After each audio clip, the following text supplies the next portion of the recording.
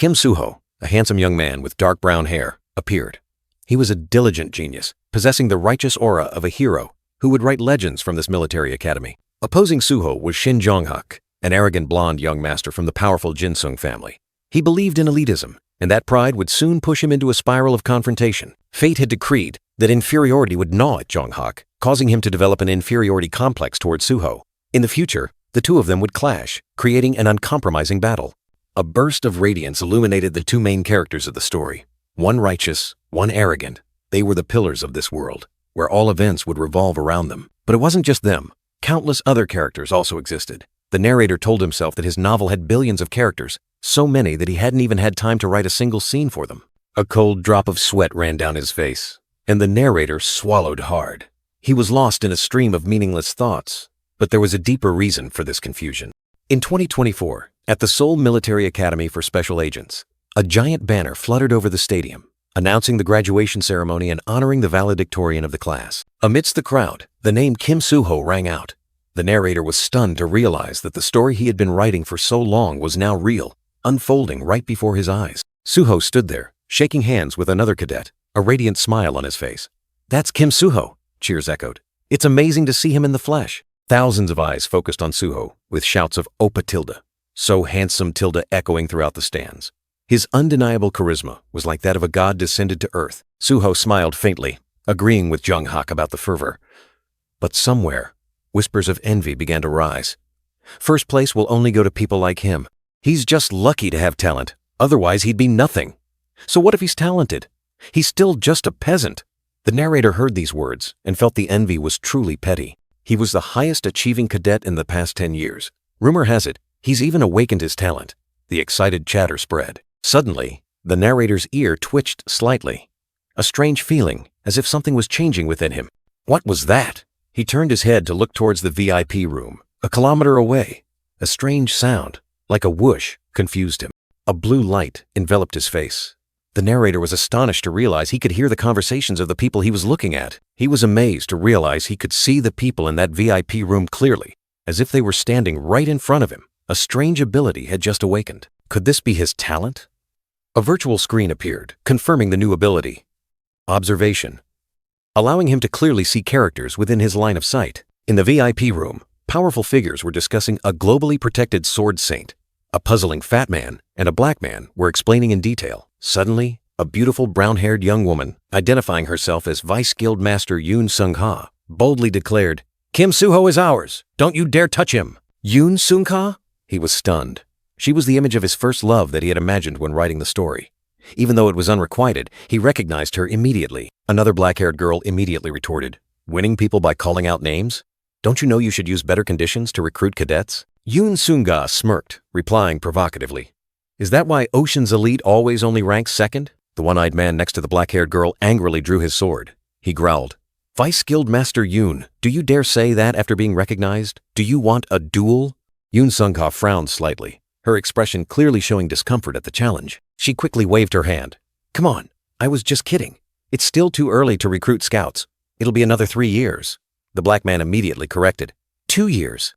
The fat man, still munching, interjected. "You all know that early contact is illegal, right?" He thought to himself. The battle for Kim Soo-ho has begun. Beneath the stands, a powerful magical energy spread, making the cadets shiver. What is this chilling sensation? Is it magic? My whole body is trembling. On the big screen, an image of a blonde young man appeared, accompanied by the introduction. Next is the valedictorian of the 2024 cadet class, Shin Jong-hak. Unlike Kim Soo-ho, the crowd's reaction to Shin Jong-hak's appearance was somewhat subdued, but still full of attention. The reason was that Kim Soo-ho was a self-made man, while Shin Jong-hak was born with a silver spoon in his mouth, from an illustrious background. The silent gazes following Shin Jong-hak contained not only respect but also deep envy. Two geniuses, the two brightest stars of the academy, silently faced each other. A glance passed between them, hiding unspoken things, countless fates waiting to be decided. The dark-haired young man silently affirmed, without a doubt, these two were the soul of the story he had written. Their destiny had been set. Amidst thousands of new recruits, he suddenly felt out of place. Who am I in this world? He wondered. A faint background character, unnoticed by anyone. Just one of 3,000 nameless individuals. Suddenly, a voice called out, "Chandong-chan." The chubby, curly-haired young man, his face flushed, stammered in response. I'm rank 2,900. Kim Hosiop? The name sounded completely unfamiliar, not in his memory at all. But if there was a name, there must be some role, even if just a tiny dot, in the grand picture. He tried to search his memory. It seemed this was the guy who didn't have a heroic physique, but possessed superhuman intelligence, becoming a powerful assistant. An important supporting character. That's right. I don't know, he snapped, trying to shake off his discomfort. What the hell is this? How can there be a character whose background I've never written? Confusion gradually took over. He angrily pulled the chubby young man's cheek, yelling, "I told you I don't know." The other guy cried out in pain. This feeling of being bothered made him want to go crazy. And then another scene appeared. An exploration team was facing monsters deep in the forest, their eyes vigilant, ready to fight. In short, he found himself observing a familiar scene where small characters were fleeing from danger. He had become an extra, an anonymous speck of dust in his own novel. How ironic. He had no idea who Jin Chundong was. This name was completely unfamiliar to him, the author of the story. He didn't know when Jin Chundong became an orphan, or how he managed to survive in this ordinary apartment. Everything was a mystery. He also didn't know how he managed to pass the rigorous entrance exam for the Military Academy for Special Agents, a top hero training institution. An unbelievable fact. He knew nothing about that Jin Chundong, not even his face. Tired after a long day, he took off his uniform, just wanting to use the restroom. He had just taken off his uniform intending to use the restroom, but a strange noise from outside made him freeze, his eyes wide with suspicion. A piercing scream tore through the air, echoing from somewhere far away, making the atmosphere tense. In the mirror, the brown-haired young man was stunned to realize his face was a big question mark. He wondered if it was because he had never described this character's appearance in his novel. But strangely, he clearly remembered that the other 3,000 people at the graduation ceremony all had specific faces. So why was he the only one blank? He turned around, staring at his own reflection. Why only Chundong? A question filled with confusion. Unable to understand what was happening, he sighed. He bent down to the sink, splashing cold water onto his question mark face. The sensation of his skin was still real, but the emptiness made him shiver. How disgusting, he muttered, a feeling of unease welling up. Slumping into a chair, he wiped his face. The biggest question still lingered in his mind. Why am I in my own novel? He tried to recall. On that fateful day, he was at home, and what happened? Memories flooded back. He remembered the familiar room where he often faced life's limited challenges. That was the day he received countless emails from someone who wanted to remake his novel, even though he had refused many times. He just wanted to sleep, to forget everything. Suddenly, a ding sound rang out. He rolled over and grabbed his phone. Have the VIP chapter sales come in? Excellent. Time to buy some alcohol, he thought, a smirk on his face. The phone screen displayed his inbox, with a series of familiar emails, including some from Homo sapiens. It's that Homo sapiens again, he sighed, annoyed. Even though the novel was on hiatus, it still had paid chapters. People like that were best ignored. His gaze was thoughtful, mixed with a hint of discomfort. It seemed those emails were not just annoying, but also contained something unusual. He gently swiped his hand across the screen, as if searching for something, or trying to shake off a strange, indescribable feeling. His most passionate work, The Hero Returns, was now a burden. 6 months of stagnation. 6 months on hiatus. He thought a break would be better, but now he couldn't even write a simple sentence. Fingers glided across the keyboard, creating a dry sound. Clickety-clack. Was it the sound of despair, or a new beginning? In the messy room, the black-haired young man lay sprawled, eyes glued to the screen. His phone vibrated incessantly, shattering his sluggish tranquility. He sprang up, his face contorted. This annoying bastard is persistent as a leech. Stop it, I'm going crazy here. A heavy sigh echoed. His eyes scanned the screen. An email pleading, promising not to share his novel's remake. The sender even hoped he would find inspiration from it. He put on his glasses, staring at his phone. Remake for self-satisfaction? What's wrong with this guy? Annoyance was clear on his face. Another sigh. He took a sip of cold beer, a feeling of laziness enveloping his entire body. Life just drifted by in tastelessness. Do whatever you want. He irritably tossed the empty beer can. Damn it, no more beer. The dry clatter of the beer can echoed. He lay back down, phone covering his face. Whatever. It probably won't bother me anymore. But when will my royalties come in? A sigh longing for intoxication. He fell into a deep sleep.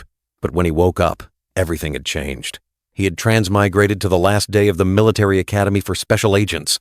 He sat quietly on the sofa, in an unfamiliar room. Aside from transmigrating, nothing else noteworthy had happened.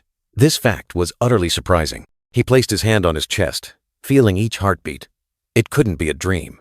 These real sensations had lasted too long to be a mere illusion. His hand clenched, veins bulging. An invisible determination was forming in his mind, strong and resolute. Whatever. Anyway, the first thing is to find a way out of this damned place. He stood up, his gaze firm. 2 weeks passed in the blink of an eye. He was still stuck in his own novel's world, finding no way out. Or rather, he couldn't even be bothered to try. The room was messy like a battlefield, and he lay sprawled on the sofa, scratching his head. In the first few days, there was still some effort to search. The more he tried to understand why he was stuck, the more mysterious everything became. The black-haired young man yawned, sluggish amidst the messy room. An unsettling feeling arose. He would be stuck here for a long, long time. He sluggishly opened the refrigerator, ignoring the mess around him. In any case, this was the novel world he himself had created. At least he knew what he had to do to survive. The job of a hero sounded dangerous, but according to the plot, he wouldn't have to take too many risks. A burp echoed, crude yet comfortable. A few formidable villains had just appeared in the middle of the story, but the novel was soon put on hiatus. He lazily watched TV, enjoying some entertainment programs. Like this until then, he believed he would find a way out. Suddenly, his phone rang, pulling him from his lazy thoughts. He swiped the screen, suddenly realizing something. That's right, it's today, he mumbled, a spark flashing in his eyes.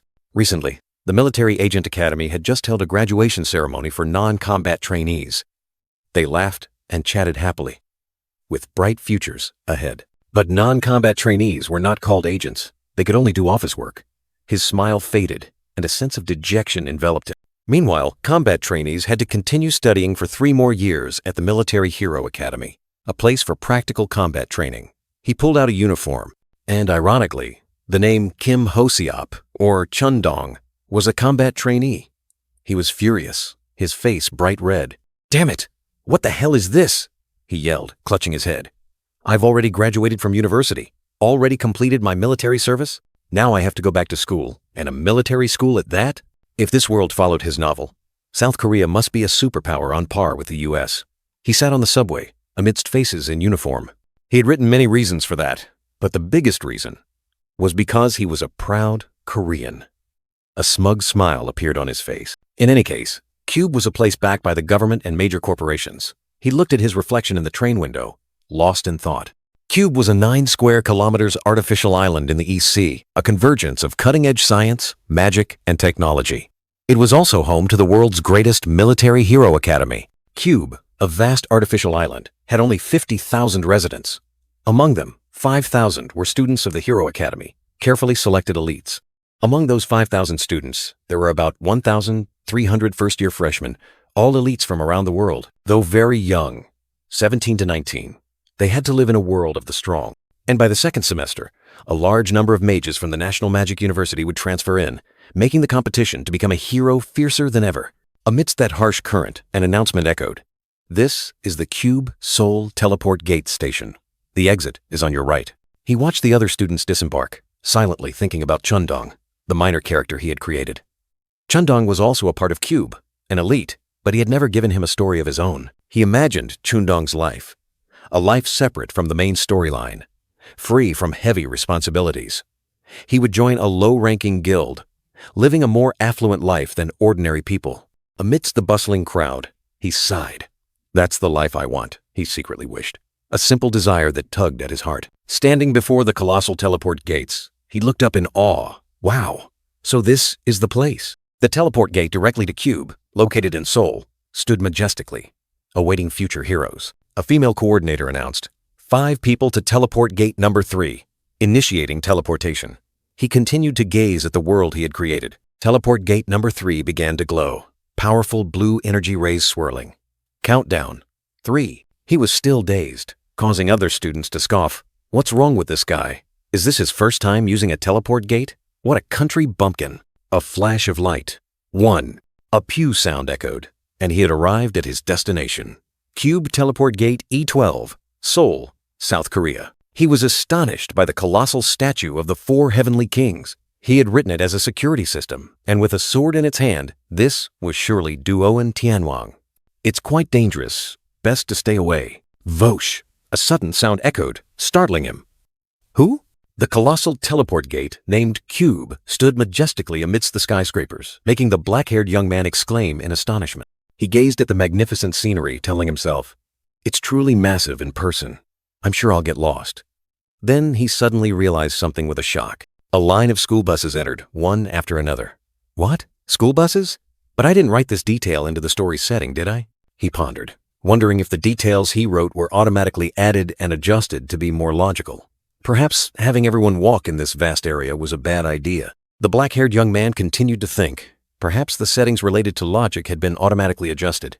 He observed the other students on the bus, but thanks to this, he would no longer get lost. The vibrant green bus rolled along, taking him deeper into the academy. Finally, he reached his destination, an ancient building with a sign that read Hero Hall within the Cube campus. Inside the hall, the corridors were bustling with students. Lively chatter filled the air. He saw a classroom sign, Novice, Veritas. He knew Novice was the first-year class, and Veritas was the class name. The black-haired young man swallowed hard, a bad premonition rising in his heart. He recalled that in the novel he had written, the Veritas class, was where Kim Soo-ho and Shin Jong-hak gathered. This was the center of all trouble, where factions formed and conflicts constantly arose, mostly caused by Shin Jong-hak's faction. He ruffled his hair, annoyed. No matter how hard I try to avoid it, I'll still get caught up in this mess. Damn it. Out of all the classes, why did I have to get into Veritas? He took a deep breath and grabbed the doorknob. All right, everything will definitely be fine. Now, let's go. The door opened, revealing a noisy scene. The classroom was packed with students, their chatter as lively as a marketplace. The black-haired young man stood at the door, his eyes scanning for an empty seat. Where should I sit? He suddenly recognized two familiar faces. Oh, it's Shin Jong-hak and Yu Yeon. Huh, he thought to himself. Perhaps he should be glad they didn't notice him. The door slammed shut, trapping an unlucky person. Amidst the chaos, the instructor's authoritative voice rang out. Sit down. The morning assembly begins. The atmosphere was tense. The unfortunate person was still struggling, their face contorted in pain. Their whole body trembled as they struggled to free themselves from the door's grip. The instructor glanced coldly, adjusting his glasses. What are you still doing there? Get to your seat immediately. It was an undeniable command. On the podium, Kim Soo-yuk introduced himself.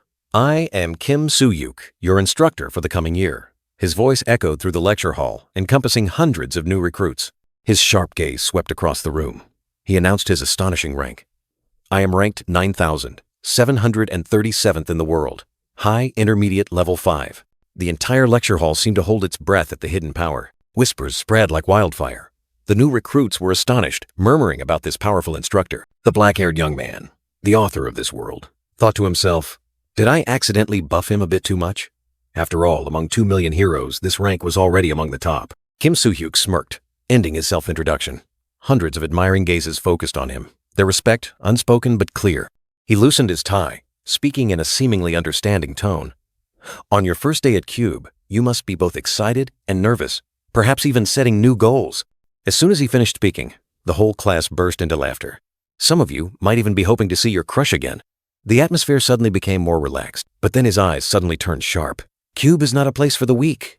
If you're still dreaming unrealistic dreams, give them up now. His voice was full of authority. He explained clearly. Cube is where everything you've learned will be tested, and where you'll be trained to face life or death battles. There was no room for romance. The instructor adjusted his glasses, his voice cold. Don't expect leniency at Cube. We will evaluate each of you ruthlessly and systematically. The whole class shivered. You are only allowed to repeat a year, a maximum of 2 times. Otherwise, you will be expelled. More than half of the new recruits cannot graduate without repeating a year. The warning was like a thunderclap. He sneered contemptuously. If you don't become a hero, you'll become a secret agent or a mercenary. I'm sure no one wants that, right? He believed this warning was deterrent enough. New recruits, please board the bus outside to head to the dorms. The announcement concluded the assembly, but anxiety still lingered in everyone's eyes. Instructor Kim Soo-yuk continued to give instructions about the dorms, where the new recruits would receive their rooms and personal belongings. His sharp gaze swept across them, as if scrutinizing each person. A blonde girl with her hair tied in 2 buns subtly frowned, as if something was bothering her, but then she let it go. Jae Na-yoon crossed her arms, coldly telling Kim Soo-ho to move aside. The brown-haired young man looked on blankly, while Lee Youngin beside him chuckled, the atmosphere seemingly tense. Shin Jong-hak, the blonde young master, had fallen asleep. He mumbled that there was no need to rush, as they had to wait for the bus anyway. Yu Yeon-ha and the others could only shake their heads. Instructor Kim Soo-hyuk sighed deeply, clutching his head in pain. This class was full of special students, making him feel like his head was going to explode. He adjusted his glasses, his eyes full of helplessness. Despite his strict warnings, it seemed nothing had changed. In front of the Cube Hill State's B-10 dorms, instructor Kim Soo-hyuk announced rooms would be assigned based on merit. The 6 most outstanding students would get 500 square meters penthouses, while the rest would get 1-bedroom apartments. Instructor Kim Soo-hyuk growled, his face scowling. "Want a better spot? Try your hardest and earn it." His words were like a challenge. He continued to instruct the female section on the left wing, the male section on the right wing. Room keys were already integrated into the smartwatches they were about to receive. The black-haired young man in the role of Kim Ho-seop was about to raise his hand to ask something. Kim Soo-ho stood next to him, while instructor Kim Soo-hyuk was busy behind them. He suddenly remembered the plot. Kim Soo-ho would refuse the penthouse in exchange for a regular apartment.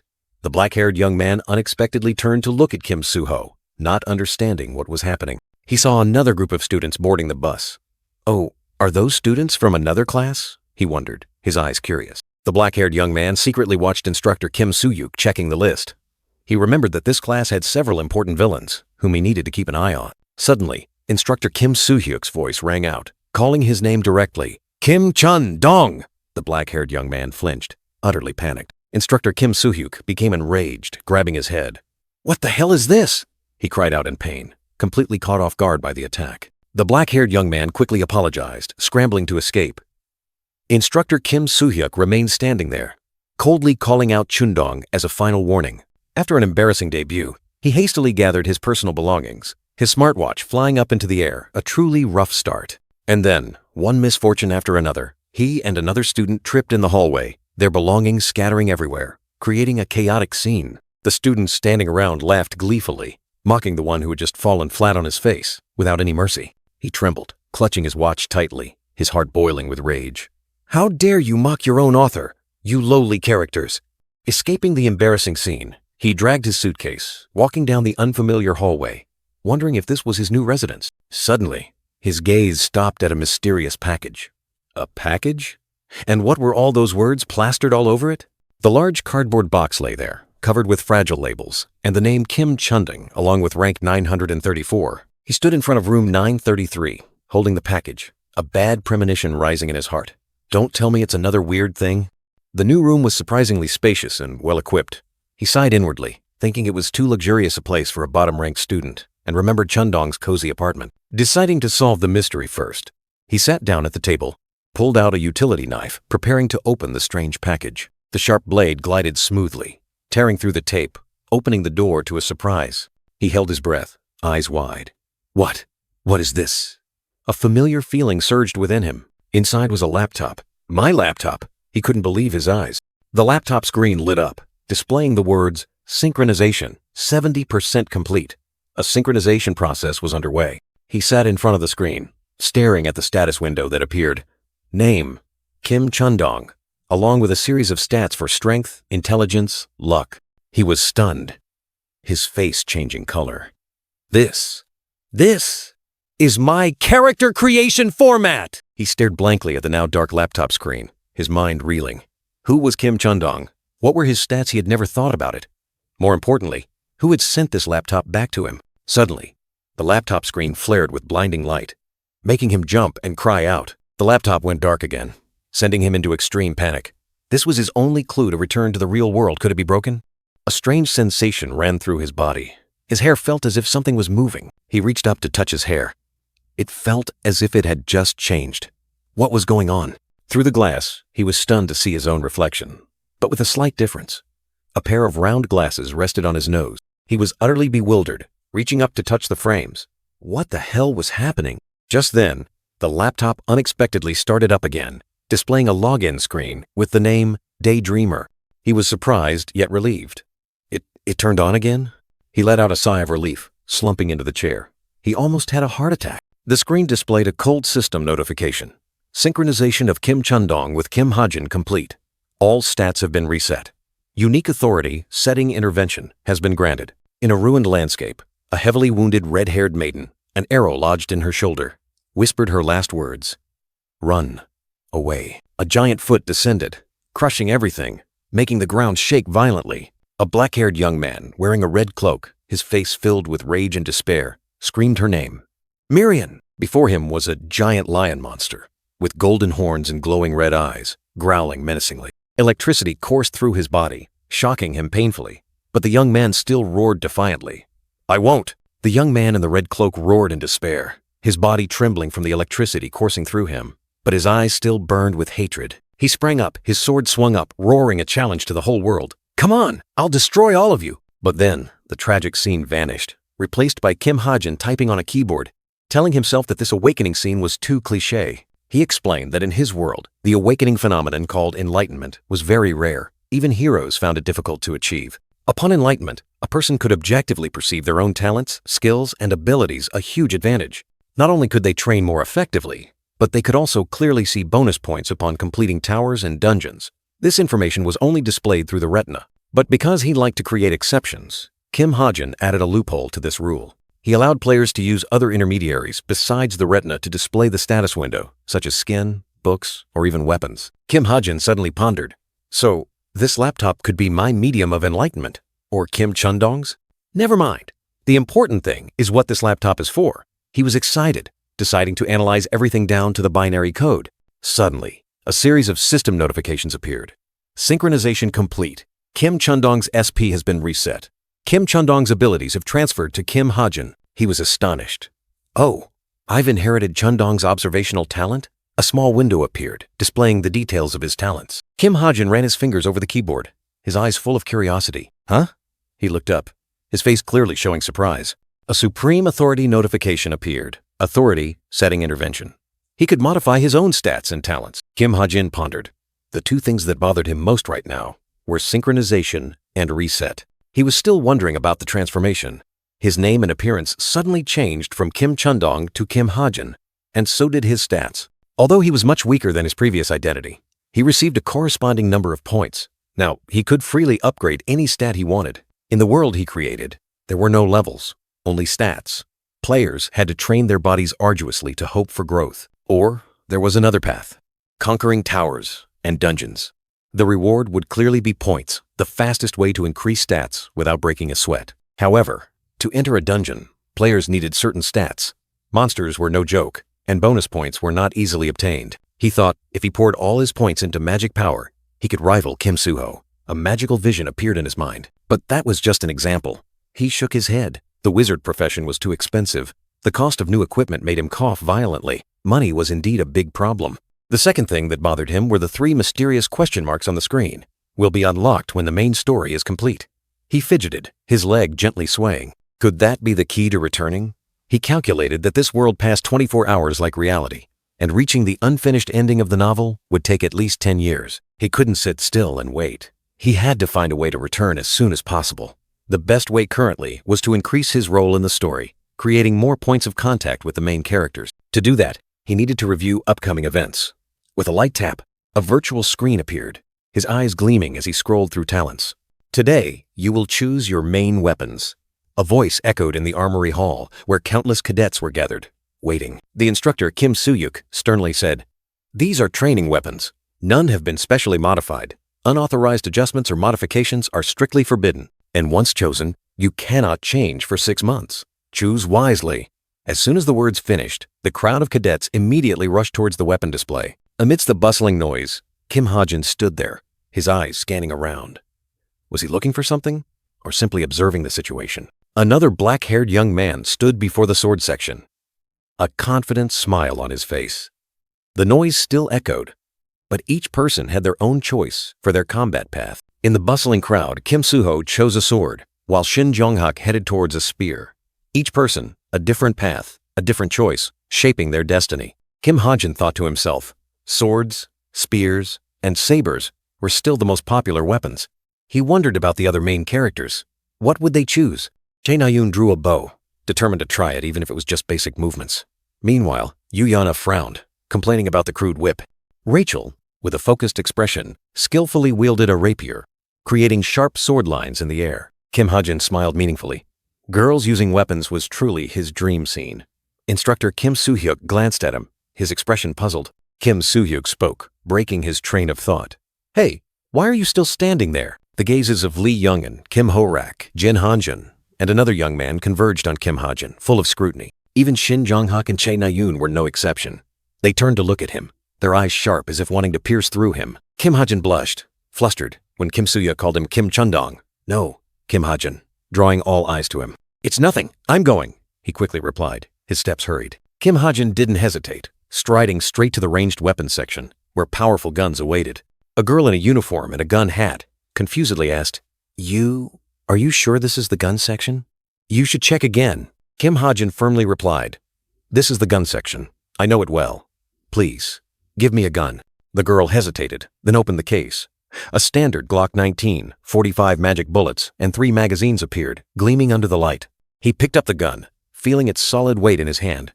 "Oh, this is quite heavy," Kim Ha-jin secretly exclaimed. Kim Ha-jin's eyes, hidden behind his round glasses, flashed with an enigmatic light, as if he was harboring some earth-shattering plan. He stood there, a cold gun in his hand, amidst countless gazes and endless whispers. The atmosphere was tense. A smirk appeared on his face as he scrolled through the virtual screen. The reaction is exactly as expected, he thought. A glint of self-satisfaction in his eyes. The whispers tore through the air like daggers stabbing him in the back. A gun? Is he crazy? If you want attention, go be a mercenary. Even though he had anticipated it, the harsh words still stung him deeply. Tears welled up, and a feeling of humiliation arose. Instructor Kim Soo-hyuk frowned, scrolling through the information on his tablet. "Kim Ha-jin, I remember you used a sword?" He flinched. "A sword? Did I inherit Chun-dong's settings?" Then he firmly replied, "I've changed my mind." Kim Soo-hyuk stared at him, his voice full of questioning. "You're already at Cube? And you're still changing?"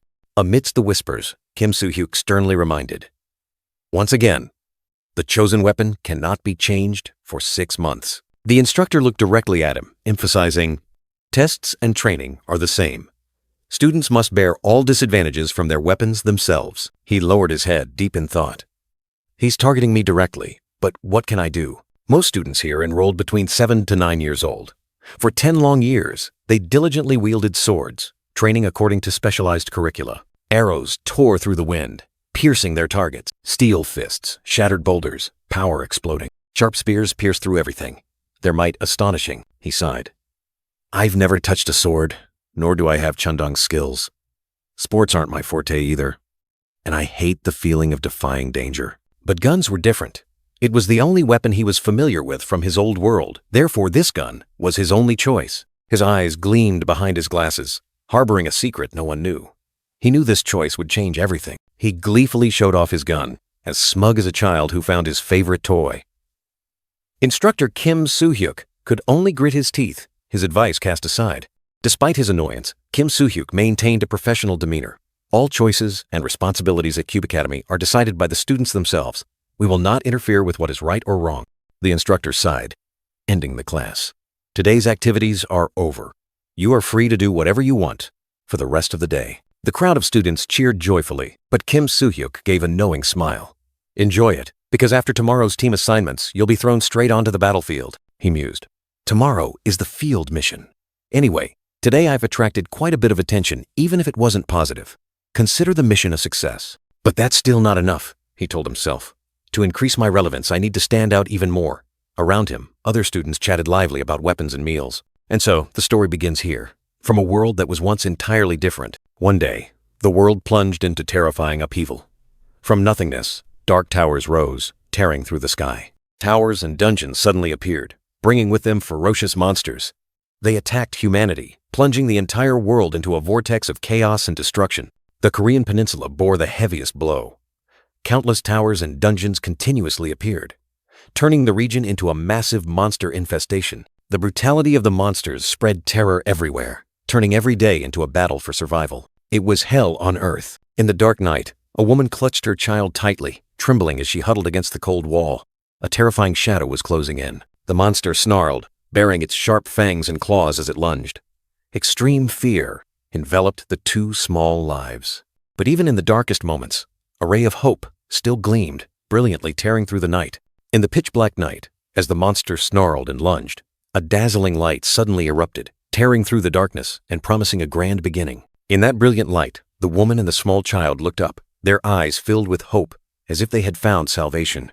And in this story, a hand of destiny reached out, like an invitation to a world full of upheaval. These heroes were that light, courageous warriors who carried hope for humanity. Thanks to their power, South Korea gradually gained control over the dungeons and demon towers, bringing peace to the country. Industry also found opportunities from the disaster, helping the nation escape crisis and rise powerfully. Over time, South Korea became one of the world's leading powers, a gathering place for heroes from all over. To cope with the increasing number of monsters and dungeons, South Korea built the most advanced hero training facility. This facility, known as Cube, is a symbol of progress and hope.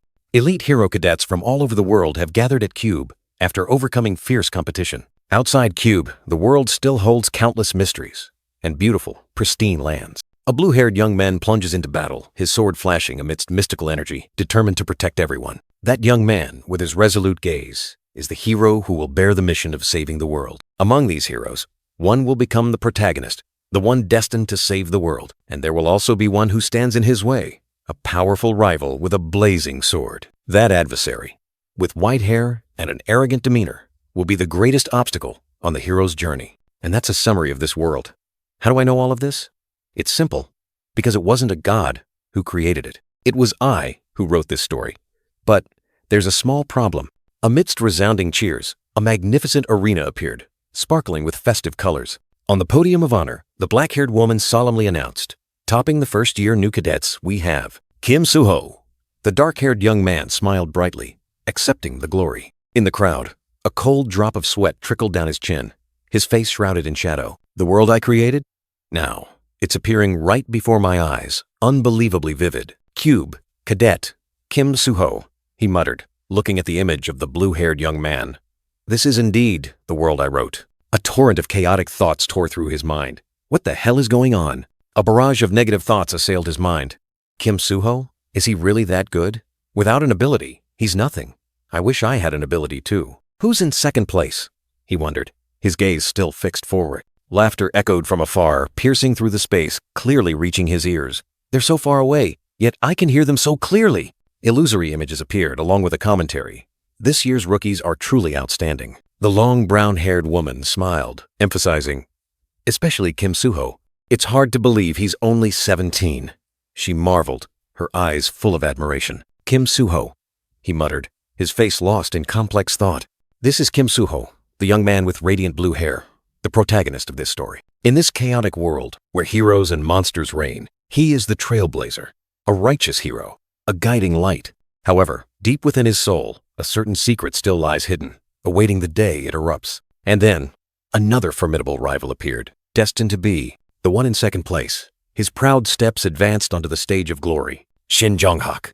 As his name resounded, cheers erupted, tearing through the air. Shin Jong-hak, the heir to the power of the Jinsung group, carried an unparalleled arrogance. His power rivals the protagonist's, yet he is an elitist, destined to become the antagonist of this story. Now they are just cadets, but eventually, his inferiority complex will turn Shin Jong-hak into a villain, confronting destiny.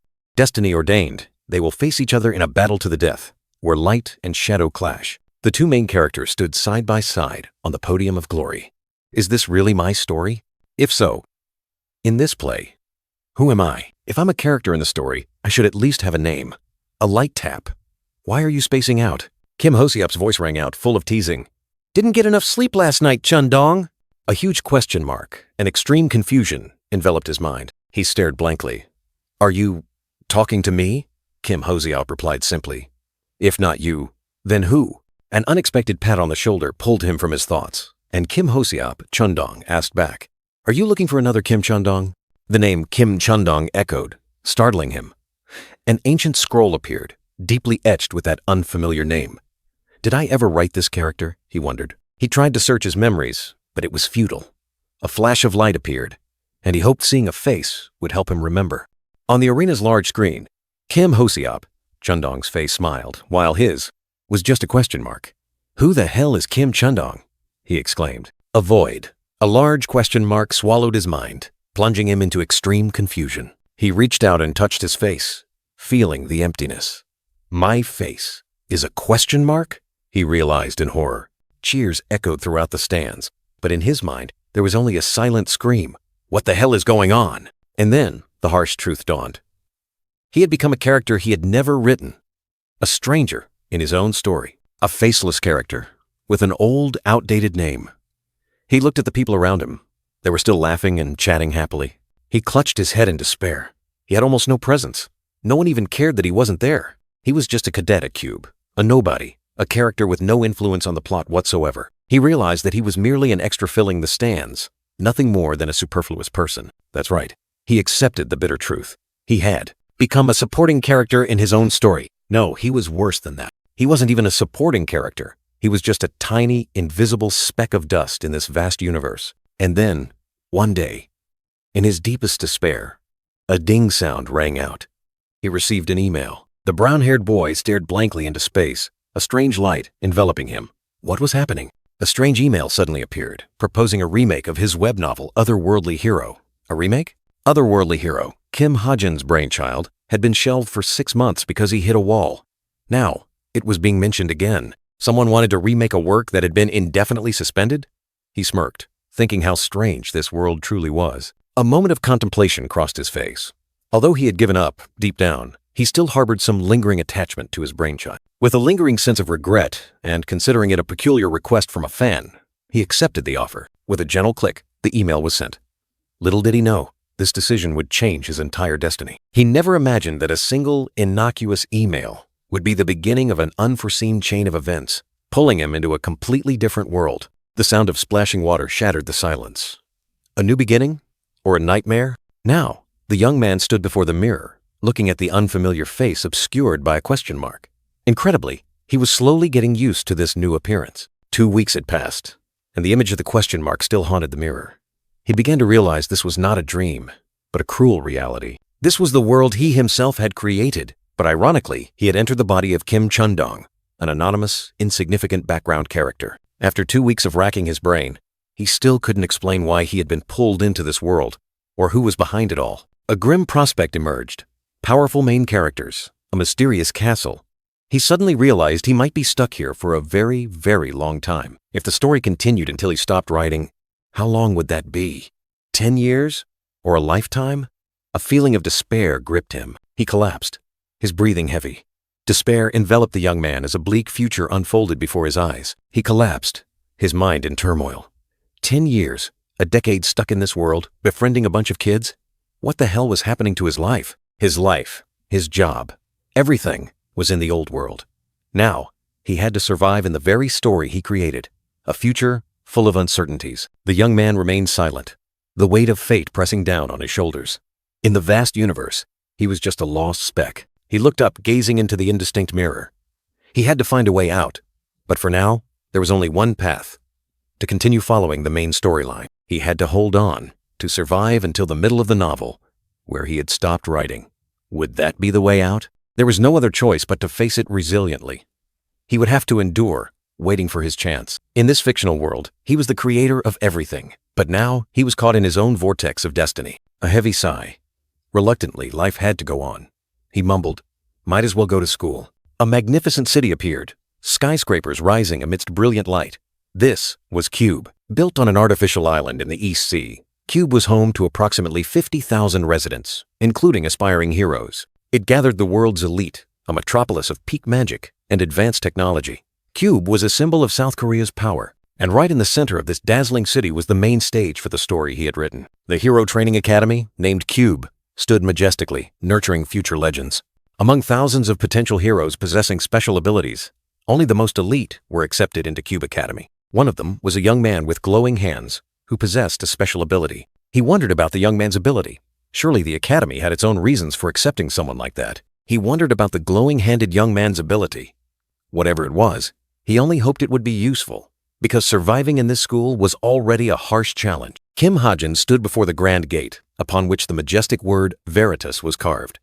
A new chapter, or a dead end, awaited him beyond. The Veritas gate slowly opened, revealing a vast hall where students had already gathered.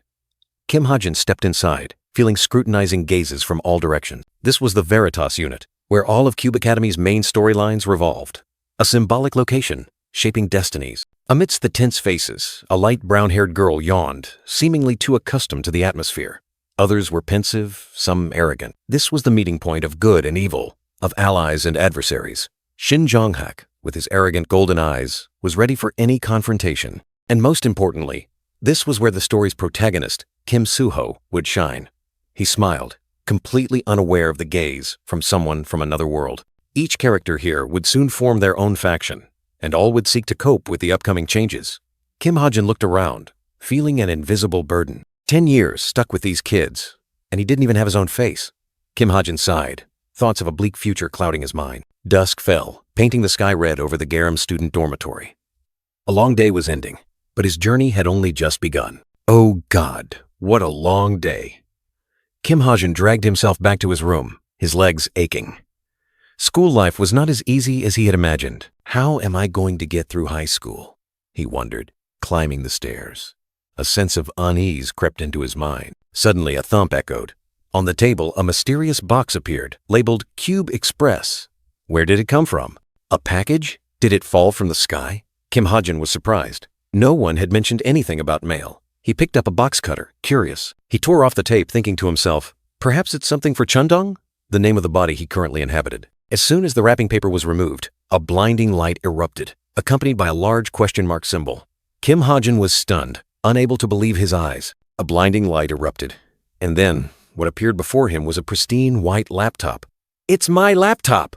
Kim Ha-jin exclaimed in astonishment. He was stunned, unable to believe his eyes. The familiar laptop, which should only exist in his old world, was now resting in his hands. Why is it here? The laptop automatically opened, its screen glowing with spinning circles, as if initiating some top-secret system. A faint whir sound emanated, signaling something unusual. The screen switched to a blue digital interface, displaying the words, synchronizing data. A mysterious energy began to flow, enveloping the space. Kim Ha-jin was dizzy, shielding his eyes from the blinding light. His entire body felt as if it was being pulled into a massive vortex of information, an overwhelming sense of vertigo. The system interface clearly displayed Kim Chundong with 54 SP, and the words synchronizing with Kim Ha-jin. Two faint silhouettes, one of Chundong, one of Ha-jin, were gradually merging. A flood of information poured into his mind. Attributes, stats, skills, history. The entire world he had created was now being downloaded, becoming a part of this new reality. He stared at the screen, familiar words appearing. This is... A chilling sensation ran down his spine as he realized the unbelievable. The plot outline I created. He was horrified. This laptop was not just his, but also contained all the secrets of the world he now existed in. A blue light emanated from his palm, connecting with the laptop. "Who sent this to me?" he whispered, his voice lost in extreme bewilderment. His face clearly showed worry. Everything was happening too fast, too strangely. He was just a side character, yet now he held the key to an entire world. The synchronization rate soared to 99%, blue flashes of light continuously signaling the imminent completion of the process. A sense of unease, yet also full of promise, enveloped him. The laptop screen suddenly went dark. Then a blue light flashed in the center, like a door being opened. A moment of stillness before the storm. Ding! A clear and decisive notification rang out. Exclusive authority. Plot intervention. Unlocked. A great power had just been bestowed upon him. The image of a white-haired young man, his face blurry, appeared on the screen, as if fractured. That was Kim Soo-ho, the protagonist of this story, now being affected by his intervention. Kim Soo-ho in that moment felt a change, a strange tremor passing through the world. His face clearly showed astonishment, as if he had just witnessed something unbelievable. In a hazy vision, Kim Soo-ho, the protagonist of this story, felt a disturbance, a strange tremor passing through the world. His face clearly showed astonishment, as if he had just witnessed something unbelievable, when the synchronization notification appeared.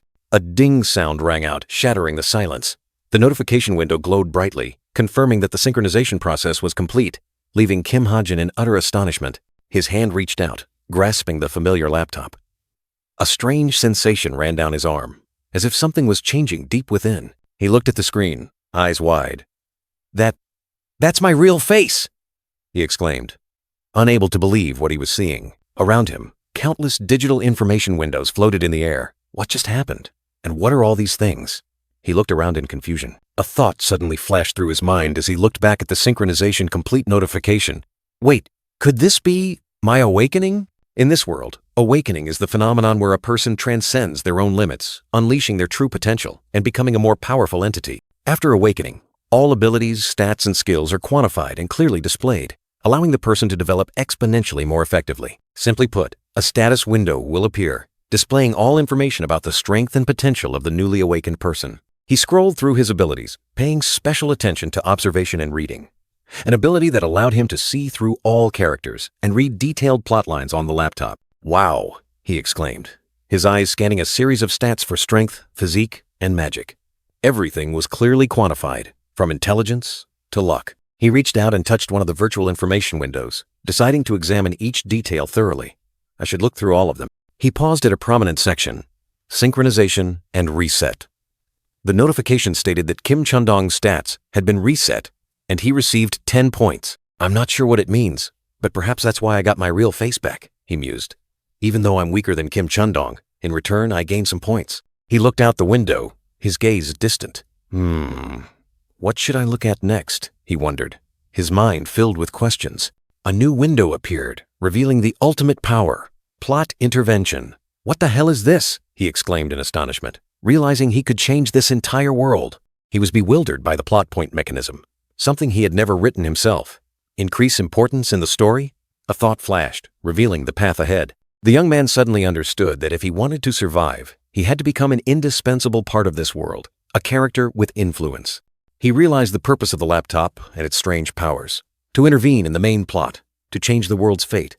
A chaotic vision appeared before his eyes. Before he could object, a dazzling burst of light erupted, engulfing him, as if the world itself was confirming his new mission. A mysterious window appeared, containing locked information.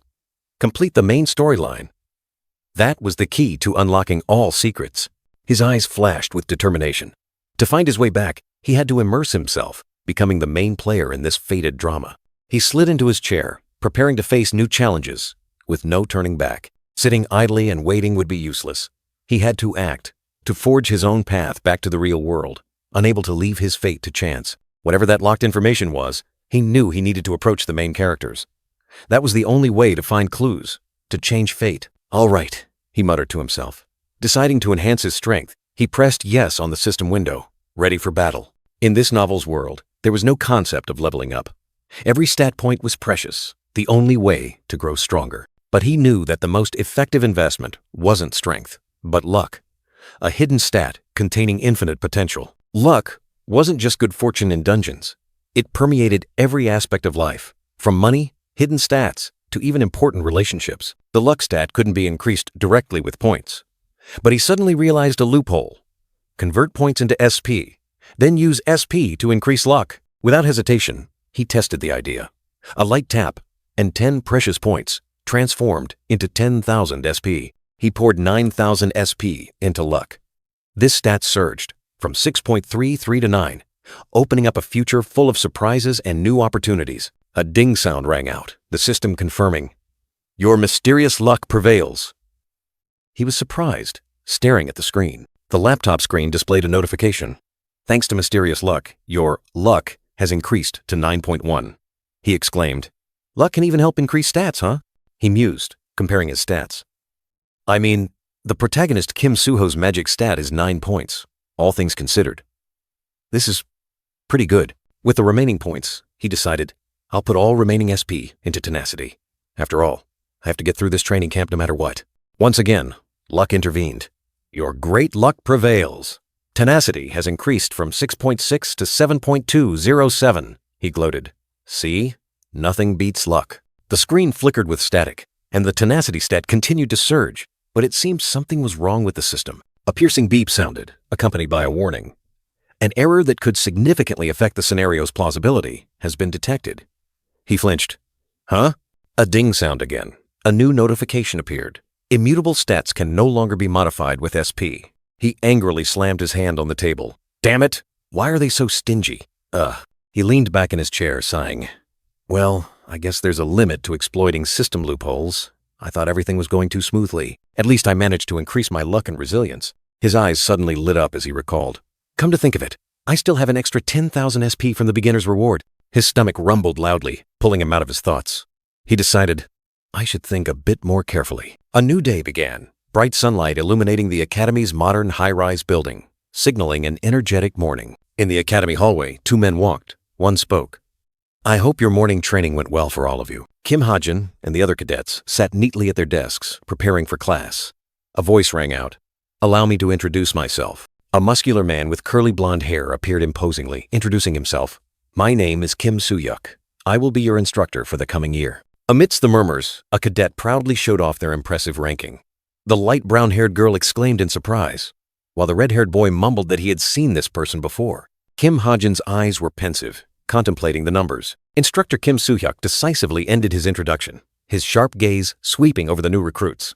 His voice was deep and powerful, signaling a far from easy beginning. A surge of fiery red energy erupted, like a stern warning from Kim Soo-hyuk. He bluntly declared, "Cube is no place for games, scores are everything, and only the strongest can survive." Kim Soo-hyuk continued to explain, emphasizing the Academy's noble mission to train heroes. This meant they would face the harshest, most unforgiving challenges. With a decisive command, Kim Soo-hyuk signaled for the cadets to stand up. A tense atmosphere enveloped them, signaling that a new, arduous journey was about to begin. A dazzling burst of light erupted, as if opening a gateway to the first challenge. A voice echoed, loudly announcing the mission. "Choose your main weapon!"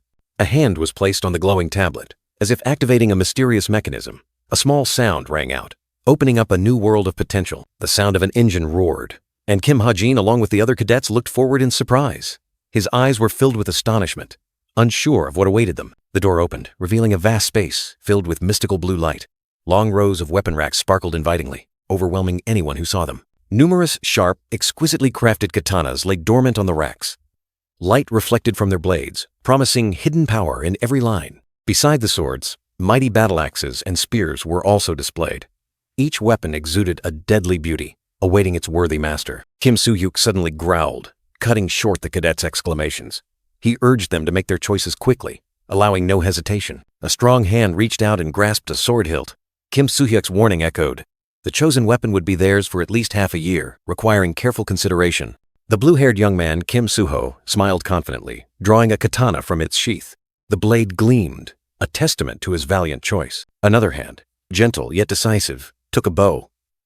A sharp arrow was placed on the string, ready to fly, signaling a flexible fighting style. The brown-haired girl, Chae Na-yoon, drew the bowstring taut, her gaze resolute.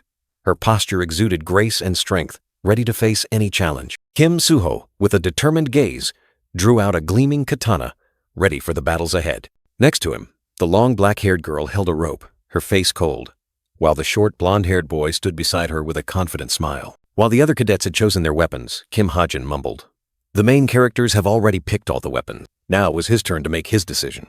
It's my turn." He carefully looked at the armory, telling himself to consider very carefully. But looking at those high-grade weapons, Kim Ha-jin realized, with my current stats, all these weapons are beyond my reach. He understood that even if he tried to raise his stats to use them, his combat effectiveness would drastically decrease. Kim Ha-jin set a condition for himself. My main weapon must be something I've used before and can adapt to quickly. His eyes flashed, and he reached out his hand. Here it is. The bald young man and the light brown-haired girl stood nearby, looking at Kim Ha-jin in surprise. "Hey, look at that guy." Kim Soo-hyuk, with a puzzled expression, mumbled, "What the hell? Is he kidding?" Kim Soo-hyuk's eyes suddenly narrowed, clearly showing his astonishment. He looked at Kim Ha-jin and asked directly, "Cadet Kim Ha-jin, is that your final decision?" Kim Ha-jin stood in the middle of the room, holding a pistol, while murmurs and whispers echoed around him. Kim Soo-hyuk continued to inquire, "Cadet Kim Ha-jin, I recall you were a swordsman at the military academy." Kim Ha-jin decisively replied, "I have decided to change my weapon." Director Kim Soo-hyuk confirmed the situation, his sharp eyes hidden behind his sunglasses. He affirmed the students' freedom to choose their weapons at Cube. Director Kim Soo-hyuk continued, his voice decisive. "Right or wrong, students must bear all responsibility for their choices." The dark-haired young man stood there, his eyes thoughtful. Were the director's words a warning or a challenge? Kim Ha-jin's eyes flashed. Around him, whispers began to echo, a common thought. "He's completely insane." The whispers spread quickly. "Why choose a gun at Cube? That's absurd. He probably just wants attention." They were like daggers piercing his decision. Kim Ha-jin scratched his head, still holding the pistol. He told himself that even in this world, guns were still good weapons, at least for those who couldn't use magic. Magic bullets, the most common type of ammunition, were infused with mana, their power far surpassing ordinary bullets. A single shot could pierce through any obstacle. Nevertheless, this modern weapon was often scorned. A bullet tore through the air, carrying the world's contempt. Because guns had clear limitations, A ghostly figure glided past, symbolizing the limits that guns could not overcome. "Student Kim Horak, pass," a red-haired man said. He explained, "Firstly, no matter how skilled the user, a gun's destructive power still has its limits. Secondly," he continued, "guns have a rather modern origin, lacking a unique legacy. Ancient characters appeared as proof of a legendary past. This was a world of myths and legends. Relics from ancient tales existed in the form of weapons, sacred dragons, mages, all intertwined. They were ranked based on their profound origins and illustrious legacies. A knight held aloft a glowing sword, a symbol of power and tradition. For that reason, Cube students often scorned modern weapons, preferring ancient artifacts. The light from the classic sword shone brightly. They honed their skills, not relying on magic bullets, to overcome limits with the power of their weapons." Kim Hajin sighed, telling himself, "But none of that has anything to do with me." He walked, his mind filled with thoughts. "I'm not some comic book protagonist. I've never held a sword in my life. How can I fight those students?" A sigh escaped him. He held the pistol case, enveloped in an ethereal blue light. Choosing a pistol might not be a bad decision, Kim Hajin told himself. "I can use it right away. And it will attract attention, helping me earn SP." The young man's eyes were sharp and resolute. With a weapon in hand, it was time to unleash his hidden power. With a weapon, now it's time for abilities. A brilliant, ancient golden circle appeared, like a gateway to extraordinary possibilities. "Abilities," the narration echoed. Abilities were unique, powerful skills, no different from superpowers. A sword of light flashed past, tearing through the night. Normally, each person possessed only one ability, but every rule had its exceptions. Like the wielder of Swordmaster, Kim Suho, who would one day possess a second, unknown ability. He walked, suddenly surprised. Chae Na-yoon, with a bow in her hand, stood there. "Hey Na-yoon, are you here to train too?" Kim Suho asked. She frowned. "What else would I be doing here?" Kim Suho chuckled, wondering, is this guy really ranked first? "I'm just surprised. It's rare to see anyone here," Kim Suho said. Chae Na-yoon replied. "Does Veritas have another long-range weapon user?" "You mean that Hajun guy, or whatever?" Chae Na-yoon grumbled. Kim Suho asked, "Yes, him. Why do you look so displeased?" Chae Na-yoon retorted, "I don't like that Jinha guy or whatever. His weapon has a range of a kilometer. Calling him a long-range weapon user is already a compliment." She continued, her voice full of disdain. "That guy has definitely given up on his dream of becoming a hero. He can't drop out because he won't have any achievements to boast about later." "Given up?" Kim Suho turned his back, his voice lowering. "You shouldn't make such accusations so casually." Kim Suho's eyes became serious, gazing into the distance. His words carried a gentle warning. Chae Na-yoon was stunned, not understanding. "What?" she asked again, her face full of confusion. Kim Suho smiled brightly, as if all the previous tension had never existed. A smile full of hidden meaning. Chae Na-yoon exploded, yelling that she wasn't here to listen to him preach. Kim Suho was surprised and quickly apologized. Still angry, the brown-haired girl continued to shout, demanding he leave if he wasn't going to train. Kim Suho could only scratch his ear, his face helpless. At the same time, Kim Hajin was sitting in his room, scratching his ear, wondering if someone was bad-mouthing him. He secretly hoped this would help him earn more SP. The dark-haired young man looked at his laptop screen, pondering how Kim Suho could become a top hero with just a single ability, demonstrating their importance. The screen displayed the words "exclusive authority," allowing him to create his own skill for 10,000 SP. He told himself he couldn't waste this opportunity. The decision made, he began typing marksman into the skill creation box. With the description, "proficiency in long-range weapons." A ding sound rang out, announcing that 10,000 SP had been used to create a new skill. He was surprised. Oh? The marksman skill automatically completed, including bullet time, skill of the marksman, and eagle eye. He thought to himself, it completed automatically? He was satisfied with his proficiency in all types of ranged weapons. He would need it for his gun, but perhaps he could also use a bow later. Furthermore, this was an upgradable skill. Although it started at a low level, the ability to upgrade was definitely a huge advantage, especially in the long run. "All right, I'll take this one." He reached out his hand, as if touching a screen, deciding to choose the marksman skill for himself. Kim Hajin stretched, loosening his muscles. He felt he was reasonably well prepared for what was to come. He sighed, his blue eyes gleaming with determination. Now, he could only hope his new ability would help him survive until the end of the story. The academy landscape appeared from above, bustling students moving about, creating a vibrant and energetic scene. In a lecture hall, a woman with her black hair tied in a bun was lecturing in front of a glowing orb, discussing examples of conquering towers and dungeons. Kim Hajin sat in class, looking at the textbook, surprised to find the lines he had once idly written now appearing within it. The woman with her black hair tied in a bun continued her lecture, while Kim Ha-jin secretly thought that thanks to his observation and reading abilities, he could easily pass these classes. His ability lived up to its name, allowing him to observe and read everything, from characters within his sight to even their smartwatches. Not only that, Kim Ha-jin could also look up details about the storyline and the surrounding world through his retina, even without a laptop. The lecturer reminded the class to thoroughly review today's lesson because the written exam was approaching, and the long-haired, brown-haired girl sitting next to Kim Ha-jin yawned and scratched her ear sleepily. Chae Na-yoon suddenly burst out, shouting why they had to learn these things. Wasn't combat ability the most important thing? Just then, the lecture hall door burst open, and dazzling light poured in. A young man in a black and white jacket stood in the doorway, shouting for the Veritas unit to assemble in the courtyard in 20 minutes. Hearing that, Chae Na-yoon immediately brightened up, stretched excitedly, her face visibly radiant. Shin Jong-hak and the long-haired, black-haired girl also stood up, looking towards the young man who had just made the announcement. Kim Ha-jin sighed, thinking to himself, this moment had finally arrived. In the wide courtyard, a curly-haired blonde man stood before hundreds of students, announcing that he would skip the introductions and talk about the teams. He explained that each team would consist of 4 members, 2 melee attackers, 1 ranged weapon user, and 1 support. The teams would remain unchanged until midterms, and senior and junior students would be evenly distributed to ensure fairness. The man in the blue and black jacket stood before a large screen, instructing everyone to remember this rule to avoid confusion, then shouted for them to look at their teams. Kim Ha-jin's eyes widened, focusing on the screen. He couldn't believe his eyes when he saw Kim Soo-ho's name in Team 1 and Chae Na-yoon's name in Team 2.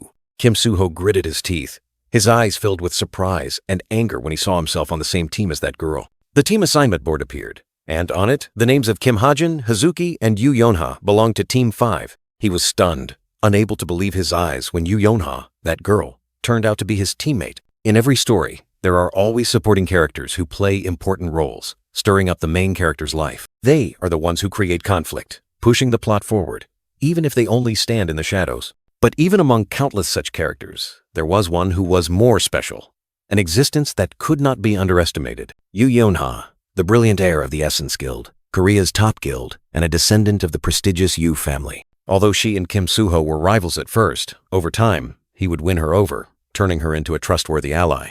Kim Ha-jin thought to himself, this was a golden opportunity for him to establish a connection with Yoo Yeon-ha. The deeper he delved into the main storyline, the more SP points he would gain. He clenched his fists, telling himself he had to do it. He had to find a way to attract her attention during today's training. Yoo Yeon-ha turned and walked away. Kim Ha-jin intended to call her, but hesitated. Just then, Jin Ho-seong and Hazuki appeared, smiling and greeting. We're on the same team, right? Yoo Yeon-ha pondered for a moment. Her internal system reminded her not to ignore her teammates. She immediately flashed a radiant smile and replied, that's right. I look forward to working with everyone, which surprised Kim Ha-jin. Yoo Yeon-ha turned her head, her eyes searching. So, who is our last member? Kim Ha-jin stepped forward, declaring loudly, it's me. Yoo Yeon-ha turned her head, her eyes full of suspicion as she looked at the brown-haired young man. You? Kim Ha-jin told himself that he had to maintain a firm attitude, as Yoo Yeon-ha despised those who lacked confidence. His blue eyes flashed with determination. Suddenly, Jin Ho-seong exclaimed, pointing at Kim Ha-jin, oh, you're the guy who chose the gun, right?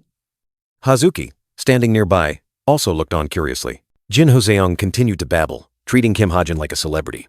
But a terrifying shadow suddenly loomed, and a cold voice rang out. Do you have time to chat?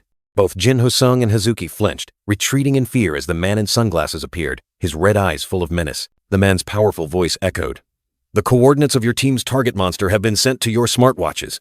Now, move out. A strong wind swept across the golden grass field under the dazzling sunlight, signaling the start of a new journey.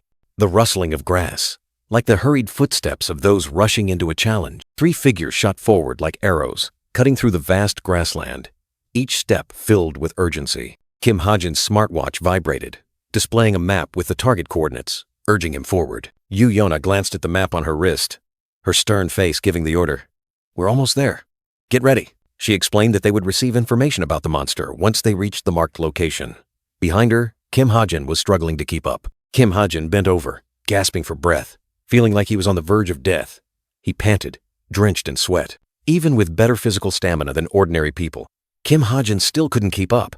He was astonished to realize the difference. Jin Ho-seong glided swiftly across the grass, his long staff swinging lightly, moving at an astonishing speed. Hazuki also shot forward, her green hair fluttering in the wind. She wondered, was this speed normal, even for a cube cadet?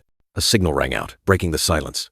Yu Yunha and her teammates had reached their destination, ready for a new challenge. Training ground number 8, a pristine coastline, where a solitary boat was anchored under the clear blue sky, awaiting battle. Their target, a mysterious creature, was hiding beneath the deep waters, awaiting its moment to appear. Then it burst forth. The black-backed octopus, a colossal sea monster, tore through the water, revealing its hideous body. The dark purple monster, with fierce yellow eyes, writhed on the waves, creating white foam amidst the ocean. Without hesitation, Yu Yunha gathered the team on the sandy shore.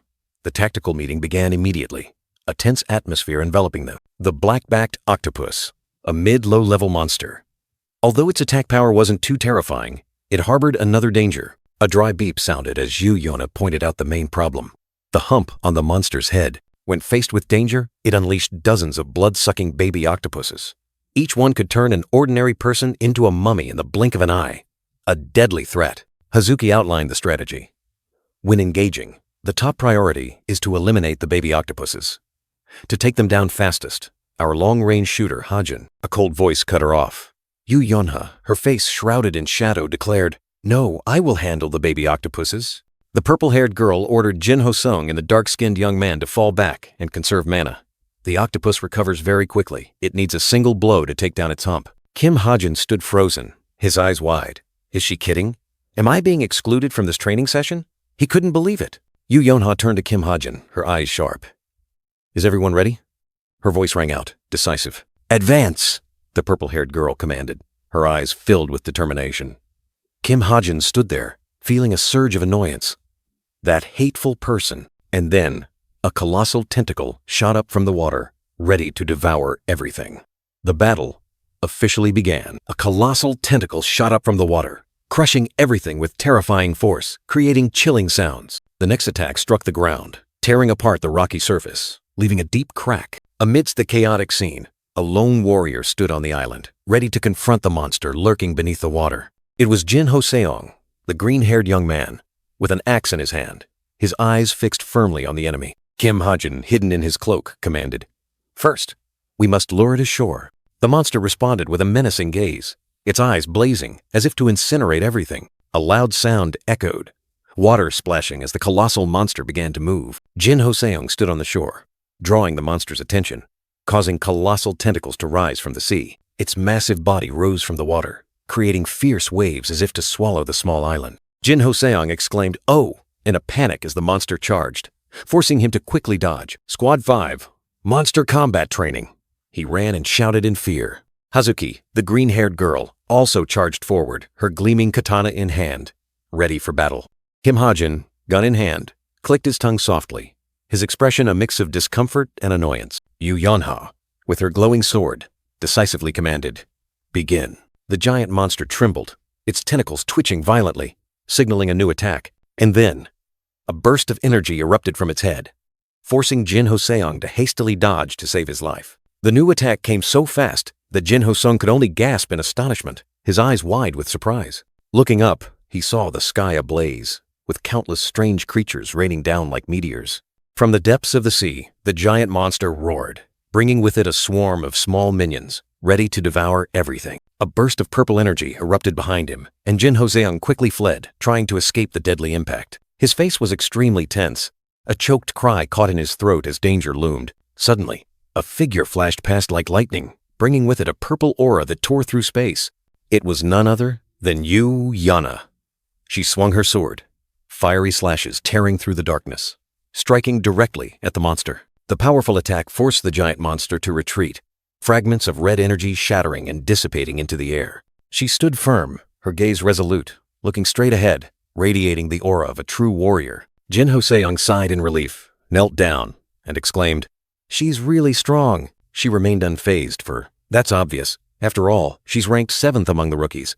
"Thank you," Jin Ho-seong shouted, then charged forward again, continuing the relentless battle with her. The giant monster writhed in pain, its tentacles twisting in fury. Yu Yunha gave it no chance to counterattack. She swung her sword again, a sharp arc slicing through the air. The monster's golden eyes suddenly widened, a clear sense of horror appearing as it realized the imminent danger. While the monster opened its mouth wide, preparing to unleash its final attack, Yu Yunha was ready, sword in hand, facing death. The monster's colossal tentacles slammed down with terrifying force, but Yu Yunha swiftly dodged, becoming just a fleeting shadow. The monster's core vibrated, emitting an eerie light, as if preparing for a decisive attack. Then it lunged forward, its gaping maw like a death flower, aimed directly at the girl. Jin Ho-seong frantically shouted, "Yonha, look out!" As Yu Yonha turned her head, facing the imminent danger. The monster was right behind her, just a split second away from devouring her, and Yu Yonha's eyes showed clear horror. A deafening explosion rang out. A white light erupted, knocking the monster far back. Bullet casings clattered to the ground, evidence of a shot just fired. Amidst the monster's shattered remains, a kneeling figure, gun in hand, appeared like a god. It was Kim Ha-jin, his gaze resolute, his gun pointed straight ahead, ready for any threat. Yu Yonha spun around, her purple eyes wide with shock. "You." She uttered the name, Kim Ha-jin, while the dark-haired young man merely smirked meaningfully. To gain SP, which could be exchanged for stats, he needed to increase his character's importance in this world. However, having been born a minor character, it was incredibly difficult to insert himself into the main storyline. That left him with only one option. He had to involve himself in the lives of the main characters, just as he had done. Kim Ha-jin stood there, his gun still pointed forward, looking towards Yu Yonha and Jin Ho-seong. Yu Yonha and Jin Ho-seong were still stunned, the green-haired young man stammered. "Ha-jin! I told you not to." A roar echoed. A gigantic shadow creature lunged, swallowing Yu Yonha in a fit of rage. She only managed to utter half a word, facing imminent danger. An earth-shattering explosion tore through space, the gigantic purple monster spewing energy. Although Kim Ha-jin had appeared, danger still surrounded both Yu Yonha and Jin Ho-seong. Piercing shrieks ripped through the night. Grotesque black flower-shaped creatures with sharp fangs swarmed forward like a disturbed beehive. Were they a new threat, or just part of this nightmare? "What the hell is this?" Yu Yonha exclaimed in horror, gripping her sword tightly. A series of monsters appeared unexpectedly, leaving even her no time to react, only to stare wide-eyed. Jin Ho-seong cowered, looking up at the perilous sky. He muttered to himself, "There are dozens of them, but they have no intelligence whatsoever. Their attacks are too predictable." Kim Ha-jin closed his eyes, a blue aura enveloping his body. He had been waiting for this moment, the moment to unleash his secret weapon and change the tide of battle. Kim Ha-jin's azure eyes suddenly lit up, digitized data flashing by. "This is my chance." He was resolute, his entire will focused on a single fatal blow. Time seemed to stop. Bullet time. A mysterious skill activated, turning all movements into slow streaks of light. His plan had begun. The bullet time skill he created could slow the flow of time for 3 seconds. 3 precious seconds, enough to turn around a seemingly hopeless battle. In other words, within those 3 seconds, everything was under his control. The monsters were now just slow, easily defeated targets. Within those 3 seconds, I can clearly see every movement of my opponents, as if it were broad daylight. Kim Ha-jin stood there, absolutely confident, ready to turn this advantage into a resounding victory. "The next thing is simple. I'll unleash a hail of bullets on these idiots." He pulled the trigger, bullets tearing through the air, carrying unimaginable destructive power. Countdown, 120. The bullets danced like a death ballet, embedding themselves directly into the slowly moving monsters. Every shot was precise, not a single miss. 0:58, 0:52. Time passed, but every second was a fatal blow. Bullets pierced through the monsters' bodies, creating small explosions, signaling their end. 0:17. Out of ammo. Empty casings clattered to the ground. A dry metallic sound. But would 3 seconds be enough for him to complete the mission? Or was this just the beginning of a new battle? The sound of reloading echoed decisively. Kim Ha-jin was ready for the next round, his gaze firm, without a hint of hesitation. The battle was not over yet. The dark-haired young man's sharp eyes were highly focused. The countdown showed 0:5. Each passing second, a tense beat. An invisible power was rising, ready to erupt. Time continued to shorten. 0:3, 0:2. The purple-haired girl, Yu Yonha, stood tall, azure energy swirling around her, preparing for a devastating attack. And then, the fated moment arrived. The clock struck 0. The entire space seemed to be dyed a brilliant red, signaling the terrifying collision about to occur. A blue beam of light tore through the air, carrying immense power. The attack had been unleashed, sweeping away everything, leaving cracks and earth-shattering sounds. The fierce explosion subsided, leaving Yu Yonha standing there, her purple hair fluttering in the hazy smoke. She had just unleashed a fatal blow. But would it be enough to end everything? Yu Yonha's purple eyes widened, revealing her astonishment. Perhaps the result of the attack was not what she expected, or something else unexpected had happened. The enemy revealed itself, a hideous monster, its body like a gigantic purple brain screaming in pain. Her attack had hit its mark, but it was still alive. A surge of pinkish-purple energy suddenly appeared, streaking through the air at dizzying speed, forming a dazzling trail of light. That energy wrapped tightly around the monster, binding it in a pinkish-purple vortex. The enemy was bewildered, not understanding what was happening. Yu Yonha gripped her sword, her gaze firm. She shouted loudly, decisively ordering, "Everyone, attack!" The real battle had just begun. Immediately, Jin Ho-sung and another teammate shot into the air, heading straight for the monster. They were like sharp arrows, ready to pierce through. Jin Ho-seung, with a confident smile, swung his axe high. The axe blade glowed brightly, accumulating a powerful source of energy, ready to strike. The green-haired girl Hazuki was no less. She focused, activating the mana discharge. Skill, her entire body erupting in light, preparing for the next attack. Jin Ho-seung and Hazuki unleashed their attacks simultaneously. A valiant Haya echoed as the two warriors charged at the monster with all their might. Yu Yonha also didn't stand idly by. She swung her sword, a blue energy blade tearing through the air, accompanied by the declaration, "Take this!" The monster's pained groans echoed. A barrage of attacks rained down on the monster. Blue and red lights intertwined, creating a spectacular display of destruction.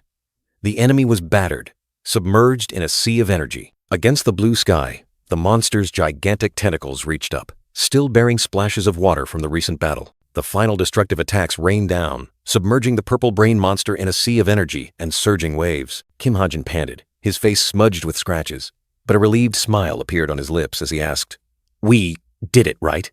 Yu Yonha stood there, her purple hair fluttering in the wind, her eyes gleaming with seriousness, a thump echoing as if signaling something. Kim Ha-jin complained tiredly, scratching his head, while Yu Yonha still held tightly to the rope binding the monster, both exhausted after the battle.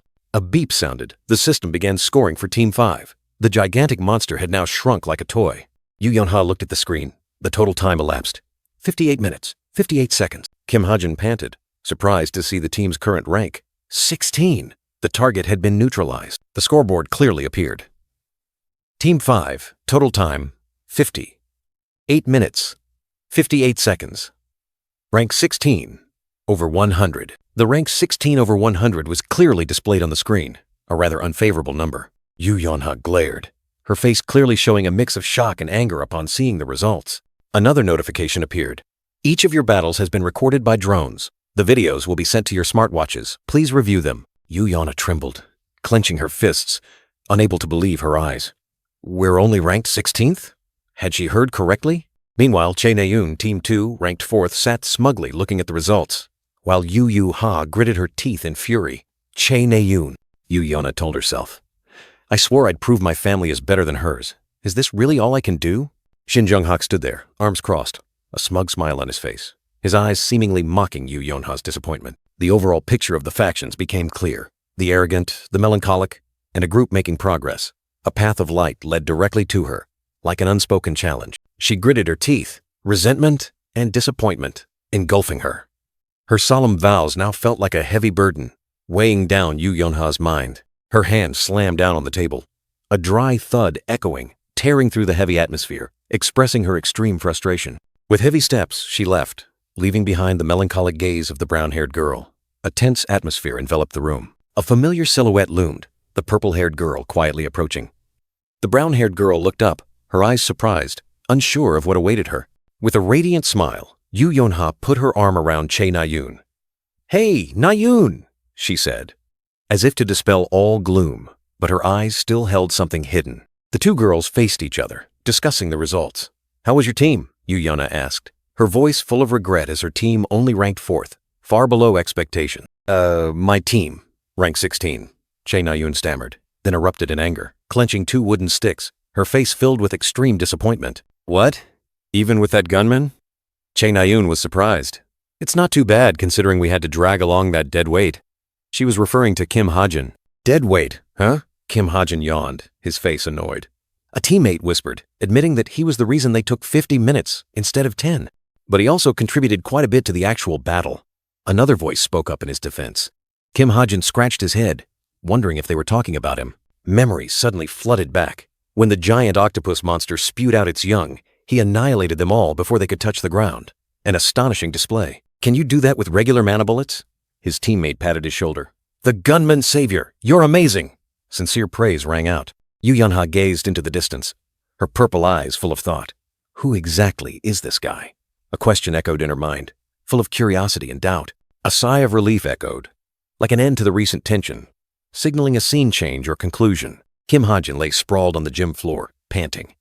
Around him were weights and water bottles, evidence of a grueling, exhausting training session. Kim Ha-jin, tired but with thoughtful eyes, glanced at his laptop screen. He wondered, after all the intense training sessions, how much his stats had increased. It was time to check the results. Lines of notifications flashed like lightning. Luck skyrocketed, accuracy improved, skill proficiency increased by over 20%. Senses sharpened. Finally, 27 valuable skill points were added. A well-deserved reward. He nodded to himself. As expected, luck remained a crucial factor in all training, and getting involved with Yu Yunha, it turned out, brought in quite a few skill points. Not only that, his physical condition also improved significantly. Strength, stamina, and physical fitness all increased thanks to training. And strangely, mana released from damaged muscle fibers helped them grow even further. All thanks to his awakening and good fortune. A long breath escaped him, and Kim Ha-jin brought the water bottle to his mouth. "All right, that's enough for today," he muttered to himself, deciding to end the grueling training session. In the silent gym, with only the cold clinking of weights, he stood up. It was time to return, to let his body and mind rest after a long day of fighting. Night fell, casting a mysterious velvet cloak over the ancient architecture. The stars twinkled like thousands of diamonds, illuminating the path home. A simple yet powerful nameplate appeared on the door. Yu Yunha. That name, like a reminder of an undeniable presence. In the quiet room, Yu Yunha was still diligently working at her desk. Her eyes sharp, her arms crossed. She was immersed in numbers and data, seemingly tireless. The girl's laptop screen showed a young man firing a gun frantically. Each bullet tore through the wind, ripping through the air, creating dazzling, powerful streaks of light. A slender finger glided lightly over the keyboard. The decisive touch, as if giving a command, made the data stream on the screen move, revealing hidden secrets. Yu Yunha's eyes widened, utterly astonished.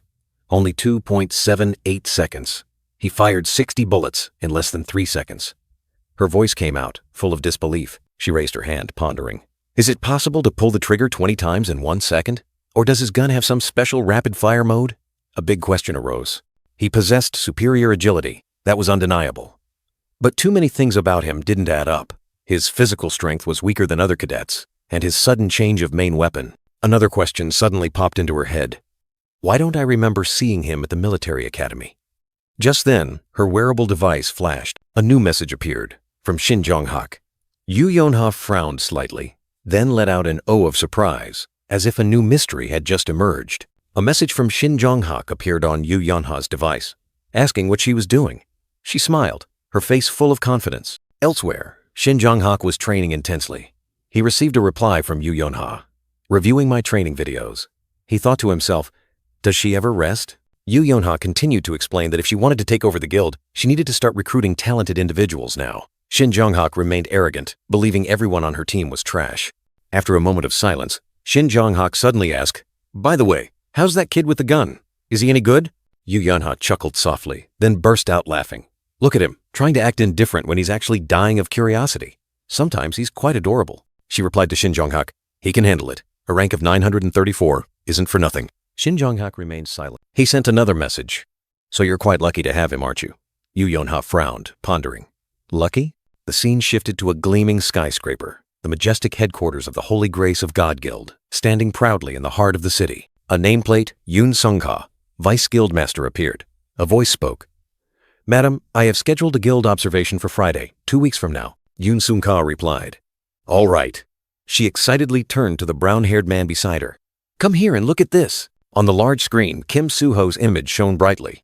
Yoon Sung-ha, Vice Guild Master of Holy Grace of God, ranked 307, exclaimed. Kim Soo-ho is truly amazing, isn't he?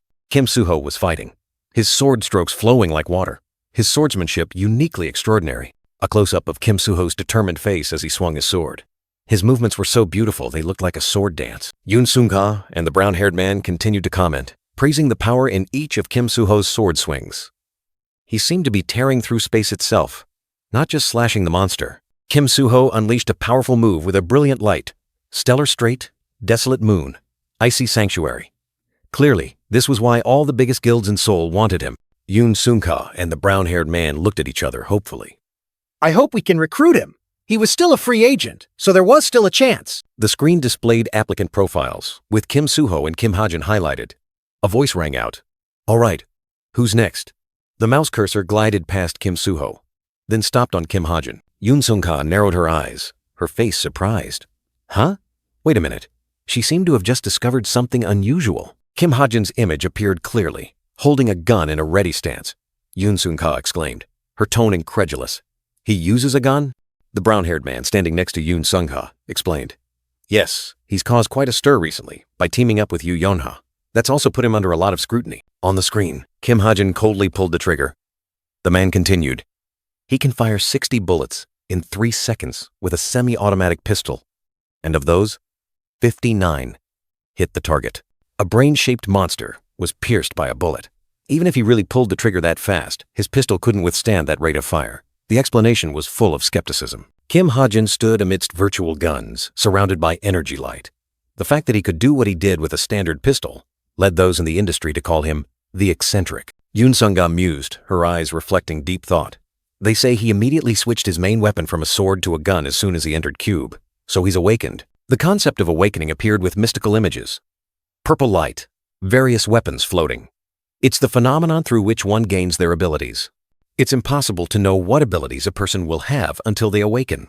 Weapons and bullet casings continued to float in the mystical space. That's why it's not uncommon for people to change their main weapon to one that better suits their abilities. 3 cadets were training with different weapons. However, it can set one's career back by 3 years, so military academies often encourage their cadets to try using all types of weapons. Yoon Sung-ha and the brown-haired man continued their discussion.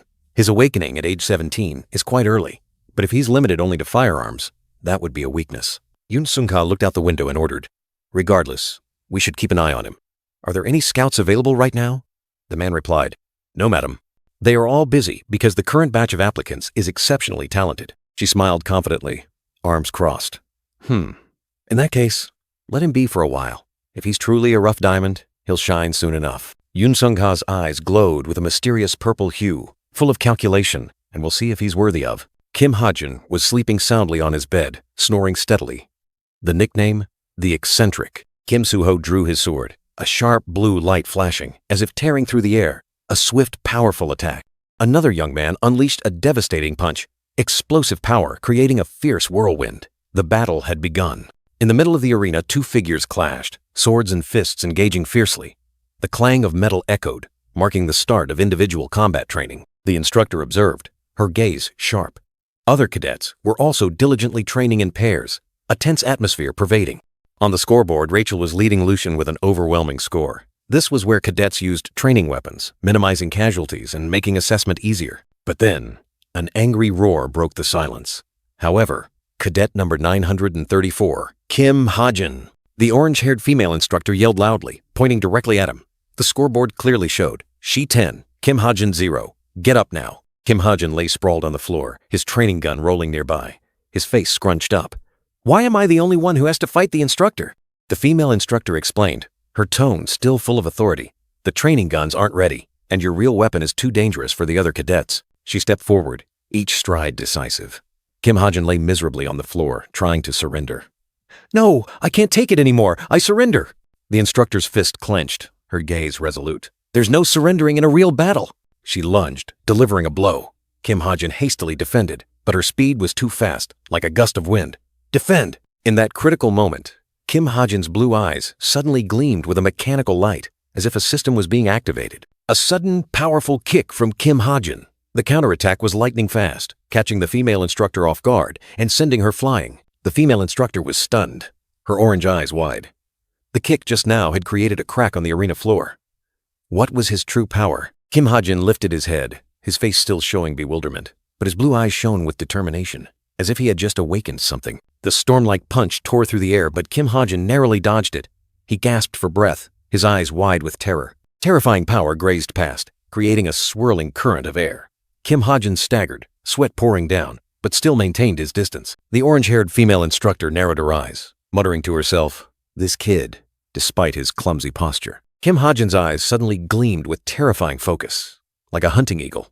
"He's tracking my every move." The eagle eye skill manifested, allowing him to perceive distances and predict his opponent's every move. Even with the supportive skill, the punches were still like a storm. Kim Ha-jin strained to dodge, wincing in pain. The skill helps, but I still have to dodge all the attacks myself. Ah. In the distance, a few cadets scoffed. "Hey, look at that gun kid. That guy's going crazy." Laughter echoed, and Kim Ha-jin clutched his head, his face contorted. A notification appeared. "You have received 40 SP. So, I get SP just by acting like a clown?" The fight ended. A cold can of soda dropped from the vending machine, the dry clang of metal echoing. Kim Ha-jin knelt, sighing in relief, and picked up the refreshing can, a burning thirst after the battle. He stood up, his face tired but still a little annoyed. Each step was heavy. Suddenly, a familiar figure appeared, blocking his path. Yu Yonha, with long purple hair and cold eyes. Her gaze was sharp and scrutinizing, as if piercing through the opponent's very soul. Kim Ha-jin flinched, taking a step back. His face clearly showed surprise, mixed with a hint of apprehension. She walked past, leaving a sigh in his mind. "I'm the one who wrote her." But this attitude, he reached out and pressed the button. Another can of soda dropped. An idea flashed in his mind. Maybe I should try a little experiment? A sudden call cut through the air.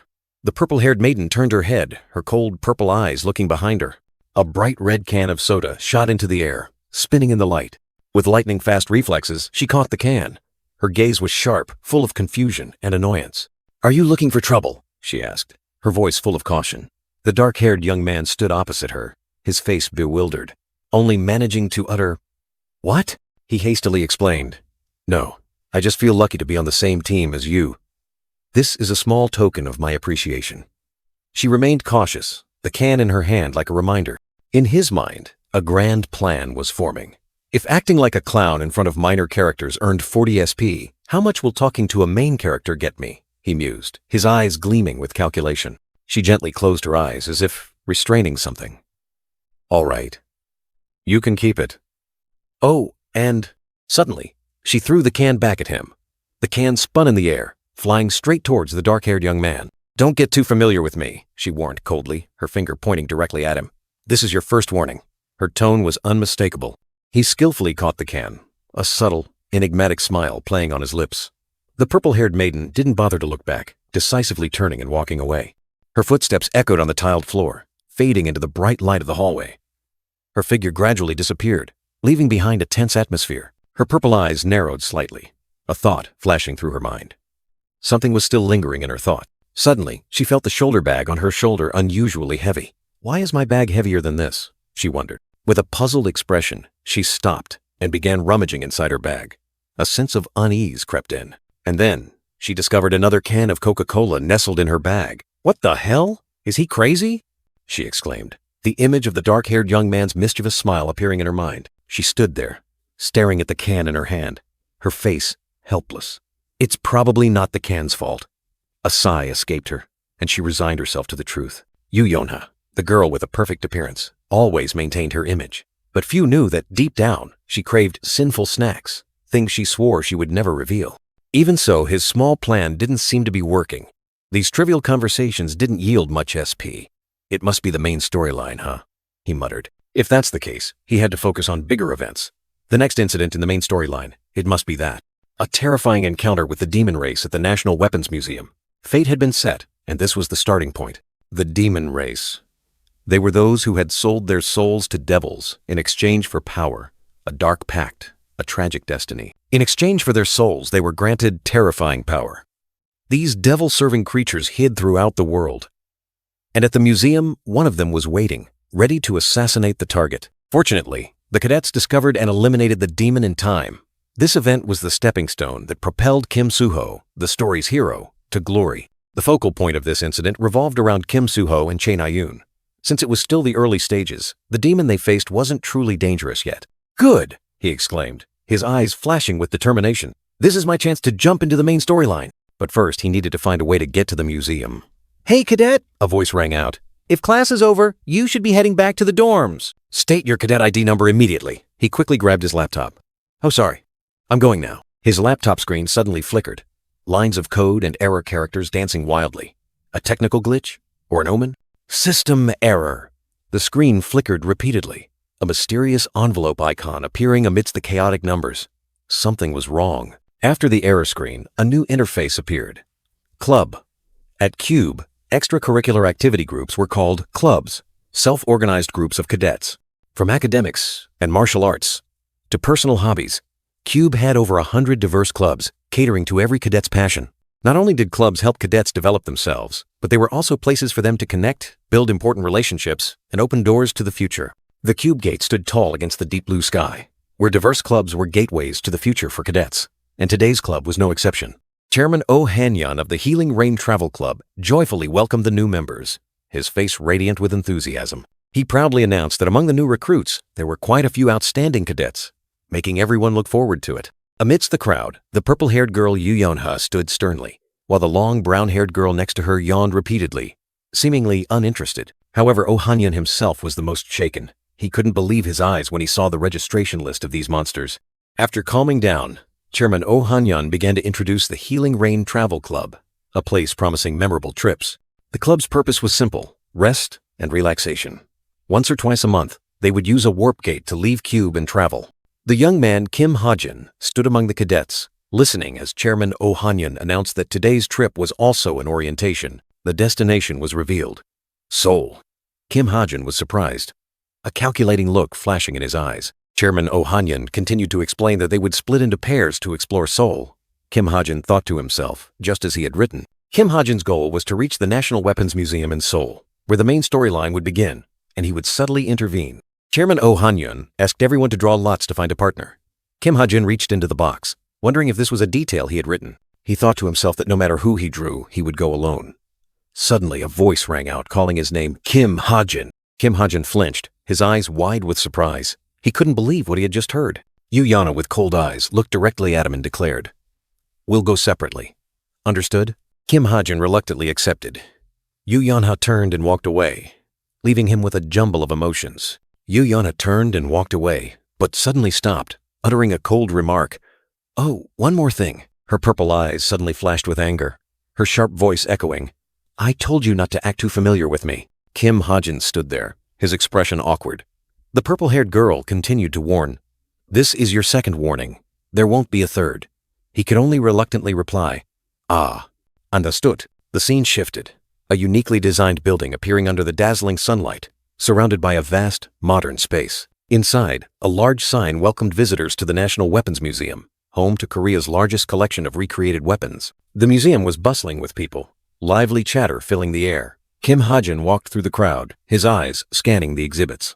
Suddenly, he recognized a familiar figure.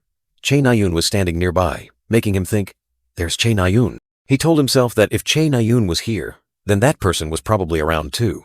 His eyes darted around, searching for another familiar figure. And then, he saw him. A blue-haired young man with a pensive look stood before the display case of an ancient sword. That was Kim Soo-ho, the protagonist of this story, the hero Kim Ha-jin had created in his world. Kim Soo-ho was still intently gazing at the legendary seven-branched sword. Kim Ha-jin walked over, intending to strike up a conversation. Kim Soo-ho turned around, slightly startled. Kim Ha-jin asked, "Checking out the seven-branched sword?" Kim Soo-ho replied, Oh. Kim Soo-ho recognized him, smiling amiably. "It's Kim Ha-jin." The blue-haired young man scratched his head, chuckling softly. "Ah, that's right. Sorry, I just forgot." Kim Ha-jin asked again, "You're a shooter, right? So you're also in the travel club?" Kim Soo-ho nodded. Kim Ha-jin thought to himself about Kim Soo-ho. He's strong, handsome, and righteous. But then he recalled the reader's criticisms about this protagonist. Kim Soo-ho enthusiastically suggested Kim Ha-jin visit the gun exhibition hall, but he refused, saying there wasn't enough time. Suddenly, a cracking sound echoed, and debris from the ceiling began to fall, signaling an ill omen. Kim Ha-jin looked up at the severely cracked ceiling, his eyes revealing extreme astonishment. A piercing shriek tore through the air. Ceiling lights fell, pushing the tension to its peak. Amidst the chaos, a voice echoed throughout the museum. "This is an emergency announcement. Monsters have appeared outside the museum." The emergency announcement repeated, but this time the voice was drowned out by the panicked screams of the crowd. A buzzing sound cut off the announcement, plunging everyone into extreme fear, with no one knowing what was happening. A chaotic scene erupted. People pushed and trampled each other, desperate screams echoing everywhere. The panicked crowd surged forward, searching for an exit, their footsteps thundering. "Hey, don't push!" Shouts rang out amidst the sea of people, but it was futile. The chaos continued. A little girl was pushed down, her sobs echoing amidst the chaos, making everyone's heart clench. Suddenly, a powerful punch shattered the glass wall, opening a hopeful escape route. Kim Ha-jin looked in surprise at Kim Soo-ho, who had just created a way out in the midst of the crisis. Everyone around was stunned, unable to believe their eyes at the blue-haired young man's bold action. Kim Soo-ho knelt down, gently embracing the fallen girl, his eyes filled with worry. Jae Na-yoon appeared, trying to calm the crowd, asserting that heroes had been dispatched to the museum. Jae Na-yoon decisively broke the glass, warning everyone not to go outside. A shattering sound echoed, and the security system immediately activated. At the same time, the protective walls began to lower, opening a dangerous escape route. The panicked crowd jostled and ran towards it. Jae Na-yoon turned to Kim Ha-jin, decisively ordering, "Get your weapons. We have to defend until the heroes arrive." He nodded, seemingly understanding the situation. A heavy footstep echoed, accompanied by a surge of glowing red energy. Jae Na-yoon suddenly flinched, her eyes warily looking towards the sound. The air suddenly became stifling, and a mysterious figure slowly emerged from the red smoke heading straight towards the panicked crowd. Each step of the stranger echoed clearly, like the sound of death knocking, making the atmosphere even more tense. He was here! A red-haired man, with a sinister face and a devilish smile, stepped out from the shadows. Kim Ha-jin immediately recognized the enemy. "He's Lucius's hound," Kim Ha-jin thought to himself, realizing this was the demon that would become an important stepping stone for the protagonist's development. Lucius's hound's hands grotesquely transformed, sharp claws growing long, ready to tear apart anything in their way. The fiend lunged straight towards Jae Na-yoon with terrifying speed, its claws extended as if to tear her apart. The young girl bravely drew her bow. A deafening, shattering sound echoed, shards of glass flying everywhere in a dazzling blue light. From thin air, Kim Soo-ho suddenly appeared, swinging his azure light sword, delivering a fatal blow to the fiend. The blue-haired young man stood between the demon and the innocent people, his eyes resolute as he faced the enemy. Kim Ha-jin observed, thinking to himself, just as in the storyline, Kim Soo-ho will easily crush this demon. An earth-shattering explosion rang out, sending the demon flying far away, leaving Kim Soo-ho standing firm amidst the battlefield, his eyes burning with fire. Just when he thought Kim Soo-ho had crushed the demon, a terrifying sound tore through the air, and he was sent flying through the wall, his body mangled. The traitor, Lucius's hound, stood tall, his hands transformed into sharp claws, his eyes dark. Kim Ha-jin turned his head, stunned by the unexpected sight. He couldn't believe his eyes. His whole body stiffened. Huh? A sense of unease rose in the young man's heart. Kim Soo-ho lay slumped on the cold ground, his sword of light flung far away. A blazing red laser net enveloped them, trapping everyone in a deadly snare. Kim Ha-jin shivered. Something's wrong.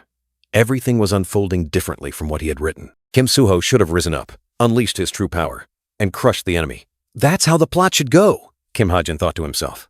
Jae Na-yoon anxiously called Kim Soo-ho's name. Kim Soo-ho! Jae Na-yoon cried out, rushing towards the fallen blue-haired young man, severely injured and coughing up blood. Hey, are you okay? She helped Kim Soo-ho up. He weakly replied, I'm fine.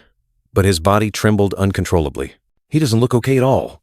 I have to buy some time, Jae Na-yoon decided. A heavy footstep echoed. The enemy was approaching. Lucius's hound charged forward, enveloped by a blazing red energy current. Jae Na-yoon didn't hesitate, drawing her bow. Ugh. She gritted her teeth, nocking an arrow, her eyes resolute. The bowstring twanged.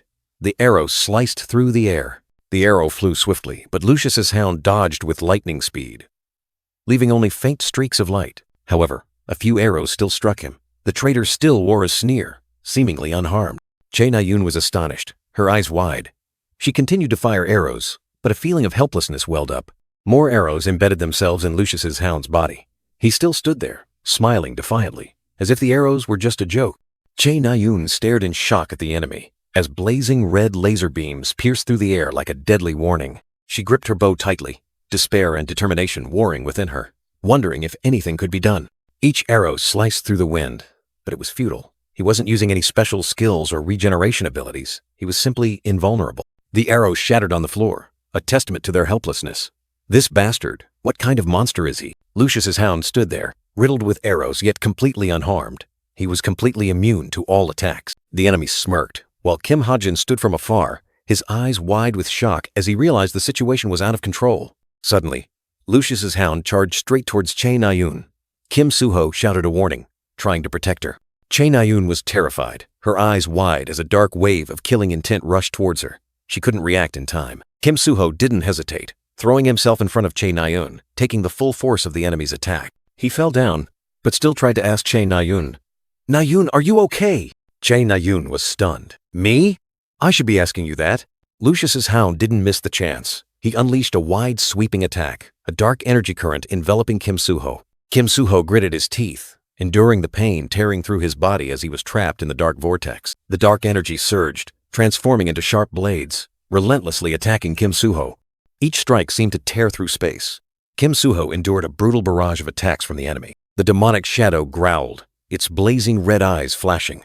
The red-clad figure smirked with a savage grin, his sharp claws ready to tear everything apart. Kim Soo-ho watched in horror as a terrifying sight unfolded.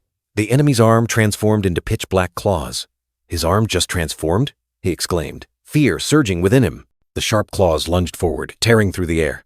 Kim Soo-ho tried to defend himself, but horror was evident on his face.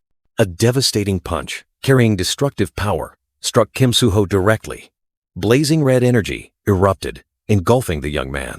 Kim Soo-ho collapsed, his body in extreme pain. A desperate growl escaped his throat. The red-clad figure stood tall, despite the arrows embedded deep in his flesh.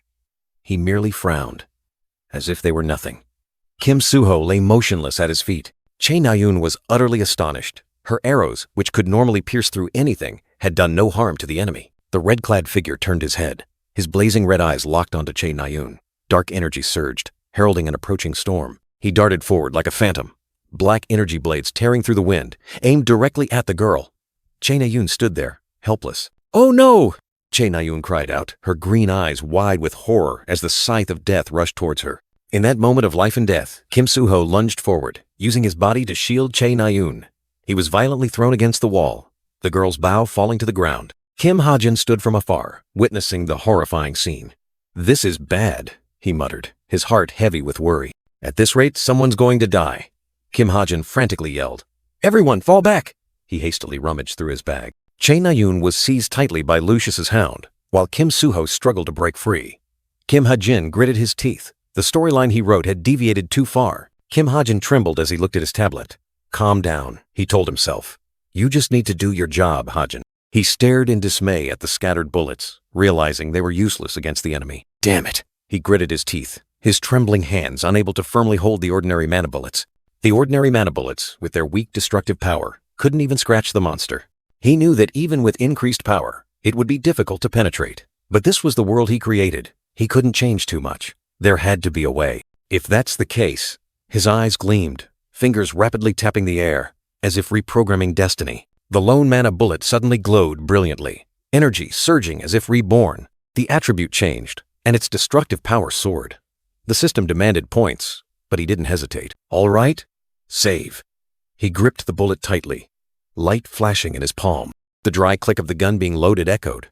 This is why this world needs all kinds of heroes. He dashed forward like an arrow, his footsteps urgent. The attribute system, the very thing that allowed him to overcome any power disparity. Through his scope, Kim Soo-ho was still fiercely battling Lucius's hound, each sword clash sparking intensely. He was certain that monster possessed the dark attribute. "Soo-ho!" Kim Ha-jin yelled, his heart clenching as he saw his comrade in danger. "Is light," he roared. Light energy exploding around his hand, urging Kim Soo-ho to get out of the way. The dazzling light bullet tore through the darkness, embedding itself directly into the monster. A secondary explosion erupted, pushing back the enemy. A dazzling light tore through the darkness, signaling a fierce battle. Lucius's hound and Kim Soo-ho clashed, and one fell. The ferocious predator unleashed a violent attack, a surge of emerald energy exploding from its deformed hand. It refused to let go. Lucius's hound's face contorted in rage, its growls echoing.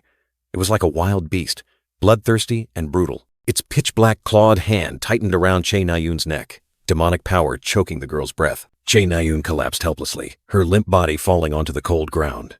The predator had achieved its goal, at least temporarily. Kim Soo-ho, though exhausted and covered in injuries, still stood firm. His sword flared with blue light, facing Lucius's hound. The young man knelt, panting. "I've bought enough time." His whisper was weak, but his gaze was resolute. Sweat beaded on his forehead. Kim Soo-ho's eyes gleamed with unshakable determination. The decisive moment had arrived. Kim Soo-ho stood up, his entire body glowing in an emerald aura. The sword in his hand seemed imbued with divine power. The blade of light shone brilliantly, ancient characters appearing mystically, signaling an impending fatal blow. Lucius's hound was stunned, its eyes filled with astonishment. It sensed a deadly threat from its opponent. Kim Soo-ho swung his sword, energy exploding violently. This was everything he had for a finishing blow. The unparalleled power of the Swordmaster, a legendary skill, was being unleashed. "This battle ends here," Kim Soo-ho roared, unleashing a slash that tore through space, piercing his enemy. Lucius's hound clutched its wound, its body trembling.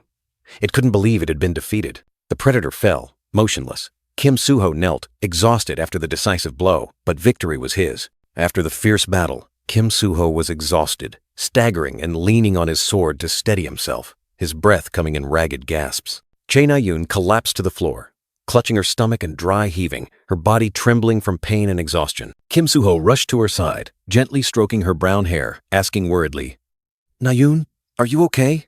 Suddenly, a hand struck Chae Na-yoon's head forcefully, making her dizzy.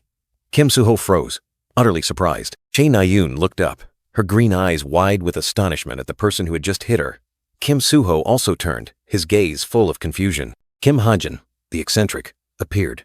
He turned his back to them, saying coldly, "Just leave her there. Her brother will come take care of it." That's how the script goes. Kim Ha-jin's sharp, cold eyes glinted, harboring an unpredictable secret. He pushed Kim Soo-ho and Chae Na-yoon away, as if they were obstacles.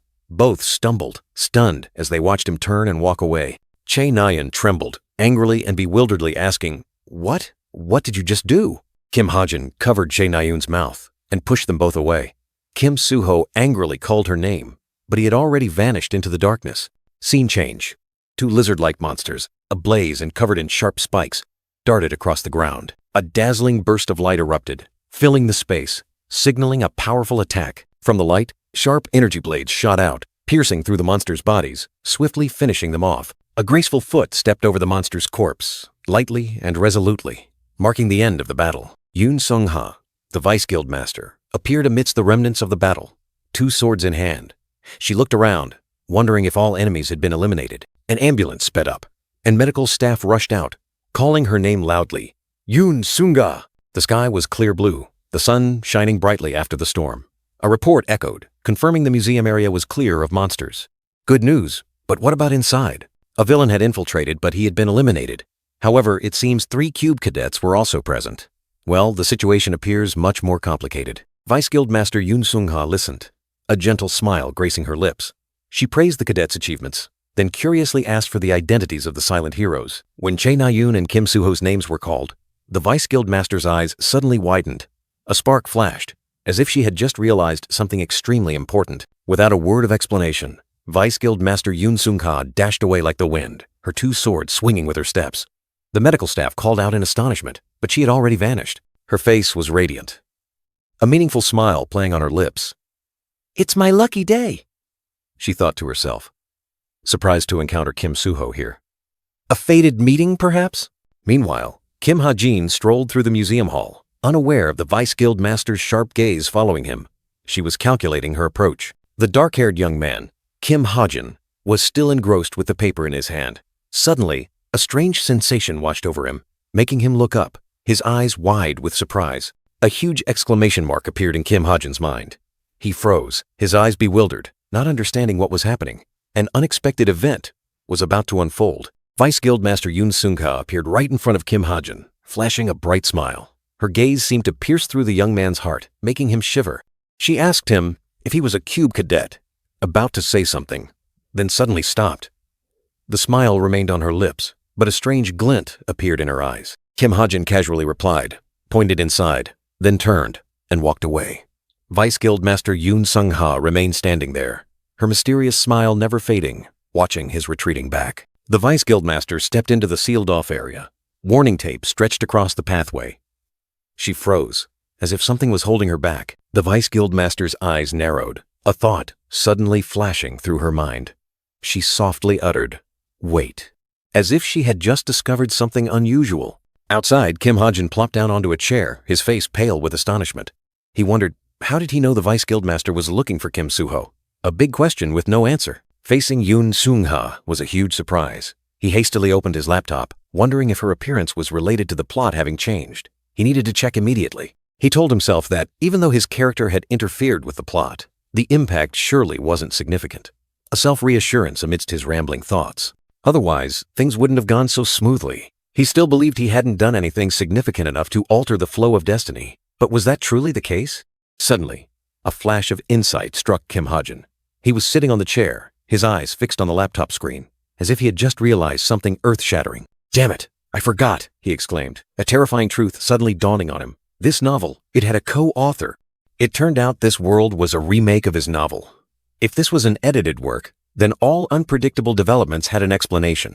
If this speculation was correct, then the bloody scenes, the tragic deaths he had just glimpsed, all were part of the change. In that case, all his efforts to predict the plot from now on were utterly futile. Cold sweat trickled down his temples as the harsh truth hit him. Completely meaningless. His heart pounded, a feeling of helplessness and confusion overwhelming him. This world was no longer in his grasp. A ding sound rang out like a clap of thunder, pulling Kim Ha-jin back to reality. His eyes widened, bloodshot from shock, as a new notification appeared. He stared intently at the laptop screen, his face unable to hide his extreme astonishment. What awaited him in this altered world? A message? His hand trembled as he lightly glided it over the touchpad, touching the envelope icon. He wondered, who had sent him a message amidst this chaos? The screen flashed, displaying the words critique, a cold, sharp name, like a warning from the depths of the plot. The message content appeared. There is no real danger to the protagonist or those around him. A blunt, sarcastic remark. If this continues, the protagonist will never lose, and you will bore the readers. The critique was like a knife, stabbing directly into Kim Ha-jin's heart. Therefore, the final line appeared, accompanied by a cold click, an enigmatic conclusion, signaling an unavoidable change. Kim Ha-jin's hand froze on the touchpad, as if turned to ice. He needed a moment to digest all this shocking information. Pause. Kim Ha-jin was stunned, his blue eyes wide with horror, as the final words appeared on the laptop screen, like a curse. The chilling notification appeared. Although it may lead to chaos, the power of all villains will be enhanced. Suddenly, a resounding voice pulled him from his thoughts, the instructor with the high bun calling out loudly, "Kim Soo-ho, Kim Ha-jin!" The instructor sternly explained that he had grasped the situation and requested them to return to Cube Academy immediately. Kim Ha-jin anxiously asked about Chae Na-yoon and received the answer that she had requested sick leave and left with her family. The two young men stood there, immersed in silence, under the brilliant sunset, heavy thoughts weighing on their mind. Kim Soo-ho broke the silence, calling his name. "Ha-jin," Kim Soo-ho questioned, his voice full of confusion. "Just now, why did you say that to Na-yoon?" Kim Ha-jin asked back in surprise, and Kim Soo-ho emphasized, "About her brother." Kim Ha-jin tried to justify his actions, but a criticism system notification suddenly appeared, making him freeze. Kim Soo-ho impatiently said, "Anyway, why? What about him? Are you pretending to be stupid?" Kim Ha-jin hastily denied it. A sudden sharp pain struck, making Kim Soo-ho clutch his head, his face contorted in discomfort. Kim Soo-ho decided to drop the matter. "Never mind, we'll talk later."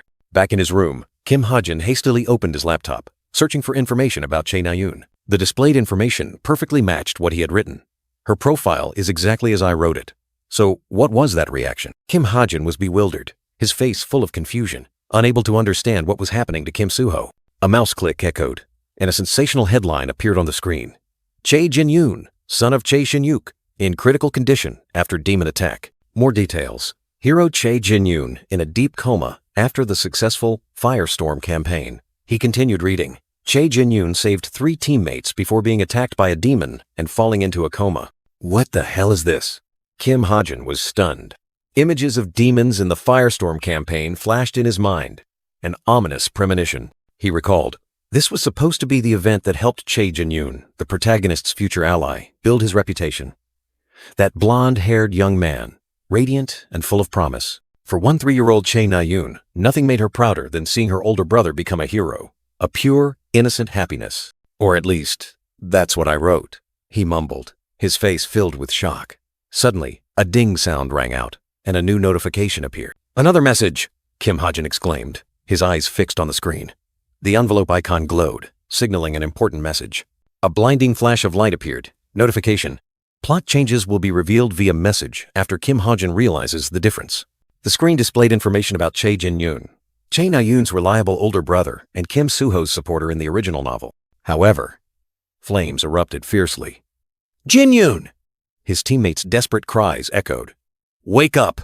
The blonde-haired young man lay slumped, blood staining the battlefield red. Because the protagonist had too many supporters, the plot was changed. Tears streamed down Chae Jin-yoon's face. 4 years ago, he was branded with a demon's mark and became a demon seed. Wait, he exclaimed, his blue eyes wide with astonishment. What? This horrifying truth left him speechless. Another notification appeared. A horde of monsters appeared in Central Seoul around 1 p.m. today. The sudden incident resulted in at least 50 injured and 7 dead. Those responding to the crisis included Yoon Seung-ha, Vice Guild Master of Holy Grace of God, and, suddenly, he touched the radio, and a click sound rang out. In the quiet hospital room, a small girl curled up on the bed, covered by a blanket. The dim light only amplified her solitude. The brown-haired girl remained huddled, burying her face in her knees, as if trying to escape the outside world. A small clack sound softly echoed. The hospital room door burst open, and a gray-haired, middle-aged man rushed in, his face filled with anxiety, calling out Na-yoon's name heartbreakingly. The brown-haired girl startled, lifting her head, her green eyes wide, with surprise as she recognized the newcomer as her father. Na-yoon's father walked to the bedside, casting aside all work worries, only concerned with his daughter's health, while 2 female nurses stood silently behind him. He still insisted on a full checkup for her, but Na-yoon quickly stopped him, asserting that she was fine and he didn't need to worry about coming here. The brown-haired girl lowered her head, her eyes sad, repeating that she was truly fine, but her expression hid an unspoken sorrow. Na-yoon looked up, her gaze firm as she looked at her father, calling out to him with a serious request. The brown-haired girl asked if she could visit Jin-yoon before being discharged, her eyes filled with deep sadness. The gray-haired father was stunned, then his eyes filled with anguish as he looked directly at his daughter. He clasped her hand, squeezing it gently as if to comfort her, then nodded in agreement. In another dimension, the concept of demon seeds appeared hauntingly. Demonic entities stronger than monsters, capable of turning humans into hosts. They incubated and germinated within the body, transforming humans into powerful demons. A horrifying and brutal process. Kim Ha-jin, the dark brown-haired young man, held his head in thought, his face heavy with worry upon learning that the demon seed's incubation period lasted 5 to 6 years. The brown-haired girl stood before room 802, where Chae Jin-yoon lay, and his incubation period was already more than halfway through. The room nameplate clearly displayed 802 Chae Jin-yoon at Daehyun Hospital, a name linked to a cruel fate. Kim Ha-jin sat in contemplation, while Na-yoon gently opened Jin-yoon's door, a single solution urging them on. Before the demon hidden within Chae Jin-yoon fully awakened, they had to act quickly. There was no more time to hesitate. He must die. The cold verdict echoed, sealing the fate of the young man lying motionless on the hospital bed. But how? In the darkness, Kim Ha-jin agonized, a harsh question gnawing at his mind. Who would do it? No mercenary would dare touch the conglomerate's heir. An impossible mission, an invisible burden. The demon seed inside Jin-yoon continued to grow, with no signs of intervention. Time was running out by the second. The awakened demon would far exceed Kim Soo-ho's endurance. Even heroes would find it difficult to stop without paying with their lives. That couldn't happen. Their strength was still needed for the future. Na-yoon softly called Jin-yoon's name, her heart heavy. Then, there was only one choice left. His back showed despair, a difficult decision forming. It's me. The brown-haired girl Chae Na-yoon stared into the void, her green eyes reflecting painful resolve. I have to kill him. Kim Ha-jin's cold whisper echoed in the dark room, a heavy burden on his shoulders. Na-yoon recounted the terrifying demon that almost took her life. No ordinary cadet could have defeated it, but that kid with the gun. The girl suddenly stopped, as if something bothered her. A moment of silence, then Na-yoon declared firmly, No, don't mention him again. A name buried in memories. A knock echoed, signaling the end of visiting hours. Na-yoon flinched, hastily responding. She gently touched Jin-yoon's hand, promising to return soon. A promise filled with many emotions, much helplessness. The hospital room door closed, trapping loneliness and secrets. Na-yoon walked away, her small figure receding. Darkness gradually enveloped her, a heavy feeling covering the girl as she left the room. Swallowed by darkness, Kim Ha-jin was lost in thought, a painful whisper echoing, Just leave her alone. His gaze was distant, holding an indescribable sorrow. Her brother will be here soon, to make sure she's okay.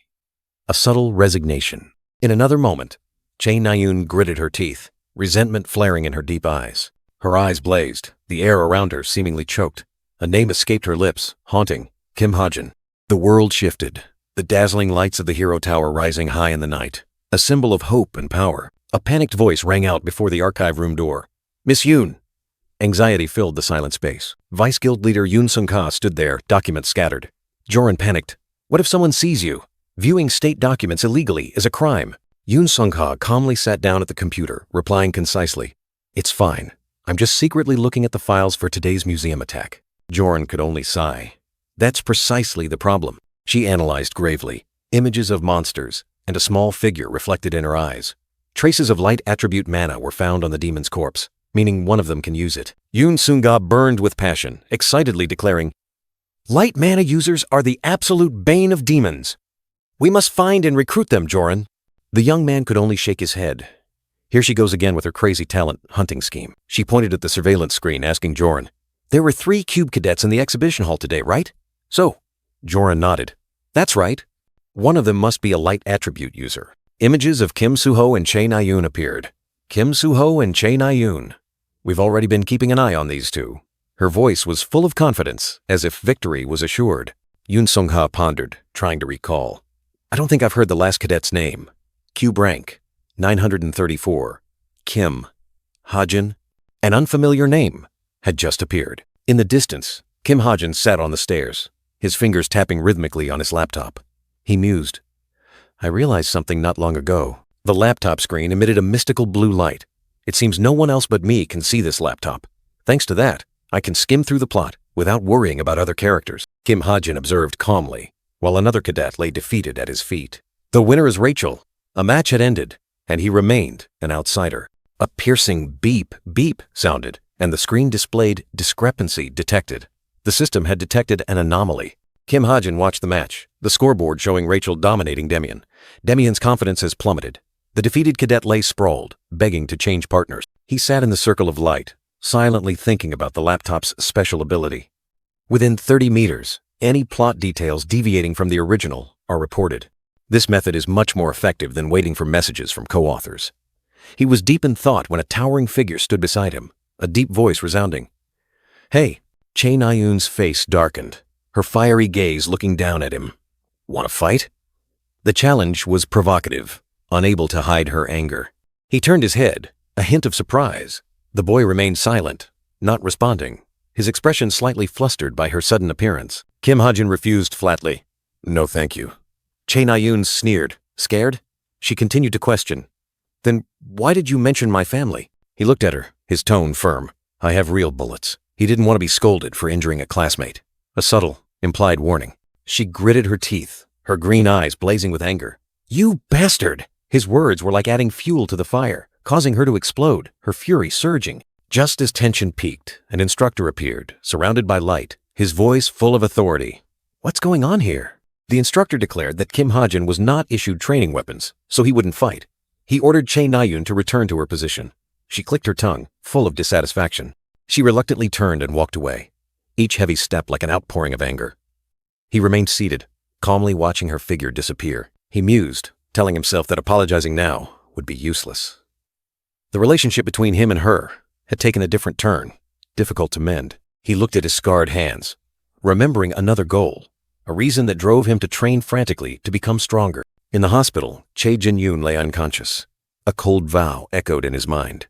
I have to kill her brother. He looked at Chae Na-yoon's retreating back, knowing well that even if he appeased her now, his betrayal later would be even more painful, inevitable. The clear blue sky, with white clouds drifting lazily, reflected on the modern glass windows of the academy.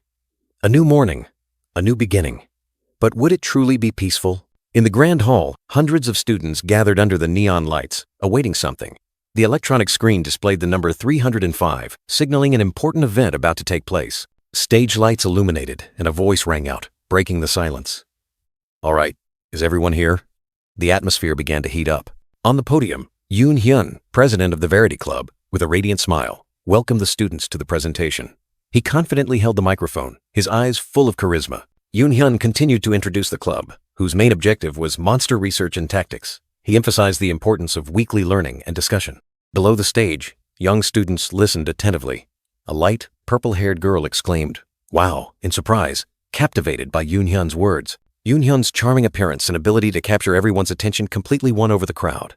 He was like a dazzling star on stage. But amidst the crowd, Kim Ha-jin stood with his arms crossed, his gaze sharp and cold.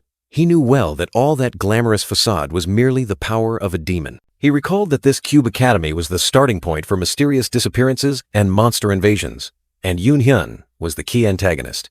A fleeting image appeared, Yoon Hyun kneeling, making a pact with the demon Lilith in exchange for enchanting power. He was not human, but a true devil. Now, Yoon Hyun's dark objective was clear.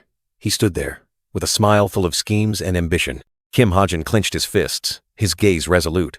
This was why he joined this club, to confront his sworn enemy. Among the seats, a long black-haired girl was also deep in thought. Light reflected on her hair, partially obscuring her face, but her attention did not waver. That girl was Chae Na-yoon, sitting with her arms crossed, her face cold. She was also watching Yoon Hyun, with an indescribable look of discomfort. Yoon Hyun continued, pressing a control button, promising to show everyone a glimpse of the club's daily activities. A giant holographic image appeared. The Lord Mountain Monster, a high-level creature that emerged at the beginning of the pandemic, with a history spanning 50 years. Information about high-level monsters was invaluable, especially their fatal weaknesses. It was worth billions of won, but hidden like unspoken secrets. Yoon Hyun suddenly called out Yoo Yeon-ha's name, questioning her about the Lord Mountain Monster's weakness. The young woman remained silent, her purple eyes glinting with annoyance. "No one knows yet," Yoo Yeon-ha replied curtly. Yoon Hyun gave a faint smile. "Exactly. And this is the exciting thing our club will explore together." He invited everyone to the after-party to share their perspectives. A resounding, "All right," echoed, concluding the presentation. Amidst the dispersing crowd, Kim Ha-jin watched Yoo Yeon-ha, asking softly, "Are you going?" The young woman glided past, her purple hair gently swaying, completely ignoring his question. The atmosphere instantly turned cold. He didn't give up, quickly blocking her path. Kim Ha-jin's face clearly showed annoyance, as if he was suppressing something. She turned back, replying coldly, "Perhaps I'll find useful information." Kim Ha-jin secretly thought, what good is monster information anyway? She looked straight at him, her eyes sharp as knives. "Are you planning to transfer that information to your guild's dungeon raid team?" Behind her, the image of the Straits of Essence Guild appeared. Mysterious figures with glowing eyes. 50 years ago, when the pandemic erupted, the Yoo Yeon-ha family rose to establish this guild. A fiery monster roared. The majestic willow character symbol shone brightly. This was one of the most powerful guilds in Korea, one that no one dared to underestimate. Kim Ha-jin secretly mused. The vice guild master is threatening the rightful heir. He looked at Yoo Yeon-ha, his eyes full of hidden meaning. The young woman frowned, her expression utterly annoyed. "What exactly do you want to say?" Her voice was as cold as ice. He smiled mysteriously, making an unexpected offer. "I'll give you information. The Lord Mountain Monster's weakness." "What?" She was astonished. He continued, "You need to prove yourself worthy of inheriting the guild, don't you?" He revealed the Lord Mountain Monster's fatal weakness, a small blue mark on its heel which could immobilize it. But the information wasn't free. He wanted something from the essential armory, her guild's treasure vault. A gleaming Desert Eagle pistol appeared. That was what he wanted in exchange for the earth-shattering secret. Yoo Yeon-ha remained silent, her purple eyes glinting with annoyance. Considering the audacious offer, she questioned, demanding concrete proof for the information he provided. "Do you have any documents or anything?" He merely chuckled softly, a smile that held terrifying confidence, without needing any explanation. "No." A blunt refusal, as if everything around him was distorted by his arrogance. Meanwhile, a moss-green-haired student quietly observed, without a single comment. "What a waste of time!" She stomped her foot angrily, but he remained calm. "If you don't believe me, it's your loss." He pondered. If she refused, billions of won could vanish into thin air. But if she believed him, he would gain an ally, a crucial piece in the grand game. Suddenly, the phone rang. "Hello? Jin?" Yoo Yeon-ha's voice sounded urgent. "When they attack it," she instructed, "tell them to look for the small blue mark on its heel. That could be its fatal weakness." He smiled faintly. A future ally, who would be called the King of Seoul. But harsh reality struck. A massive loan bill from Cube Bank, with Kim Ha-jin as the debtor. 300 million? He was stunned, his eyes wide as he stared at the enormous debt, his face pale. He was stunned by the terrifying loan amount, the maximum a cadet could borrow. The lender smirked, as if to say, "YOLO, right?" He wondered, what exactly did that guy Chun Dong Use this money for? The boy flinched, trembling as he held the debt paper. The burden of 300 million won weighed heavily on his shoulders, making him shiver. A glimmer of hope appeared, and he quickly checked his account balance. But the reality was harsh. Only 3 million won. A ridiculously small amount. That's it, no going back to the real world. He despaired at the thought of being shackled by debt. Can't pay? Don't worry, a ghostly voice echoed, as if to swallow his entire life. Damn it. He gritted his teeth, determined to earn money. There was no other way. He had to shoulder this massive debt himself. In his mind, two legitimate ways to earn money appeared. First, he thought of investing in the stock market. This world constantly saw the emergence of towers and dungeons, conquered by guilds. The stocks of these guilds were listed and traded on the market, opening up opportunities for wealth. He knew exactly which guilds would go public, but he lacked capital. He'd have to put that aside for now. Now, he had to think about the battlefield. The second method was hunting monsters on the battlefield. These were dangerous lands where monsters ran rampant, harboring both opportunities and death. Unlike towers or dungeons, battlefields had countless types of monsters. Simply by selling their corpses, people could quickly get rich, accumulating a fortune. But looking at his stats, he hesitated. Strength, stamina, magic power, all were only slightly above average. Could he survive on the battlefield? Upgrading the training gun with skill points was a waste, he pondered, trying to find another path, a way out of this difficult situation. The doorbell suddenly rang, breaking the silence in the room. He looked up, wondering who would come at this hour. Cadet Kim Ha-jin? A voice echoed from behind the door. You have a package from Cadet Yu Yonha.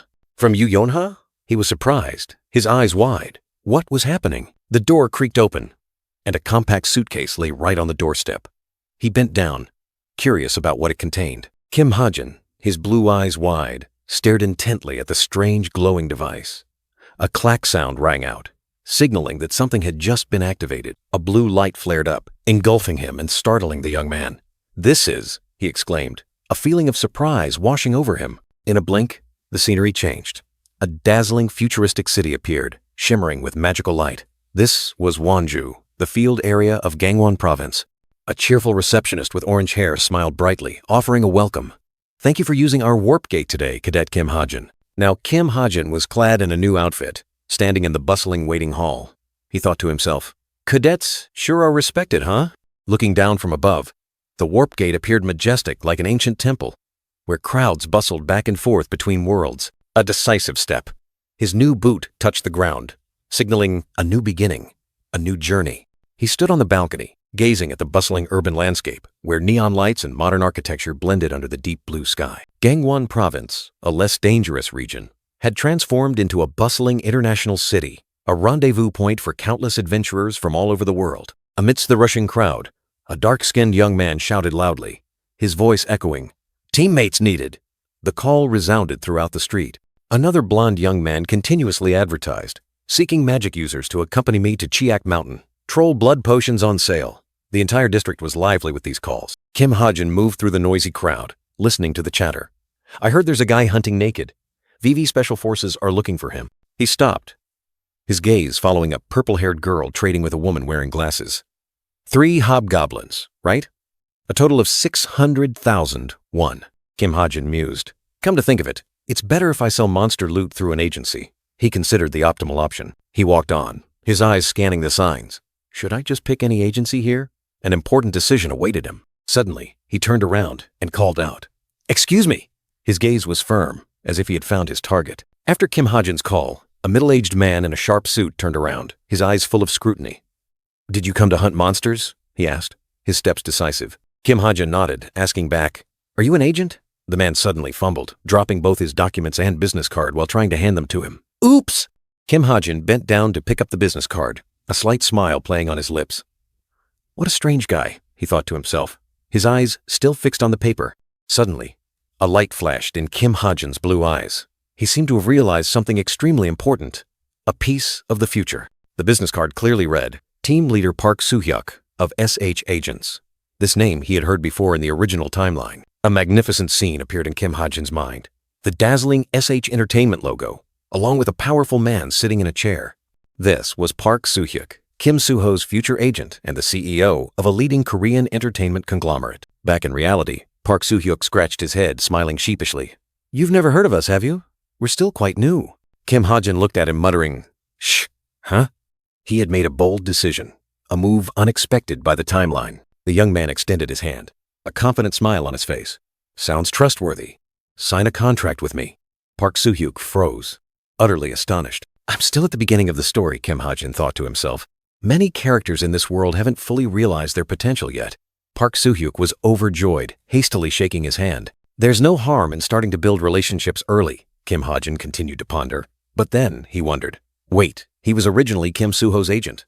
Can I just steal him like this? Under the clear blue sky, the lush green leaves seemed to be listening to the young man's troubled thoughts. Kim Ha-jin turned to Park Soo-hyuk, his eyes showing a hint of worry. Are you sure you're okay? Park Soo-hyuk panted, drenched in sweat, trying to keep up with Kim Ha-jin through the dense forest. Don't worry about me. If it gets dangerous, just leave me and go alone. Kim Ha-jin thought to himself, agents without cars usually waited outside the area. This guy seemed too eager for clients. Park Soo-hyuk pointed at the large footprints on the ground. Ah, these are hobgoblin tracks. They're quite easy to deal with. A pair can fetch 300,000 to 400,000 won. What do you think? Kim Ha-jin pondered, calculating. One mana bullet already cost 200,000 won. He looked at Park Soo-hyuk, deciding, considering the cost, I'd rather find a more lucrative target. Kim Ha-jin pointed at a new target, his eyes glinting with calculation. What about this one? From the mountaintop, a colossal monster appeared, its body as muscular as steel, its eyes glowing crimson. Park Soo-hyuk's jaw dropped. Park Soo-hyuk realized in a panic. Wait, that's a steel pig, isn't it? His eyes widened, his face incredulous. Park Soo-hyuk hastily explained. Guns aren't strong enough. Bullets can't pierce its skin. But Kim Ha-jin merely shrugged. The only way to know for sure is to try, right? Park Soo-hyuk froze, his face utterly astonished. I'm sorry? He couldn't believe his ears. My gun is pretty good, he said confidently. This was the weapon he had traded from Yu Yonha in exchange for information about the Mountain Lord monster. He drew a gold-plated Desert Eagle, a superior-grade metal attribute weapon. Its destructive power was amplified, along with advanced recoil reduction technology. The gun gleamed in his hand. Park Soo-hyuk behind him was still stunned. He thought to himself he had used SP points to add another special feature. Park Soo-hyuk panicked. I think we should avoid provoking it, he shouted. Kim Ha-jin! But it was too late. Kim Ha-jin's gaze was sharp, completely focused on the target. A blue light from the gun barrel reflected in his resolute eyes. A resounding bang echoed, the blue mana bullet tearing through the air. The powerful energy beam shot straight into the steel pig. The bullet pierced through the monster's steel-hard skin. The steel pig roared in pain, its body forcefully pushed back. The steel pig's bloodshot eyes gleamed with fury and terror as the blue energy spread throughout its body. Park Soo-hyuk witnessed the scene, his face pale with fear, his mouth agape and speechless. The colossal steel pig collapsed to the ground with a heavy thud. Kim Ha-jin stood tall, while Park Soo-hyuk fell backward. A dazzling light erupted. The Desert Eagle's hidden feature was activated. When an enemy is defeated with a single shot, destructive power is doubled. The young man stepped onto the precarious cliff, his sharp gaze sweeping across the scene. He stood proudly under the dazzling sunlight, a confident smirk on his face. Not bad. Park Soo-hyuk below was still astonished. The gold-plated Desert Eagle in his hand still shimmered with a faint blue energy, like a mark of the power that had just erupted. Park Soo-hyuk looked up, his eyes full of admiration. An extraordinary gun, and you're quite a marksman, too. He bowed slightly, a little embarrassed. You flatter me. Suddenly, a bang tore through the air. Park Soo-hyuk flinched, letting out a cry of fright. Park Soo-hyuk asked in a panic. What is it this time? He pointed towards a distant cliff. Just a black pelican on the cliff. Old Park Soo-hyuk knelt down, his glasses sliding down his nose, unable to believe his ears. You can see that far? Which cliff? He replied simply. Of course. His eyes flashed with a mystical blue light as a illusory data stream scrolled past. Just consider it my eagle eye. He turned and quickly walked up the slope. I'll go ahead. Park Soo-hyuk could only let out a helpless cry. Park Soo-hyuk's cry echoed in the vast space, but the young man had already disappeared. Wait for me! The giant black pelican collapsed to the ground, creating a heavy thud. The two monsters, a steel pig and a pelican, lay motionless. Park Soo-hyuk sighed. Just two of them are incredibly heavy. Can you transport them back? Park Soo-hyuk pondered, calculating. It's best to call 119 and pay the shipping fee. I'll transfer the money to your account tomorrow, after tax. He thought to himself, that's typical Park Soo-hyuk style. A firm handshake. All right, I look forward to working with you again, he replied. Me too. Park Soo-hyuk smiled kindly. You said this is your first time hunting in the field, right? Let me ask, what do you plan to do with that money? Kim Ha-jin pondered, his blue eyes flashing with calculation. Just invest in stocks. A decisive, simple decision, yet it concealed a grand plan. The nascent guild, Packhorse Masters, founded by a devil, was once a focal point in the original story. Darkness and magic power enveloped it, signaling extraordinary things. But to Kim Ha-jin, that guild was just a facade. What he truly cared about was their upcoming dungeon raid. The laptop screen reflected a cold light. According to the storyline, Packhorse Masters would soon attack the Suwon Devil's Lair dungeon. Afterwards, the guild's stock price would skyrocket, nearly 1,000%. A golden opportunity not to be missed. With exclusive information in hand, buying stocks was like picking up money. He pressed the purchase button with absolute confidence. There's no easier way to make money than this. Ding! A notification appeared. Packhorse Masters, 3 million won. Purchase successful. Kim Ha-jin thought to himself, this should be enough, right? A faint smile crossed his face. He was still not satisfied. Is there anywhere else to profit? Public forums had nothing. Perhaps he'd have to look for news on shady websites like Violet Hayes. Suddenly, an idea flashed in Kim Ha-jin's mind. He looked up at the ceiling, his gaze distant. Speaking of shady, I just remembered. The Cloaked Organization. A resounding name, belonging to the main antagonists in the latter half of the story. A mysterious criminal organization, concealing its members' identities. As the author, only I know about them, he mused. Despite being criminals, this organization hated devils. If I can approach their leader, it will be useful for eliminating Chae Jin-yoon. Let's see. He typed on the keyboard, searching for information. There must be an open position within their ranks. That means the competition will be fierce. Suddenly, the laptop screen went black. A dry click sound echoed, interrupting his train of thought. Huh? Kim Ha-jin was astonished. He stared frantically at the laptop. Hey, what the hell is this? Cold sweat ran down his back, his intuition telling him something was wrong. No! His eyes were filled with fear. This laptop was not just a tool, but also his only hope of returning to the real world. A dazzling flash of light, and the laptop screen suddenly lit up again. It's back on! Kim Ha-jin breathed a sigh of relief, his hope rekindled. But his joy was short-lived. A cold notification appeared. 1 month has passed. Time had mysteriously slipped away. A resounding sound. The laptop screen showed the update process was only 0.01%.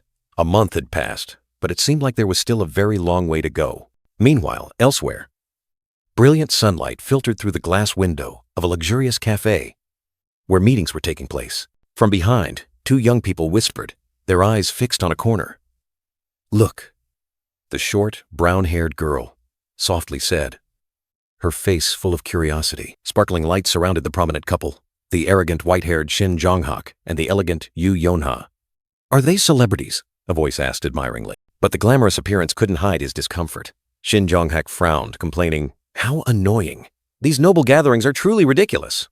Yu Yeon-ha, facing him, merely smiled faintly. Come on, it's not that bad. Connecting with the elite, you have nothing to lose, right? She said softly, her tone full of reason. How are your scores? She asked. So, he replied. That's funny, she scoffed.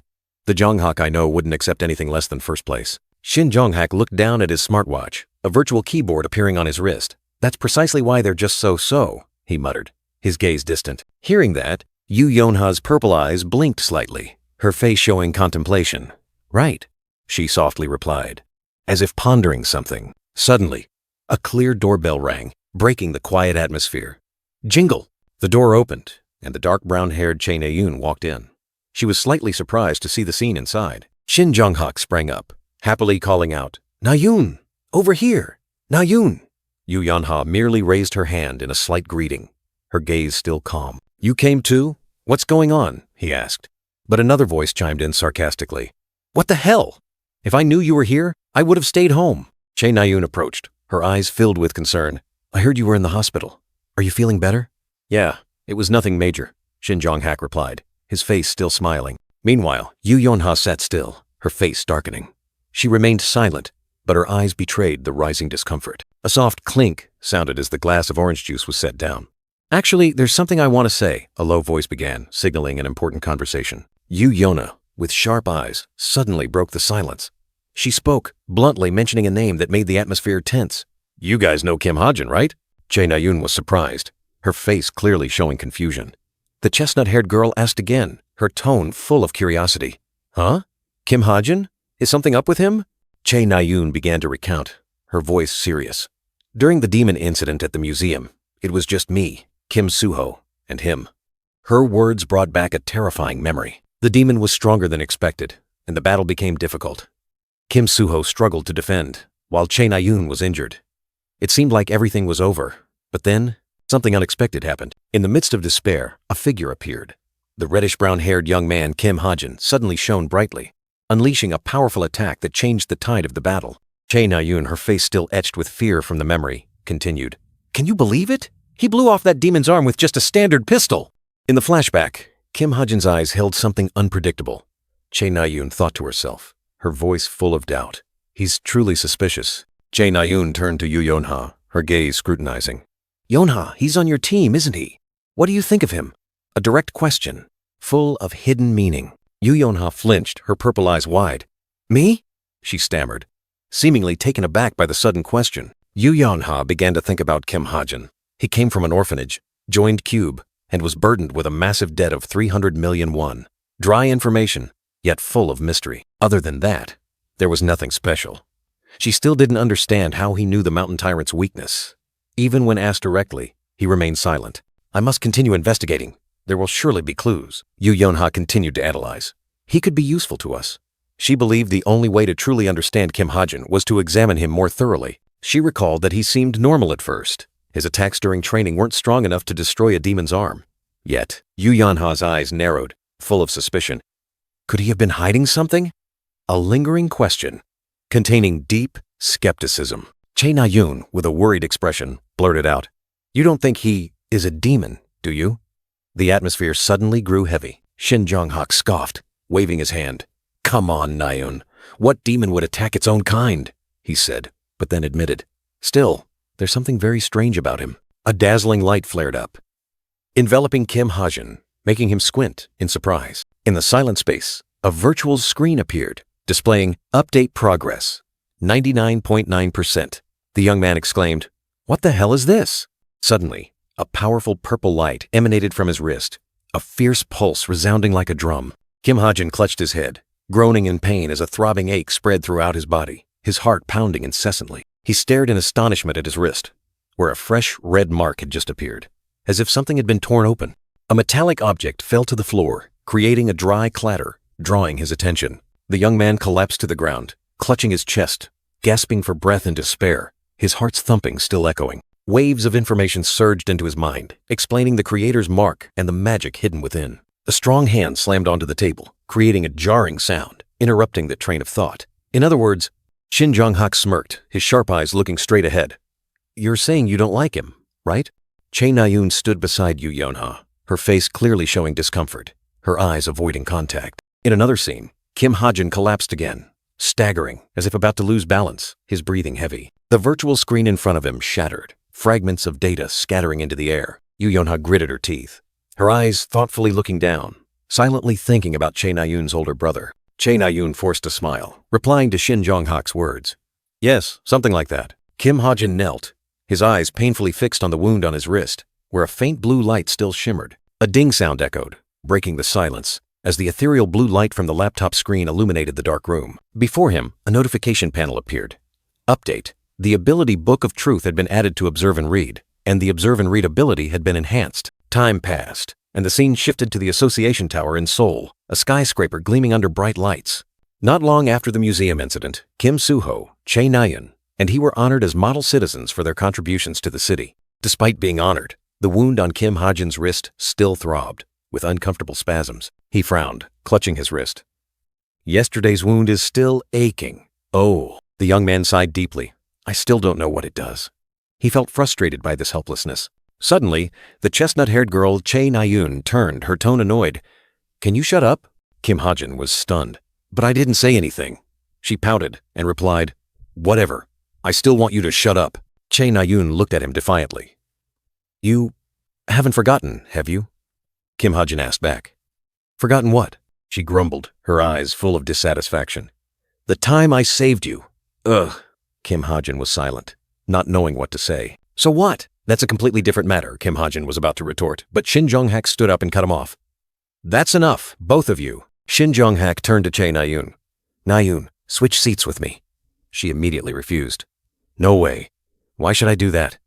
Kim Ha-jin thought to himself, what are they doing? In that tense moment, Kim Soo-ho appeared, quietly sitting down next to Kim Ha-jin, creating a space between them. Kim Soo-ho coughed softly, his calm gaze fixed forward, seemingly wanting to ease the atmosphere. Kim Soo-ho turned to Kim Ha-jin, his voice soft. Thanks for that time." Kim Ha-jin sighed, tiredly replying, "What is it now?" Kim Soo-ho sincerely thanked him, breaking the tense atmosphere. "If you hadn't intervened, we would have lost. So, truly, thank you." Chae Na-yoon sat nearby, still looking annoyed. Kim Ha-jin brushed off the thanks, his expression complex. "No, you would have won anyway, even without my help," he told himself. That was the protagonist's destiny. In Kim Ha-jin's mind, memories of the battle erupted. He recalled the decisive moment. If I hadn't been there, he might have unleashed even greater power. Kim Soo-ho, with a resolute gaze, believed, because that's what protagonists do. Faced with danger and adversity, they only grow stronger. Suddenly, a blonde female staff member cried out in a panic, "He's here! Everyone, to your positions!" A young man nearby flinched, and the atmosphere became urgent. Amidst the dazzling light, a majestic figure appeared. The man with long hair tied in a ponytail, exuding an overwhelming aura, took steady steps, surrounded by surging mana. It was Yoo Shi-hyuk, hero rank 37, the renowned Wolf of Valhalla. He clicked his tongue softly, his tone dismissive. "Tsk, what a bother." Yoo Shi-hyuk stood on the podium, his cold gaze sweeping over the crowd. Whispers arose. "Is that the Wolf of Valhalla? He's overflowing with mana." Amidst the chatter, Kim Soo-ho listened to the announcement. "Those honored, please come up to the podium." The young man's eyes briefly showed a serious expression. Kim Ha-jin also looked up, his gaze complex. He knew this moment of honor was not as simple as it seemed. On the podium, Yoo Shi-hyuk, hero rank 37, began presenting the awards. In honor of their selflessness in eliminating a demon that threatened the city, they are awarded. Yoo Shi-hyuk approached, shaking Kim Soo-ho's hand. "You are Kim Soo-ho?" he asked, his eyes assessing. "Yes," Kim Soo-ho replied, his expression calm. Yoo Shi-hyuk smiled, his eyes full of hidden meaning. These kids seem worth recruiting." Kim Soo-ho humbly replied, "You're too kind." Kim Soo-ho clutched the glowing tablet, a symbol of recognition. Each line of text on the screen seemed etched into his mind. Yoo Shi-hyuk leaned in close, his words like a tempting invitation. "Forget the association. Starting as a hunter for the desolate plains is also good. What do you think? Being a hero is a responsibility, and there's nothing fun about it. Trust me," Yoo Shi-hyuk warned. But Kim Soo-ho only smiled. "Even so, I think being a hero suits me better." Yoo Shi-hyuk smirked, teasing Kim Soo-ho. All right. What a boring kid." The Wolf of Valhalla turned, his gaze sweeping over a brown-haired maiden standing nearby. "Who's next?" "Oh, long time no see." She flinched. The brown-haired maiden blushed, stammering, "Master, are you well?" But Yoo Shi-hyuk coldly replied, "Since when were you my disciple, little archer?" He continued to deny it, his words like daggers. "Your father may have begged me to take you as a disciple, but I never agreed." Kim Soo-ho stood nearby, chuckling softly. Suddenly, Yoo Shi-hyuk noticed the dark-haired young man holding a piece of paper, his eyes showing a hint of surprise. Yoo Shi-hyuk asked directly, "Who are you?" Kim Ha-jin calmly replied, "Cadet Kim Ha-jin, sir." The Wolf of Valhalla hummed softly, as if suddenly remembering. They say indifference is worse than hatred. And in this moment, Kim Ha-jin felt it clearly. The awards ceremony concluded, and Chae Na-yoon was invited to share her thoughts. After the ceremony, Kim Ha-jin sought out a quiet cafe, bathed in brilliant golden sunlight. The dark-haired young man beamed. The 15 million won demon-slaying reward was truly amazing. He sipped his drink, calculating, "The remaining money I'll use to buy more shares of Packhorse Masters." But first, Kim Ha-jin opened his laptop, the screen glowing. "Let's check the new functions after the latest update." The screen displayed updated functions: Stigma, laptop internet activation, sub-skill Book of Truth added to observation and reading. First is Stigma. Kim Ha-jin looked at the star-shaped birthmark on his arm. "This must be the name of the birthmark that appeared on my hand yesterday." He frowned, thinking, what a vague description. The magic power contained within the stigma can be used whenever the user wishes. It says, I can use it any time. But Kim Ha-jin's arm was bandaged, the birthmark still clearly visible. Emitting a faint glow, he tried to activate it, and the birthmark suddenly flared with dazzling light, a large star-shaped energy surge appearing. Transform it into? After the unexpected stigma activation, Kim Ha-jin sat stunned, his eyes still bewildered by the surge of energy that had just erupted. He told himself he needed to learn more about this new power when he returned to the dorm, but the feeling of panic still lingered. Putting the stigma matter aside for now, he focused on activating the internet on his new laptop with a decisive click. The screen lit up, Kim Ha-jin's eyes widened, and a strange sensation welled up as the digital world opened before him. Aha! Now this is interesting. A series of special applications appeared, not just ordinary websites. He realized that besides basic websites, there were also information portals that required special access fees, and among them, Violet Hayes was the most important name, a secret not everyone knew. This was the most famous secret website among heroes, a place for trading information, weapons, quests, and even bounties. Almost no hero didn't use Violet Hayes, to the point where the government had to turn a blind eye to this underground economy. To access Violet Hayes, a considerable membership fee was required, but fortunately, he had enough 200 SP to create an account. Excellent. Now to connect. Kim Ha-jin hadn't finished speaking when a hand unexpectedly landed on the table. Looking up, he saw a red-haired woman smiling, her sharp eyes looking directly at him. "Do you know who I am, Cadet Kim Ha-jin?" she asked, her tone both friendly and authoritative. She explained that he had disappeared from the awards ceremony, forcing her to look for him. Then she slid a business card over to him. "I wanted to give you this." Kim Ha-jin looked at the business card, which clearly stated Vice Guild Master Yoon Sung-ka, and he knew this was an extremely valuable gift. Vice Guild Master Yoon Sung-ka smiled meaningfully, her words like a gentle breeze. "There's something I want to ask you. This was the first step of a recruitment. Can you satisfy my curiosity?" That smile held power, for this was an opportunity to be recruited by her, a door opening to destiny. Before him, Vice Guild Master Yoon Sung-ka maintained her mysterious smile, her eyes scrutinizing, as if weighing the value of the prey before her. In the public eye, Yoon Sung-ka was the embodiment of benevolence. But Kim Ha-jin knew well that this appearance was merely a facade. The truth was far more brutal. Beneath her gentle exterior lay the nature of a predator. Those who failed to meet expectations would be mercilessly discarded. For her, only the strong survived. That was Yoon Sung-ka, Vice Guild, master of the nation's top guild, a powerful woman hidden behind a smile as radiant as the Sunday.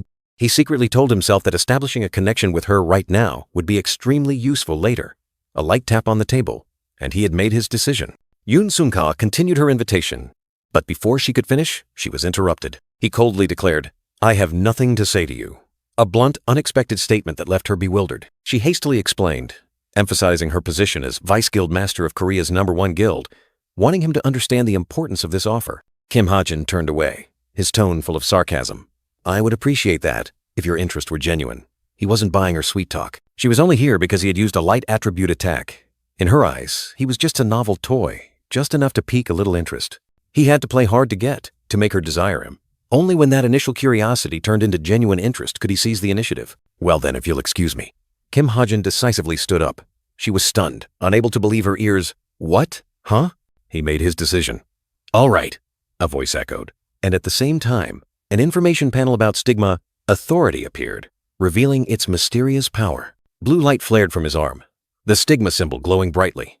Let the magic within Stigma transform into a dagger. The blue light exploded, brilliant like a newborn star. From nothingness, a shimmering magical dagger materialized in Kim Ha-jin's hand, emitting an ethereal blue light. He stared in astonishment at the new weapon, realizing that mere thought was enough to summon it. "Whoa, I guess I just need to think about using it and it appears." Magic, a stat dependent on innate talent and early education, was now within his grasp. Having believed he couldn't use magic, he was now surprised by this new ability, telling himself he was truly lucky to have found a way. He decided to test his next ability, the Book of Truth, another mysterious power. "The Book of Truth," he murmured, his eyes full of contemplation. A surge of blue light erupted from his arm. Stigma was activated once again. In midair, an ancient book appeared, emitting an ethereal light, its pages turning automatically. "This book contains the truth. It will answer any question within its magical scope."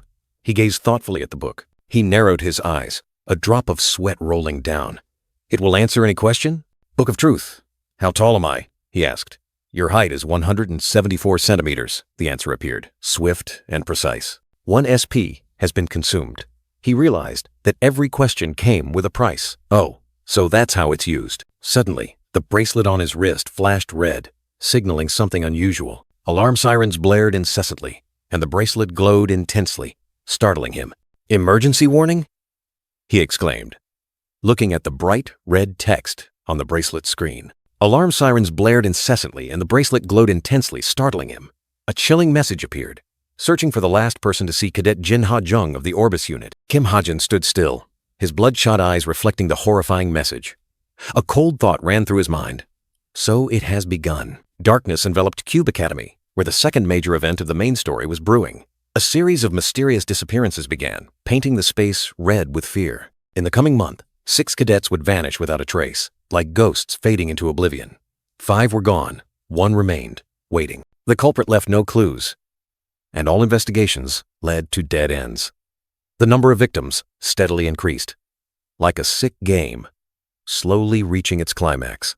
Amidst the peaceful academy grounds, Kim Soo-ho and Yoo Yeon-ha walked, unaware that this was an extremely crucial chapter, harboring immeasurable danger. Yoo Yeon-ha's radiant smile concealed a cruel truth. She was the culprit's final target, an unavoidable prey. Kim Ha-jun worried, recalling the museum incident. He wondered if he should intervene to protect Yoo Yeon-ha, preventing the storyline from deviating from its original course. But then, he shook his head. A hasty intervention could disrupt the entire plot, leading to unforeseen consequences that he couldn't predict. Under the brilliant sunset, Kim Ha-jun decided to wait. He would observe, seeking the right moment instead of acting rashly. The clang of metal echoed in the vast training room. Bright lights illuminated the small figures diligently training. Kim Soo-ho was drinking water, sweat beading on his face. Each sip seemed to wash away the fatigue from the intense training session. "Yo, Soo-ho, look over there," Lee Young-in pointed, drawing Kim Soo-ho's attention. He softly uttered, full of curiosity. A heavy stomp on the weights, a dry thud, signaled an impending confrontation. "Hey, weakling, what the hell are you doing?"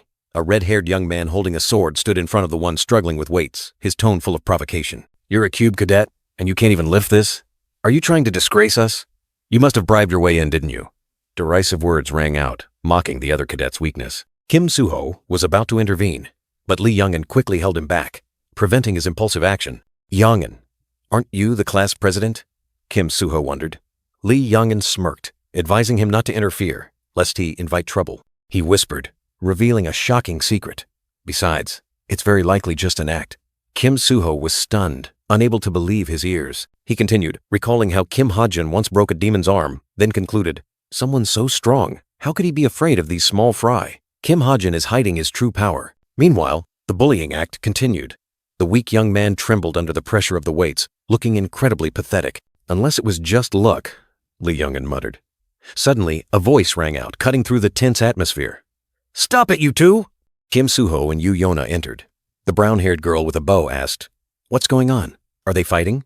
Yoo Yeon-ha replied, "It seems to be Kim Soo-ho." A powerful, decisive, and authoritative stride echoed, drawing all eyes. The instructor with tied-up hair appeared, his face red with anger. "What the hell is this? You're supposed to be training," he roared, breaking the chaos. He held up a scroll, his voice echoing through the room. "Gather round. I have your surprise test scores here. I'll post it on the wall. Go check your own results," the instructor ordered, causing the cadets to buzz and rush towards the notice board. The cadets crowded together, anxiously searching for their names. "What did you get?" "I probably failed."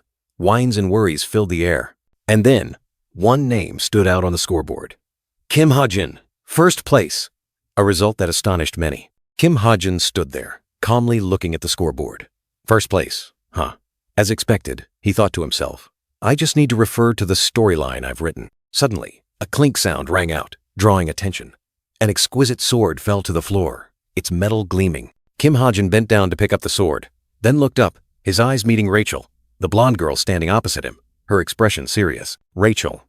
The name echoed in Kim Ha-jun's mind, along with her full title, Rachel Elizabeth Louise, an English princess who ranked third in the prestigious Cube Academy entrance exam. And another detail about her. Whether big or small, Rachel had never failed any written test. That information startled Kim Ha-jun. An indescribable feeling of shock washing over him. Memories returned, a magnificent castle under the dazzling sunlight. Princess Rachel, congratulations on your acceptance into Cube, Your Highness. Her attendant anxiously asked if she was afraid to be among the world's most outstanding heroes, and with all classes taught in Korean. Rachel smiled confidently, replying that she would do her best not to disappoint everyone's expectations, all for the honor of the royal family. A young Rachel stood before a family portrait, shouldering a great responsibility. But now, Rachel was clutching her head, her face filled with anguish. My compatriots, please forgive me. Back in reality, an instructor was reading Kim Ha-jun's test aloud, praising his answer on phenomenological analysis as completely novel and advising everyone to follow his example. Rachel sat studying, her face pensive. She told herself that phenomenology was not easy and wondered if she could close the gap with Kim Ha-jin before the midterm exam. Kim Ha-jin sat in front of his computer, his eyes bewildered. Where am I? Who am I? Questions about his identity and past still haunted him. Meanwhile, Rachel continued to study diligently, surrounded by a burning determination. She wondered, how does Kim Ha-jin usually study? Kim Ha-jin typed continuously on his computer, opening a website called Facts Information Office, where all questions would be answered. Now that I have a decent ability like the Book of Truth, I should make the best use of it, he thought. I can also earn some money in the meantime. The Book of Truth allowed him to learn everything in this world at the cost of SP points. Since his reputation was 0, he couldn't earn much yet, but he hoped things would pick up. After some consideration, Kim Ha-jin decisively clicked on agent registration on the computer screen. A new path had been decided. The screen flashed, mystical energy waves flickering, signaling an impending change. The young man reached out to touch the blue light, deciding it was time to use the precious SP points he had accumulated for so long. Startling information appeared. Search for the last person to see Orbis Unit Cadet Jin Ha-jung. This was the beginning of the second major event in the story, where Cube's safety was called into question. He looked at the gun in his hand, knowing that with his current skills, he wasn't strong enough to face devils. But interfering with the plot was something he had to do. Kim Ha-jin smirked, recalling the SP points he earned thanks to Shin Jong-hak's minions. He thought it was time to invest them in things that would help him survive. Top priority: weapon upgrade. The familiar Desert Eagle suddenly glowed, as if waiting to be transformed. Skilled fingers glided across the keyboard, activating the transformation function. From a pistol, it would become a sniper rifle. A fleeting hesitation crossed Kim Ha-jin's mind. Was he going too far with these interventions? But then, without further hesitation, his finger decisively pressed Select, confirming his decision. 250 SP points vanished. The Desert Eagle glowed intensely, as if reborn with new power. Each part of the gun transformed, elongating in the mystical light, creating a completely different shape. From a compact pistol, it was now a powerful sniper rifle ready for any arduous challenge. The Desert Eagle, now a sniper rifle, carried new power and stature. Kim Ha-jin looked at the result on the table, thinking to himself, this will certainly surprise many people. But then, in the blink of an eye, the rifle shrunk, returning to its original pistol form, concealing its latent power. Kim Ha-jin looked at the skill system screen, telling himself he would create new techniques. The eccentric's relentless ambition, always seeking to overcome limits. Unlike supernatural abilities, skills are honed physical talents. The system explained clearly, shaping the path of power he was pursuing. For a marksman, positioning is crucial, the key to every successful assassination. He needed a perfect position, a decisive advantage. His fingers glided quickly across the keyboard, each decisive tap like knocking on the door of destiny. He was searching for something, a missing piece. Suddenly, a new skill appeared. Parkour, basic level, the ability to move flexibly, overcome all terrains, depending on agility and strength. 350 SP points vanished, exchanged for a promising skill. A price to pay for progress. For the path he had chosen. The young man looked at his hands, feeling no difference. I don't feel any different, but it worked, right? A hint of doubt, a glimmer of hope. Suddenly, his bracelet glowed. A signaling sound rang out. Huh? Kim Ha-jin was surprised. An important message awaited. A group message popped up. Has anyone seen Sun-yeon from the Orbis unit? We haven't been able to contact her since yesterday. An urgent call, an ominous sign. Kim Ha-jin's pupils constricted, his eyes filled with horror. The second victim. He realized the cruel truth, a terrifying chain of events unfolding. The silhouette of a girl appeared, surrounded by bloodstains and chaotic energy. All students who went missing before Yu Yanha were murdered by the culprit. The truth was exposed, cold and cruel. 2 skulls lay bare on the blood-soaked ground, symbols of death. I know the identity of the culprit and their next victim. Can I just stand by and let it happen? A tormenting self-question. His blue eyes blazed with a fire of determination. Kim Ha-jin, the eccentric, couldn't sit idly by knowing a crime was about to occur. The sky was clear blue, and the sun shone brightly on Cube Academy's outdoor training ground.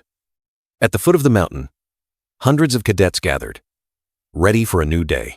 The man with his hair tied up and wearing sunglasses spoke. Is everyone here? Today we'll have a special practical training session. His voice echoed, full of authority. Behind him, an ancient structure appeared, harboring secrets. The cave behind me is an artificial dungeon. It was created using magitech. A new world was about to open. The instructor continued, revealing that this artificial dungeon was filled with real-world simulated monsters. A surge of fiery red energy swirled deep into the dungeon, signaling the imminent start of a simulated attack. The instructor's face suddenly became stern, his golden eyes glowing through his sunglasses. "Don't you dare be complacent just because this is training." His voice was harsh, like a stern warning. A tense atmosphere enveloped them. "The dungeon before you is unimaginably vast." The instructor's words seemed to crush all complacency, forcing the cadets to confront the harsh reality. Many cadets gathered, their eyes filled with worry. The Veritas and Cultura units will cooperate to conquer it. 2 units, 2 forces, now had to face the challenge together. The instructor pointed towards the display screen showing the list, commanding, "Each unit will send 1 team to form an assault team. Now, split into your assigned teams." Immediately, a wave of commotion and noise spread across the plaza. The cadets began searching for their teammates, the sounds of chatter and footsteps echoing, creating a chaotic yet vibrant scene. Kim Ha-jin stood there, his eyes focused on the team roster. He was assigned to Team 8, along with Yu Yeon-ha, Jin Ho-seong, Hazuki, Jaden, Kim Jing-yu, Oh Soo-jung, and Lee Jin-cha. Inside the artificial dungeon, darkness enveloped everything, with only 2 glowing red eyes flashing menacingly. Countless traps and tricks await. Some were even set by devils themselves. Kim Ha-jin gripped the gun tightly in his hand. He had prepared special bullets, but would they be enough to get through this training safely?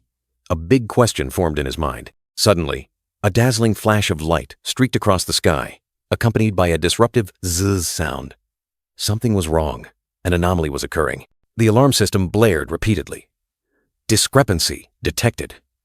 Error messages appeared on the virtual screen, indicating a serious incident was underway. Kim Ha-jin's eyes widened in astonishment. The storyline has been changed, and 3 revisions at that. He couldn't believe what he was seeing, a terrifying truth slowly unfolding. But who? He wondered, as other cadets hastily assembled their teams. "Team 1, assemble. Anyone from Team 3, calls echoed. But Kim Ha-jin's mind remained immersed in doubt. Another dazzling flash of light appeared, accompanied by a bewildered question. What has been changed? This sudden event left everyone confused, not understanding what was happening. "Hey, you idiot! Didn't you hear the instructor?" An angry voice rang out, interrupting Kim Ha-jin's thoughts and pulling him back to the chaotic reality. The chestnut-haired girl Cho Yuna stood next to Kim Soo-ho, saying with dissatisfaction, "You're Kim Soo-ho? You look quite foolish."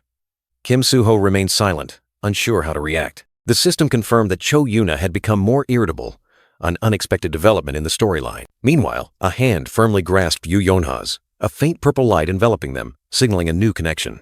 The brown-haired boy Jaden flashed a bright smile, shaking Yu Yeon-ha's hand and saying, "Nice to meet you, Yeon-ha. I hope we get along even after this training." She only replied reluctantly, while the notification board showed Team 8 consisting of Yu, Yeon-ha, and Jaden.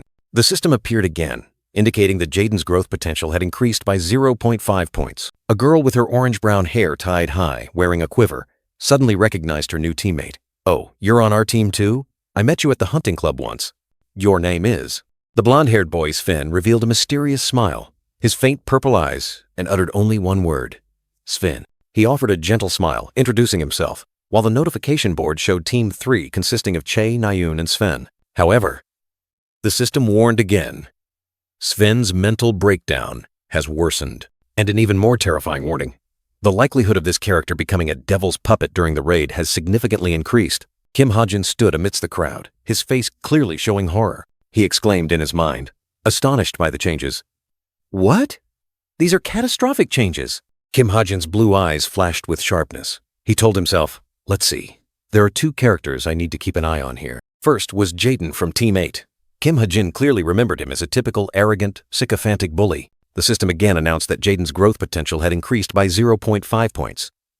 Kim Ha-jin wondered, but what the hell are these potential points? Jaden confidently introduced his teammates. "I'm Jaden, and these are Kim Jing-yu, Oh Soo-jung, and Lee Jin-cha. They are my teammates." Yu Yeon-ha also introduced her teammates. "It's my turn to introduce Jin Ho-seong, Hazuki, and Lee Ha-jin." Kim Ha-jin, having been called by the wrong name, immediately corrected her with annoyance. "It's Kim Ha-jin." Kim Ha-jin, with an irritated expression, concluded the internal monologue. Anyway, that's enough about him. Next up is Sven from Team 3, an excellent student from Germany, granted a government scholarship. A special detail about him is he likes Che Na-yoon. His smile hides a mysterious, unpredictable nature. Like many other international students at CUBE, Sven came here with the ambition to reach the top, conquering all limits. But reality was much harsher, more brutal. In battles, he was just an ordinary person among monstrous talents. Facing the terrifying power of other students, he was merely a grain of sand in the desert, small and hopeless. That was the first time he tasted inferiority and failure. The adolescent feeling of self-doubt plunged him even deeper. That pushed him to the brink, selling his soul to a demon for the power he had long craved. A glowing red, ghostly sword appeared. "So far, everything is just as I wrote," Kim Ha-jin muttered. But a notification popped up. Sven's mental deterioration has worsened. The likelihood of becoming a demon puppet during the raid has significantly increased. The problem is the phrase, "during the raid." His transformation has accelerated, Kim Ha-jin mused, his hand touching the system screen. "Though I hope it won't greatly affect the storyline." Suddenly, a rough hand slapped Kim Ha-jin's shoulder, interrupting his thoughts. Jaden, with a sneer, squeezed Kim Ha-jin's shoulder. "Hey, you're that gun guy, right? Don't zone out like this when we're inside, got it?" Kim Ha-jin slapped his hand away, growling, "What the hell? Let go!" Jaden sneered. "Oh, nice attitude. I see you really are a bastard. All those rumors flying around have a reason, don't they?" Kim Ha-jin gripped the gun in his pocket. He muttered, "Lately, my reputation has plummeted because of some rumors spread in the Orbis unit. They said I exploited my status as a CUBE student to constantly threaten and bully others. It's one of those baseless rumors designed to tarnish someone's reputation. The source is too obvious," Kim Ha-jin thought to himself, the images of 3 hateful figures appearing. "But thanks to them, I gained a bunch of SP." He stood between Jin Hoseong and Hazuki, his gaze distant. "Why isn't anyone helping me? Aren't we a team?" A majestic echo from the ancient architecture resonated, ordering the teams to enter in sequence. Team 1, the Pioneers, was ready. Amidst the commotion, Team 1 advanced valiantly. Kim Soo-ho flashed a confident smile, while Cho Yuna, the top support, was ready for the challenge. "I heard you're the strongest support," Kim Soo-ho said. "Aren't we a bit too overpowered together?" the purple-haired girl replied. "Every team has its carries and its deadweights." The summons rang out, signaling teammates' turn. A faint reply, as if fate had been sealed, echoed through the space. The dungeon entrance opened, swallowing the light. Drops of water seeped down. Footsteps echoed, signaling a perilous journey. Team 8, with Kim Ha-jin hidden among his teammates, stepped underground. Rapid footsteps, then a cold splash, signaled the beginning. The footsteps stopped. "Oh!" Jin Hoseong exclaimed, his eyes scrutinizing. Team 8 stood still, preparing to face what lay ahead. A crossroads appeared, dark paths leading in different directions. This was the decisive point, where each team's fate would diverge. At another turn, Kim Soo-ho asked Cho Yuna, "Which path is best?" The purple-haired girl pondered. "Kim Jin-yu is a marksman, so—" A cold, decisive voice rang out, pointing directly to a number. Path number 6. Kim Ha-jin, with a faint glow around him, affirmed, "It's path number 6. He had seen what others couldn't." Jaden sneered, looking at Kim Ha-jin with disdain. "Who asked a gun wielder like you?" Yu Yun-ha stood nearby, silent, but her eyes also full of doubt. Despite her annoyance, Yu Yun-ha decided, just follow his suggestion. Kim Ha-jin was momentarily surprised, then returned to his indifferent expression. "He seems useless," Yu Yun-ha said, "but his eyesight is quite good." Upon hearing this, Kim Ha-jin could only sigh, feeling underestimated. Did she have to be so blunt? Kim Ha-jin thought to himself, his heart full of dissatisfaction. He knew he was being underestimated. "It's good anyway," he told himself. "I can follow Chae Na-yoon. If Sven makes a pact with a demon, she'll be in danger, and the storyline will get messed up." Kim Ha-jin's inner self screamed. She couldn't get lost, couldn't be in danger in this dungeon. In the dim darkness, Jaden muttered curses about some eccentric who only sought attention instead of focusing on the monster ahead. "What monster?" a student wondered. "It's too dark. I can't see anything." Ambiguity enveloped them, causing everyone to panic. Jaden remained resolute, pointing directly into the void. "Can't you see it? A salamander right there. It's probably the dungeon switch." An orange-haired boy asked if he should shoot an arrow of light. Yu Yana, with a cold expression, decisively agreed. The orange-haired boy drew his bow, a powerful stream of light gathering at the arrowhead. Energy erupted, ready to tear through the night.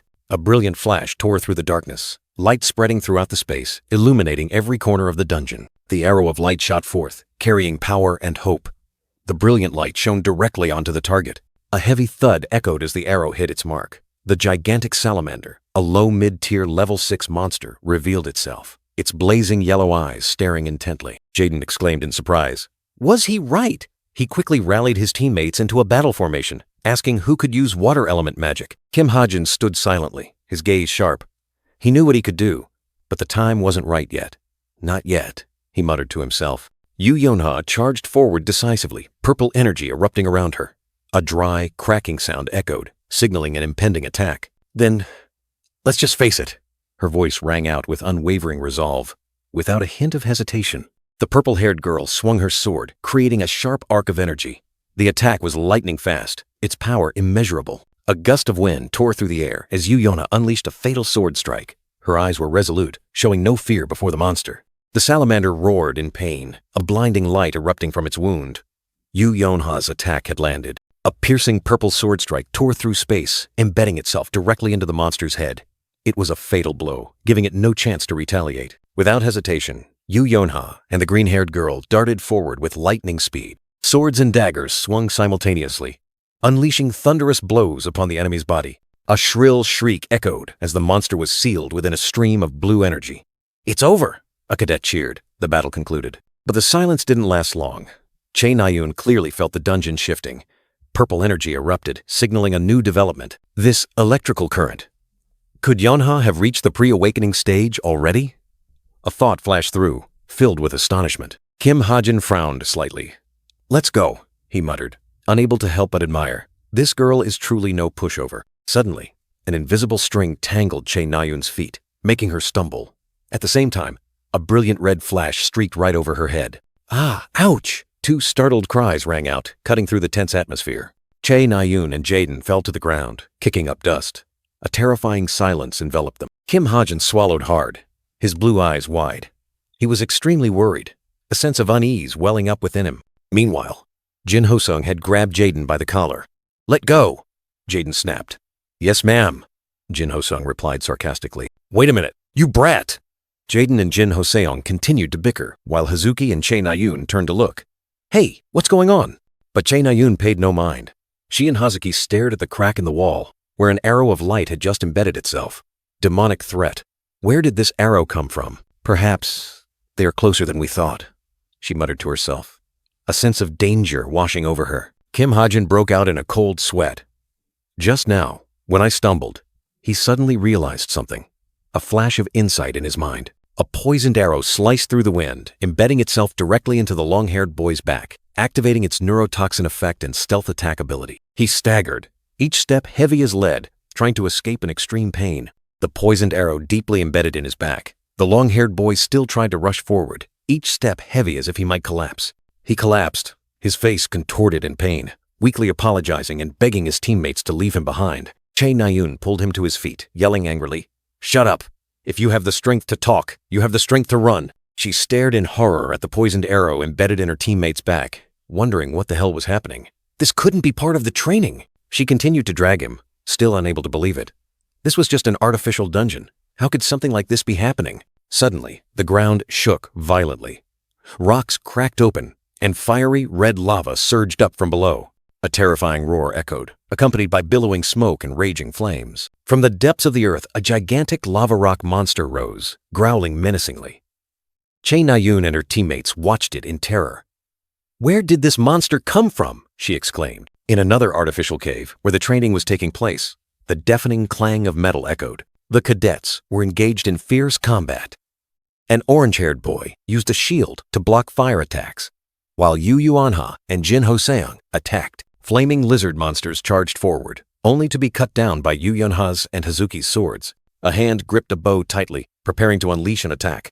The orange-haired boy and the brown-haired girl, both archers, simultaneously fired arrows of light towards the enemy. Their arrows sliced through the wind, embedding themselves directly into the lizard monster, causing it to explode in a blinding flash of light. The brown-haired archer and the brown-haired boy in a hoodie simultaneously launched their attacks, a stream of energy bullets and a powerful kick striking the lizard monster. Another cadet swung his sword, creating a luminous sword trail that tore through the air, heading straight for the burning monster. The deafening clang of metal echoed, followed by a blinding flash of light that erupted, engulfing the entire space. A blue arrow with a unique watery trail pierced the floor, leaving a strange mark. The brown-haired boy in a hoodie looked back, his eyes full of doubt, wondering if everything was truly over. The group of cadets stood in the large hall, and the brown-haired boy in a hoodie spoke up, remarking that things had gone quite smoothly, with only a few lizards and small fire monsters. He pondered, his gaze fixed on the poisoned arrow that had just fallen, a sense of unease rising within him. He examined the arrow, realizing it was laced with neurotoxin, and wondered if the cadets' keen senses were mistaken in thinking this was just part of the training. The group of cadets looked up as a small speck of fire suddenly appeared in midair, drawing everyone's attention. The speck of fire grew larger, emitting a brilliant light, signaling that something unusual was about to happen. The brown-haired boy in a hoodie shivered, a chill running down his spine as he stared at the burgeoning flame. The small flame suddenly contracted, then flared up powerfully, transforming into a tiny yet menacing creature. The fire creature exploded, transforming into a gigantic blazing lizard, which roared menacingly, creating a fiery vortex of energy. The brown-haired boy in a hoodie was horrified, his eyes wide, unable to believe that the lizard was still not dead. The fire lizard monster roared, spewing an enormous stream of fire that engulfed the entire space, attacking ferociously. The brown-haired archer girl flinched, her eyes wide with surprise as she looked at the incoming stream of fire, quickly trying to dodge. In the blinding light, Kim Ha-jin and a brown-haired girl stood amidst the brilliant space, his face full of contemplation. Kim Ha-jin's hand rose, and a surge of magical energy began to gather, signaling that something was about to happen. The magical mark on his hand flared brightly, magic power surging like an ancient whisper. The magic of the mark. Kim Suho, with blue hair, gritted his teeth, pouring all his strength into creating a gigantic water vortex. "Create a water shield for me." Immediately, the lizard monster's fierce stream of fire collided with the water shield, and an earth-shattering explosion rang out. The gigantic water shield enveloped the cadets, protecting them from the terrifying destructive power of the flames. Water and fire clashed fiercely, steam rising thickly, engulfing the entire battlefield. The water shield surged, repelling the flames and throwing the lizard monster backward. The lizard monster roared in pain, smoke billowing from its mouth, its body trembling. Its colossal body collapsed, creating a deep crack in the ground. As the cadets watched in horror, the brown-haired sword-wielding cadet and Hazuki were astonished, exclaiming, "What the hell? That power!" Kim Ha-jin stared at the monster, feeling the scorching heat. "Is that really a puppet? That fiery breath is real. It hasn't even touched me, yet my skin is already singed." Suddenly, an angry voice rang out, calling to him. "Hey, you gun kid!" The red brown-haired boy angrily grabbed Kim Ha-jin by the collar, shouting, "You bastard, when I asked who had water attribute skills earlier, were you sleeping?" Kim Ha-jin tried to explain. "It's just an effect from a magic item I equipped." But the other guy didn't believe him. "Do you think we'll buy that?" Yu Yonha intervened. "Stop it, we don't have time for this." Yu Yonha looked at the fallen monster, her eyes full of contemplation. That was a real monster, wasn't it? How did it get here? Yu Yonha pondered the monster that had just been defeated. This place is designed like a real dungeon. Perhaps a normal salamander evolved, or a natural monster appeared. Well, details later.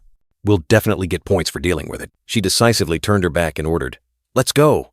The group continued their journey, leaving unanswered questions behind. Her steps were steady, but Yu Yonha's mind was filled with incessant doubt. That magic item, it must be a lie. If he can't even afford a desert eagle, how could he possess a magic item? But he can use water attribute magic? Even Kim Suho or Shin Jonghak would find that difficult.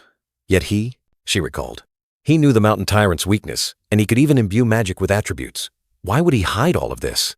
A dark thought flashed through her mind, cold and terrifying. Could it be he's a devil? In another space, Kim Ha-jin stood calmly facing a gigantic shadow, his eyes harboring unfathomable secrets. Meanwhile, in another area of the dungeon, molten red lava bubbled furiously, signaling a new danger rising. From the sea of fire, a colossal creature of rock and lava rose, growling menacingly. Magma Megalith. Level 5, monster, mid-tier. The monster's blinding light enveloped them, terrifying the cadets. That's definitely the dungeon boss, isn't it? Two other cadets stood high above, looking down at the monster. Ha! Can we deal with that thing? It'll be tough with just our team. The next team should be arriving soon. Let's join forces with them. For now, let's stay quiet. Another group of cadets gathered, their faces filled with worry. Jorn said, "But Sven needs proper treatment. Seriously, where did that damn arrow come from?" The difficulty of this training seems unusually high, doesn't it? A cadet's hand clenched tightly, revealing worry and helplessness. Sven lay there, his face contorted in pain, whispering, "I'm sorry, everyone. If only I hadn't been hit by the poisoned arrow." In Sven's mind, desperate thoughts poured out. Why is it always like this? Ever since I came to Cube, nothing has gone smoothly for me. Tears streamed down his cheeks. The young man whispered in pain.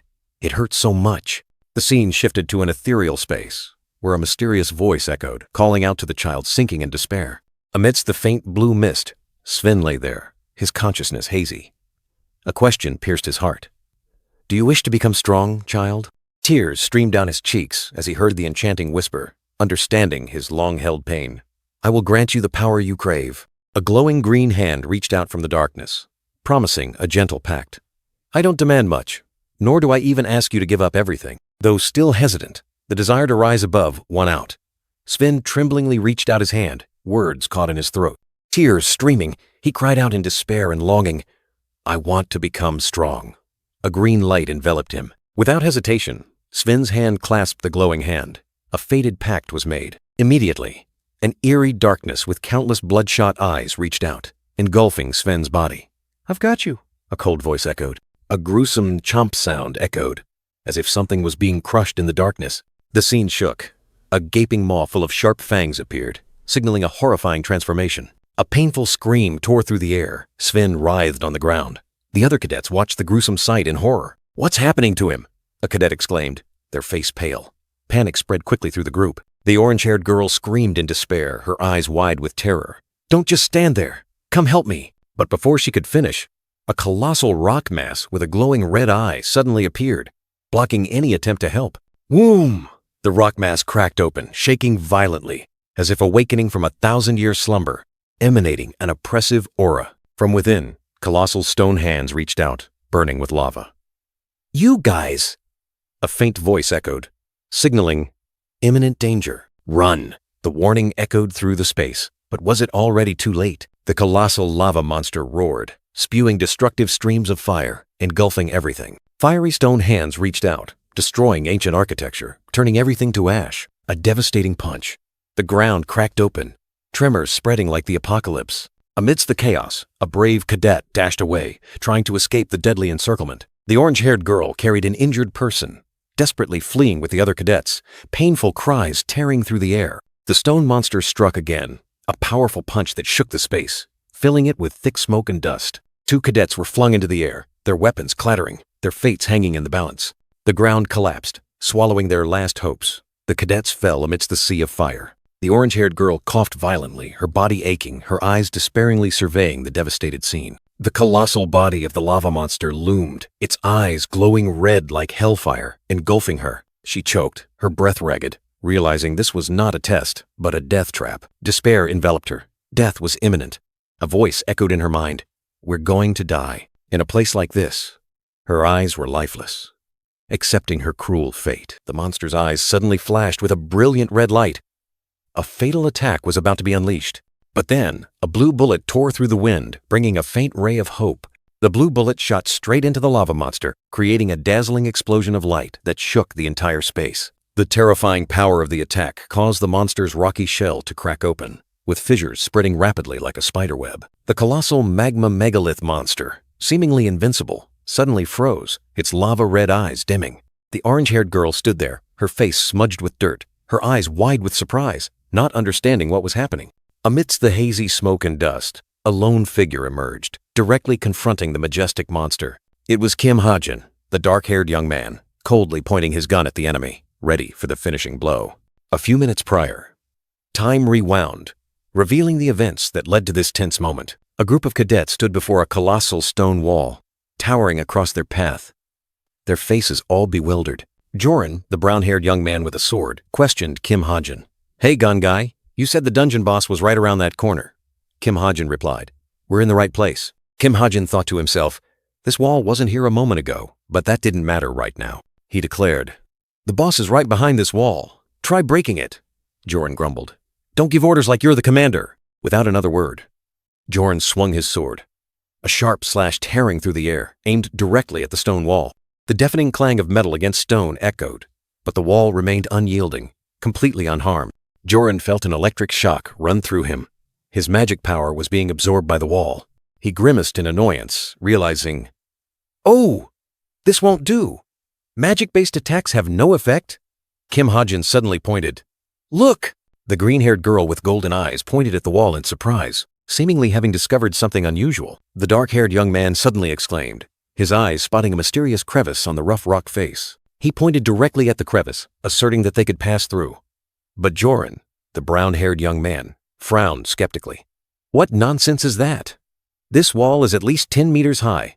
Kim Hajin looked up, his gaze resolute. Can't do it? Then I'll go first. His voice held a challenge, mixed with a hint of confidence. His hand suddenly glowed blue, a powerful surge of energy erupting. He activated a skill, ready to cling to the rock face. In a flash, Kim Hajin shot up the rock face, clinging firmly to every rough patch. He climbed nimbly, leaving those below stunned. With astonishing speed, Kim Hajin continued to cling and climb even higher. His figure gradually disappeared into the darkness of the crevice. In an instant, his back completely vanished into the crack. Jorn stood below, muttering in bewilderment. Is he a cat? He's as fast as lightning. Suddenly, a loud explosion echoed, and debris rained down from above. Jorn, along with the green-haired girl, the purple-haired girl, and the orange-haired girl, looked up. Their eyes filled with worry and astonishment. Large chunks of rock shattered, falling like rain. A thick cloud of dust enveloped everything, obscuring the newly opened entrance. Jorn gritted his teeth, his eyes filled with annoyance. He hadn't expected things to become so complicated. Inside, a horrifying scene unfolded. The colossal magma megalith monster stood towering amidst a sea of fiery lava. What the hell is going on here? Kim Hajin stood on a high rock ledge, facing the monster. It was shaking violently, as if it had just broken free from some restraint. Molten lava poured from the monster's mouth. Did the stun effect wear off that quickly? A deep growl echoed throughout the cave. Che Nayun stood frozen, her eyes wide with panic. The other cadets were also terrified, one shouting, "Nayun, snap out of it! Run!" Kim Hajin also seemed to be panicking, stomping his foot repeatedly. "Quick, hurry up!" And his face suddenly contorted, his eyes wide, as he flashed a sinister smile. "Save me, won't you?" A haunting plea for help. Amidst the brilliantly lit space, a resounding command shattered the silence. Battle formation. The life or death battle had begun. The colossal lava monster growled, but had no time to react as dazzling sword slashes tore through the air, striking its body. A brilliant golden energy blast shot out, piercing through the darkness, carrying destructive power.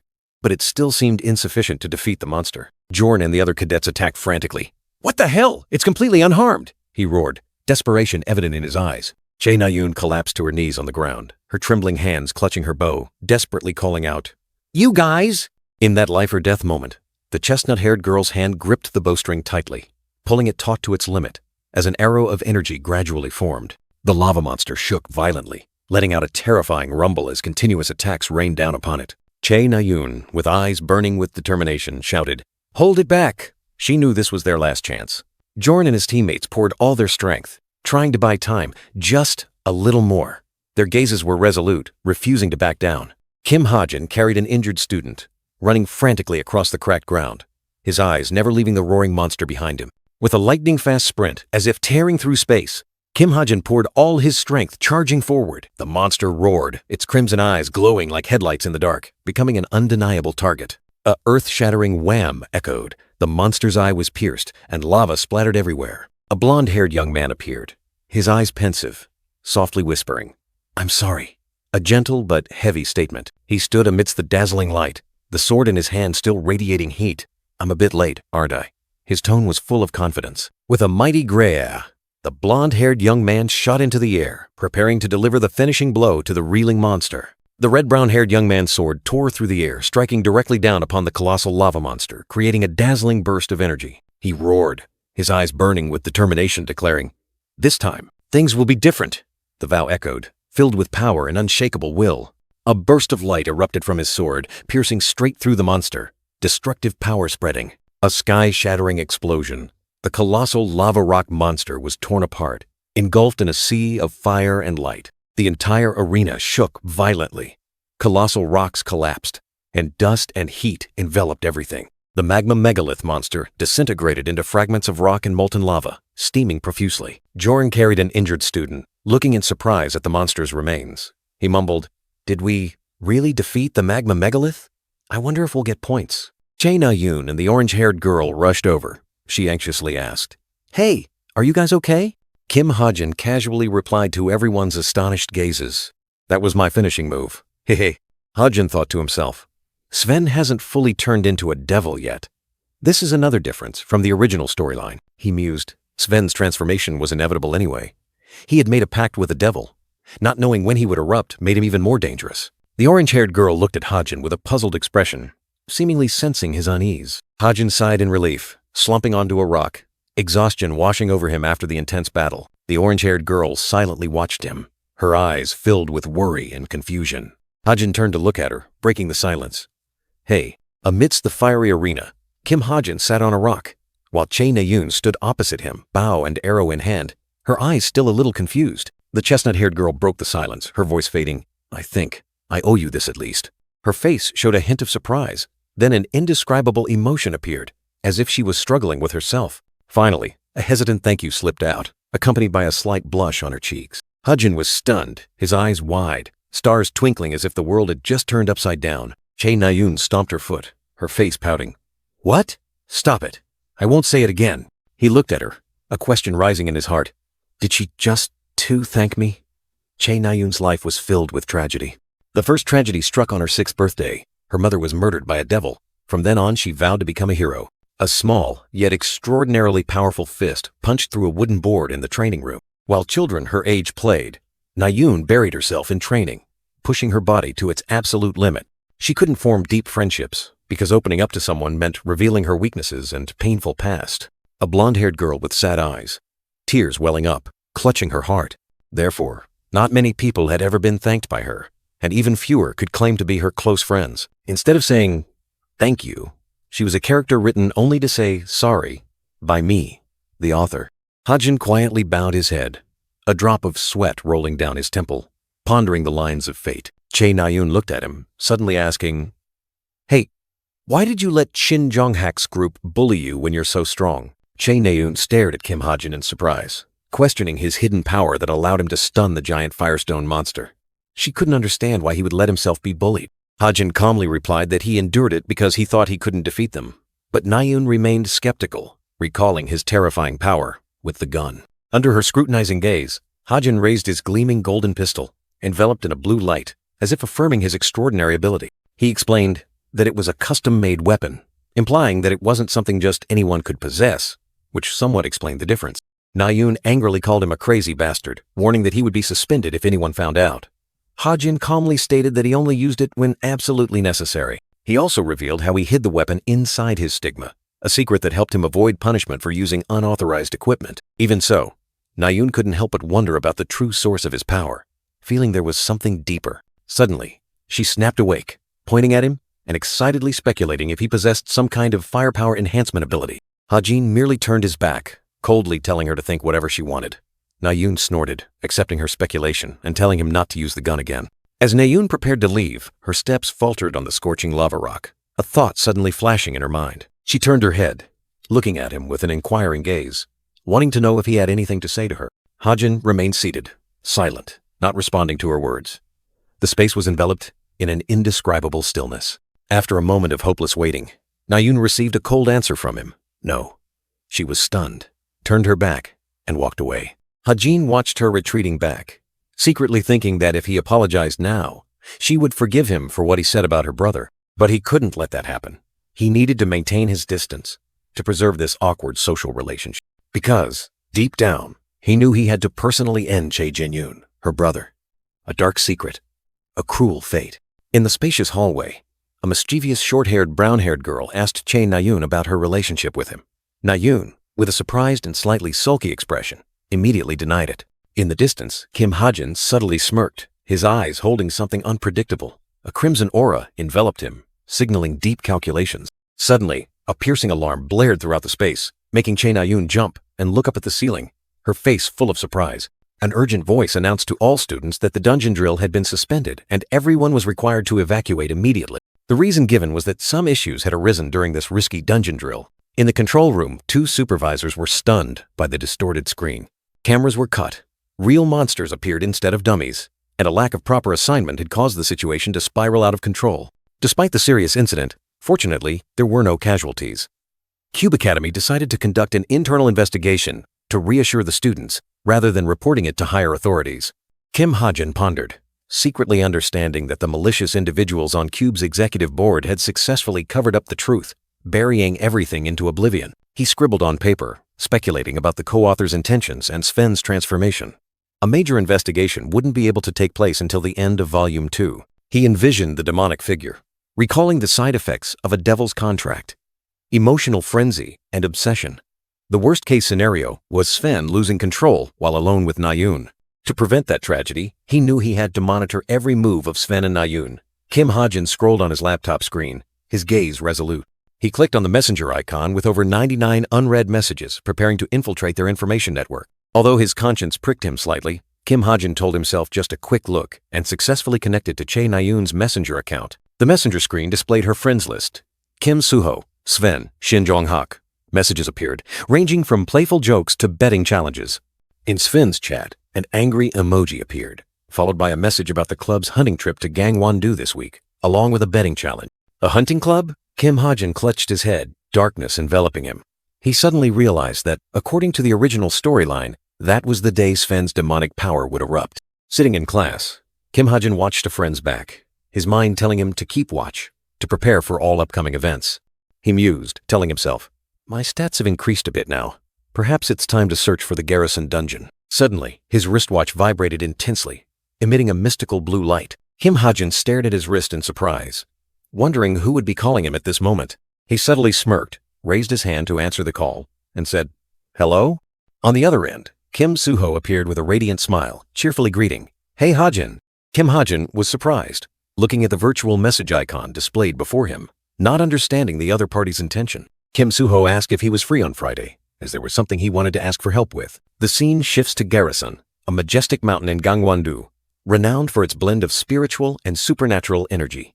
It is a sacred ground for martial artists nationwide. However, Garrison is not just a gathering place for martial artists. It is also a destination for wanderers who scour the mountains for treasures instead of fighting monsters. A glowing ginseng root appears. Then, a man wearing a hat and sunglasses confidently declared, "That's me, Kim Yoonjin, the ginseng digger." Kim Ha-jin, now in different clothes and wearing a backpack, was walking on the treacherous mountain trail. Kim Yoonjin stood blocking the path, grumbling, "If you keep your face buried in that map, you'll never find any wild ginseng." Kim Ha-jin replied, "I'm not a ginseng digger. I'm looking for a specific location."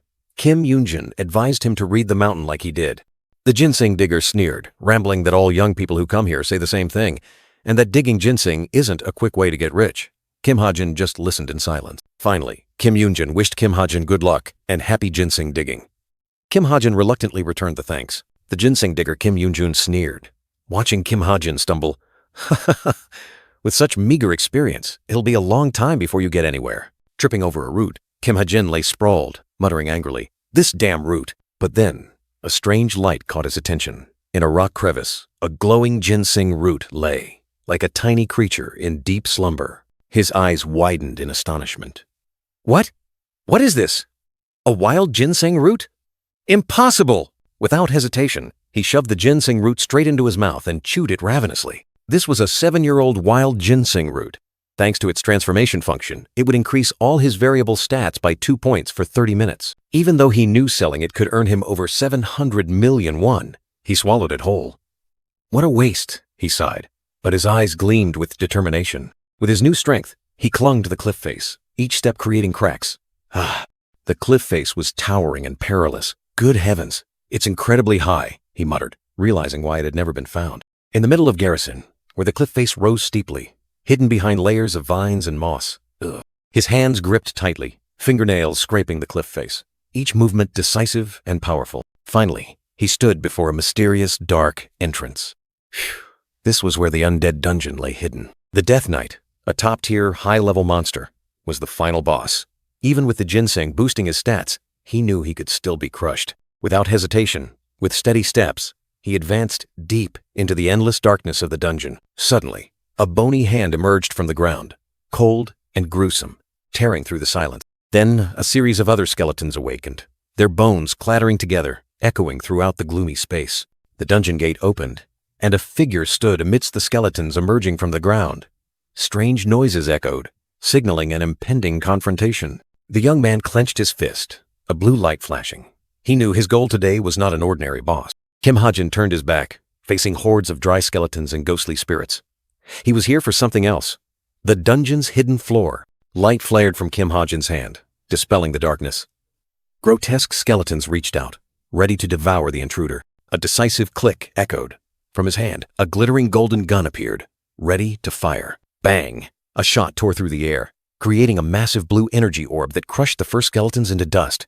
Blue energy beams continued to flash. Swish! Bam! Neatly eliminating the remaining monsters, giving them no chance to resist. Kim Ha-jin's blue eyes gleamed with the sharp gaze of his eagle-eye skill, sweeping across the battlefield. Trajectory confirmed. He calculated the flight path, then leap, launching himself into the midst of the encircling monsters. Mid-air, Kim Ha-jin performed a skillful flip, his golden gun ready in hand, aimed directly at the enemy. With a determined face, he reloaded, his eyes intensely focused on the target. The real battle had only just begun. Bang! Pow! Bam! Bang! A barrage of shots tore through the darkness, successive blue energy explosions sweeping away the skeletons. Hazy smoke rose from the golden gun's barrel. FSHHH, signaling the end of a fierce battle. Kim Ha-jin stood amidst the skeletal remains, breathing a sigh of relief. Did I get them all? He wondered, his gaze still vigilant. Walking among the monster corpses, he noticed the number of undead increasing. I must be getting close to Evangel's location, right? Which Evangel? The boss of Garrison Dungeon's hidden floor. One who would build the terrifying Evangel's castle in the future. An undead fortress at an abandoned school in Suwon. The target was Witch Evangel, but he knew that once she fully matured, taking her down would be impossible. He was looking for her, not to destroy her, but for two precious items. Those were Aether, equipment with infinite upgrade potential, and Evangel Seed, treasures containing terrifying power. In the original story, they were what helped Demon Toma rise to become the leader of the evil faction. To quickly grow stronger, Kim Ha-jin knew there was no better equipment than Aether. His steps halted. A command echoed in his mind. Stop! Before him was a dark cave, so deep it seemed to swallow all light. A land of death awaited. Without hesitation, he activated his special skill. Eagle Eye! Light flared, piercing through the darkness. His vision opened up, and the deep path within the cave became clearly visible, winding like a giant snake. The deeper he went, the more glittering crystals appeared, emitting an ethereal light that guided him through the darkness. And then, the scene appeared. A gigantic ancient tree, its trunk and branches twisted, covered in brilliant purple crystals. At its base, a tiny girl sat, glowing in an eerie light. Dealing with a mature witch is extremely difficult. Therefore, when they are still immature, both physically and mentally, you must act to destroy them. The white-haired girl Evangel innocently touched her finger to the soft golden glowing mass before her. The mass burst open, creating a small sound. The girl flinched, her green eyes wide with surprise. Kim Ha-jin looked at the girl, his gaze complex, filled with conflicting thoughts in his mind. He clenched his fist, veins bulging. Calm down, Ha-jin. You have to do it. Tomer did it too. The self-admonition was like a curse. He took a deep breath, trying to calm himself. After all, everything was just a game, wasn't it? He stepped forward, his gaze resolute.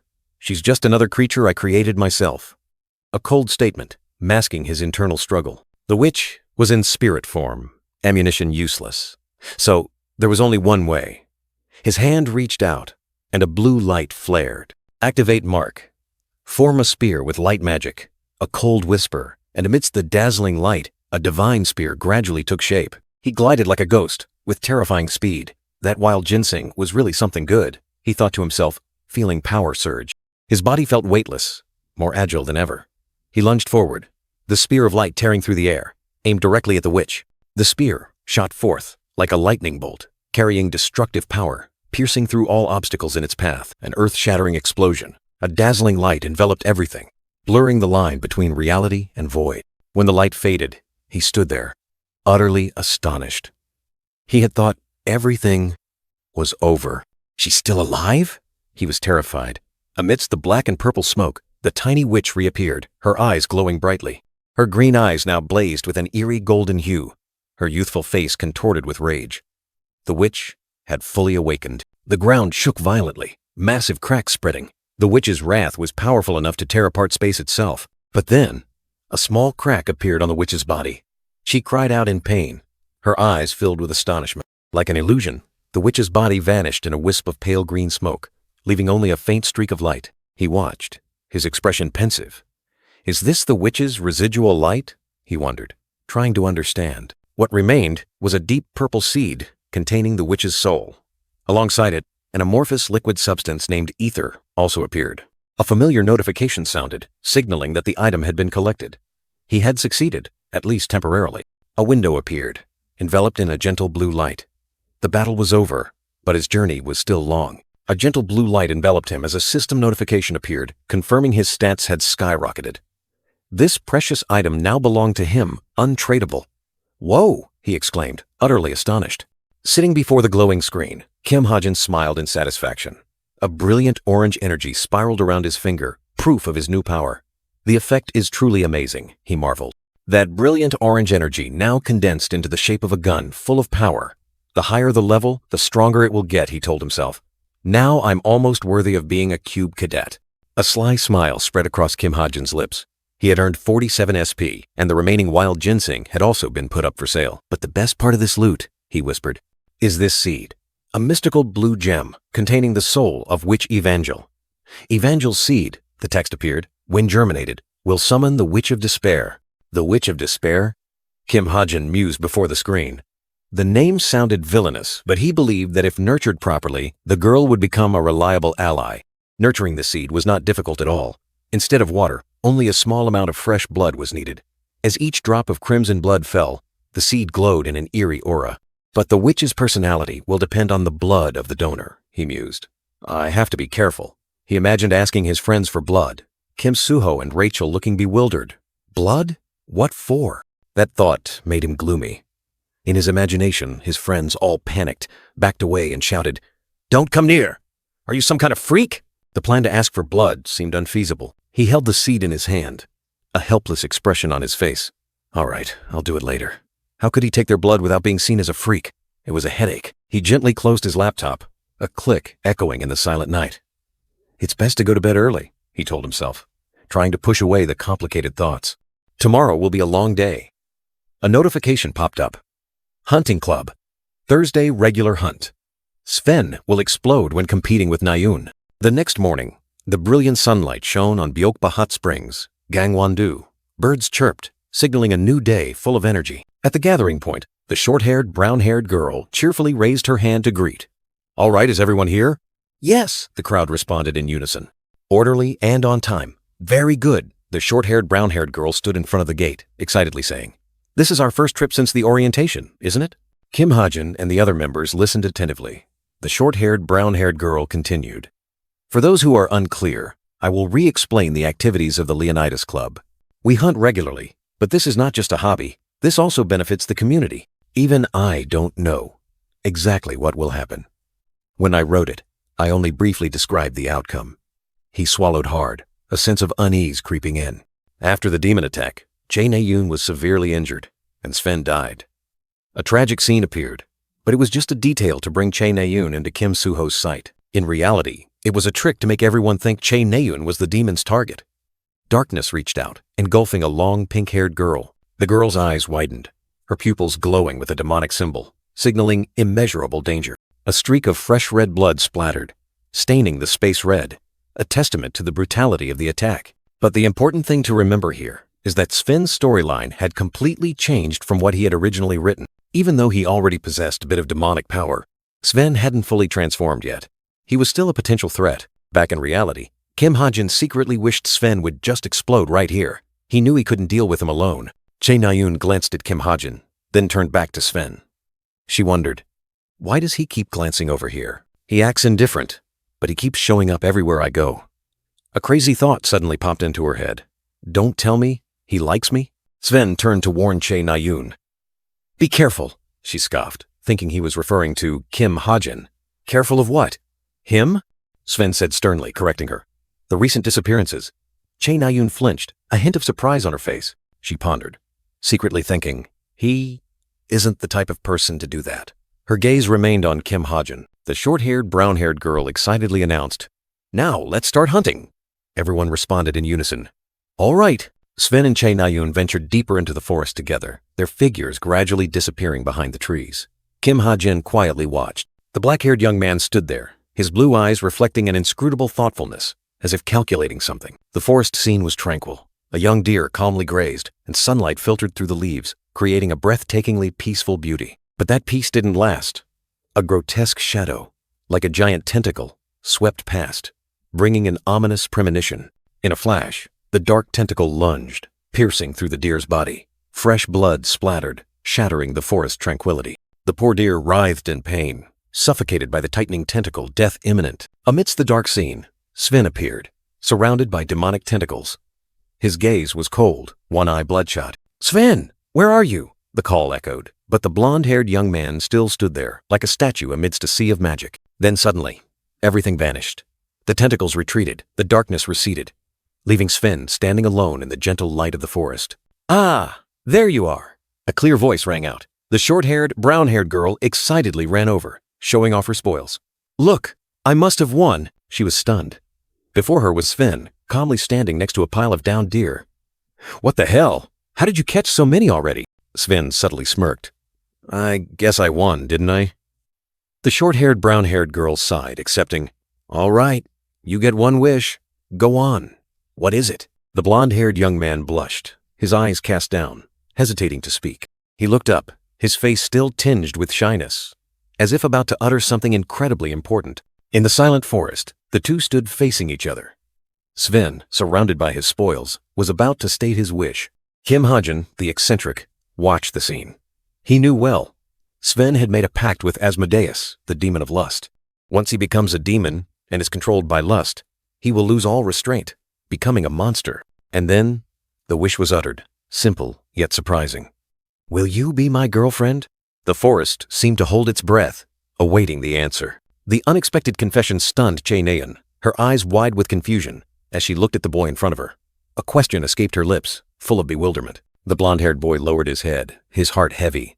"Is it a rejection?" he wondered, then rationalized. "We've only known each other for less than a week. How could she agree to date?" "I understand," Chae Na-eun said softly, turning her back and walking away, leaving the blonde-haired boy with disappointment. From a distance, a figure hidden in the bushes watched with sharp, cold eyes. In the darkness, Kim Ha-jin seemed to be controlled by an invisible force. He growled, urging his demonic nature to awaken, his eyes flaring with a terrifying light. Chae Na-eun yawned, indifferently remarking, "Besides, I prefer people stronger than myself." Her words were like a knife twisting in the boy's heart. The cold rejection was like an electric shock. The blonde-haired boy's face contorted with indignation, his eyes bloodshot, gleaming with extreme anger. "Well then, I'm sorry," Chae Na-eun said her final words, decisively turning her back. The blonde-haired boy stood there, helplessly watching her figure recede, his heart shattered. "Oh, is that so?" a hoarse voice echoed. Suddenly, a dark purple tentacle shot out from the shadows, wrapping around the blonde-haired boy and dragging him into the abyss. "I just need to be stronger than you, right?" the blonde-haired boy growled, his eyes bloodshot. Chae Na-eun flinched, startled to see him entangled by the tentacle. Dark power erupted, black-purple tentacles violently swirling, engulfing the space, signaling a terrifying transformation about to occur.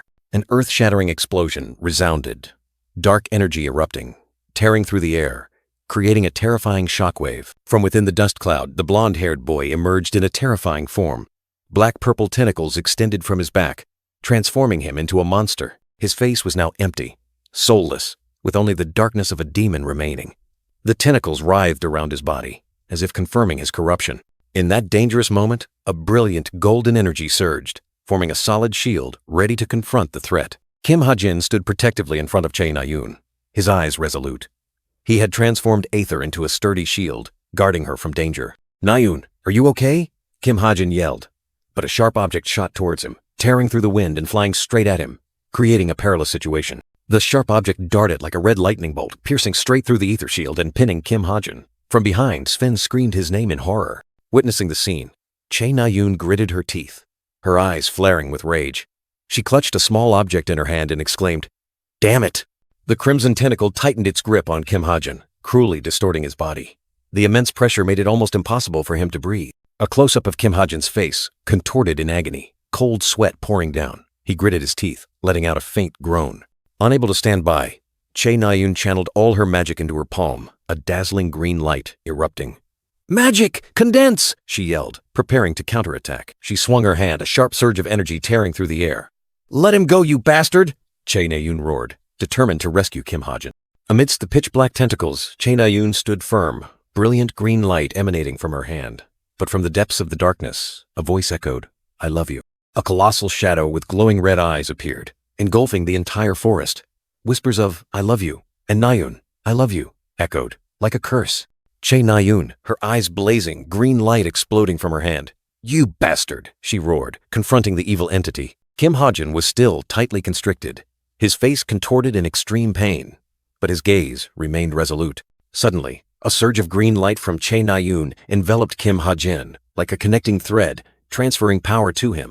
Che Na-yoon unleashed a powerful attack, green light exploding, pushing back the tentacles that were constricting Kim Ha-jin. In this world, there exist those with extraordinary potential, but who choose the wrong weapon, preventing themselves from unleashing their full power.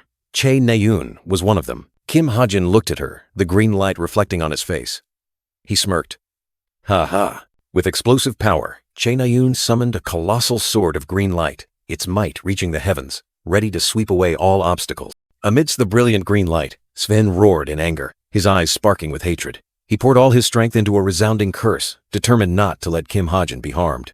In that moment, Kim Ha-jin's blue eyes welled up with tears, reflecting an eerie green light. Below, a glowing red eye, harboring evil power, stared intently. An earth-shattering explosion tore through space. Dazzling green light erupted, engulfing everything in sight, leaving a brilliant streak across the night sky. The terrifying power created a colossal crater, scattering earth and rocks. Sven stood stunned at the edge of the abyss, looking down into the murky void, the wind howling mournfully. The pitch-black tentacle, which had once constricted Kim Ha-jin, now let out a horrifying hiss before quickly retracting deep into the ground, vanishing as if it had never existed. Che Na-yoon panted, drenched in sweat. She looked down at her hands, where faint green specks of light still flickered, signaling her power was depleted. Sven approached, his face filled with concern. He asked her about the light from earlier, but Che Na-yoon merely coughed, shaking her head. "I don't know." Kim Ha-jin was still dazed, his hand touching his throat. Sven looked at him, his eyes full of concern. "Are you okay?" Che Na-yoon tried to force a smirk, replying, "Yeah." But then she wondered if she was truly okay. The world around Kim Ha-jin was still blurry. Everything seemed to be shrouded in mist. He whispered softly, "Good." Suddenly, Che Na-yoon collapsed, her body giving way from exhaustion. Sven frantically called her name, a thump echoing in the air. Night fell, stars twinkling against the deep blue sky. Steady footsteps echoed, breaking the silence of the forest. Che Na-yoon was still deep in sleep, a little drool at the corner of her mouth. She stirred slightly, a sign of waking up. She woke up with a start, her eyes wide with surprise. It turned out Kim Ha-jin was carrying her on his back, walking steadily. He explained that she wasn't waking up, so he had to carry her. Che Na-yoon shrieked, demanding he put her down immediately. Kim Ha-jin asked if she was sure, but Che Na-yoon had lost all patience. She struggled, yelling, "Damn it, let me go now!" He grumbled, reluctantly agreeing. But his legs wobbled, as if he might collapse at any moment. Immediately, she lost her balance and fell to the ground. She was stunned, her green eyes reflecting extreme confusion. "What?" Che Na-yoon tried to move, but her legs felt like stone. "What's wrong?" "My legs. Why can't I move them?" Kim Ha-jin looked at her in surprise, asking, "Have you never run out of magic power before?" She was completely stunned, as if she had just heard something unbelievable. He began to explain about magic power depletion, but she snapped, interrupting him. "I know!" He coldly informed her that she would have difficulty moving for the next 2 days, then told her to get on his back, or stay here forever. She could only groan, so he carried her again, walking silently under the tranquil night, with only the steady sound of footsteps. Suddenly, he spoke. "By the way, are you still planning to use a bow?" Che Na-yoon looked bewildered. "What are you talking about?" He looked at her meaningfully. "You felt it today too, didn't you?" She remained silent, her gaze thoughtful. Today, Che Na-yoon had awakened a latent ability she didn't even know she possessed. With a suitable magic power conduit, she could amplify terrifying power, sweeping away hundreds of monsters with a single sword strike. In an all-out war, she would be an unstoppable nightmare. "The supreme queen of the battlefield," he continued. "For that future to become reality, you must abandon the bow," and Che Na-yoon snapped. "Shut up!" She angrily struggled on his back, yelling, "What right do you have to act like a know-it-all?" Kim Ha-jin decisively walked away, leaving Che Na-yoon sitting alone. He coldly pointed the way back, ignoring her bewildered cries. "I'm past curfew," he hurried away, leaving the panicked young woman screaming to be taken back. But Kim Ha-jin had vanished without a trace. The brilliant sunset dyed the horizon red, signaling the end of another day. But among the people, shocking news was still quietly spreading. Bad news spread like wildfire. Che Na-yoon was attacked by a demon. The culprit was none other than Sven, a member of the Orbis unit. This horrifying truth left everyone stunned. Amidst public uproar over the suspicious silence of the higher-ups, Kim Ha-jin stood before the door of room 303, seemingly having found a clue. He pushed the door open slightly, his sharp gaze sweeping across the room. A soft "ah" escaped him, full of contemplation. Inside, a group of students was gathered. The white-haired young man with a sword at his hip turned around, calling out to Kim Ha-jin as if he had been waiting for him. Muscular Kim Horak, arrogant Shin Jong-hak, and mysterious Yu Yeon-ha. The familiar faces of the elite were all present, along with Lee Young-in, the blonde-haired young man with a pensive expression. Kim Ha-jin's eyes swept over each person. All the key players are gathered here, huh? He thought to himself, a sense of unease creeping in. Rewind to one day before the hunting club incident. A message flashed on Kim Ha-jin's device.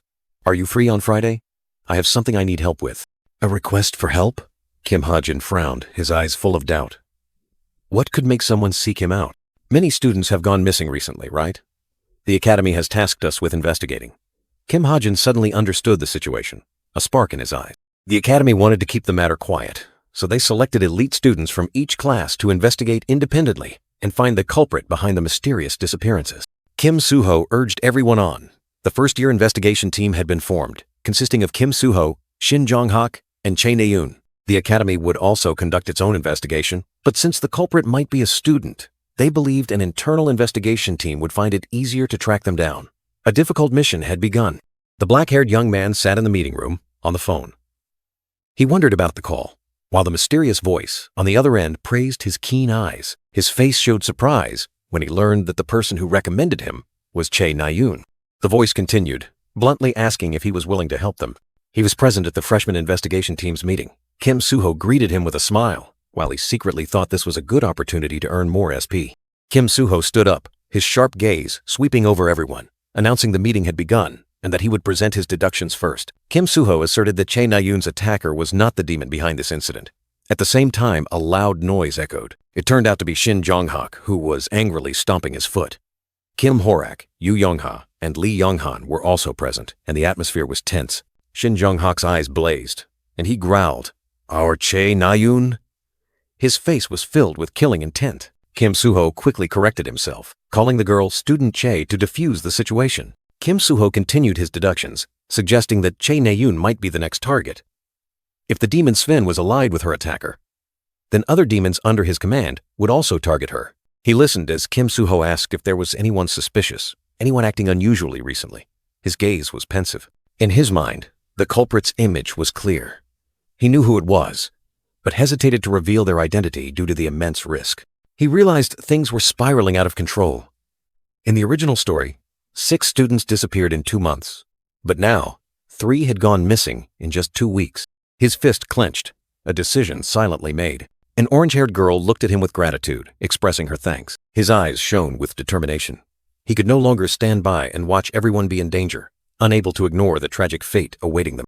Amidst the tense meeting, Kim Soo-ho raised his hand, announcing he had found the suspect. He pointed directly at Yoon Hyun, the research club president, asserting that there was something unusual about this young man. In the silent space, Kim Soo-ho stood in the middle, his gaze sharp and cold, while Yoon Hyun stood alone, isolated, subjected to everyone's scrutinizing gazes. Lee Young-in immediately retorted, reminding them that Yoon Hyun had a solid alibi and they had thoroughly investigated him because he was close to the first victim.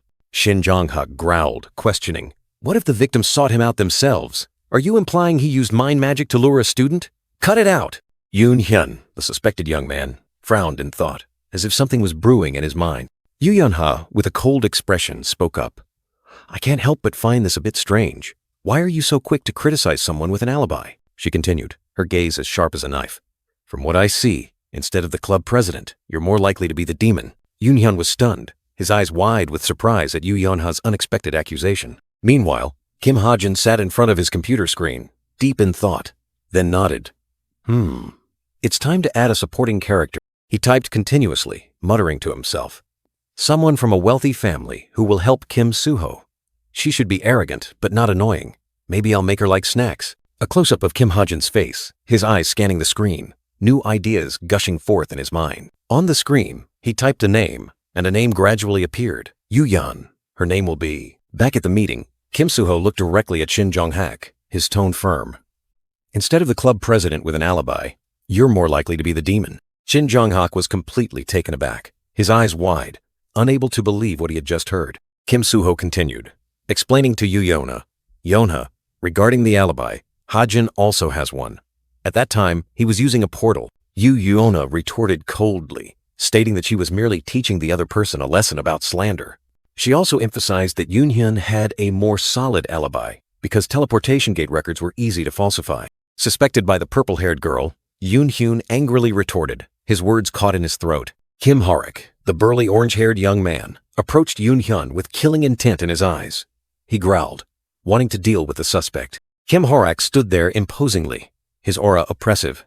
He believed this brutal punishment would make Yoon-hyun confess or reveal his true form. Shin Jong-hak, the white-haired young man, just watched and smirked, as if enjoying the spectacle. Lee Young-in also just smiled, observing with his chin in his hand, with no intention of intervening.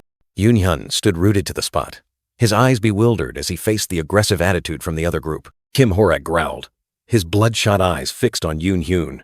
He threatened to tear the suspect apart. Yoon-hyun refused to back down, facing Kim Horak with fiery eyes.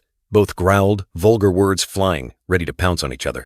Kim Suho suddenly appeared, using his sword to intervene. He shouted loudly, reminding everyone not to fight amongst themselves, and Hajin too. Yoon-hyun still tried to defend himself, saying that if they still doubted him, they should go ask Nayoon, because they had been together during the hunt. A basketball suddenly flew over, hitting Yoon-hyun directly on the head, cutting off his justification.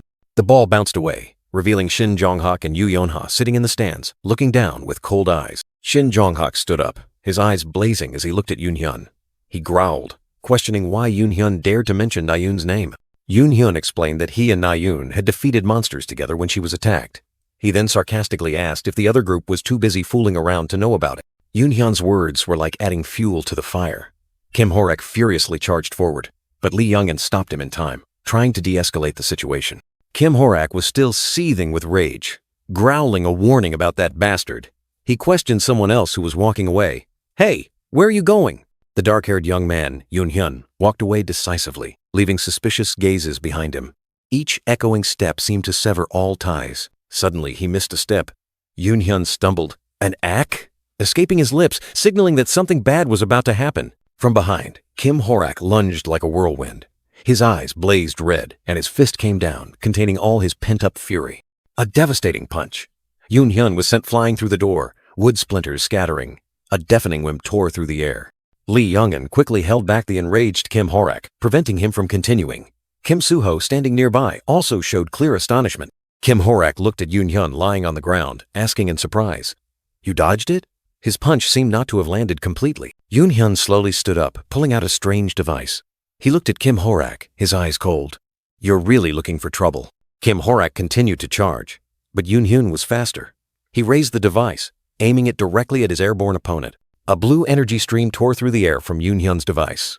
A swoosh sound echoed, signaling a surprise attack. Just as danger loomed, Kim Suho appeared like a god. His sword swung up, blocking the blue energy stream, protecting everyone. Kim Suho lowered his sword, his gaze firm on Kim Horak. "That's enough, Horak."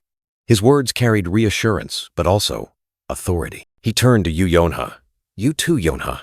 If you still doubt him, you can ask Nayoon yourself." Yu Yonha pondered, her purple eyes filled with thought. She lightly touched her wristwatch, saying, "1 second."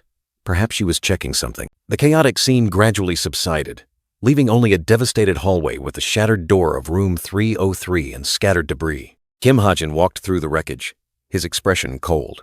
Kim Suho stood behind him, calling his name, but the dark-haired young man continued to walk. Amidst the chaos, Chae Na-yoon's voice rang out from a smartwatch, resolutely defending Kim Hajin, stating that he was not a devil. Meanwhile, Yu Yonha sat thoughtfully on the stairs, next to a white-haired young man seemingly listening to words from the other end of the line. With heavy steps, Kim Hajin continued to walk, leaving behind the ruins and his comrades' calls. He ascended the towering stairs, his shadow stretching long and solitary, as if he were leaving everything behind. Soon, the scene shifted to a desolate place, under a deep purple night and dense foliage. The dark-haired young man collapsed, exhausted, his heavy breaths mingling with the cold air. He wondered, what exactly was he doing in this place, in this situation? A memory surfaced. He, a storyteller, was now caught in the very world he created, even having to confront the characters he himself had brought to life. Frustration surged, and he clutched his head, wanting to escape this harsh reality. He remembered his family, friends, and the peaceful life in his old world, longing to return. Was time passing normally in his world?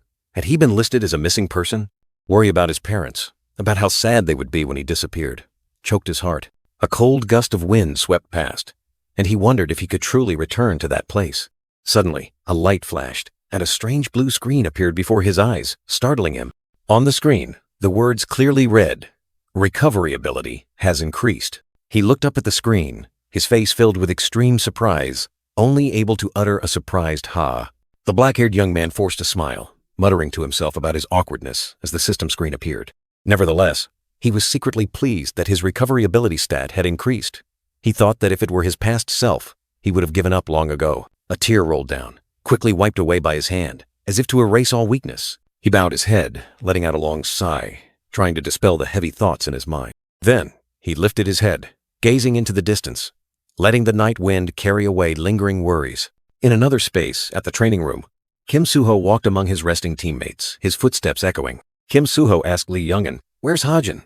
And Lee Youngin replied, "He needs some space."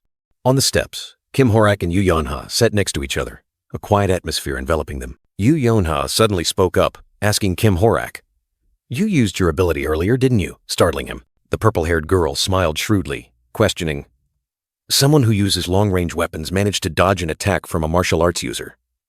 Who's the suspicious one here?" Suddenly, the watch on Yoo Yeon-ha's wrist glowed, signaling a new message. The screen displayed a message from Yoon Hyun. "Yeon-ha, tomorrow, before the club meeting, can I meet you in the classroom?" Yoo Yeon-ha silently stared at the screen, her gaze pensive, showing no emotion. At the same time, under the crimson moonlight amidst the skyscrapers, another notification sounded. It was Yoo Yeon-ha's reply message. "All right." And then, a mysterious smile appeared on the blood-splattered face of the black-haired young man, like a promise of impending events. Kim Hajin's eerie smile, splattered with fresh blood, was like a prophecy of the horrifying events about to unfold. But reality was a peaceful classroom. He told himself that being busy was the best way to forget sorrow. Just train, hunt, and invest as usual, and everything would be fine. Nevertheless, deep in his mind, the black-haired young man continued to ponder, an undefined worry persistently clinging to him. "Hajin's fine, guys, don't worry too much." Lee Youngin hugged him tightly, while Kim Soo-ho standing nearby also showed concern. His friend's worry made him feel both warm and a little awkward. He wondered what he was doing here, among the characters he himself had created. It was time to find a way back to his old world. Suddenly, a name popped into his mind. Nayeon. Chae Na-yoon, with a radiant smile, entered the classroom on crutches. Kim Soo-ho worriedly asked about her, but she simply replied, "I was too bored at home, so I had to come to school." Kim Soo-ho offered to help, but Na-yoon refused. Immediately, Shin Jong-hak rushed over, roaring furiously, "Hey, Soo-ho, don't you dare touch her!" The white-haired man glared, his eyes sparking with fury, and yelled directly at Soo-ho, "Get lost!" Yoo Yeon-ha sighed softly, her distant purple eyes gazing out the window, seemingly too accustomed to these silent dramas. Kim Hajin behind her also just watched in silence. The teacher's voice rang out, cutting through the tense atmosphere. "Everyone, to your seats!" The class responded in unison, and everyone quickly settled down. On the podium, the gray-haired teacher began his lecture, with a giant globe image behind him, signaling an important announcement. "The midterm exam is less than a week away," the teacher said sternly. "After the written test, you will proceed to the practical exam, which consists of two main tasks. The first task is dueling among the students, with swords gleaming with magical light, ready to clash in the tense atmosphere. The second task is monster combat, creatures summoned by mages, ferocious and bloodthirsty. Their difficulty will far exceed regular exercises," the teacher emphasized, his gaze sweeping over each student. "Give it your all." Kim Hajin shivered slightly. The written test was a piece of cake, but the upcoming duel made him undeniably anxious. Each student was given 3 nomination cards to be used to choose opponents for the upcoming duels. At first glance, it seemed like a golden opportunity for top students to easily earn points. But Cube Academy had its own reward and punishment system. For example, even if the top-ranked student defeated the weakest, they would still have a significant number of points deducted based on the rank difference. Of course, not everyone cared about this rule. There were still simple-minded individuals who just wanted to use the cards to punch someone they hated to their heart's content. Kim Hajin pondered. There was something else bothering. 2 desks subtly slid closer together. He glanced at the girl sitting next to him, thinking, "This girl seems a bit too close, doesn't she?" Rachel. That sly one never spoke directly but always lingered around him. Normally, she would study by herself in the back. He wondered, what is she doing? Copying my work?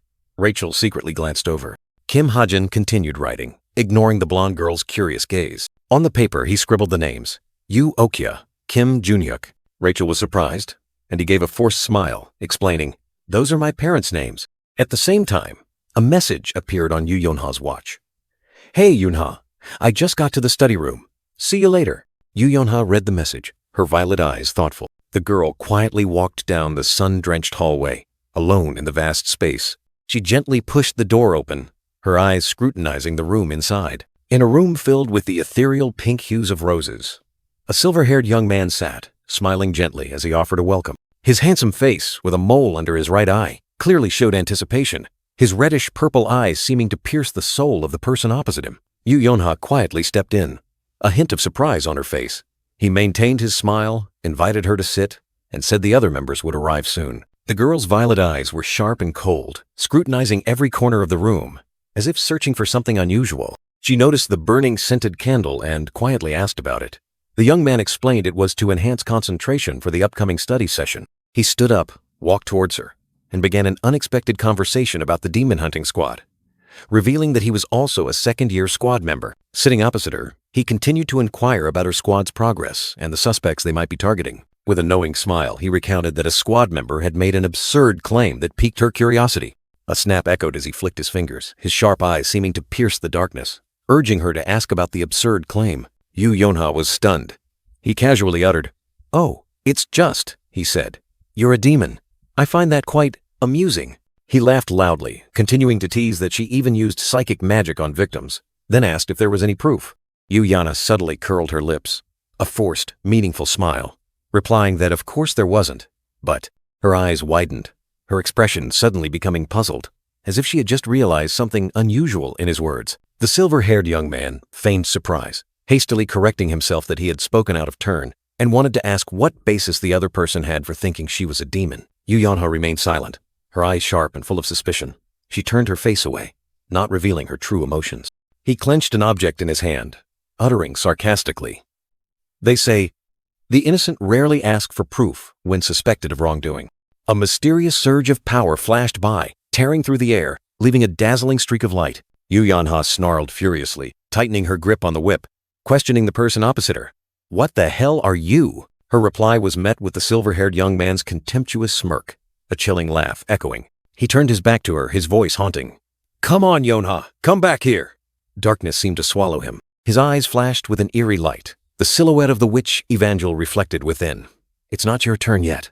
A terrifying energy erupted. The scene vanished, replaced by Cube's second-year student dormitory building, standing tall in the dark night. Yoo Yeonha startled awake, her eyes fluttering open, trying to escape the terrifying nightmare. A chilling sensation washed over her. She realized with horror that she was tied tightly to a chair, the ropes painfully constricting her. She hastily looked around, morning light streaming through the window, illuminating the unfamiliar room. Her gaze swept past the old record player on the table, a small but strange detail. The entire room came into view. Yoo Yeonha was tied up alone in the vast space under the dazzling sunlight. Wait, this is... She realized the location with shock, her voice laced with anger and despair. The second-year dormitory, Yoon Hyun. In her mind, the image of the silver-haired young man appeared, his malicious smile. So he's really behind the disappearances? A hidden demon? Then she remembered what Kim Ha-jin had once said, his image appearing in her head. So what Ha-jin said wasn't meaningless. Yoo Yeonha tried to calm herself, telling herself to focus. Focus, Yeonha. First, I need to find a way to call for help. She began to squirm, trying to loosen the ropes tightening around her wrists, a faint hope of finding an escape. Yoo Yeonha, with tear-filled purple eyes, despaired in the darkness, trying to find a glimmer of hope. She mustered all her strength, wriggling her tightly bound hands, her mind screaming for anyone to help. But then, a cold voice echoed from behind. "Be good, Yeonha." The silver-haired man held her tightly. He leaned close to her ear, a sinister smile on his face, and asked again, "All right?" His eyes held a cruel glint. Suddenly, Yoo Yeonha's communication device on her wrist let out a soft ding, signaling a message. At the same time, Kim Ha-jin, lying in bed and reading, was startled by the chime from his device. Who's messaging at this hour? Yeonha. He was confused, his eyes wide, not understanding what was happening. The device screen clearly displayed Yoo Yeonha, along with a mysterious number. "What the hell is this?" Kim Ha-jin muttered. The silver-haired man, quick as a flash, snatched Yu Yonha's device, preventing her from sending more messages. He smirked, looking at her struggling. What will your friends think if you send such a cryptic message late at night? He scrolled through the message, a sneer on his face. Kim Ha-jin, isn't that the perceptive brat who called me a devil? Later, I'll have to kill him too. Yu Yonha roared in anger, trying to break free from her bonds. Do you think you can escape? My team is definitely hunting you down. The silver-haired man stomped his foot on the floor, his tone full of contempt. It doesn't matter. Once I'm done here, I'll just leave Cube. Yu Yonha gritted her teeth, her purple eyes burning with hatred and despair, but she could do nothing. The silver-haired man gazed at her pained expression, teasing, "What a lovely expression." The silver-haired man flashed a demonic smile, his hands reaching out as if to devour his prey. He whispered, his voice full of darkness. But Mistress Lilith might want to see it turn into an expression of pure horror. Suddenly, an emergency signal cut through the night.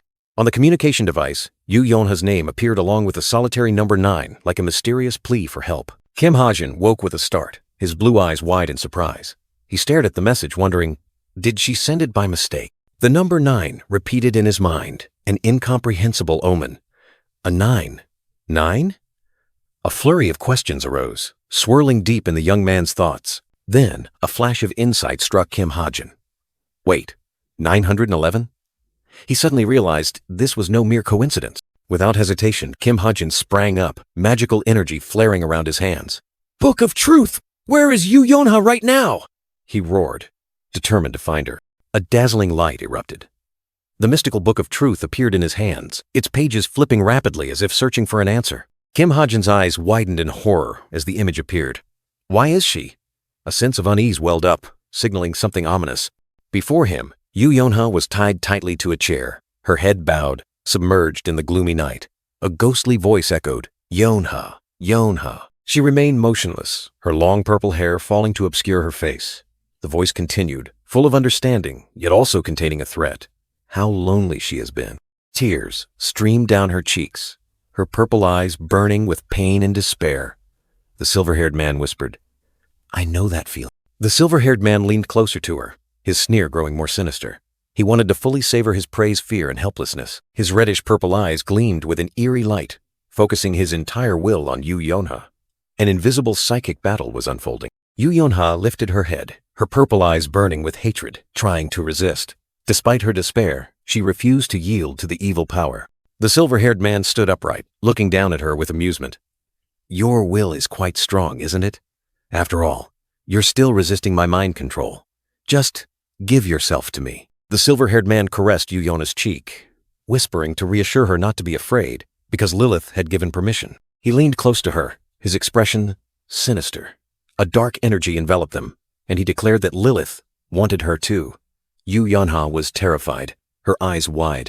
Tied tightly to the chair, Yu Yonha struggled in despair. She gritted her teeth, knowing all her efforts were futile. The silver-haired man appeared with a gruesome smile, his sharp nails extending. He declared she could not escape Lilith's magic. Suddenly, an extremely powerful blue light pierced through, striking the silver-haired man directly. He was thrown back, his glasses shattering. The silver-haired man fell, clutching his head and screaming in pain.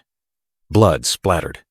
His face contorted in horror. Yu Yonha watched the scene unfold in surprise, her purple eyes wide.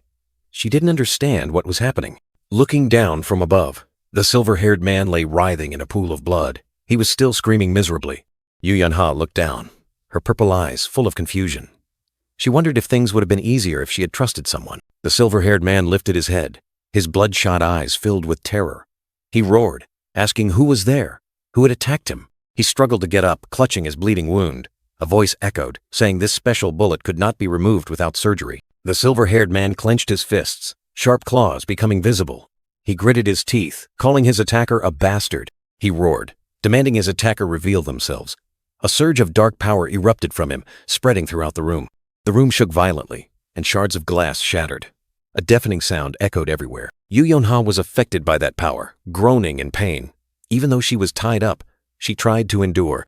The terrifying impact caused the entire room to explode, throwing Yu Yonha and the gray-haired man back. He clutched his bleeding arm, collapsing. Don't waste your strength, a cold voice echoed. The gray-haired man roared in fury. You, get out here now. Blood streamed down his face. That won't happen. I'm very far away, the voice replied, teasingly. A finger tightened on the trigger, preparing for the next shot.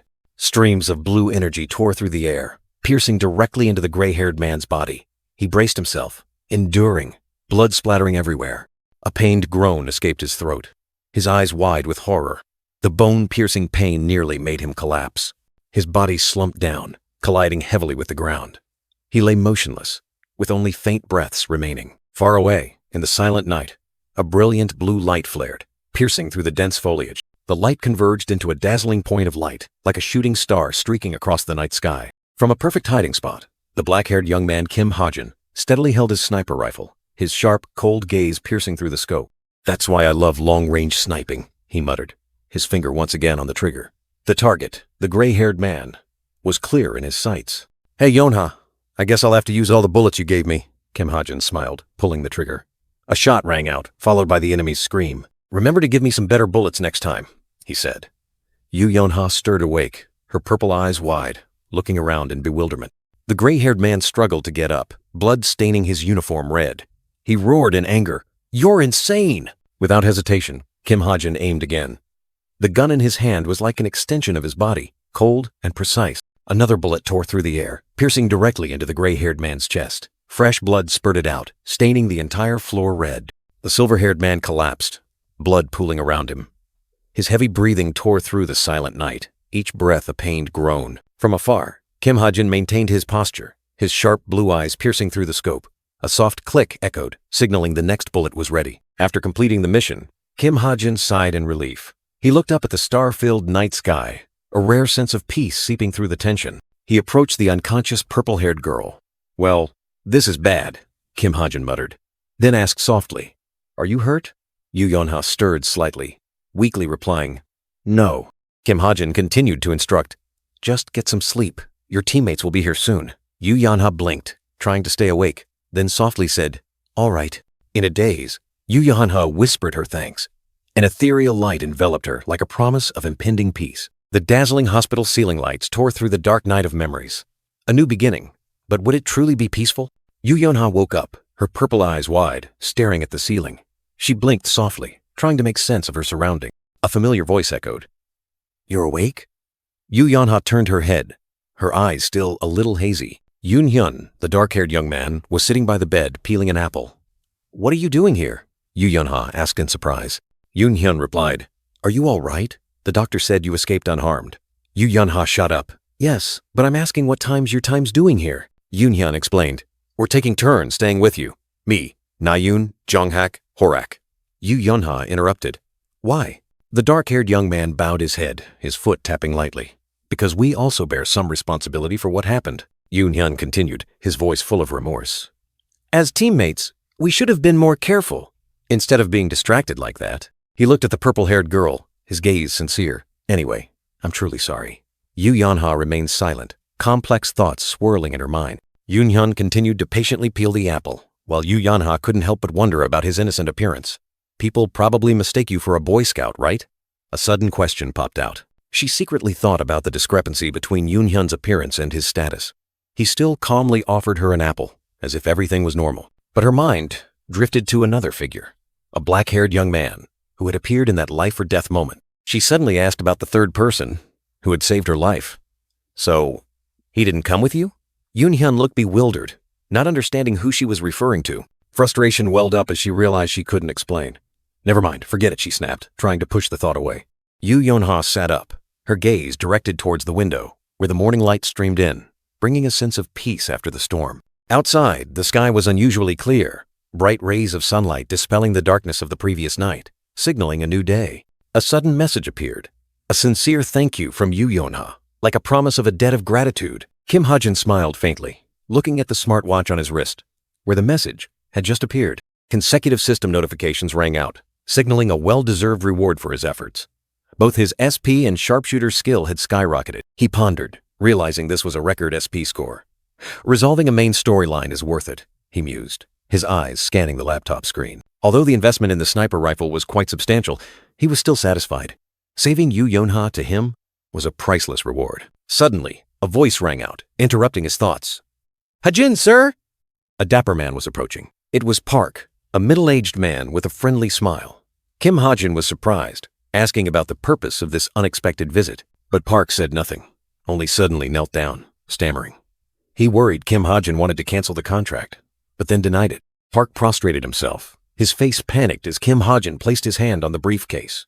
A tense atmosphere enveloped them, as if fate hung in the balance.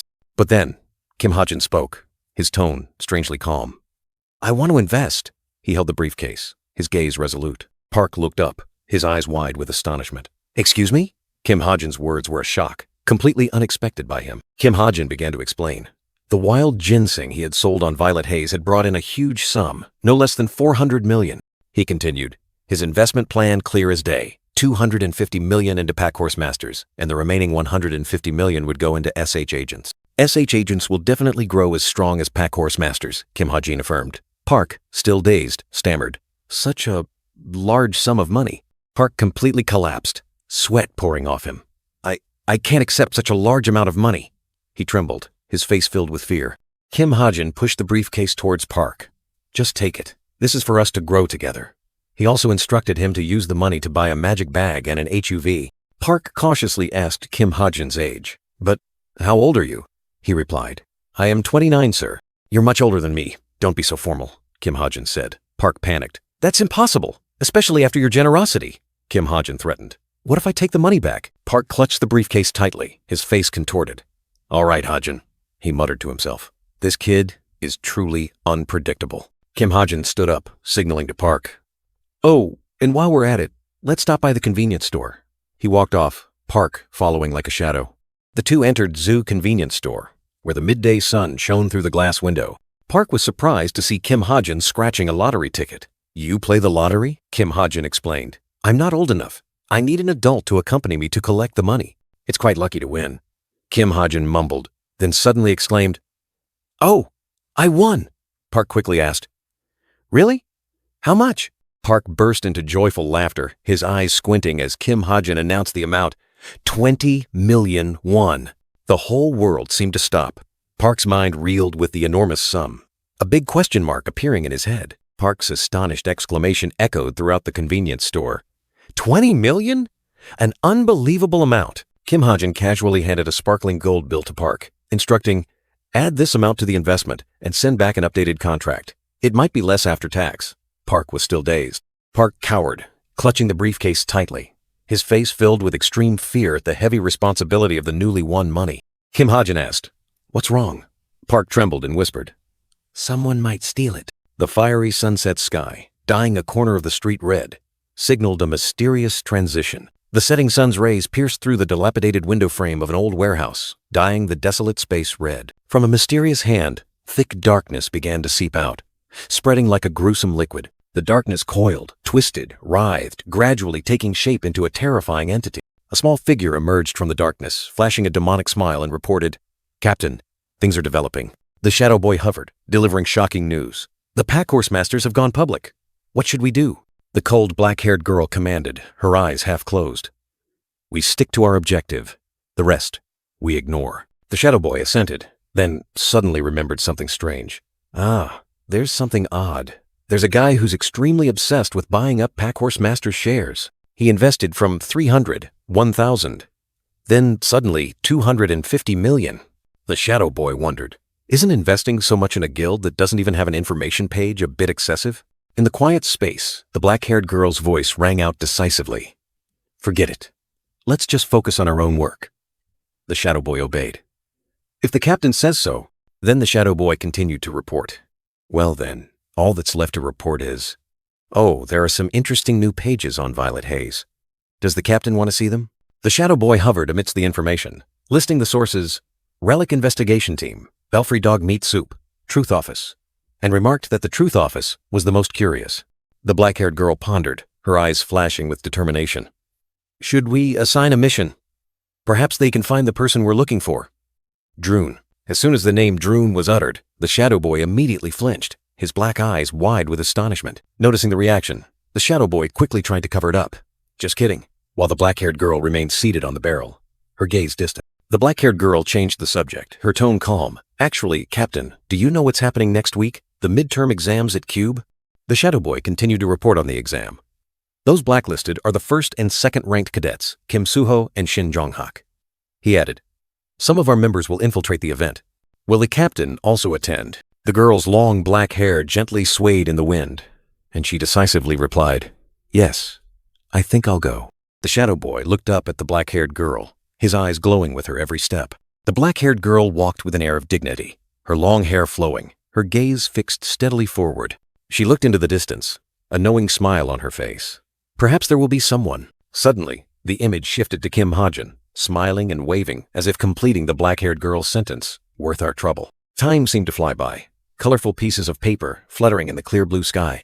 A pink virtual screen appeared in midair with the words Welcome and the Cube emblem signaling a new event was about to begin. Time flew by, and then the intense practical exam week arrived, turning Cube Academy into the world's center of attention. Amidst the bustling atmosphere, a green-haired girl cheered joyfully, reaching out and calling Mom with eyes sparkling with delight. The green-haired girl hugged the brown-haired woman tightly, overflowing with happiness.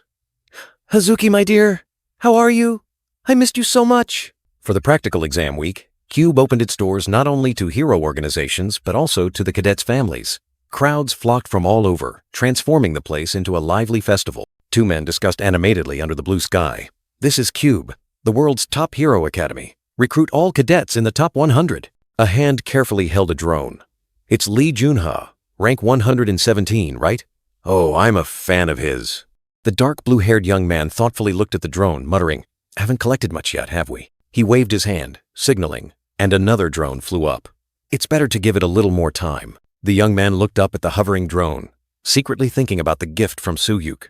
They will patrol all over Cube, catching any intruders. Suddenly, a figure bumped into him. Oops! Kim Ha-jin quickly turned around, his face full of apology. Oh, I'm sorry. The long, black-haired girl stood there, her eyes holding a cold, mysterious look, exuding an indescribable aura. The black-haired girl haughtily looked down at the bowing young man, her aura radiating authority, making the space seem to freeze. Kim Ha-jin looked up at her, his lips slightly parted, a sudden flash of insight appearing in his mind. The young man suddenly flinched, as if he had just remembered something extremely important. Oh my God, I almost forgot.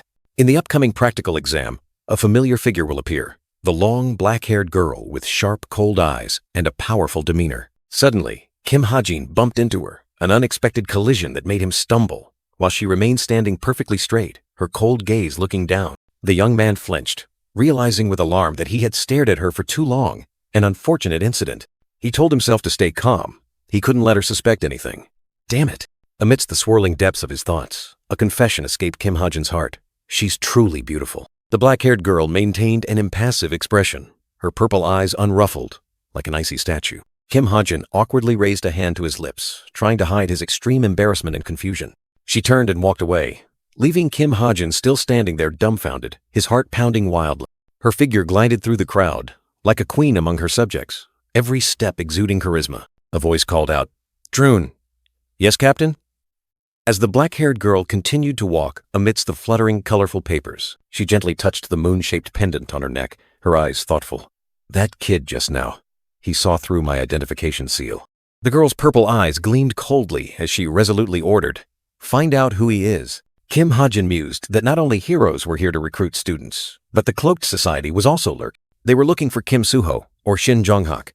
Though Kim Suho wouldn't align with their ideals, Shin Jong-hak piqued their interest. The Cloak Society's infiltration of Cube Academy wasn't a major issue. But what if the storyline changed and they clashed with the hero security team here? A grim prophecy, a terrifying omen echoed. Death wouldn't stop at 1 or 2 lives, but an unavoidable tragedy awaited. Amidst the vast space, screams tore through the sky. No one can escape. All eyes turned upwards, where danger lurked. A man with azure eyes smirked, his tone full of sarcasm. Come on. We haven't even seen a single suspect yet. He seemed to be toying with fate. The woman wearing glasses, her eyes sharp, reminded them sternly. Don't let your guard down. Be highly vigilant. If anyone infiltrates during the practical exam week, what will become of our hero reputation? Oh Junyuk, the rank 6 hero, confidently declared he would capture the enemy first. Beside him, Seo Youngji, the rank 7 hero, remained highly vigilant, not letting her guard down for a moment. Amidst the tension, a group of people were discussing everyday matters. Hey, pizza! Let's go get some pizza. A man with slick-back black hair merely smirked, seemingly indifferent to the invitation. His eyes flashed with a mix of surprise and amusement. No way. Are you saying he saw through the captain's necklace? An extraordinary ability had just been revealed. Now things are getting interesting. The black-haired man laughed loudly, an arrogant look on his face. He was fed up with the weaklings around him, and now a new challenge had appeared. The purple-haired boy was annoyed, his eyes full of challenge. What kind of person is he? I'll find him and see how many moves he can withstand, another person whispered. Idiot. The man with black hair tied in a ponytail held the other man back, his tone calm but authoritative. Just back off. We can assess his worth without your interference. The match is about to begin, isn't it? The atmosphere was tense, all eyes fixed on the second arena. Here, fated confrontations would commence, deciding honor and destiny. At exactly 9 o'clock, the first match officially began. Cheers echoed throughout the stands, and the announcer grandly declared, the nominated opponent for the first match is. Amidst the cheers, a young man quietly walked down the hallway, each step carrying an unshakable determination. The dark-haired young man turned his head, his eyes slightly surprised to hear the call. Hey! The long black-haired girl, her eyes cold, stood opposite the young man. Are you going to the stadium? A simple question, yet it held many unspoken implications. He confirmed he would participate in the first match. She, with a cold expression, subtly raised an eyebrow, a flicker of curiosity passing through her purple eyes. She softly called out second, and like a ghost, a man in a suit appeared, holding a gleaming briefcase. The briefcase opened, revealing hundreds of superb quality bullets, their cold metallic sheen reflecting the light harboring deadly power. The man in the suit explained that these bullets were not for duels, but could be used at will. A generous offer, or a subtle reminder? She placed her hand on the briefcase, feeling the coldness of the metal. I know they can't repay your life debt, she said, her tone still calm. Her purple eyes showed a fleeting hint of confusion, but quickly returned to their resolute gaze. Just consider this a gift. She revealed that despite being questioned multiple times about the incident with the demon, she kept quiet about his assistance. Just keep that a secret, he replied, his expression thoughtful. He worried that if it was revealed he had shot Yoon Hyun, everything would become complicated. Lilith's demons are a tough bunch, he muttered.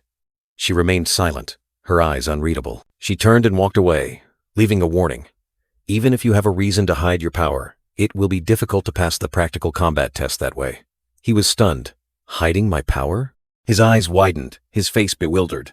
Do you know who your opponent is? The question hung in the air.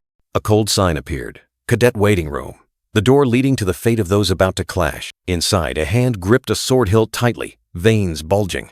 Suppressed power awaited the moment of explosion. Sweat poured down, the man's face distorted with tension and anger. His breathing was ragged and heavy. The muscular red-haired young man, his entire body flushed red like fire, growled as he lifted weights. I will crush you, the venomous vow echoed. In the dark night, a name suddenly flared like a flame. Kim Ha-jin! Hatred had found its target. A slender hand lifted the transparent card, brilliant golden light shining on it, but the information on it was blank. There's not much here, Captain. In the dark room, a black-haired boy sat amidst shimmering virtual screens, his voice echoing as he spoke of an orphan, without family or friends, whose talent was discovered at age 6 and who then entered the military academy. Yoo Yeon-ha stood there, her gaze cold, concluding about Kim Ha-jin. Aside from a 300 million won debt, that's all there is on Cadet Kim Ha-jin. Kim Ha-jin was astonished, while Yoo Yeon-ha secretly wondered how an ordinary person like him could see through her concealed item. Lost in thought, Yoo Yeon-ha suddenly sensed a presence. From the bushes, a black-haired man with sideburns poked his head out, flashing a mysterious smile. The man stepped out, his scarred face clearly visible, calmly greeting Yoo Yeon-ha. Long time no see, Captain. He was Chok Jung-young, a member of the masked syndicate. Yoo Yeon-ha turned, questioning, You're late. Did you get lost? He replied that he was busy searching for talent under her orders. Yoo Yeon-ha asked about the rookies, but Cheok Jung-young merely shrugged, disdainfully saying, They're all weaklings. One flick of a finger and they'd be gone. The shadowy boy reappeared, his voice echoing. Weak or not? She asked if you saw anyone promising. I've looked at the top second-year cadets, but there's no one. Yoo Yeon-ha sighed, telling him to go find the new students. Hurry up, Kim Ha-jin's practical combat match is about to begin. Yoo Yeon-ha's eyes flashed with thought. Kim Ha-jin? The one who saw through her item? Who exactly is he? The atmosphere exploded. A giant banner fluttered in the air, announcing Cube's midterm practical combat arena, cheers resounding throughout the stadium. Amidst the boisterous crowd, a muscular red-haired young man was engrossed in biting into a large slice of pizza, his face filled with contentment. Beside him, a green-haired girl wearing glasses watched the red-haired young man eating pizza. He exclaimed, Wow, This brings back old memories. The girl asked. What memories? The bad times? You got beaten to a pulp here and you can still watch this? The green-haired girl chuckled softly. I've moved past that, and my son really enjoys watching these things. The audience cheered excitedly. Among them, Chok Jung-young sat perched on the railing, someone nearby curiously asking, "Who's that?" Amidst the lively atmosphere, the green-haired girl wearing glasses suddenly noticed something unusual. He's been staring and smiling this whole time. The brown-haired young man beside her was surprised, wondering if it was a fan. That mysterious person was Chek Jung-young, his crimson eyes hiding an inscrutable smile. He thought to himself, "Am I their fan?" Ignoring the strange gaze, everyone's attention turned to the arena. The match was about to begin, cheers echoing throughout the stands. Fighter Kim Horak, ranked 19, stepped onto the field. With bulging muscles and a determined gaze, he was a true talent, though not yet in the top 6. The green-haired girl and the brown-haired young man were stunned upon hearing the announcement of Kim Horak's opponent, a name that caused a stir throughout the stands. Kim Ha-jin, ranked 934. The immense rank difference left everyone in shock. In a moment of recollection, Kim Ha-jin remembered a conversation with a friend about a written test. "Did you do well on the written test?" "Yeah." Back in the present, Kim Ha-jin stood there with a cold expression, sharp eyes, telling himself, "Just stay calm. Okay?" Kim Horak, facing an opponent far below him in rank, gritted his teeth, anger flaring in his eyes. He didn't hesitate to activate his special defense field, mana surging throughout his body, transforming him into a glowing blue mass of energy. Kim Ha-jin thought to himself, "I can't let him get close." Now was the time for the rookie's first one-on-one matches. And the first match begins now. Kim Horak charged forward, creating a powerful shockwave that shook the arena floor. He unleashed a lightning-fast attack, brilliant blue mana light exploding, aimed directly at Kim Ha-jin. Kim Ha-jin's blue eyes narrowed, focusing intensely, reflecting the dazzling light from the attack. Time seemed to slow, Kim Ha-jin narrowly dodging the attack, as if he were moving in bullet time. The bullet time lasted much longer than before, an unimaginable advantage in a life-or-death battle. At least a minute. What could he do in that amount of time? A question echoed in the young man's mind. Kim Ha-jin dodged with incredible speed, Horak crashing into the wall, debris scattering. He could block all of the giant's attacks. Horak stared in astonishment at the eccentric. Was he a tank? But Horak wasn't easily subdued. He roared, power exploding, spinning around to counterattack fiercely. Fists like sledgehammers tore through the air, but Kim Ha-jin still glided like a ghost amidst the frenzy. Continuously dodging, Kim Ha-jin suddenly charged straight at Horak, closing the distance in the blink of an eye. A gun appeared in his hand, its cold metallic gleam reflecting his resolve. He didn't hesitate, firing a bullet straight at Horak at close range. Horak sneered, his defensive barrier shimmering. "What do you think my defensive field is for?" The bullet hit the energy shield and bounced off. These puny bullets, they'll just bounce right back. But then, a horrifying sound echoed. The bullet pierced the defense, embedding itself directly into Horak's shoulder. The giant clutched his shoulder, his eyes wide with extreme shock. What just happened? The stands erupted. The green-haired girl and the brown-haired boy stared, unable to believe the sight before them. He pierced the defensive field? Horrified shouts echoed throughout the arena. Horak glared at the eccentric, his anger mixed with confusion. Who the hell is this kid? Kim Ha-jin stood in the middle of the arena, his gaze firm. There's no way a single bullet could pierce through, he muttered to himself. Or was he challenging? Horak's face changed color, sweat pouring out. He realized something was amiss with horror, a huge shock. Gunshots rang out sharply. Horak collapsed, his blue defensive field pierced by countless bullets, shattering like crystal. Horak's eyes were wide open, bloodshot with anger and pain. He couldn't believe it. Was this real? Kim Ha-jin coldly raised his gun, a smirk hidden in his smile. Did you think they'd bounce off? Too bad, because these are bullets imbued with magic from my sigil. He fired another shot, a surge of anti-magic power exploding. Grant them anti-magic power. In the stands, gasps of astonishment rang out. The green-haired girl and the brown-haired man's eyes were wide, unable to believe their eyes. Horak roared in pain as he was pushed back, his body flung far. His defensive field had completely collapsed. Horak stood up, clenching his fists, veins bulging. "You!" He gritted his teeth, his rage flaring. "A mighty punch!" Horak roared, the arena floor cracking open, debris scattering. "You damned rat!" The arena floor shattered, cracks spreading like a spiderweb. Horak's power was truly terrifying.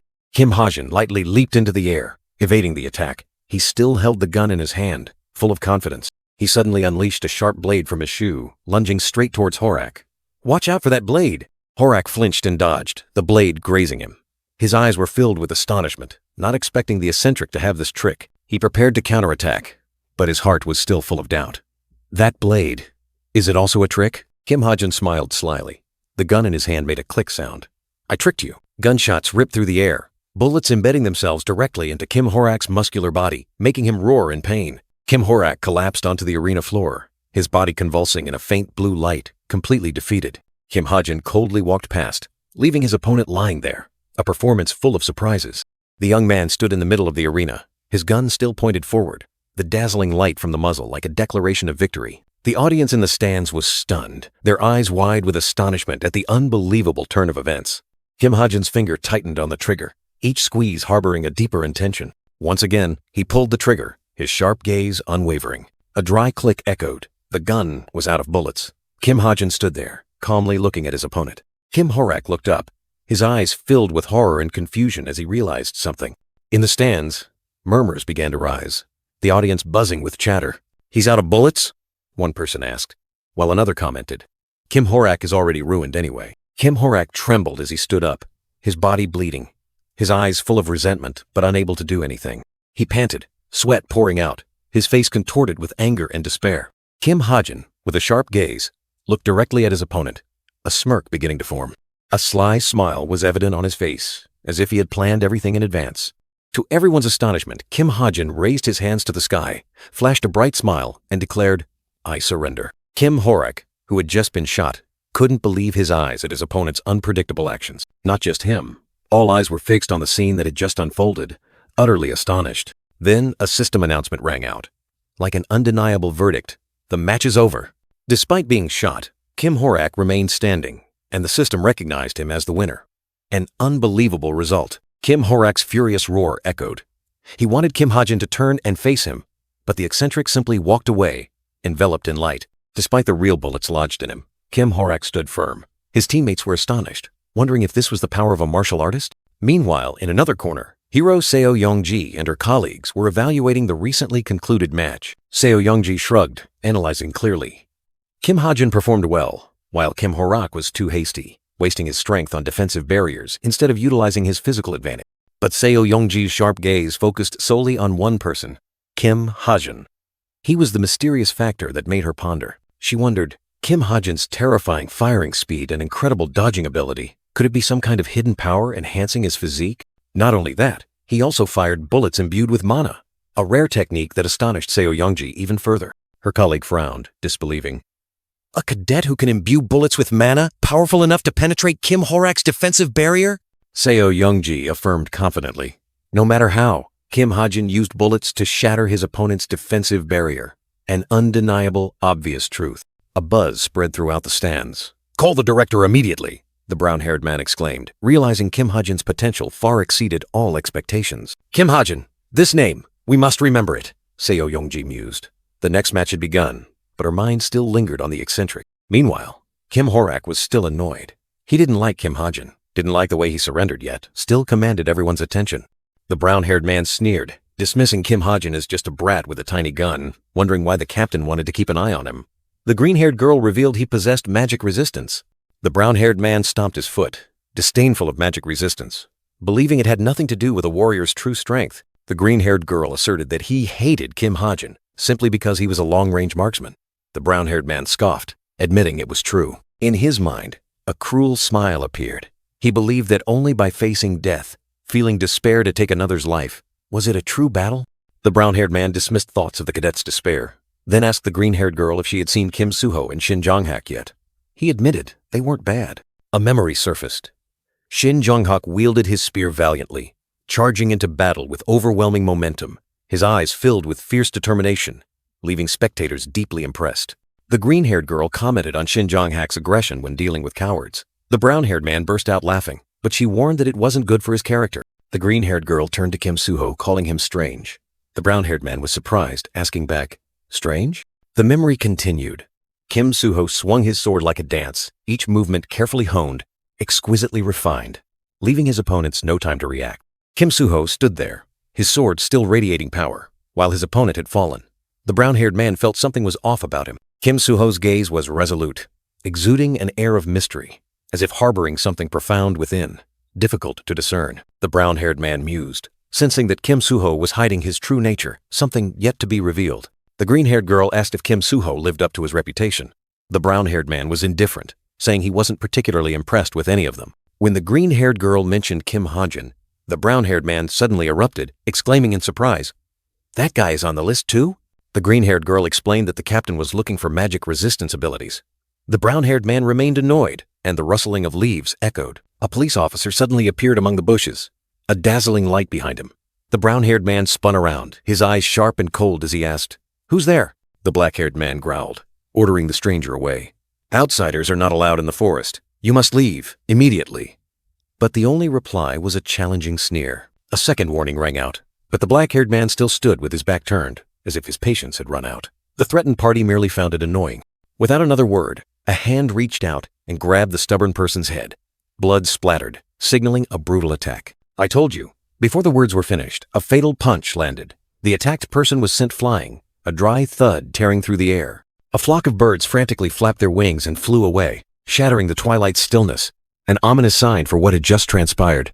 At the black-haired man's feet, fresh red blood stained the ground, evidence of the recent cruel act. With a sinister smile, the black-haired man casually admitted the crime. "That's right, the sunset dyed the entire sky red." "The captain won't be happy," the police officer's worried voice rang out. But the black-haired man merely sneered, turning the murder into a shared secret. The brilliant sunset covered the city, skyscrapers reflecting dazzling red-orange hues. On top of a tall building, a long-haired blonde girl stood silently, her gaze distant as she watched the setting sun disappear. Suddenly, the sky changed color, and heavy raindrops began to pour down, washing away the red hues of the sunset. Under the gloomy rain, a solitary tombstone stood in the middle of a field. A heavy vow echoed, "I will find the traitor." The black-haired girl stood there, her lonely silhouette blending into the rain. Her determined gaze fixed on the tombstone, the vow of revenge still unfinished. "And when I find him," tears mixed with the rain, streaming down her face, an unbearable pain, a promise to seek justice for the deceased.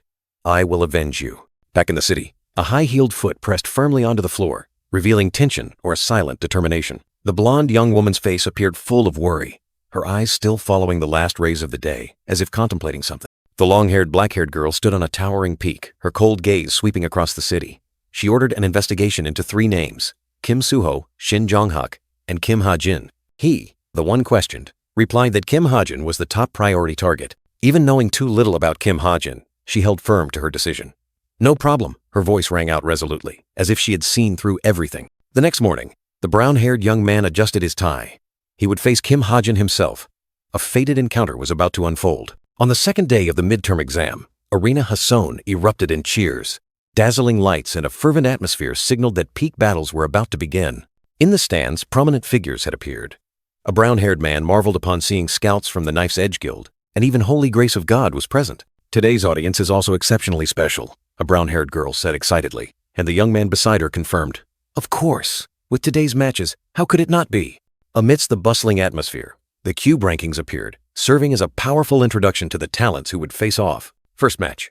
Kim Suho, the top-ranked, will face Yohei, the 8th-ranked swordsman, a promising clash between elites. Next is the classic match between Rachel, ranked 3rd, and Chae Na-yoon, ranked 4th. 2 talented young women will face off, promising a spectacular performance. "Top cadets clashing! This is amazing!" A black-haired young man cheered. The audience buzzed with discussion, wondering if Chae Na-yoon and Rachel would fight first, and if her bow would cause difficulties.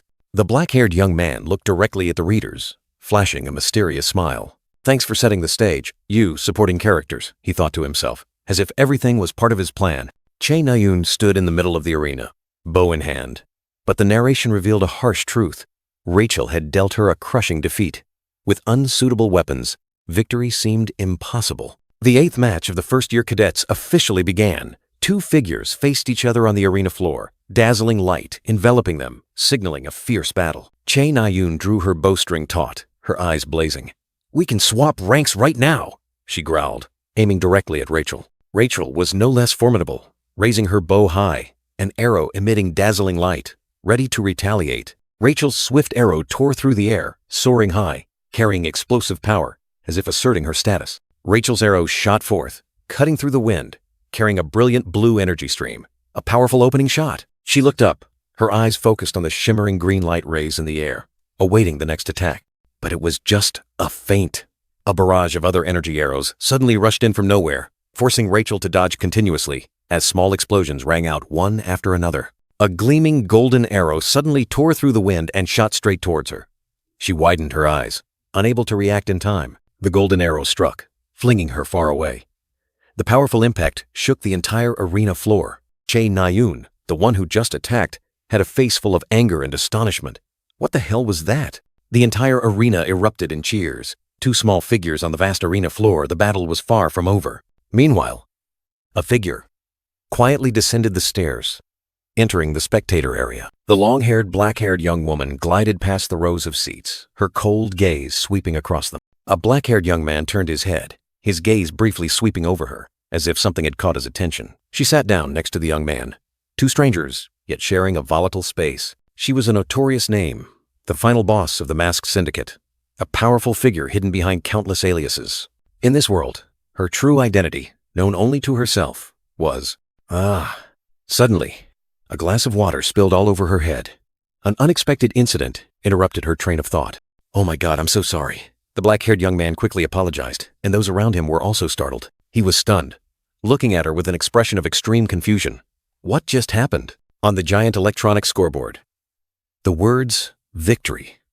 Rachel glowed brightly, signaling her resounding triumph. The black-haired young woman, her face streaked with water, gently wiped away the dampness, her eyes still holding an indescribable coldness. The black-haired young man awkwardly offered a towel. She took it with a curt thank you, and the awkward atmosphere lingered. Then, she unexpectedly broke the silence, mentioning his match with Kim Horak, her sharp eyes scrutinizing him. He was surprised, watching her present a card, then asked directly, "The skill you used in the match, was that an ability?" The card appeared, clearly stating leader card of a level 3 hero named Li Xiaofeng, belonging to the Desolate Moon Guild. He secretly thought this was just an alias, then retorted, "Did you come here for the guild? Scouting fees are illegal, aren't they?" The cold young woman retrieved the card, her tone resolute. "But I still want that card." A brief flashback to the sword fight, she continued. "Though I can't reveal the details yet, I believe we can offer you something worthwhile." She stood up, her invitation hanging in the air. "Give us a call, now, if you'll excuse me." As her footsteps faded, he remained seated, the card in his hand, thinking to himself, "There's no reason for her to seek me out." He still wondered, so why is she here?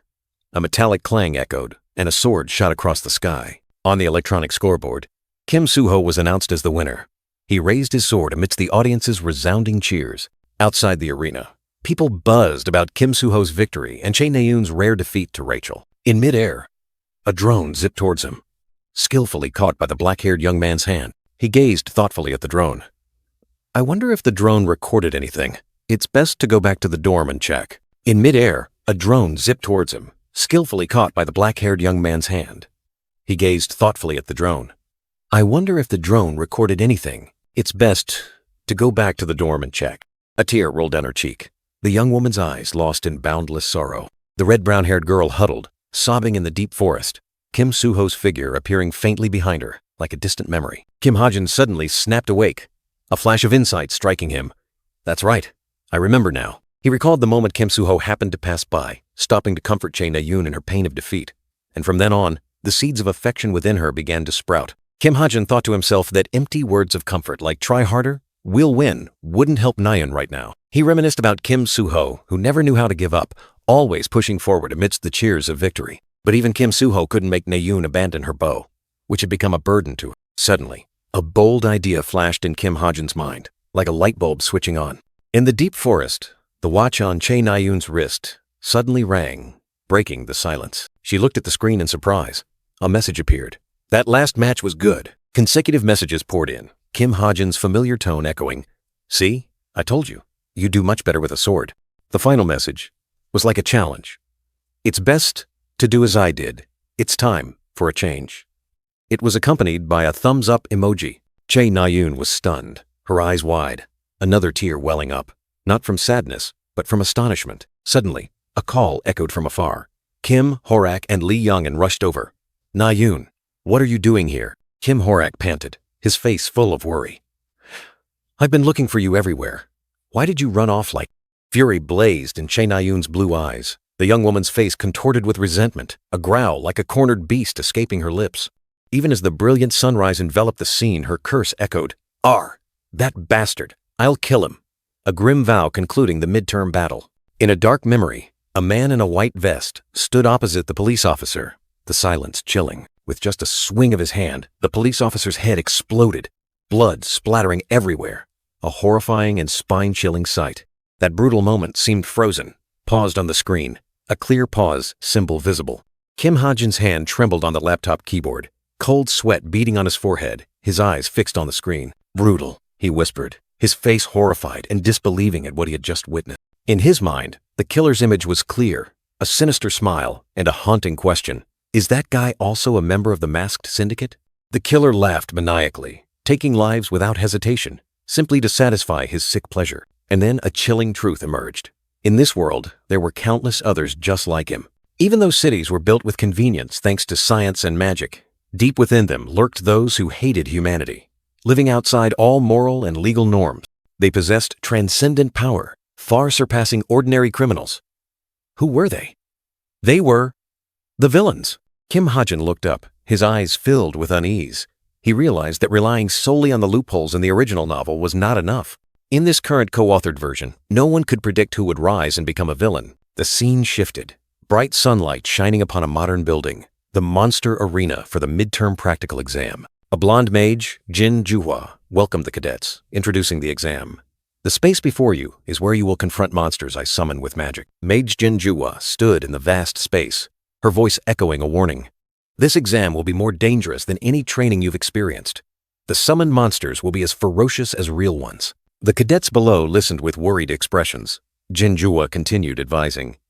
"Once summoned, your lives will be in danger. If you find it difficult, surrender quickly." The blonde mage continued to explain. "You will be evaluated based on the time and how you confront the monsters." She offered a slight smile. "Now, everyone, do your best for your exam." The ceiling lights flickered, signaling that something was about to begin. Jin Juhua's voice rang out, announcing, 4 people will enter at once, starting with Group 1. A loud sound echoed, and the first group, consisting of Hazuki, Kim Junho, Yu Jungjin, and Spinner, appeared on the arena floor. Brilliant magical light shone beneath their feet. "Prepare." Jin Juhua turned back to the remaining cadets and snapped her fingers. "The rest of you, please pay attention." She pointed forward, explaining the new task. "Those who haven't participated in battle will analyze their friends' performances here." Virtual control panels appeared before Kim Ha-jin and the others. Jin Juhua instructed, "Be as meticulous as possible and don't hesitate to add any strategies you believe were missed." The mage turned, preparing to begin. A faint vibrating sound emanated. Jin Juhua frowned, cleared her throat softly, her expression slightly annoyed. "Everyone, turn off your smartwatches," she commanded.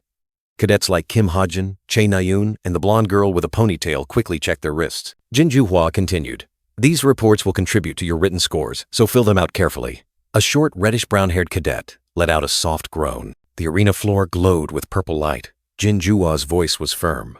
"All right, the battles will begin now." Mage Jin Juhua raised her hand, and a giant magic circle appeared beneath her feet. "Summon monsters!" A blinding light erupted. The magic circle swirled violently. Brilliant purple lightning bolts shot out, signaling the imminent appearance of a terrifying creature. A gruesome figure gradually became clear. Group 1, Cadet Hazuki. Designated monster, Evolved Ghoul. The black-haired girl Hazuki stood firm, her sword already drawn. The evolved ghoul lunged forward, its sharp claws tearing through the air, but Hazuki was one step faster. The black-haired girl spun around, her sword flashing with a purple streak of light, parrying the monster's attack. A fierce clash echoed, the shockwave spreading across the arena, signaling that the fierce battle was still ongoing. From the observation area, Exam Administrator Mage Jin Juhua calmly ordered, "Group 2, take your positions." This time, a giant snake with glowing yellow eyes and venomous fangs appeared, its terrifying hiss making the atmosphere tense. The muscular young man Kim Horak didn't flinch. Mana light flared in his hand. "Mana release!" A brilliant golden energy blast shot straight at the snake, creating a dazzling explosion that shook the entire arena. Immediately after, Jin Juhua's voice rang out, "Cadet Lee Yongun, complete!" A blue screen appeared, confirming the result. Next, an ivory-white unicorn collapsed under a rain of energy arrows, its agonizing cry tearing through the air. Che Nayun stood there, her bow still smoking. Cadet Che Na-yoon. Complete, Jinjua declared, the girl's triumphant laughter echoing. Yu Yonha, her purple hair flying in the wind, charged into battle with a winged monster, her sharp sword slashes tearing through the air. The silver-haired young man unleashed a powerful blow, splashing water from the giant monster. A powerful impact echoed, demonstrating the terrifying power of the recent attack. Group 10, take your positions! Jinjua continued to command, then added, prepare. The stage lights focused on the next area. A chrome wolf with sharp fur and glowing red eyes appeared. Cadet Kim Ha-jin, designated monster. Chrome wolf, Jinjua announced. Kim Ha-jin didn't hesitate. The gun in his hand fired continuously, energy bullets embedding themselves directly into the wolf.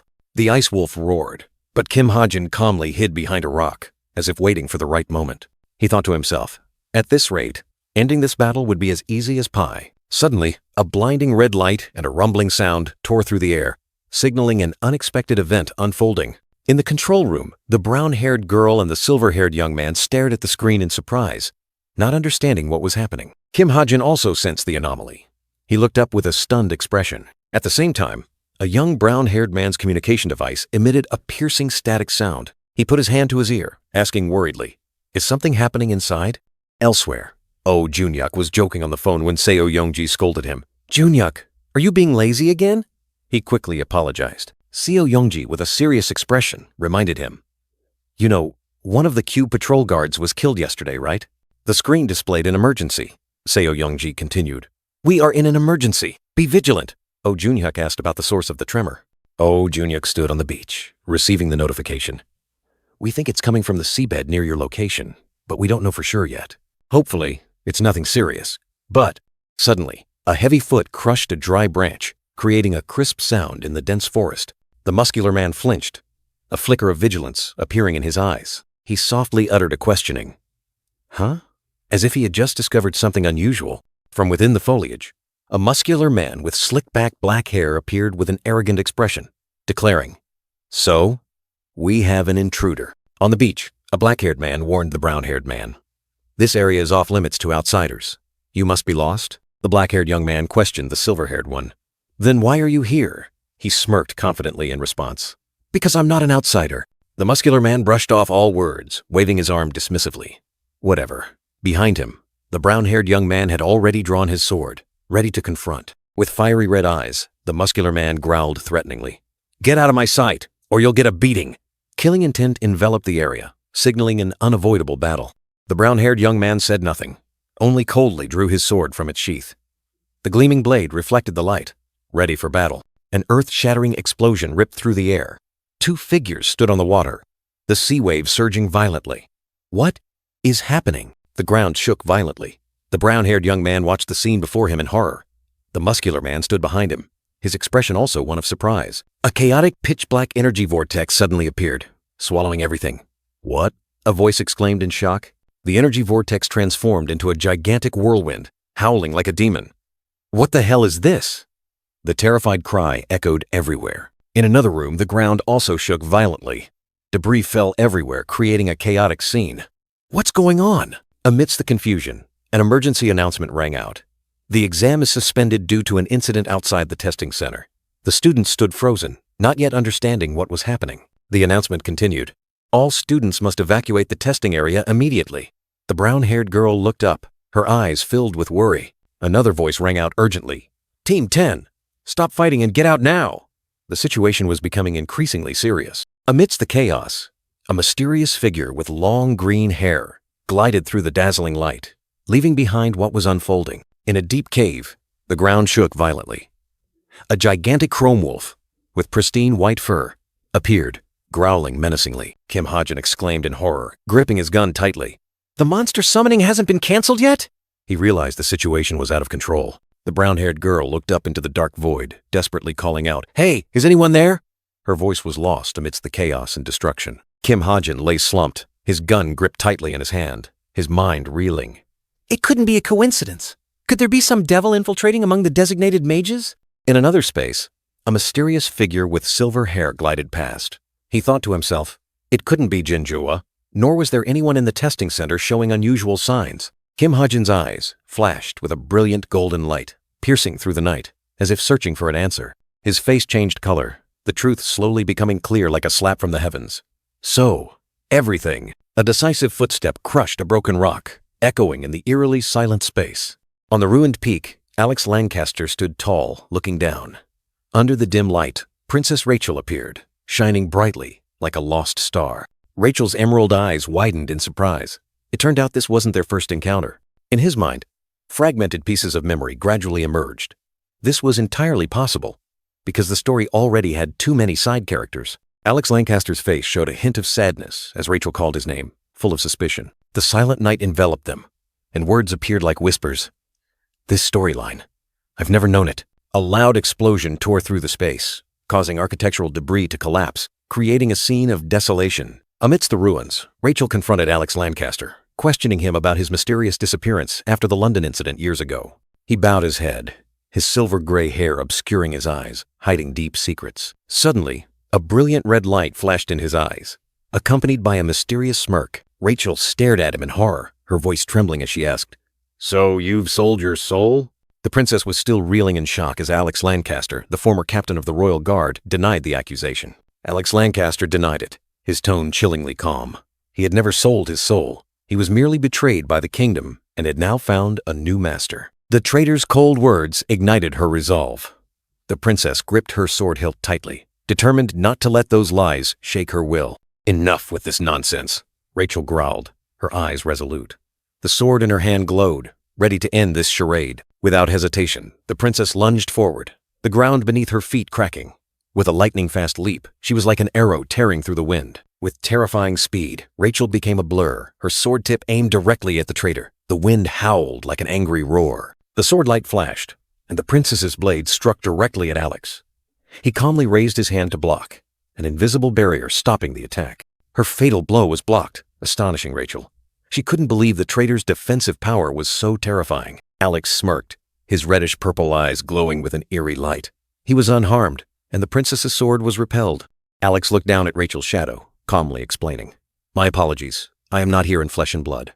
The phantom before you is merely a small diversion." At the same time, a brown-haired woman cried out, her voice full of panic, "It's chaos outside!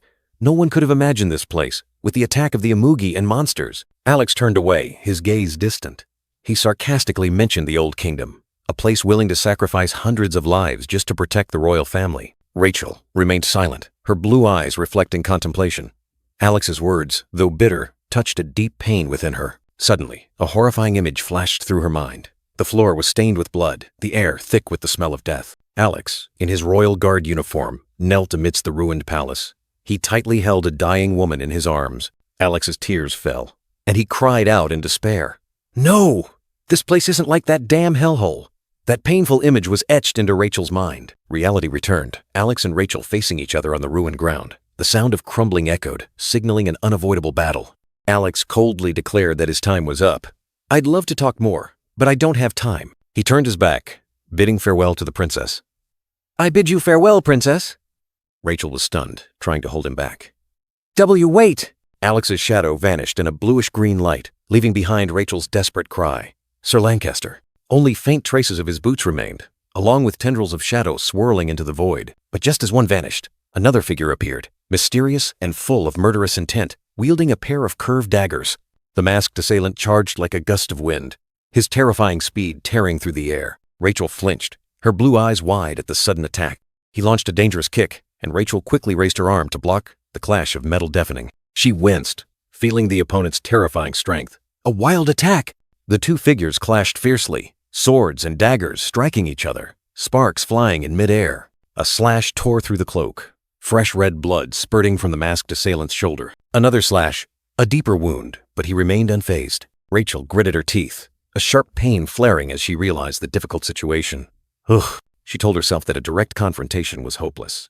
"I can't defeat him head-on like this. I have to take a risk and wait for an opening." The enemy's speed exploded, forming a brilliant red streak, the pressure weighing heavily on Rachel. She mustered all her strength, swinging her sword to parry the blow, sparks flying, dazzling the entire area. After the horrific collision, Rachel's sword flew from her hand.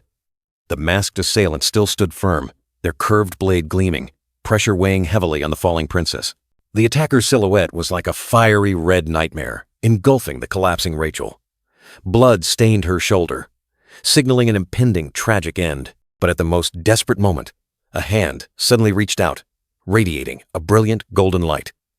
Alex Lancaster, though injured, refused to give up, his gaze resolute. The brilliant golden light from Alex Lancaster's hand enveloped the enemy's curved blade, causing it to fall to the ground, sparkling like a strange signal. An unexpected intervention. The masked assailant allowed no intervention. They lunged forward at terrifying speed, a red streak tearing through the air, aiming directly at Alex Lancaster, decisive and brutal. But the curved blade, which had already fallen, suddenly flared with dazzling light, as if possessing a self-preserving spirit. It shot straight towards the attacker, a surprising and powerful counterattack. Light exploded, dazzling the entire space, swallowing everything. A resounding boom echoed, signaling that something had completely changed the situation, full of drama. A surge of extremely powerful, icy energy erupted, striking the masked assailant directly. They were pushed back, shattered ice fragments scattering in the air, shaking the entire battlefield. Rachel looked up, her eyes wide with astonishment. Amidst the dust and smoke, Alex Lancaster stood tall, like a guardian deity who had just appeared, bringing the last ray of hope. Alex Lancaster stood imposingly amidst a shattered ice crater, enveloped in a blue light. His every step seemed to imprint a mark of unwavering strength, unshakable by anything. The masked assailant remained silent, their eyes hidden behind bandages. They were calculating, unable to believe Alex Lancaster's attack was so powerful, a formidable opponent. Without hesitation, Alex Lancaster lunged forward. A brilliant red streak followed. As he decided to end this battle with a powerful, fatal blow, he swung his arm, and a fiery red energy surge tore through the air, forcing the masked assailant to retreat. The battle had now shifted to a new, more intense phase than ever before. In mid-air, text appeared. Switch to Desert Eagle. A new weapon was about to be summoned, signaling a major change in the battle. And then Kim Ha-jin appeared, holding a powerful shotgun. Shotgun mode, he muttered, his gaze resolute, ready for a no-holds-barred confrontation. An earth-shattering explosion rang out. Kim Ha-jin fired, creating a deep blue energy blast that tore through the night, decisively sealing the enemy's fate. After the deafening explosion, a scene of devastation emerged, shattered fragments floating in mid-air, signaling a destructive attack had just struck. Amidst the rubble, Kim Ha-jin stood imposingly, his shotgun still smoking, a dazzling light radiating from behind him. He looked at the gun, frowning slightly, and thought, only one shot? Right. This attack consumed 250 SP. From above, Kim Ha-jin directed his gaze down into the abyss, where a small figure lay slumped amidst shattered rocks. The blonde girl awoke, her blue eyes wide with surprise, recognizing a familiar face. Wait, that's my classmate. With a light but decisive step, Kim Ha-jin set foot on the desolate ground, approaching closer to where the girl lay. He extended his hand, his warm, deep voice echoing in the silent space. Are you all right? Rachel looked up, her eyes still dazed, blood dripping from the wound on her arm. Kim Ha-jin exclaimed, You don't look good. I have bandages here. Kim Ha-jin's hand gently wiped away the streak of blood, then carefully bandaged the blonde girl's wound. Rachel let out a soft groan of pain, but Kim Ha-jin continued his work, saying in a low voice, If we had been a little slower, you wouldn't have been able to hold a sword anymore. Kim Ha-jin looked at the blood-soaked bandage in his hand, his gaze suddenly becoming puzzled. Then he suddenly widened his eyes, surprised to realize, I can't believe it. This is the blood of a top-ranked cadet. Rachel, with her arm carefully bandaged, bowed slightly. Thank you. Kim Ha-jin scratched his head, replying, Huh? Oh, it's nothing. A dazzling light suddenly pierced through the night, shining directly down on their position, signaling that someone was approaching. From above, a gray-haired man with his hair tied up, wearing a dark cloak, looked down and called out loudly, Cadets, are you injured? Rachel stood up, her expression calm once more. Kim Ha-jin sighed in relief upon hearing the gray-haired man's voice. We'll be right down. A frantic staff member reported to Jin Juhua, the exam proctor, that 2 cadets in the adjacent arena were severely injured. In another scene, a curly, brown-haired young man with angry eyes gritted his teeth, wondering who had caused this. Seo Youngji's voice rang out as the dark brown-haired girl rushed to where Oh Junhyuk stood on the sand dune, calling his name. Panting, Seo Youngji asked if any Mugi had appeared, and Oh Junhyuk replied that it had already been driven away. The girl surprisingly asked if Oh Junhyuk had driven the monster away, but he shook his head, revealing that a mysterious intruder had done it. A fierce battle scene unfolded, a muscular man confronting the giant snake. Despite its ferocity, he still defeated it. The intruder, with fiery eyes and a fierce expression, demonstrated his extraordinary power in battle. Seo Youngji found Oh Junhyuk's words hard to believe. but he insisted he couldn't believe it himself, and that the intruder had likely killed the gatekeeper. In the vast desert, Oh Junhyuk and Seo Youngji stood there, realizing that with the appearance of the intruder and high-level monsters, the midterm exam had become a complete mess. The Q building stood tall under the brilliant sunset, as the narration echoed that the academy would surely face big trouble this time. The monster incident at Cube had become a global issue, causing the midterm exam to be postponed indefinitely, sparking a wave of murmurs among the cadets. The gray-haired man with his hair tied up, the teacher pointed to the canceled schedule, announcing that all classes and tests were canceled. The cadets erupted in joy at getting a 10-day break, an unprecedented privilege. The teacher angrily scolded the cheering cadets, reminding them that their comrades had been injured, and ordered everyone to return to the dorms.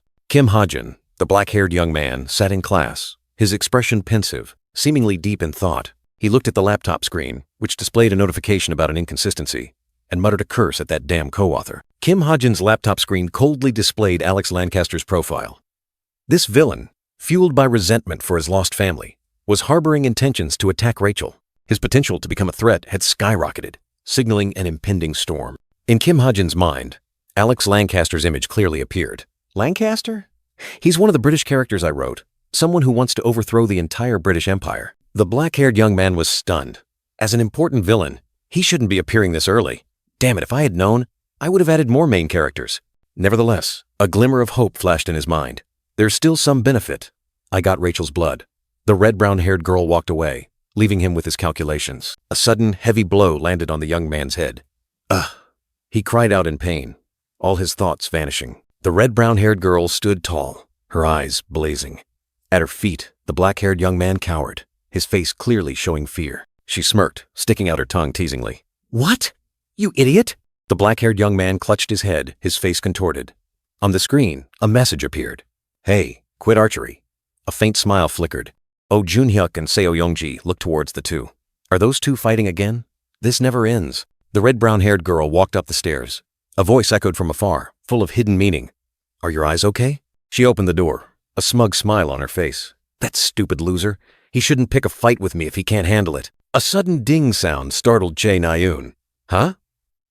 She looked around in surprise. On her wrist, a holographic notification appeared. Cadet Chae Na-yoon feedback report. Oh, test feedback. She sat down on her bed, excitedly scrolling through the reports. That's right. Let's see what everyone wrote. Oh, Suho's evaluation is here too. Her gaze focused on the screen. It was a victory for her confidence. The text appeared, affirming her achievement. At the same time, Kim Suho and Oh Junhyuk were also looking at the reports. She seemed hesitant and unsure, as if many external and internal factors were undermining her confidence. Kim Suho turned to ask Oh Junhyuk, What did you write? Chae Na-yoon, in her academy uniform, stood firm with a bow in her hand. The narration affirmed that she was a born archer and a talented cadet. Despite the doubts, she once looked confused and lacked confidence, but now, with perseverance and innate talent, she had achieved an absolute victory. It seemed that if she had any shortcomings, it was only her confidence. Kim Suho appeared on the holographic screen, his eyes full of trust. He believed that if Chae Na-yoon continued to maintain her self-belief, as she did today, she would become the greatest hero. Chae Na-yoon was sitting in her room, looking at the holographic screen. The words Cadet Kim Suho appeared, making her seem a little flustered. She lowered her face, covering her blushing cheeks with her hands. Oh, I'm so embarrassed right now, she mumbled, trying to hide her emotions. She lifted her head, her eyes resolute. See, I'm an archer, no matter what that bastard says. Her words were a strong affirmation to herself. She continued scrolling through the reports. Next is anonymous, she wondered. Then remarked, Who wrote this? So many words. A radiant smile suddenly bloomed on her lips. Let's see what they say. She was excited, preparing to read the next lines, unaware of what awaited her. She sat silently, intently reading each line on the holographic screen.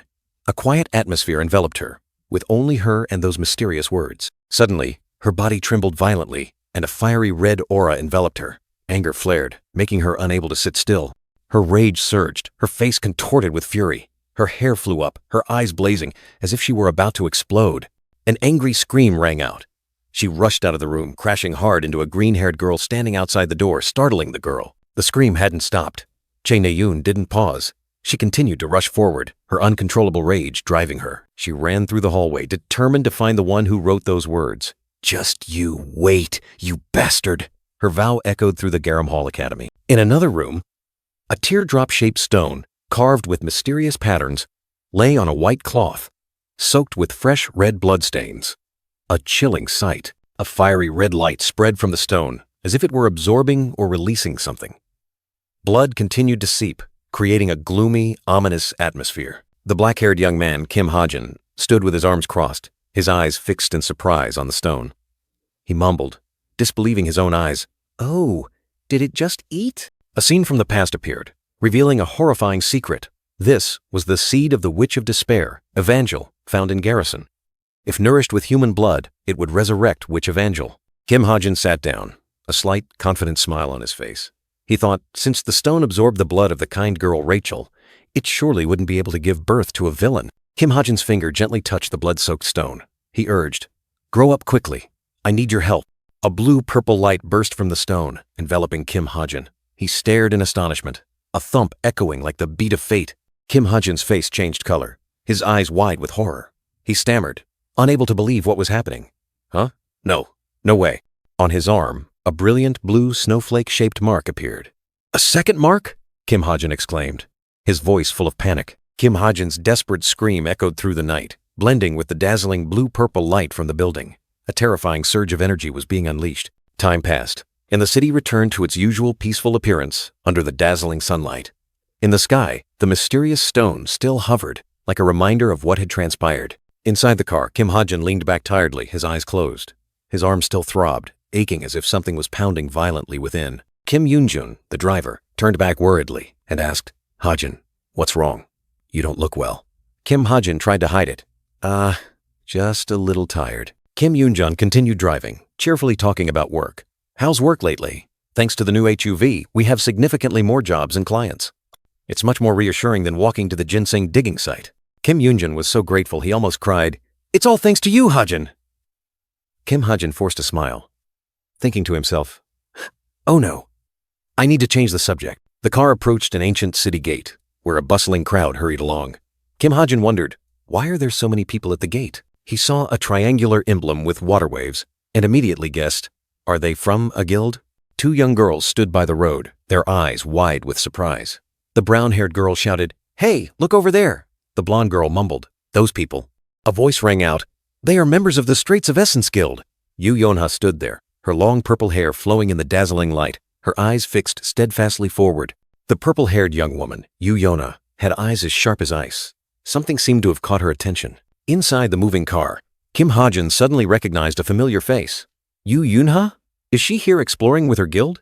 He thought to himself, his face full of surprise. The car sped away. But Yu Yeon-ha had already noticed.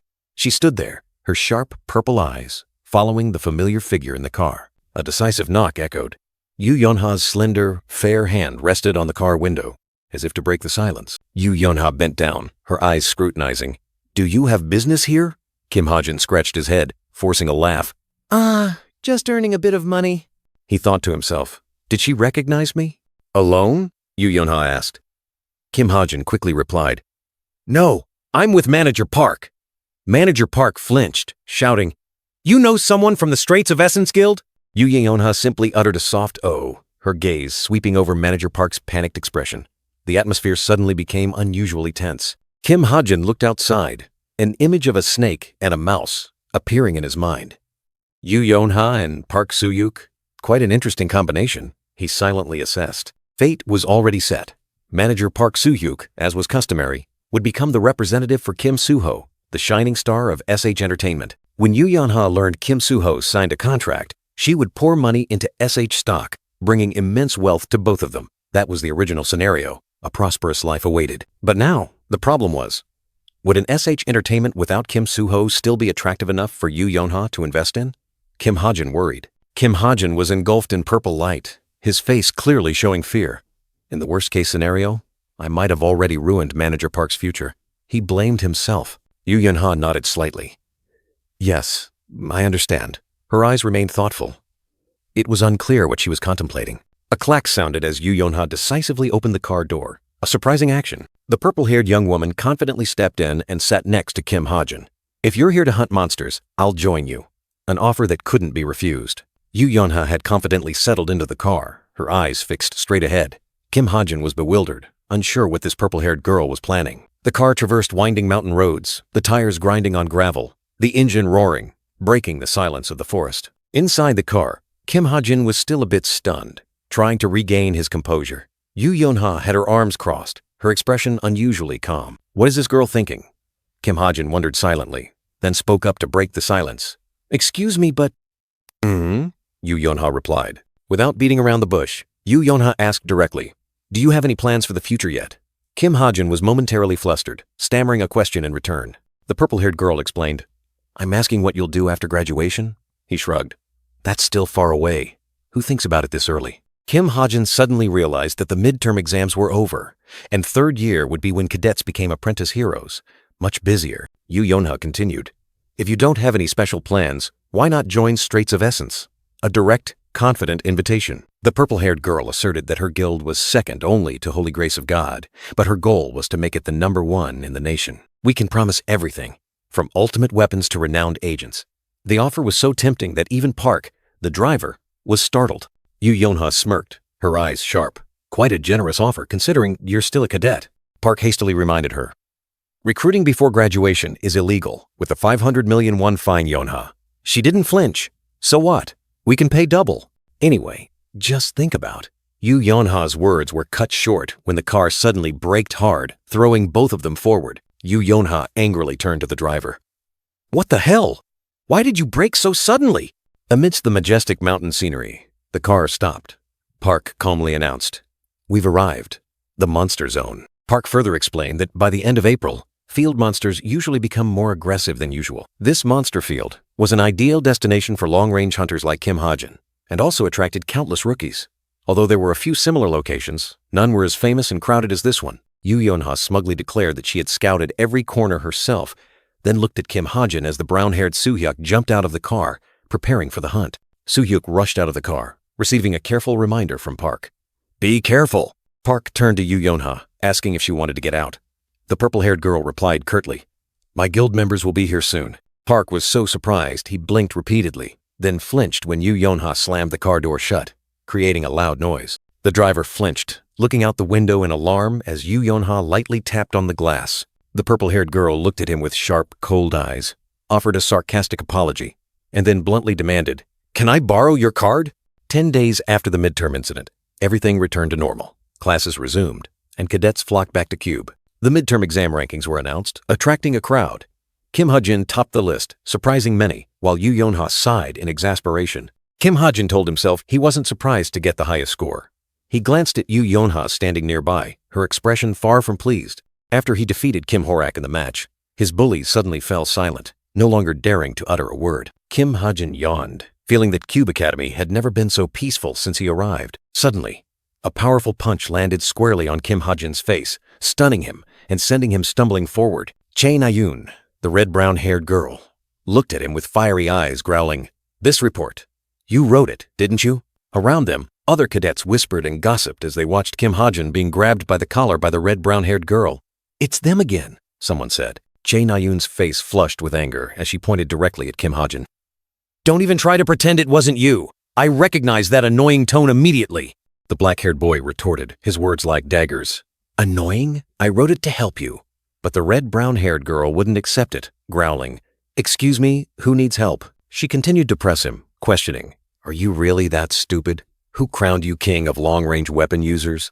The tense confrontation made the atmosphere feel solid. Chae Na-yoon's blue eyes flashed with determination. All right, you've accepted. A challenge had been implicitly made, and the atmosphere seemed to explode. He looked straight at her, his eyes cold. But if you lose, he paused, his words like a blade, you have to give up your bow. A defiant declaration. Chae Na-yoon's green eyes blazed with fury.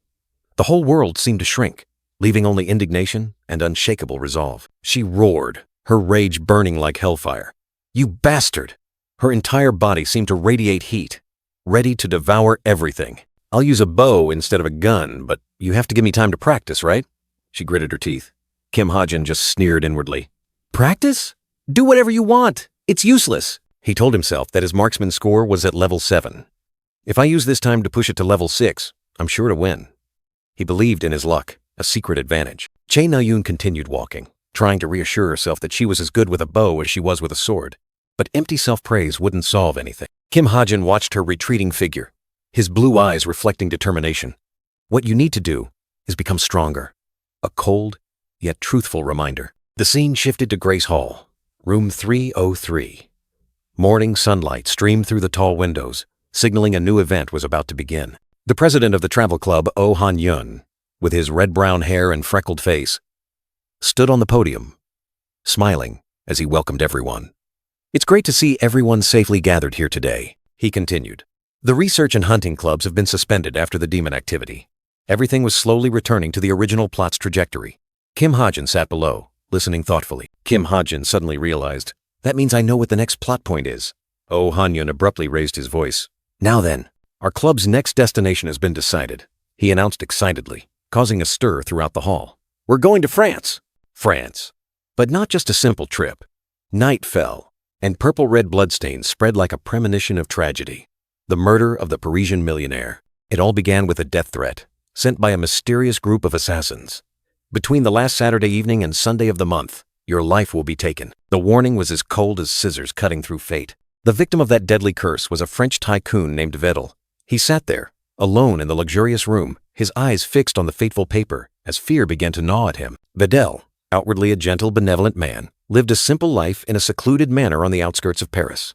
A life of contentment, far from worldly strife, or merely a perfect facade? But that was only what he wanted others to believe. Vedel's eyes twitched, and cold sweat poured out. His benevolent expression vanished, replaced by extreme panic, as if a nightmare had come true. Vedel, whose real name was Vervet, was a notorious swindler from birth. He had built his fortune by deceiving countless people, a master trickster living outside the law. Although he had always escaped punishment in the past, this time, his dark traces were exposed. The symbol of a glowing blue claw on a red background was like a verdict, signaling the price to be paid. As a wanted man, Vedel couldn't call the police for help, nor was there time to hire a team strong enough to confront the assassins. A bone-chilling cold ran down his spine. But even when all seemed lost, there was always a way out. A glimmer of light flashed in the desperate darkness, offering a faint hope to the one standing on the brink. And then, Vedel stumbled upon a brilliant method, all thanks to the Cube Academy students vacationing in Paris. Had fate brought them there, or was this an elaborate trap? At a party, Oh Han-yun, president of the Cube Travel Club, was praised by a young man with blonde hair. He humbly replied, unaware that he was becoming part of a larger plan. "Anyway, I wanted to choose Paris as our next destination, but there's no place big enough for the whole group." Vedel stood nearby, ears perked, a cunning plan slowly forming in his mind. "Is that so?" A question echoed in Vedel's mind, his eyes gleaming with calculation. A golden opportunity had arrived, and he wouldn't miss it. "Then why don't you all stay at my manor?" Vedel, with a radiant, fake smile, proudly thumped his chest. "I have enough room for all the students." A kind invitation, yet fraught with danger. Of course, it was just a plan for him to hide behind the students. Kim Ha-jin, with a pensive expression, saw through the scheme. Those carefree students were merely human shields for the cunning man. Suddenly, a ding sound broke the silence. On Kim Ha-jin's laptop screen, a new notification appeared. What awaited him next? A dramatic boom sounded, and then a job offer from Violet Hayes appeared. "A job offer for you, Office of Truth." A new mission, a new adventure was about to begin. Kim Ha-jin awoke, his eyes wide with astonishment. The job offer from the Office of Truth appeared, like a ray of light tearing through the night, marking the beginning of his first journey. The laptop screen continued to display the request: find the swindler who harmed his family. Along with it was information about the target, a blurry figure shrouded in mystery. He stared at the screen, a familiar feeling rising within him. Wait, this is? He seemed to have recognized this mysterious swindler.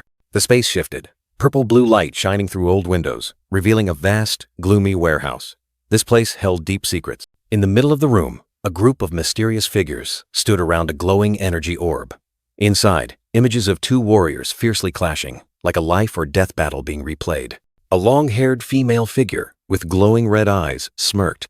"Damn it, is that the power of anti-magic?" she exclaimed, her tone full of amusement. She continued, "Cube's rookie is indeed impressive. This kid would also be a great addition." A curly-haired female figure stood beside her, listening. The curly-haired female figure hesitantly spoke.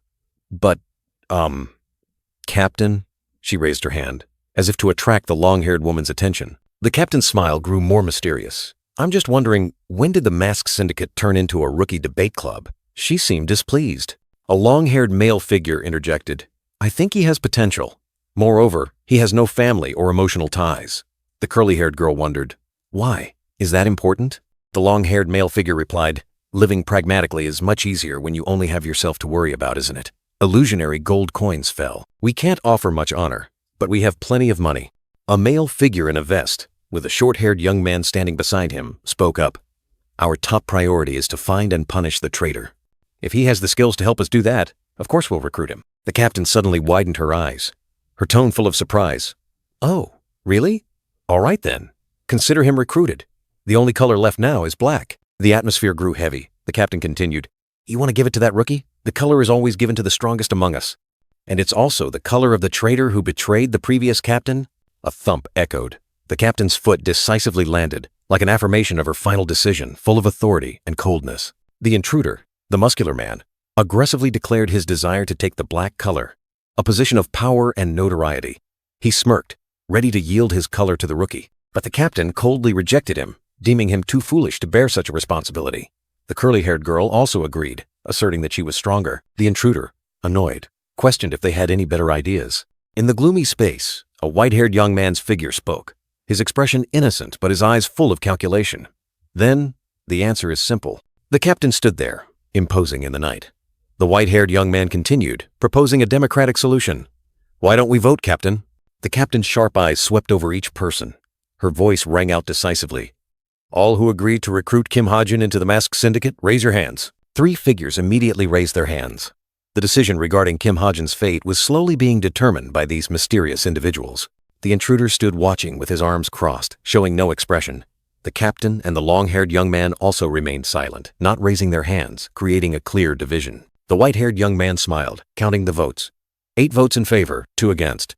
So, we'll recruit him then? The intruder gritted his teeth, his expression displeased.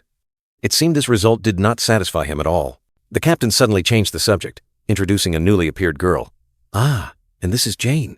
Jane, wearing a white mask, appeared, holding a glowing invitation card. The VVIP invitation card to the Paris party became clear. The long-haired young man immediately realized, our next mission location. The captain smiled confidently, holding the card. There's no better choice than the organization's yellow member. Stealing a ring? That's a piece of cake for me. The atmosphere shifted. At the academy, the brown-haired girl yawned amidst the noisy crowd of students. Kim Ha-jin and another young man stood nearby, preparing for a new day. The president of the travel club, Oh Han-yun, cheerfully announced, And Ha-jin, now that we're all here, everyone will draw lots to form teams, then jump into the warp gate. Kim Ha-jin pondered. He had never been to Europe in real life, but here he could get there in just 10 seconds. He thought to himself, if everything remained true to the original story, Yu Yuan-ha and Kim Soo-ho would be on the same team. Fate spun, lots determining destiny. A hand gently touched the mysterious box, where names would be paired. As for everything else, just let it unfold as it was meant to be. Dazzling light pierced through the clouds, illuminating the grand symbol of Paris. The Eiffel Tower stood majestically, welcoming guests from another world. An ancient obelisk stood majestically in the square, bathed in brilliant sunlight. This was Europe, a foreign yet promising land. The streets were bustling, people hurrying back and forth. A peaceful morning in the City of Light, where new adventures were about to begin. But not everyone was happy. The brown-haired girl exclaimed angrily, her face contorted due to the unlucky draw. Oh, Han-yun stood beside her, his expression not much better. He mumbled, Don't blame me. You're the one who drew it. Shut up! The brown-haired girl didn't hesitate to give Oh Han-yun a beating. Amidst that, a whisper echoed, Look, aren't those cube cadets? So cool. Oh, Han-yun flinched, his eyes wide. Cube cadets? Right here? A sense of unease crept into his heart. Surprisingly, Oh Han-yun rushed to embrace a purple-haired girl, his face beaming with happiness. My love, sweetheart. Sweet words echoed, dispelling all tension. The couple exchanged affectionate greetings, ignoring the annoyed glances of those around them. A figure thought to himself, Did we come all this way just for him to meet his girlfriend? Oh Han-yun cheerfully introduced. Everyone, this is my girlfriend, and also our team's Dr. Natasha.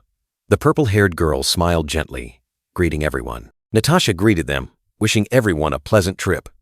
Kim Ha-jin stood there, thinking to himself, What a coincidence. How did they meet? Oh Han-yun continued to announce, Now the groups are free to explore, but there's a party tonight. Remember to gather back here at 7 p.m. Everyone chorused, Yes. The brown-haired girl asked Oh Han-yun. All right, where should we go first? He replied, Probably go find something to eat. She then doubted, But are we really going together? Oh, Hanyan chuckled. We drew lots, so we can't just ignore the results, can we? The brown-haired girl protested. No, it's just. You're so different from my previous travel companion. Anyway, follow me, the brown-haired girl said, her eyes scrutinizing Oh Hanyun. Do you even know the way? She doubted, while he continued to walk confidently. Oh Hanyun, his face full of worry, wondered about the watch on his wrist and the list he had made. The brown-haired girl snorted, her face pouting, and simply said, Just follow me. The two walked side by side on the cobblestone path, the girl still grumbling about being a picky eater, while Oh Hanyun merely replied confidently. Suddenly, the scene shifted to a luxurious restaurant, its lights sparkling as if gilded, promising an extravagant meal. The brown-haired girl was astonished by the splendor, while Oh Hanyun confidently approached the counter, announcing he had a reservation under Kim Ha-jin's name. Seated at the table, she couldn't help but wonder how Oh Hanyun managed to make a reservation at such a luxurious place, and he simply replied mysteriously, I have my ways. Oh Hanyun handed the menu to the brown-haired girl, generously saying, Here, order whatever you like. The brown-haired girl surprisingly took the menu, her eyes wide, stammering, Oh, really? All right then. Oh, Hanyun thought to himself. She came from a prestigious background, so she would surely choose something delicious, saving him the trouble. Suddenly, a strange sensation washed over him, and Kim Ha-jin startled, looking up, as if something was stirring this world. Oh, Hanyun also suddenly stood up, his eyes confused as he looked around, wondering what had just happened. I'll be right back. Oh Hanyun hastily ran off, leaving the bewildered brown-haired girl calling after him. Hey, where are you going? Oh Hanyun's hurried footsteps echoed on the tiled floor, a voice wondering if this was another alteration, or a new character jumping into the main story. Incredibly, Oh Hanyun and the brown-haired girl froze, looking up at the sky, their faces utterly astonished. A man wearing glasses, with black hair and a suit, appeared from behind, also looking up and calling out, Excuse me. In that chaotic moment, a name rang out like a clap of thunder in Kim Ha-jin's ears. Yoon Sun-ha, in Paris? Oh Hanyun. And the brown-haired girl froze, their faces utterly astonished, not understanding what was happening before their eyes. Oh Hanyun hastily chased after her, calling out to the brown-haired girl with a ponytail. Miss Yoon, you're walking too fast. What are you doing here? Kim Ha-jin, with a confused look, stared directly at the brown-haired girl with a ponytail and asked, Who are you? Oh Hanyun couldn't believe it. He looked at Kim Ha-jin, utterly confused, and blurted out, Come on, don't pretend you don't know. Just then, a piercing ding sound rang out, cutting through the tense atmosphere and drawing everyone's attention. Kim Ha-jin's eyes widened, his pupils constricted, and a blazing red warning appeared. A system alert. Kim Ha-jin quickly regained his composure and softly said, I'm sorry. I mistook you for someone else. The black-haired young man quietly bent down, his gaze fixed on the glowing laptop screen, a pensive look on his face. A system notification appeared, shaking his world. Story modification alert. The fated connection between Jane and Yoon Sung-ha has been reactivated by an anonymous informant. Yoon Sung-ha now appears in this episode. The man with glasses looked at Kim Ha-jin, who was glued to his laptop, and mumbled, Jane and Yoon Sung-ha. What is he doing? So that's why she's in Paris, huh? The scene shifts, taking us back to the past, where the towering building of the Holy Grace of God Guild stood majestically under the Sunday. Two individuals, a red brown-haired girl and a curly blonde-haired young man, stood side by side in neat suits, joining the guild together. They had undertaken countless missions together, faced dangers side by side, never leaving each other's company. And then they overcame difficult days together, sharing every joy and sorrow, forging an unbreakable bond. They had undertaken countless missions together, faced dangers side by side, never leaving each other's company. And then they overcame difficult days together, sharing every joy and sorrow, forging an unbreakable bond. Yet at the most fated moment, when trust seemed as solid as iron, Jane cruelly betrayed Yoon Sung-ha. The flames erupted fiercely, devouring everything, the sound of the fire tearing through space like a grim curse. Amidst the sea of flames, Yoon Sung-ha collapsed, her sword flying from her hand. The betrayer stood tall, cold, and indifferent, ignoring the sobs. Why?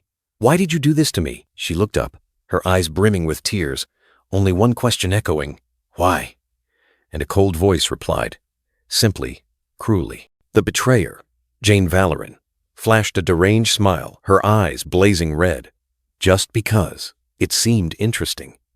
A single sentence powerful enough to crush all hope. The harsh truth became clear. Jane Valoran, the yellow member of the Masked Syndicate, a villain with unparalleled talent for theft and disguise. Back in the present, Yoon Sung-ha stood silently by the road, her gaze distant, as if lost in painful memories. Joran appeared, carrying a warm cup of coffee, gently asking after her, trying to dispel the sadness lingering on her face. Joran noticed her unease and asked worriedly, "You seem unhappy?"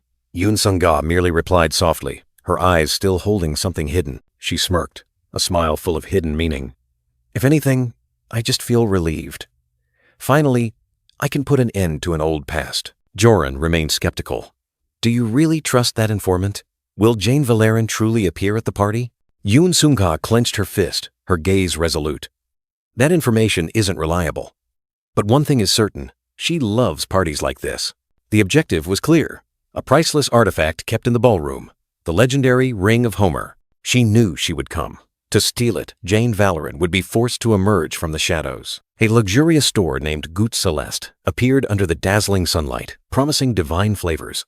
After a hearty meal, Chae Na-yoon rubbed her stomach, smiling brightly, while Kim Soo-ho quietly followed behind. Kim Soo-ho suggested they split up to explore freely, but she frowned, looking annoyed. In Kim Soo-ho's mind, the plan for tonight's gala had formed. He needed to find a good vantage point to observe. Na-yoon reluctantly agreed.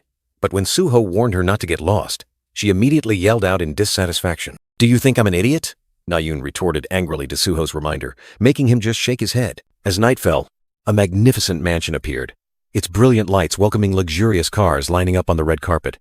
Guests flocked in, and mysterious figures in evening wear and masks began to appear. Inside, an atmosphere of luxury permeated, with sparkling wine glasses stacked high, inviting every gaze. A masked couple was conversing, the man pointing into the distance, drawing the woman's attention. Amidst the crowd, a purple-haired girl and a silver-haired young man stood out with their noble appearance, attracting all eyes. "Are they celebrities?" A voice rang out from the crowd. Even with masks on, they still look so cool. The purple-haired girl and the silver-haired young man continued their conversation. She seemed pleased with her outfit, while he complained about his stiff collar. "We're at a gala. Don't tell me you won't dance?" the purple-haired girl challenged, but the silver-haired young man only replied that he had never tried. Brilliant light streamed from inside the mansion, illuminating the night, signaling that the party was reaching its climax. From afar, a lone figure in a long coat stood silently, eyes fixed on the glittering mansion, a laptop beside him. At 5:30, Yoon Sung-ga arrived. The black-haired young man muttered that everything was strangely peaceful. But in his blue eyes, technological spirals silently operated, scrutinizing every slightest change. A masquerade ball held at an ancient palace in the suburbs of Paris. He was here only to ensure the story's flow didn't deviate. Night enveloped them, but the event inside was still ablaze with lights. Suddenly, his blue eyes narrowed slightly. The digital spirals in his pupils abruptly accelerated, as if they had just detected something unusual, a strange signal that had just passed by. And then, in midair, a fiery gate suddenly tore through the night, spinning violently. It appeared like a terrifying scar in the sky. "Is that a magic teleportation gate?" he exclaimed. "Damn it." The black-haired young man frowned, his expression annoyed. He thought this mission would be easy, but it seemed things weren't as simple as he'd imagined. The appearance of that gate was an ill omen. Only devils could open such a gate at will. Moreover, it had to be someone granted a special favor by a devil, someone who had reached terrifying power to accomplish this. Somewhere in that lavish banquet hall, the devil who opened the gate was hiding. He had blended into the crowd, waiting for the opportune moment to sow chaos. A ding sound rang out, interrupting his thoughts. The black-haired young man turned to his laptop. The screen suddenly lit up, signaling that important information had just been updated. The screen displayed the words critique. He knew these were supplementary details from the system, comments on the plot and ongoing elements. Homer's ring, a mythical grade relic. The next line appeared, criticizing how few characters cared about a legendary item simply because it was not yet awakened. And then, shocking news. The Society of Evil Deeds, a devilish organization hunting for this relic, had appeared in Paris. The play was slowly revealing those behind it. So that means... The black-haired young man looked up, a mystical blue light surrounding him. A terrifying truth was slowly being pieced together, making him shiver. The Society of Evil Deeds, a brutal, devilish syndicate led by Kim Hak-pyo. The mysterious man's silhouette appeared, harboring deadly danger, and a dark conspiracy was being woven. They plundered artifacts, sowed terror, and ignited wars everywhere. The extent of the Society of Evil Deeds' involvement in the world's chaos was truly immeasurable. Throwing in another bunch of terrifyingly dangerous devils? He gritted his teeth, muttering irritably. That damn co-author. A cold gust of wind swept by, signaling an impending battle. His hand suddenly glowed, and a powerful surge of energy erupted. Ether. He named his power. A dazzling light flashed, signaling preparation for an unavoidable confrontation. A mysterious figure, eyes blazing in the night, appeared from nothingness. He spoke, full of menace. "This time, nothing will go according to your plan." The figure stood on the rooftop, gazing down at the magnificent architecture. A cold question echoed, "So, where is Jane?" Jorn was writhing in pain, his throat constricted. He coughed violently, blood gushing out, signaling a tragic end. The attacker's invisible hand loosened, causing Jorn to slide down. Life was slowly leaving his body. Jorn's body collapsed onto the floor. The man in the black suit stood tall, surrounded by a brilliant red light, like a god of death who had just completed his mission. The man in the black suit walked slowly, leaving lifeless bodies behind. Each step echoed in the silent, cold space. The man in the black suit's eyes flashed with a golden light, like a bolt of lightning tearing through the night. An invisible power was being activated. The touch panel beeped, and the eye icon glowed brightly. Authentication complete. The secret door had opened. The giant vault door slid open, revealing countless secret compartments. The man in the black suit smirked, muttering to himself. Easy as pie. He stepped inside, his eyes scanning the treasures. So this is it, the legendary artifact. His voice was deep, filled with satisfaction. Inside the exquisite box, a sparkling ring glowed. Homer's ring. The man in the black suit whispered, as if touching a dream. His hand reached out, slowly touching the legendary artifact. The light from the ring reflected on his skin, creating an enchanting moment. Suddenly, Yoon Sun-ka appeared at the doorway, a dazzling light behind her. "What are you doing here?" She questioned the man in the black suit. Joran, the red-haired young man, turned around. His green eyes widened, revealing extreme astonishment. He collapsed to the floor, looking up at the woman. "Yoon Sun-ka, what brings you here?" Joran's voice trembled, full of surprise. Yoon Sun-ka, wearing a black mask, chuckled softly. "Of course I came to find you. I can't have my personal assistant just wandering around." A woman's light footsteps glided across the floor, carrying a sense of mystery. She, with her neatly tied brown hair, suddenly embraced Joran tightly from behind, startling the red-haired young man. Joran's face changed color, his eyes wide with panic at the woman's inexplicable action. He turned his head, trying to escape the tight embrace, questioning, "Miss Yoon, what are you doing?" The woman's hand tightened, her cold voice ringing out. "The thing is, Joran." Joran was thrown back, his face filled with extreme horror as she declared, "I cannot be fooled twice." The red-haired young man was violently thrown into the air, his clothes torn, blood splattering everywhere. An earth-shattering explosion ripped through the space, and thick smoke and dust enveloped the entire room. Amidst the rubble, Joran exclaimed in horror, "What the hell? A bomb?" From within the smoke, a figure shot out like an arrow, carrying a sharp, cold sword. Jane Valoran, with her radiant blonde hair and a mad smile, burst into hearty laughter amidst the desolation. She stood defiantly, sword in hand, challenging.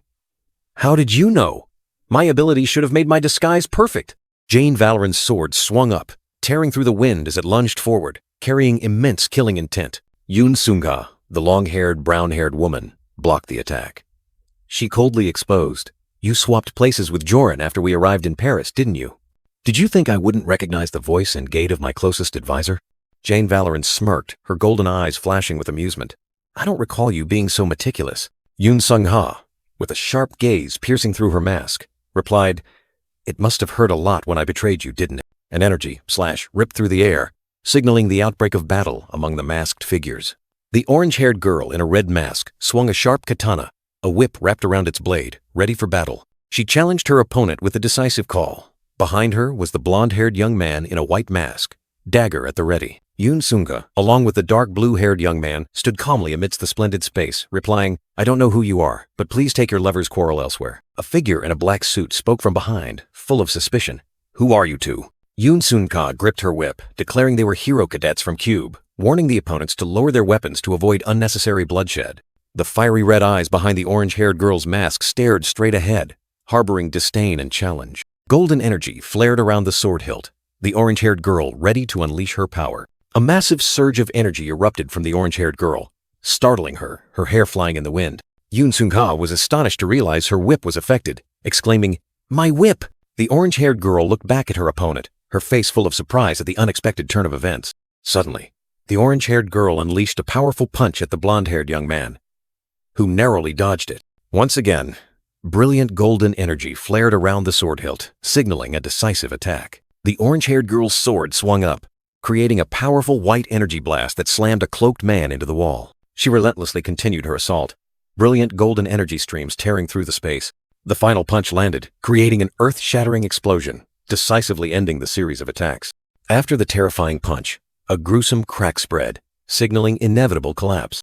Shards flew everywhere, revealing a blazing golden eye, filled with panic and helplessness before fate. The girl in the red mask lunged like a ghost. Her cold, sharp blade pointed directly at the blonde girl, snarling, "You're dead for sure." But a deafening clash rang out, her blade blocked by another katana, creating dazzling sparks. The boy in the blue outfit and white mask stood shielding the blonde girl, their two katanas crossed, his resolute gaze meeting the attackers. The blonde girl's face turned pale, while the girl in the red mask snarled, "It's you again? Get out of the way if you don't want to die with her." The boy in the blue outfit firmly replied, "No." He didn't know the reason for the fight, but swore he wouldn't let anyone be in danger because of it. The girl in the red mask gnashed her teeth, fury flaring in her blazing red eyes. "I said get out of the way," she roared, landing a fatal blow directly on the boy in the blue outfit, sending him flying like a rag doll. The girl in the red mask turned back, intending to finish off her target, but the blonde girl had vanished without a trace. How troublesome. She frantically looked around, her gaze sweeping across the empty room. "Wait, where is she? Hey!" From a distance, the blonde girl giggled, waving goodbye. "Where do you think you're going?" "Where am I going?" "Goodbye, Selinga." Suddenly, a surge of dark energy swirled up, engulfing the blonde girl in the gloomy night. Immediately, that energy surge counterattacked, ambushing the girl in the red mask, making her stumble. Ugh! The blonde girl was stunned, her eyes wide with horror as she witnessed the unexpected scene. "What the hell is this?" The girl in the red mask was also astonished, her eyes filled with disbelief at the sudden attack. An ancient ring glowed brightly in a ghostly hand. "Finally, I have it." A voice echoed with satisfaction, signaling a successful plot. A demonic figure became clear, with long tentacles and a sneering smile. Homer's ring, a legendary item, was now firmly in its grasp. An ancient power had just been unleashed. In the dark night, a cloaked figure stood silently by the window. Reflected in the glass pane, dark tentacles appeared and disappeared, like a reminder of the terrifying presence that had just awakened. The masked enigma, with sharp, cold eyes, surveyed the scene. A soft TSK escaped, full of annoyance or perhaps a cold assessment of the situation. In the deserted street, the Goutte Celeste sign hung, emitting a faint glow. This place seemed to be the destination of a troublesome journey. "Here again!" the brown-haired girl yelled in frustration, clutching her head helplessly. Despite her efforts, she was still lost, returning right back to the starting point. "How can this be? I clearly followed the map," she complained, as the guiding watch kept leading her in circles around Goutte Celeste like a cruel joke. A blue light emanated from the smartwatch on her wrist. A ding sound rang out, and the words made by Daehyun became clear. "That belongs to my dad's company." The girl suddenly blushed, clearing her throat. Her previous anger vanished, replaced by a subtle awkwardness. The brown-haired girl frowned, swiping her hand across the virtual screen. The call from Yu Yonha couldn't connect. A feeling of worry crept into her eyes, not answering calls or messages. What the hell is she doing? Worry turned into frustration. Something was wrong. In a magnificent hall, a tentacled figure stood tall, beside an unconscious white-haired girl.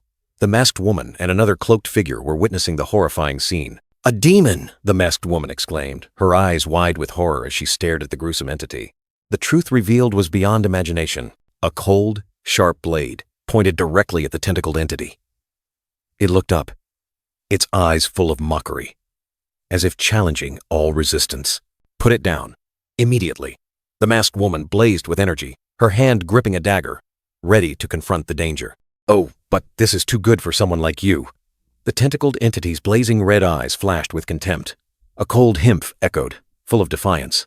Captain, with a sneer, raised the glittering ring high, declaring its seizure for the villainous organization. An arrogant challenge echoed, sowing ill omens. A pair of sharp, cold eyes containing digital data streams was monitoring all developments like a sophisticated surveillance system. In another space, Yu Yonha and Kim Suho stood silently, their eyes heavy. The ring had fallen into the hands of the evil organization, and even if the remaining heroes joined forces, the chance of reclaiming it was as fleeting as smoke. "Then it's done!" A decisive voice rang out, and a stream of honey-like golden-orange energy began to swirl. "It's time to execute Plan B." The hooded figure appeared, golden-orange energy swirling around his hand, signaling a sudden and powerful attack. He stood on the rooftop, powerfully swinging the golden-orange energy to form a brilliant vortex. "Good. That's enough," he whispered, preparing for the decisive strike. With terrifying force, the golden-orange energy shot forth like a missile, tearing through the air and heading straight for its target. The sudden attack pierced through the window, heading straight for Captain. "And if you dare to stop me," a cold threat echoed amidst the shattering glass. In a flash, the ring was snatched from Captain's hand. A lightning-fast strike, leaving her no time to react, only extreme astonishment. Captain reeled back in shock, her red eyes blazing with fury. "What? What?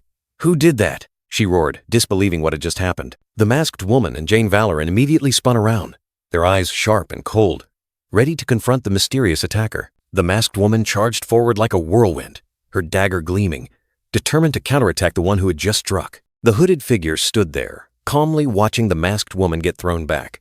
"Good. Now, she won't be chasing me anymore," he said, his tone full of self-satisfaction. He gazed at the sparkling ring in his hand, his eyes glinting with calculation. Now, with this, a new plan was forming in his mind. An invisible blade tore through the night, severing something in midair. Captain's crimson eyes constricted, and a bone-piercing pain flared up. With utmost fury, Captain unleashed a fierce counterattack, black tentacles erupting with blazing red energy, tearing apart everything around her. Despite Captain's fierce counterattack, the mysterious power still crushed her into the ground, leaving a deep crater and shattered ruins. Through the dust and smoke, a figure calmly stepped forward. A cold voice echoed, Now, don't do that." The blonde-haired young man, Sidious, appeared with a smirk, a glowing sword in his hand. He wouldn't let anyone leave easily. Silison, now defeated, glared at the newcomer. "Damn it, another demon?" She gritted her teeth in resentment. Sidious casually surveyed the ruined battlefield, then turned to introduce himself to the hooded figure. "Pleasure to meet you. I am Sidious." He continued to smile meaningfully, revealing his identity. "If I told you I'm from the Sinister Society, would that help explain things?" Sidious turned to the hooded figure, praising. "The way you stole that ring was brilliant." Silison was completely helpless, wasn't she? The hooded figure, with blazing red eyes, coldly retorted, demanding, "With that quick wit, I think you know what I mean, don't you? Hand over the ring." Sidious merely shrugged, turned his back, and flatly refused. "I can't do that." He scratched his head, an annoyed expression on his face. "Ugh, there's always one like you. Guys like you just love to complicate things." Having no other choice, Sidious decided. Fine then. It can't be avoided." Blazing red energy surged around him. His golden energy sword shot out, dazzling the entire space. "I'll just have to take it by force." The hooded figure was highly vigilant, his eyes glowing brightly within the surrounding red energy, ready to confront. With a lightning-fast attack, Sidious lunged at the hooded figure. The fierce collision tore through the air. The terrifying power from the impact spread, tearing apart the roof and turning the structure into ruins. The hooded figure lay slumped amidst the rubble, the ring still there, but he was completely defeated. The hooded figure glided like a ghost, dodging the blazing red energy blades that tore through the air. He knew this fight was far from over. Startled for a moment, the hooded figure suddenly heard a provocative voice. "Are you surprised?" Sidious sneered, his blazing golden energy sword swirling around him. "This is a magic sword, worth hundreds of millions. You'd best hand over the ring before you get hurt." The hooded figure realized that those who made pacts with demons would have their magic power surge. Combined with that sword, this blonde guy would become unimaginably strong. A flicker of worry crossed the hooded figure's eyes. If he could neutralize his weapon. But how? Without hesitation, Sidious swung his sword. A fiery sword strike ripped through the wind, hurtling straight towards the hooded figure. A deafening explosion rang out. The hooded figure groaned, thrown back in a cloud of red smoke, but his gun remained firmly in his hand. He slid across the rooftop, leaving a trail of scratches. Damn it. The hooded figure gritted his teeth, trying to hold his ground. The hooded figure tried to negotiate. "All right, let's talk. Perhaps I'll give it to you." But Sidious merely sneered. "Why? I can just kill you and take it." "I felt like we could still negotiate just now?" the hooded figure asked. Sidious replied with contempt. "You talk too much. It's pointless to drag this out. You can't beat me." Sidious looked down at the kneeling hooded figure, his eyes full of disdain. "It's as clear as day. You're much weaker than those fighting inside, aren't you?" The blonde guy smirked sinisterly, dark magic surging. "You only have a small gun and a few dodging tricks. Where do you get the confidence to face a demon like me?" "Anyway, I'm bored," Sidious said, the energy sword in his hand flaring with blinding light, signaling the finishing blow. "Farewell," he uttered coldly, then swung his sword. A colossal wave of blazing golden energy swept across, engulfing everything. The energy wave dissipated, and the hooded figure had vanished. Only a scorched mark remained on the rooftop, as if he had never existed. "Huh?" both exclaimed. Sidious stared blankly at the empty space, while the hooded figure was surprised to still be alive. Sidious was stunned, the energy sword in his hand flickering, as he mumbled, not understanding what had just happened. The hooded figure stood there, silent as a ghost, eyes hidden behind the mask containing indescribable surprise. Sidious was shocked to realize his sword had died, useless for the rest of the day. He yelled, unable to believe his ears. A notification appeared before the hooded figure, explaining the incident. "With your miraculous luck, the magic sword suddenly malfunctioned." Sidious burst into hearty laughter, declaring himself lucky. He mocked his opponent, stating that even without a sword, he could still finish off the hooded figure in a heartbeat. The hooded figure narrowed his eyes, a sharp gaze piercing through the mask. A brief challenging question rang out, as if probing the opponent's confidence. In the decisive moment, the hooded figure gripped the gun tightly. The last source of energy, remaining stigma, was activated. The gun transformed, converting into a dazzling stream of light energy. A flash of lightning appeared, signaling the impending attack. The hooded figure launched himself into the air, hurtling straight towards Sidious with terrifying speed, like an arrow tearing through the night. "Enough!" Sidious roared, unleashing a powerful punch that created a swirling red aura, ready to intercept the hooded figure. The two adversaries collided fiercely in midair. A dry crack echoed, signaling the beginning of a brutal battle. A massive explosion tore through the night sky, dazzling light enveloping the two battling figures, causing the space to shake violently. Far away, in another world, a girl was engrossed in a video game. On the screen, zombie monsters were continuously shot down, damage numbers appearing. The long, orange-haired girl with a ponytail focused intently on the game, completely ignoring the world around her. She had given up searching for the lost ball. Suddenly, the blaring sirens of police cars echoed throughout the street. The girl looked up, wondering what was happening that so many police cars were out. She glanced at her notification bracelet. There was still no news from her friends at the party. The screen displaying 0 notifications made her even more restless. The young, long, orange-haired girl, irritably hemped, her eyes full of annoyance. Clearly, this wait was making her lose patience. In the long, orange-haired girl's mind, a thought appeared. Why am I so annoyed? She couldn't understand her own feelings. Another plop sounded. The long, orange-haired girl still lost in thought, her eyes dreamily gazing into the distance. Now, the long, orange-haired girl was sitting on a park bench next to a brown-haired boy. Both were silent, lost in their own thoughts. Suddenly, the long, orange-haired girl turned, her eyes full of confusion as she looked at Kim Ha-jin. "Ha-jin, what the hell is this? Why are you here?" Kim Ha-jin lowered his head, his face annoyed. He mumbled, "My body. It's just a little stiff." The girl was surprised. "Huh, what?" A terrifying thud echoed. The long, orange-haired girl unexpectedly hit Kim Ha-jin hard on the back, making him cry out in pain. The long, orange-haired girl looked frantically at Kim Ha-jin, who was slumped on the bench. "Hey, what's wrong with you? Are you sick?" The long, orange-haired girl shook Kim Ha-jin, her voice full of worry. "Ha-jin? Hey, hey!" But he remained motionless, falling into a deep sleep. A dark void enveloped him. Noises, conversations, and clamor echoed from afar, like a hazy dream. Kim Ha-jin woke up in a daze amidst an unfamiliar scene, with people chattering around him. He wondered, where am I? He looked around, his eyes bewildered. Suddenly, a flash of insight struck him. He remembered something. A large banner appeared. College Scholastic Ability Test. He suddenly realized where he was. Kim Ha-jin stood amidst the crowd, his face confused. He mumbled, "That's right. I just finished the CSAT." A familiar voice called from behind. "Ha-jin." He turned his head, his eyes full of surprise. Kim Ha-jin's eyes widened, reflecting the dazzling light. He seemed to have recognized the person who had just called his name. The familiar voice echoed, drawing Kim Ha-jin into a strange dream where his parents were as real as life. In the dream, he stood amidst a crowded street, his parents approaching, their eyes full of worry. "What are you two doing here?" he asked, his heart overflowing with emotion. The scene was hazy, like a flickering memory. His parents could only look at him, speechless about the fateful exam. Then he saw himself, a weak child, collapsing in tears. "I think I failed," the confession came in broken words. He sobbed uncontrollably in the street, his parents quickly embracing him, comforting their little son. "It's okay, Ha-jin. You're fine." His mother's voice was gentle, soothing. The pain in the dream. Tears still streamed down his cheeks, but now he felt the warmth of his parents' embrace. Suddenly, Kim Ha-jin woke up. realizing he was lying on an unfamiliar bed in a luxurious room. Wait, where am I? A creak echoed. The door opened slightly, revealing three familiar figures: Che Na-yoon, Yoo Yeon-ha, and the dark blue-haired young man. Are you awake? Che Na-yoon asked, her expression a mix of surprise and annoyance. Kim Ha-jin startled awake and sat up. Che Na-yoon grumbled about having to carry him, telling him to take care of himself. Yoo Yeon-ha and the dark blue-haired young man just smiled. Wait, did you cry? Che Na-yoon teased. Did it hurt that much? Kim Ha-jin quickly wiped his eyes, denying it. Na-yoon, go wait outside, the dark blue-haired young man said, pushing Che Na-yoon out. She annoyedly asked, Why?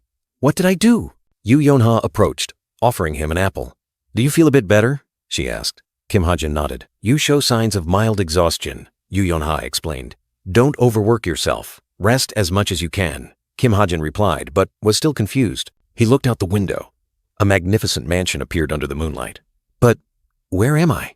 He wondered. Kim Ha-jin woke up in a luxurious room, while Yoo Yeon-ha brought a tray of food, explaining where he was. It was past 10 in the evening, and Yoo Yeon-ha worriedly asked if he was okay, having not eaten yet. Kim Ha-jin reassured her that he was fine. A chilling warning appeared.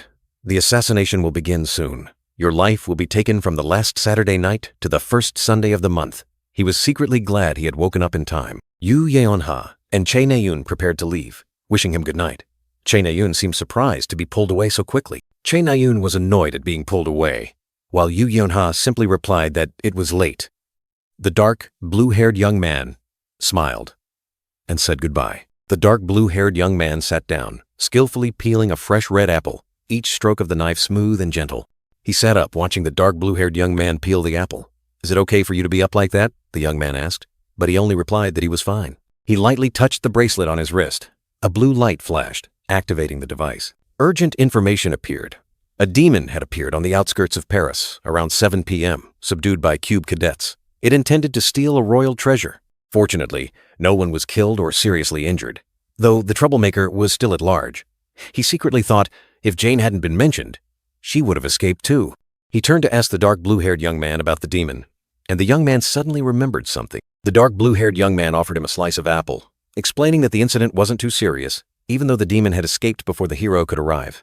He breathed a sigh of relief. He bit into a crisp apple slice, while the dark blue-haired young man continued to peel, creating perfect spirals. In the dim light, the dark blue-haired young man's hands deftly peeled, and the apple seemed to emit a warm glow. The dark blue-haired young man suddenly looked at him, telling him to take care of himself. He was confused, not understanding the meaning. With a firm gaze, the dark blue-haired young man said directly, You are the protagonist of this story. Don't let yourself get too seriously injured. The eccentric had bravely confronted Yoon Sung-ga. She could have killed him if necessary, and if the demon had appeared later, he might have been much more seriously injured. A risky confrontation, but he still stood firm. Of course I understand why he did that, because Kim Soo-ho, the true hero, always follows the path of righteousness, illuminating every dark corner. His radiance shines brightly, guiding everyone. But if a hero only clings to goodness and justice, is that the only path? Black ink dripped from the pen, sketching an uncertain future. Will they be strong enough to overcome the crises caused by mysterious forces and twisted wills? Blood splattered, signaling a fierce battle. That resolute gaze held a deep sea of contemplation. And more importantly, can they bring me home? In his memory, warm sunlight enveloped him as he was embraced by his parents, a peaceful moment long past. Protagonist? Come on, Kim Ha-jin muttered, his face full of skepticism. There's no such thing. He didn't believe in flowery words, only seeing the harsh reality. The dark blue-haired young man smiled brightly, the bandage on his cheek making him even more endearing. But if there is, you'd be one of them. The words were gentle but held a hidden trust. Kim Ha-jin stared blankly, his eyes wide. So everyone in this world is a protagonist? He still couldn't accept that idea. Kim Ha-jin replied, his gaze complex as he looked at the dark blue-haired young man. This conversation made him think more about himself and his place. Ha-jin, the dark blue-haired young man called, skillfully peeling the apple. Huh? Kim Ha-jin replied, still eating his apple slice. A peaceful moment before the conversation turned serious. The report you wrote about Na-yoon. I've read it. The dark blue-haired young man's words startled Kim Ha-jin, the apple slice on his plate seeming to catch in his throat. You were quite harsh with her, the dark blue-haired young man remarked. No, I wasn't, Kim Ha-jin retorted. She's not suited for archery. He firmly maintained his stance. Is that why you made a bet with her? That's right, Kim Ha-jin confirmed. And if she loses, she'll give up the bow. A gamble to decide the future. That's still the path she chose, the dark blue-haired young man said, his gaze firm.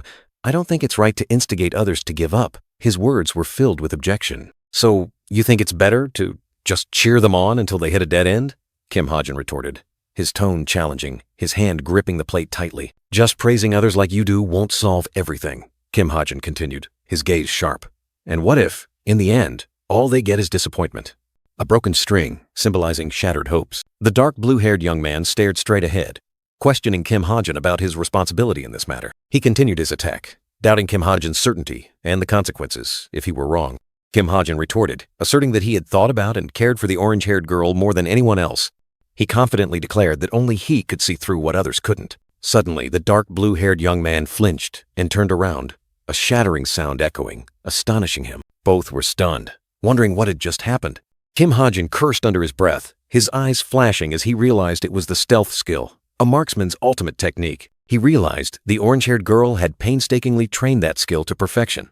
All for naught. The door burst open, the loud noise waking the deeply sleeping purple-haired girl, while the orange-haired girl stood there, her face filled with panic. The orange-haired girl trembled, her face flushed with anger and confusion, wondering what the hell that bastard had just said. The orange-haired girl flinched, turning to look at the newly awakened purple-haired girl, softly calling her name. The purple-haired girl inquired, while the orange-haired girl awkwardly denied it, trying to hide what had happened. The purple-haired girl yawned, told the orange-haired girl to go to sleep, then turned off the light and drifted into slumber. Beneath the thick blanket, the orange-haired girl still tossed and turned, her mind heavy with thoughts. She tried to reassure herself, attempting to dismiss those words, pretending she hadn't heard anything. But in her mind, Kim Ha-jin's firm assertion still echoed.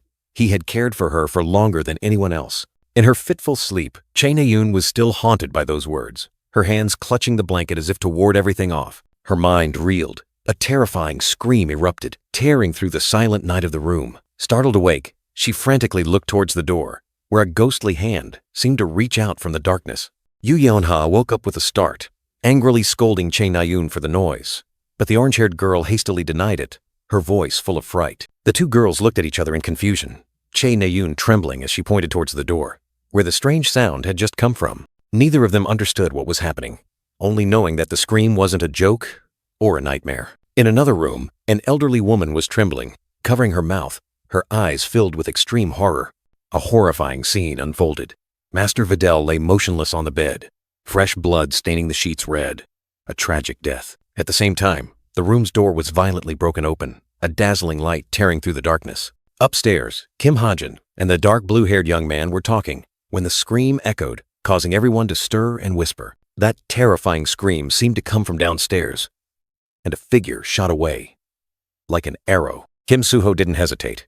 He leaped over the railing, rushing straight downstairs, his eyes resolute. Suho, a call echoed.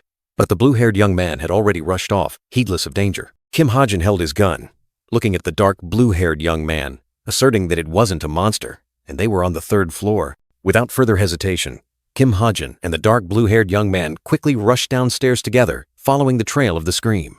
Kim Ha-jin burst through the door, a dazzling burst of light erupting, signaling a horrifying truth about to be revealed. Kim Ha-jin, his face aghast, stood frozen before the scene that had just appeared. Dazzling light shone from behind him, but what he saw was even more terrifying than the darkness. The room was plunged into chaos. On the bed, a corpse lay motionless, bloodstains dyeing the sheets red. On the floor, the elderly woman had collapsed, extreme horror etched onto her face. A heart-wrenching scream echoed. The old woman sobbed, calling out Master Vedel in utter despair. A terrible truth was revealed. He's been murdered. Blood was splattered everywhere, evidence of the crime. Vedel, the middle-aged man, lay there, his eyes closed, blood oozing from the corner of his mouth. Vedel, how could this happen? A painful question echoed. A blue-haired girl appeared, her eyes mournfully gazing at the corpse. Behind her, other students also stood silently, no one daring to utter a word. The blue-haired girl coldly assessed. The abdominal wound caused him to lose a lot of blood. Unfortunately, he's time. The old man embraced the elderly woman, trying to comfort her. The old man burst into sobs, accusing, "This is clearly an act of jealousy from one of these children. It's truly cruel to do this to someone who dedicated their entire life to others." Kim Ha-jin and the dark blue-haired boy stood side by side, their faces grim. The atmosphere was as tense as a taut string. The room was now packed with people. Students and adults stood silently, enveloped by confusion and fear. The blue-haired girl gave instructions. "All right, we'll wait outside for the police and ambulance. All students return to your rooms." A hand pressed the switch, and a dry click echoed. Light flared, illuminating every corner of the room. Kim Ha-jin stood by the door, the dark blue-haired boy behind him, and the blue-haired girl turned her head to look back. The blue-haired girl was surprised, her gaze fixed on the corpse. A series of questions appeared in her mind. A brown-haired boy with purple eyes looked at Kim Ha-jin, full of confusion. "Ha-jin, what are you doing? Why did you turn on the lights?" Kim Ha-jin walked straight towards the corpse, leaving surprised gazes behind him. Each of his steps held an unpredictable determination. Yoo Yeon-ha roared, her angry eyes fixed on Kim Ha-jin, who was standing next to the corpse. "Look here! You're not allowed to tamper with the crime scene!" Her voice tore through the silence, full of indignation. Yoo Yeon-ha's voice grew sharper, and she held out her hand as if to stop him. "Leave immediately, before." A faint, menacing shadow appeared behind her, signaling an unexpected event about to unfold. A dry click echoed. A cold gun barrel pointed directly at Yoo Yeon-ha's temple, making the purple-haired girl freeze, her eyes wide with horror. The entire room seemed to hold its breath. The two boys standing behind, the dark blue-haired boy and the black-clad boy, witnessed the scene with stunned expressions, unable to believe their eyes. Shock spread throughout the space.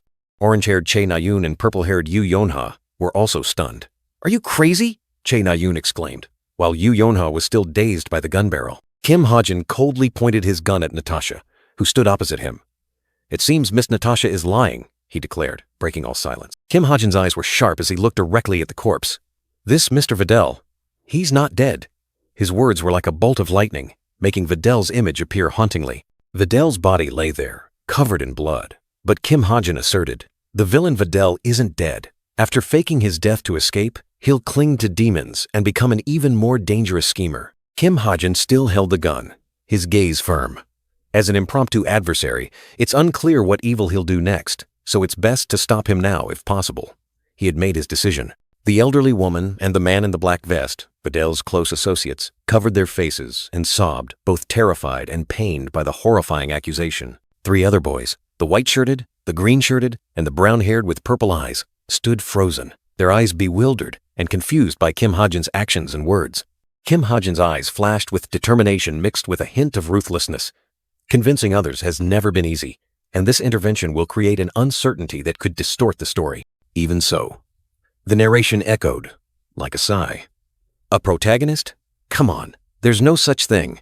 A profound philosophy about his role. The dark blue-haired boy's radiant smile appeared, full of warmth. But if there were, you would be one. An encouragement? Or a prophecy? Kim Ha-jin smiled meaningfully. "If you think about it, I'm not distorting the story, because other bastards have already done that." He justified his actions. Kim Ha-jin still pointed his gun at Vidal, explaining clearly, "Mr. Vidal isn't dead. This is a conspiracy, and he's in a state of suspended animation." His words were like a final verdict. Natasha reacted violently, unable to believe his words. "What the hell are you talking about? You're telling me, a doctor, that I wouldn't know?" He calmly pointed out the wound. "First, the wound is too shallow for a downward stab. Second, the amount of blood is too much. Even a fatal wound only has one heart behind it. It couldn't possibly soak the floor like that." Kim Ha-jin tapped his wrist device, his eyes sharp. But most importantly, the crowd murmured. Chae Na-yoon and Yoo Yeon-ha stared at him in shock, speechless. An international wanted poster for the swindler Vervet appeared on the screen. "This face, it's eerily similar to Vidal, isn't it?" Natasha's face turned pale, her eyes closed, cold sweat running down her face. Natasha turned to ask the butler, "Have you called an ambulance and the police?" He stammered in response. She forced a smile. "Then let the professionals handle it. Their opinions are much more trustworthy than a rookie's." Natasha waved her hand, signaling an end. "Now, we'll examine this case until they arrive." Suddenly, a swish sound echoed, and Kim Ha-jin drew his gun like lightning. The dry sound of a gun being cocked tore through the air. He pointed the gun directly at Natasha and Vidal's corpse. Natasha was stunned, her eyes wide with horror. "Wait." The cold gun barrel pressed against Vidal's temple. "What the hell are you doing?" The elderly woman and the old butler screamed in panic, begging him to stop. He coldly declared, "I'll shoot when I count to 3. If he's already dead, then it probably doesn't matter, right?" Kim Ha-jin counted 1, the atmosphere as tense as a drawn bowstring, signaling an imminent cruel act. Natasha, the purple-haired girl, was utterly horrified, her eyes wide with fear. She screamed, begging someone to stop him. "He's already dead! Don't do anything more to his body!" Her despair filled the room. Kim Ha-jin didn't waver in the slightest. His gun still pointed directly at Vadal's corpse. He coldly counted 2, as if playing a game of fate. Natasha, tears streaming down her face, tried to stop him. She warned that the police were coming, but he remained motionless, his expression emotionless. The fated moment arrived. Kim Ha-jin uttered 3, the sound like death's knock, making everyone hold their breath. A heart-wrenching scream erupted from Natasha. She collapsed in despair, unable to bear the horrifying sight about to unfold. A foot, perhaps Natasha's, seemed to be trying to move or collapsing, symbolizing utter helplessness and extreme fear. Suddenly, Natasha lunged forward, trying to shield the corpse, screaming, "No! Don't shoot!" She couldn't let him do it. Tears streamed down her face as she desperately pleaded, "He's my father! Don't shoot him!" Her words were like a knife twisting in the listener's heart. Those around, including the dark-haired young man and the man in the black jacket, watched in shock, only able to call Natasha's name in helplessness. Just then, the silver-haired butler, the man in the black vest, stealthily approached from behind, his face full of calculation. A deafening gunshot rang out. The butler was horrified, screaming in terror, his eyes wide in disbelief at what was happening. Kim Ha-jin, still holding the gun, coldly declared, "No need for the police. Call the heroes." He had his own plan. He looked directly at Natasha, his gaze sharp and cold, and ordered, "Tell them we've caught a wanted criminal." The sunset descended upon the villa, casting a tranquil beauty that starkly contrasted with the tragedy that had just unfolded inside. The dry clang of metal. Natasha's hands were tightly cuffed. She had become the wanted criminal, as per Kim Ha-jin's words. Tragedy was sealed. Natasha, with cuffed hands, sobbed as she watched Vadal's body being carried away. The fiery red sunset painted her fate with mourning. But it was all just a play. The death was elaborately staged, a dark conspiracy orchestrated by Vervet and Natasha. Vervet wanted to cross Europe for heinous crimes, wanted to escape the law. Their plan was to fake a death, even exploiting an innocent cube cadet to bear witness. That plan? Simply feigning death, then reviving after an artificial hibernation. A spectacular deception. The hibernation drug was extremely cheap, and Natasha, working for Cube, could easily obtain it. Everything was calculated. The rest was just acting. She created a fake wound on her chest with magic, then used a blood bag to create a bloody scene. The Paris police had been bribed. The scene would deceive the first responders, and the body would be replaced with a pre-prepared corpse during transport. Afterwards, the enticed Cube cadets would provide testimony. Who would dare doubt the words of a Cube cadet? No one. Thus, Vervet would officially die, free to start a new life under a different name. A perfect escape from justice. Or so it should have gone. If not for a spoiler. The perfect play had been exposed. The clatter of a keyboard echoed. Information appeared. Vervet had been arrested in France. The questioner even got it for free. The brown-haired young man smiled smugly. Who would have thought the first question would be about Vervet? He thought to himself. Excellent. This will boost our credibility. Yu Yonha appeared, looking at him meaningfully. I should just call you Sherlock. First, it was the Yoon-hyun case. Now this one. She teased. You should just open a detective agency. He replied. Long-range weapon users have keen eyes, you know. He flinched, his gaze evasive. But why are you so familiar with criminals? She asked, questioning him. It's just family history, Miss Yu. He stammered. She frowned. Miss Yu? Why are you suddenly so formal? He mused. The story of his family history still unfinished.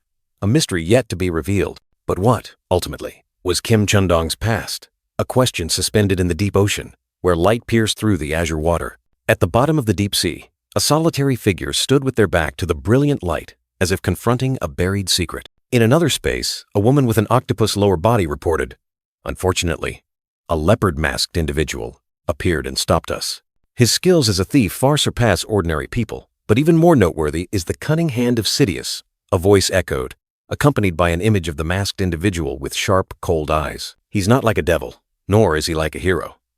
A mysterious shadow with glowing eyes appeared, representing the ambiguity of the masked individual's identity. The octopus woman ordered, then search for him among mercenary groups and hunters. But if he appears, do not confront him yourselves. Report to me. A subordinate bowed in obedience. The masked individual gritted his teeth, a surge of pain or resentment rising within him. But why do you go around everywhere saying you're a devil? The octopus woman roared, the air around them trembling. She was so enraged, her body seemed to distort. Her eyes filled with murderous intent, and a crack sounded like bones shattering. Her fury erupted, engulfing the masked figure in blazing red flames, questioning him. "You're clearly trying to show off that you're a devil. Why?" The masked figure bowed his head, a groan escaping him. I'm sorry." He took a step back, accepting the reprimand. Amidst black smoke and eerie tentacles, a pink-haired woman coughed, still giving orders. "Find him as quickly as possible," she continued to ask, her voice filled with worry. "Oh, and have you recovered the demonic sword yet? The one Sidious carried?" A hand gripped the hilt of the radiant golden sword, mystical light surrounding it, like an artifact imbued with ancient power. Kim Ha-jin stared in astonishment at the sword in his hand, wondering, what am I supposed to do with this thing? Kim Ha-jin sat before the screen, looking at the radiant golden sword. He knew it was useless to him, though selling it would fetch a fortune. But his intuition told him it was best to keep it and wait for the right moment. Next, another item appeared. Homer's ring, an ancient artifact yet to awaken, harboring mysterious abilities. The ring emitted a faint glow. To activate it, one usually had to infuse it with magic power. But Kim Ha-jin had his own way to bypass that cumbersome step. A system window appeared. With just a bit of SP, he could adjust it, from unawakened to awakened, costing 49 SP.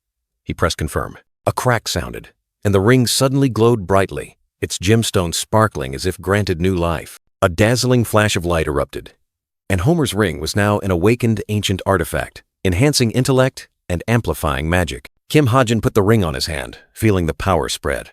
The great thing was that it wasn't ownership locked, so he could give it to anyone. He envisioned the radiant golden sword and thought of those who could use it.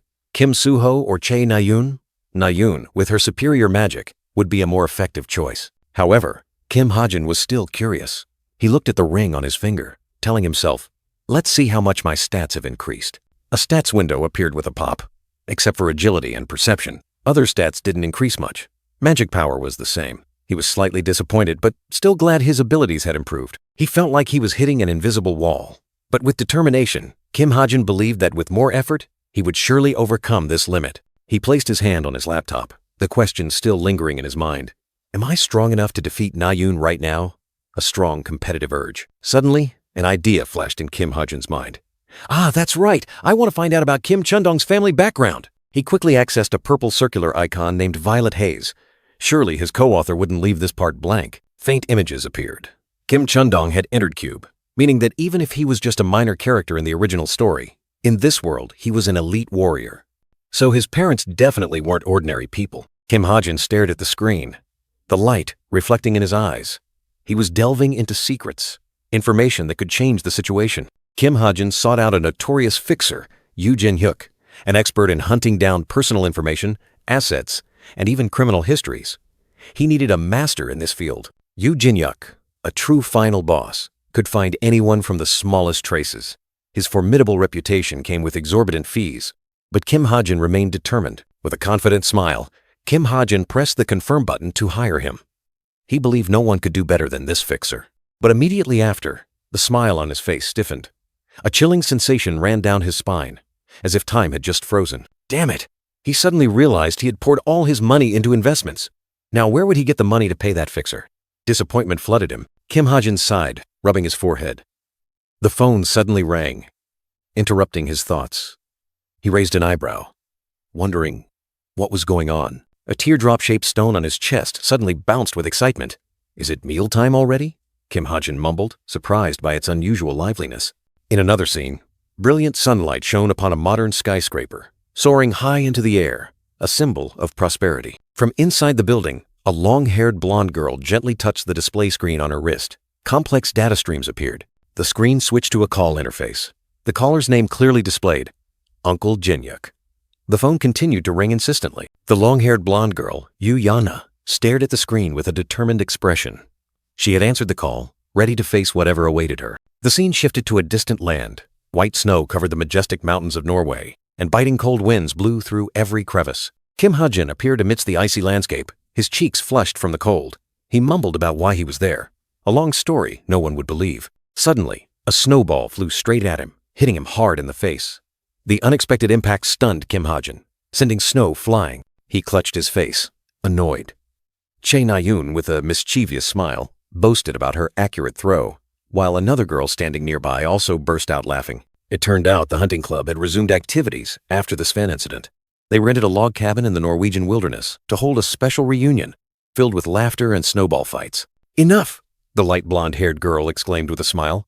"It's time to explain this special event." She pointed to a flag marked with the number 1, explaining that the seniors had hidden numbered flags throughout the forest, each flag offering an attractive reward. Valuable prizes like VR equipment and gift certificates made the young people, including the light brown-haired boy and the girl in the white jacket, cheer excitedly. Afterwards, everyone would draw lots to divide into teams, ready for the thrilling hunt in the snowy forest. A hand crumpled a piece of paper. Its owner's expression was clearly displeased with the draw results. Chae Na-yoon questioned Kim Ha-jin, suspecting him of cheating, but he remained silent, his gaze unwavering. "Whatever, just don't slow me down." The orange-haired girl huffily walked away, as Kim Ha-jin warned her about the booby trap ahead. A clang rang out, followed by Chae Na-yoon's shriek, and Kim Ha-jin subtly smiled, full of hidden meaning. Chae Na-yoon wondered why Kim Ha-jin wasn't wearing a thick jacket in the snowy weather, thinking he wanted to freeze to death.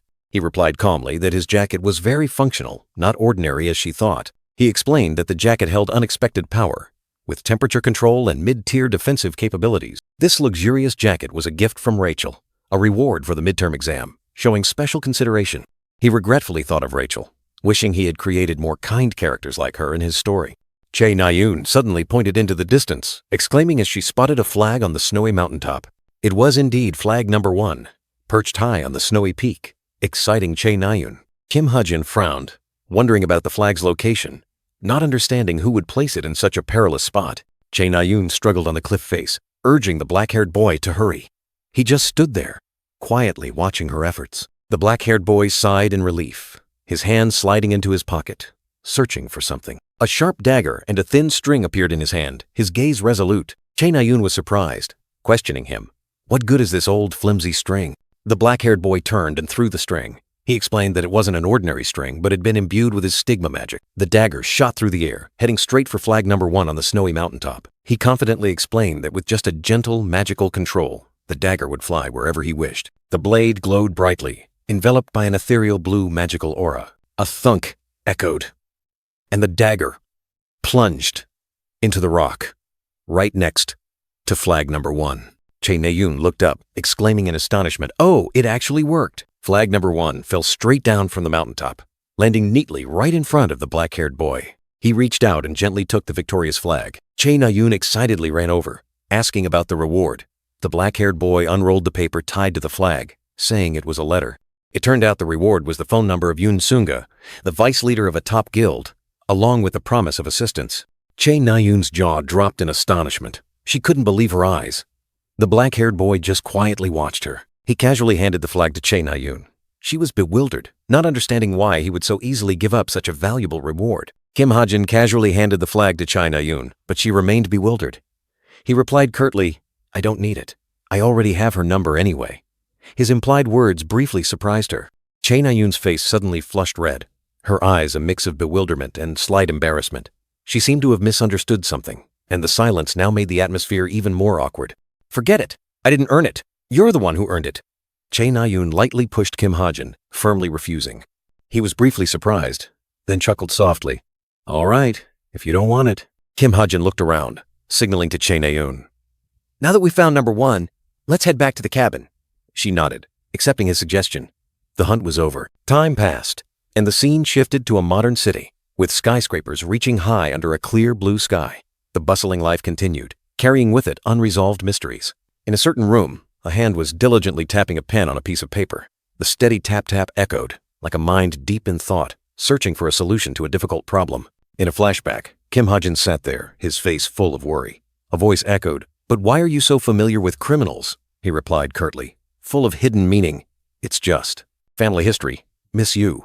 Yu Yeonha, with sharp purple eyes, rested her chin in thought. Her expression was serious, as if she was trying to piece together the scattered fragments about that mysterious boy. On the paper, Yu Yeonha meticulously took notes.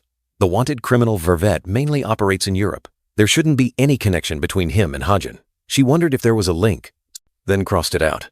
It's more likely he just memorized the faces of international criminals. Yu Yeonha's eyes narrowed, her suspicion deepening. But why the faces of international criminals? The question lingered in her mind, constantly urging her to find an answer. She looked straight ahead, pen still in hand, her gaze resolute. There's really only one logical hypothesis. Her words were like a declaration, opening the door to a more terrifying truth. Kim Ha-jin's image appeared in her mind, standing with his back turned, alone amidst a blazing red light. He must have suffered something terrible at the hands of others, but didn't know the perpetrators' identities. To find them, he memorized the International Wanted List. The fact that he's an orphan further strengthens my hypothesis. On the paper, the word murder appeared, like a silent accusation. His parents might not have just died, but were murdered. A close-up of Yu Yonha's purple eyes, sharp and resolute. That's why he memorized their faces and continues to hide his power. He wants to lie low so he can hunt down and kill the perpetrators. She continued to write diligently, the scribbled lines on the paper reflecting the confusion in her thoughts. However, this is just a hypothesis. His true past remains a mystery. In Yu Yonha's vision, Kim Ha-jin appeared with a resolute expression, gun in hand, ready to fight. But if that's what happened to him, and I can somehow confirm it, then that will become an opportunity. The purple-haired girl was still deep in thought, seeing a golden opportunity to recruit him into her guild. A fateful handshake, promising a future full of calculations. But things weren't that easy. The purple-haired maiden was still confused, big question marks hovering in her mind. A heavy sigh escaped her. She hated to admit it, but calling him was truly torture. In the heart of the sun-drenched city, a phone rang, shattering the silence. The ringing continued incessantly, like an urgent plea piercing through the sturdy walls. A decisive step, accompanied by a grumble. "Aren't you going to answer?" Patience had run out. What a waste of salary for the secretary. The purple-haired man muttered, then cleared his throat, trying to regain his professional demeanor. "You Jinyuk Detective Agency. People, objects, information, anything. We find it all. Jinyuk here. How can I help you?" he confidently announced. "Hello, Uncle Jinyuk." Her voice faltered, then a hint of surprise. "Oh my, is that Yonha? What brings you to call this old uncle?" The detective chuckled, his voice full of teasing. "A contract. I want you to investigate someone." Her voice became serious, making the detective focus. "His name is Kim Ha-jin, 17 years old, a cube cadet. I want you to investigate his entire past," she declared decisively. "With your past experience ability, that's definitely possible, isn't it?" She placed her trust in his special ability. "Wait, he got the first flag?" Whispers and chatter arose, eyes fixed on the young man. "That must be great, huh? We should have tried harder," the young man said smugly, while the girl next to him fumed. "Actually, the reward for flag number 4 is much more useful." As dusk fell, ice droplets sparkled under the eaves.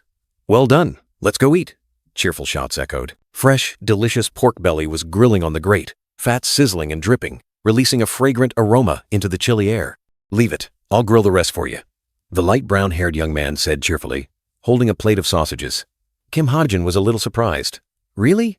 Thanks." The light brown-haired young man smiled, thinking to himself, what the hell? The rumors about him are much worse than reality. He looked out at the snowy landscape, his eyes full of contemplation. The golden brown pork belly was flipped on the grill, fat still sizzling.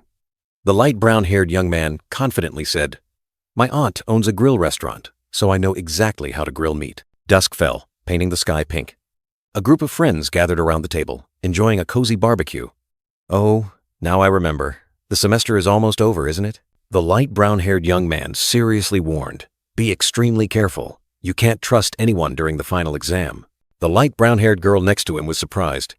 "Is the test that hard?" A solitary figure knelt in a shattered, blood-red space.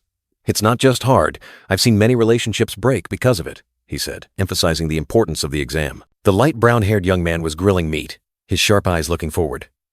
"Do you guys know about the reform unit? Those guys are really dangerous.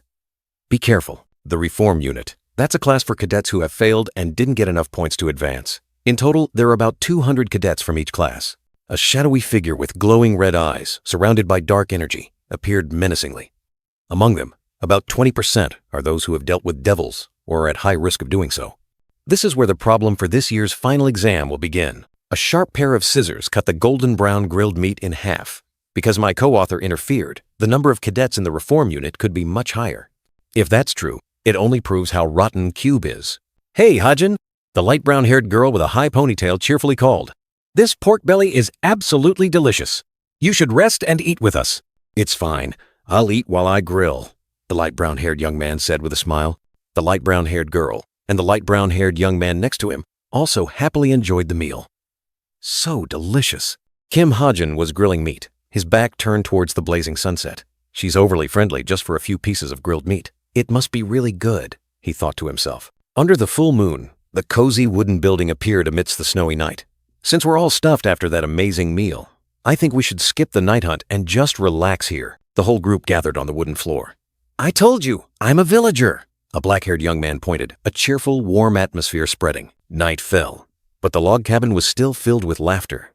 The light brown-haired girl was surrounded by accusing fingers, her face panicked as she was branded a traitor. Hajin. A purple-haired young man gritted his teeth, clenching his fists as if ready to charge. But the one called Kim Hajin merely smirked, his mischievous expression impossible to hide. Outside, the aurora danced across the starry night sky, casting an ethereal beauty over the snow-capped mountains. The night was silent, a stark contrast to the bustle within. Kim Hajin sat alone on a snow-covered bench, the laughter still lingering. It's been so long since I've laughed so heartily, he thought to himself, savoring the rare peace. A ding sound echoed, breaking the silence. He lowered his head to look at his laptop screen, his sharp eyes focused on the new notification. A new mission appeared. Track down Jerome Miller, the swindler who had absconded with the money. Kim Hajin frowned. Sounds familiar. Must be Vervit's doing again. He recognized the familiar traces. Tome of Truth, he murmured, an ethereal blue light flaring from his bracelet. An ancient power was activated, ready to unveil all secret. Information flowed like a torrent, Jerome Miller's image constantly shifting. The swindler had changed clothes, snuck out of the hotel, then changed his appearance again, moving throughout the city. Damn it, I'm so dizzy, he staggered. The power of the Tome of Truth always made him uncomfortable, but the target was clear. Jerome Miller was hiding in a cafe on the outskirts of Berlin. The familiar ding sounded again, signaling that 5 million points had been transferred to his account. Sweet, quick and easy, he silently praised. The job done in a flash. He closed his laptop, his eyes tired but satisfied. The work was done. Now it was time to enjoy the remaining peace of the night. He looked up at the sky, the aurora, still brilliant against the snowy mountains. Amazing. A sigh escaped him, as if wanting to hold on to this wondrous moment. Suddenly, his hand subtly rose, making a familiar gesture as if holding a cigarette. An old habit, seemingly forgotten, suddenly resurfaced. Oh, right, he realized with a start. I used to smoke. A simple truth, yet it surprised him strangely. For the past 5 years, I smoked half a pack every day. He mused. Since coming to this world, I haven't even had time to think about a single cigarette. Behind him, the silhouette of the light brown-haired girl quietly approached. You still smoke? The light brown-haired girl's eyes widened in surprise, her voice full of shock. Kim Hajin flinched, caught red-handed in a private moment. He startled, turning back in a panic when discovered. Good heavens, how long have you been standing there? The light brown-haired girl replied innocently. I just got here, you idiot. She continued to tease. Smoking? Gross. You must have been quite the notorious bad boy in high school, huh? Then she added, I bet you even have tattoos, don't you? Kim Hajin was speechless. The light brown-haired girl didn't let up, continuing to interrogate. Oh, really? Are you serious? Kim Hajin could only sigh. No! Good grief! She looked at him skeptically, while Kim Hajin muttered, Who's a notorious bad boy? The atmosphere remained full of teasing. Kim Hajin suddenly changed the subject, his sharp gaze fixed on the girl. Anyway, do you really think you can defeat me? A challenging question, imbued with confidence. The light brown-haired girl didn't flinch, facing him. What if I win? Will you really give up that bow? Her gaze was firm. Without a hint of concession, a sigh escaped, perhaps from the girl. The conversation between the two remained tense, neither willing to back down. She scratched her head, smirking. That's just a hypothesis based on the impossible, so why bother answering? Her words were dismissive, making Kim Hajin frown. He thought to himself, if she loses, will she cry? Like when she lost the werewolf game tonight. The memory of an orange-haired girl, surrounded by friends, indignantly denying she was the werewolf, suddenly came back to him. The girl quickly changed the subject. Come on, she asked. Did you see yourself in the French newspaper today? Kim Hajin was surprised. Newspaper? Yonha showed me, she said. They called you Korean Sherlock Holmes. The detailed news about how he exposed the notorious swindler Vervit made Kim Hajin exclaim, Wow, they really dug deep. The light brown-haired girl pouted. Who would compare a rotten cigarette addict like you to Sherlock Holmes? Kim Hajin could only sigh. Come on, go to sleep. I was just about to go, she retorted, sticking out her tongue to tease him, then turned and walked away. Kim Hajin watched her retreating back, shaking his head slightly. So childish. But then, the girl suddenly stopped dead, her feet halting on the white snow. A moment of unexpected silence. She turned back, her eyes curiously looking at him. "Hey, what do they taste like? I mean, cigarettes." The girl confessed, "I'm suddenly curious." Kim Ha-jin froze, unsure how to respond. Snow continued to fall lightly, blanketing the roof of the ancient church in white. A serene scene, completely contrasting the recent conversation. A snow-covered hat, a sigh of relief, echoed in the silent space. But streaks of distortion in the image signaled something unusual. The long-haired man, wearing a hat with a haggard face, appeared like a ghost amidst the white snow. He grumbled, "How much longer do I have to wait? I'm reaching my limit." His gaze suddenly stopped. A small figure appeared from afar, walking through the snow. "If the remaining mana runs out before..." Huh? He held his breath. Amidst the vast white snow, a hooded woman walked heavily, clutching a tiny infant. The crunching sound of footsteps echoed. Without a moment's hesitation, the woman coldly placed the newborn baby on the ground, as if abandoning an invisible burden. The man witnessed the cruel scene, his eyes wide with shock. "What? It's just a child." His image began to flicker, then fade. He screamed in pain as his illusory body began to melt into black streaks. "Damn it! The density is too high!" His purple eye widened, reflecting chaos and disintegration. Everything plunged into a bottomless abyss. Suddenly, Yoo Jin-hyuk appeared in a dark room, no longer an illusion. He looked down at the pinkish-purple streak at his feet, exclaiming, "What the hell is this?" The scene shifted to an old office hallway. The door of the red-eyed detective agency was ajar, envelopes scattered outside, signaling a wait. The floor was mottled with stains, with only faint diagonal lines remaining, like a guiding maze. A light footstep echoed, breaking the silence. Someone had returned. The light brown-haired young man sat before a virtual screen, with a dejected expression. He mumbled, "Oh." Yoo Jin-hyuk entered, taking off his snow-covered hat. The light brown-haired young man greeted him.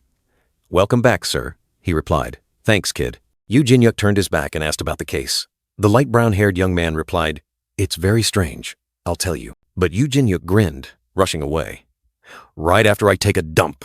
The light brown-haired young man could only shake his head in exasperation. The light brown-haired young man continued to talk about the subject. He was 17 years old, grew up in an orphanage. To investigate, they went back to the day he was admitted there. What was astonishing was that the person who abandoned the baby was actually a child. A small figure, completely covered by a coat, quietly placed the helpless infant on the ground. Indeed, a real child.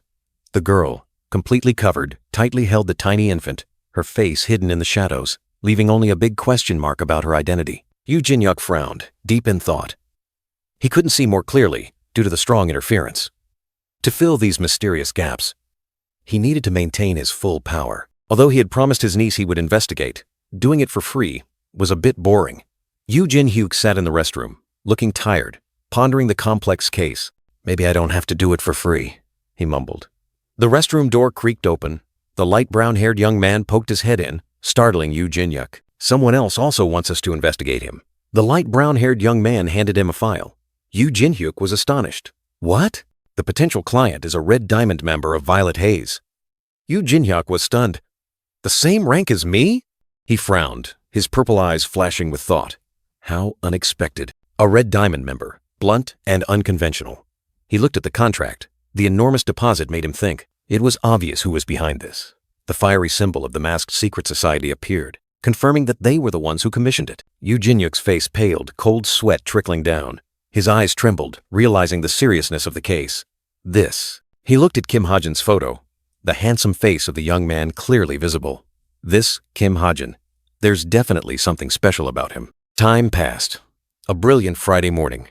The dazzling sunlight shone on the modern building, signaling the start of a new day. A silver-haired man, wearing orange glasses, sternly announced, "The final exams are only 4 weeks away." He continued, emphasizing that the practical exam would be much harder. "You will be tested on what you've learned about becoming a hero. Prepare thoroughly." The professor's words still echoed in his ears. Unlike the entertaining midterm exam, the final exam would have no arena or prepared audience. The exam location would be one of thousands of remote islands scattered around the peninsula. A week of survival among monsters and wild beasts. That was all that awaited them. The gray-blue-haired young man sighed. He knew that even without interference from the co-author, this exam would be full of variables. A shadow with fiery eyes appeared in his mind. He had to be highly vigilant, as surprises always lurked. The silver-haired man wearing orange glasses continued to reassure the students. Although he couldn't reveal the details yet, he guaranteed the exam location was absolutely safe. having been checked by high-ranking heroes. All you need to do is focus on the exam. That's all for today. Have a good weekend. The dismissal echoed, and the crowd of students responded in unison. The gray-blue-haired young man quickly packed his belongings. He needed to prepare for the upcoming challenges. Not a moment to be careless. Suddenly, a voice called out, "Hey!" He turned his head, meeting the challenging gaze of the orange-haired girl. Che Nayun stood there, a smug smile on her face. "You haven't forgotten our little bet, have you?" she reminded him, her eyes sparkling with mischief. He smirked. "You mean the bet where you'll have to give up your bow?" Che Nayun was furious, growling. "Don't you dare cry when I knock you out." "That's right. Follow me." Che Nayun declared decisively, then turned and led the way, full of vigor. Both arrived at the National Archery Center Cube Grounds area. A vast training ground appeared under the morning sunday. Che Nayun strapped a quiver to her hip, the gleaming arrows ready for the confrontation. "Ready to start?" Che Nayun asked, her eyes burning. The gray-blue-haired young man nodded. "Yes." But he looked towards the stands in surprise. A group of students was loudly cheering, enthusiastically supporting the upcoming match. What's with this peanut gallery? While the gray-blue-haired young man was bewildered, Yeonhan and a brown-haired girl hugged him. Yeonhan grinned, declaring he couldn't be left to play alone. Because what's the fun without a cheering audience? The gray-blue-haired boy asked Yeonhan if he should be ashamed, but Yeonhan just laughed it off, saying that what's done is done. All that matters is a good ending. Suddenly, a hand grabbed Yeonhan's head tightly. He was startled, letting out a panicked, "Huh?" The light blonde-haired guy, Yeonhan, was grabbed by the collar by another boy with red-orange hair. He smirked, asking Yeonhan if he had said Nayun would have to give up archery if she lost, and if he lost, he would leave Cube. Che Nayun angrily yelled, "Get out!" at her noisy friends, declaring it was time to settle this bet. The reluctant audience had to disperse. The scene shifted to a vast, lush green archery range. A voice rang out, introducing the game as target shooting. An automatic target launcher was pointed out. "That's called a trap machine. It will launch targets for us." Che Nayun and the gray-blue-haired boy stood facing each other, each with a bow. She explained, "We start at 100 meters. Each time a target is hit, the distance will increase by 50 meters. She finished the instructions with a challenging smile. "All right, instructions over. You must be trembling now, right?" The gray-blue-haired boy calmly replied, "Not at all. Honestly, I was hoping for worse." Che Nayun was annoyed. "Oh, really? Let's see how long that confidence lasts." The atmosphere suddenly grew tense. "Let's begin," Che Nayun shouted, and at the same time both of them drew their bows, pulling the strings taut. The orange-haired girl, Che Nayun, her eyes blazing, shouted, "Shoot!" The arrow left the bow, tearing through the wind. An arrow shot forth, piercing the target, flying through the air. Fragments scattered, creating a dazzling streak of light. Another arrow also whizzed away, aiming straight for the second target spinning in the air.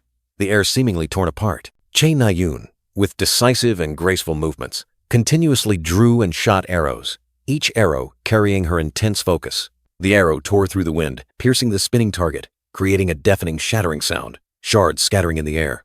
The orange-haired girl wore a triumphant smile, her eyes gleaming with pride, as if everything was under her control. "Indeed, 100 meters is nothing," the orange-haired girl said. But then she suddenly realized something, her suspicious gaze shifting to the person beside her. The gray-blue-haired boy awkwardly bowed his head in apology. "Oh, sorry, I didn't expect it to fly that fast." The orange-haired girl was stunned, her eyes wide with surprise. Meanwhile, the other boy confidently asked, "Can I try again?" In the stands, 3 young boys looked at each other in surprise, their faces showing disbelief at what had just happened before their eyes. Yeonhan couldn't hold it in. He covered his mouth, trying to suppress his giggles, but his eyes betrayed his extreme delight. The entire stands erupted in booming laughter. "That guy needs to get lost!" someone shouted. The air filled with mockery. The orange-haired girl frowned, her annoyance clearly visible. She couldn't believe this ironic situation. "Ha-ha, your posture is all wrong," the orange-haired girl taunted. "Once or 100 times, it won't make a difference." Yeonhan burst out laughing, slapping the gray-blue-haired boy on the shoulder. "Shut up, man," he grumbled, his face a mix of annoyance and embarrassment. The gray-blue-haired boy said nothing more. He took a deep breath, slowly drew the bowstring taut, his gaze fixed steadily forward. His deep blue eyes flashed with determination. Her posture might be more precise, but that's not the most important thing. The bowstring was taut like a steel thread, the arrow ready to fly. Doing everything by the book won't make you number one. Technique is only a small part. In this world, the power of abilities is what distinguishes the weak from the strong. The gray-blue-haired boy focused intently, pulled the bowstring taut, his azure eyes gleaming with determination. "Draw!" The arrow tore through the wind, carrying the concentrated power of his will. Its terrifying speed created a dazzling streak of light. As for my ability, a thought suddenly appeared, revealing faint images of the past, of those who once stood at the pinnacle. The gray-blue-haired boy's face lit up. His marksman ability was activated, turning every projectile's path into a path of destiny. The arrow shot forth, grazing the boy's cheek, creating a strong gust of wind and small sparks. A fated moment. A system notification appeared, confirming his marksman ability was guiding the arrow, turning the impossible into possible. The arrow was like a lightning bolt, piercing the target with terrifying power, shattering it into countless fragments.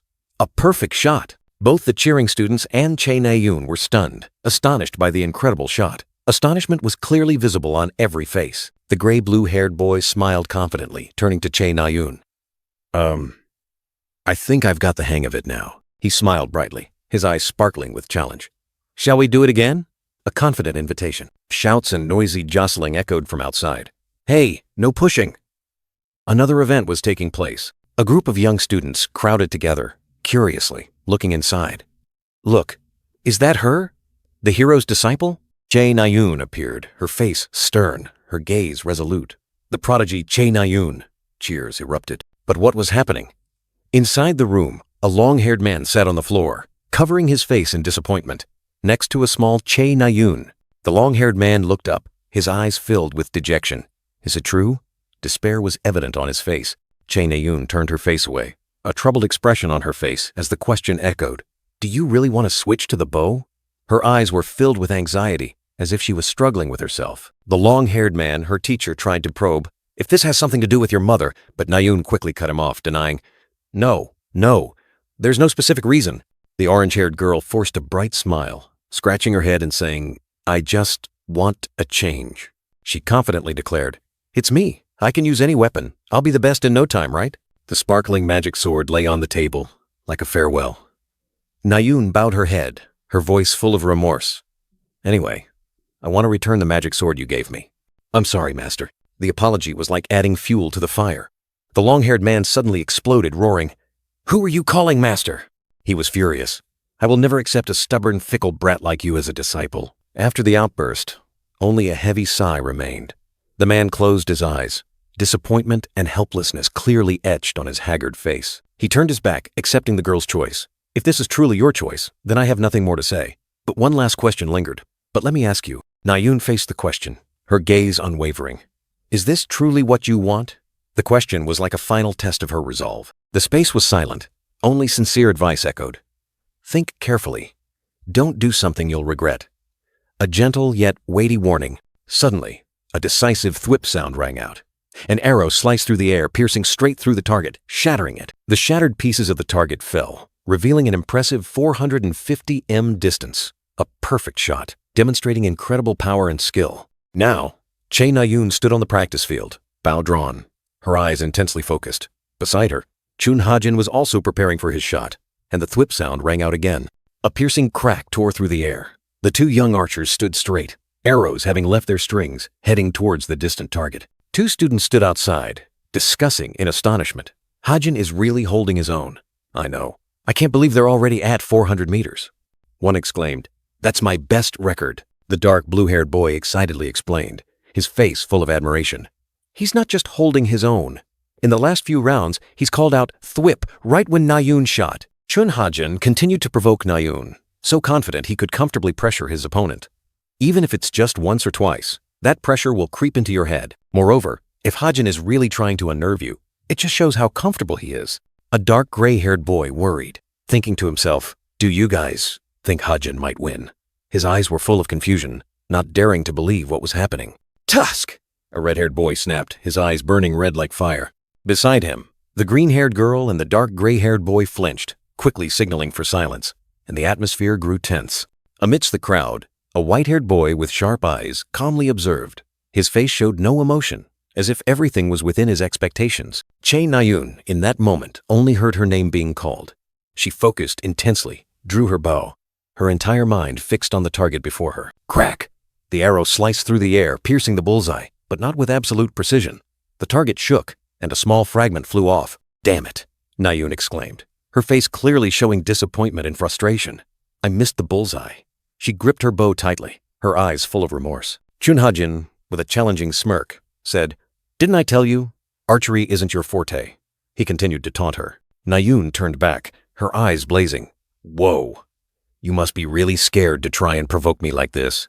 She gritted her teeth, then growled, "Shut up and shoot." Chae Na-yoon was not someone with a calm personality. In fact, with even the slightest provocation, she could lose her composure instantly. Clearly, her personality was not suited for long-range weapons.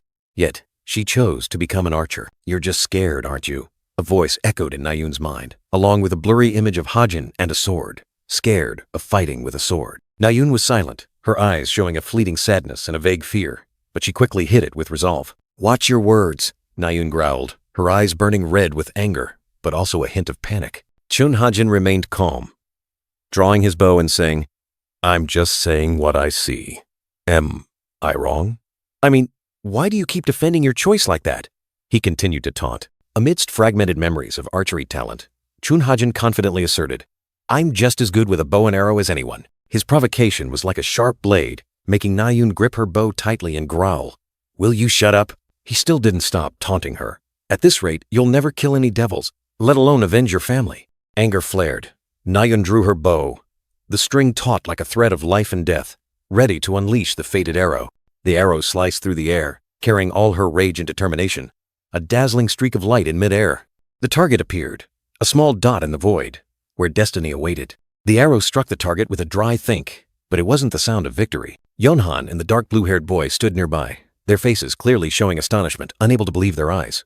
The white-haired boy was also stunned, his golden eyes wide as he witnessed the cruel moment. Na-yoon stood there, her bright golden eyes now empty, disappointment filling her gaze. Chun Ha-jin stood calmly watching, his eyes unwavering, as if everything was within his expectations. Na-yoon collapsed, falling in bitter defeat, while he still stood tall, coldly declaring, "Na-yoon, lost." The sunset descended, painting the entire sky red, like a lament for the fate of the loser. Amidst that scene, a long brown-haired girl walked, her gaze sweeping across the space with a pensive look. Her face held an inscrutable emotion, her golden eyes seemingly searching for something in the twilight. Chae Na-yoon sat alone on a stone bench, her head bowed, the sunset enveloping her lonely figure, sadness seemingly weighing heavily on her slender shoulders. A long brown-haired girl appeared, looking at Chae Na-yoon with concern. "Na-yoon, what are you doing here? Everyone's looking for you," she sighed. Chae Na-yoon still had her head bowed, her orange hair falling to cover her face. She spoke softly, her voice weak.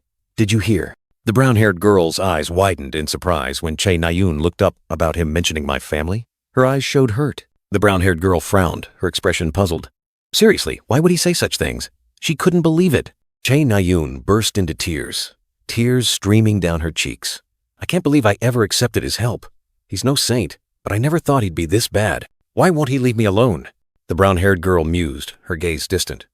What could he possibly gain by being so cruel? Then a thought suddenly flashed in her mind. Wait a minute. In the brown-haired girl's mind, a series of questions and answers appeared like a system. Are Chae Na-yoon and Kim Ha-jin both recruited? Yes. If their relationship sours, will it affect my plan? Yes. This is a problem. The brown-haired girl closed her eyes, her expression full of reluctance. I can't believe I have to do this. She sighed, making a difficult decision. The brown-haired girl stood next to Chae Na-yoon, the sunset casting light on their two figures.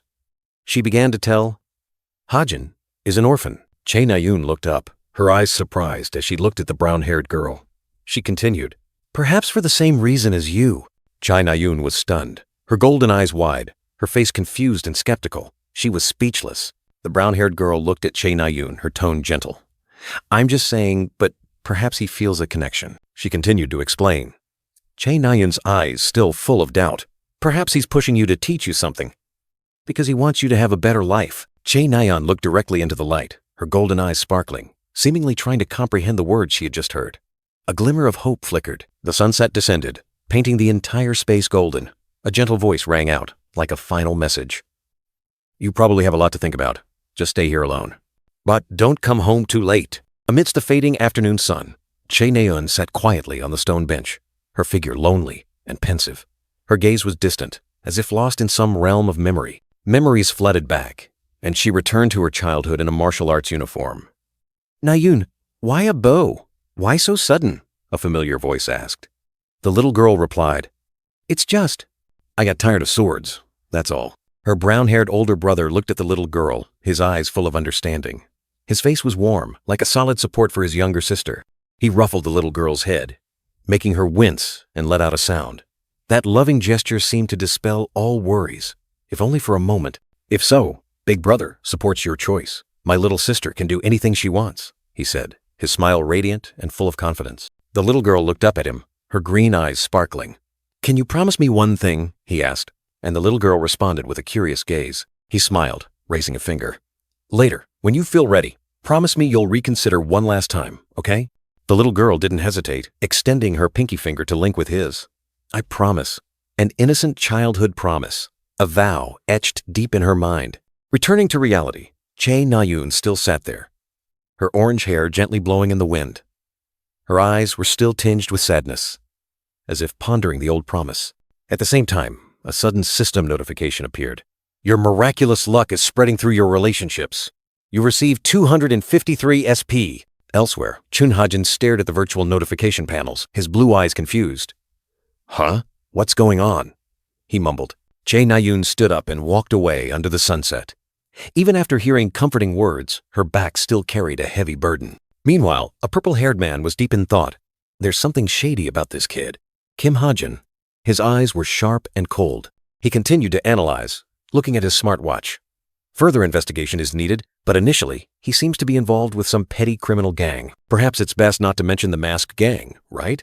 Under the dim moonlight, a solitary figure stood in a dark alley. She mused, questioning herself. Should I continue this investigation, Yeonha? A firm echo resonated, like an affirmation from the depths of the soul.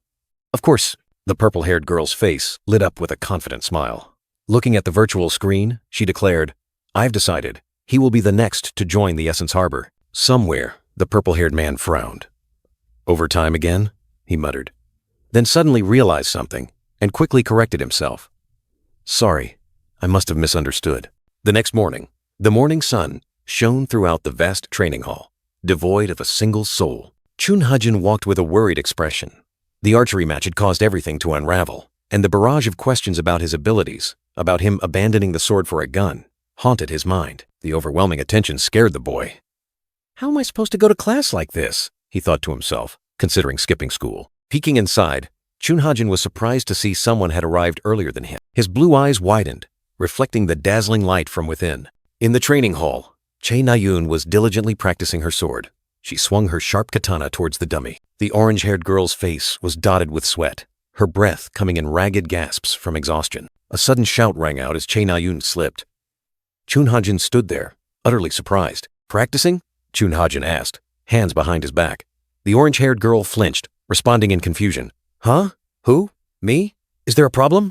Chae Na-yoon's face flushed with anger. It's not like that, it's just... she stammered. Chun Ha-jin looked at her, fumbling. Well, your hair? It's quite... The orange-haired girl angrily cut him off. Quite what?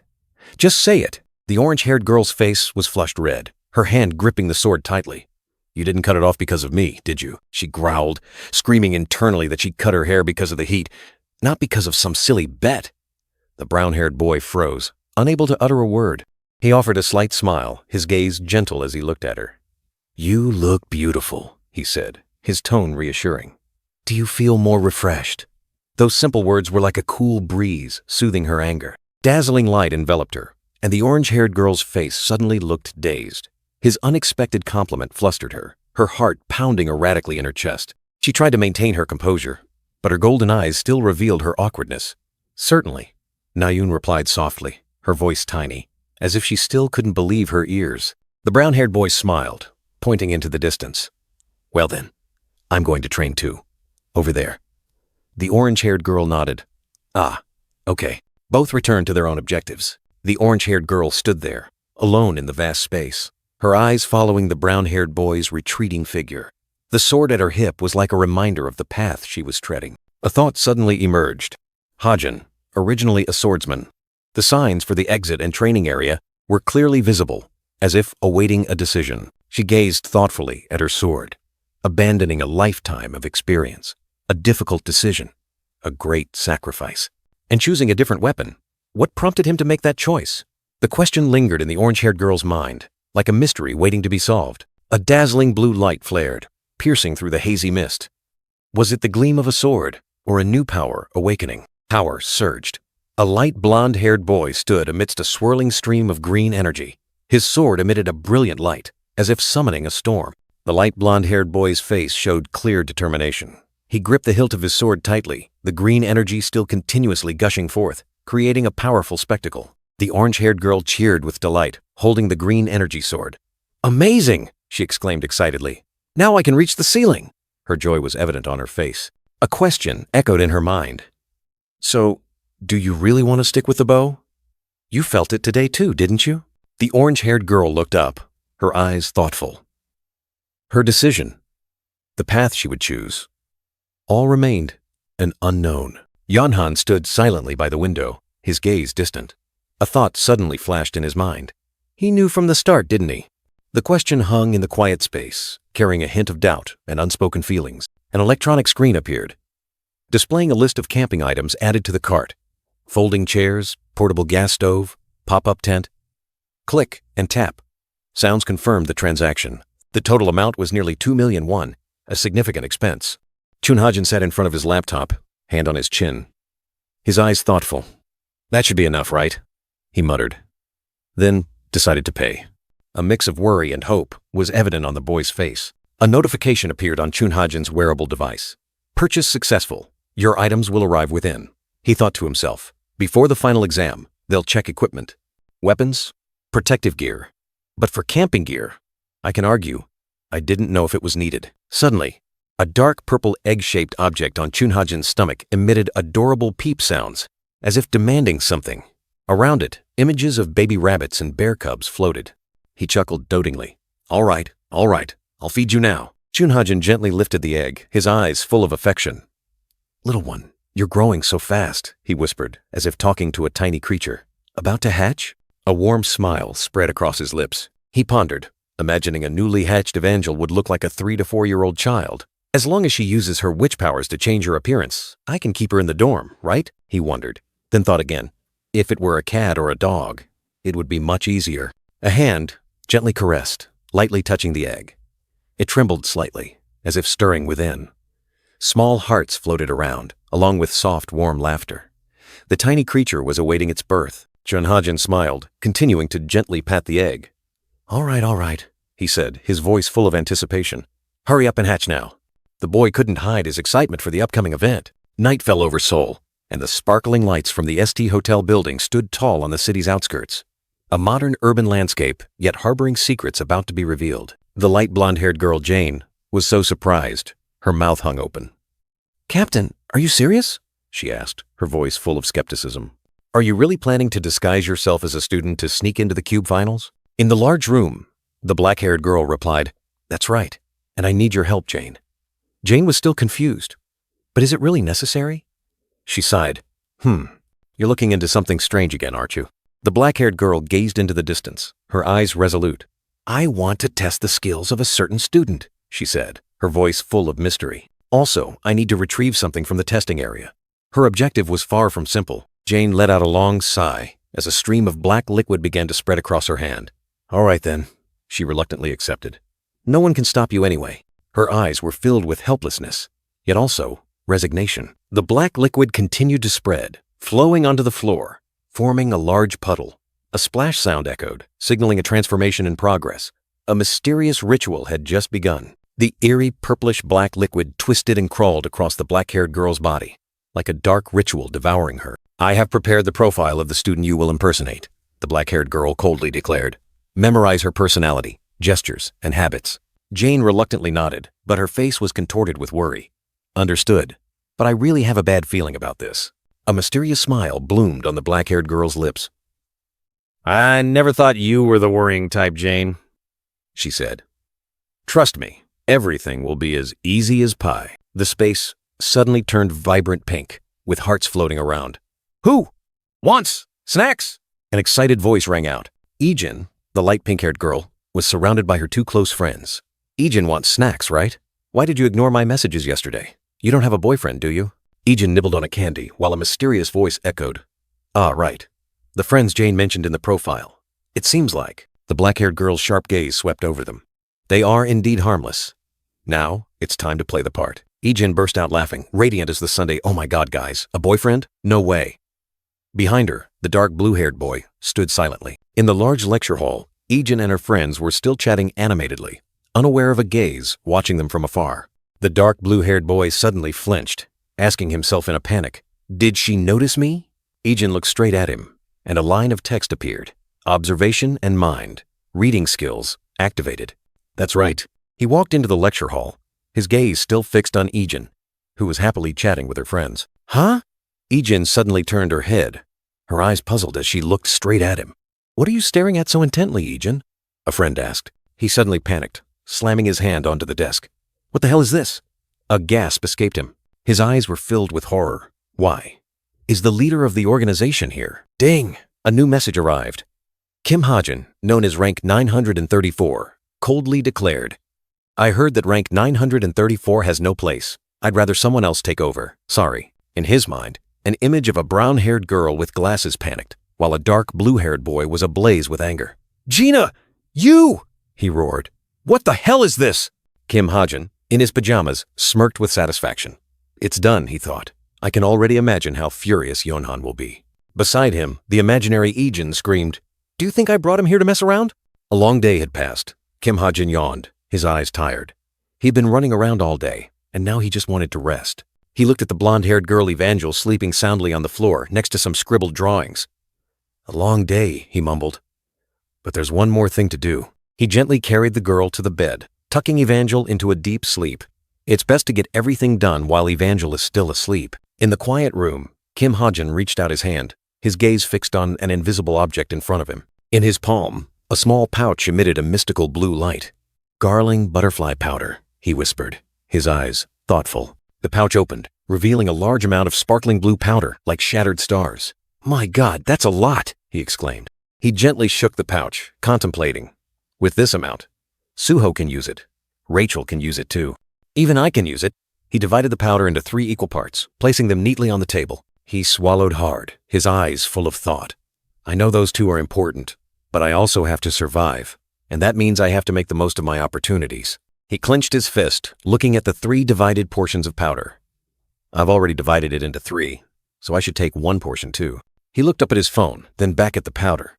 Using it on my body would be a waste. I don't have any hidden talents, only SP. That's right, then I should use the powder on my ether. A brilliant orange energy surged from his hand. He gently slid a portion of the powder into the glowing ether stream. The energy exploded, and a ding sound rang out, signaling a change. A brilliant orange energy surged from his hand, illuminating the dark room. He gently slid the mysterious powder into the glowing ether stream. The energy exploded, and a ding sound rang out, signaling an irreversible change. Kim Hajin flinched as a sudden message appeared on his wrist device. From Che Nayun, the first message arrived. Hey, followed by, thanks for today. But then came a dangling word, but, which left Kim Hajin confused, wondering, but what? 10 minutes passed in eerie silence. The dark blue-haired boy continued to stare intently at the device, feeling as if time had stopped. He thought to himself, this was truly one of the ways to drive someone crazy. Kim Hajin scrolled through the old messages, wondering, what? But what? Then clicked his tongue. Whatever. He chuckled to himself. She messaged first. Well, go to sleep or something. Ha ha ha, you kid. Sitting in front of his computer screen, Kim Hajin still couldn't understand. He rubbed his forehead, wondering, good heavens, what's wrong with her all of a sudden? The dark blue-haired boy gazed into the distance, his blue eyes holding deep thought. There's no reason, he mumbled. He recalled the recent messages, a strange feeling creeping in. To think I'm exchanging casual messages with Che Nayun. This is starting to feel different. In an ethereal space, Kim Hajin stood silently, surrounded by blue light. He recalled his journey. I started as a side character completely unrelated to the main story. But now, he had progressed further. The dark blue-haired boy stood firm amidst the dazzling light, his face resolute. But somehow, I've made it to the main stage. An ancient book opened amidst the starry space, its pages shimmering. If I were to be classified by role now, would I still be a side character? Someone for whom nothing is predetermined, and everything is still open. The story title appeared clearly, The Novel's Extra, Episode 63. A new chapter had begun. with unsolved mysteries. In a dark room, the long, black-haired girl typed furiously, tap-tap sounds echoing rapidly. She sighed, taking a sip of coffee. Ugh, more work than I thought. Guild experience reports. Guild task lists. She continued working, the screen displaying a recruitment notice. The Essence Strait has its own intelligence team, but it's really not enough. We need a specialized group just for information gathering. The Intelligence Guild, Falling Petals, is recruiting the best agents. Now that the system is ready, all we need to do is recruit people. The long black-haired girl was annoyed, gritting her teeth as she thought of the carefree long black-haired man. Sorry, I'm a bit busy. If that lazy old man keeps making me wait, I'll just do it myself. Suddenly, the long black-haired girl's wrist device vibrated. A call came from Che Nayun. She was surprised, wondering, Why is she calling me at this hour? She answered the phone, still typing away. Hey Nayun, why are you calling? I'm a bit busy. Che Nayun replied, Oh, Suho and I are going to a seminar next Tuesday, and I was wondering if you'd like to come. The long black-haired girl was busy typing, declining Che Nayun's invitation. But as soon as Nayun mentioned Jonghak is coming, she immediately changed her mind and decided to go. The long black-haired girl tilted her head, her eyes puzzled as she looked at her phone screen. Is that all? She asked again, her tone full of skepticism. Che Nayun cleared her throat, then unexpectedly asked about the drone footage of yesterday's battle with the petrified golems. A question full of hidden meaning. The long black-haired girl continued typing, confirming she had watched it because she had to write a report. Nayun continued to inquire, mentioning that Kim Ha-jin had helped her. A flashback flashed by, Kim Ha-jin tightly embracing Ai-jin during the battle. Che Nayun giggled, saying the angle was great. He held her so close. The long black-haired girl blushed, angrily growling. Don't you dare spread that around, Nayun sneered, reassuring her that she wouldn't, but then continued to tease. How did it feel? Nayun asked, her voice full of innuendo. The long black-haired girl exploded, shouting, Are you kidding me? Nayun chuckled, while the long black-haired girl irritably snapped, I'm busy, talk later. Then she hung up, leaving Nayun with her giggles. Beep sounded. The call ended. The long-haired girl sighed deeply, her face clearly showing annoyance and embarrassment. She sneered, muttering to herself, She's still pretending. I knew it. Then she returned to work, but a new notification appeared on the screen. The long-haired girl startled, jumping to her feet, utterly astonished as she read the news. Kim Ha-jin has left the Guild Experience program. She immediately called someone, asking irritably, Because Lee Gina told him that? All right, I'll call you back later. She gritted her teeth, her face flushed with anger. How crazy is that girl? A series of messages popped up, questioning her. Her rage flared violently. I tried my best to bring him back, yet this happened. She screamed internally, Kim Ha-jin, why can't you just do what I want? Suddenly, a system notification appeared. SP increased by 89 points. Your luck bonus has activated. Your SP increased by an additional 12 points. Kim Ha-jin, the dark blue-haired young man, looked at the screen with a puzzled expression. What again? He wondered if he was more famous than he thought. More SP is good, but Kim Ha-jin sat in front of his laptop, deciding to use the points he had just received. He tapped his finger lightly, his gaze thoughtful. No matter how hard he tried, his physical stats always lagged behind. Kim Ha-jin gazed into the distance, a worried expression clearly visible on his face. The best way was to focus and use his intellect. He recalled how he had previously used enhancement powder on Ether. The random buff system appeared. He decided, I'll pour all my SP into the weapon. A risky gamble, but it could bring a breakthrough. He knew this was a dangerous gamble, but with his luck in the top 0.1%, he had to try. What was more worrying was whether he could successfully activate this ability. A dry gulp. He closed his eyes, took a deep breath, then exclaimed, All or nothing. His azure eyes flashed with determination. The screen displayed Activate Ability. He prayed, then decisively pressed the button. A blue light flashed from his fingertip. A terrifying silence enveloped him. He held his breath, waiting, but nothing happened. The young man opened his eyes, looking around with disappointment. Ability quality reduced due to insufficient SP. He cursed under his breath. But then, your luck has activated. A portion of the loss has been recovered. He was surprised. The random buff system reappeared, but now it was super basic level. Identification capability increased to 5 items, buffing from 144%. He let out a long breath, his forehead dotted with sweat. Though not perfect, at least it wasn't a complete failure. Not entirely satisfied, but it was a crazy idea, so I should be grateful for achieving this much, he told himself, a wry smile on his lips. The preparations are complete, he whispered, his eyes deep. A heavy feeling enveloped him. signaling the upcoming challenges. The reason he rushed to enhance his abilities, a secret about to be revealed, a grand objective awaiting. He looked at the card in his hand. Then a system notification appeared. Next Friday's Travel Club, Destination United Kingdom. The main storyline was about to continue. A new, eventful chapter awaited the young man, where destiny would lead him. He walked through the quiet late night, the light shimmering like fairy dust. Since last week, his life had taken a different path, full of ceaseless steps. Kim Ha-jin's summer vacation was nothing but hellish training sessions. Even though he had poured all his points into his weapon, he still didn't neglect physical training to the point of exhaustion. Despite his exhaustive efforts, his stats remained stagnant. With tired but determined eyes, he told himself he had to find another way to advance. But then, a dazzling light erupted in his palm. Aether's development was finally complete, opening a new door full of hope. The system displayed, Aether, activated. A liquid invisible equipment, bound to its owner and weapon, enhancing power. Its potential had been unlocked by a mysterious element. In summary, Aether's physical strength stat had increased by 0.7. Now, he could also change its color and texture. A promising ability. He experimented. Aether twisted and transformed. A sword is too complex. What about a dagger? A flash of light and a dagger materialized in his hand. It worked. Kim Ha-jin was surprised. The dagger looked and felt exactly like an ordinary old dagger with no special appearance whatsoever. However, the system reappeared. Random buff system. The dagger glowed brightly, its power enhanced by 31%. A latent power had just been unleashed. He delivered a powerful kick, then threw the dagger. It shot through the air like a lightning bolt.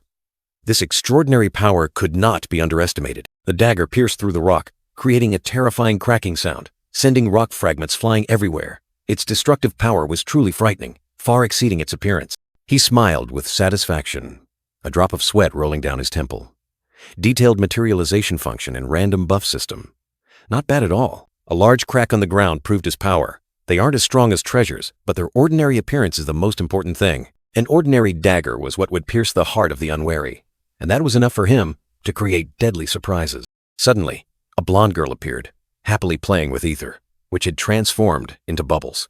Evangel, will you be good while Uncle goes to club activities? Kim Ha-jin sat opposite the girl, smiling warmly. If you're good, Uncle will buy you something delicious. Yes, Uncle, the girl replied cheerfully. The blonde girl pouted, demanding that Aether only create animal shapes, not people. Kim Ha-jin, sitting opposite, chuckled at her sulky expression. He waved goodbye, a bright smile on his face, preparing for the club activity. Evangel waved back, her face beaming, wishing him a fun trip. Somewhere far away, in a magnificent palace, a voice echoed, calling Princess. Rachel, the blonde princess, stood there with a pensive expression, listening to the promise that she could rest assured. Henry, the middle-aged man, bowed and reported on the agreement with Cube to arrange reliable personnel. Rachel gently thanked him. Henry continued, mentioning the cadet who saved people and suggesting that the Royal Guild could contact the young man. Rachel smiled, her eyes lighting up with satisfaction. That's a good idea. Please do so. In another scene, Kim Ha-jin's combat power was rated significantly higher than others, making all the major guilds want to recruit him. Although the Royal Guild might be less renowned, they had the right to approach cadets early, a significant advantage. Rachel clenched her fists, her gaze resolute. This meant they could offer much better terms than other guilds. The title page of the chapter, marking a new beginning. Chun Ha-jin appeared, cheerfully suggesting everyone go to England once they were all gathered. Chae Na-yoon stood nearby, drenched in sweat, radiating intense heat, her expression clearly showing great discomfort. She complained that it was too hot, and the black-haired girl next to her asked back, "Then why are you wearing your cadet uniform?" Chae Na-yoon turned to ask Kim Ha-jin, who was wearing a black jacket. "Ha-jin, aren't you hot too?" In response to Chae Na-yoon's question, Kim Ha-jin confidently stated that he was still cool thanks to his royal black jacket with its top-tier temperature control feature. Chae Na-yoon could only seethe with resentment. The scene shifted, bringing us to a splendid London under the Sunday. Two young men, Kim Ha-jin and Chun Ha-jin, strode down the vibrant street, heading forward. Chae Na-yoon and the long black-haired girl were also chatting, the former excitedly pointing to the sky, revealing their final destination for the day. Chun Ha-jin smiled, raising his hand to wave at the island suspended in midair. "Clancy Islet," he called out, inviting everyone to step through the warp gate. Kim Ha-jin squinted at the mysterious island, a blue light flashing across his eyes, as if analyzing all information about Clancy Islet. Clancy Islet, an artificial island owned by the British government, was formed from floating rock masses suspended in the blue sky. It was not only an architectural marvel, but also the hub of all money-related activities, where finance and power converge. With countless entertainment activities, opportunities for speculation, auctions, and new product promotion campaigns, this golden island was the Las Vegas of England, where the main storyline would continue. Amidst the bustling atmosphere, vibrant with neon lights, Chae Na-yoon exclaimed that it had been a long time since she had returned here, and the black-haired girl agreed. Chun Ha-jin asked if the group had ever been here. Kim Ha-jin shook his head, while Chae Na-yoon excitedly recounted her first visit here at age 11 with her brother. But her expression suddenly fell. Memories flashed and then faded, leaving a pensive silence. Kim Ha-jin quietly observed Chae Na-yoon, sensing the change in her emotions. Noticing Chae Na-yoon's pensiveness, Chun Ha-jin smiled and offered to give her a tour, as if to dispel that fleeting sadness. Chae Na-yoon burst out laughing, all her sorrow vanishing, and she excitedly raised her hand to the sky. "Of course, just follow me." Gathering everyone, Chun Ha-jin announced a major event taking place tonight, and they had been granted permission to participate. He allowed everyone to explore freely beforehand. Chun Ha-jin concluded his instructions with a question. Immediately, Chae Na-yoon raised her hand high, her eyes sparkling with curiosity and excitement. Chae Na-yoon asked about visiting the casino, and Chun Ha-jin confirmed that cube cadets were treated as adults. She cheered with joy. Chae Na-yoon gleefully pulled her two friends into the casino, Kim Ha-jin following behind, all ready for a night of wild fun. Sparkling lights, the clatter of slot machines, the lively sound of chips, clinking together a world of luxurious entertainment unfolded before their eyes. Kim Ha-jin was astonished by the splendor, while Chae Na-yoon couldn't wait, urging everyone to exchange cash immediately. At the counter, Kim Ha-jin handed his ID card to the female employee, who politely requested to check it before the transaction. He looked at her, briefly associating her with a familiar figure, then unexpectedly asked how long she had been working there. The female employee smiled and replied, 6 years, sir. Kim Ha-jin thought to himself, that's quite a long time. The female employee smiled, a thought flashing in her mind. So Jane has infiltrated the casino? Kim Ha-jin secretly worried about the 7 o'clock event that Han-hoon had mentioned, as it was a major event gathering monsters from all over the world. Though he tried to stay calm, he knew anxiety would overwhelm him, because for someone who relied on luck like him, this was a golden opportunity. He flashed a cunning smile, his eyes glinting with calculation.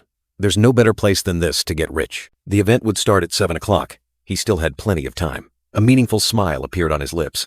Kim Ha-jin tossed a coin up and caught it neatly. He had swept clean all the slot machines. Now what? He looked around, a slight smirk on his lips. Good heavens, what a scam. He briefly saw Chae Na-yoon playing cards with a blonde man and a bearded man, secretly thinking that the blonde man must be Bert. Chae Na-yoon irritably stood up, declaring her departure, while the bearded man merely smiled and waved goodbye. The blonde man, Bert, held her back. He didn't want to see her leave empty-handed, so he returned 25% of the money she had lost. The orange-haired girl was stunned, her eyes wide, so angry that her facial muscles twitched. What? Chae Na-yoon slammed the table, shouting, "My savings! If the cards are good, I'll strip you all bare." She refused to accept defeat, but that was just an illusion. In the next 2 hours, the orange-haired girl would be left empty-handed, huddled in the hotel, crying miserably, because her opponents were not amateurs, but a bunch of professional swindlers, cold-blooded predators, especially the leader, Bert, a formidable character who once occupied an entire page in my novel. "Damn it!" Chae Na-yoon screamed, cards flying everywhere. Kim Ha-jin stood nearby, secretly thinking, what a weakling. He didn't care much about how much Achieble's daughter lost, but it was different with the swindler Bert. Kim Ha-jin stepped forward, his gaze firm on Chae Na-yoon. "Let me take your place, Na-yoon," the dark-haired young man declared. "I want to try a round." He was starting to feel interested in this game. Bert suddenly announced his withdrawal. The bearded man asked Kim Ha-jin, surprised that he had little money, but the minimum bet was high. The dark-haired young man simply replied, "It's fine, let's play." The bearded man reluctantly agreed, then announced he would deal for a game of 7-card stud. The atmosphere began to tense. After dealing the cards, he asked if everyone had seen their hands. Bert and the other opponent both confirmed. Suddenly, the bearded man frowned, his expression puzzled. Huh? He asked Kim Ha-jin why he wasn't flipping his cards. The dark-haired young man calmly replied, "I don't intend to." Chae Na-yoon watched with wide eyes. He secretly thought, with his special ability, every card was clearly visible before his eyes. An absolute advantage. The bearded man angrily called him crazy. Kim Ha-jin calmly asked about the rules again, then smirked. "Who are you calling crazy?" Kim Ha-jin flipped a card, declaring confidently, "I choose this card, buddy." The bearded man exploded, refusing to be called buddy by a kid. But Kim Ha-jin immediately retorted, "Who started first?" His anger reached its peak. Betting chips slammed onto the table.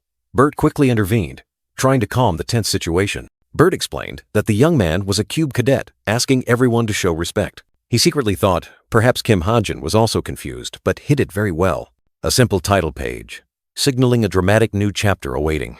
In the splendid casino, gamblers were intoxicated with their luck, unaware of the hidden schemes. The female operator reported on the members of the evil society, heroes and swindlers who were present. She also mentioned Kim Ha-jin, whom the captain was very fond of, currently at the cafe. A voice over the radio transmitted the order, continue to wait for orders, making the female operator worried. Kim Ha-jin has seen my face before. Will he recognize me? The mysterious voice reassured her that Kim Ha-jin could only see through disguises if he focused his magic power on his optic nerves, something he wouldn't do with ordinary people. Bert was also secretly observing Kim Ha-jin, wondering why he couldn't sense any mana from him. The dealer continued the game, announcing the dealing of the 6th card in the 12th round, with the total bet already reaching 60 million won. Kim Ha-jin, with his special ability, saw through Bert's hand. An ace of hearts, combined with 5 other cards, would form an ace-high straight. Bert calmly called the bet, while Kim Ha-jin secretly thought, no matter how strong his hand was, his expression remained unchanged. The betting round became tense. Chae Na-yoon excitedly raised the bet, the bearded man called, and Kim Ha-jin also confidently raised. Kim Ha-jin analyzed Bert's hand. A 3 of aces and another pair, almost invincible. To win, he needed a 4 of a kind, something rarer than winning the lottery. Yet, in a seemingly predetermined game, a mysterious card sparkled with hope, like a promise of the impossible. Bert sneered, asking Kim Ha-jin if he had anything left to bet. He thought to himself, he was completely out of chips. The blond man pointed directly at the necklace around Kim Ha-jin's neck, suggesting he use it as collateral. He flinched, while his friends standing behind him were also surprised. Chae Na-yoon immediately grabbed Kim Ha-jin's hand, looking at the ring on his neck. She instantly recognized it as an artifact, her eyes filled with astonishment. The ring sparkled on the necklace, drawing everyone's gaze. Chae Na-yoon eagerly asked Kim Ha-jin about its origin. Kim Ha-jin was flustered, raising a hand to scratch his head. He quickly brushed it off, saying the ring was nothing important. But Chae Na-yoon wasn't easily deterred. She looked at him with suspicious and annoyed eyes, sensing something ominous. Unable to bear it any longer, Chae Na-yoon sprang up, slamming her hand on the table. Enough! Let's go, Kim Ha-jin! She snapped, trying to pull him away. She struggled, trying to pull Kim Ha-jin away, even offering to compensate him for his losses. That ring must be, she worried. But he firmly held her back, assuring her that everything was fine. Kim Ha-jin gripped Chae Na-yoon's hand tightly, looking straight into her eyes with absolute confidence. I won't lose. Just stay here, he reassured her. He raised the ring, declared it very valuable, and demanded Bert put up his bracelet as additional collateral. The blond man was momentarily surprised, then agreed. The dry clink of metal echoed as the ring and bracelet were placed on the table, officially becoming the final stakes. The game reached its climax. The bearded man asked if it was time to reveal the cards. Kim Ha-jin calmly replied, I'll start. Bert revealed his hand, showing a 3 of aces and a pair of jacks. A powerful, full house that seemed unbeatable. The bearded man's jaw dropped, his eyes wide with shock. A full house? He stammered, unable to believe his eyes. An unexpected outcome. Bert was laughing triumphantly, reaching out to scoop up the huge pile of chips as if victory was already in his grasp. I'm so sorry for taking all of this. But he suddenly froze, a voice calling out, Wait! The dark-haired young man, Kim Ha-jin, casually pointed at the face-down cards on the table. I haven't even revealed my hand yet. A challenging declaration amidst the tense atmosphere. Bert's face contorted, his smug smile vanishing, replaced by surprise mixed with doubt. Excuse me? He frowned, unable to believe his ears. Kim Ha-jin's hand gently flipped over each card. First were 2 twos, seemingly harmless, but hiding a surprise. It's just... And then, his entire hand was revealed. 4 twos! A brilliant 4 of a kind, crushing all of his opponent's hopes. I'm just a pretty lucky guy, you see. Chae Na-yoon and Chun Ha-jin stood nearby, their eyes wide with astonishment. Chun Ha-jin exclaimed, Oh, 4 of a kind! So you won! The entire casino seemed to hold its breath. Chae Na-yoon couldn't keep her composure, shouting, 4 of a kind! How the hell did you do that? Bert was sweating profusely, while Kim Ha-jin merely shrugged. Do what? Gambling is a game of chance. Bert's eyes bulged, his pupils contracting in shock. A cold drop of sweat trickled down his temple. Wait, he stammered, trying to find his words. His mind went blank, only a single question echoing. But how? An unacceptable truth, an unbelievable hand. Bert was held tightly by 2 security guards, screaming frantically. No! That kid cheated! Don't hold me! Hold him! A guard retorted. Then where's the proof? Security already checked, remember? Kim Ha-jin casually collected the pile of gold chips, a scornful smile on his lips. Good grief, what a sore loser. Behind him, Chae Na-yoon looked at him with an annoyed expression. He presented a bracelet, an ancient magic artifact. The obsidian bracelet of the Athenian citizen appeared, with the ability to absorb damage and automatically recharge mana. A mysterious treasure. The bracelet sparkled in the light. Bert was completely unaware of its true power. Although the bracelet could store mana, the wearer couldn't directly use it. The absorbed mana remained dormant inside. Kim Ha-jin gazed thoughtfully at the bracelet. 1 or 2 more seals and it could be used, but Bert would take a year to realize that. He thought, I could add physical attack buffs and… Hey, Chae Na-yoon interrupted. The orange-haired girl looked at him, her eyes full of worry. But what if you lost? A question filled with unease, as the stakes were too high. Kim Ha-jin shrugged, his expression nonchalant. I'd probably jump into the Han River. Chae Na-yoon froze, then frowned in annoyance. Don't say things like that, she mumbled. Kim Ha-jin asked the orange-haired girl if she wanted her money back. He said 1/3 of the winning chips belonged to her. The orange-haired girl, Chae Na-yoon, replied that she didn't care, and he could keep them if he won. Chae Na-yoon hesitated for a moment, then confessed, actually, that was pretty cool. The unexpected compliment, like a sparkling ray of light in the air. Whispers arose as a group of students appeared. The brown-haired young man Chun Ha-jin waved, calling out to Kim Ha-jin, Ha-jin, we're meeting here! A reproachful voice rang out. Kim Ha-jin! A little later and you would have been marked absent. Kim Ha-jin, now completely transformed, sparkling and unusually dashing, simply replied, sorry. The long black-haired girl, Yu Yeon-ha, complained, it's too heavy. While Chun Ha-jin surprisingly asked Kim Ha-jin, what do you look like? He only responded with the question, what do I look like? Kim Ha-jin confidently pulled down his sunglasses, explaining that he had just visited an antique shop. He was wearing a suit, designer shoes, and carrying antiques that enhanced his charm. Chun Ha-jin asked, but where did you get the money to buy all of that? Chun Ha-jin excitedly recounted Kim Ha-jin's triumphs. Everyone, he won like crazy. Roulette, blackjack, and even baccarat. Just then, a voice rang out. Oh, who's this? The silver-haired young man, Kim Junwoo, flashed a radiant smile, looking towards Chae Na-yoon. If it isn't our lovely little Na-yoon. Chae Na-yoon was startled and asked in surprise, Huh? What the hell? What are you doing here? Kim Junwoo calmly replied, I just came here to hang out for a bit. Kim Junwoo asked Chae Na-yoon, Who's this? Your boyfriend? Chae Na-yoon blushed and quickly denied, No way. He's just a friend. He smirked. Well, so the one who made all that money is your friend, huh? Yu Yeon-ha looked at Kim Junwoo with sharp eyes. Kim Junwoo from the Forsaken Plains Guild. Kim Junwoo proudly confirmed. That's right, it's me. He gave a smug smile. Looks like I'm not past my prime yet, am I? Yu Yeon-ha politely shook Kim Junwoo's hand and introduced herself. Nice to meet you. I'm Yu Yeon-ha, he replied. Oh, nice to meet you too. The scene shifted to a sunset. The group of friends gathered together, creating a warm, slightly poignant moment. In a dark room, the black-haired girl Jane stood by the window, her gaze distant. A voice echoed, calling her name, Jane. Jane turned around, her long black hair flowing in the ethereal purple smoke. Yes, I'm ready. Her firm reply signaled an important event was about to unfold. A magnificent, majestic architectural marvel stood on the banks of the River Thames, where the warp gate to Clancy Islet was opening. Crowds flocked, signaling a major event was about to take place. The reporter broadcasted live, their voice full of excitement. The Global Letten Corporation was holding an event to announce a new method for using white crystals, attracting worldwide attention. A luxurious car glided to a stop, its sudden brakes creating a piercing screech, breaking the solemn atmosphere. All eyes turned towards the slightly ajar car door, waiting. From inside the car, a pair of graceful legs in pristine white high heels elegantly stepped out, the sound of heels tapping rhythmically on the red carpet. An important figure had appeared. Princess Rachel has arrived! The reporter's voice burst with excitement, dispelling all doubts about the identity of the esteemed guest. The atmosphere became more lively than ever. The blonde princess, Rachel, appeared splendidly in a pristine white dress, shining like a goddess. Cheers resounded, welcoming her presence. Immediately, Rachel was surrounded by a forest of microphones and dazzling camera flashes.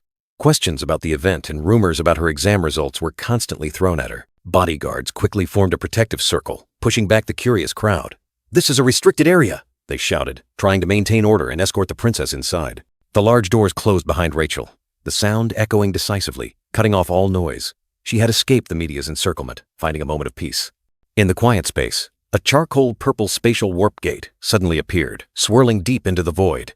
Ethereal light enveloped it, signaling a new journey. Rachel sighed in relief. But the quiet didn't last. A tall figure appeared, heavy footsteps echoing, calling her name, Princess. Director Zelin, the purple-haired man with a smug smile, bowed. "It is an honor that you have personally come to visit us," he said, his eyes full of hidden meaning. Rachel looked at him, her eyes slightly wary. "Director Zelin," she replied, her voice tinged with suspicion, not entirely trusting this warm welcome. "Have you ensured all precautions against devils?" Rachel questioned, her worry evident. Zelin smiled reassuringly.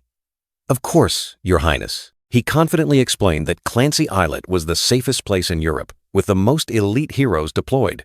"Rest assured, there's no need to fear," he asserted. Director Zelin beamed, promising to enhance the Royal Guild's prestige. But Rachel merely watched him silently, her expression unreadable, as if something still troubled her. Zelin, with a sinister smile, whispered a promise full of hidden meaning. "Princess, just wait and see. What great things are coming." The atmosphere in the banquet hall was lively, the murmur of conversations echoing throughout the luxurious space of the Zelin Corporation. Amidst the bustling crowd, Kim Ha-jin sat quietly by himself, his gaze distant, as if contemplating something. He looked at his watch. The event wouldn't start for another 30 minutes, yet the hall was already packed. But more importantly, Kim Ha-jin's eyes were pensive. He wondered, why was such a dangerous event being held? The Letton Corporation, a name prominent in the glowing red neon lights, harbored dark secrets. In Kim Ha-jin's thoughts, Zelin appeared as a villain, sitting on a guillotine chair. He secretly decided that among the corporations he created, Letton was one of the worst. That person smiled sinisterly, holding a glowing white crystal, a symbol of power and danger. The crystal, something devils should never touch, though they couldn't use it much differently anyway. Today, 3 important villains would appear: Nade, the crystal transporter, and Silicon, the combat specialist. And finally, the leader of the Devil's Guild artifact collection team, Kim Hakpyo, the most dangerous one. Kim Ha-jin stretched tiredly. With his current strength, he couldn't prevent this heist. He would just have to let the story unfold, as it was meant to. A gentle breeze swept through his hair, and at the same time, a familiar voice rang out. "Kim Ha-jin." Jane appeared behind him, her sharp eyes on him. "So you came to this event too." He turned around in surprise, astonished to see her. "Oh, Miss Jane, you're here too?" "I came to ensure security." Before he could finish, a teasing voice rang out, making Jane blush. "Congratulations, Captain, you've finally met your dream person again." The teasing made Jane blush furiously. She growled back at Kim Ha-jin. He could only stammer an apology, not understanding what was happening. Jane quickly cleared her throat, explaining that a colleague had said something strange into her earpiece. Kim Ha-jin gave a wry smile, admitting he had heard it too. A blue-haired young man with sharp eyes suddenly appeared, watching Kim Ha-jin with a scrutinizing gaze. He was sitting with Li Xiaofeng, the mysterious black-haired girl. The blue-haired young man asked Kim Ha-jin about his relationship with her, and he explained that they were just acquaintances. Decisive footsteps echoed. The blue-haired young man mentioned Yu Yanha and Suho, prominent heroes of Cube, but was cut short. Kim Junwoo suddenly appeared, greeting them with a friendly smile and introducing himself, which surprised Kim Ha-jin. The blue-haired young man's crimson eyes locked onto Li Xiaofeng. He questioned her about how she knew Kim Ha-jin. He didn't stop, continuing to ask Li Xiaofeng which guild she belonged to, unable to hide the suspicion in his eyes. Suddenly, the stage lights flared brightly, signaling the official start of the event. A buzz of chatter rose throughout the hall.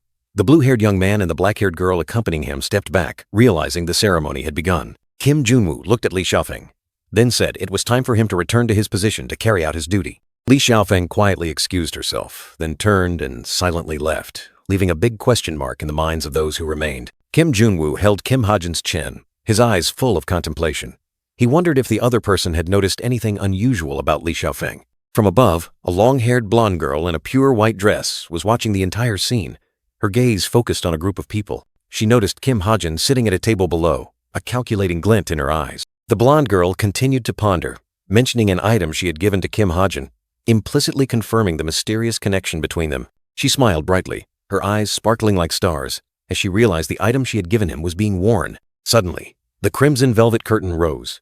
A purple-haired man appeared under the stage lights, welcoming the distinguished guests. Applause echoed throughout the auditorium as he introduced himself as Zelin, CEO of the Letton Corporation, a pioneer in all innovations. He posed a challenging question to the audience. What power lies behind the monsters we face? Zelin smirked confidently, asserting that the answer was mana, the mysterious energy source of the world. He continued to explain, when mana naturally condenses, it becomes a treasure possessing unparalleled power, especially the white crystals. To date, 480 crystals have been found, But the problem is that no one knows how to use this great power. Zelen, with a mysterious smile, raised his hand towards the podium, as if about to reveal a groundbreaking secret. He announced that the Leighton Corporation had finally discovered how to use the white crystals and would demonstrate it right here today. The covering cloth was pulled down, revealing a transparent cube, inside which a sparkling white crystal shone brilliantly. The audience erupted in cheers and endless applause, excitement spreading throughout the room. Kim Ha-jin sat with his arms crossed, his eyes sharp and expression serious, unfazed by the grand display. The blonde girl, observing from afar, flinched slightly when she heard Zelen mention the cube's origin from the Persian Empire. Mysterious shadows, moving unusually in the auditorium beforehand, were now increasing in number, creating a tense atmosphere. Kim Ha-jin looked at one of them, thinking to himself, "At first, I thought they were security, but their numbers are increasing abnormally." He clenched his fist, sensing that something unusual was happening, but still told himself not to act rashly at this moment. While the hall was still buzzing, a figure suddenly stood up. Kim Ha-jin, with a pensive expression, turned his back to the stage, his gaze fixed on the balcony. He stood there, resolute, his gaze distant. From above, the long-haired blonde girl softly uttered his name, a premonition of ill omen creeping in. Leaving behind astonished gazes, Kim Ha-jin walked away, leaving the bustling hall. The blonde girl watched his retreating back, her heart full of questions. Where is he going? The event isn't over yet. A flicker of worry crossed her azure eyes. No, he always appears whenever something happens. She was startled, her intuition telling her something bad was coming. In her mind, his figure appeared, exuding an unusual aura. It's hard to ignore these suspicious signs, she told herself, determined not to stand still. In another corner, the orange-haired girl ordered 2 bodyguards. "I'm fine. You two go check the hall for anything unusual." The 2 bowed and obeyed. On the balcony, the blonde girl turned around, her long hair flowing in the invisible breeze.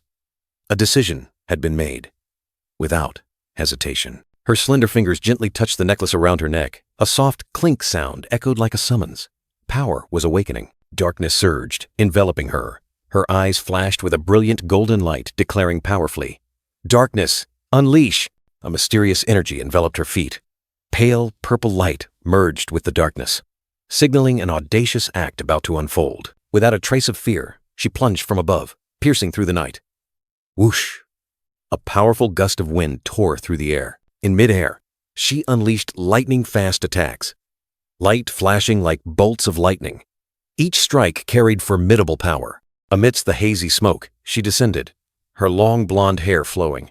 Darkness still enveloped her, but her gaze remained unwavering. Her face lit up with determination. "The first step is to follow Ha-jin," she whispered, resolved not to let him face danger alone. Meanwhile, on stage, CEO Zelen flashed a sinister smile, arms wide open as if welcoming a play about to begin. The CEO's smile deepened, harboring a dark conspiracy. Something is definitely about to happen, an ominous premonition. Kim Ha-jin stood tall, his unwavering gaze piercing through the darkness. An ominous premonition enveloped him, as if all secrets converged in this Clancy Hall. In the middle of the hall, a voice echoed, revealing confidential information. "We have reviewed the internal documents of the Leighton Corporation." The audience fell silent, the atmosphere growing heavier. "The item displayed in Clancy Hall is a genuine artifact." The voice continued, unveiling the mystery of the white crystal. "The essence of this cube is ancient pottery, recreated into a modern magical glass block." Kim Hak-pyo, a powerful figure of the Evil Deed Society, sneered contemptuously.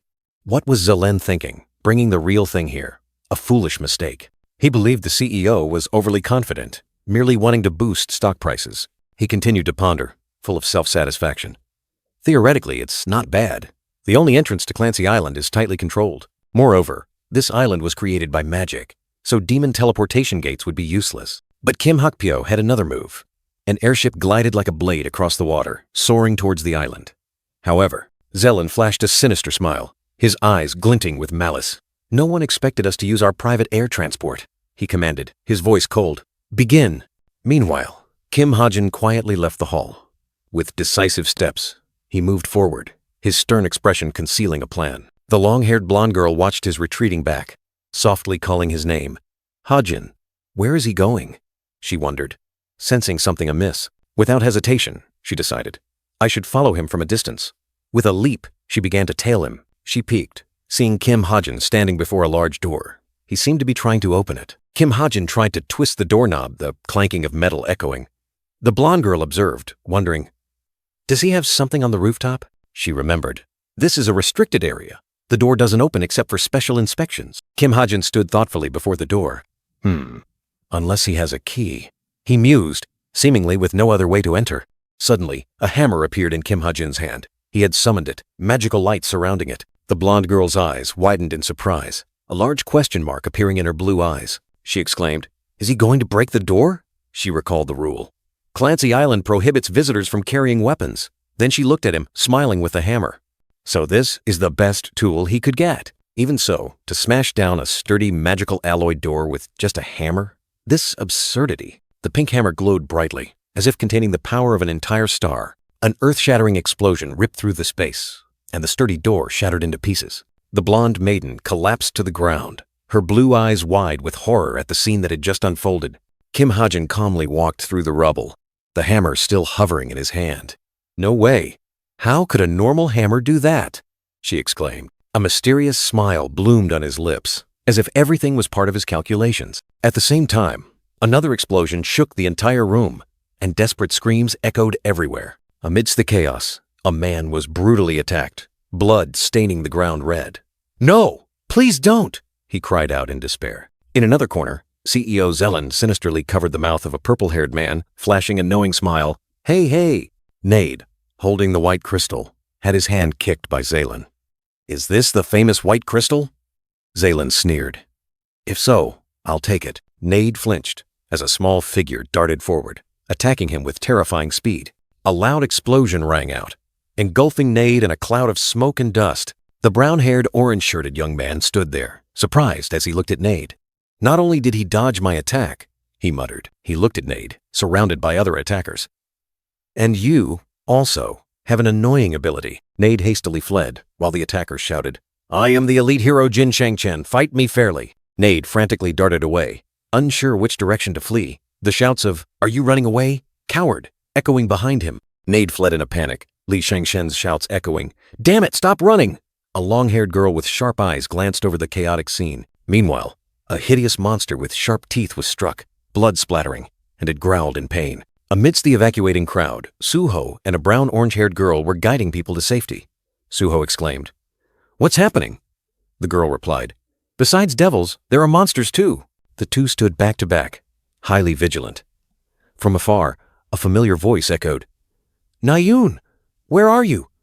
Suho suddenly realized. Kim Junwoo appeared, covered in blood but with a radiant smile, holding a piece of cloth. He sighed in relief.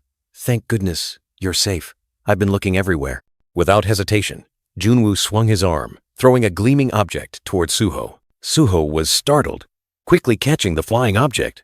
The girl beside him was also surprised. In Suho's hand was a glittering sword, reflecting the ethereal light of the night. Junwoo, with a confident smile and a wound on his face, said, "You'll have to fight, won't you?"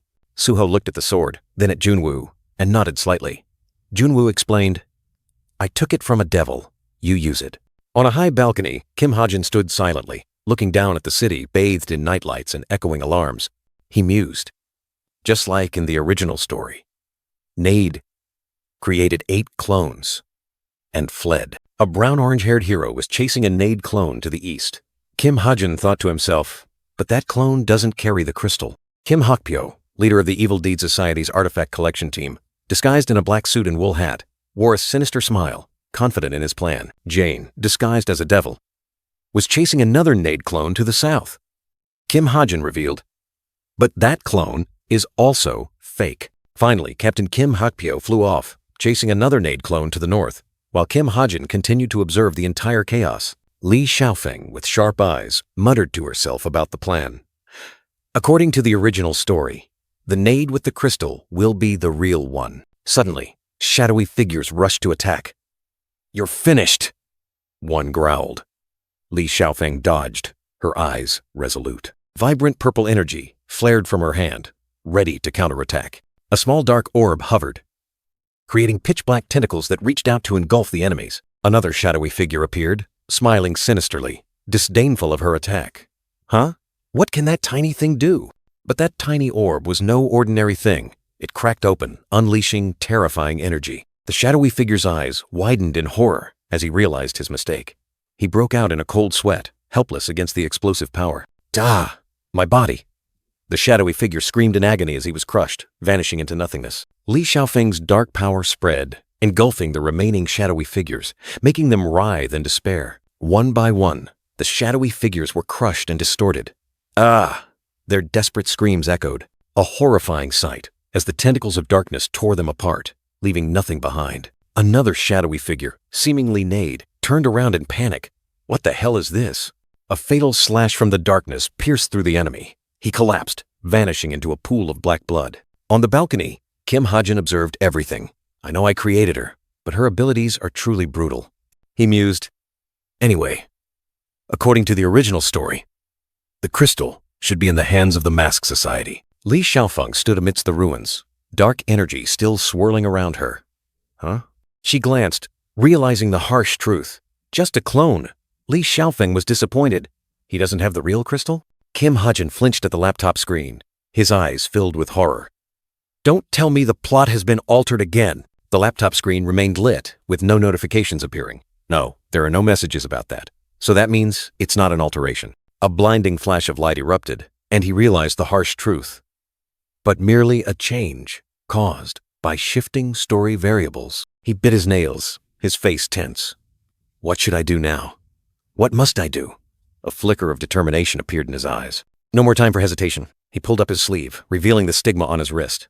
I've never tried this, but there's no more time. If I direct the magical power from my stigma, he closed his eyes, concentrating all his energy into my retina.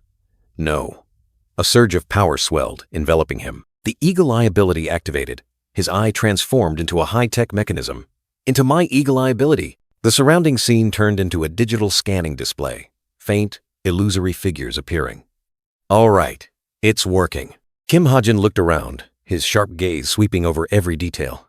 Now I just need to find the crystal. Where is it? His vision magnified, scanning a car speeding through the night streets. Zoom! He clearly saw the phantom image of Nade, the crystal bearer, sitting in the car and flashing a sinister smile. Kim Hajin focused on the target, his eyes glowing red. It's there. A powerful surge of energy erupted. He clutched his head, his face contorted in extreme pain. His eagle eye ability was overloading. He staggered, unable to stand steadily on the balcony, his body trembling.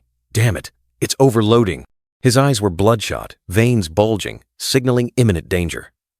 Damn it, it's overloading. Despite his body's resistance, he didn't falter. But I don't have time to slow down now.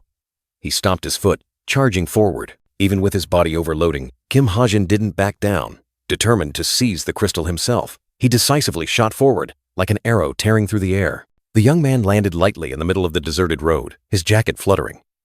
A sports motorcycle parked nearby caught his eye. A dazzling light from the motorcycle, like an invitation. Kim Hajin thought to himself, this was the vehicle he needed to speed up. Without hesitation, he got on the bike, his gaze resolute. Sorry to its owner, but I'll have to borrow it for a bit. His hand gripped the throttle tightly, determination evident in every vein. Time was precious. There was no room for further delay. A roar echoed, the motorcycle engine bursting with power, ready to propel him through the night. Meanwhile, inside the building, chaos erupted. People panicked and fled, and Che Nayun tried to reassure them. Evacuate calmly. Kim Hajin sped past, sweeping by a busy Che Nayun. The girl flinched, quickly warning, "Watch out!" Che Nayun turned her head, her face a mix of surprise and worry. A voice called her name amidst the chaos. Kim Hajin stopped the bike, turning to an angry Che Nayun. You lunatic! Where have you been? What the hell is going on, Hajin? He threw something to her. The girl startled, catching it. A magic sword. What is this? She asked in surprise, her eyes full of confusion. He didn't look at her, simply stating, "A magic sword. It will unleash its full power in your hands. You can't fight devils without a weapon, can you?" The magic sword emitted an ethereal green light. This magic sword is a special weapon I took from Sidious. Its power changes depending on the user's mana. Che Nayun gripped the sword, her golden eyes glowing, mana surging. But if it's Che Nayun, it will be as strong as, or even stronger than, a devil. Che Nayun was stunned. Wait, what? Why me? Kim Hajin was ready to speed off. He instructed, "Be careful not to get hurt." The girl yelled as he revved the engine. "Huh? Hajin? Where are you going?" He simply replied, "I have something to do. You stay here and keep watch," then disappeared. Che Nayun's shout Hajin, "Wait!" echoed. But Kim Hajin had shot off like an arrow on the motorcycle, leaving a dazzling trail of light. He sped like the wind, tearing through the night, headlights illuminating the road ahead, his speed cutting through the air. Kim Ha-jin's eyes flashed with digital data streams, showing the target's direction. He's heading southeast. I'll catch up to him quickly. At the same time, a luxury car was cruising down the road, completely unaware of the impending danger. Inside the car, a brown-haired young man driving asked, "How much longer until we get there?" The person in the back seat with an undercut replied, "About 1 more minute." If there are no complications with the transport, the undercut-haired man in the back seat, his eyes sharp and cold, remained unfazed by the speed. The car continued to hurtle forward. Suddenly, a loud explosion ripped through the air. Kim Ha-jin crashed into the car, creating a horrific collision. The impact was so strong that the car was thrown into the air, debris flying everywhere, wheels spinning wildly in the dazzling light. The car flipped in midair, crashing onto the road in a cloud of dust, completely deformed. The brown-haired, undercut young man, now covered in blood, gasped for breath, trying to escape the wreckage. He looked up, stunned, at the one who had caused the accident. Kim Ha-jin, still on the motorcycle, coldly said, "Who was that crazy? You're dead for sure." Suddenly, a gigantic transport plane appeared in the sky, descending at dizzying speed, creating a powerful gust of wind. The undercut-haired young man frantically waved his hand. "I'm here! I'm here!" Kim Ha-jin looked at him, calmly saying, "I wondered where that confidence came from. Turns out, you have backup." Kim Ha-jin calmly sat on the motorcycle, opened his laptop, and typed. He muttered, "A transport plane, a 937B. Huh?" With a decisive click, he activated a special command. The screen displayed, "Sorry, but I'll have to send it home. Return transport vehicle, SP, divided by 100 plus, confirm." The undercut-haired young man, clutching the mysterious briefcase, stood amidst the wreckage, his eyes wide with horror as he looked up at the sky, unable to believe what was happening. The injured brown-haired young man looked up, stunned, at the transport plane soaring away, leaving him amidst the ruins. "What?" he exclaimed, unable to believe his eyes. He cried out in despair, calling after the disappearing plane. "Where are you going? You bastards, I'm still here!" Kim Ha-jin stepped down from his motorcycle, his gaze cold. Good, the obstacle is gone. Amidst the desolate scene of the overturned vehicle, Kim Ha-jin stood above, looking down at the injured brown-haired young man. "Why don't we have a little chat?" he said, his tone full of hidden meaning. Suddenly, a strange wind arose, swirling dry leaves across the tranquil night sky, signaling that something was about to happen. The injured brown-haired young man flinched, his eyes darting frantically into the distance, as a sense of unease washed over him. A blinding flash of light suddenly erupted, tearing through the night, as if something had just appeared from nothingness. Next came an earth-shattering explosion, shaking the entire space, causing everything to tremble violently. From the epicenter of the explosion, pinkish-purple crystal fragments rained down, accompanied by the crunching sound of debris and a mysterious energy flow gradually becoming visible. A burly, red-haired figure emerged from the dust and smoke, carrying an unconscious blonde girl over his shoulder. He coldly looked down at the slumped, brown-haired young man. The stranger's rough hand gripped the brown-haired young man's head, fresh blood streaming down his face. "I thought some small fly was buzzing around here." The burly man, Cheuk Jung-young, stood tall, carrying Rachel over his shoulder, his eyes contemptuously looking down at the brown-haired young man gasping for breath. The injured brown-haired young man was stunned to recognize the newcomer. "Damn it, why Cheuk Jung-young now? It's over." The brown-haired young man's eyes widened, filled with horror and despair as he witnessed the scene before him. He was stunned, unable to believe what he saw. Why does he have Rachel? He wondered, his heart filled with worry. Cheok Jung-young casually walked away with Rachel over his shoulder, leaving the injured brown-haired young man behind. Kim Ha-jin stood in the distance, his gaze pensive. "Damn it." A shimmering golden string gently slid from Kim Ha-jin's hand. He muttered, "This is truly a headache." The shimmering golden string from Kim Ha-jin's hand shot out, like a warning to the one carrying Rachel. Cheok Jung-young, the red-haired man, smirked, challenging Kim Ha-jin. "You'd best put her down while I'm still being polite," Kim Ha-jin coldly retorted, pointing his gun at the mysterious briefcase. "You first." Cheok Jung-young explained that he only took Rachel because he thought she wanted the crystal, then asked in return, "Is she that important to you?" The chaotic scene unfolded, with Kim Ha-jin facing his opponent, the brown-haired young man still unconscious amidst the ruins, and Rachel's fate hanging in the balance. Cheok Jung-young continued to threaten, offering a cruel choice. "Between you shooting the briefcase to pieces and me tearing her head off, which do you think is faster?" Kim Ha-jin didn't flinch, gripping the trigger, his gaze firm. "It doesn't matter," he warned. "If you don't put her down, you'll lose what you're looking for." Cheok Jung-young sneered, calling Kim Ha-jin a stubborn brat. Finally, the burly man conceded, throwing Rachel to the ground. "All right, you win." Rachel fell, unconscious, Check Jung-young asked. Satisfied? Now give it to me. Kim Ha-jin didn't hesitate, throwing the briefcase towards his opponent. Jeok Young-young quickly caught the briefcase, a triumphant smile on his face. Thanks. Kim Ha-jin looked down at the unconscious brown-haired young man, monologuing internally about the crystal. He thought that giving the crystal to the royal family through Rachel would be ideal. But with Cheok Young-young's appearance, the crystal could now only be used as a bargaining chip. He smirked, waiting for Rachel to wake up.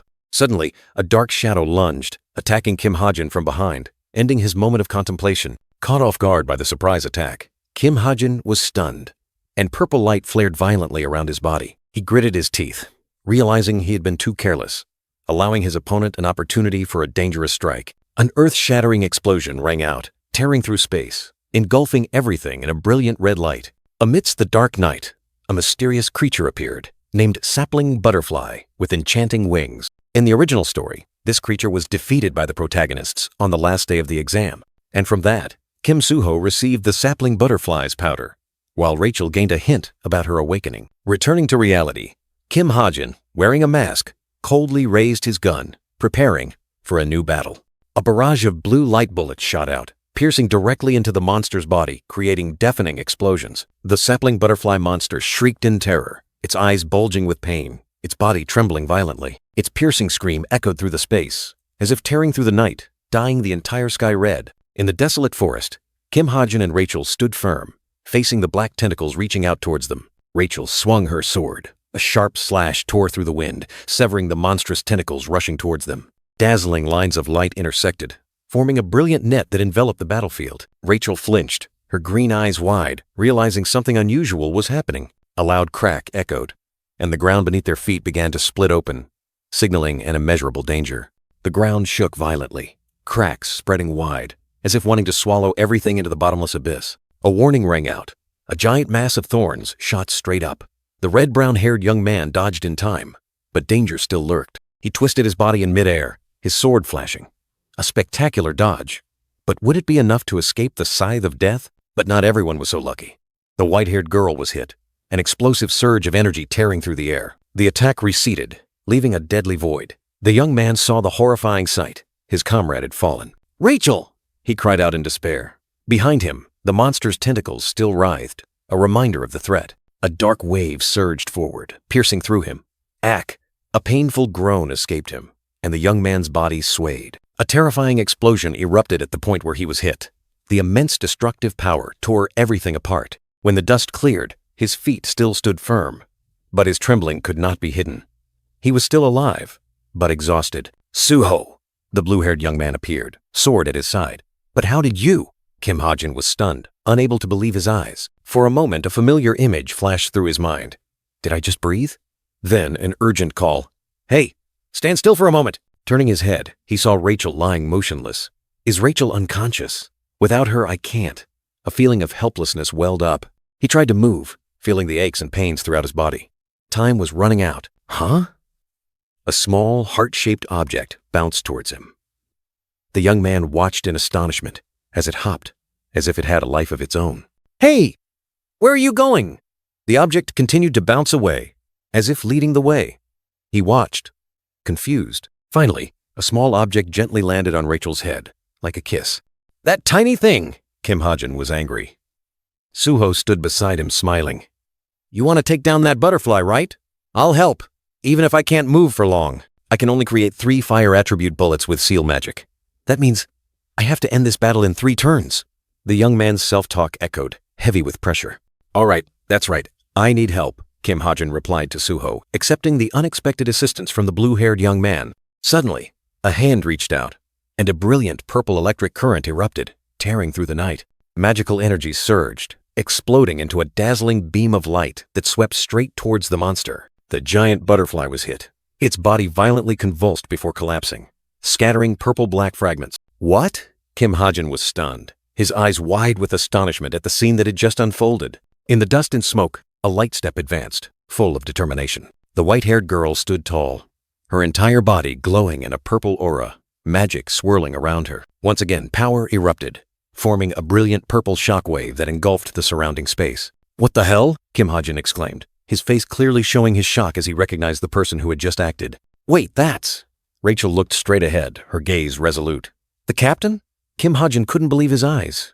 The sapling butterfly monster shrieked piercingly, struggling to break free. Is she trying to get the sapling butterfly powder? Kim Ha-jin wondered. Like a flash of lightning, Suho darted forward, his sharp sword swinging up and slicing straight into the monster's body. A thunderous explosion echoed, and the giant butterfly finally collapsed, its body disintegrating, marking the end of the battle. That's great, Suho gave a weak smile, the young man's body swaying. Did it. As soon as the words left his lips, Suho collapsed, exhausted after the arduous battle. Suho, despite his exhaustion, stood firm before the colossal ancient tree, where a strange glowing object emitted an ethereal blue light.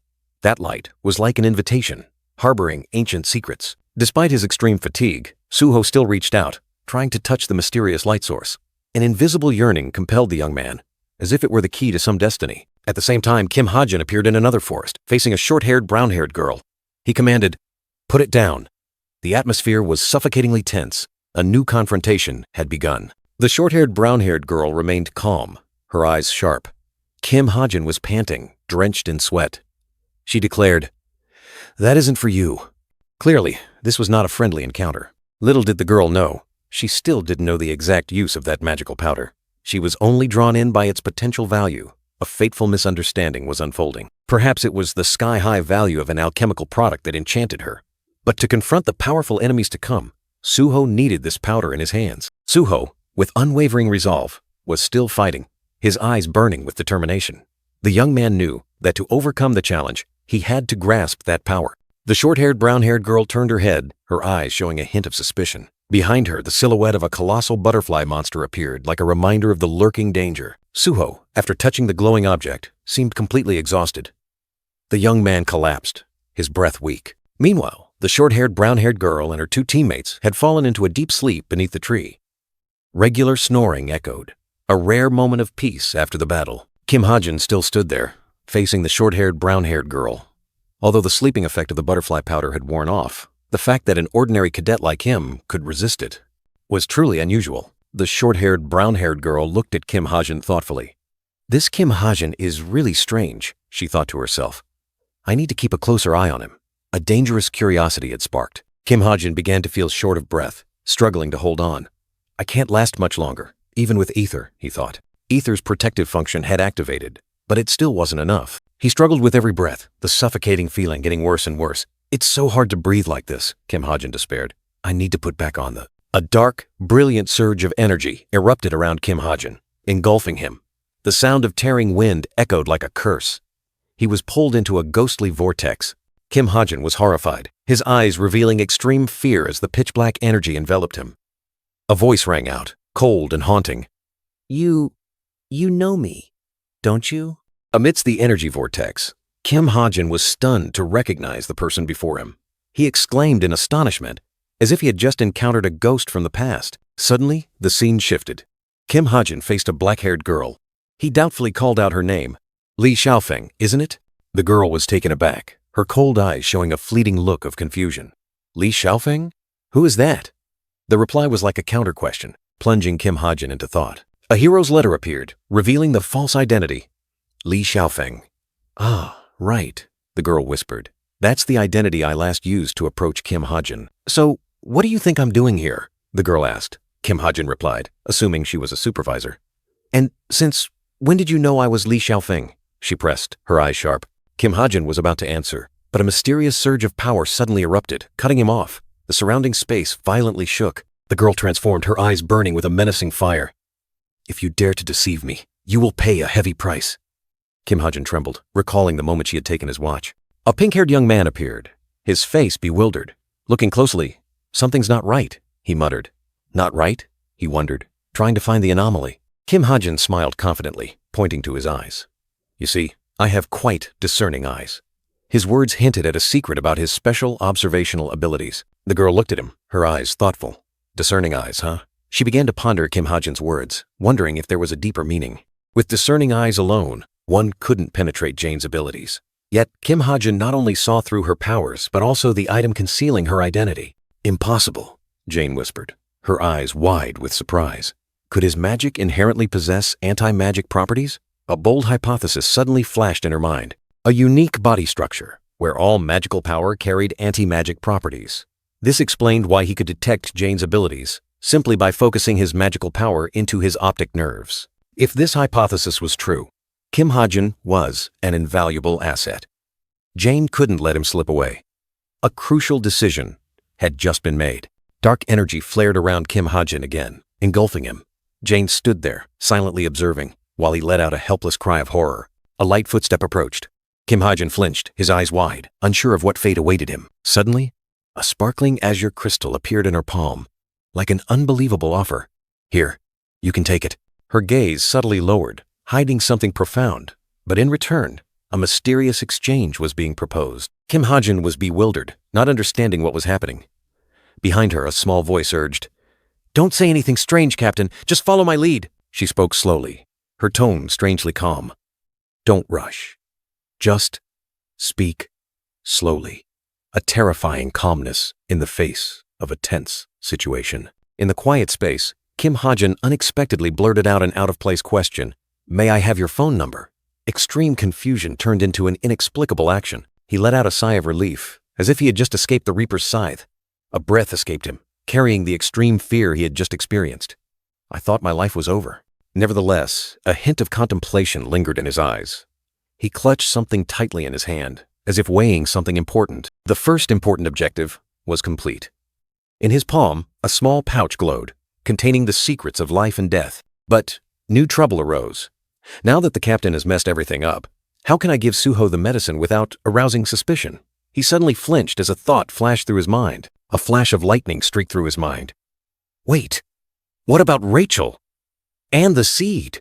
He realized another danger was imminent. In a dazzling moment, the image of a girl slumped amidst a brilliant light appeared. An important event was unfolding. Light exploded, engulfing her. "Don't tell me! Right at this moment!" A terrifying transformation was beginning. From afar, she transformed into a colossal pillar of light, like a mythical creature breaking out of its cocoon. Evangel is blooming. A momentous event was about to change everything. In a dreamlike state, a little blonde girl softly whispered, "So sleepy, but I have to hurry. I have to defeat the spirit." The little girl's azure eyes opened, filled with steely determination. "I must win first place for the pride of the royal family." "What is that?" Dazzling light enveloped her, and the little girl smiled brightly. So bright. A child? A new beginning? Or just an illusion? Brilliant light enveloped her, and Rachel, in her maiden form, tightly embraced her younger self. Who is this girl? The question echoed in her mind amidst the ethereal scene. A warm sensation spread throughout her body, and her wounds seemed to heal. The light sparkled like fairy dust, bringing an unusual peace. The maiden Rachel's azure eyes widened, staring intently at the little girl. An indescribably familiar feeling, as if she had met her somewhere before. Ah, so that's it. The little girl's radiant smile, the maiden Rachel's gentle gaze. Both were one, for the little girl was her miniature self. Clear laughter echoed, and the light grew increasingly dazzling. A small sound escaped, like a whisper from the depths of the soul. What did the little girl just say? The maiden Rachel was surprised, her eyes highly focused, trying to listen. There was something important she had missed. She held the little girl tightly, suspended in midair. I need her to say it again. A strong desire to hold on to this moment. The scene suddenly darkened, and Kim Ha-jin abruptly sat up, running frantically. No way. Harsh reality struck, tearing apart the illusion. His eyes were heavy, his eyelids fluttering repeatedly. I'm so sleepy. Drowsiness crept in, as if to plunge him into darkness. He stumbled forward, then collapsed. Just now, what did the little girl say? His voice weak, he tried to recall the recent dream. Little Rachel sat beside him, her big round eyes looking straight at him. Daddy! A sudden call, which stunned him. The little girl continued, her voice innocent. Mommy fell asleep again. He looked at the little girl, his heart filled with confusion at her puzzling words. Around them, other cadets were also dozing off, their snores echoing steadily. The journey seemed to have exhausted everyone's strength. A black-haired cadet wearing glasses looked worriedly at Kim Ha-jin, who was carrying someone else on his shoulder. The situation didn't seem good at all. On the beach, Jane gestured towards the colossal ship. Another cadet was tending to the injured person at her feet. The journey was nearing its end, but challenges still remained. The chaotic fourth day finally passed.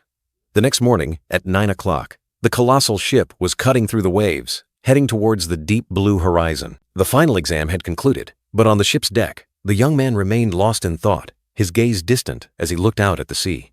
Although the sudden appearance of the sapling butterfly monster caused some chaos, the scores were fairly distributed among the 4 cadets who defeated it. He stood there, his sword still lingering with the echoes of battle, the smartwatch on his wrist silently displayed. No new messages, a terrifying silence, or just the calm before the storm. In another hidden corner, the mysterious figure of a black-haired girl stood silently, a katana at her hip. Not a word from the masked organization. Everything remained an enigma. Kim Ha-jin continued to ponder the captain's attention, a puzzling interest that made him suspicious. Suddenly, a voice called out. The short-haired, brown-haired girl, Chae Na-yoon, stood opposite him, her eyes full of inquiry. "How did you finish it off?" she asked, her face full of doubt. He was confused, not understanding her meaning. She explained, recounting Suho's words that he had shattered the butterfly's wings. An unbelievable story, which surprised Kim Ha-jin. "What? Shattered its wings with a pistol?" he exclaimed, incredulous. She agreed. The story sounded absurd. Then suddenly, a thought flashed through Kim Ha-jin's mind. Kim Ha-jin looked straight at her, his gaze sharp. "Why did you use a sword instead of your bow?"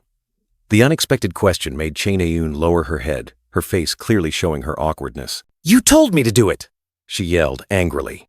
He calmly reminded her. "Even so, you must know your limits. Using an unfamiliar weapon in battle is extremely dangerous." "What?" "I'm not so bad that you need to worry," she retorted, her face full of indignation. He just chuckled softly, thinking to himself, Right. After the argument, Kim Ha-jin asked again, his tone gentler. "So, how does it feel to use it?" He wanted to know her true feelings about the sword. She avoided his gaze, flinching slightly. "Well, it's still a bit scary, isn't it?" Her hesitant tone revealed her discomfort. What the hell am I scared of?" Chae Na-yoon stammered, her face flushed with embarrassment. She tried to hide her true feelings, but her awkwardness betrayed her. Kim Ha-jin's gaze was sharp, as if piercing through her heart. For him, realizing Chae Na-yoon was lying had never been difficult. He smiled faintly, a meaningful smile.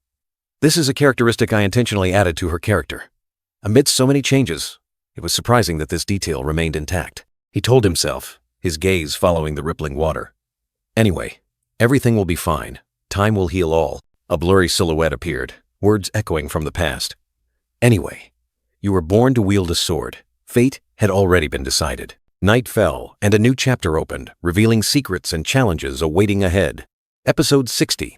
Start. In the noisy cafeteria, the black-haired girl Jane whispered, her eyes sparkling. "I'm not sure, but it seems he likes you, Na-yoon." Chae Na-yoon immediately retorted, her face flushed. Suho, the blue-haired boy, chuckled and asked, "You're Ha-jin's friend. Did he say anything?" Suho pondered. "Ah, did he?" Suho continued to analyze, his eyes shrewd. "Everyone else gave up because he's hard to approach. But Ha-jin only cares about you, Na-yoon." Chae Na-yoon pouted, questioning the black-haired girl. "Weren't you the one who approached him first?" Jane replied simply, "Maybe, but I had my own agenda." "The feelings between you two are different." Chae Na-yoon grew even more flustered, fanning herself with her hand. "Oh my God! It's not like that! Why is it so hot in here, I wonder?" The black-haired girl looked at her, her eyes scrutinizing. "So what are you going to do?" Chae Na-yoon looked bewildered. "Do what?" Just then, Kim Ha-jin walked past. Chae Na-yoon was startled, her eyes unconsciously following his retreating back. He politely wished them a good meal and walked away. Suho called after him, but Kim Ha-jin only responded with a sound before disappearing. He turned his head, a flicker of thought in his eyes, then gave a knowing smile and continued walking. The black-haired girl chuckled. "See? He looked at you before he left." Chae Na-yoon blushed, grumbling. "Stop it!" She lowered her head, her cheeks flushed. Her heart pounded, a confusing mix of emotions. The door opened, and Kim Ha-jin returned. He saw someone's retreating back and asked, "Where are you going?" A little girl with curly blonde hair and bright blue eyes rushed past like a gust of wind, excitedly shouting, "Daddy!" Kim Ha-jin smiled helplessly, gently reminding the little girl not to run. The word "daddy" coming from her mouth made him a little embarrassed. The little girl hugged him, asking in a sulky voice where he had been. He gently explained that he went to buy food, but she seemed only interested in the word food. Holding her in his arms, Kim Ha-jin seriously instructed, "Evangel, you can't call me daddy anymore, okay?" The little girl's eyes widened, and she asked in surprise, "Why?" He explained that others might misunderstand. The little girl still refused, so Kim Hajin suggested she call him uncle or simply Hajin. The little girl continued to object, making Kim Hajin sigh. He thought to himself, it seemed this would take a long time for her to get used to. Nevertheless, the little girl remained radiant, flashing a bright smile. Kim Hajin looked at her, the corners of his lips also curving into a warm smile. On the last day of the exam, Evangel evolved right next to Rachel. In an ethereal scene, the little girl Evangel sat next to a sleeping Rachel, softly calling out, "Daddy, Mommy is asleep again." Kim Hajin rushed over, panting as he scolded her for wandering off on her own. The little girl still firmly asserted, "Daddy is still my daddy." He was about to say something, but the little girl rushed in for a hug, cutting him off. Kim Hajin was startled, almost losing his balance. The sound of a helicopter echoed in the sky. Kim Hajin held Evangel tightly, his eyes vigilantly looking up. He urgently asked Evangel if she could return to her seed form. The little girl innocently asked back, not understanding what he meant. The helicopter sound faded. He explained she needed to transform into her small form like before. But Evangel stubbornly kept mentioning Mommy. Kim Hajin closed his eyes, praying to heaven that she wouldn't call Rachel Mommy anymore. He quickly reassured her that Mommy was just a little busy, and Evangel reluctantly agreed. A dazzling flash of light streaked past, leaving a small purple stone in Kim Hajin's hand. He sighed in relief, his eyes a mix of confusion and a hint of satisfaction. Returning to the dormitory, Kim Hajin mumbled about his teen dad fate. Behind him, Evangel innocently ran over, swinging his uniform jacket, as joyful as a little bird. The little girl Evangel sat obediently at the dining table, enjoying her colorful dinner. Each small bite was brought to her mouth, looking truly delicious. Evangel ate heartily, her bright blue eyes sparkling with joy. Kim Hajin stood beside her, gently reminding her, "Eat your meal obediently." After the meal, Kim Hajin fell into thought again. His gaze was directed towards a mysterious item that had just appeared. It was a small blue cloth pouch, filled with glowing powder. He wondered what to do with this magical substance. He recalled information about sapling butterfly powder, a strange magical substance that helps reveal hidden potential, usable for both people and objects. Kim Hajin frowned. This item should have gone to Rachel and Suho, but now it was in his hands. Well, I'll have to figure out a way how to give it to them. Elsewhere, Rachel was fast asleep on her bed, her lustrous blonde hair spread out like a stream. She suddenly woke up, her bright blue eyes wide open, her face bewildered. Who was the child I saw? Faint images of Evangel appeared in her mind, laughing happily, looking up affectionately. It feels like I didn't just see her, but also felt her. I can still feel her warmth. Rachel turned over, thinking, could it have been some kind of tree spirit? They say the power of spirits is still a great mystery. Or was it just an illusion? But then, the image of Evangel's radiant smile clearly reappeared in her mind. The feeling was too real to be an illusion. She brought her hand to her chest, feeling her heart pound. A strange sensation, as if that warmth would linger, reminding her. Her heart still fluttered, like a promise that one day we might meet again. Meanwhile, Kim Hajin was secretly hiding a small bag under a bush, sighing in relief. The majestic warrior statue stands tall under the clear blue sky, with white clouds drifting. Birds chirp melodiously, like an overture to a promising new day. Amidst the ethereal scenery, a young woman with long purple hair and calm eyes appeared. She wore a neat uniform, exuding elegance, preparing for an important meeting. Light footsteps echoed as the purple-haired girl approached. A figure faintly visible in the distance seemed to be waiting for her. She smiled gracefully and greeted, "Oh, you're here." Her eyes sparkled with anticipation. The gray-haired young man stood there, a slightly annoyed expression on his face. He replied, his tone somewhat sulky, "I thought you'd cancel the appointment." The purple-haired girl turned and walked away, saying there would be one more person, but they seemed to be late. "So, let's just go ahead." The gray-haired young man nodded in agreement. He secretly wondered who the latecomer was. On the way, the purple-haired girl suddenly remembered something. She brought up his final exam score, her tone hinting at teasing. He sat in the car, a pensive look on his face. "It's 67 points? No way." The purple-haired girl continued, suggesting he had done it on purpose to avoid attention. She continued, revealing that other guilds had started to notice him. The gray-haired young man remained silent, deep in thought. He looked out the car window, his gaze distant. "Ah, we're here." A skyscraper appeared before them, gleaming brightly in the sunlight. The purple-haired girl spoke formally, as if welcoming him to a new world. "Welcome to the Strait of Elites." A ding sound rang out. His smartwatch screen displayed a notification about guild experience information. He stared at the notification. This system allowed cadets to observe active heroes during their holidays. On the large screen, various guilds appeared, each with the right to select cadets. The priority order was based on the guild's rank. The gray-haired young man stroked the blonde hair of little Evangel, who was eating a cake. He wondered if he had any chance. With his low rank and unsatisfactory exam results, a dazzling signal suddenly pierced the silence, startling Kim Ha-jin. His eyes widened, utterly astonished by what had just happened. "What?" he exclaimed, staring at his wrist device. "I was chosen? By whom?" A glimmer of hope flickered amidst the night of doubt.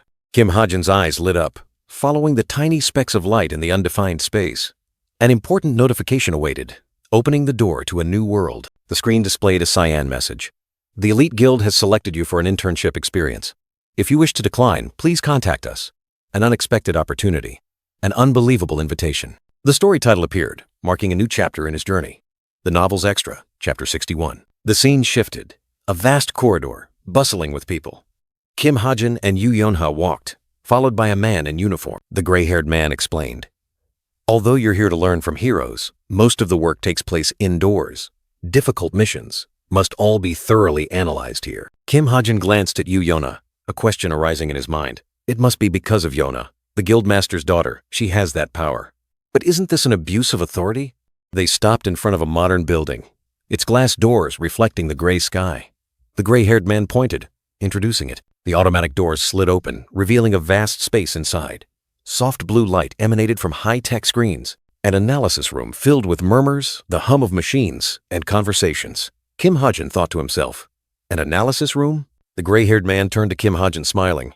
"I heard you're top in theory, Ha-jin." He seemed surprised by the compliment. He continued, "So I thought you'd want to see this first. This is Park Sang-ho, a mid-tier hero and Yeon-ha's right-hand man." Park Sang-ho offered a friendly smile, his eyes closed. He was in charge of the guild's internship program, an important, seemingly trustworthy figure. Park Sang-ho spoke with Yoo Yeon-ha, still smiling. Kim Ha-jin looked at him, a chilling truth rising in his heart. "He seems kind. If I weren't the author, I would never have imagined that one day he would stab Yeon-ha in the back." Park Sang-ho led the group deeper into the room, and another person spoke up. "Oh, look, isn't that Sang-ho and the cadets?" Kim Ha-jin walked on, carrying the shocking secret of the traitor. A gray-haired woman with sharp eyes suddenly called his name. "So you're Kim Ha-jin." Her words were like needles, implying judgment. Her voice continued, full of sarcasm about bringing in a rank 934 guy for experience. The entire space seemed to sink under pressure, an undisguised contempt. Kim Ha-jin frowned, understanding inwardly. Right. Of course, she doesn't like me here. A feeling of discomfort arose, but he maintained a calm expression. She, a supporter of Vice Guildmaster Young Hoseo, always opposed Yoo Yeon-ha. This complex relationship was predetermined, like a cruel fate. In the future, she would become Yoo Yeon-ha's capable right-hand woman, even rising to the position of Vice Guildmaster. But that was for later. For now, she remained an adversary. The blue-haired man tried to defend him. Ha-jin is still top in theory. But she immediately retorted, her tone full of challenge. Without any concession, she continued her attack, her words sharp as knives. What's so special about cadet-level theory? The blue-haired man was speechless, clenching his fists, unable to refute. She turned to Kim Ha-jin, her eyes provocative.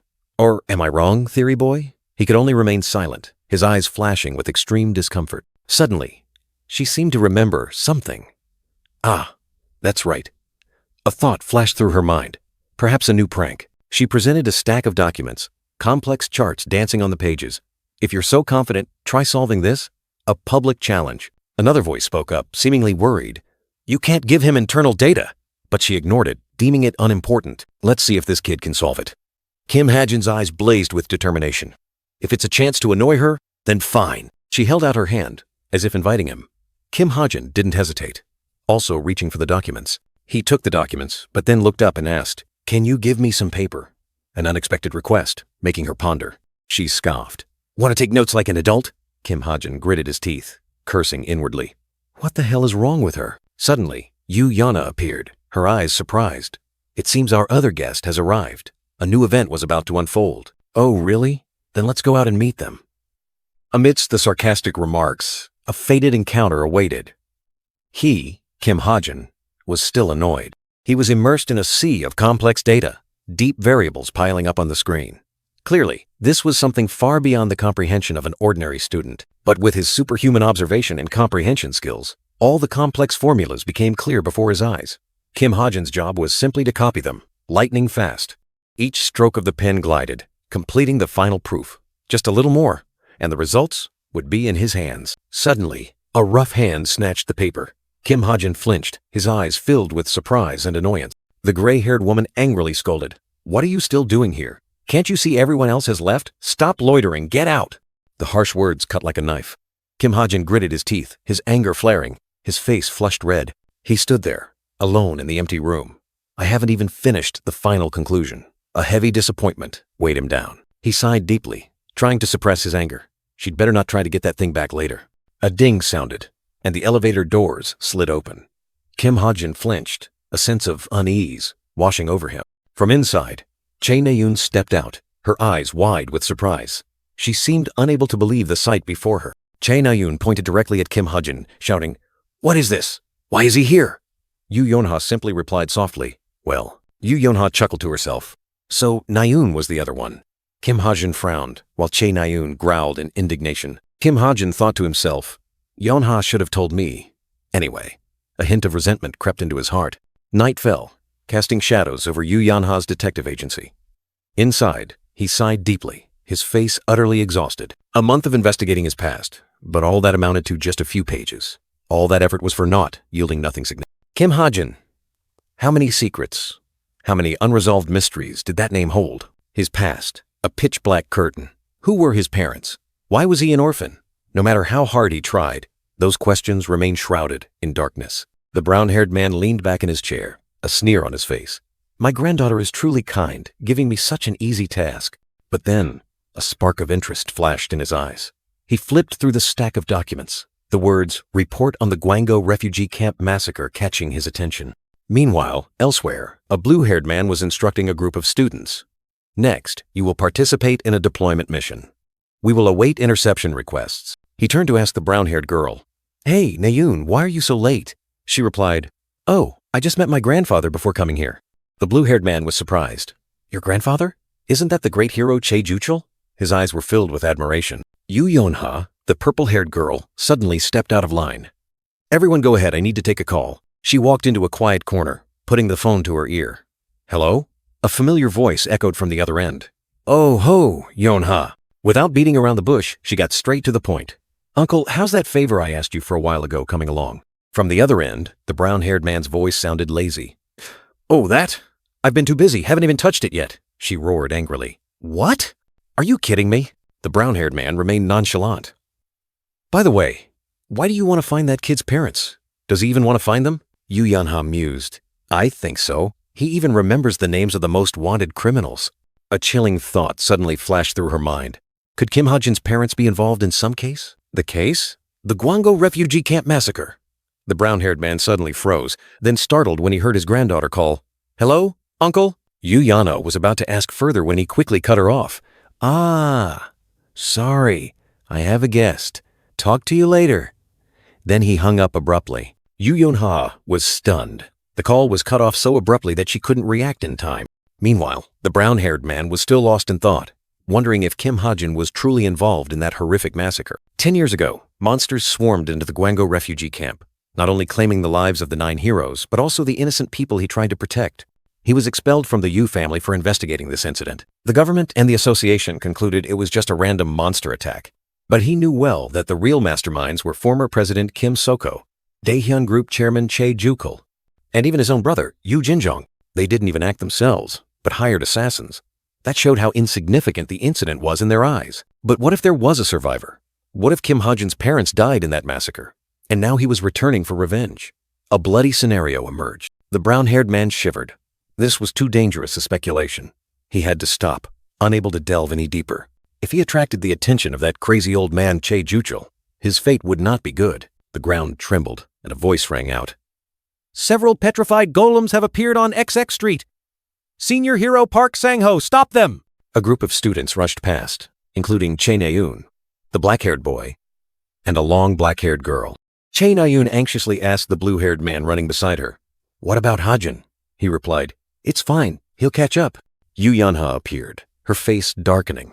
A student asked her if something was wrong. As she looked strange, she snapped, "Nothing." But inwardly she was screaming, "My idiotic uncle." The black-haired boy beside her could only hum in acknowledgement. Suddenly, the ground cracked open and giant rocks shattered. "I saw the golem," the black-haired boy shouted. A colossal golem, its body made of rubble, towered in the middle of the street, leaning to crush the surrounding buildings. It roared, swinging its massive stone arm down, creating a powerful gust of wind and terrifying pressure. A mysterious rope, tightly wrapped around its fist, constricting like a curse. What power was being sealed, or what promise was being bound? Amidst the rushing crowd, a young man shot forward like an arrow, dragging a sharp spear. Behind him, a girl also put all her strength into it, creating a perfect coordinated attack with him. From above, a figure plunged down like a meteor, tearing through the air. The ground trembled and cracked, as the terrifying impact created a shocking deep crater. Amidst the ruins, Kim Ha-jin gasped for breath, each step heavy. He ran and ran, as if trying to escape an invisible burden. Chae Na-yoon stood firm amidst the debris, bow drawn, her gaze resolute. A colossal stone golem loomed before her, growling menacingly. The golem, over 2 meters tall, its body made of rubble, stomped its feet heavily. Chae Na-yoon maintained her stance, assessing the formidable opponent before her. Drawing her gleaming katana, Chae Na-yoon's eyes flashed with determination. "I can handle it with my sword," she muttered to herself, ready to face it. She launched herself into the air, a powerful leap defying gravity.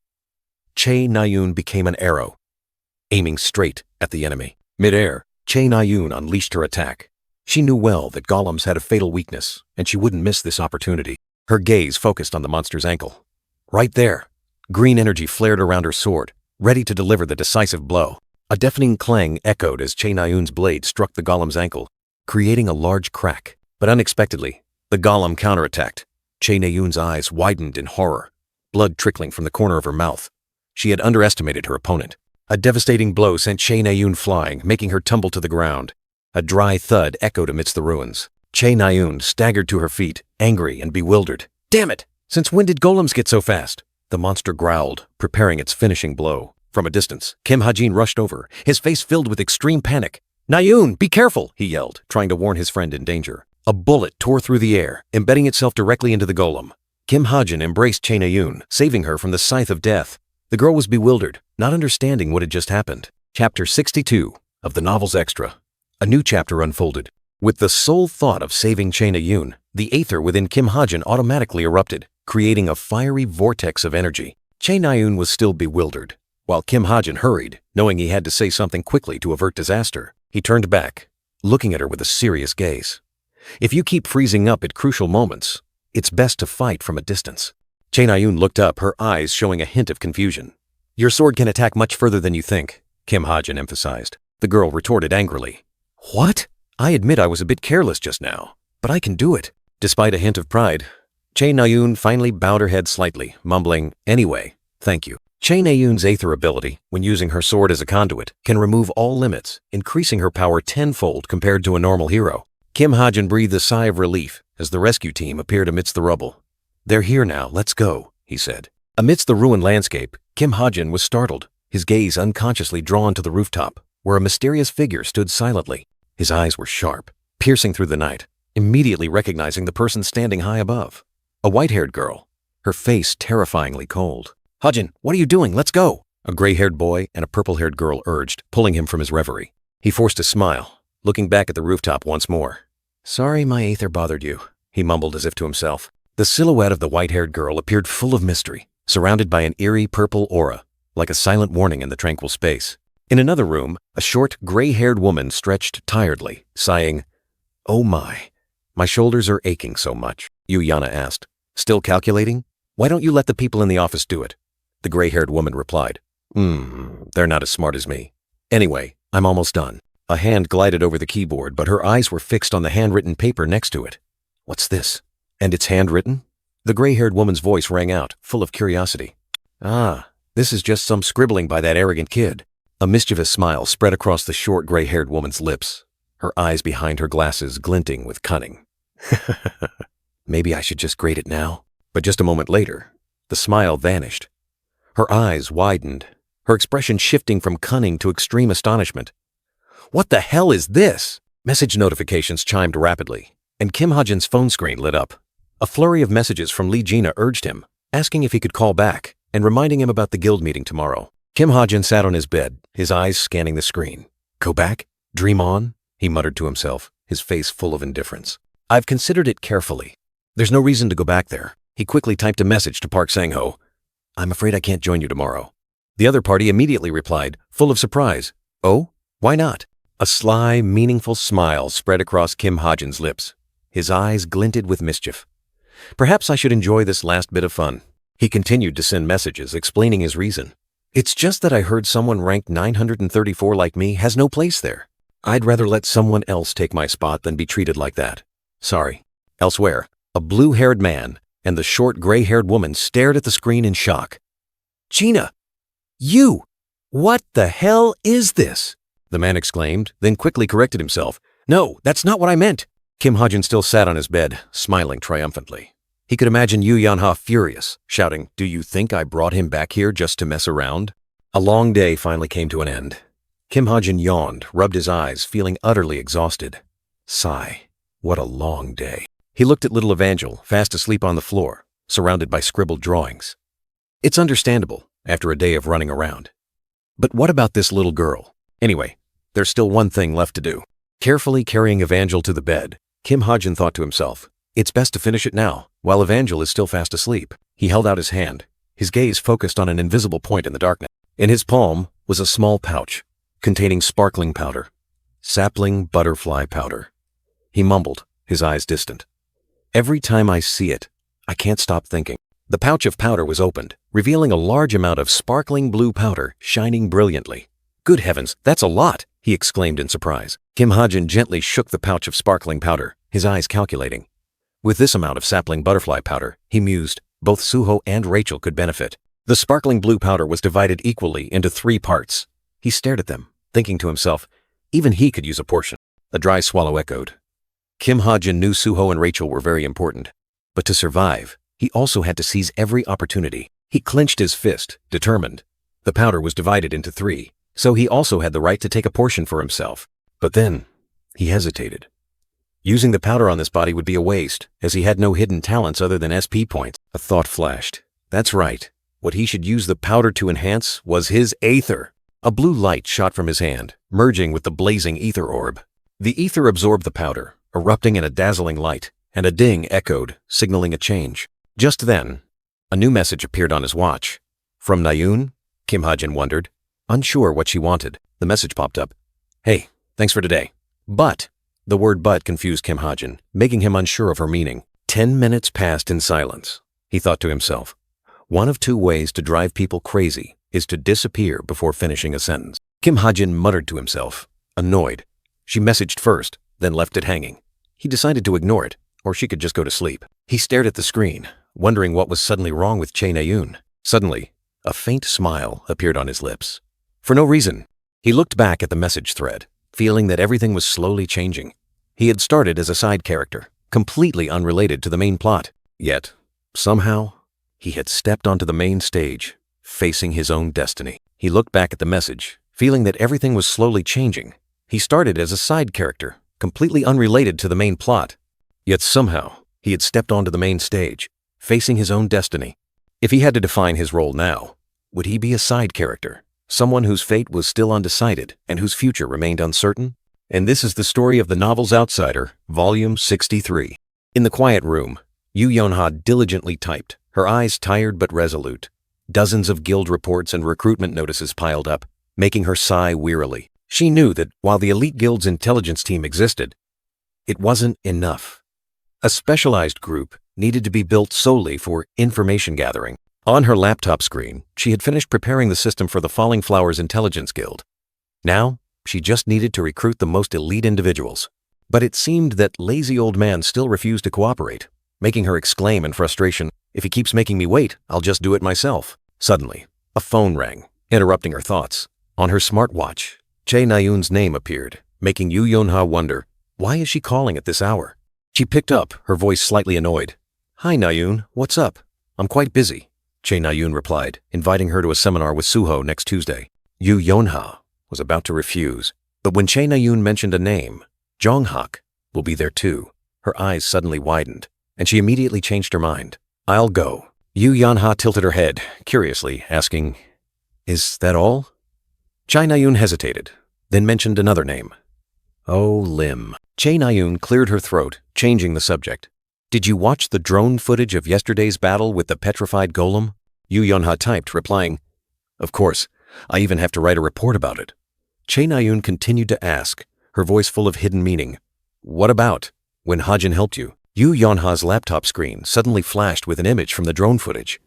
Kim Hajin was holding Che Nayun tightly, both surprised and a little embarrassed. Che Nayun angrily yelled, Don't even think about spreading that! Yu Yonha smirked, replying to her friend's warning.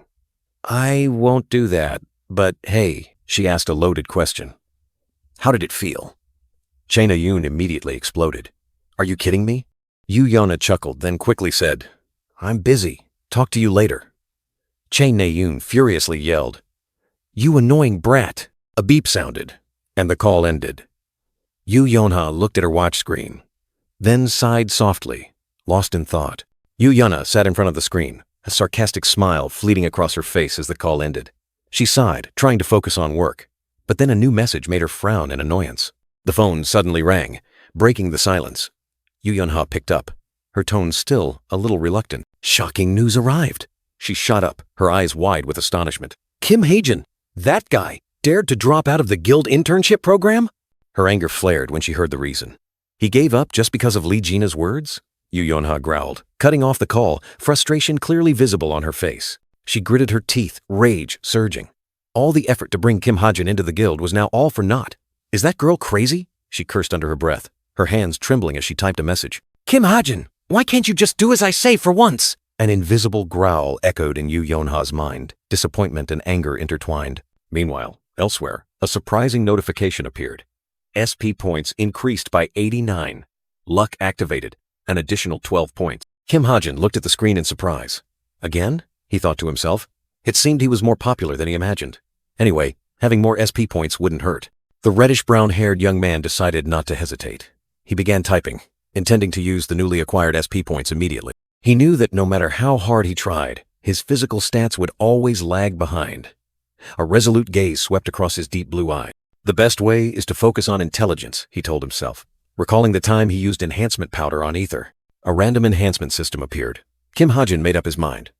I'll put all my SP points into weapons. He knew this was a risky gamble, but with his luck ranking in the top 0.1%, he believed he could try.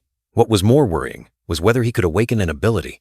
A drop of sweat rolled down his temple. He swallowed hard, his eyes fixed on the screen. All right, I'll take a chance. The question appeared on the screen. Awaken ability? Kim Hajin placed his hand on the keyboard, offered a silent prayer, then decisively pressed the button. A cold notification appeared. Ability quality reduced due to insufficient SP. He sighed in disappointment.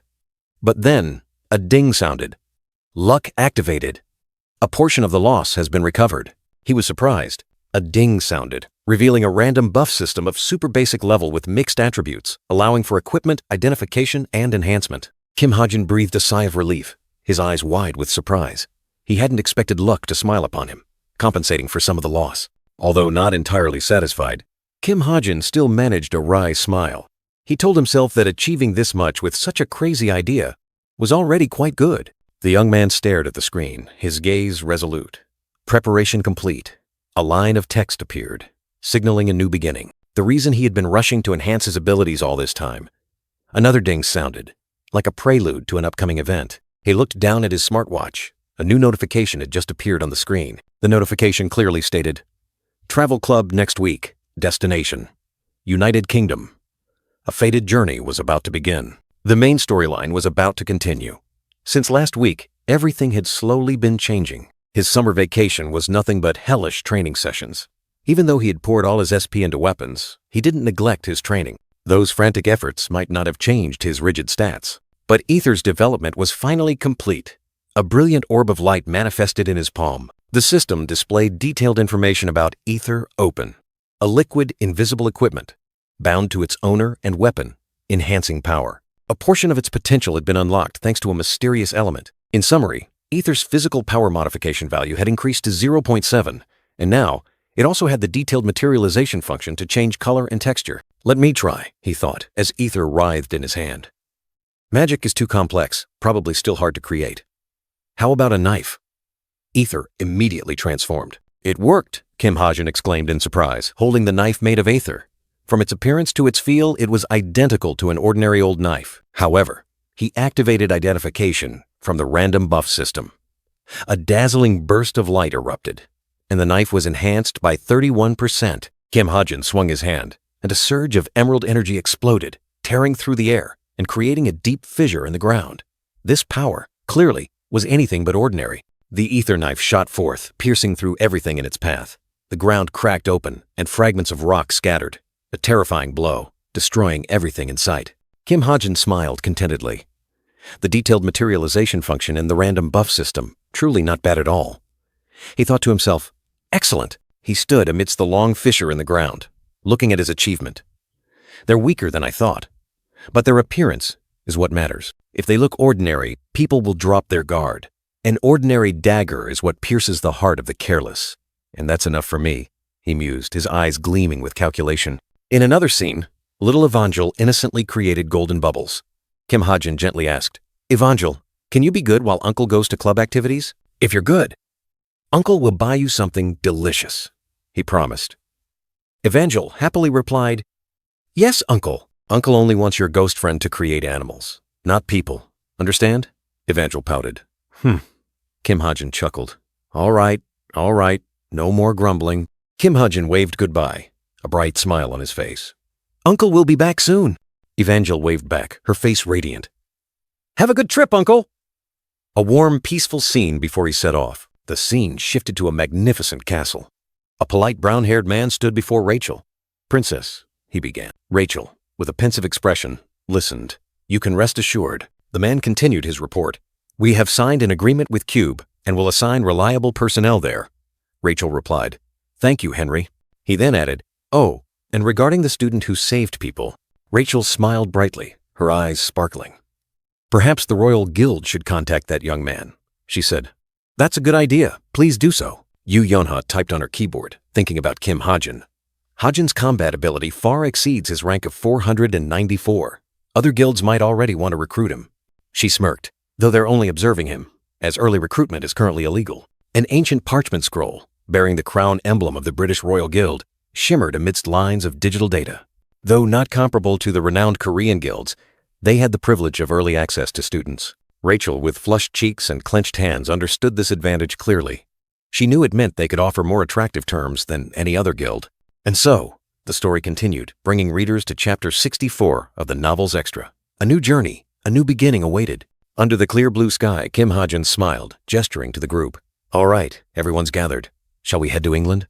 A curly brown-haired girl stood beside him, drenched in sweat, steam rising from her. The summer heat was truly torture. It's scorching hot, the curly brown-haired girl complained.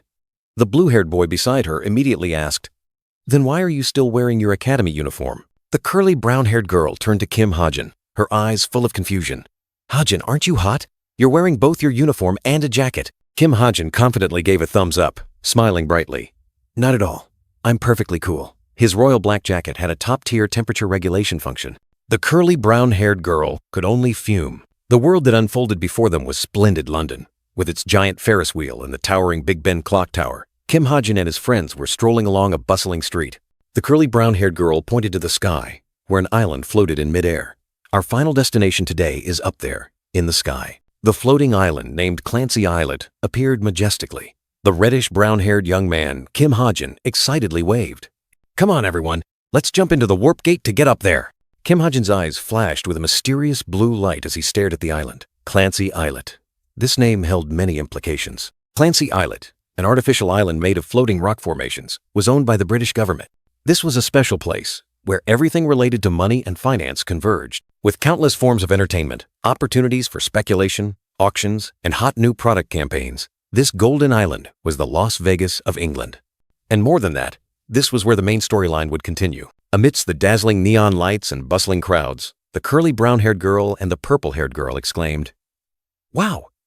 It's been so long since I've been here. Yeah, me too.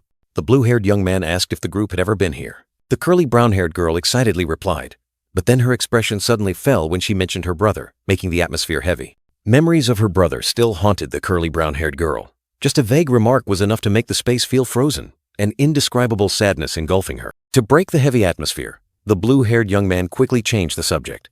He smiled. suggesting the curly brown-haired girl lead the way, skillfully turning sadness into a new opportunity. Immediately, the curly brown-haired girl regained her spirits and excitedly accepted. She threw her hands up, cheering happily, leading the group to explore this vibrant island. In the middle of the large plaza, Kim Ha-jin announced an important event for tonight. He had successfully obtained permission for the group to participate, while also allowing everyone to explore freely before the appointed time. Does anyone have any questions? As soon as Kim Ha-jin finished speaking, the curly brown-haired girl quickly raised her hand, her eyes sparkling with curiosity and excitement. The curly brown-haired girl asked if they could enter the casino. Kim Ha-jin confirmed that cube cadets were treated like adults. Hearing this, she cheered with delight. The casino was now in her sights. Let's go, it's time to hit the casino. The curly brown-haired girl pulled Yu Yona's hand, leading the group straight into the gambling hall, leaving the hesitation of others behind. Sparkling lights, the resounding clang of slot machines, and the jingle of falling coins. The casino appeared in all its splendor and luxury, inviting all senses into a world of endless entertainment. Kim Ha-jin was astonished by the casino's magnificence, while the curly brown-haired girl was eager to exchange money. The whole group immersed themselves in the lively atmosphere, ready for new experiences. At the money exchange counter, a female casino employee smiled in welcome, asking Kim Ha-jin for his identification. He presented it, but another question began to stir in his mind. Kim Ha-jin unexpectedly asked about the employee's working hours, with Rachel's image appearing in his mind. Was he looking for something, or was it simply curiosity? 6 years, sir, the casino employee replied. Kim Ha-jin quietly mused that such a period was long enough for someone to hide perfectly. The female casino employee maintained her professional smile, but in Kim Ha-jin's mind, a sharp deduction had formed. So Jane has infiltrated the casino, huh? Kim Ha-jin's mind reeled with tonight's event. He worried about its scale, a place where monsters from all over the world would gather, signaling anything but a peaceful night. Although he wanted to remain calm, Kim Ha-jin knew anxiety would overwhelm him. As someone who relied on luck, he clenched his fist, sensing a major challenge awaiting him. Kim Ha-jin, his eyes glinting with ambition, stared at the stacks of chips and cards. He felt his heart pound. No better place to get rich. He calculated the time. The main event would start at 7 o'clock. There was still plenty of time. A sly smile spread across the young man's lips. A coin spun on Kim Ha-jin's finger. He had swept clean the slot machines. Excellent, he thought to himself, his eyes sparkling. But his joy was short-lived. Kim Ha-jin looked around, his expression annoyed. Well, this is quite a scam. He noticed Chae Na-yoon sitting opposite a blonde man, Bert. She was losing miserably. Chae Na-yoon angrily stood up, declaring she was quitting. The brown-haired man next to Bert smirked triumphantly. Bert stopped her, holding a thick stack of chips. He generously offered to return 25% of his winnings, a gesture full of hidden meaning. Chae Na-yoon was stunned, her green eyes wide. Rage flared within her, her facial muscles twitching. My money? The girl slammed her hand on the table, roaring. If the cards were in my favor, I could clean you all out. Kim Ha-jin imagined Chae Na-yoon crying hysterically, penniless in the hotel 2 hours later. He knew well that those facing Chae Na-yoon were no amateurs. They were a bunch of professional swindlers, especially Bert, the ringleader. He was an important character, occupying an entire page in Kim Ha-jin's novel. Chae Na-yoon lost miserably again, cards flying everywhere. Kim Ha-jin sighed. Truly pathetic. He didn't care much about a chaebol heiress losing at gambling. But Bert was different. He was a notorious swindler. Kim Ha-jin watched the man jot something down. Chae Na-yoon turned around, her eyes surprised to see Kim Ha-jin. Kim Ha-jin stepped forward and placed his hand on the table. Let me play for you, Na-yoon. I'm getting a little interested myself. Kim Ha-jin placed his hand on the table, declaring he would play for Chae Na-yoon. A blond man, Bert, hastily excused himself for a phone call. But the bearded man looked suspicious, reminding Kim Ha-jin that he didn't have much money left, and the minimum bet was 100,000 won. But the reddish-brown-haired young man calmly replied, It's fine, just play. Chae Na-yoon and Suho stood beside Kim Ha-jin, looking annoyed. The bearded man reluctantly agreed, then began dealing cards for a game of 7-card stud. A tense atmosphere enveloped the casino, awaiting the fated cards. The cards were dealt, sparkling on the table. The bearded man and Bert both held their cards, their eyes intensely focused. Kim Ha-jin, with a calm expression, was also dealing the first cards. The bearded man asked if everyone had checked their cards. Everyone confirmed they had seen them. He nodded, but his eyes suddenly narrowed with suspicion as he looked towards Kim Ha-jin. A face-down card was dealt to Kim Ha-jin. The bearded man wondered, Hey kid, aren't you going to flip your card? The reddish-brown-haired young man coldly replied, No intention of doing so. Kim Ha-jin didn't need to flip the cards. In his eyes, the face-down cards were transparent, clearly visible. I can see everything anyway. A mysterious ability, or just arrogant confidence? The bearded man angrily called Kim Ha-jin a madman for not flipping his card. He asked if Kim Ha-jin knew the rules of the game. The reddish-brown-haired young man calmly replied, "If I didn't know, I wouldn't be here." He then provoked, "Who's the madman now?" Kim Ha-jin thought for a moment, then decisively pointed to a face-down card. "I choose this card, my friend." The card was flipped, revealing a 3 of spades. The bearded man glared furiously at Kim Ha-jin, growling, "My friend, I'm sick of your condescending tone." Kim Ha-jin retorted without flinching, "So, who started it first?" Tension rose. The bearded man slammed his hand on the table, the stacks of gold chips clattering together.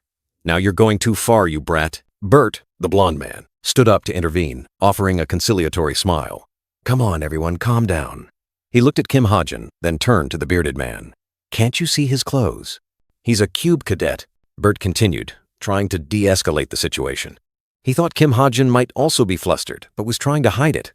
A flicker of unpredictable light gleamed in Kim Ha-jin's eyes, harboring absolute confidence. Title page. The casino was still bustling, gamblers engrossed in luck and risk. Money piled up on the tables, creating a lavish yet treacherous scene. A female casino employee was reporting the situation. 6 members of the Benevolent Society, 3 heroes from the association, a few swindlers, and 1 hero from the Desolate Plains Guild. She calculated, then added, "But the last one seems to just be here for sightseeing." The female casino employee concluded her report with a smile. "And the young Kim Ha-jin, whom the captain likes, is also here." Kim Ha-jin was sitting next to Chae Na-yoon, both silent, seemingly lost in thought. Chae Na-yoon was worried, wondering if Kim Ha-jin would recognize her disguise. A mysterious voice echoed, ordering them to continue waiting. The female casino employee smiled reassuringly. Kim Ha-jin wouldn't easily see through it without focusing his magic power. And he wouldn't do that on ordinary people. Chae Na-yoon seemed more at ease. Meanwhile, at the table, Bert frowned in thought. He couldn't sense any mana from his opponent. A suspicious sign? Or just extreme caution? The 12th hand, with a bet of 60 million won, was reaching a critical point. The female casino employee gently dealt the 6th card to Kim Ha-jin, who sat before a mountain of chips. Bert flipped his cards, revealing the ace of spades. With 5 other cards, he had a powerful ace-high full house. Kim Ha-jin secretly calculated that his opponent held a significant advantage. Bert smirked, confidently declaring call. Even facing killer cards, his expression remained unchanged, which surprised Kim Ha-jin. The betting round continued intensely. Chae Na-yoon decisively raised the bet. The bearded man followed closely, and Kim Ha-jin also didn't hesitate to push the stakes higher. Bert's ace-high full house was almost unbeatable. To win, at least a 4 of a kind was needed, a hand so rare that the odds were even lower than winning the lottery. Who would dare to risk it? Yet, in this world, the impossible could always happen. A face-down card, hiding some secret, was emitting a strange light, signaling a turning point. Bert smirked, asking Kim Ha-jin if he was out of chips. The reddish-brown-haired young man nodded, admitting he had run out of betting money. A meaningful smile appeared on the swindler's lips. Suddenly, Bert pointed directly at the ring on Kim Ha-jin's neck, suggesting he use it as collateral. The young man flinched, his eyes revealing clear confusion, not expecting that item to be targeted. Kim Ha-jin picked up the necklace, the ring sparkling.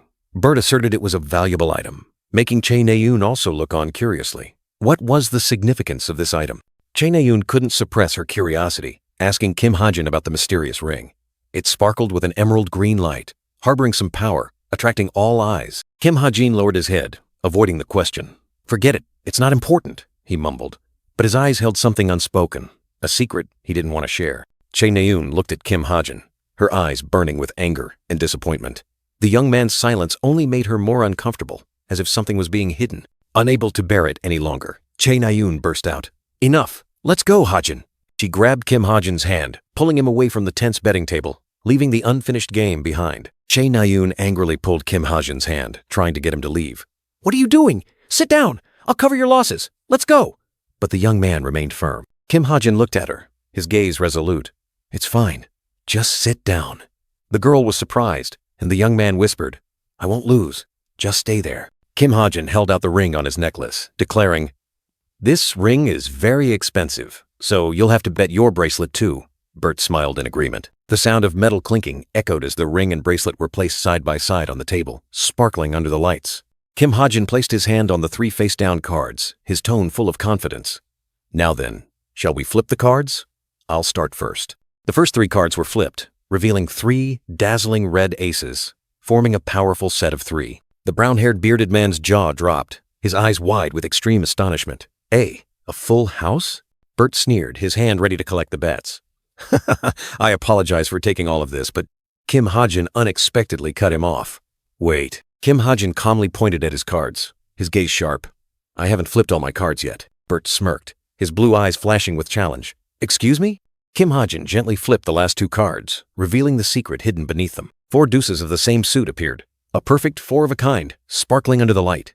You see, I'm quite a lucky person.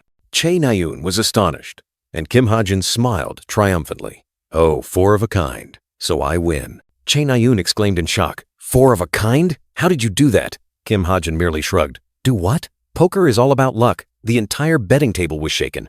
Bert's eyes widened, his pupils contracting in shock, cold sweat trickling down. The entire space seemed to freeze, leaving only Bert's skeptical question. But how? Bert's eyes widened, pupils contracting in shock, cold sweat dripping down. The entire space seemed to halt, leaving only Bert's doubtful question. But how? He and the bearded man were dragged away by bodyguards, still trying to shout that Kim Ha-jin had cheated. Kim Ha-jin, with a calm expression, watched Bert and the bearded man being dragged away, ignoring their furious shouts.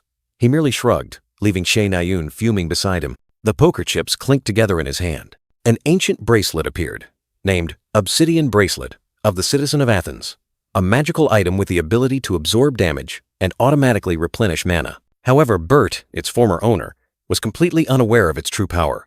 The absorbed mana simply lay dormant within the bracelet and could not be used directly. Kim Ha-jin smiled. He could add 1 or 2 more seals to activate it, something Bert would have taken a whole year to realize. He was about to add a physical attack buff when Che Na-yoon unexpectedly cut him off. The brown-haired girl looked at him worriedly, asking a critical question. But what if you lose? Kim Ha-jin calmly replied. I probably would have jumped into the Han River.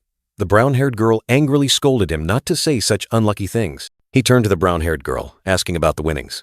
Kim Ha-jin said 1/3 of the chips belonged to her. Che Na-yoon shook her head, telling him to keep them. She just wanted to say that he was really cool. The unexpected compliment dissolved the tense atmosphere, replaced by a spreading warmth. Later, in another area of the casino, Kim Ha-jin, Che Na-yoon, and 2 other friends were chatting. A purple, brown-haired young man waved at him. Che Na-yoon angrily pulled Kim Ha-jin away, scolding him for being late. Kim Ha-jin, now dressed in a stylish designer suit and carrying many bags, could only apologize. Che Na-yoon sighed, wearily dropping the heavy bags. She looked at Kim Ha-jin, asking in confusion, Why are you dressed like this? Kim Ha-jin calmly explained that he had just stopped by an antique shop, buying a few items to increase his charm. Che Na-yoon frowned, asking him where he got the money to buy all these things. The purple brown-haired young man excitedly recounted Kim Ha-jin's achievements. It's insane. He won at roulette, blackjack, and baccarat. Suddenly, a white-haired man appeared, flashing a mysterious smile. The white-haired man looked at Che Na-yoon, his tone full of innuendo. Oh, look who it is. Isn't it little Na-yoon? Che Na-yoon flinched, utterly surprised to see him. She asked what he was doing here. The white-haired man merely shrugged, replying that he was here for a bit of entertainment. A red brown-haired girl blushed furiously, denying any relationship with the dark brown-haired young man beside her. No way! He's just a friend! She yelled, while friends around them teased her about the friend who had made a fortune. In the distance, the long purple-haired girl Yu Yeonha suddenly recognized a familiar face. Kim Junwoo of the Forsaken Plains Guild? She whispered, her eyes full of scrutiny. Kim Junwoo smiled brightly, confidently acknowledging his identity. He even boasted a little, causing Yu Yeonha beside him to exclaim in surprise. Yu Yeonha politely extended her hand, introducing herself. Kim Junwoo happily reciprocated, shaking her hand in a social atmosphere. Under the brilliant sunset, the group of young friends gathered, chatting lively. Laughter and small talk dispelled the tension of a long day. In another room, the long red-brown-haired woman, Jane, stood silently by the window. Her gaze was distant, harboring an indescribable sorrow. Her pupils reflected her own image, as if she was questioning herself, or seeing through something deep within. Suddenly, Jane's body melted into an ethereal liquid. The long, black-haired woman standing next to her calmly replied, All right, I'm ready. A mysterious transformation was underway. At the Thames teleportation gate to Clancy Island, a male reporter was broadcasting live. He excitedly announced the major event by Letton Corporation, where VIPs gathered to hear the unveiling of a new white crystal usage method. The whole world was watching. A luxurious car sped up, braking sharply before the red carpet. The screeching tires tore through the solemn atmosphere, signaling a special arrival. A slender foot, wearing pristine white high heels, gently stepped out of the car.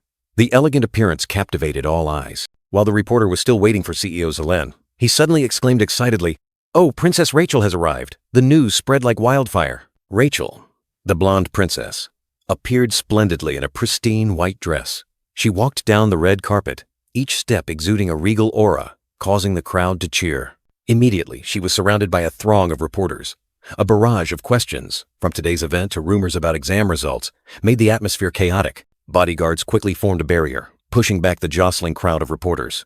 "Please step back. This area is restricted," they said sternly, clearing a path for the princess. Rachel walked past the line of bodyguards, heading straight for a brightly glowing teleportation gate. She didn't hesitate, preparing to step into another space. Rachel stepped through the teleportation gate, sighing in relief as she escaped the noisy crowd. No sooner had she set foot in a quieter place than a voice rang out. "Princess!" A purple-haired man, dressed in a stylish suit, appeared with a smug smile. He introduced himself as Zalen, CEO of Leighton Corporation, and expressed his honor at her personal visit. Rachel turned to look at Zelen, her eyes showing a hint of wariness. "Mr. Zelen," she replied, her tone not at all friendly. The princess asked Zelen if enough precautions against devils had been prepared. The CEO confidently replied, "Of course, Your Highness." Zelen continued to boast, introducing Clancy Islet as the safest place in Europe, and also announced that the best heroes had been deployed for this event. He emphasized that Laten was the Royal Society's biggest sponsor, promising to use this event to enhance the Society's prestige. With an increasingly suspicious smile, Rachel looked at Zelen, her expression clearly showing worry and suspicion at his overly confident demeanor and enigmatic smile. Zelen flashed a sinister smile, his eyes full of hidden meaning. "You can expect great things, Princess." The scene shifts to a crowded banquet hall, bustling with the sound of people talking, likely the venue for the Leighton Corporation's event. Kim Ha-jin sat alone at a banquet table, his eyes thoughtfully observing his surroundings. As if searching for something, he looked at the watch on his wrist, which showed 30 minutes until the event began. It's 30 minutes until the event starts, and it's already packed. But more importantly, Kim Ha-jin's gaze was sharp, piercing through the red velvet curtain. He wondered, why are they holding such a dangerous event? The Leighton Corporation's logo glowed brightly in the dark space, like a symbol of power and mystery. Kim Ha-jin continued to ponder, judging the Leighton Corporation. He imagined Zelen sitting on a guillotine-like chair, implying their cruelty. Leighton is one of the most corrupt corporations I've ever created. Even without devils at the highest level, they're no less terrible. A mysterious hand, seemingly Kim Ha-jin's, held a glowing white crystal, the important item he was searching for. And they are the ones holding the white crystal. The white crystal was emphasized. Something devils should never touch. Something devils should never touch. Although they wouldn't use it much differently either. 3 important enemies would appear today. One of them was Nade, the crystal bearer, who appeared with a sinister smile and glowing yellow eyes. Next was Silison, the pink-haired combat expert, along with Kim Hakpyo, the leader of the Evil Society's artifact collection team, a gray-haired man with a goatee. All 3 exuded a dangerous aura. Kim Ha-jin pondered, leaning back against the bed. He sighed, aware of the current situation. This week, I can't stop the robbery. I'll just have to let the story unfold. A gentle breeze swept through his long hair, and a voice rang out, calling his name. Kim Ha-jin. Li Xiaofeng appeared proudly, her long black hair flowing down, her eyes resolute. She looked at him and said, "I see you've come to the event." Kim Ha-jin sprang up in surprise, asking, "Oh, Miss Li, you're here too?" She replied, explaining that she was here on a protection mission. Suddenly, a piercing voice rang out from afar. "Finally, we meet again, Captain. Congratulations." Li Xiaofeng flinched, her face darkening with anger. She spun around, her eyes blazing, and growled, "What kind of nonsense is this?" Kim Ha-jin awkwardly apologized, not daring to look her in the eye. Li Xiaofeng cleared her throat, trying to remain calm. "Sorry." A colleague whispered something strange in my ear. Kim Ha-jin forced a smile, knowing he had heard it too. A young man with blue hair, Suho, appeared beside them, his eyes curiously looking towards Kim Ha-jin and Li Xiaofeng. Suho asked Kim Ha-jin about the mysterious girl. Kim Ha-jin quickly introduced her. "Oh, this is Li Xiaofeng, an acquaintance of mine. She's here for work, and we just happened to meet." He continued to introduce Yu Yanha and Suho, his fellow cube heroes. Li Xiaofeng replied, saying she knew them, the excellent cadets. Another young man, Kim Junwoo, walked over with a radiant smile. He greeted everyone and introduced himself. Suho looked at Li Xiaofeng, his eyes scrutinizing. He asked directly, "So, how do you know Ha-jin?" Suho didn't stop, continuing to question, "And if it's not too rude, I'd like to ask which guild you belong to." His eyes were sharp, full of suspicion. Suddenly, the stage lights flashed brightly, drawing everyone's attention, as a sign of the beginning of something significant. Amidst the murmurs of the crowd, Suho, Yu Yana, and Che Naeun stood there, their eyes directed towards the stage, where the lights had just flared. Che Naeun softly exclaimed, "Oh, it looks like it's about to begin." Li Xiaofeng's colleague turned to her and said, "Well then, I should get back to my post." His eyes held a hint of teasing. Li Xiaofeng slightly turned away, replying, "Sorry." She avoided his gaze, seemingly not wanting to prolong the conversation. Suho suddenly put his arm around Kim Ha-jin's neck, his expression puzzled. He doesn't recognize her, does he? A question full of hidden meaning. From the balcony, Rachel watched the group in the hall, especially Kim Ha-jin, who was sitting at a table with Suho, Yu Yonha, Che Naeun, Kim Junwoo, and a gray-haired man. Rachel's gaze lingered on Kim Ha-jin, and she softly said, "Oh, there's Ha-jin." She observed him with a gentle expression. A close-up showed Kim Ha-jin thoughtfully looking towards the stage. In Rachel's mind, a thought appeared, and that's the item I gave him. The corners of Rachel's lips curved slightly, a warm smile blossoming. So he wore it here. A feeling of joy spread. The stage curtain slowly rose, and Zelen, CEO of Leighton, appeared under the brilliant lights, offering a greeting. "Ladies and gentlemen, welcome. I am Zelen, CEO of Leighton." Applause echoed throughout the hall. Zelen continued to introduce his corporation.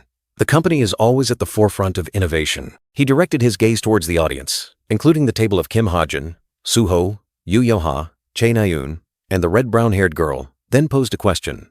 "I ask you, what power stands behind the monsters we face?" Zelen smiled confidently, answering his own question. "Indeed, it is mana."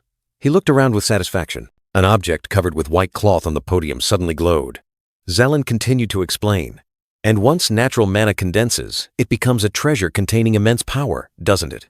Among these miraculous treasures, the white crystal is especially precious." A series of sparkling crystals appeared in the illusory space. Zelen continued. "To date, a total of 480 crystals have been found.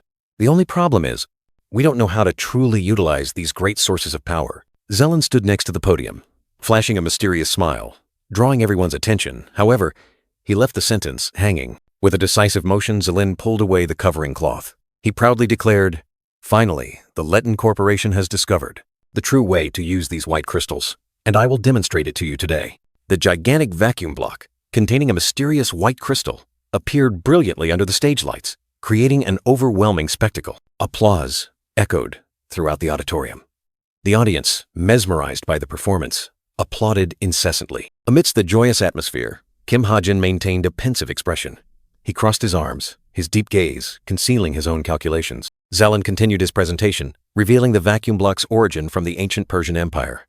Rachel flinched slightly, as if sensing something unusual. Those shadows have been lingering unusually in the hall for a while now, Rachel thought to herself, her eyes following the faint figures. Initially, she thought they were security personnel, but their numbers kept increasing suspiciously, causing her concern. Something's wrong. She clenched her hands, trying to stay calm. But acting rashly now wouldn't be good at all. Suddenly, Kim Ha-jin stood up, turning his back to the stage. Rachel watched from above, her eyes filled with confusion. "Ha-jin?" Rachel uttered in her thoughts, seeing him stride away with an unusually resolute expression. Where is he going? The event isn't over yet, she wondered, watching his retreating figure disappear into the crowd. No. A sense of unease surged. He always appears whenever something happens, and he exudes a truly strange aura. Rachel couldn't ignore these suspicious signs. "I'm fine here. You two go check the hall for anything suspicious," she ordered, and 2 bodyguards immediately complied. A mysterious surge of energy enveloped Rachel as she turned, her gaze fixed steadfastly forward. She gently touched her pearl necklace, a familiar gesture, as if seeking reassurance or a hidden source of power. "Darkness spreads," she whispered, a purple aura flaring powerfully, as if preparing to summon an ancient power. A figure glided past, slender legs appearing and disappearing within the faint purple glow, like a gentle breeze. At terrifying speed, the purple phantom swept past the balcony, leaving a dazzling streak of light in the silent space. 2 dazzling streaks of light shot past, colliding forcefully, creating small sparks amidst the chaotic auditorium. Amidst the chaos, Rachel plunged down, her golden hair flowing, her gaze fixed steadfastly forward. She gritted her teeth, her blue-green eyes flashing with determination. The first step is to follow Ha-jin. On the podium, Zelen wore a smug smile, his arms spread wide as if to embrace the entire world. A sinister smile appeared in the darkness, sharp eyes foretelling ill omens. Something is definitely about to happen. Kim Hajin stood there, his expression pensive, his deep gaze fixed forward, right here in Clancy Hall. In the hall, guests sat around tables, listening. A voice rang out. "We have examined Letton Corporation's internal documents. The item displayed in Clancy Hall is a genuine artifact. The essence of this cube is ancient pottery.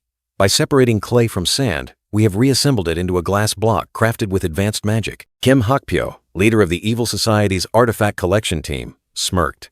He's clearly betting on the stock price soaring when the real item is unveiled. Clancy Island floated in the sky, its sole entrance strictly controlled. The island was created by magic, so artificial demon gates would be useless. However, a modern airship streaked across the night sky, tearing through the city's tranquil atmosphere. Zelen flashed a sinister smile, a purple aura flaring. "No one expected us to deploy our own aerial transport. Let's begin." The hall was silent, only footsteps echoing on the stone stairs. Kim Hajin walked away, his retreating figure gradually disappearing. Rachel watched anxiously. "Hajin, where is he going?" Rachel's bodyguard quickly concealed himself, acting on his mistress's command. He thought to himself, "It's best to observe him from a distance." Rachel peeked through the crack in the door, her green eyes following Kim Hajin's back as he stood before a large door, her heart filled with worry. Kim Hajin tried to turn the doorknob, but it was useless. The door was locked tight. Rachel thought to herself, "This is a restricted area, not allowed to be opened without special inspection." He pondered, hand on his chin. He realized that unless he had a key, this door wouldn't open. Suddenly, a hammer appeared in Kim Hajin's hand, its cold metallic gleam reflecting his resolve. Rachel flinched, her blue eyes wide with astonishment, unable to believe what she was witnessing. She was stunned. He's going to smash the door." Rachel understood that here, a hammer was probably the only tool he could carry. Kim Hajin raised the hammer high, preparing to strike the magic alloy door. Rachel whispered, "No way." The hammerhead glowed brightly, accumulating power, ready to break through all barriers. A terrifying explosion rang out. The sturdy door shattered. Fragments flew everywhere, creating a blinding flash of light. Rachel collapsed to her knees, her face distraught, her lifeless eyes staring into space. Thick dust enveloped her. Kim Hajin calmly walked through the rubble, the hammer still hovering beside him. Rachel couldn't believe it. A normal hammer. How is that possible? Suddenly, another violent explosion tore through the space. The audience screamed in fear, their bodies thrown amidst the dust. The scene was utterly chaotic. Screams and crashing sounds mingled together, creating a symphony of horror. In the panic, a man was restrained by another, blood flowing profusely. He desperately screamed, "Please, don't!" The red-haired girl struggled in the arms of a mysterious shadow, her eyes wide with panic. The figure coldly said, Hey. Nade, the crystal bearer, was smiling triumphantly as he held the treasure. Behind him, purple-haired Zelen and pink-haired Silicon observed coldly, without a word. Suddenly, a burst of energy erupted, sending Nade flying backward. He was stunned, unable to react to this sudden power. An earth-shattering explosion rang out, tearing through space. Blinding light and thick dust engulfed everything, signaling a fierce battle. Amidst the chaos, Jin Shengchen appeared, his face astonished. He had just dodged a fatal attack, realizing his opponent was far from ordinary. Whoa! An army in dark purple uniforms, led by Park Sang-ho, surrounded him. Jin Shengchen realized, not only did he dodge my attack, but he also possesses a truly annoying ability. Calling himself an elite hero, Jin Shengchen dashed away like the wind, leaving the crowd behind. He didn't hesitate to turn and flee, infuriating his opponents. He was cornered, surrounded by shattered debris. Jin Shengchen panicked, not knowing where to go in this deadly labyrinth. Which way should I go? From afar, a long, black-haired girl observed coldly. "Damn it! Stop running!" Her sharp voice echoed, full of anger and determination. A hideous monster with sharp teeth was sent flying, fresh blood splattering everywhere. Its pained growl tore through the air. Amidst the chaotic scene, a short, brown-haired young man tried to calm everyone for evacuation. The short, brown-haired girl beside him gripped her sword tightly, ready to fight. Besides devils, there were monsters too. Amidst the screams, Suho suddenly appeared, shouting loudly, "Nayun, where are you?" The short, brown-haired girl heard his voice, a glimmer of hope flashing in her eyes. Kim Junwoo appeared, covered in blood but still smiling brightly. He was relieved to see the short, brown-haired girl safe. "Thank goodness you're safe. I've been looking everywhere." Without hesitation, Kim Junwoo swung his arm, throwing something towards Suho. The movement was decisive, full of hidden meaning. Suho was startled and quickly reached out to catch it. He was stunned when he realized what had been thrown to him. In Suho's hand, a sharp sword gleamed with a silver light, reflecting the surrounding light. An ancient, powerful weapon. Kim Junwoo gave a mysterious smile, his gaze firm. He knew that with this sword, Suho would have to face his destiny. "You'll have to fight, won't you?" Suho gripped the newly received sword tightly, his eyes firm. "I've taken down a devil. You use it." His words echoed, carrying a heavy responsibility. On top of the skyscraper, a lone figure dashed away into the night, the wind whistling past their ears, sirens echoing throughout the city. Just as planned, Nade had split into 8 clones and escaped, making the pursuit chaotic. A hero was rushing eastward, pursuing one of his clones at a wind-tearing speed. But that Nade clone was just a decoy. He wasn't carrying the crystal. A sinister smile appeared on the trickster's face. Jane, in her devil form, was also pursuing another clone southward. But that was also just a trap. Finally, the captain was speeding northward, pursuing the last clone. He was the main target, the one holding the crystal. Meanwhile, a long, brown-haired, red-eyed woman was standing at the center of a surprise attack. Darkness descended. Invisible enemies rushed to attack her. "You're finished!" a growl echoed. She didn't flinch. A surge of purple energy erupted from her hand, electric lightning streaking across the air. A pitch-black energy orb hovered, swirling in space, countering the besieging devils. "Ha! What can that tiny thing do?" A devil sneered, its eyes full of contempt. Suddenly, the energy orb shattered. A tearing pain ripped through her body, her arm deforming. She was horrified, her eyes wide, cold sweat pouring out. The pain spread throughout her body. "Ah! My body!" she screamed in despair, her body beginning to transform terrifyingly. Heart-wrenching screams. Purple energy erupted, engulfing her and the figure beside her in a destructive vortex. Continuing from the previous scene, the girl screamed in pain. Purple energy erupted, horrifyingly transforming her body. Bones cracked, flesh and skin tore. A nightmare was taking shape. A demonic hand reached out from the shadows, sharp and terrifying. A heart-wrenching scream echoed, signaling that the transformation was complete. Nade, the crystal bearer, stood watching the horrifying scene, his face clearly showing panic. "What the hell is this?" he exclaimed, disbelieving his own eyes. A black shadow, shot like an arrow, tearing through the air, then slammed into the newly transformed figure. A fatal blow. Blood splattered in the eerie night. Kim Ha-jin pondered, his gaze complex. "I know I created her, but this ability is truly brutal," he muttered, then deduced. According to the original story, the crystal should now be in the hands of the Masked Society. Suddenly, the demonic form vanished, returning to the appearance of the long-haired, brown-haired girl, but the purple energy still lingered. She looked around blankly, a strange feeling rising within her. "Huh?" The girl frowned, her expression annoyed. "Just a replica?" She gritted her teeth. "He doesn't have the real crystal?" The harsh truth infuriated her. Kim Ha-jin flinched, looking frantically at the laptop screen. "Don't tell me the plot has been modified again?" A flash of light emanated from the screen, signaling something unusual. The laptop screen displayed text, refuting his suspicions. "No, there are no notifications about that. So, this means it's not a modification, but simply a change due to shifting plot variables." He realized this was a natural development, not caused by anyone's interference. Kim Ha-jin bit his finger, his eyes filled with worry. What should I do now? What should I? He was at a difficult crossroads. There was no more time for hesitation. He pulled up his sleeve, revealing a magic sigil on his wrist. "I've never tried this, but there's no other choice. If I channel the magic energy from the sigil into my retina, no."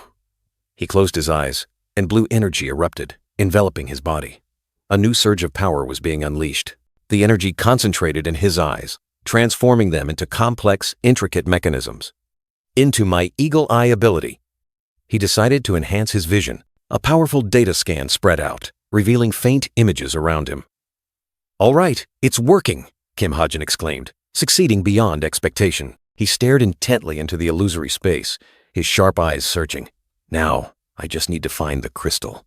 Where is it?" The hunt began. The vehicle sped away, leaving a dazzling streak of light in the illusory space. The pursuit had begun, without a second's delay. Kim Ha-jin smiled triumphantly, his eyes gleaming as he placed his hand on the device. The crystal was in his sights, just waiting for him to act. A fierce surge of energy exploded, piercing straight through his mind. He found it. A whisper echoed, signaling a fateful turning point. Sudden pain struck, intense as 1,000 needles.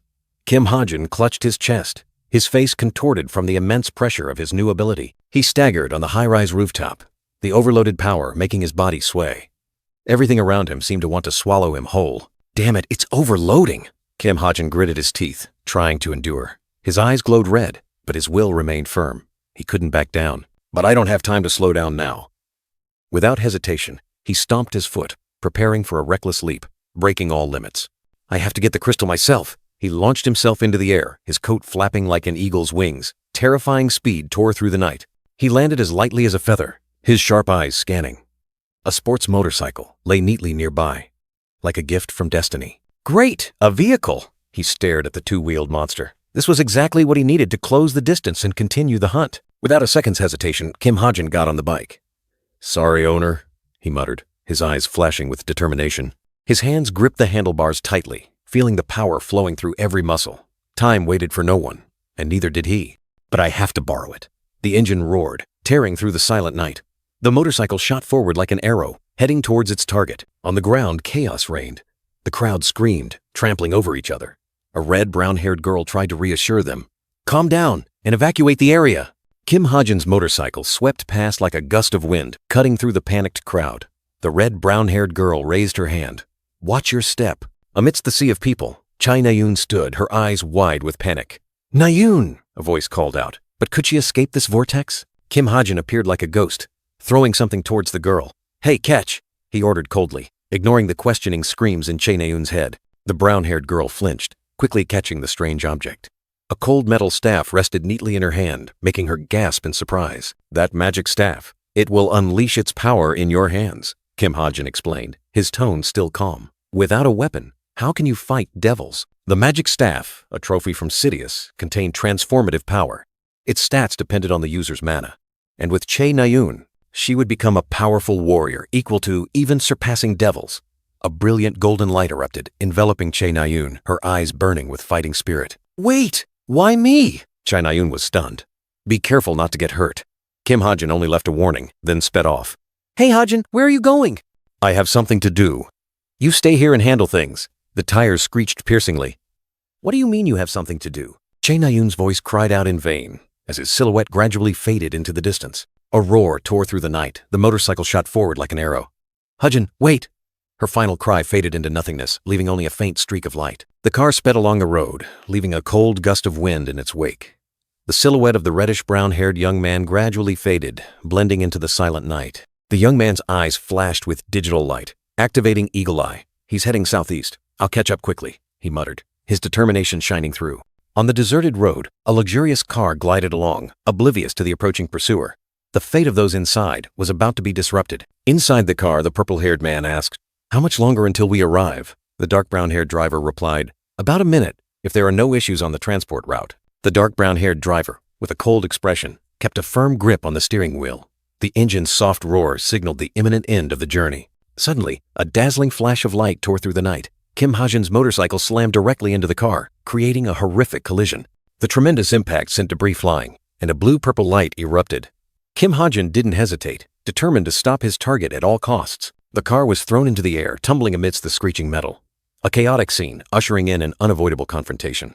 Kim Ha-jin gasped for breath, his eyes gleaming with resolve in the mystical night. Despite his body being exhausted after the daring maneuver, the car tumbled, crashing into a deep ditch, with only the dark brown-haired man's legs visible. He scrambled to his feet, yelling, "Which lunatic just?"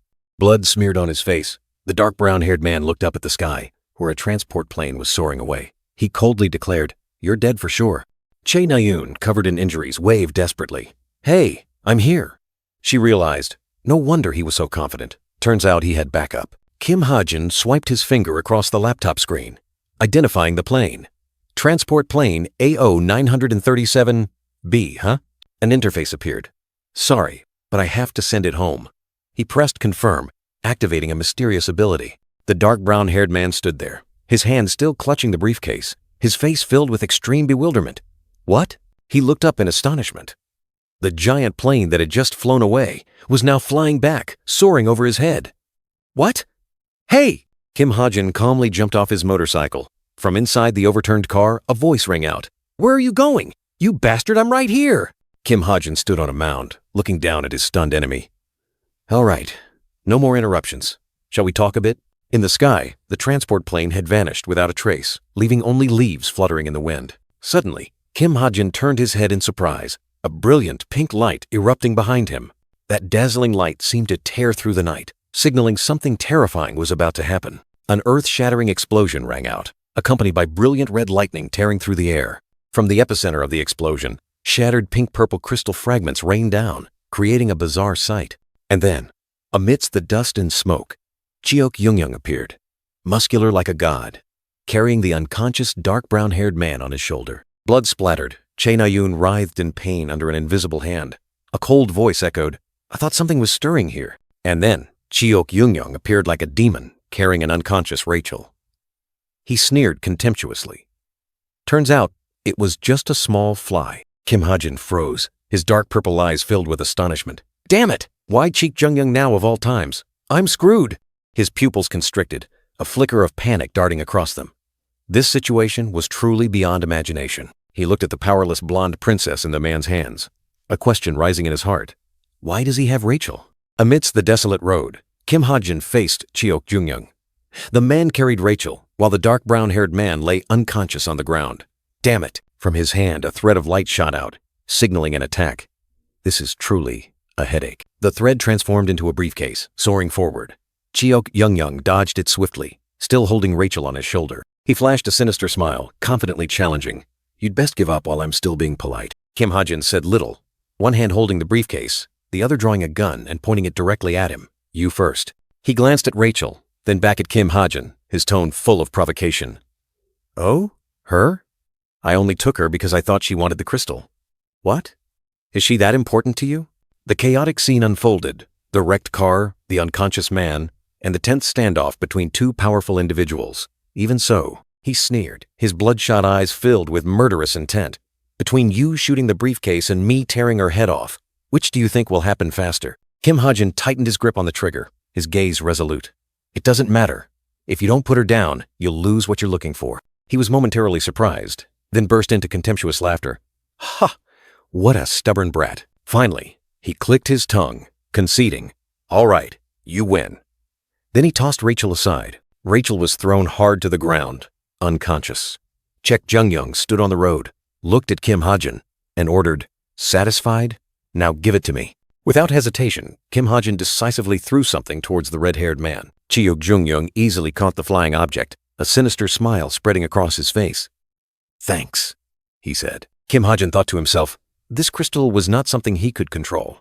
Giving it to the royal family through Rachel would have been ideal, but with Cheok Jung-young here now, it became a bargaining chip. The blonde girl still lay motionless, her delicate face deep in slumber. A mysterious smile appeared on Kim Ha-jin's lips. He told himself that when Rachel woke up, he definitely had to ask her how she got it. Suddenly, Cheok Jung-young lunged straight at Kim Ha-jin like an arrow tearing through the wind. Kim Ha-jin flinched, his eyes wide in astonishment. He cursed in his head. Damn it!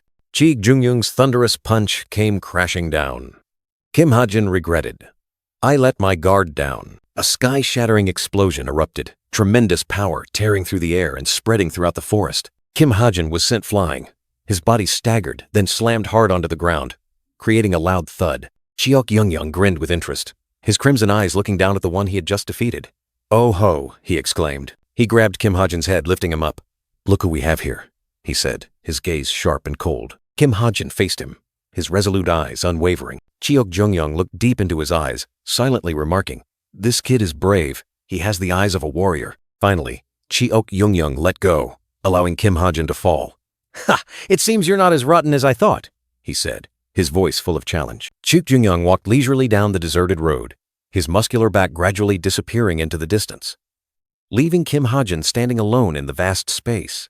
"Not bad, I guess," he muttered, his tone hinting at an inexplicable satisfaction. Rachel's confession struck Kim Ha-jin like a bolt of lightning, leaving him completely stunned. Cold sweat drenched his forehead. He stood rooted to the spot, his eyes wide with astonishment. In that moment, all sounds vanished, leaving only an eerie silence. Kim Ha-jin collapsed, his body still trembling from the terrifying shock. His eyes were vacant, his mind felt torn apart by recent memories, a dizzying sensation engulfing all his senses. His heart pounded as if it wanted to leap from his chest. He had just narrowly escaped the scythe of death, the feeling of being close to death still haunting him. The moment Kim Ha-jin regained consciousness, a terrifying punch came crashing down, so massive it seemed to want to swallow his entire head. The young man was helpless, his eyes wide in despair. Unable to resist the fatal blow, he raised a hand to cover his eyes, feeling every lingering, terrifying beat. If I had acted wrongly, my head would have been severed, Kim Ha-jin thought to himself. I never expected that the insane power gap would save my life. In the silent space, A soft groan escaped Rachel, her body slightly recoiling. Kim Hae-jin, still stunned, immediately turned to her, his eyes full of worry. He hastily asked, breaking the eerie silence, "Rachel, are you okay?" Rachel groaned softly, clutching her aching head, trying to make sense of things. "What happened?" "The enemy was," she whispered. But Kim Hae-jin quickly reassured her. "It's okay. He's gone." Rachel was stunned, her blue eyes staring blankly at him. "He's gone? What do you mean?" she exclaimed, unable to believe what she had just heard. In the ethereal space, Kim Hae-jin suddenly realized the cruel truth. "Ah, I see. So they got the crystal. Were you also trying to get the crystal?" he silently asked, a flash of insight in his mind. Meanwhile, Rachel, the blonde girl who had been unconscious, stirred and woke up. Her sapphire eyes slowly opened, and she whispered, "No, I was just following you." Amidst the mystical light, Rachel's hand slowly rose. In her palm, a shimmering bullet reflected the light. She looked at him, her eyes holding something inscrutable. "This is yours, isn't it?" Her words echoed, full of hidden meaning. He looked at the bullet in her hand, a hint of surprise in his eyes. "A bullet?" Then he explained, his voice low, "I found it in the finals." Hae-jin suddenly realized. This bullet was his. She must have picked it up when I was sniping, he thought to himself. A flash of insight in his mind. Memories suddenly flooded back. The scene of him reaching out, handing something to Rachel. The blonde princess, with a bewildered expression, received the mysterious item, opening up a chain of unpredictable events. She placed a hand on her chest, as if reassuring herself, then continued, "I was afraid something like that would happen again, which is why I followed you." A surprising confession, like a secret, accidentally revealed. Rachel bowed her head, her face sorrowful, confessing that the opponent was stronger than she anticipated, so she couldn't help much. Kim Hae-jin listened silently, his eyes full of worry. In a sudden flashback, Rachel asked directly, "Hey, Hae-jin, why did you help me then?" The question was like a breeze across a starry sky. The memory continued, Rachel musing. "If it had only happened during the midterm exam, I could have dismissed it as a coincidence." The scene of Kim Hae-jin fighting on the cliff appeared. Back in reality, Rachel and Kim Hae-jin faced each other. She continued, but because it happened again during the final exam, Kim Hae-jin's gaze flickered, clear confusion evident. He knew he had to face the truth. Rachel looked straight at him, her eyes sharp. "I can't help but think you've been watching me all this time." Kim Hae-jin swallowed hard, cold sweat trickling down. He needed an explanation, a perfect lie to cover up the secret. In his mind, a lie had taken shape. "The truth is, Kim Hae-jin forced a smile, raising his fist with determination. "I'm your fan." He even presented evidence, a screen displaying Rachel's fan club with 10,000 members. The blonde princess's surprise turned into understanding. Kim Hae-jin wondered to himself, was this lie too forced? But he couldn't reveal the truth that he was the author of this world. He recalled that Rachel was one of the main characters, always facing danger. If she died, the entire story would take a dark turn. Rachel, flustered and blushing, asked, "Wait, does that mean—" She continued her question, eyes sparkling. "You? Like me?" Kim Hae-jin froze, eyes wide with panic. He hadn't expected things to go this far. After the barrage of questions, another event erupted. Ambulance sirens and car horns echoed through the streets, signaling a disaster had just occurred. In a moment of silence, someone's hand clutched a lock of purple hair, as if trying to hold on to a fragmented memory, something that had just slipped away. Yoo Yeon-ha sat there, her hair disheveled, her tired eyes looking down. A faint light surrounded her, while two bodyguards behind her were still frantically handling the situation. A red brown-haired girl rushed over, anxiously asking Yoo Yeon-ha, "Did you see it? Yoo Yeon-ha? Hurry!" She only replied, with a confused look, "See what?" The red brown-haired girl tried to explain. "You know." But Yoo Yeon-ha still shook her head, her expression puzzled. "I really don't know." Then she mused, her gaze distant. "I've seen many things." Images flashed by like a slow-motion film in her mind. In that chaos, a colossal stone monster roared, its heavy footsteps shaking the ground, attacking ferociously. But amidst the fiery battlefield, a figure stood tall. The young man Kim Junwoo stood there, enveloped in light, strangely calm. He charged into battle like a flash of lightning, unleashing powerful punches, shattering all obstacles with his pure strength. With blazing red eyes, Kim Junwoo advanced relentlessly, every movement exuding determination and an iron will, unstoppable. He delivered a fatal punch, creating a fierce explosion of light, worthy of the title Invincible Light Hunter. And he wasn't alone. Swordsman Suho also appeared, his sword tearing through the air with sharp slashes, unstoppable. He glided through the barrage, each strike carrying destructive power, creating emerald energy vortices. Suho, with a resolute gaze, continued to swing his sword, piercing through the most violent attacks, clearing a path with his own strength. Finally, returning to reality, the red-brown-haired girl swallowed hard, holding a strange device. It seemed she had witnessed something horrifying, or a secret had just been revealed. In the illusory world, Rachel stood amidst a brilliant emerald light, energy surging like a storm, signaling a no-quarter battle. Back in reality, the red-brown-haired girl's eyes widened in astonishment, as if what she had just witnessed had surpassed all limits of imagination. Rachel in the illusion was still fighting, swinging her sword to shatter the colossal stone monster and the dinosaur-shaped monster, her power exploding unstoppably. The red-brown-haired girl smiled brightly, holding a mysterious item. She exclaimed, "Whoa, this thing is awesome." An excited compliment. She turned to the person opposite her, revealing that she was talking about Hajin, who had disappeared on the bicycle. Where he went, what he did, remained a question mark. Yu Yonha and the red-brown-haired girl continued to discuss Hajin. He looked quite comfortable on the bike, but no one knew where he went or where the bike came from. Suddenly, Kim Junwoo frantically called out to everyone, his eyes filled with worry. He announced that Rachel was missing, startling Yu Yonha and Jin Shengchen. The red-brown-haired girl and Yu Yonha were stunned. A man in sunglasses hastily ordered a search, as Yu Yonha realized Rachel had disappeared before the attack. Yu Yonha flinched, her eyes filled with anxiety. She deduced that if Rachel disappeared after the attack, then perhaps she herself was the demon's target. The words echoed, warning of serious consequences. If Rachel were captured, the British government might have to concede, even abandon Clancy Island. Yu Yanha gnashed her teeth in anger, calling the demons bastards. Suddenly, Kim Junwoo, Jin Shengchen, and a dark brown-haired man pointed towards the sound of an engine. A motorcycle sped towards them, with Rachel on it wearing a helmet. "It's the princess!" Everyone exclaimed in astonishment, overjoyed to see her return safely. The red-brown-haired girl and Yu Yonha breathed a sigh of relief. "Are you guys okay?" The questions rang out, dispelling the tense atmosphere. Yu Yonha suddenly froze, realizing that the motorcycle Rachel was riding was the same one Hajin had disappeared with. What? A question filled with doubt. While everyone was still confused, Rachel stood among the bodyguards, holding her helmet, a mysterious smile on her face. Hajin disappeared with the bike, but Rachel returned on it. What had happened? A flash of insight struck Yu Yonha. Could it be Hajin? That mysterious young man had single-handedly swept through the demons, rescuing Rachel from danger? This truth was too incredible. She couldn't believe it. All speculation, all logic was shattered. That young man, did he really possess such power? Kim Junwoo stood in the elevator, his face distraught.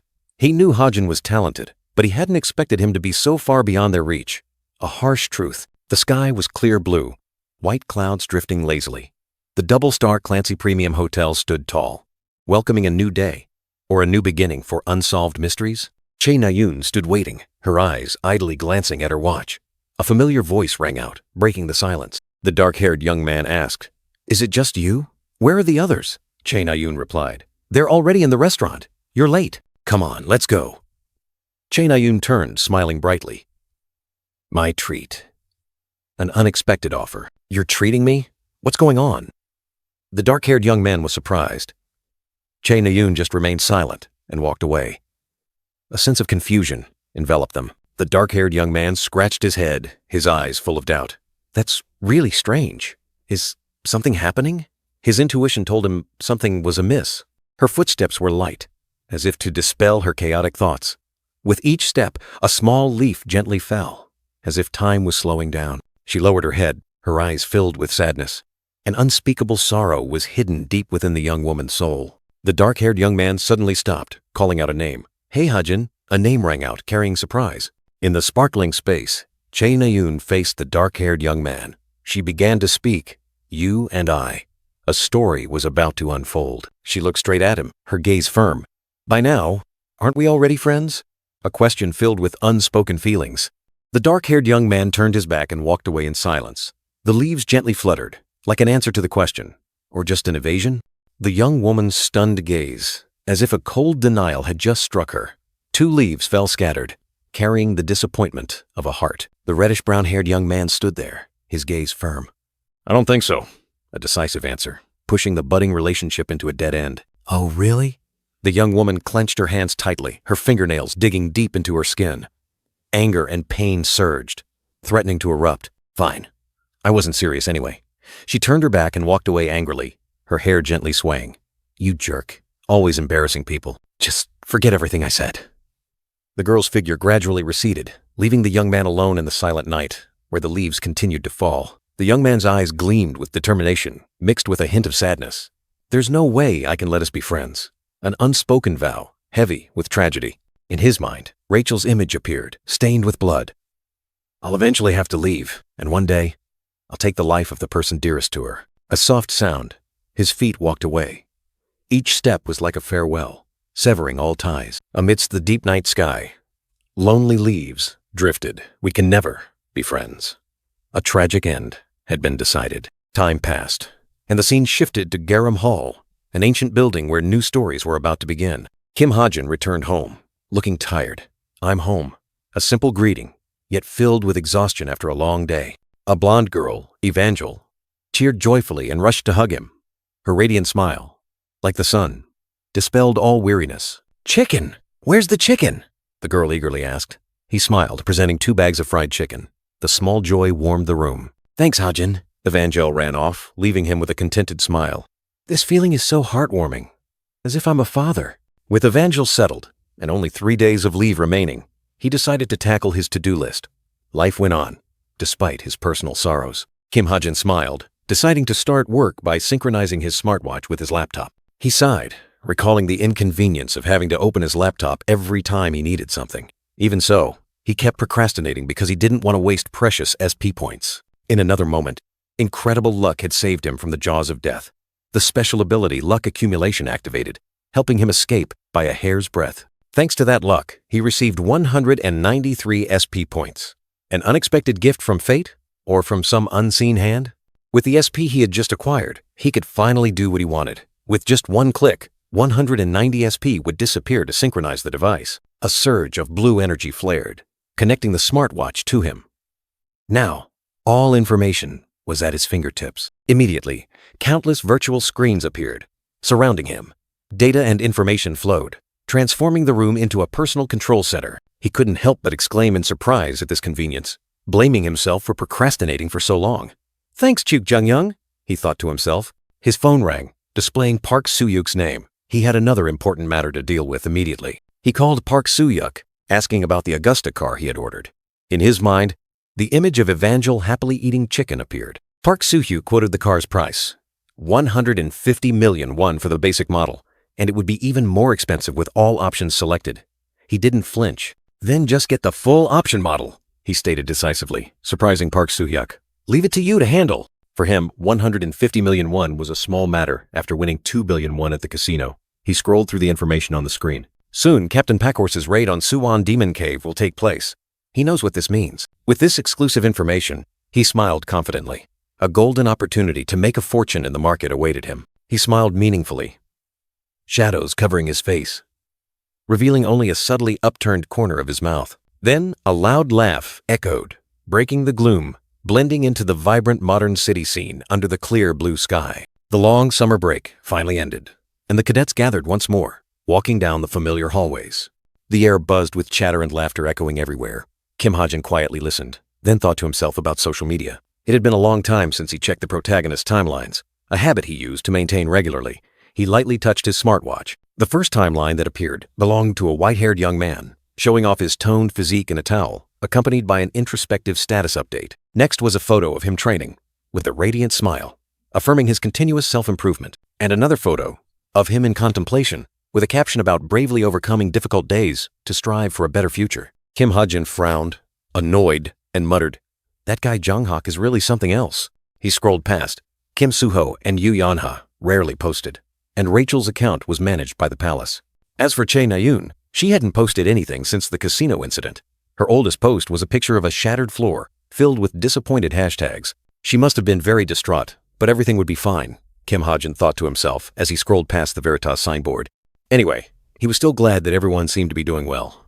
Kim Ha-jin sat down in a chair in the lecture hall. The door swung open, and a burly, red-haired man wearing sunglasses walked in. Greeting them, "Greetings, everyone. Welcome to the second semester." He continued to announce the major upcoming changes, not just rank adjustments, but also the arrival of new cadets. Amidst the silence of the classroom, the red-haired teacher continued his lecture, reminding the students about the transfer ceremony that many had probably witnessed. Kim Ha-jin sat there, lost in thought about the upcoming transfer ceremony, where elite mages from 10 magic academies across the country would gather at Cube, hoping to become great heroes. He knew there would be 200 new cadets, 20 per class. Among them were important faces, and he had tried to memorize each one. The classroom door creaked open. The red-haired teacher invited, "All right, the transfer students will be joining us starting today. Please come in." Applause echoed throughout the room, welcoming the newcomers. Kim Ha-jin silently counted, trying to identify each person. A cloaked figure walked in, black hair visible. Kim Ha-jin frowned, wondering, "Huh? I don't recognize this face." The figure lifted their head, revealing wavy blue hair. Kim Ha-jin was still puzzled, wondering if he had met this mage somewhere before. Suddenly, a light flashed in his mind, and Kim Ha-jin's eyes widened in surprise, as if he had just been struck by an electric current. The girl removed her hood, fully revealing a familiar face. Kim Ha-jin couldn't believe his eyes. Tomer? Despite the different skin and hair color, it was definitely Tomer. Kim Ha-jin quickly touched his smartwatch, his mind filled with questions. But why is she here? Kim Ha-jin's smartwatch screen displayed Tomer story change. He pondered, wondering if he should have added connections with the main characters from the beginning. He was still thinking about changing the storyline, new ideas gradually forming in his mind. Kim Ha-jin clenched his fists, his eyes showing clear annoyance. Damn it! He cursed under his breath, feeling irritated by these constant changes. Among the cloaked cadets, Tomer, with purple hair and mysterious eyes, stood there, giving a subtle, meaningful smile. "More stupid changes," Kim Ha-jin muttered. Tomer looked up, flashing a sly smile, her eyes sparkling as if hiding a shocking secret, an unpredictable change. The bright dawn, the first rays of sunlight, pierced through the window, gently stirring the pure white curtains, awakening the peaceful bedroom. The light continued to spread, illuminating the modern kitchen, where shiny utensils reflected their pristine state, ready for a new day. In this fresh space, Kim Ha-jin and little Evangel were busy cleaning up. Evangel cheered excitedly at the spacious room. With sparkling eyes and a radiant smile, Evangel hugged the white cat, asking Kim Ha-jin if they would live here from now on. Kim Ha-jin smiled in response, confirming the new room was spacious and comfortable, making Evangel overjoyed. It turned out that thanks to his soaring rank, Kim Ha-jin had been moved to a better dormitory room, from rank 900 to 334. He was satisfied with this achievement, not only for himself but also because Evangel would have more space to play, no longer feeling constrained. However, another worry emerged in his mind. Tomer. Kim Ha-jin told himself he needed to think carefully about this. Afterward, Kim Ha-jin bid farewell to Evangel, telling the little girl to be good at home while he went to class. A quick scene transition, signaling a new event was about to unfold. An outdoor training session awaited, with hundreds of students gathered in front of an ancient temple, under the guidance of a teacher.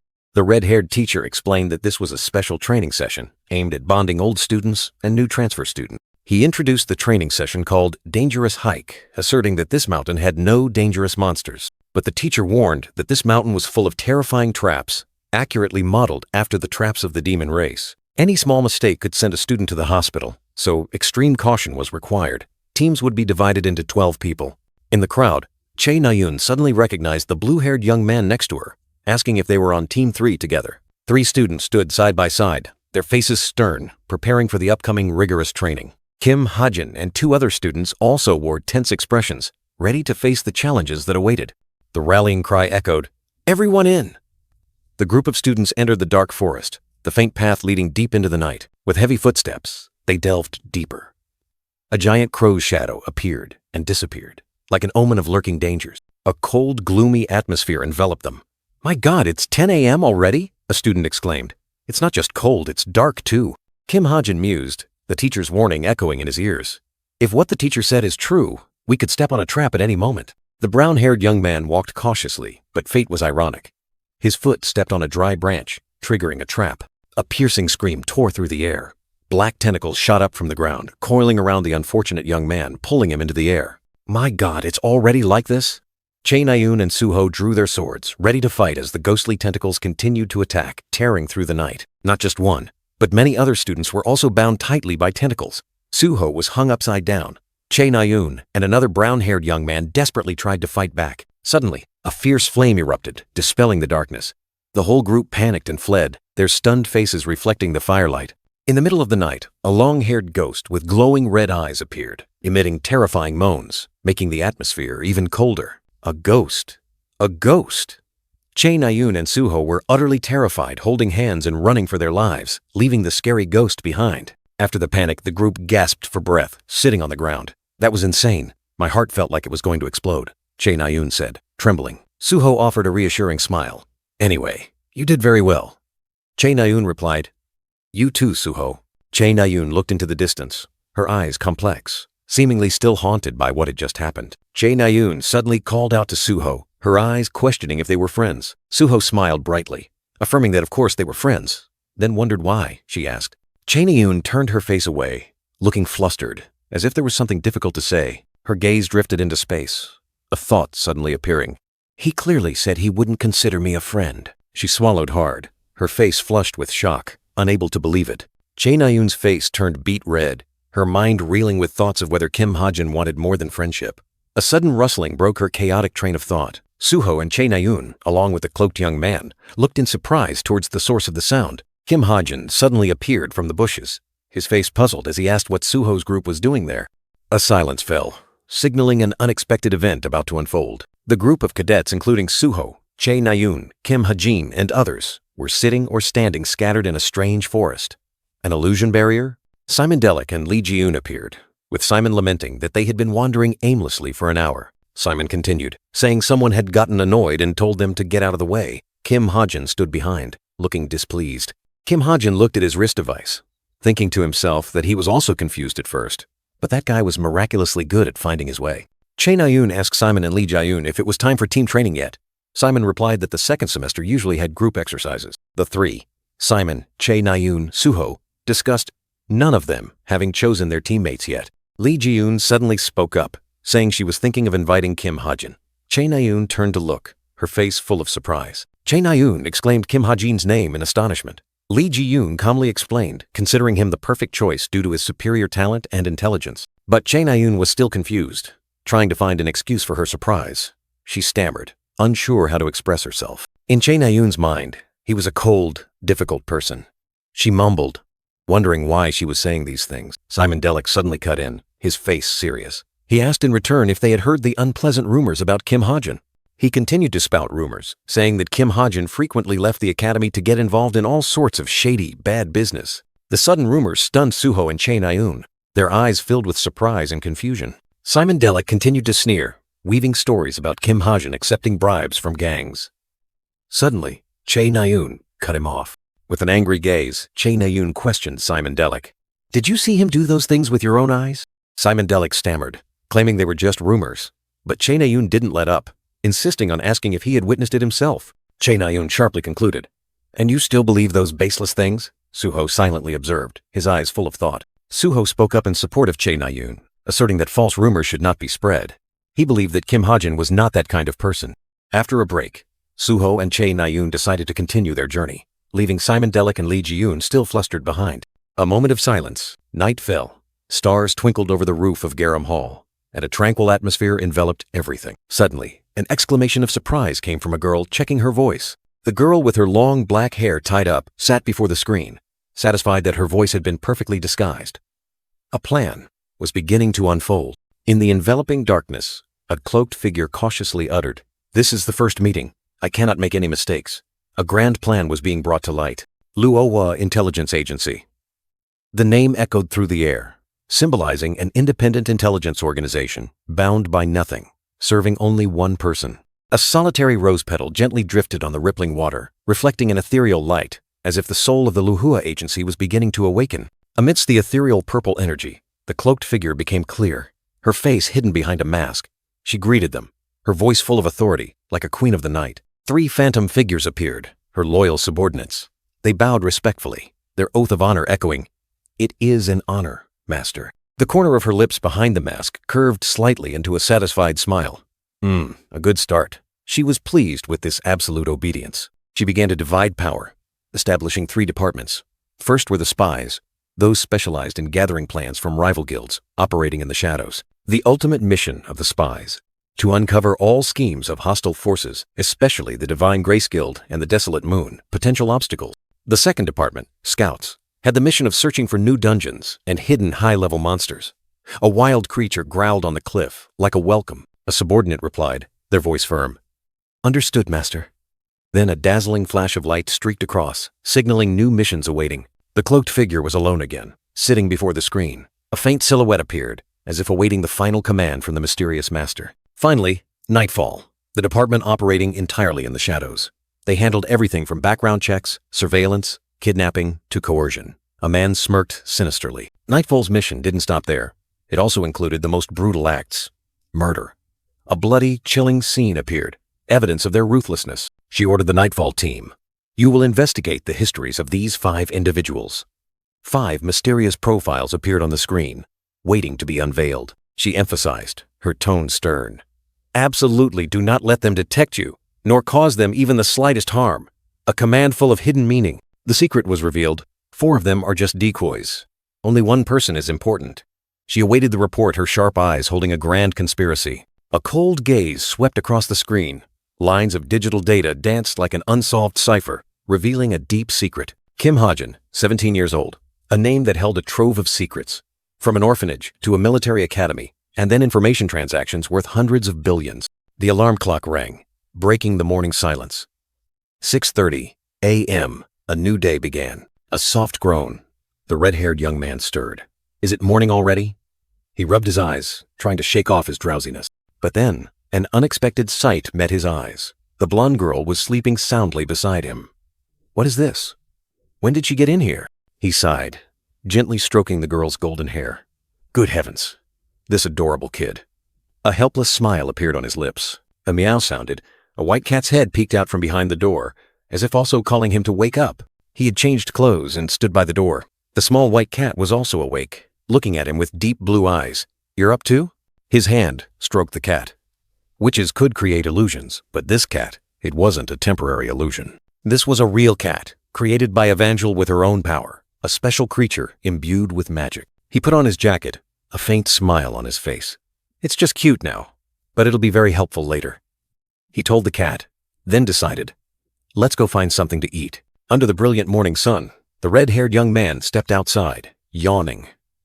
A strangely peaceful morning. Suddenly, he stopped.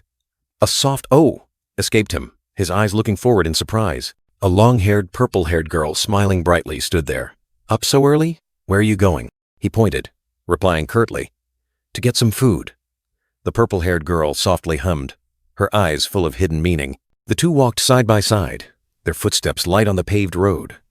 An unexpected encounter, or fate. The purple-haired girl looked at him, her tone subdued. "I'm afraid I'll be stuck at this level forever." "What about you? Have you thought about your future?" He casually replied that there was plenty of time, but the purple-haired girl immediately retorted, "Plenty of time? When you start your hero internship in 3rd year, you won't even have time to visit Cube."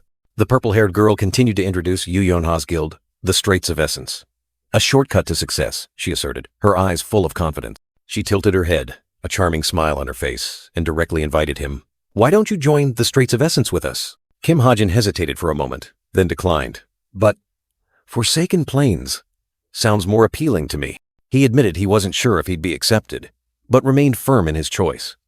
"Anyway, the free mercenary system still attracts me more." The purple-haired girl's eyes deepened, and she softly hemmed, full of hidden meaning. "I'll change your mind," her voice rang out, resolute, like a promise. She smiled mysteriously, her eyes sparkling.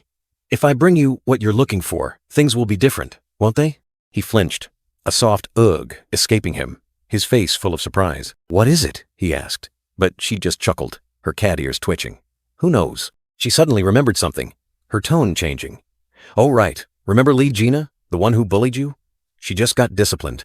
The academy atmosphere returned to normal. Students scattered throughout the large classroom. Kim Ha-jin sat quietly, his gaze distant. In front of him, the blue-haired young man smiled brightly, full of vitality. In Kim Ha-jin's mind, Suho's image clearly appeared. By now, Kim Suho must be preparing to raid the dungeon. He recalled the original plot. After the break, Suho abandoned Mount Geomac, then coincidentally discovered an unexplored dungeon, following a mysterious sword energy. The dungeon gate opened, mystical green light pouring down from ancient trees. Everyone knew that raiding a dungeon alone was an impossible task, unless one was an absolute powerhouse. But for Suho, the protagonist of this story, all rules were broken.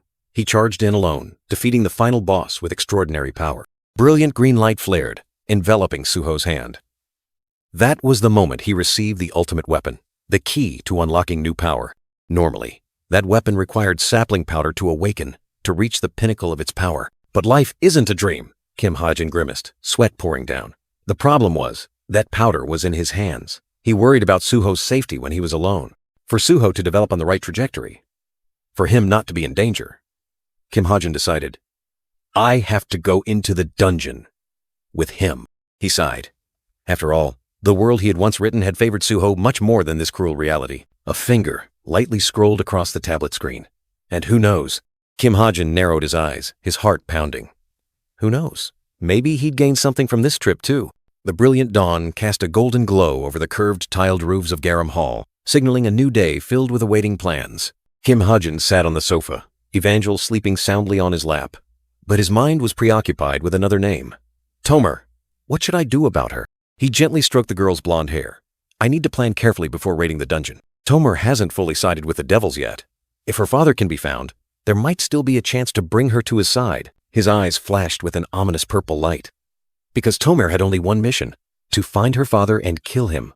A fist clenched tightly, blood seeping between his fingers, staining the entire space red. How heavy was that mission? Kim Ha-jin scratched his head, a bewildered expression on his face. The only problem was, even he didn't know where Tomer's father was. Kim Ha-jin was caressing the sleeping Evangel, but his mind was still entangled with complex thoughts. A voice suddenly rang out, startling him. He blinked, as if just waking up. That voice. Whose was it? The phone rang insistently. The only person who could call him at this moment, a former data system student from the military academy, was trying to get in touch. Kim Ho-seop, with dark circles under his eyes from staying up late, was glued to his screen. He sluggishly picked up the phone, not expecting Kim Ha-jin to be on the other end. Kim Ha-jin smiled through his smartwatch. Ho-seop, it's me, Kim Ha-jin. On the other end, Ho-seop called his name in astonishment. Ho-seop was surprised. Long time no see, not since the orientation ceremony. Is something wrong? Kim Ha-jin replied lightly. It's nothing major. Kim Ha-jin got straight to the point. He knew Ho-seop worked somewhere specializing in information, so he asked for help finding someone. I owe you a favor. Ho-seop agreed immediately, but a cold gaze from behind startled him. Kim Ha-jin instructed, just send me the information. I'll take care of it. Kim Ha-jin suddenly asked, is your boss bullying you? Ho-seop flinched, stammering a question in return. He had noticed his friend's tired tone. Kim Ha-jin continued, suggesting a new path for Ho-seop. If you're thinking of quitting, there's a guild that would suit you perfectly. With your talent, they'd value you. He revealed the guild's name, Falling Blossoms, an information guild, where talents like Ho-seop could fully realize their potential. Ho-seop was surprised, but didn't forget to thank him. Oh, all right, thanks. The call ended, leaving a wish of good luck. Kim Ha-jin flashed a satisfied smile, as if everything was going according to plan. He thought to himself, you Yonha, you owe me big time.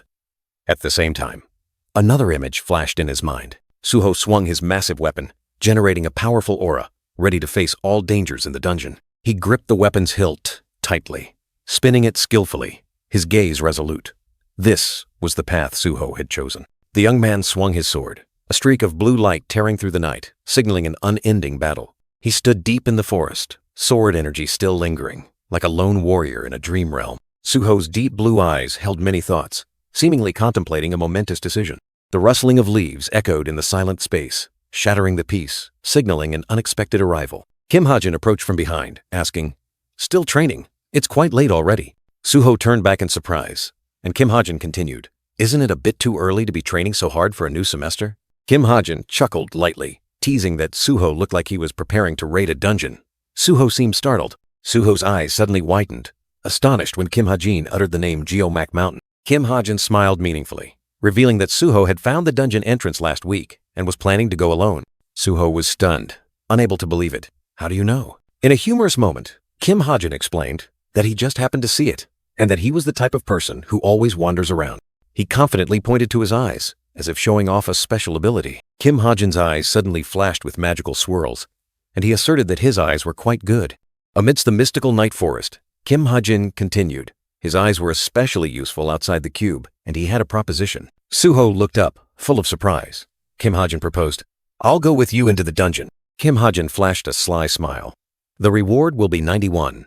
You take the branch, I only need a few leaves. In the ethereal blue light, Suho stood opposite Kim Hajin, his face stunned by the bold proposal. Kim Hajin reiterated the sharing conditions. You take the branch. I only need a few leaves. Leaving Suho still bewildered in the silent space, Suho finally spoke, revealing the dungeon he found on Mount Jiamak last week. The brand new dungeon, seemingly small, made him decide to raid it alone. Kim Hajin warned, it's still a dungeon. Going alone will be very difficult. Suho acknowledged the risk but still hesitated. An invisible hand reached out, along with a resounding drop, and Suho wondered if Kim Hajin was capable enough to assist him in the dungeon. Suho decided, I'll have to test your skills first. He clenched his fist, his gaze firm. Kim Hajin was surprised. Test my skills? I didn't expect this. Suho, ready with his wooden sword, asked again. Just a quick test, all right? Kim Hajin realized the power gap between them was too great, even if he might have a chance if Suho only used one hand. He had to avoid direct blows at all costs. He reluctantly agreed, but lamented that fighting in open terrain would be disadvantageous for a long-range weapon user like himself. Suho brushed it off, drawing his wooden sword with a resounding shing. I'm not testing your weapon today. He declared that Kim Hajin didn't need to try to win, only that he felt satisfied was enough. Suho stood tall, ready for the fight. Kim Hajin sighed. I guess there's nothing left to say. He realized Suho was determined to challenge him to the end. Kim Hajin told himself he had to use his head. His mana bullets would be useless against Suho's mana-infused wooden sword. He not only couldn't lose, but also had to shatter Suho's impression of him. In the forest, Kim Hajin stood alone, deciding he had to rely on luck to pass this test. Kim Hajin flinched. Suho commanded, Tell me when you're ready, and we'll begin. Kim Hajin swiped his finger across the virtual screen, pondering the current situation. I mean, I don't need to do much, so... He lightly touched the screen, and a blue light flashed. Shall we start right away?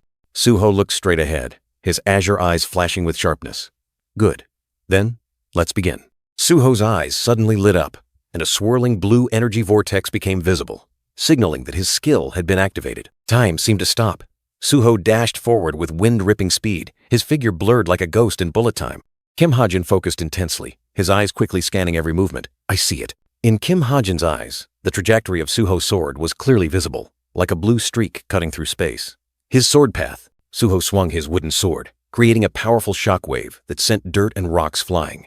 Kim Hajin dodged by a hair's breadth. Suho tightened his grip on the wooden sword hilt, his gaze firm, preparing for the next attack. He continuously swung his sword, creating illusory slashes, engulfing Kim Hajin in a storm of blades. Kim Hajin got a scratch on his cheek, his expression astonished. He's too fast. Unable to remain passive, Kim Hajin decisively drew his pistol, a cold click echoing. I can't let this continue. He pulled the trigger, and a dazzling flash of light shot from the gun barrel, cutting through the air. Kim Hajin glided with terrifying speed, dodging Suho's attacks, creating blurred streaks of light. He ran and pondered, even using bullet time. It's hard for me to avoid his attacks. The longer this drags on, the more trouble I'll be in. A thought flashed in Kim Hajin's mind. Just one opening. If only I could lure him into an opening. A mysterious light suddenly flashed beneath his feet. A flash of light appeared. Kim Hajin activated leap, dashing away like the wind, escaping the deadly encirclement. But Suho was right behind him. He flinched. Damn it, when did he get behind me? Suho unleashed a skill aether. A stream of brilliant golden energy poured from his hand. The energy tightly wrapped around the tree trunk, forming a gleaming golden chain, fixing its position. But then, a terrifying explosion rang out, and Suho himself was thrown far back. Kim Hajin smiled. He had grasped the ether chain, pulling his opponent forcefully towards him. Suho stood up, looking at Kim Hajin with admiration. You can withstand this much? But he gritted his teeth, his feet sliding hard on the ground, creating a terrifying propulsion. Suho charged like a storm, his terrifying speed making the air shriek. Their eyes met, full of tension. Kim Hajin muttered to himself, Hurry up. Suho was right above him. Just a little more, just a little closer. Kim Hajin held his breath. He stomped hard on Kim Hajin, using the force to soar high into the air. Suho unleashed a devastating kick, creating a powerful shockwave that swept away everything around them. Kim Hajin collapsed, watching Suho hovering in the air, a vast distance away. But a cunning smile spread across Kim Hajin's lips. Got him! And then, Suho suddenly plummeted to the ground, creating an earth-shattering impact. A cold click echoed, and the scythe of death pointed directly at Suho. Had the battle ended, or was this just the beginning of a new act? Suho fell to a sitting position, facing the dark muzzle of a gun. Kim Hajin, the one who had just turned the tables, asked him with a challenging tone, Satisfied yet? In Suho's deep blue eyes, a strange glowing cube appeared, a sign of a special ability being activated. The previous attack did not deal critical damage, and its effect only lasted a mere 10 minutes. Nevertheless, it was a worthwhile SP point investment. Kim Ha-jin's rookie jacket concealed a sophisticated trap, activating a mysterious power when stepped on. Suho smirked, accepting defeat. "You win," he admitted, his eyes still fixed on the gun. Suho's gaze was distant, harboring deep calculations. This defeat didn't seem to discourage him. Instead, it opened another door. Kim Ha-jin stood tall, the gun still firm in his hand. His face exuded determination, ready for the next step. All right, a brief, decisive affirmation, like an invisible pact between the two young men. Kim Ha-jin extended his hand towards Suho, offering, "Let's go together," an unexpected invitation for cooperation after the tense confrontation. Their hands clasped firmly, a commitment established. Suho looked at him, his voice full of confidence. "Leave it to me." The silent night sky enveloped a tall building, where dark secrets awaited. In the distance, an abandoned factory in Suwon appeared, hidden beneath the night. Would this be their next destination? A piercing shatter tore through the air, crystal fragments scattering, signaling that something had been destroyed. A man with slicked-back black hair looked at the shattered relics, asking the one who gave the order, "Hey kid, I've smashed the relics as you requested, but is it really okay to just discard them like this? They're quite valuable." The light purple-haired boy smiled mysteriously, holding a glowing box. "Don't worry, we'll double their value. We just need to activate this British friend." The man with slicked-back black hair seemed surprised, then accepted. "Huh? All right, let's begin." The glowing box in the boy's hand suddenly flared, and a sparkling crystal appeared, spinning in mid-air, radiating mysterious energy. Blinding light from the crystal spread, engulfing the light purple-haired boy and the man, shattering the surrounding ground into fragments. The original relic fragments vanished, then reformed into new shapes, sharp and gleaming like swords. A multitude of golden glowing swords flew up from the fragments, surrounding the two individuals, creating a mystical and powerful sight. The light purple-haired boy asked the man, "What do you think?" "They're replicas from the fragments," the boy confidently declared. "It's done now. We don't need anything else. With just this crystal, we can create any relic fragment we desire." The result is weapons with capabilities superior even to low-grade relics. Two mysterious figures appeared, one of them exclaiming in astonishment. The boy continued to explain. "One relic fragment can create about 30 swords, and with the remaining energy in the crystal, we can produce a total of 600 swords. If we sell each sword for 800 million won, simply put, we'll have 500 billion won in profit." The boy smiled cunningly, his eyes glinting with greed. The man with slick-back black hair picked up a sword, smiling in satisfaction. "Damn. It seems we've caught the goose that lays golden eggs." Two mysterious girls clapped in applause. "Amazing. This result is truly astonishing." The long black-haired girl stepped forward, her voice serious. "And the good news doesn't stop there. This is very important. Listen carefully. Listen carefully." An image of an emblem with two horses and a sword appeared, along with a gloomy fortress. She announced, "It seems the horsemen have begun their raid on the Suwon Devil's Den." The man with slicked-back black hair asked again, his face serious. "They are our next target, right?" The long black-haired girl nodded. "That's right." With a resolute gaze, she coldly declared, "We will confiscate everything they possess." Under the dim streetlights, Che Nayun diligently swung her sword, its sharp arcs tearing through the silent night, leaving only the whistling wind and her intense focus. Suddenly, a voice startled Nayun, and she shrieked in fright as Suho appeared right behind her, a mischievous grin on his face. "Hey, Nayun, what are you doing here?" Nayun's face flushed crimson, and she stammered, denying she was practicing swordplay, only saying she was exercising. But Suho saw right through her and asked directly, "Are you practicing your sword?" Suho stepped closer, his gaze scrutinizing. "And why are you out so late?" Nayun was flustered, unsure how to answer properly. A light flickered in Suho's mind, and he narrowed his eyes, smiling meaningfully, as if he had just found a new game. Nayun finally confessed. I just hung out with Ha-jin." Suho was immediately surprised. "Ha-jin? What reason do you two have to meet?" Suho sneered. "To talk about you." The unexpected remark made Nayun's face flush, and she was too flustered to speak. Nayun yelled angrily, "What the hell? What do you mean?" Suho quickly waved his hands, laughing. "Sorry, I was just kidding. We just had a sparring match." Suho still didn't believe him, questioning, "Ha-jin? Isn't he too weak to spar with you? Why would you spar with him?" Nayun pouted, determined not to reveal anything. "I'll keep that between Ha-jin and me." Suho teased. "Oh, really?" Nayun turned away, her voice annoyed. "All right, do what you want. I'm going to continue practicing." You can go home. Suho didn't let up, offering advice. You should loosen your sword, holding arm a bit. Nayoon turned her head back, in surprise. He continued to explain, his eyes serious. If you grip your sword too tightly. Suho suddenly swung his sword, a graceful yet powerful arc slicing through the wind, creating a blue streak of light that flashed before Nayoon's eyes. He concluded, Then it won't cut as cleanly as you'd like. Nayoon stood stunned, her eyes wide with astonishment at Suho's skillful sword demonstration and insightful advice. In Nayoon's mind, Suho's guidance echoed, and she was still reeling from that incredibly sharp sword stroke. Back in her familiar room, Nayoon lay stretched out on her bed, her gaze distant as she looked out the window, seemingly still lost in thought. The young girl's face showed a hint of confusion, mixed with a touch of disappointment as she recalled Suho's offer to help her practice. In her memory, Suho, with brown hair and green eyes, smiled kindly, offering to assist her on her sword training journey. Nayoon raised her hand, clenching and then releasing it, feeling as though she had touched the threshold of a breakthrough, but was still missing something. Frustration surged, and she sprang up from her bed, yelling in extreme anger and tension. As night fell, Nayoon decided to find a way to clear her mind, and in her thoughts, only one thing could do it. That was gaming. The brilliant light from the VR headset and modern controller seemed to dispel all her worries. She put on the VR headset, and the system quickly identified the user as Che Nayoon and began logging into the virtual world. Gladiators of the Century, a highly popular virtual reality game used by many heroes to hone their combat skills. The image of a warrior in classic armor, sword in hand, appeared majestically, opening the gateway to the arena of glory. Seasonal tournaments were broadcast globally, turning winners into stars, famous in every household. Nayoon smiled excitedly. Welcome to the arena, Gladiator.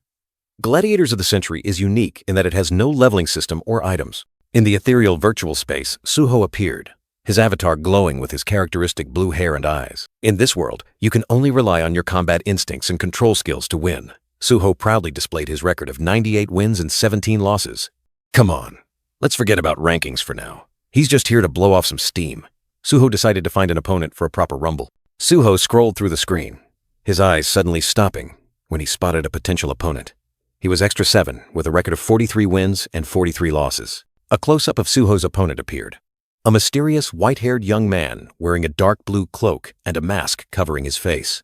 This mysterious opponent's rank was Platinum, a formidable adversary. Suho sneered, confidently declaring, It'll be as easy as taking candy from a baby. A few blows should be enough. With a challenging smile, Suho pressed the request match button to start the battle. A ding sound rang out. Extra 7 had accepted the challenge. The battle would begin in 3 seconds. In the virtual arena, Suho stood facing the mysterious opponent, reminding himself, the key to victory lies in observation. He continued to focus intently, waiting for each second to pass, ready to analyze his opponent's first attack. When the countdown reached 1 second, the mysterious Extra 7 suddenly leapt towards Suho. What? Suho was astonished, not expecting his opponent to strike so quickly. 2 swords clashed fiercely, dazzling sparks flying. The battle officially began. Suho gritted his teeth, an uneasy feeling rising. What the hell is this? He attacked even before the match started. In an instant, the mysterious figure grabbed Suho. What? Suho was completely caught off guard. The mysterious figure's powerful kick landed directly on Suho, leaving him no time to react. A powerful kick sent Suho reeling back, completely losing the initiative. Suho's sword flew from his hand, landing far out of his reach.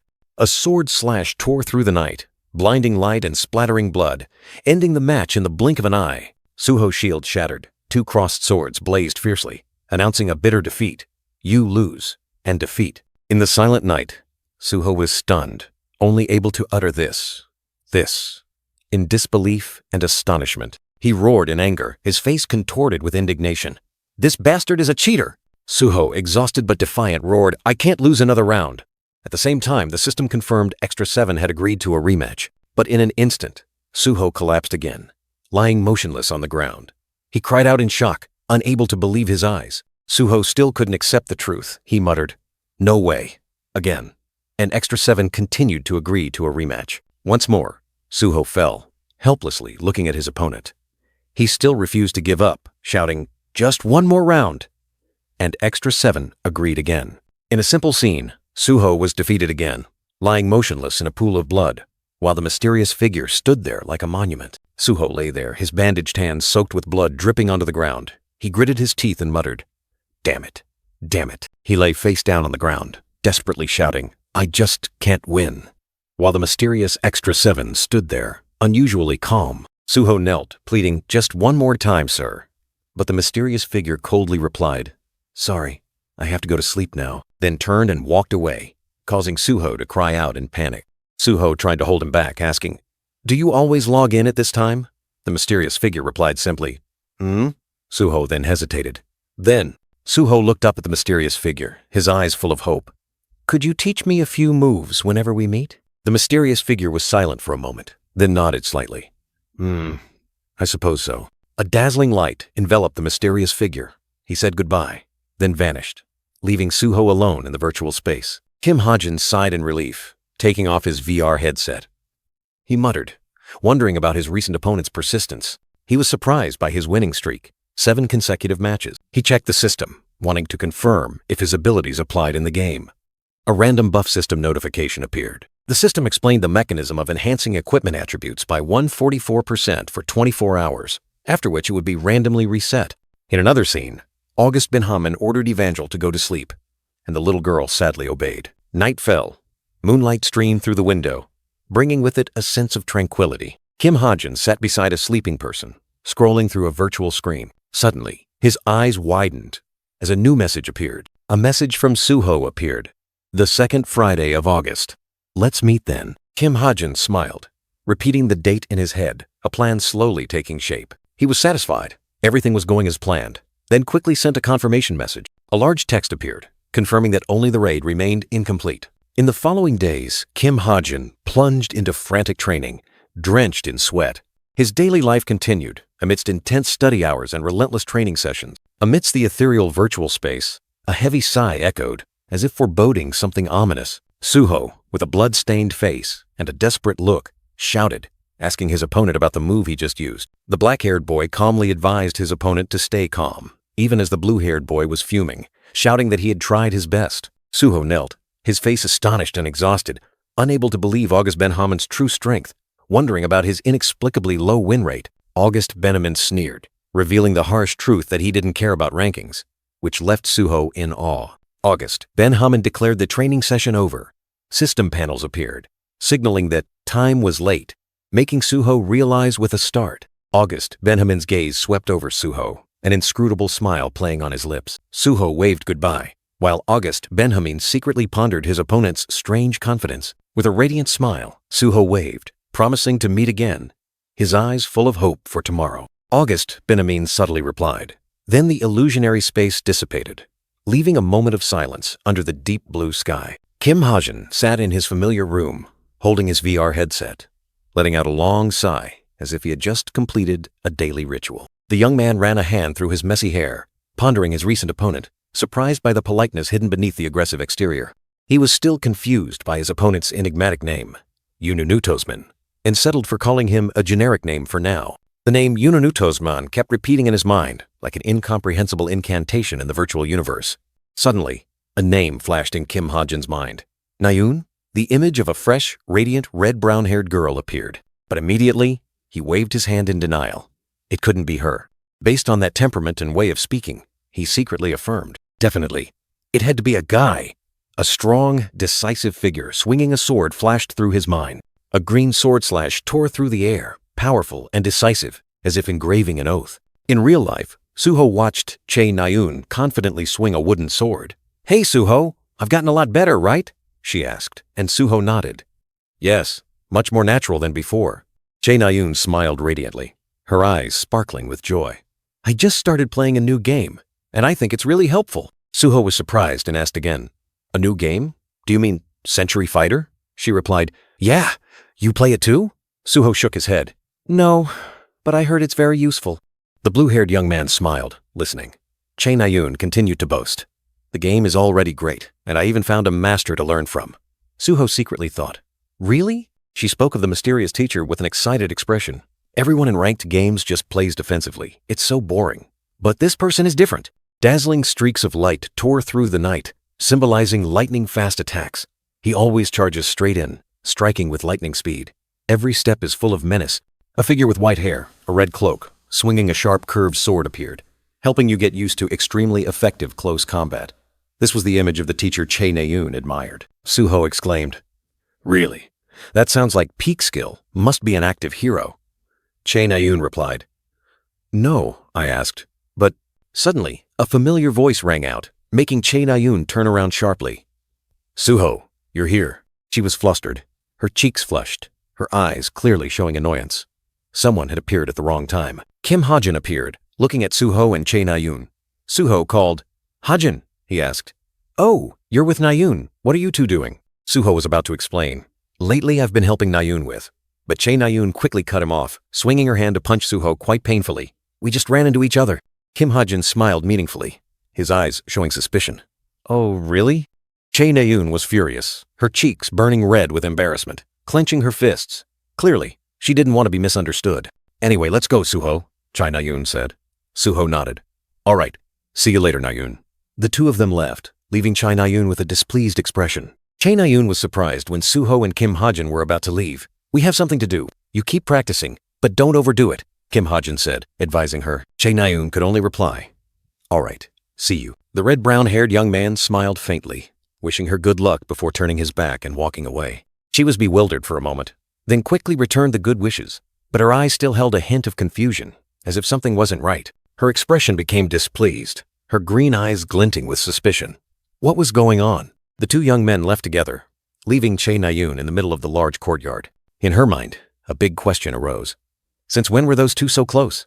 She recalled Kim Hajin's words, her cheeks involuntarily flushing. She watched Kim Hajin's retreating back, suspicion rising in her heart. Did they meet because of me?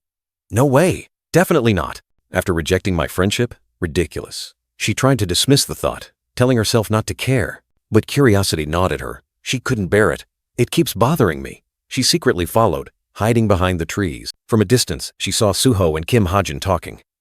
She held her breath, trying to eavesdrop on their conversation. Suddenly, Kim Hajin spoke. She was startled. Her cheeks flushed, and her heart pounded. Oh, by the way, Kim Hajin asked, how's Nayun doing these days? The unexpected question made her freeze. Her green eyes widened, a look of utter surprise on her face. Is he asking about me? A crimson flush spread across her face. Confusion and embarrassment surged to their peak. What the hell? What's wrong with him? She screamed in her mind, completely unable to understand the situation. The scene shifted to a peaceful street, with Granny's rice soup shop standing out among the tall buildings. Amidst the bustling city, Granny's rice soup shop still stood firm, like a steadfast anchor, regardless of day or night. In the cozy eatery, Suho was enjoying his soup while asking Kim Hajin about the dungeon in Suwon. You said the dungeon in Suwon, right? Kim Hajin nodded, agreeing with his friend. That's right. So we have to be careful. He chewed slowly, his eyes thoughtful. Suwon, a notoriously dangerous land, where a dazzling purple energy once burst forth, tearing through space itself. That event permanently altered the terrain. More than half of Suwon's area became rugged, desolate mountain ranges. The young man with reddish-brown hair mused, looking at the map displaying the forbidden zone. Geomac Mountain is right on the border, he muttered. He had created countless hidden fragments in this world. Although he couldn't collect them himself, he couldn't let them fall into the hands of dangerous enemies. Kim Hajin lightly tapped his finger on the table, an idea flashing through his mind. If he went with Suho, a high-ranking hero, perhaps he would have a chance. Suho looked up, his face clearly showing confusion at his friend's sudden thoughtfulness. Both continued their meal. Suho thanked Kim Hajin for the treat. Oh, thanks. It was a rare moment of peace. Kim Hajin suddenly realized he had to prepare equipment and provisions for Suho. It'll be more work than I thought.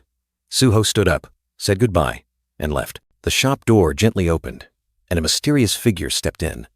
The person wore a long coat and a fedora, obscuring almost their entire face. Suho, who was still sitting there, exclaimed in surprise, "Oh my! What's with that criminal-like appearance?" Kim Hajin also looked. Hearing the remark, the mysterious figure flinched slightly, as if a secret had been discovered. The mysterious figure whispered softly, pulling up their coat collar and hat brim, trying to conceal themselves. I ordered by phone." Kim Hajin narrowed his eyes, looking closely at the strange customer. A sense of familiarity suddenly struck him, making him involuntarily surprised. A mysterious smile appeared on Kim Hajin's lips, his eyes gleaming with mischief as he recognized the familiar figure. The mysterious figure's back trembled violently. Suho wondered to himself, "Oh my, who could this be?" The mysterious figure broke out in a cold sweat. Suho, sitting next to another young man, smirked. "It seems Miss Yu Yona also enjoys common food, huh?" "Are you talking about me?" The mysterious girl's voice faltered. Suho narrowed his eyes, suddenly realizing, wait a minute, this voice, isn't that Yu Yonha? Kim Hajin thought to himself. Her favorite food is hamburgers, though. Suho enthusiastically invited, sit down and eat with us, we just got here too. The girl hastily refused. Come eat with us, Yonha, Suho excitedly called out. No, the girl screamed, resolutely refusing. The mysterious figure trembled, her dark purple hair showing from under the hat brim. It's not me, and not rice soup either, the girl stammered. Her purple eyes were red with embarrassment, veins popping out. Really, her words caught in her throat. As the waitress brought the bowl of rice soup, the girl snatched it away in a flash, her actions surprisingly decisive. I don't know who that is. The girl dashed away like the wind, her hat flying off. The waitress frantically called out, wait, you haven't paid yet. Only empty space remained. The waitress and Kim Hajin stared in bewilderment at the disappearing figure. Kim Hajin sighed, smiling wryly. Just add it to our bill. 3 days later, Yu Yonha still tried to avoid Kim Hajin. He chuckled softly, thinking to himself, isn't acting like this even more embarrassing? Finally, Friday arrived. Kim Hajin stood at Suwon Station in new attire, muttering, it must be around here. From a distance, Suho waved, calling out to Kim Hajin, his face beaming. Where do we have to go? Kim Hajin asked. Suho smiled, gesturing. Follow me. Amidst the ethereal high mountains, where mist veiled the paths, deep green canopies stretched, concealing countless unsolved mysteries. With the rustling of leaves underfoot, the two young men, Kim Hajin and Suho, continued their journey, guided by an ethereal light through the dense forest. How far have we gone? Kim Hajin murmured, his steps heavy. Suho still led the way, tirelessly, as if accustomed to long journeys. Kim Hajin's eyes were filled with worry. Mount Jeomak was perilous, bordering a forbidden zone, requiring him to be highly vigilant until he reached their destination. With a decisive step, Suho stopped. We're here. His words echoed, breaking the forest silence. Before them was a narrow crevice, hidden behind dense foliage, with faint light filtering in. Suho pointed, confirming, this is it. Kim Hajin squeezed through the rock crevice with difficulty, exclaiming in surprise. Even knowing its location, finding it is truly hard. No wonder it hasn't been discovered yet. Indeed, the entrance is very narrow, Suho replied, looking into the crevice. He was well aware of the dangers of this place. Suho turned, his gaze stern as he looked at Kim Hajin. Once inside, it will be very difficult to get out. Are you really okay with this? Kim Hajin met Suho's gaze, his face showing clear determination. Without a hint of hesitation, he had made his decision. A confident smirk appeared on Kim Hajin's lips, as if every difficulty was part of his calculations. Of course, Kim Hajin replied, standing tall. He was ready for any challenge that awaited him. Suho flinched, his eyes wide with surprise, as Kim Hajin unexpectedly pulled out a gleaming pistol. Kim Hajin smiled smugly, caressing the gun. This thing is quite powerful, isn't it? An unexpected, yet potent, weapon. He had invested SP to craft special light bullets. This was his trump card, a meticulous preparation for the upcoming confrontation. Certainly, they won't do much beyond buying time against the mid-boss monster. Kim Hajin calculated silently, his eyes sharp. Suho smiled confidently, figuring Kim Hajin would handle the rest. And that was enough. He asked, so, shall we go? The blue-haired young man extended his hand, his gaze firm, as if to lead the way. Kim Hajin turned back, the golden pistol gleaming in his hand, and replied, just take it. In a humorous moment, Suho wondered why Kim Hajin wanted to hold hands, to which Kim Hajin explained that it was very dark inside, and he would lead the way. Suho asked, your hand? Why? Kim Hajin replied, it's very dark inside. I'll lead the way.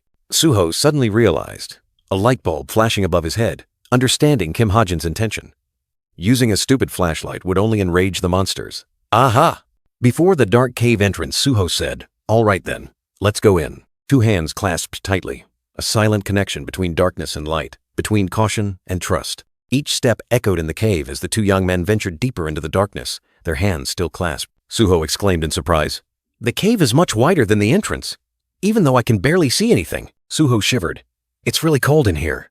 Kim Hajin calmly replied, indeed. Kim Hajin suddenly flinched, his eyes wide with surprise, as if he had just discovered something unusual. He quickly stopped, the gun in his hand faintly glowing, signaling to Suho, wait, stop for a moment. A winding path of blue light appeared, leading to another entrance, astonishing Kim Hajin. How can this be? There's another entrance. Kim Hajin was stunned, muttering, we just entered from the east. How can there be another entrance on the opposite side? That's not how I wrote it. He focused intensely, his eyes emitting a strange blue light, as if scanning for something hidden in the darkness. Kim Ha-jin's eyes flared, like a flash of lightning tearing through the night, revealing two faint figures advancing deep into the technological tunnel. Each phantom step echoed as the two figures glided across the emerald energy grid, passing through the eerie forest. A close-up of Kim Ha-jin's eyes flashed, like a machine analyzing each rhythm of those footsteps, tapping into his mind.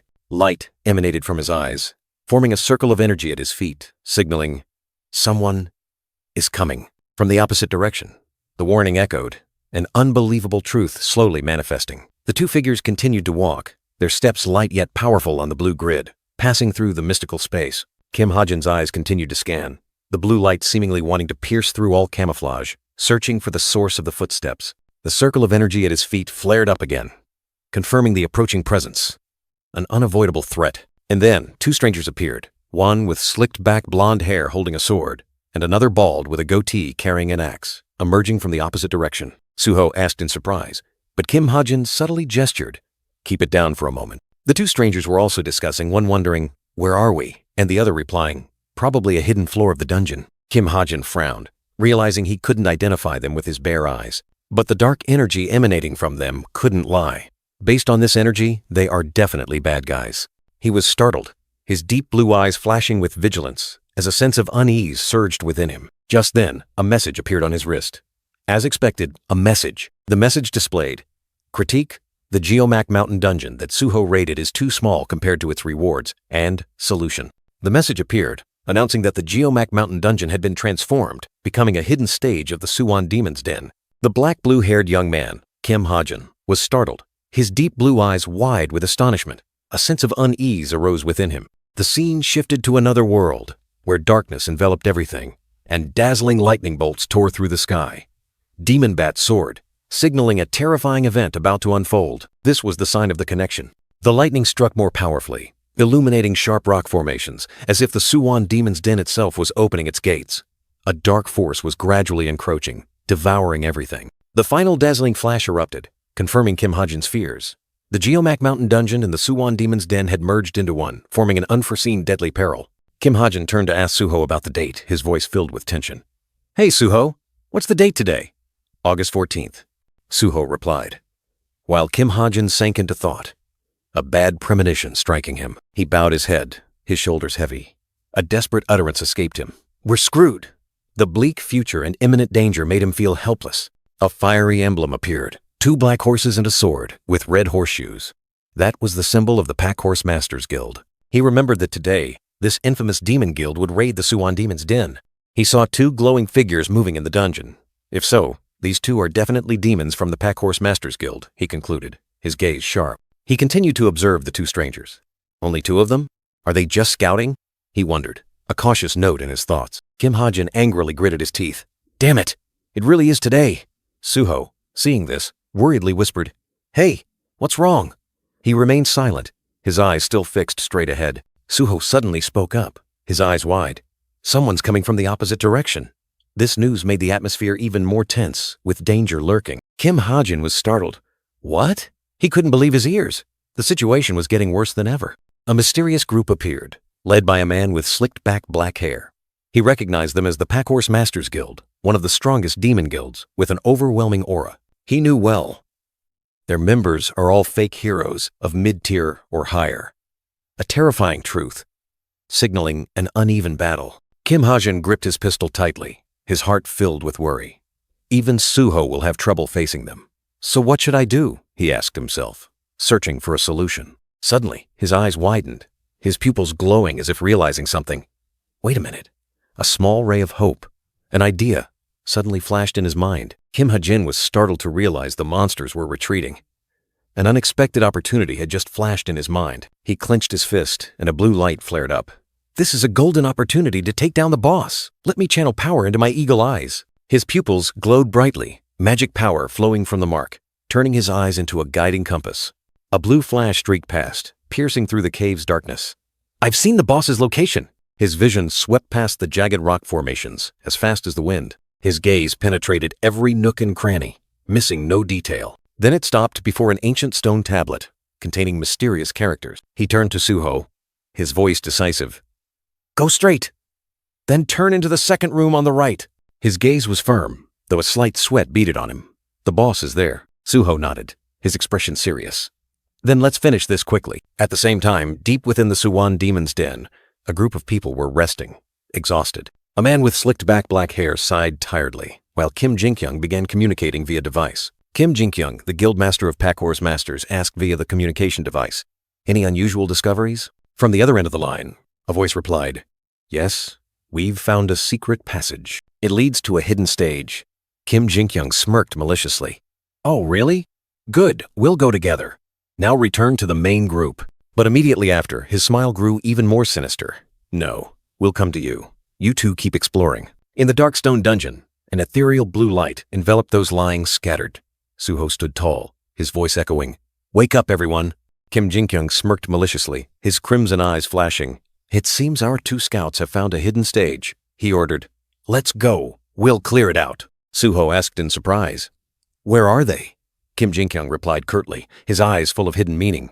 "We'll meet them there." Kaling, the dreadlocked man, chuckled sinisterly, his golden eyes glinting with calculation, as if a dark scheme had just formed. He watched the group slowly getting up, muttering to himself, "So 2 people are missing from the main group.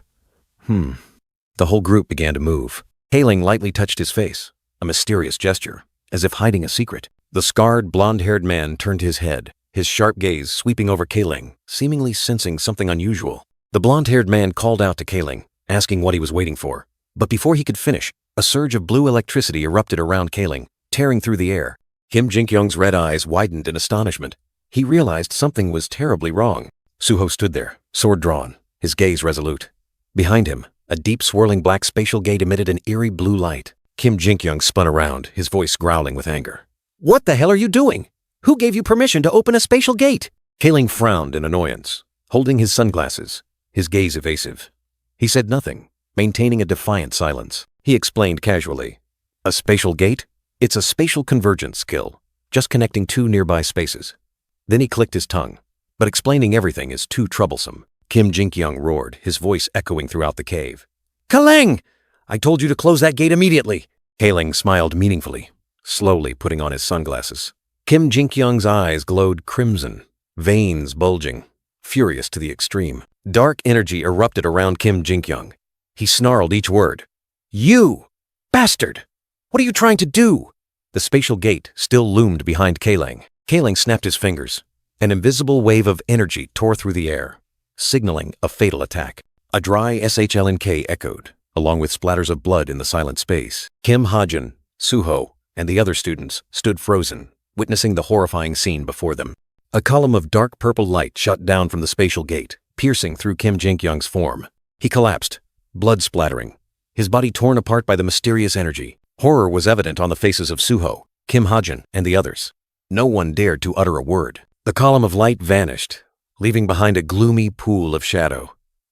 Kaling still stood there, nonchalant, as if nothing had happened. An extreme fear enveloped them, making the students tremble, helpless before the terrifying sight. Kim Jin-kyung roared in fury, questioning Kaling. "You bastard! What are you trying to do?" Energy erupted around Kaling. Suddenly, a figure appeared within the spatial gate, drawing everyone's gaze. A girl with long, dark blue hair and deep purple eyes stepped out. Her gaze was cold and mysterious. The crowd was stunned. No one understood what was happening. They just stood there dumbfounded. "Who? Who's that?" A bewildered question rang out, breaking the eerie silence. The girl's purple eyes flashed with a strange rune, as if containing boundless, mystical power. A dizzying sensation swept over them, causing those nearby to stagger, unable to keep their balance. The short, brown-haired girl clutched her head, her body limp, almost collapsing onto the cold ground. In the dark cave, a brilliant, deep blue spatial gate glowed. The dark blue-haired girl and Kaling stood there, silently looking down at those unconscious at their feet. A decisive step echoed, high heels clicking on the cold ground. For the stock price, her voice resonated, cold as ice. Kaling smiled sinisterly, agreeing with the dark blue-haired girl's decision. "We'll keep them alive for now." He suggested continuing the search for the hidden stage. But the dark blue-haired girl had other intentions. "No, you stay here," she ordered coldly, surprising Kaling, who asked again. "Excuse me?" The dreadlocked man frowned, unable to believe his ears. "Has the plan changed?" Meanwhile, elsewhere, Suho and Kim Ha-jin, Two determined young men were ready to face the challenge. The dark blue-haired girl's sharp gaze swept through the void. The two who entered the hidden stage are candidates. Kaleng suddenly understood, a sinister smile spreading across his lips. Ah, so it's a test, huh? To see if they're worthy of recruitment. As he finished speaking, ethereal purple energy streaks began to twist around the dark blue-haired girl's body, like a living creature. Her entire body was now enveloped in a brilliant purple energy. Her eyes tightly shut, as if concentrating on an invisible target. A surge of deep purple power erupted, sweeping Kaleng far away, tearing through space at terrifying speed. The scene shifted abruptly, bringing us to a pristine, damp cave with turquoise water and strange vegetation. A gruesome growl echoed, and a bony, pale purple foot stepped out from the shadows, signaling imminent danger. Disgusting creatures, with pale purple skin and bloodshot eyes, growled and charged forward. They were ghouls, low to mid-level monsters. From the 9th floor, a blinding blue light tore through the darkness, piercing straight through a ghoul's head, causing it to explode in an instant. A pale purple ghoul collapsed to the ground after the lightning-fast attack, its body dissolving into black smoke. Kim Ha-jin stood firm, the gun in his hand still smoking. He let out a sigh of relief, the faint smoke around him gradually dissipating, his eyes revealing the tension he had just experienced. With a resolute gaze, Kim Ha-jin raised his gleaming golden pistol, the click echoing like an affirmation of his determination. The blinding blue light flared up again, piercing through the heads of two other ghouls, causing them to shatter in an instant. Another ghoul collapsed. Suho stood there, his sword still lightly swung. Kim Ha-jin was behind him, his gun ready for the next wave. Suho looked around, sweat beading on his forehead. In this darkness, I can barely see anything. Amidst the battlefield littered with dissolving ghoul corpses, Suho exclaimed, and yet he handled them all in one blow. Suho smiled brightly, turning to Kim Ha-jin. Just as I thought, you're really amazing, Ha-jin. He just softly replied, Me? Not at all. The two young men continued deeper into the dark cave. Kim Ha-jin urged, Let's go, we don't have much time. Suho replied, All right. A new pack of ghouls growled and charged, their bloodshot eyes gleaming in the darkness. Kim Ha-jin didn't hesitate, firing his gun at the enemies, the blue light once again tearing through space. Suho swung his sword, a sharp slash cutting through the air, blue light enveloping the blade. Another ghoul was struck, a blinding light exploding on its body, crushing its life. The last ghoul fell. Kim Ha-jin stood there, his gun still pointed forward, his gaze unwavering. He sighed, his eyes sweeping over the remnants. Monsters lurk everywhere, but they're too weak to stop us. Suho turned back, calling out loudly, Ha-jin! Kim Ha-jin looked ahead, softly saying, It's time we found it. Kim Ha-jin exclaimed excitedly, his gun pointing directly at a surprising discovery. Something is written here. This is it. In the silent cave, a colossal rock face appeared, ancient glowing script carved upon it. Suho exclaimed, Look! Suho approached, his gaze fixed. Strange, ancient characters, bearing the clear marks of time, were distinctly visible. That's ancient script, the young man stated. Can our smartwatches translate it? Suho pondered. Kim Ha-jin quickly activated his device, a notification sound chiming. It's worth a try. Kim Ha-jin's watch screen lit up brightly, displaying the words, Ready to scan. A glimmer of hope sparked in the dark cave. The two young men stood side by side, watching the light beam from the device scan the rock face. Continuous beeping sounds echoed, indicating the translation process was underway. The ancient script gradually revealed its meaning. This and that always go hand in hand. Seen up close, they are simultaneous. Seen from afar, this precedes that. A tricky riddle. What is this? Suho asked. Kim Ha-jin replied, It's probably a riddle. I've heard of dungeons with similar challenges. In the original story, Suho couldn't solve this riddle. The blue-haired young man could only translate it, but the solution remained a mystery. According to the original plot, Suho would have to ask Yu Yanha for help, and she would find the answer in just 5 minutes thanks to her intelligence skill. But time didn't allow them to waste it. Kim Ha-jin looked at Suho, his gaze firm. The answer, he began to say, is lightning. As soon as he finished speaking, the rock face suddenly emitted a dazzling light.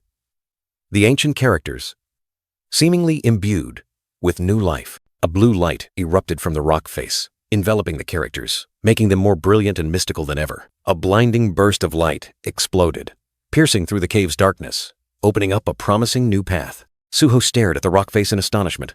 The script is gone, the young man exclaimed, at the miraculous sight. At their feet, small fragments fell, creating a clinking sound in the silent space. The door had opened, an earth-shattering sound echoed, and debris rained down from the cave ceiling.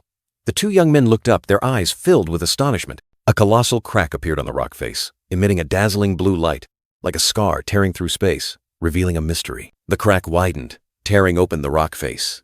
Blue light erupted from within, drawing a sharp, cold boundary that split the darkness. The ground beneath the two young men shook violently. A mystical blue light enveloped everything, signaling a new door was about to open. A dull thud echoed, and the ground split open, forming a new path leading deep into the cave, where the blue light continuously poured forth. Suho coughed, asking, "So, that was thunder?" The black and blue-haired young man also coughed softly, replying concisely, "That's right." A fleeting memory passed by. The black and blue-haired young man sat in front of his computer, thinking about the riddle. "Actually, I copied this riddle from a story I once read. Oh, this is pretty good, I should use it." Ancient text appeared, explaining thunder and lightning. They always occur together but are perceived at different times because the speed of sound is slower than light. Simply put, lightning will appear before the sound of thunder. Suho's eyes widened in astonishment, praising incessantly. "How did you solve it so quickly? You're a genius, Hajin!" Meanwhile, the black and blue-haired young man felt a bit awkward. He gripped the pistol tightly in his hand. A dry click echoed, signaling intense concentration. Kim Hajin's gaze was firm as he said, "Let's save that for later, okay? Let's just finish this dungeon first." Suho smiled, agreeing. "All right, let's go." The two young men stepped together onto the newly opened path, the blue light guiding the way, leading them deeper into the dungeon's mystery. From behind, Yu Yonha appeared, her purple eyes following them. She silently assessed. As expected, Kim Hajin is different from the other cadets. She continued to ponder, looking at the black and blue-haired young man holding the gun. His decisiveness, his will, his audacity, and that extraordinary mind of his. Even though it was just a hidden dungeon, Yu Yonha was still astonished that he had progressed so far in just 10 minutes, completely by himself. A mysterious smile subtly formed on her lips, containing many calculations and much interest. Yu Yonha smiled smugly, grandly declaring her intention to recruit Kim Hajin into her mysterious organization. A grand plan was being hatched. Somewhere in the dungeon, Kim Hajin suddenly let out a loud sneeze, causing Suho to ask worriedly, was someone talking about him? Despite her decision, Yu Yonha couldn't help but ponder. A vague worry crept into her mind, about something yet to be identified. Her concern was clear. Was he ruthless enough to kill without hesitation? A question that would decide fate. In the darkness, she mumbled incomprehensible words, her purple eyes flashing with a meaningful glint. Her play was beginning. In the dungeon's labyrinth, two unfamiliar men were lost, complaining about the complexity of the place. They didn't know they were being watched. She observed the two strangers, realizing they were low-level demons. Why is this hidden dungeon so complicated? She wondered, then thought to herself, Kim Hajin probably doesn't know they're demons yet, does he? A soft escaped her lips as she watched the two men fumbling below. An idea suddenly sparked in her mind. A cunning smile spread across her lips. She brought a finger to her lips as if signaling, why not use them for a little test? In the silent space, cold drops of water fell onto a dry skull, creating a chilling sound. A sudden surge of emerald green energy erupted, spreading across the rock face, creating a mystical and eerie sight. Footsteps echoed, treading on scattered bones.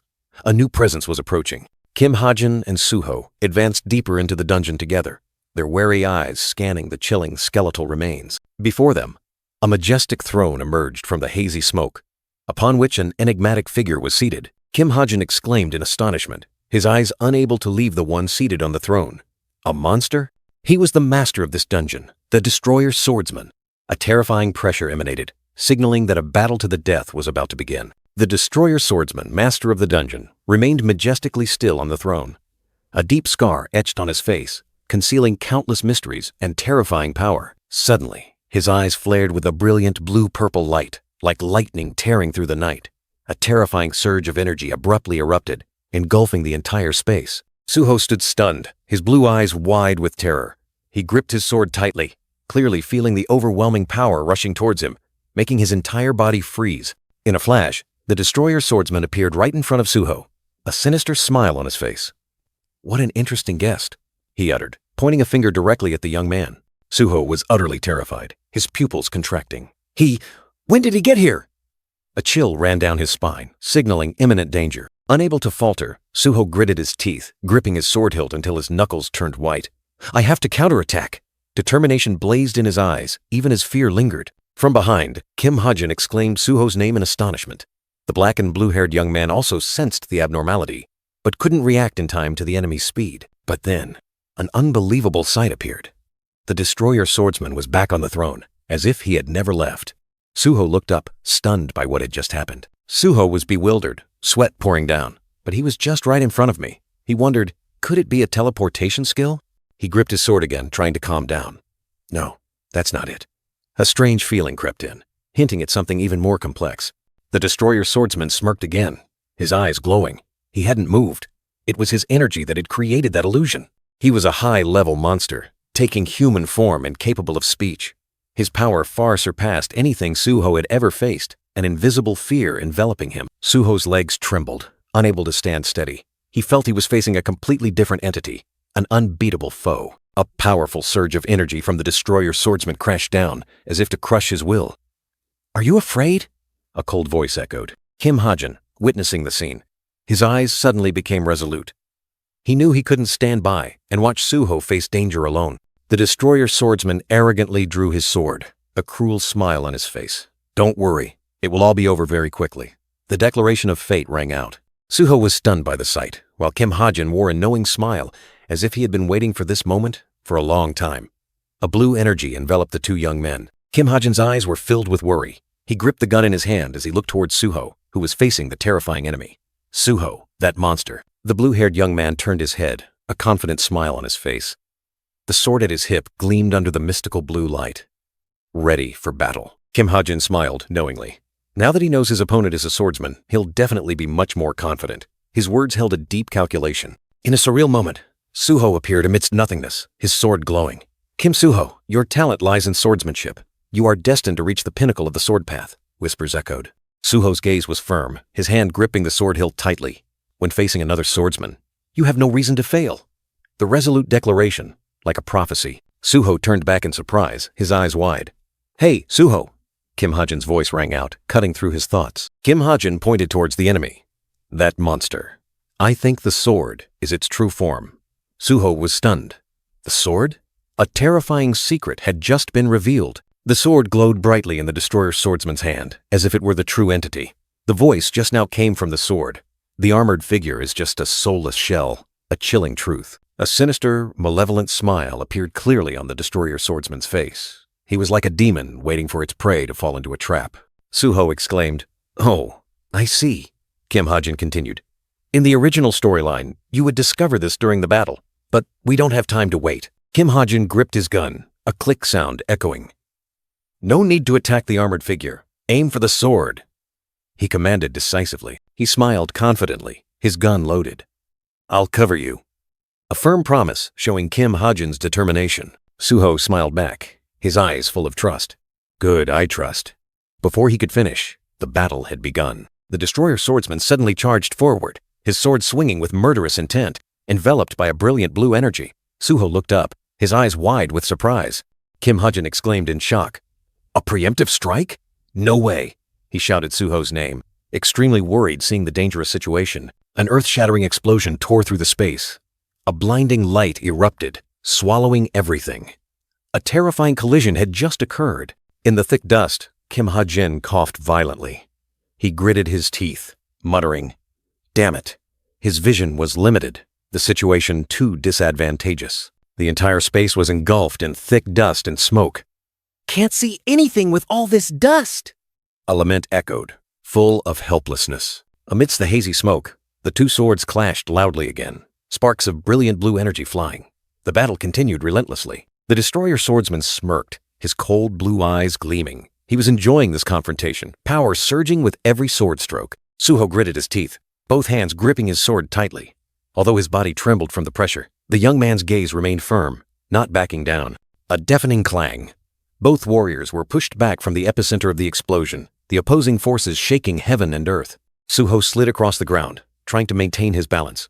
Every step left a mark on the stone, determined not to be defeated. The destroyer swordsman was also pushed back a distance, his armored boots tearing up the ground. But he seemed unharmed, merely a slight retreat. As fast as lightning, Suho darted forward, his eyes as sharp as a sword. The young man was determined not to miss the chance to counterattack. The destroyer swordsman smirked, his eyes full of interest. Not bad. He silently praised his opponent, ready to receive the next blow. Suho launched himself into a jump, creating a deep crater in the ground. A decisive leap, carrying his full fighting will. In midair, Suho swung his sword straight down, his entire body enveloped in a brilliant blue aura. A fatal attack was being unleashed. Another deafening boom. A fierce golden light erupted. Could this attack penetrate the Destroyer Swordsman's defenses? Amidst the thick dust, the Destroyer Swordsman's figure gradually became clear. He still stood firm, a sinister smile on his face, as if everything was just a game. The Destroyer Swordsman's cold blue eyes flashed. The smile on his lips grew even more demonic, harboring some dark scheme. The terrifying impact ripped through the ground, pushing the young man back. What? A cry of astonishment, yet also full of rage, echoed through the ruined space. Amidst the swirling dust, the Destroyer Swordsman still stood tall, his sharp gaze sweeping for a target. "Where are you hiding?" His voice rang out, laced with mockery and bloodlust. Like a destructive whirlwind, the swordsman charged, tearing through the air. Each of his steps carried enough power to crush everything in his path. Without backing down, the blue-haired young man launched himself into the air, the sword in his hand flashing. A decisive counterattack, carrying all of his fighting will. Dazzling light emanated from the Destroyer Swordsman's blade, the glowing red gem on its hilt like a demonic eye. "Make sure you," a haunting voice echoed, like a curse. Suho's hand tightened around the sword hilt, veins bulging. He understood the objective. Aim for the sword. It was a command, the last hope in this life-or-death battle. Amidst the smoke and dust, another figure appeared. The black and blue-haired young man held a gun, his eyes meeting Suho's. A look of understanding, a perfectly coordinated, unspoken teamwork. The deafening clang of metal ripped through the air. The Destroyer Swordsman's blade was stuck fast, as if restrained by an invisible force. A moment of surprise. Even restrained, the swordsman flashed a chilling, sinister smile. A sneer, as if all resistance was meaningless in his eyes. Suho gritted his teeth, trying to hold his sword steady. The overwhelming power made him exclaim, "You're truly strong." A bitter admission, but his gaze remained unwavering. "I'll make sure." The Destroyer Swordsman laughed savagely, the sword in his hand vibrating violently. "To make good use of your body." A spine-chilling, haunting threat. Suho still resisted fiercely, but his face clearly showed extreme tension. "You're truly strong." The words were like an affirmation of helplessness. Yet, his will had not faltered. Terrifying power pushed Suho back, but he still didn't let go of his sword. "My sword won't escape!"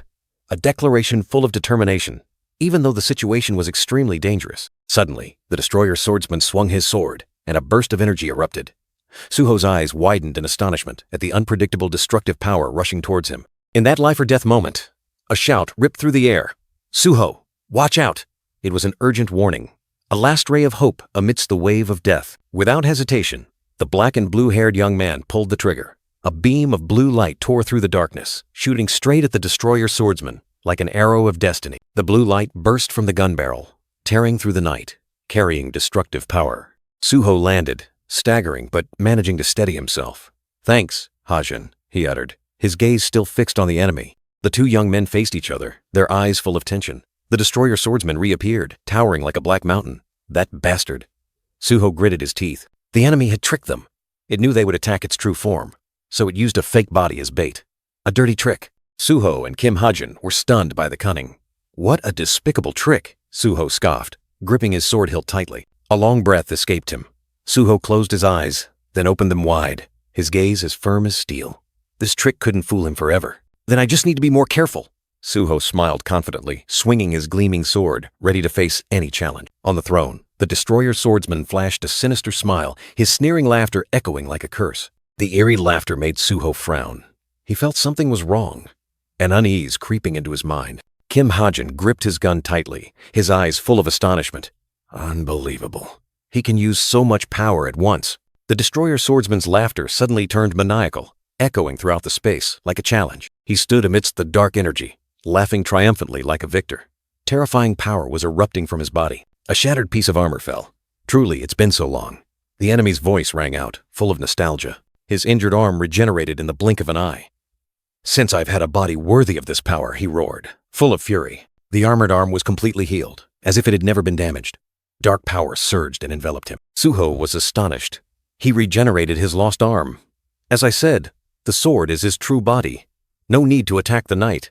After the Destroyer Swordsman's armored arm completely regenerated, Kim Hajin realized the truth. So to destroy him, we have to destroy that sword, right? Without hesitation, Suho charged into battle once more, his resolute gaze piercing through the purple mist. The Destroyer Swordsman stood firm, purple light erupting around him. ready for the next attack. Suho leaped into the air, swinging his sword directly at the enemy. A powerful attack. The two swords clashed fiercely, dazzling light ripping through the space, the sound of metal echoing. Kim Ha-jin stood from a distance, clearly feeling the shock waves from the battle, which made him shiver. Watching Suho fight fiercely, Kim Ha-jin knew he could handle it himself, but time didn't allow them to hesitate any longer. He considered his weapons. The shotgun was too dangerous for Suho, and the sniper rifle was useless at this range. Only one option left: the pistol. Kim Ha-jin gripped it tightly, his eyes resolute. The battle between Suho and the destroyer swordsman continued, their swords clashing incessantly, creating sparks and deafening sound. Suho unleashed a fatal blow, his sword striking directly at the destroyer swordsman, creating an earth-shattering impact. The destroyer swordsman recoiled, his armor cracking, and he growled in astonishment. "I can't believe I'm losing to a mere human." He looked at Suho's sword, astonished that it remained intact, without a single scratch, despite enduring countless blows. Suho looked at his sword, covered in a brilliant golden light, and wondered, is it because of that golden magic? The destroyer swordsman gnashed his teeth, his eyes bloodshot with anger and defeat. He roared, refusing to accept defeat, and charged at Suho with a frenzied attack, their swords clashing once more. Suho was pushed back, his feet sliding across the ground, but his gaze remained resolute. The powerful impact made Suho's hand tremble, but he still gripped his sword tightly, his breathing heavy. A resilient smile appeared on Suho's lips. Although the destroyer swordsman remained fierce, he felt more confident with each strike. Suho's hand tightened around the sword hilt, his determination burning. This battle, he raised his head, his eyes blazing. "I will win!" His firm declaration echoed. Suho charged forward, his sword glowing brilliantly, confronting the destroyer swordsman who was hovering above. Just then, a bullet tore through the air, embedding itself directly into the destroyer swordsman's arm. Suho had a powerful ally. Kim Ha-jin appeared, his gun continuously firing, forcing the destroyer swordsman to falter. The destroyer swordsman turned his head, his eyes filled with hatred. Just a moment of distraction was enough. Suho seized the opportunity, his gaze sharp. The enemy might be stronger than he imagined, but the destroyer swordsman growled in pain. Suho possessed a fatal counter-advantage. The two swords clashed again, creating a deafening metallic sound, with electric sparks flying through the air. The destroyer swordsman leaped back, trying to escape Suho's encirclement. Suho didn't miss, unleashing a sword strike from above, its brilliant light seemingly tearing through the night. The sword struck, but the destroyer swordsman's arm regenerated instantly, and he roared in fury. The mighty enemy was disintegrating, its colossal body shattering like glass under the fatal blow. No way. Suho collapsed, his eyes wide with horror as he watched the dark remnants of the destroyer swordsman slowly vanish. Kim Ha-jin smirked triumphantly. "It's over! Time to collect the rewards!" He was certain victory was in his grasp, but Suho suddenly coughed, his blue eyes wide with astonishment. A sense of unease arose within him. Kim Ha-jin quickly asked, "Suho, what's wrong?" The blue-haired young man remained silent, his gaze fixed on a single spot. On the cold ground, only a solitary dry branch remained. What the hell is this? Suho spun around, his face pale. Impossible! He stared at the entrance to the boss room, an eerie silence enveloping it. He searched everywhere, but everything was empty. Don't tell me. A bad premonition washed over him. Suho's entire body stiffened, his mind blank. He couldn't believe what was happening. The boss's reward is just these dry branches?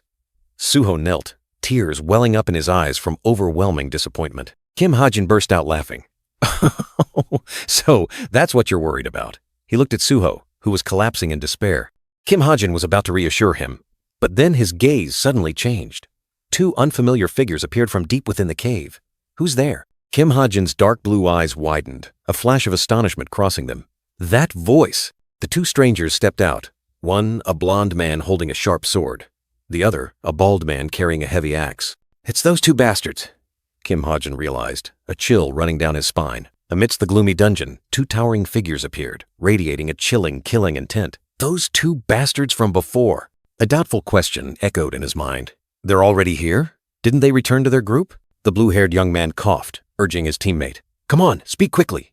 His eyes were full of vigilance. The blonde-haired man, with an annoyed expression, questioned, "How the hell did you guys get in here?" He confidently declared, "Our Pack Horse Masters Guild has obtained permission to raid this dungeon." Then he coldly interrogated, "Who are you?" The dark, blue-haired young man feigned surprise, his words full of innocence. "Oh, really? We had no idea. We're Cube Cadets. We just happened to go down a newly discovered path." He continued his act, recounting his feat of defeating a monster.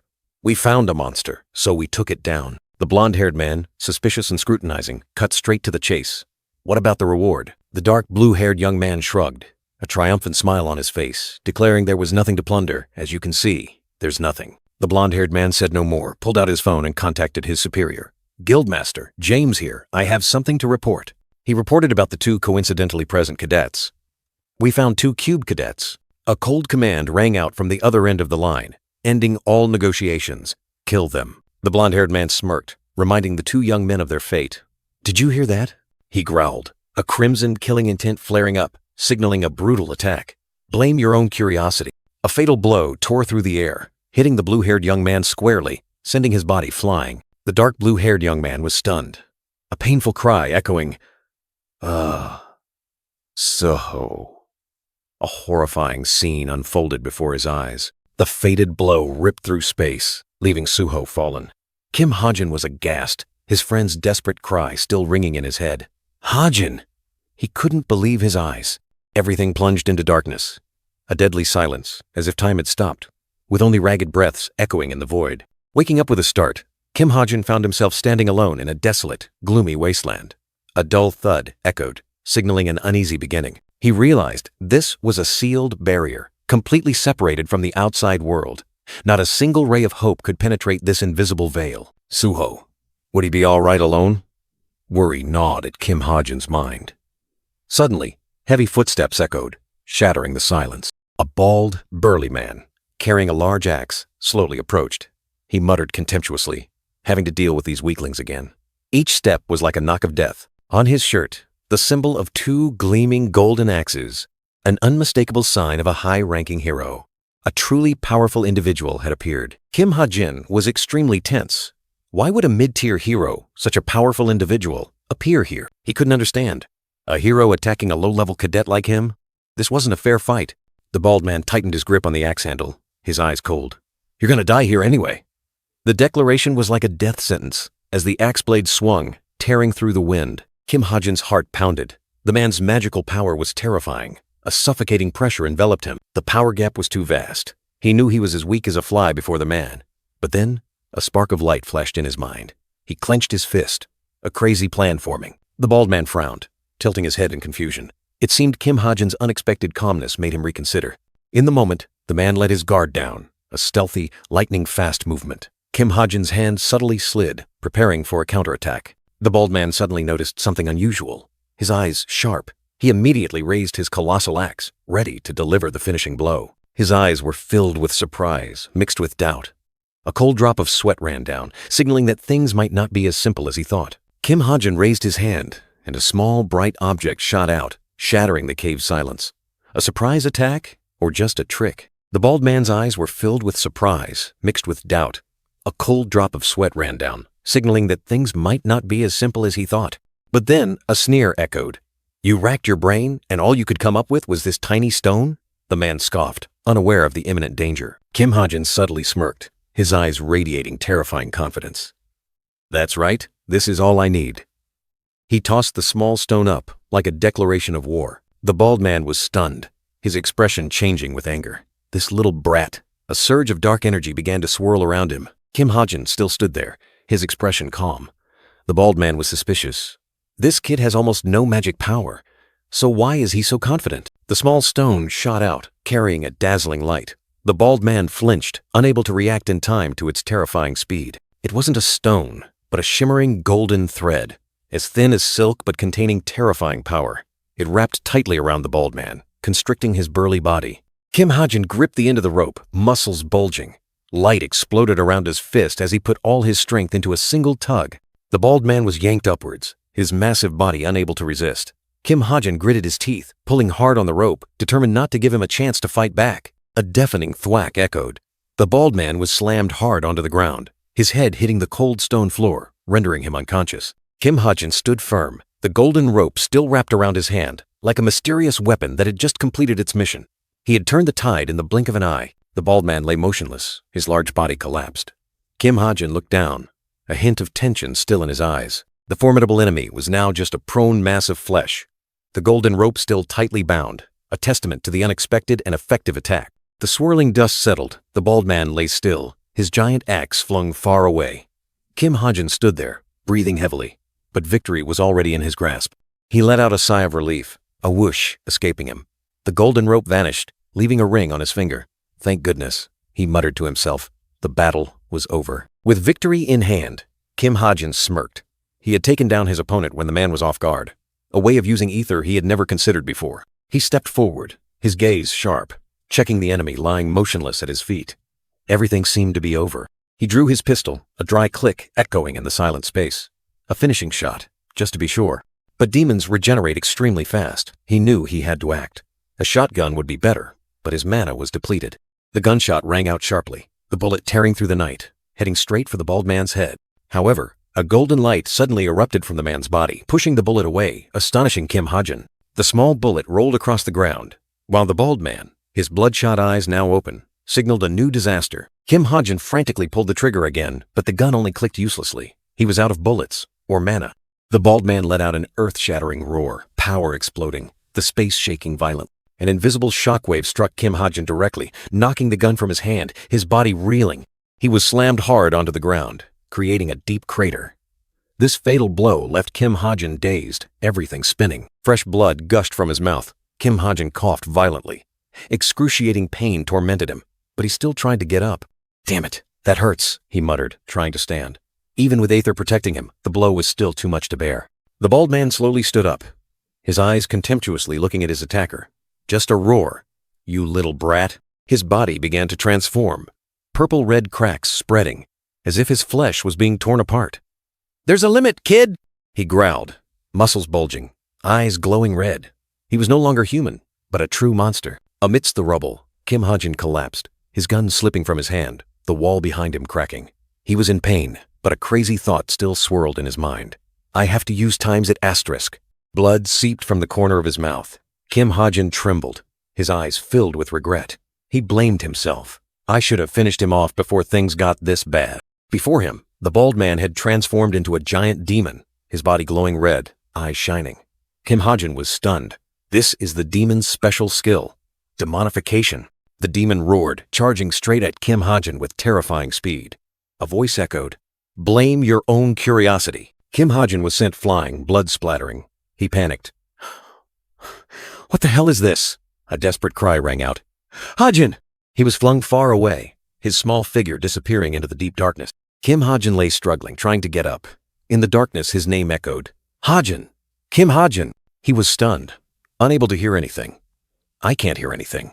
We've been completely isolated." A gray-haired stranger appeared, drawing a gleaming dagger.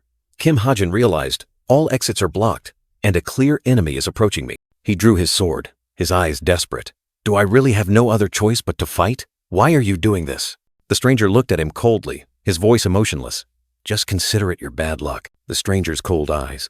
Kim Ha-jin flinched, a memory suddenly rushing back. That face, I've seen it somewhere before. An image suddenly appeared in his mind. Suho, Cube's most elite student. Isn't he Kim Suho, Cube's top student? The stranger maintained his cold expression, but in his mind he was calculating.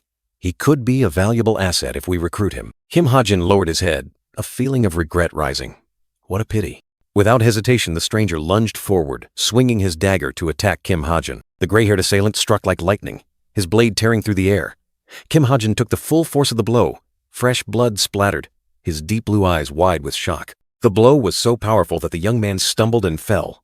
His hand slammed hard against the ground, a piercing pain shooting through him. Giving him no time to breathe, the gray-haired man continued to swing his blade, creating a deadly arc. Kim Ha-jin staggered to dodge. A sudden kick sent Kim Ha-jin flying. He flew like an arrow, leaving the attacker stunned. As he disappeared, Kim Ha-jin landed painfully, his body swaying.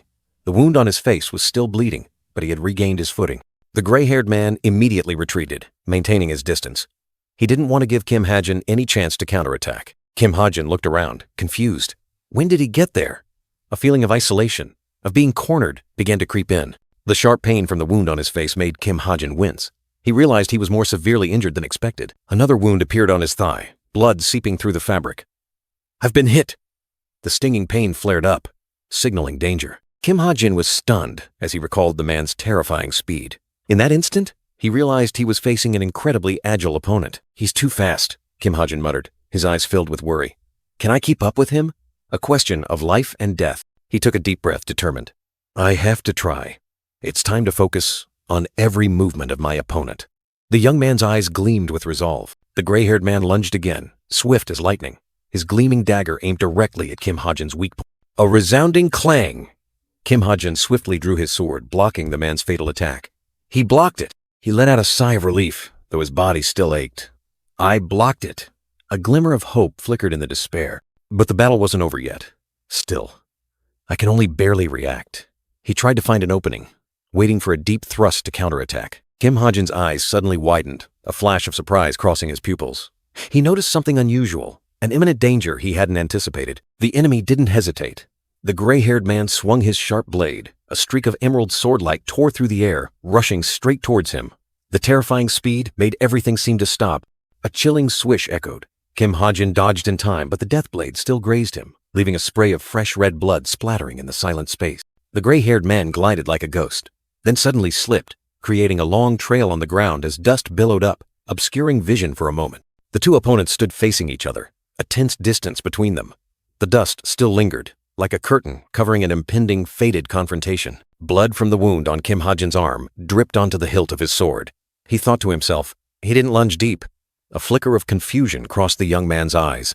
He stared at his opponent, realizing, his attacks aren't as strong as the destroyer's swordsman's, but I have fewer and fewer openings to attack. The situation was gradually becoming difficult. Kim Hajin's hand tightened on the hilt of his sword, blood still seeping out. He wished, if only Kim Hajin were here. A moment of weakness, longing for help from someone. But then, his eyes became resolute. No, such speculation won't help. The young man cast aside fanciful thoughts, focusing on the brutal reality. In the silent space, a vow echoed in his mind, strong and decisive. This battle is mine alone. No one can interfere. He muttered softly, blaming himself. I was too inexperienced to dare raid this place alone. I should reflect on myself. A belated regret. Kim Hajin lowered his sword slightly, his eyes gleaming with understanding. My talent lies only in swordsmanship and receiving the world's protection. He had found his path. He looked up at his opponent. The gray-haired man still stood there, menacingly. As long as the opponent is a swordsman, I will definitely find a way to defeat him. An unshakable belief. Energy erupted around Kim Hajin, brilliant light enveloping him. Then, until I defeat the enemy blocking my path, I'll just give it my all. He was ready. A resounding rumble echoed. The ground shook violently. Kim Hajin stood amidst the surging mana, like a war god who had just awakened. The gray-haired man retreated in astonishment, his eyes wide. Such terrifying mana. He thought to himself, even if he's Cube's top rookie, prolonging this battle won't be good. The gray-haired man was decisive, his gaze sharp. I will finish him with the next attack.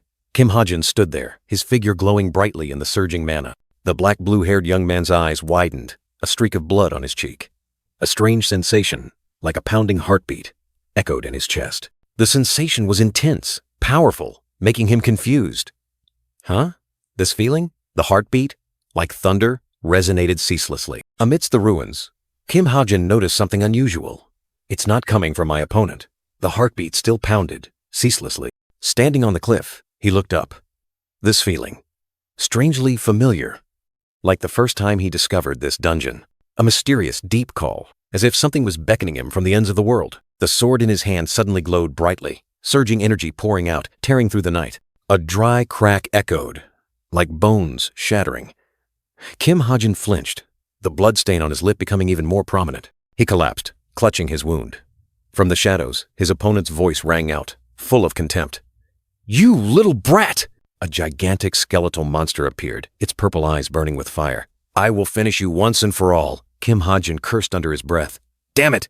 The black blue-haired young man looked up, his face aghast. This situation is bad. I can't run away either. He swallowed hard, his throat dry. Despair and helplessness enveloped his mind. Darkness rushed in, the monster's silhouette roaring. Die!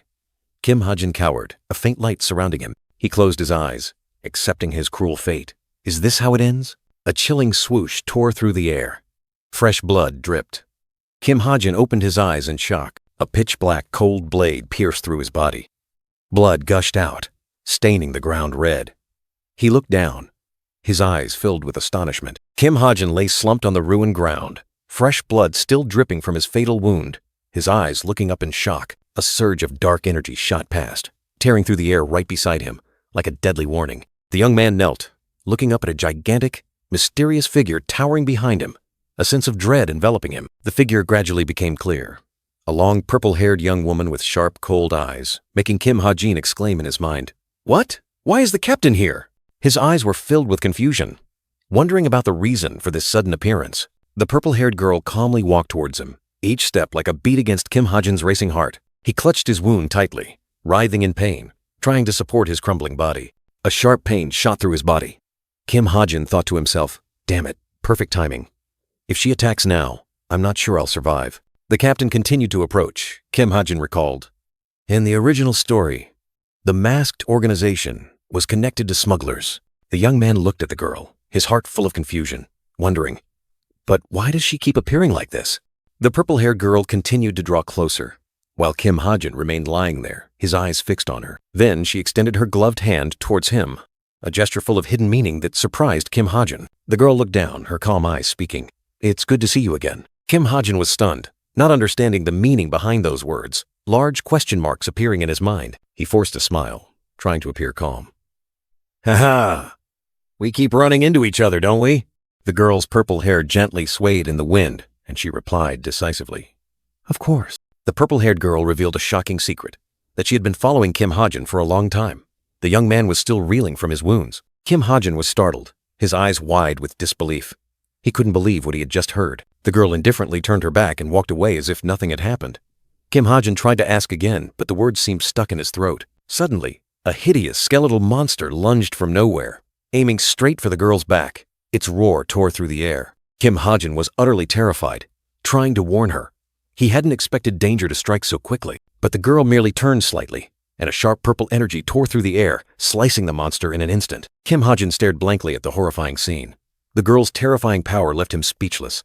Purple-black fragments scattered everywhere. She turned back, her eyes calm, saying she had something to say. Kim Ha-jin, still dazed by her power, stammered a question. In the silent space of the cave, she simply replied softly, "That's right." Her gaze was piercing as she called him by name. "Kim Ha-jin." A chilling sensation ran down the young man's spine. Kim Ha-jin was confused, not understanding her meaning. He felt that something very important was about to be revealed. Kim Ha-jin suddenly realized this was a crucial event in the original storyline. He wondered, would his interference change the course of destiny? The girl subtly turned her face, seemingly having understood his thoughts. She looked up into the void, her voice full of hidden meaning. "Time's up, I understand." A mysterious energy began to envelop her. With a mysterious smile on her lips, she spoke her last words. "I hope you'll think carefully." Her body vanished into nothingness. Only sparkling purple particles remained in the air, as proof of her recent existence. Kim Ha-jin leaned against the cliff, his gaze following the winding purple energy trail on the ground. A sense of unease crept in. His face was bruised, marked with shock, his dark blue eyes wide as if he had just witnessed something horrific. In the silent space, a voice echoed, "Ha-jin." He flinched slightly, recognizing the familiar voice. Suho rushed over like a gust of wind, his face filled with extreme worry. "Are you okay? Are you badly hurt?" he asked urgently. Kim Ha-jin shook his head, forcing a faint smile. "I'm fine for now." Suho extended his hand, asking, "Can you stand up?" A hand grasped his, squeezing tightly. "Damn it, I'll try." Kim Ha-jin thought to himself, struggling to get up. He groaned softly as Suho helped him stand. "Are you all right?" Suho asked. "Just a few days of rest, and I'll be fine," Kim Ha-jin replied. Kim Ha-jin turned his head to look back, his gaze falling upon the motionless figure. "What do we do with him?" he asked Suho. The gray-haired man lay unconscious on the ground. "Is this the demon Suho fought?" Kim Ha-jin wondered. Suho assessed. "He's intact, probably just unconscious." Suho leaned in and whispered to Kim Ha-jin. "We should probably report this to the association, shouldn't we?" Kim Ha-jin flinched, exclaiming in horror. "What?" Kim Ha-jin frantically explained. "No, we don't have any proof. Not to mention, we could be penalized for entering the dungeon without prior notice." Suho looked bewildered. "Oh, is that so?" Kim Ha-jin continued to lament about their assets and the consequences if they were discovered. Suho frowned slightly, wondering why Kim Ha-jin hadn't realized this sooner. Kim Ha-jin looked at Suho, his eyes full of curiosity. "What about the guy you faced?" he asked. Kim Ha-jin's gaze was thoughtful. The image of the purple-haired girl faded in his mind. "He already ran away," he replied. The scene shifted to a tranquil night. A full moon hung perfectly round in the deep blue sky, enveloped by silvery clouds. The hooting of an owl echoed from the dense foliage, breaking the silence and signaling a long night still full of mystery. Kim Ha-jin, exhausted, leaned against the tree trunk, his breath ragged. Suho stood there, his worried gaze fixed on the injured young man. Suho explained that using up all the magic of the mark had a significant impact on his body. He called Kim Ha-jin's name, his face full of anxiety. Kim Ha-jin held out a dry, three-branched twig, emitting an ethereal glow. He asserted that this was no ordinary branch. He stared at the twig, trying to describe the special feeling it gave him. Suho listened with curiosity. In his memory, Kim Ha-jin recalled the strange feeling during the battle. A sword gleamed, and a mysterious power seemed to have awakened. The dry twig in his hand suddenly glowed brightly, as if calling out, attracting Kim Ha-jin with an invisible power. Suho forced a smile, admitting he sounded crazy. But Kim Ha-jin replied, affirming that he understood that feeling perfectly. Kim Ha-jin smiled mysteriously, his eyes seeming to hold a deeper understanding than what Suho had just said. Kim Ha-jin confidently stated that from the first glance, he knew this was an extraordinary item. Suho asked again in surprise. Despite its ordinary appearance, this twig was an extremely special item, appearing in countless legends. Only those well-versed in mythology could recognize its true value. Kim Ha-jin turned to Suho, asking about a mysterious name. Have you ever heard of Misteltein? Misteltein, the weapon associated with the death of the god of light, Baldur, in Norse mythology. It is also known by the nickname God-slaying staff. Suho stared at the twig in his hand, his eyes wide with shock. A terrifying thought flashed through his mind. Kim Ha-jin merely smiled, nodding gently, confirming Suho's speculation. But as everyone knows, weapons with divine attributes need to be activated to reveal their true form and power. Suho realized in astonishment. Activated? So this isn't its final form yet? Kim Ha-jin simply replied, that's right. So that's it. I thought it was just some crappy dungeon reward, Suho thought to himself. Kim Ha-jin looked at him, asking back, are you really that disappointed? Even without activation, Suho still defeated the demon alone. This Misteltein staff was truly extraordinary. Suho vowed to find a way to activate it. Hearing this, a mysterious smile bloomed on Kim Ha-jin's lips. Kim Ha-jin sat down, asking Suho to place the dry twig on the ground. Here? Suho asked in surprise, his eyes full of confusion. Suho still looked confused as Kim Ha-jin rummaged through his bag. A sense of curiosity welled up in the blue-haired young man. Suho's blue eyes suddenly widened, reflecting an ethereal light. Something had just appeared, leaving him stunned. In Kim Ha-jin's hand was a shimmering seashell filled with turquoise powder. A magical light emanated from it, attracting all eyes. What is that? Suho asked. An artifact, Kim Ha-jin replied. I think it will help activate Misteltein, Suho exclaimed in surprise. An artifact? Where did you find it? It looks really valuable. Kim Ha-jin explained that this young butterfly powder originally belonged to Suho in the original story. Suho praised him joyfully. Kim Ha-jin thought to himself, after all this effort, I should milk it a little. Kim Ha-jin pondered, wondering how to make Suho more grateful. He looked at the blue-haired young man, and a mischievous idea suddenly sparked. This is something my deceased parents left behind. As soon as Kim Ha-jin finished speaking, Suho immediately turned pale, his eyes wide with horror. The atmosphere grew heavy, with only the two young men sitting opposite each other, a dry branch and a mysterious artifact between them. Suho was still stunned, unable to utter a word. He didn't know how to react to Kim Ha-jin's recent statement. Suho's face still held an expression of extreme horror, as if he had just heard something earth-shattering. Kim Ha-jin chuckled, waving his hand. I'm just kidding. It's just very important to me. He admitted that calling it a memento from his parents was an exaggeration. He explained that this powder had the ability to activate hidden potential, whether in people or objects. An invisible power was waiting to be unleashed. In other words, Kim Ha-jin continued, if you sprinkle this on Misteltein, it will change. The dry branch on the ground suddenly glowed with a mystical light. Kim Ha-jin looked at the dry branch, the seashell containing the shimmering blue powder in his hand. He took a deep breath, his eyes full of determination, and declared, all right then, let's begin. Suho beside him flinched, startled. Before Kim Ha-jin could act, Suho quickly grabbed his hand, trying to stop him. He looked worriedly at the seashell containing the mysterious powder. Suho asked again, confused, his eyes full of doubt. Are you really sure? You said it was very important to you. Kim Ha-jin smiled confidently, his gaze firm.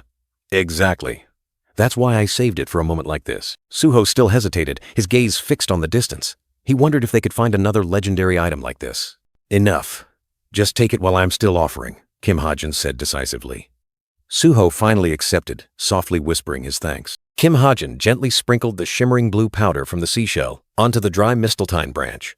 A mystical light immediately enveloped it, signaling a transformation.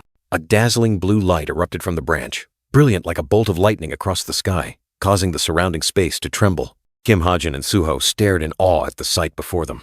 The dry branch was emitting a brilliant light, as if an ancient spirit had just awakened. In the blink of an eye, the withered branch had completely transformed. It became lush green, sprouting tiny leaves that shimmered like jade under the mystical light. Kim Hajin smiled with satisfaction, his eyes full of confidence. Suho looked at the branch in astonishment, admiringly admitting, "You were right." He further explained that this was only the first activation stage of mistletoe. The tiny leaf trembled gently, like a promise. A future image appeared. Suho in his adult form holding a brilliant sword.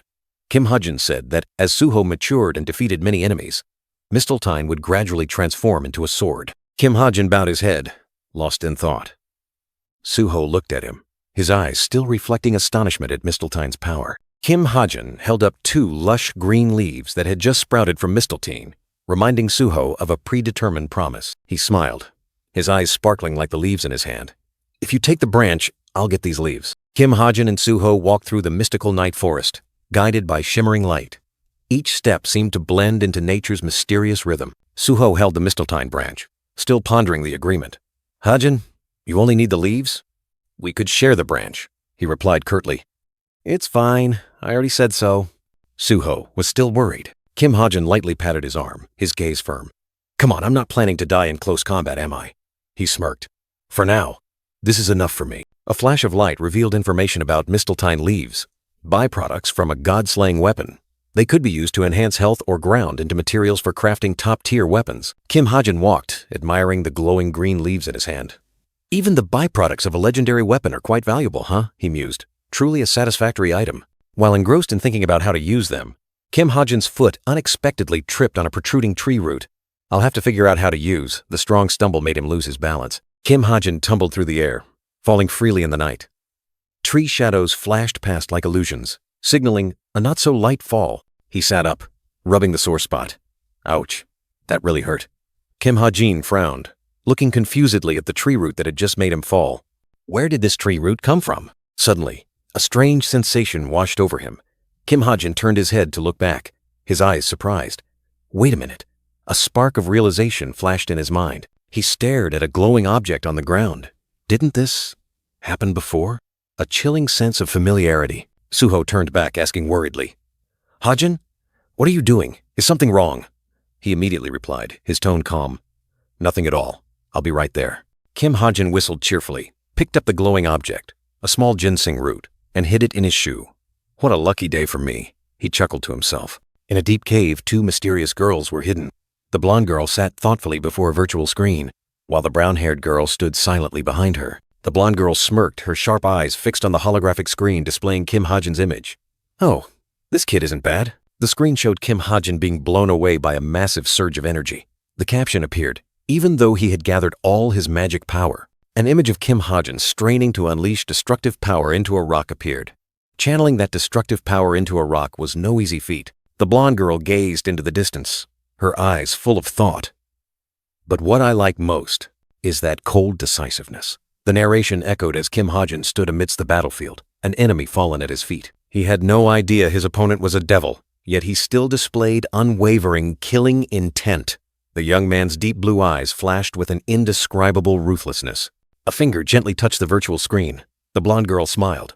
This time, the captain was right. Jane, the brown-haired girl, observed the holographic screen displaying Kim Hajin. "This kid has potential." The blonde girl turned to Jane. "That's enough, Jane."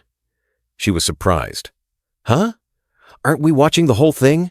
I wanted to see the transformation into a devil." Jane replied coldly. "I really don't want to." The blonde girl asked, puzzled. "Why?" Jane muttered softly, her eyes revealing disgust. A disgusting sight. The scene suddenly shifted, bringing us back to the modern world, where Garam Hall stood tall under the nightlights. Kim Hajin appeared, his body gaunt, eyes sunken, face smeared with blood. He sighed, so tired. His whole body ached, feeling as if he were on the verge of death. Every step was a searing pain, forcing him to drag himself along. A childish voice rang out, "Hajin, The pink-haired girl rubbed her eyes, looking at him blankly. Kim Ha-jin was startled. "Oh, did I wake you up?" He gently picked up the little girl, apologized, and promised to take her back to bed. The girl obediently said, "Okay." The young man held the little girl in his arms, walking through the warm room, the gentle moonlight shining through the window. Under the full moon, Suwon's station appeared. The narration echoed, "You go back to the cube first." Kim Ha-jin asked Suho, "What about you?" Suho smiled and replied, "Since I'm already here, I'll visit my family." Kim Ha-jin turned back in surprise, hearing Suho call out. Amidst the ethereal moonlight, Suho smiled brightly, his figure glowing like a star, offering sincere thanks. Kim Ha-jin silently watched Suho, his eyes full of thought amidst the tiny specks of light. Suho, an undoubted hero, steadfastly walked the path of righteousness, like a symbol of hope. In the heart of the bustling modern city, a hero like Suho was truly rare. Kim Ha-jin sat in front of his computer screen, typing, telling himself that Suho was the embodiment of faith. His fingers glided across the keyboard, the name Suho appearing, a reminder of the meaning to protect in his name. He embraced Evangel. In his mind, Suho was the true savior, the protector of this world. Back at Suwon Station, Suho turned his head, seeing Kim Ha-jin looking at him with a puzzled expression. Kim Ha-jin quickly smiled, waving his hand to say it was nothing when Suho asked. Suho waved goodbye, telling him to get home safely. In Kim Ha-jin's heart, he was the most trustworthy person. A mysterious emblem appeared, the symbol of the Nine Evils, a guild of heroes that had risen to the pinnacle of devil society. The narration revealed that the Nine Evils once sowed disaster, but that moniker was now a compliment, with the third-ranked member being Wicke. A deep mountain cave appeared. Inside the cave was a secret base, known as the Sanctuary of Evils. Jane and a short red-brown-haired girl were talking. The red-brown-haired girl wondered why the other person was still here. It wasn't like her at all. The short, silver-haired, dark-skinned girl tapped her fingers, agreeing that the person didn't care about work. In the office, Jane and the short, red-brown-haired girl were still discussing a strange person, suspecting her of being a devil. The door suddenly opened, and a man in uniform walked in. The man in uniform walked past Tomer, who was sitting with her back turned, highly focused on the computer screen, seemingly oblivious to her surroundings. A heavy sigh echoed. Tomer called her own name, as if questioning or reminding herself of something. With an annoyed expression, Tomer sprang up from her chair, turning around, seemingly having run out of patience with the current situation. The silver-haired woman reached for a stack of documents on the table, her sharp eyes focused on the work awaiting her. The man in uniform placed the documents in front of Tomer, saying, "I know you're the best, but don't think you're above this task." Tomer sighed, reluctantly accepting, Fine." Tomer took the documents, her eyes full of doubt, and asked the man directly, "So, what's the mission?" The man just looked at her, not saying a word, as if wanting her to discover it herself. Tomer irritably opened the documents. "Would you die if you told me?" Tomer was surprised when he looked at the document's contents, exclaiming, "But this is..." The man simply confirmed, "That's right." A close-up of Tomer's face showed her eyes widening in astonishment. Her mission was surveillance. The scene shifts to a long-haired blonde girl, wearing a pristine white dress, her back turned, standing amidst a space filled with ethereal light. The setting changes to a modern city with skyscrapers. Then, the scene moves inside a luxurious waiting lounge where many people are gathered. In the vast space, Kim Ha-jin appeared, his eyes surprised when he heard someone call his name. A long-haired blonde man, with a friendly smile, approached Kim Ha-jin and asked, "You've scheduled a magic engraving session, right?" Kim Ha-jin smiled back, confirming, "Oh, yes, that's right." Kim Ha-jin and Jin sat opposite each other. Jin introduced himself. "Welcome. My name is Jin, and I am a 4-star mage." Kim Ha-jin replied, "You'll be handling my engraving today, right?" "Nice to meet you." Jin, a 4-star mage specializing in artifacts, smiled and explained to Kim Ha-jin that this was the highest level a normal person could achieve. Kim Ha-jin thought to himself, "How lucky." Suddenly, a scrutinizing gaze swept over Kim Ha-jin, as if Jin was scanning all his information. Kim Ha-jin was momentarily flustered. Jin then politely invited Kim Ha-jin to follow him.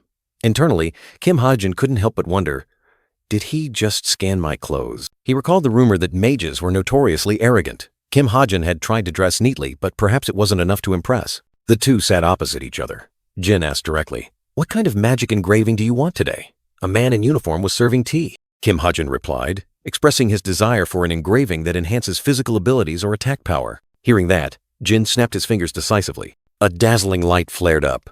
Then 3 engraving images appeared in mid-air, a footprint, a fist, and a heart.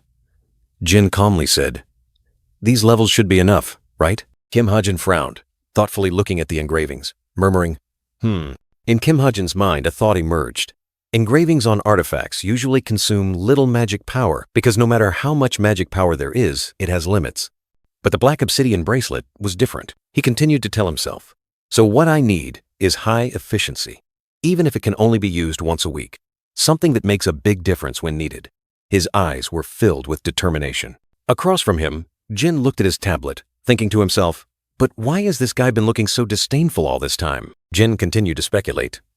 He doesn't even bother to hide it. Did he judge me just by looking at my clothes? Kim Hajin was also questioning himself. If I let it go, he'll just do a shoddy job of the engraving. His face showed a mix of worry and determination. With a decisive clearing of his throat, Kim Hajin broke the silence. He looked directly at Jin, his tone resolute. I want something not so mediocre. Don't you have anything that requires more magic power? Jin, the 4-star mage, took a sip of tea, his green eyes showing confusion. He was listening to Kim Hajin's request. Something like a protective energy shield or instant activation is what I'm looking for. Jin hesitated. Well, it's certainly possible, but Kim Hajin leaned back in his chair, a confident and slightly provocative smile on his face. He shrugged, asking Jin in return, or is it a bit too much for a 4-star mage? The entire room fell silent. Jin sat motionless, his green eyes staring into space. Seeing this, Kim Hajin slightly frowned and asked again, I'm sorry? Kim Hajin suddenly stood up, looking hurried. All right then, I'm a bit busy. Maybe next time. Jin immediately panicked, waving his hands frantically. No, not at all. The black blue-haired young man looked directly at Jin, his gaze scrutinizing. He asked, with a loaded tone, Isn't that right? Jin forced a laugh, cold sweat breaking out. He thought to himself, What's wrong with this kid? Is he filthy rich or something?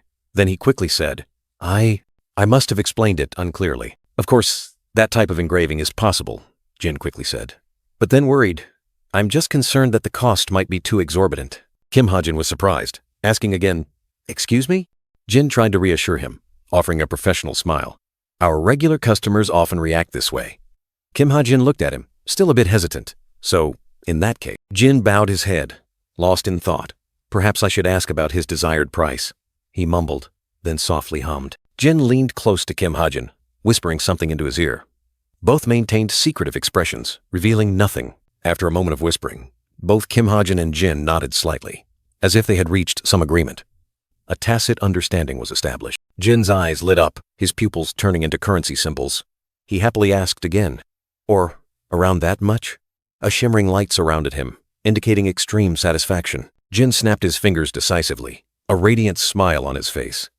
Let me show you another list, he said, then turned and called out, Secretary, a cup of tea for our guest. The scene shifted to the outside of the tall building, where the morning sun shone, reflecting brightly on the glass windows. In a noisy classroom, Kim Hajin sat among students chatting animatedly. He quietly observed his surroundings, thinking about what had just transpired. Kim Hajin rested his chin on his hand, smiling contentedly. He thought to himself, the Geomac Mountain raid is over. I've safely delivered Misteltein into Suho's hands, and the engraving process is underway. He concluded, I don't want to act superior, but when dealing with arrogant people, you have to fight fire with fire. I'm glad everything is going as planned. In the classroom, a solemn voice rang out, breaking the noisy atmosphere. All right, attention! The man in uniform, wearing sunglasses, stood before the podium and sternly announced, From today onwards, all of you will be divided into 5-person teams and begin team competitions. Kim Hajin looked up, a hint of surprise in his eyes. He thought to himself, this moment has finally arrived. In his mind, team competitions were challenging group projects where they would raid dangerous small towers together, or perhaps dramatic flag capturing contests requiring seamless coordination among members. And sometimes they were social activities, long trips to foster camaraderie, like gathering around a bonfire together. The teacher's voice continued, choose suitable members and submit your team roster by next Wednesday. Around him, students buzzed, inviting each other. As for Kim Hajin, he pondered, what should an outcast like me do? He frowned, continuing to think about the teacher's words. Those who cannot form a team will be randomly assigned. He sighed. This method isn't great either. Suddenly, a soft knock sounded, drawing his attention. The knock repeated, gentle yet firm, from behind him. He turned his head, his gaze meeting Rachel, the blonde girl sitting thoughtfully in the back row. Kim Hajin was surprised. Wait, is Rachel in the same situation as me? He realized that if there was a difference, it was that she chose to isolate herself, as her noble social status created an invisible barrier between her and everyone else. He smiled faintly, an idea flashing. It wouldn't be bad for us to team up, he remembered. And just in time, I have this for Rachel. Young butterfly powder. He mused. If everything followed the original plot, she would show signs of awakening in the finals. If she hesitates any longer, she'll be much weaker than her original self. Without hesitation, he touched the air, and a message board appeared. He sent a proposal. Rachel, would you like to team up with me? Hajin. Without hesitation, Kim Hajin pressed the send button, and a collaboration offer was sent. He turned back, his eyes full of anticipation, nervously looking towards Rachel. Meanwhile, Rachel remained pensive, a sigh escaping her lips. Suddenly, a ding sounded, and the blonde girl startled, her eyes turning curious. Kim Hajin's heart pounded as Rachel checked the message, both holding their breath in anticipation. He looked at Rachel, and she also looked up, their eyes meeting for a moment. Kim Hajin was stunned, an inexplicable feeling surging within him. In his mind, Tomer appeared, extending a hand to invite Rachel to cooperate. Why Tomer? He wondered. That scene became clear in Kim Hajin's head. Tomer was inviting Rachel to form a team, creating an unexpected alliance. Tomer gave a mysterious smile, while Rachel looked straight at him, not saying a word. Whispers spread throughout the room. Tomer and Rachel? How could they team up? Kim Hajin frowned, confused, asking himself, what reason does Tomer have to join now? And why Rachel? He recalled that the position of mercenaries in Demon Society and Wicked's activities all hinted at a puppet master behind the scenes. If Rachel was the target, then everything could only lead to one person. Kim Hajin's eyes sharpened, and a name appeared in his mind.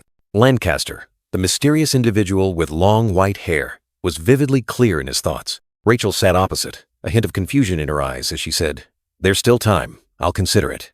A vague promise. Kim Hajin, hidden in the shadows, subtly smirked, a smile full of hidden meaning, as if victory was already assured. Against the pristine white ceiling, a line of text appeared, echoing like an acceptance. "As you wish." Rachel sat there, alone in the room, suddenly remembering something.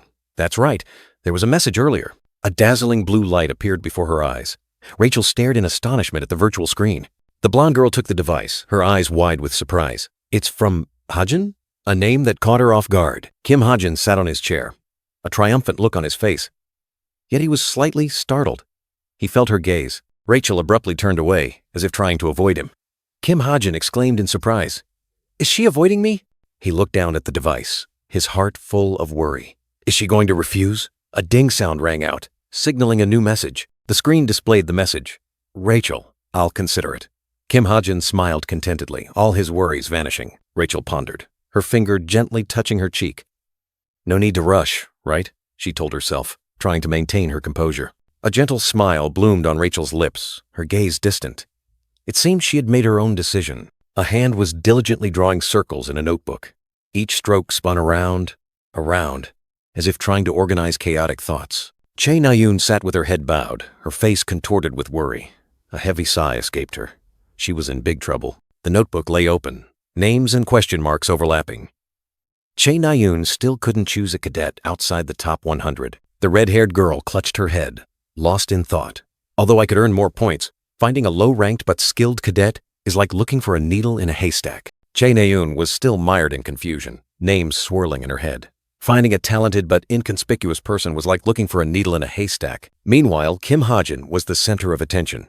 A smiling black-haired girl approached, suggesting they form a team after class. Not to be outdone, another brown-haired boy also eagerly invited him, offering a rifle exhibition ticket, knowing full well that Kim Hajin was a marksman. A crowd of cadets surrounded him, each with an invitation, making Kim Hajin the hottest name.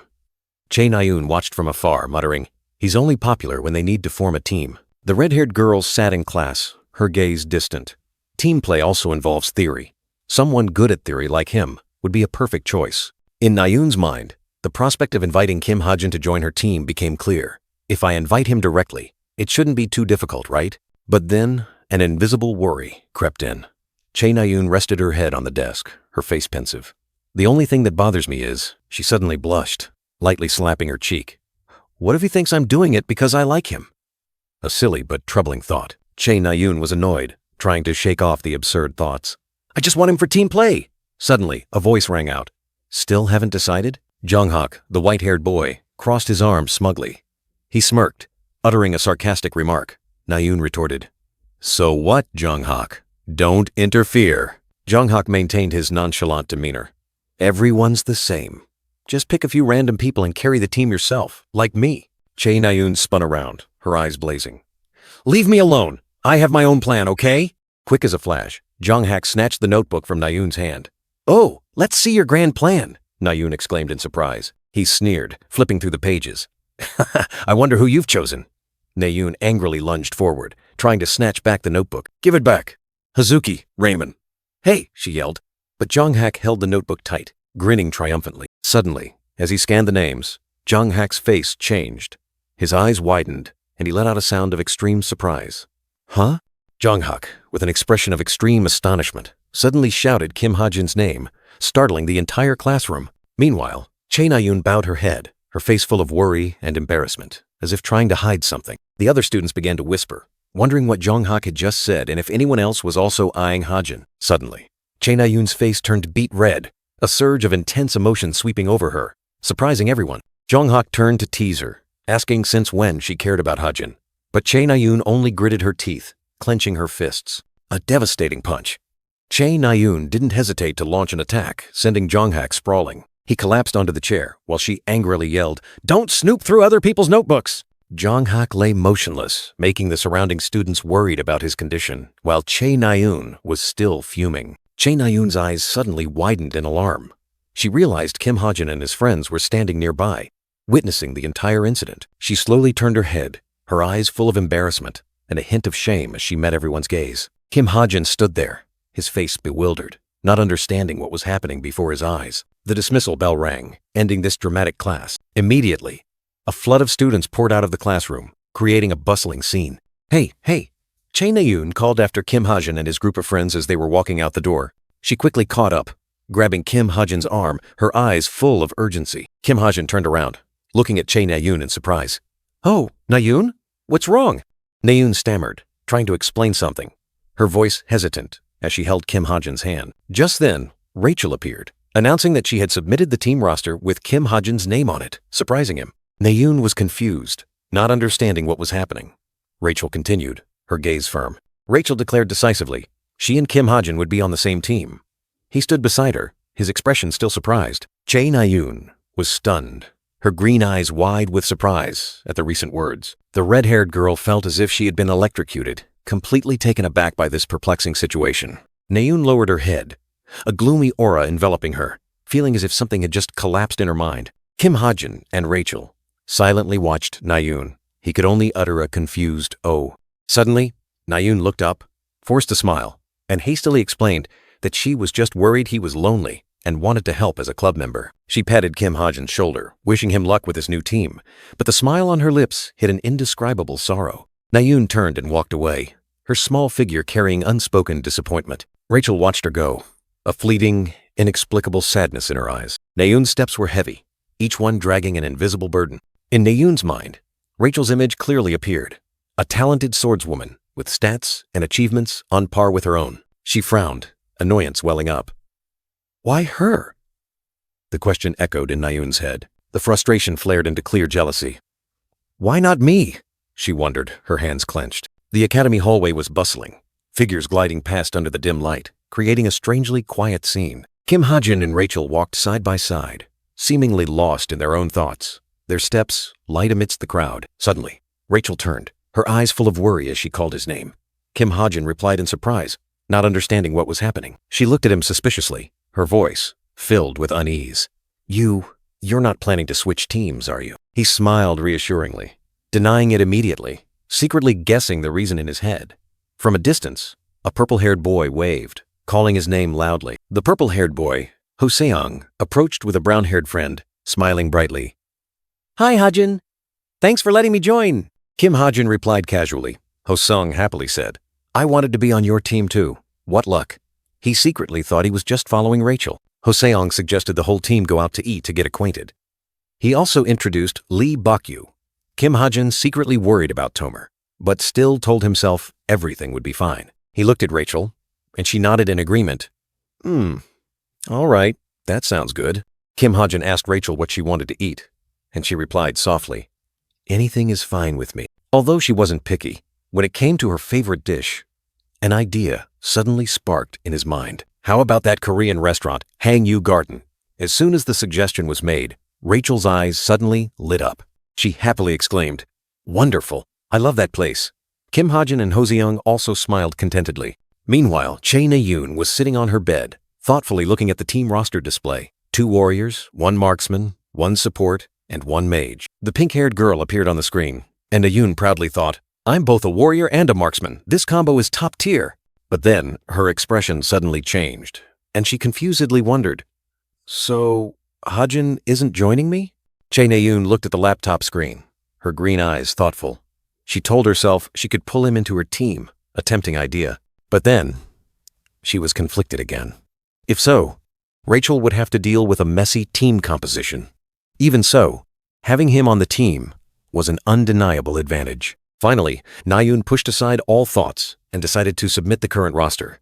The screen displayed a cold confirmation. All right, well done, Na-yoon. Having finished the task, Na-yoon sighed tiredly, collapsing onto her bed. It felt like a burden had been lifted, but her mind was still restless. She lay there, eyes wide open, staring at the ceiling, muttering, "Can't sleep." The restlessness in her heart gnawed at her incessantly. She regretted it immensely, wishing she had invited Ha-jin sooner. If so, her team wouldn't have to worry about strategy, and everything would have been much easier. She clenched her hands, blaming herself for hesitating and letting Rachel quickly steal him away. A feeling of regret and anger surged within her. Memories of her disastrous loss to Rachel in the midterm exam flooded back. She had only recently switched to using a sword, and facing Rachel now was like starting from scratch. Furious, Na-yoon slammed her fist onto the bed, growling, "Ugh, this is terrible." Her entire body trembled with helplessness. She lay on her side, eyes still wide open, staring into the distance. With things like this, would she lose to Rachel once again? The question haunted her. In a completely different scene, Kim Ha-jin and Rachel were eating noodles together. He smiled calmly while the blonde princess looked at him, her blue eyes sparkling. Suddenly, the world changed. An icy cave appeared, with sparkling blue crystal formations, exuding an ethereal yet chilling beauty. Whoa, this place. It's insanely cold. A group of students, including Kim Ha-jin, Rachel, Ho-seong, and Lee Bak-gyu, wearing thick coats, stood amidst the icy expanse. This was their first lesson on teamwork. The title clearly appeared, Dungeon Exploration. A challenging and dangerous mission awaited the students ahead. When a new dungeon is discovered, a reconnaissance team is usually sent to investigate inside. That is the standard procedure, an important step, and completing that mission honestly was their task today. Ho-seong complained that they had been walking for 20 minutes, and Lee Bak-gyu was freezing. Another student asked Ha-jin if he was cold, but he remained calm. Rachel looked at him with concern. In the heart of the icy cave, 5 paths opened up like gaping mouths. The group was confused, and a student asked which way they should choose. Ho-seong suggested a direction, trying to dispel the anxiety. But Lee Bak-gyu immediately objected, firmly stating that it was not the right path. Ho-seong was surprised and turned to ask Kim Ha-jin how he could be so sure. Kim Ha-jin calmly replied that he had keen eyes and knew it wasn't the way, then teased Ho-seong for trying to trap the group. Elsewhere, Chae Na-yoon frowned, her face full of annoyance and disappointment. Ho-seong turned to Rachel, saying the team leader should be the one to decide. Rachel pondered thoughtfully. Finally, Rachel decided to trust Kim Ha-jin, even though Ho-seong still had doubts. Ho-seong sighed, still muttering that the other path was correct, but then turned and followed Kim Ha-jin. He thought to himself, this doesn't look good at all. The group ventured deeper, and an astonishing sight appeared.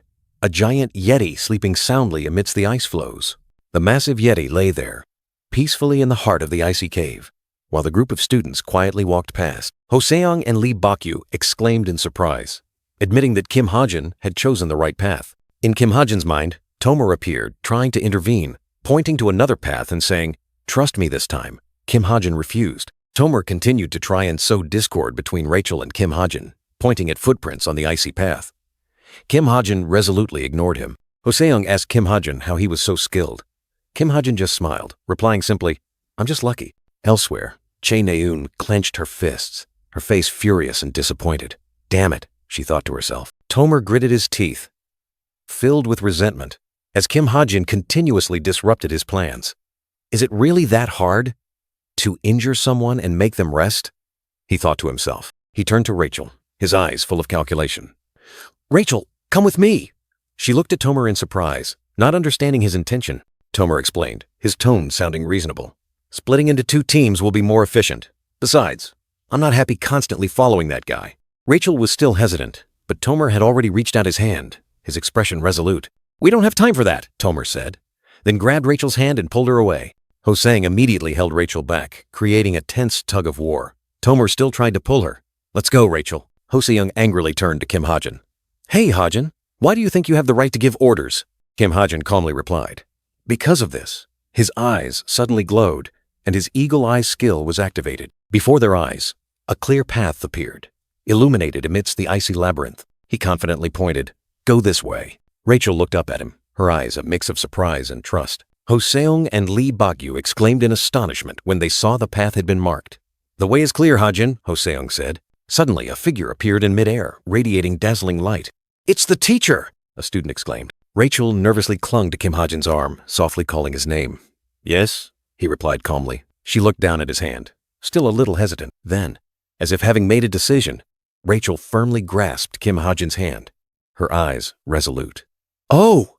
she exclaimed. Rachel held his hand tightly. Kim Hajin was startled and quickly apologized, but she only replied gently, as if to dispel all worries. Rachel's hand remained on Kim Hajin's, her eyes gentle, like an unspoken promise. "You don't need to apologize." Suddenly, a voice rang out, breaking the moment. "Rachel's team, report!" Kim Hajin and his teammates looked up. The names of terrifying monsters were mentioned one by one. Yeti, Snow Beast, Snow Golem, White Dragon. The gray-haired teacher nodded in satisfaction, his sharp gaze sweeping across the tablet screen. This dungeon's final boss must definitely be intermediate level 3 or higher. Excellent. Rachel's team did perfectly, the praise rang out. Rachel smiled faintly, her palms clasped together. Her teammates cheered, the atmosphere joyful. Lee Bagyu excitedly asked, "Did the teacher just say we did perfectly? That's amazing." Kim Hajin smiled faintly, confidence radiating. Hoseyoung looked at Kim Hajin, his gaze complex. He secretly thought, "From now on, I'll just follow him." A calculating thought. Hoseyoung's eyes suddenly flashed purple, a faint tesk escaping him. His face darkened, the surrounding air seemingly choked. In a dark room, the gray-haired man asked Sillison about the surveillance mission. "That's right," she replied, her eyes cold. Sillison flipped open the file. Inside was a picture of Rachel. "You will wait for an opportunity to injure or weaken Rachel. There will be agents to assist. It won't be difficult. Just make her temporarily withdraw from daily activities. Our agents will handle the rest." "Can you do it?" Sillison said. A knowing smile. The man hesitated. "Well."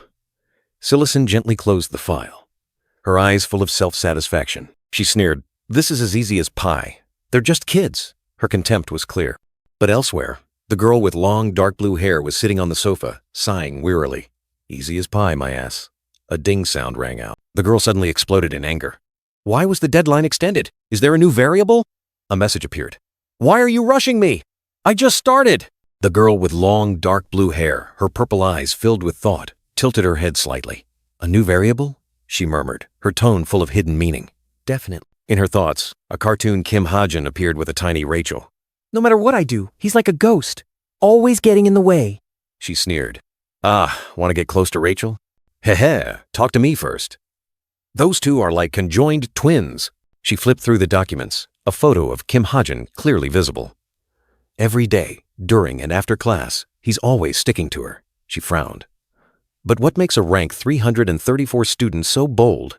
No matter how I look at it, he's not remarkable at all. Suddenly, an idea flashed. She smiled slyly, a piece of paper fluttering lightly in her hand. Don't tell me he was inspired by that old saying, "Faint heart never won, fair lady." Her eyes widened, deep in thought. A plan was slowly forming in the mind of the girl with long, dark blue hair. She looked at the two photos, Kim Hajin and Rachel, her gaze sharp. Kim Hajin. Does he really have feelings for Rachel? A flash of insight crossed her mind. The girl with long, dark blue hair sat amidst a pile of papers, suddenly turning around. Wait a minute," she exclaimed, as if she had just found a way out. In that case, a bold idea emerged, brilliant like fireworks. "I just need to exaggerate the truth and spread rumors that this kid Hajin likes Rachel, and it's done." A banner flew up. "He likes her." In her imagination, Rachel was annoyed, Kim Hajin flustered. They'll naturally distance themselves from each other. Rachel said, "I'm uncomfortable with all this scrutiny." Kim Hajin replied, "But Rachel." Rachel concluded, "Just leave me alone." She smiled triumphantly, an image of Rachel and a cartoon silver-haired girl looking happy. "Then I can complete the mission easily." The girl with long dark blue hair tapped her finger lightly on her chin, her eyes flashing with determination. "All right, then first, She smiled confidently, sitting relaxed amidst the papers. I'll need to approach the entire team. The scene shifted to a theory class, a large screen displaying phenomenological analysis 2. The teacher's voice rang out. That's enough for today. The gray-haired teacher, wearing sunglasses, stood at the podium. Next week, each team will choose a small-sized dungeon and present on the most effective raid method. A sigh echoed. The bell signaling the end of class echoed. With that, we'll conclude today's lesson, the teacher said. Sigh. This homework, a student groaned. Lee Bok-yu smiled brightly, full of confidence. Doesn't worry me at all. Kim Ha-jin and Rachel sat nearby, looking at the scoreboard. Kim Ha-jin first place, Rachel second place in the written exam. Lee Bok-yu continued to smile brightly, full of confidence, declaring absolute trust in Kim Ha-jin. He could only scratch his head, replying humbly. You're still being modest. Lee Bok-yu clapped in applause, while Kim Ha-jin could only sigh. A male student stood up to announce the upcoming team leader meeting. All right. The whole class responded in unison. Chatter filled the air as students gradually left. Kim, Ha-jin, and Rachel remained seated, putting away their books. So then, Lee Bok-yu suggested the group go for coffee and discuss work. Rachel was just about to agree. A girl with curly black hair appeared, her smile as radiant as the Sunday. Just coffee? Since we're at the cafe, let's have some cake too for fun. Kim Ha-jin froze, his mind swirling with a barrage of question marks. What was happening? He silently observed, then directly questioned the girl. What are your intentions? Intentions? The girl still smiled brightly. I just want to get to know everyone, Kim Ha-jin snapped. That's what's weird. Why is she suddenly being so proactive? He thought to himself. Lee Bok-yu, Tomer, and Hoseong had already gathered around the girl, chatting animatedly. Let's go, everyone. Rachel, too, the black-haired curly girl urged, pulling the group along. We don't have much time. Kim Ha-jin was bewildered. Wait, what? His gaze was sharp, full of vigilance. Something's not right here. Under the golden sunlight, Cafe Carrot appeared, strangely peaceful. I've checked the roof and the basement. No traps, he whispered, still vigilant. But something still feels off. Rachel called his name. Ah, that's right. The group sat around the table, documents spread out. The impromptu meeting began. The group meeting was lively. Everyone clearly assigned tasks. Hoseong and Lee Bok-yu would gather dungeon data. Tomer and Rachel would calculate mana density. The whole group was united, ready for the project. Kim Ha-jin, in a pivotal role, confidently took responsibility for data synthesis and presentation. He took a sip of water while scanning the documents. Everything seemed to be in order. So, the assignment discussion is done, the black-haired curly girl exclaimed, her face radiant. Lee Bok-yu beside her also smiled, relieved as if a burden had been lifted. Lee Bok-yu and Hoseong couldn't hide their joy. Having Kim Ha-jin in the group is truly a blessing, Hoseong exclaimed. Both sighed in relief thinking about the completed group project. Tomer turned to Kim Ha-jin, his eyes full of admiration. You're not just good at studying, but you've also become a top-tier fighter since you switched to using guns. He humbly replied, I'm just average. You're too humble, Tomer continued, mentioning that Kim Ha-jin was once sought after by a famous guild. The black blue-haired young man just mumbled, looking a bit flustered. Suddenly, a hand gently tugged at Kim Ha-jin's sleeve. It was Rachel. She leaned in slightly, seemingly wanting to say something private. Rachel whispered his name, her eyes a little worried. Ha-jin, she began, pulling him closer to avoid being overheard. Didn't you receive contact from the British royal family? Rachel asked, surprising Kim Ha-jin. What contact? He replied, confused, looking around at the equally curious faces. The blonde girl frowned slightly, seemingly surprised that he didn't know. You know, about the British Royal Association. Rachel said softly, as if it were obvious. The British Royal Association? Kim Ha-jin pondered, trying to search his memory. I don't think so, he doubted, having no recollection of this matter. Suddenly, a light flashed in his mind. Wait a minute. He quickly raised his hand to his wrist, pressing his smartwatch. A small beep sounded. I did receive an email, he realized, as the watch screen displayed Royal Association vertical bar to Cube Cadet Kim Ha-jin. I don't check my mail often. Rachel clenched her fists, a little puzzled. They contacted him via email. Kim Ha-jin decided to read the letter immediately, his eyes focused on the screen. The Royal Association is recruiting me? Kim Ha-jin skimmed the email. Welcome, Cadet Kim Ha-jin. He was surprised to see the letter written in Korean, an unexpected courtesy. Ha-jin read the email, wondering about the 100 million won salary for the scouting contract, thinking it wasn't bad. Rachel asked to see it. He agreed. Rachel's eyes widened in disbelief at what she saw. Additional performance-based benefits? Is this all they can offer? She was utterly disappointed. Rachel sighed, turning her back. her face clearly showing annoyance. Forget it. Don't read anymore. The black-haired curly girl beside her was also stunned by her reaction. Rachel suddenly stood up, startling everyone. Excuse me, I'm leaving. Tomer, Hoseyoung, and Lee Bakyu's eyes widened in surprise, while the black-haired curly girl was dumbfounded. The black-haired curly girl quickly tried to stop her. Wait, you can't leave now. You have to have fun with Hajin. But Rachel dashed off like the wind. Kim Hajin stared after her, bewildered, and Tomer was equally confused. What the hell? What made her so upset? He wondered. Hoseyoung sighed. Things weren't going as planned. Lee Bakyu wondered. What's wrong? Hoseyoung could only reply. Good question. Kim Hajin pondered, his eyes thoughtful. He began to question himself, wondering if he had done something wrong. Perhaps. Tomer leaned close to Lee Bakyu and whispered, Hey Bakyu, what is it?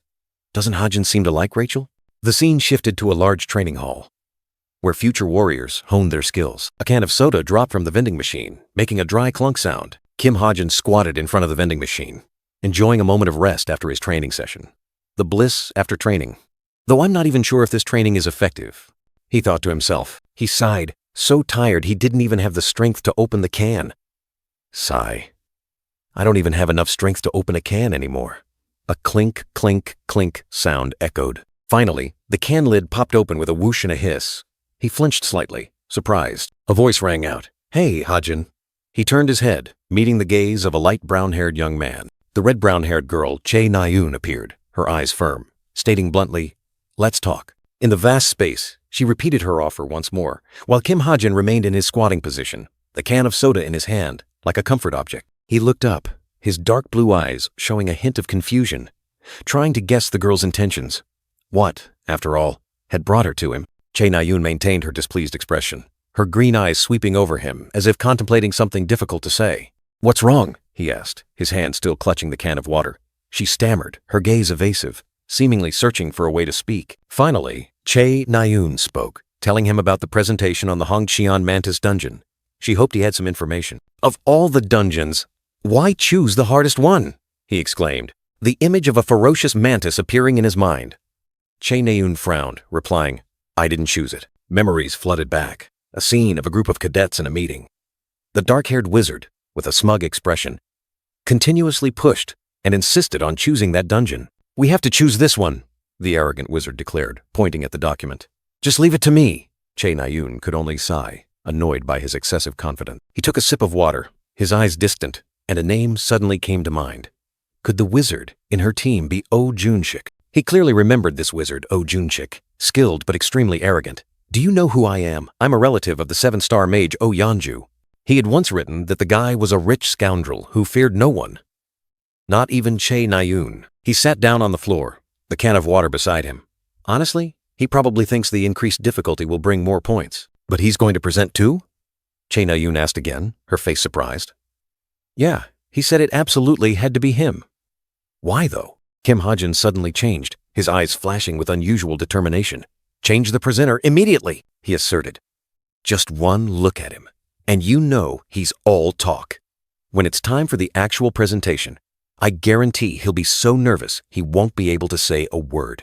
Chae Na-yoon sat beside him, still a bit skeptical and worried. The red-haired girl's eyes widened in horror, lamenting that entrusting the presentation to someone like Oh Junshik would be a disaster for the academy, society, and their grades. She shot up, her face flustered but full of indignation, asking Kim Hajin if he agreed. Usually, she didn't like to cause trouble, but this time was different. Chae Na-yoon fumed, saying that guy was even more stubborn than her. Kim Hajin sat there, smirking in response. So you admit you're stubborn too, huh? Kim Hajin had an idea, suggesting Hazuki present, believing she would do well. He suddenly realized something. The red-haired girl hesitated, not unwilling, but afraid Oh Junshik would cause trouble.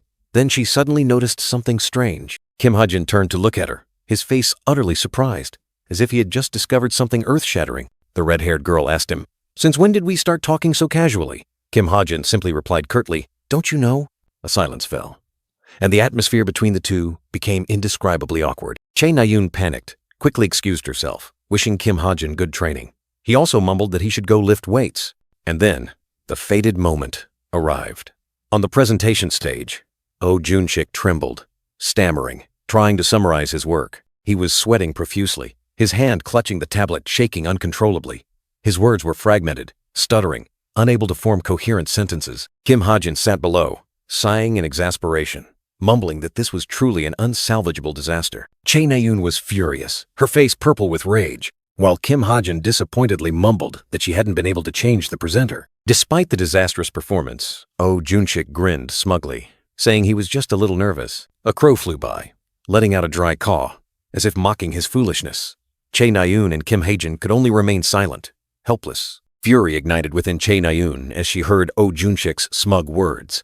"Is that all that bastard can say?" she growled, trying to restrain herself, her fists clenched, trembling. "Just you wait. After class, I'll knock out all your teeth." The cold vow echoed in her mind. She sat down, propping her chin, her face still resentful. Just then, the call for the next team rang out, pulling her from her thoughts of revenge. A dark blue-haired young man wearing glasses stepped onto the presentation stage. Chae Na-yoon's eyes widened, watching his every step in astonishment. The red-haired girl's mouth fell open, her eyes wide, her face incredulous. A jolt of electricity ran through her body. The young man with glasses stood on the stage, holding a tablet, calmly beginning his presentation. "Glasses?" Na-yoon exclaimed, shocked by that minor detail. He confidently introduced the Washin Dungeon, located at the foot of Mount Seorak, Gangwon Province. His tone was professional and clear. On the screen, complex charts and data appeared. The young man with glasses presented fluently, analyzing deeply, making the entire audience listen in silence. Chae Na-yoon swallowed hard, her eyes fixed on him. "No way," she mumbled, her surprise overpowering her anger. Kim Ha-jin was also surprised, his gaze following the young man on the stage. This was a performance that far exceeded all expectations. The young man with glasses continued his presentation, confident and professional, with shimmering virtual data streams surrounding him. "Truly amazing!" An exclamation rang out. Suddenly, a gray-haired young man with glasses raised his hand, interrupting. "Wait, I have a question." He questioned the presenter. "How can you confidently estimate the reverse mana flow with such limited data?" The boy with glasses smiled confidently, as if he had anticipated this question. His gaze was sharp, full of wisdom. He pointed at the screen, and a complex formula appeared. "This formula will explain everything." The entire auditorium gasped in surprise. The auditorium buzzed with whispers, praises for Kim Ha-jin echoing. "Ha-jin's presentation was amazing. I knew he was smart, but I didn't expect him to be so good at public speaking. En une expectée performance." In the dazzling light, Chae Na-yoon looked up, her green eyes wide with astonishment. An indescribable emotion welled up within the girl. "I don't know why, but he's pretty cool," the red-haired girl mumbled, her cheeks flushing. At the same time, the boy with glasses finished his presentation, a radiant smile on his lips. "Well done, Ha-jin." A joyful cheer rang out. Kim Ha-jin and Tomer high-fived in celebration, the jubilant atmosphere spreading everywhere. Chae Na-yoon remained seated, her eyes secretly glancing towards Kim Ha-jin. She tried to hide her attention, but her gaze couldn't tear away. Kim Ha-jin was surrounded by his friends, everyone laughing and chatting happily. Rachel, Tomer, Hoseyoung, Lee Bakyu, and the others all congratulated him. Chae Na-yoon pouted, her eyes filled with annoyance. Tsk! A helpless sigh escaped her. She still couldn't accept this fact. The large auditorium gradually emptied, leaving only the dazzling lights and a quiet space. A presentation had concluded. Another day of studies had passed. Rachel wiped her face with a white towel, a few drops of sweat clinging to her golden hair. "So, today's tasks are all done." She continued to wipe her face, her gentle voice speaking. "We finished the presentation. Tomorrow's the weekend, and I've also handed over the contract." Rachel and Kim Ha-jin walked down the stairs together, the setting sun casting a golden hue on the path. Why was Jong-hak's presentation so intense? Rachel wondered. Kim Ha-jin turned to ask Rachel, "Oh, aren't you going to celebrate with everyone?" Rachel smiled, replying, "No, I still have to train." "See you later then," Kim Ha-jin said.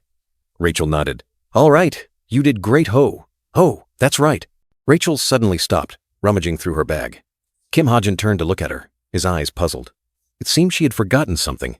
Rachel held out a stack of documents towards Kim Ha-jin. "Ha-jin, these are yours."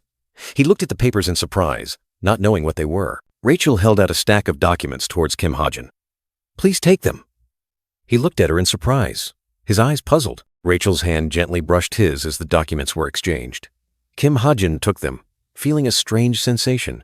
"What is this?" He flipped through them, his eyes widening. A jolt ran through him as he read the first lines.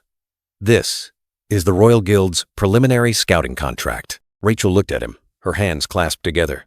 I believe this will be a much better offer than last time. She confessed that she had asked them to approach him. They underestimated your value just because of your rank. Kim Ha-jin let out a soft aha, his expression thoughtful. He looked down in contemplation, thoughts swirling in his mind. A new opportunity was opening up. Should he seize it? Rachel looked up at him, her eyes full of hope. I hope you'll seriously consider it. She placed all her trust in his decision. Afterward, Rachel, alone, clenched her fists, a radiant smile on her lips. I have a good feeling. She was filled with optimism. She walked into the changing room, humming a cheerful tune. I'd better take a shower and go home for a good rest. A long day had ended perfectly. Suddenly, a whisper echoed, making her stop. Her hand paused on the locker door. Hey, have you heard? Rachel stood motionless, listening.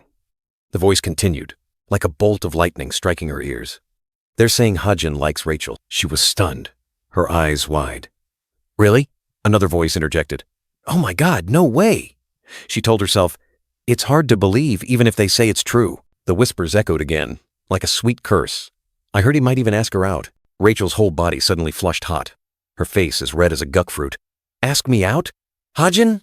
She couldn't believe her ears, her heart pounding wildly. The rumors continued to echo in her head, like an enchanting melody. Ha-jin likes Rachel. Ask her out.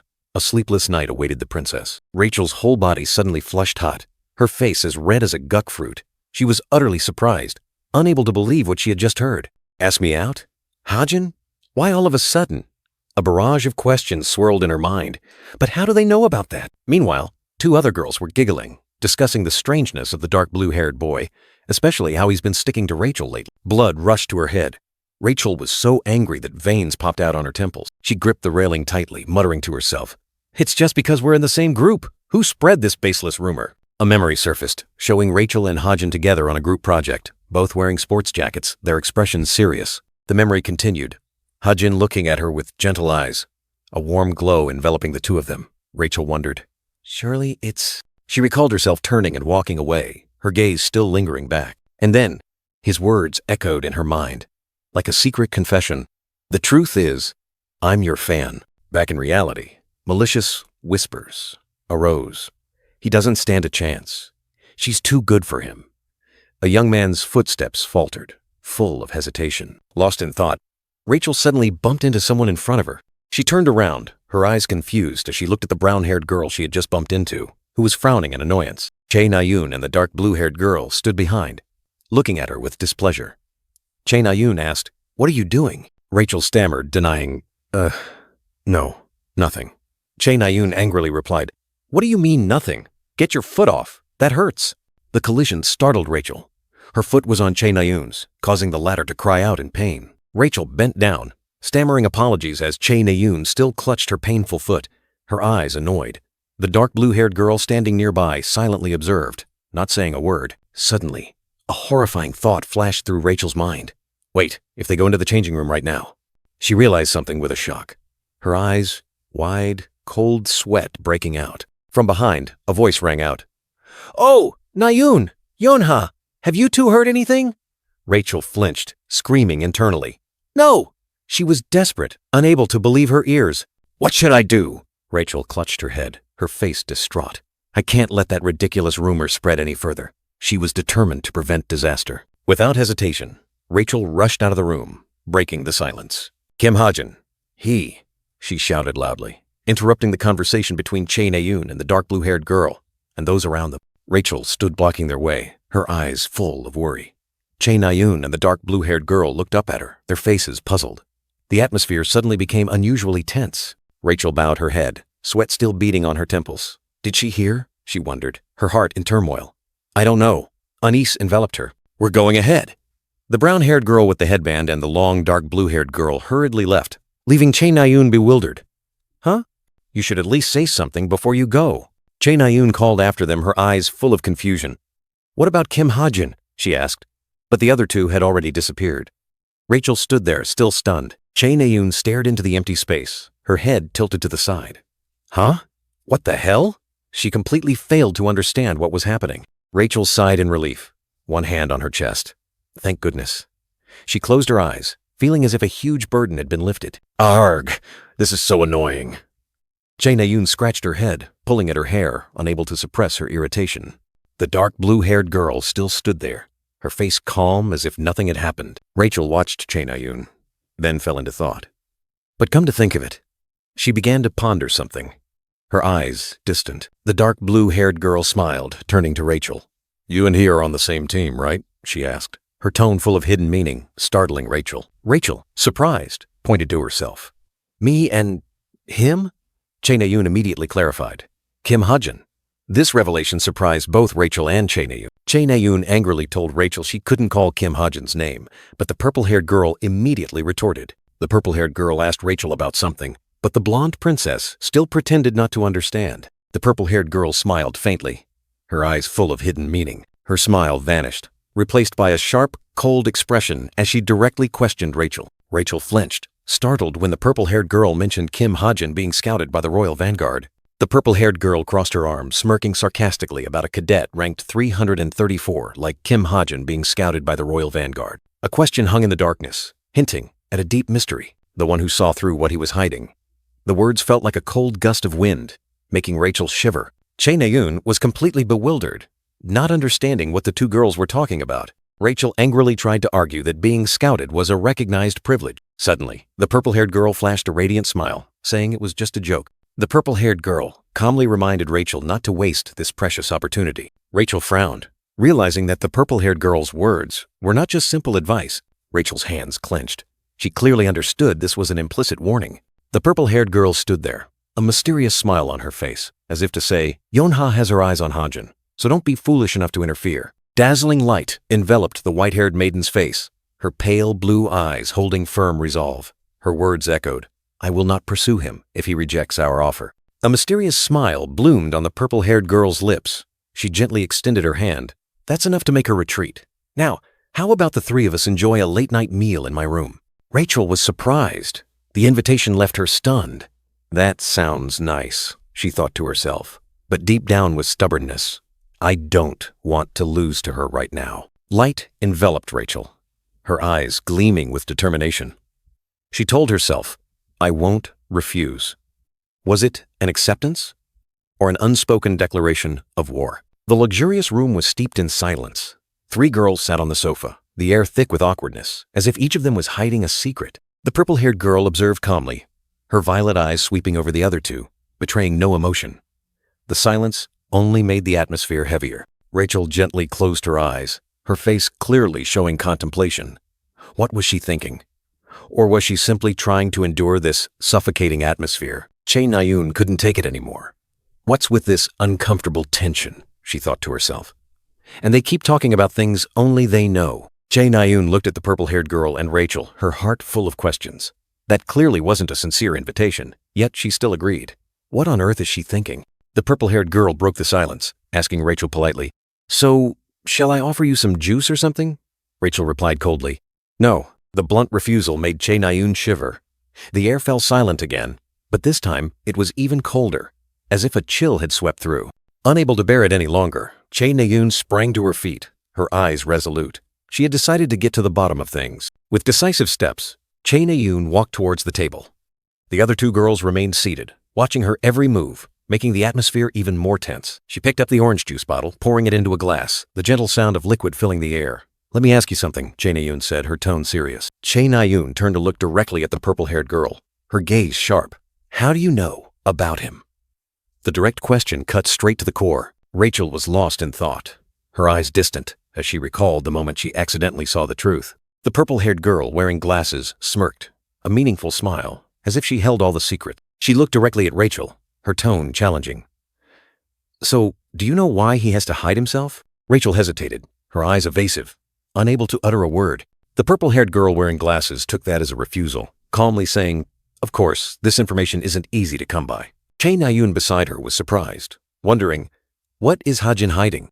In Rachel's mind, a stream of thoughts surged. That's right, I don't know his past or why he has to hide his power, but finding out those things won't change anything. The purple-haired girl wearing glasses sneered, "What are you saying? It changes everything." Information is what makes the elite society stronger than any national guild like. Rachel cut her off. "No, that's not it." Rachel placed her hand on her chest, firm in her conviction.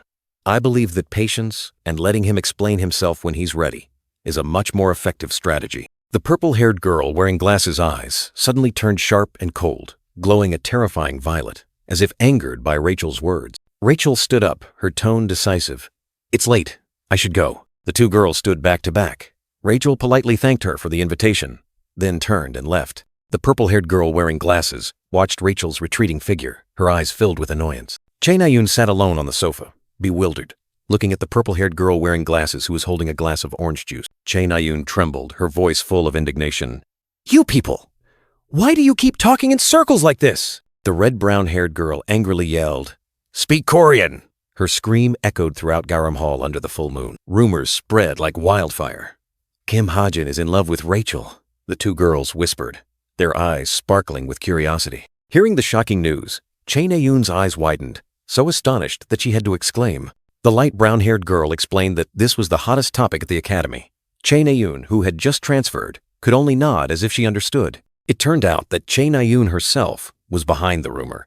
She proudly showed off her achievement, though her expression was a little sly. The light brown-haired girl continued to recount, but the black-haired girl was skeptical.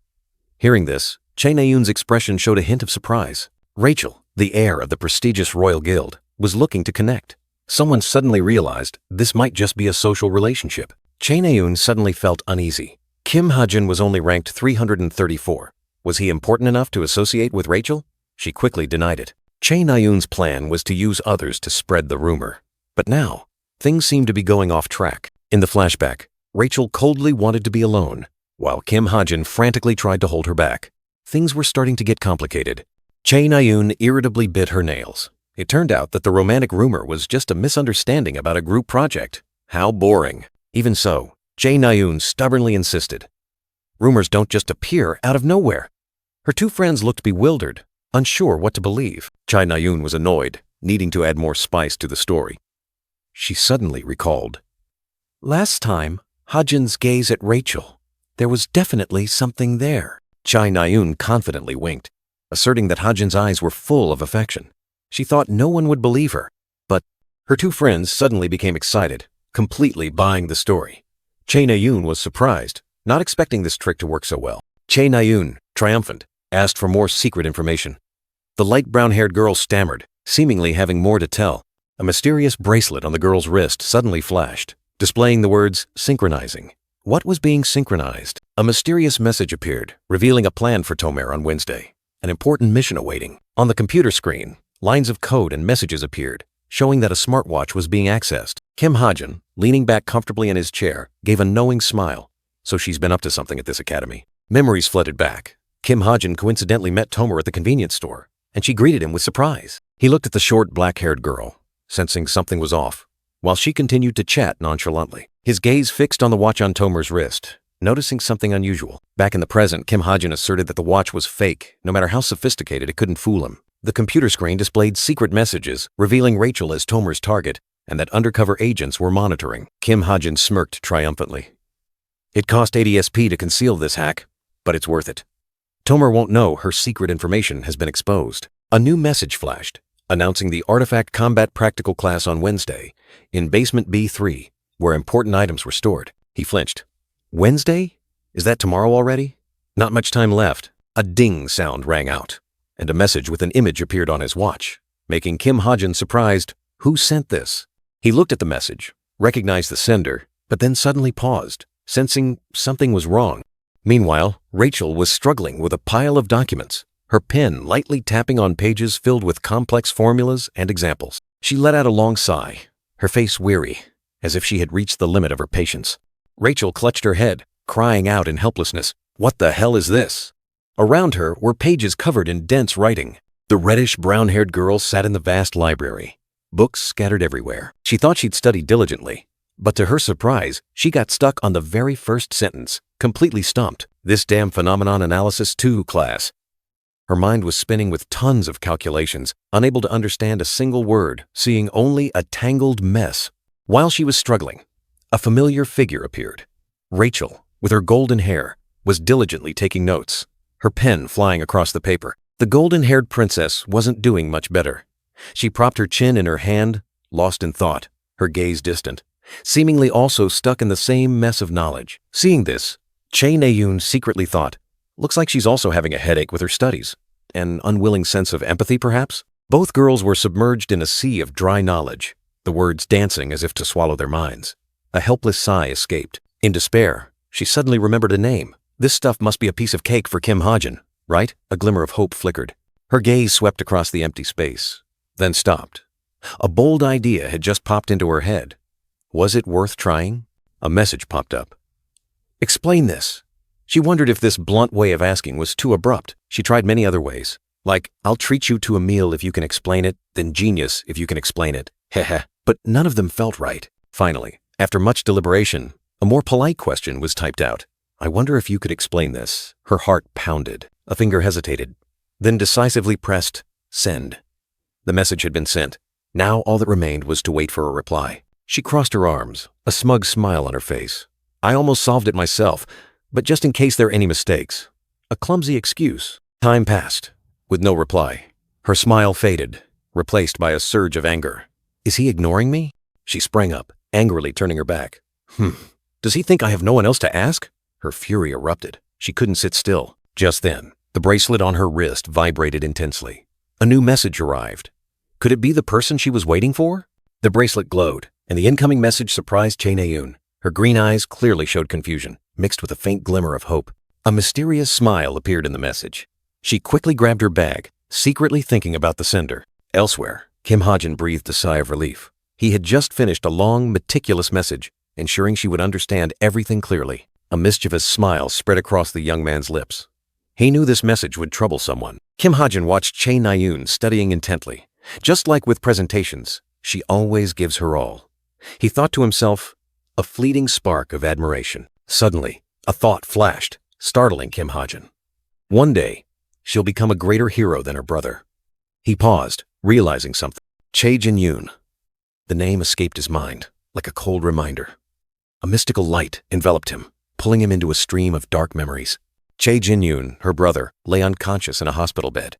He had turned into a demon seed and would transform into a true demon when the incubation period ended. A hideous demon appeared in his mind. No hero was strong enough to face it, and no one knew when Chae Jin-yoon would awaken. The image of the hospital faded in Kim Ha-jin's mind. So, he told himself, an invisible burden weighing on his shoulders. His fist clenched on the keyboard. I have to act before that happens. A steely determination was clear in his eyes. The problem was that only he knew about Chae Jin-yoon's condition. No one could help. But approaching it himself was impossible. If there was a way to disguise myself, he mused, his gaze stopping on a glowing card placed on the table. Ah, that's right. He picked up the black card, a distant memory suddenly flooding back. Back then, amidst the dark night, a voice echoed, calling his name. Kim Ha-jin, a mysterious young woman with long black hair and glowing eyes appeared. Join us. She extended the invitation, a dazzling light enveloping them. A mysterious hand reached out, touching the jet-black card in the hazy space, as if pulling him into another world.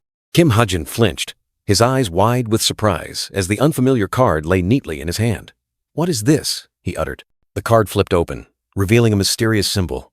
Geronimo Mercenary Band? He whispered, a name echoing with power. He pondered, realizing that Geronimo was not just a top mercenary group, but also a perfect cover for the notorious masked organization, Syndicate. Kim Ha-jin was confused, wondering why Syndicate targeted him instead of Shin Jong-hak. The story had deviated too far from the original. A brutal vision appeared. Blonde Silison wielding a sword, Chae Jin-yoon fighting back. With Syndicate's help, taking Chae Jin-yoon's life could become a reality. He sank into thought, envisioning a distant future where the three of them could lie side by side, peacefully under the light. No one could know. Kim Ha-jin sat at the desk, his gaze distant, looking forward, a tiny glimmer of light flickering in his mind. Suddenly, a childish voice rang out, interrupting his thoughts. Ha-jin! He startled and turned his head. A blonde little girl with two adorable pigtails, clutching a ghost-shaped plushie, stood sleepily at the door. Brother? Are you awake? Kim Ha-jin turned around, asking the little girl kindly. I'm sorry, Evangel. Did the light wake you? She nodded slightly. He gently picked up Evangel, comforting her. Let's go back to bed. A warm sibling affection spread. Holding the little girl in his arms, Kim Ha-jin sank back into thought. I shouldn't rush. If the incubation period is 5 to 6 years, then there's only about a year left. He clenched his fist, determined. There must be another way. A click sound echoed, like a knot being untied in his mind. The chair in front of the desk was empty, the jet-black card still lying there, silent in the night. The card shimmered, the mysterious chameleon symbol embossed on the black background, like an invitation full of magic and danger. Amidst the students' murmurs, the teacher began the practical lesson, as you all know, in today's practical session. On the podium, he boldly declared, "We will conduct a relic simulation battle." The entire hall erupted in excited cheers. Kim Ha-jin pondered deeply, while a student next to him excitedly said, "I can't wait." Amidst the buzzing chatter, another worried, "Oh no, what if my rank drops again?" Memories flooded back, of precious relics that usually belonged to the nations that found them. But after the catastrophe, many countries had fallen, turning into desolate ruins. Amidst the rubble, an ancient ring shone brightly. Now, any relic found in the wasteland belonged to its owner. To contend for these treasures, fierce battles erupted. Guilds, evil individuals, all plunged into the vortex of contention. Some wielded swords, others spears, confronting all sorts of hideous monsters, all for one purpose, to seize the relics. Those bloody, brutal battles were called relic battles. Returning to reality, the teacher continued, "Today, we will have a training session simulating a real relic battle that once occurred." Kim Ha-jin listened intently. The teacher swiped his finger across the tablet, explaining, "The relic discovery site is extremely vast, and the idea of the battle is contention." He gestured with his hand, his voice stern. "The command system, team communication methods, and relic locations are all unknown. You must always make accurate judgments. Students will be divided into the white team, with the task of defense, and the black team, with the task of offense.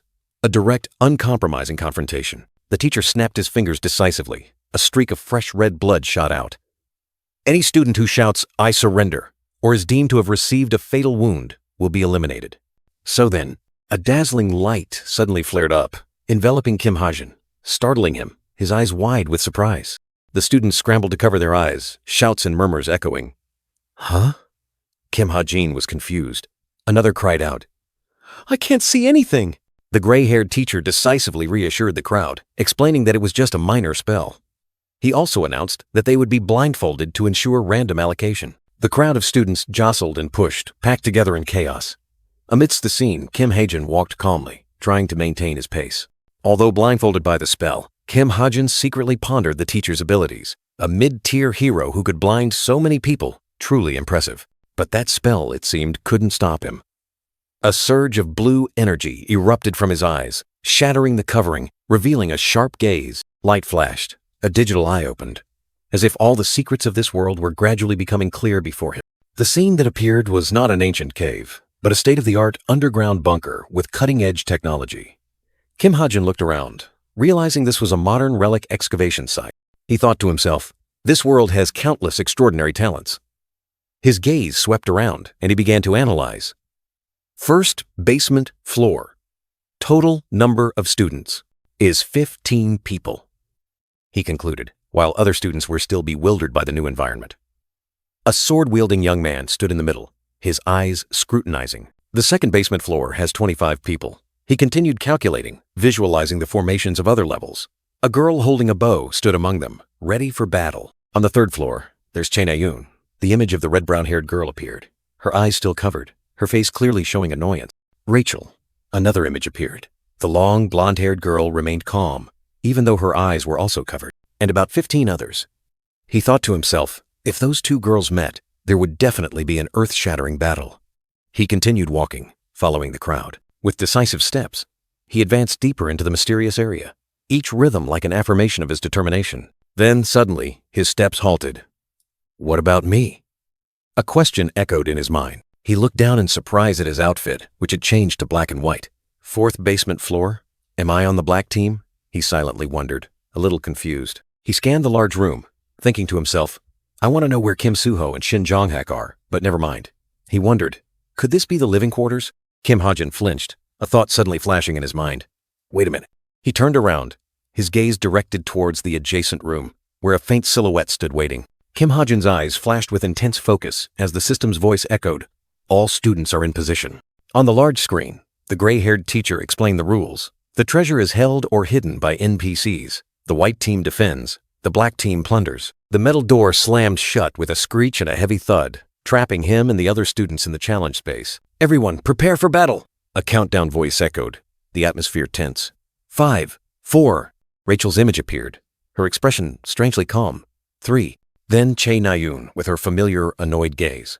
2, 1. A burst of energy erupted. The system roared. Start! The battle officially began. He quickly drew his gun, a sharp click echoing as the bullet was loaded into the chamber. Kim Ha-jin looked at his wrist device, muttering, "They said Tomer's stuff is on the lowest basement level, Sector B3, right?" His face scrunched up. The 7th basement level. What a hassle. Through the reflective glass, he saw Yeonha in the next room, and she belonged to the opposing team. Yeonha flashed an unreadable smile, her eyes gleaming with confidence. Kim Ha-jin calculated inwardly, "If I go out into the hallway, I'm sure to run into her." Yeonha continued to smile, as if reading his thoughts. "I know someone's in there. I heard you." Yeonha smiled confidently, asking in a provocative tone, "Which team are you on?" "Oh, by the way, I'm on the white team." Kim Ha-jin remained silent, causing Yeonha to turn her back and calmly declare, "This silence means you're on the black team." She reached out and pressed a button, the heavy steel door preparing to open.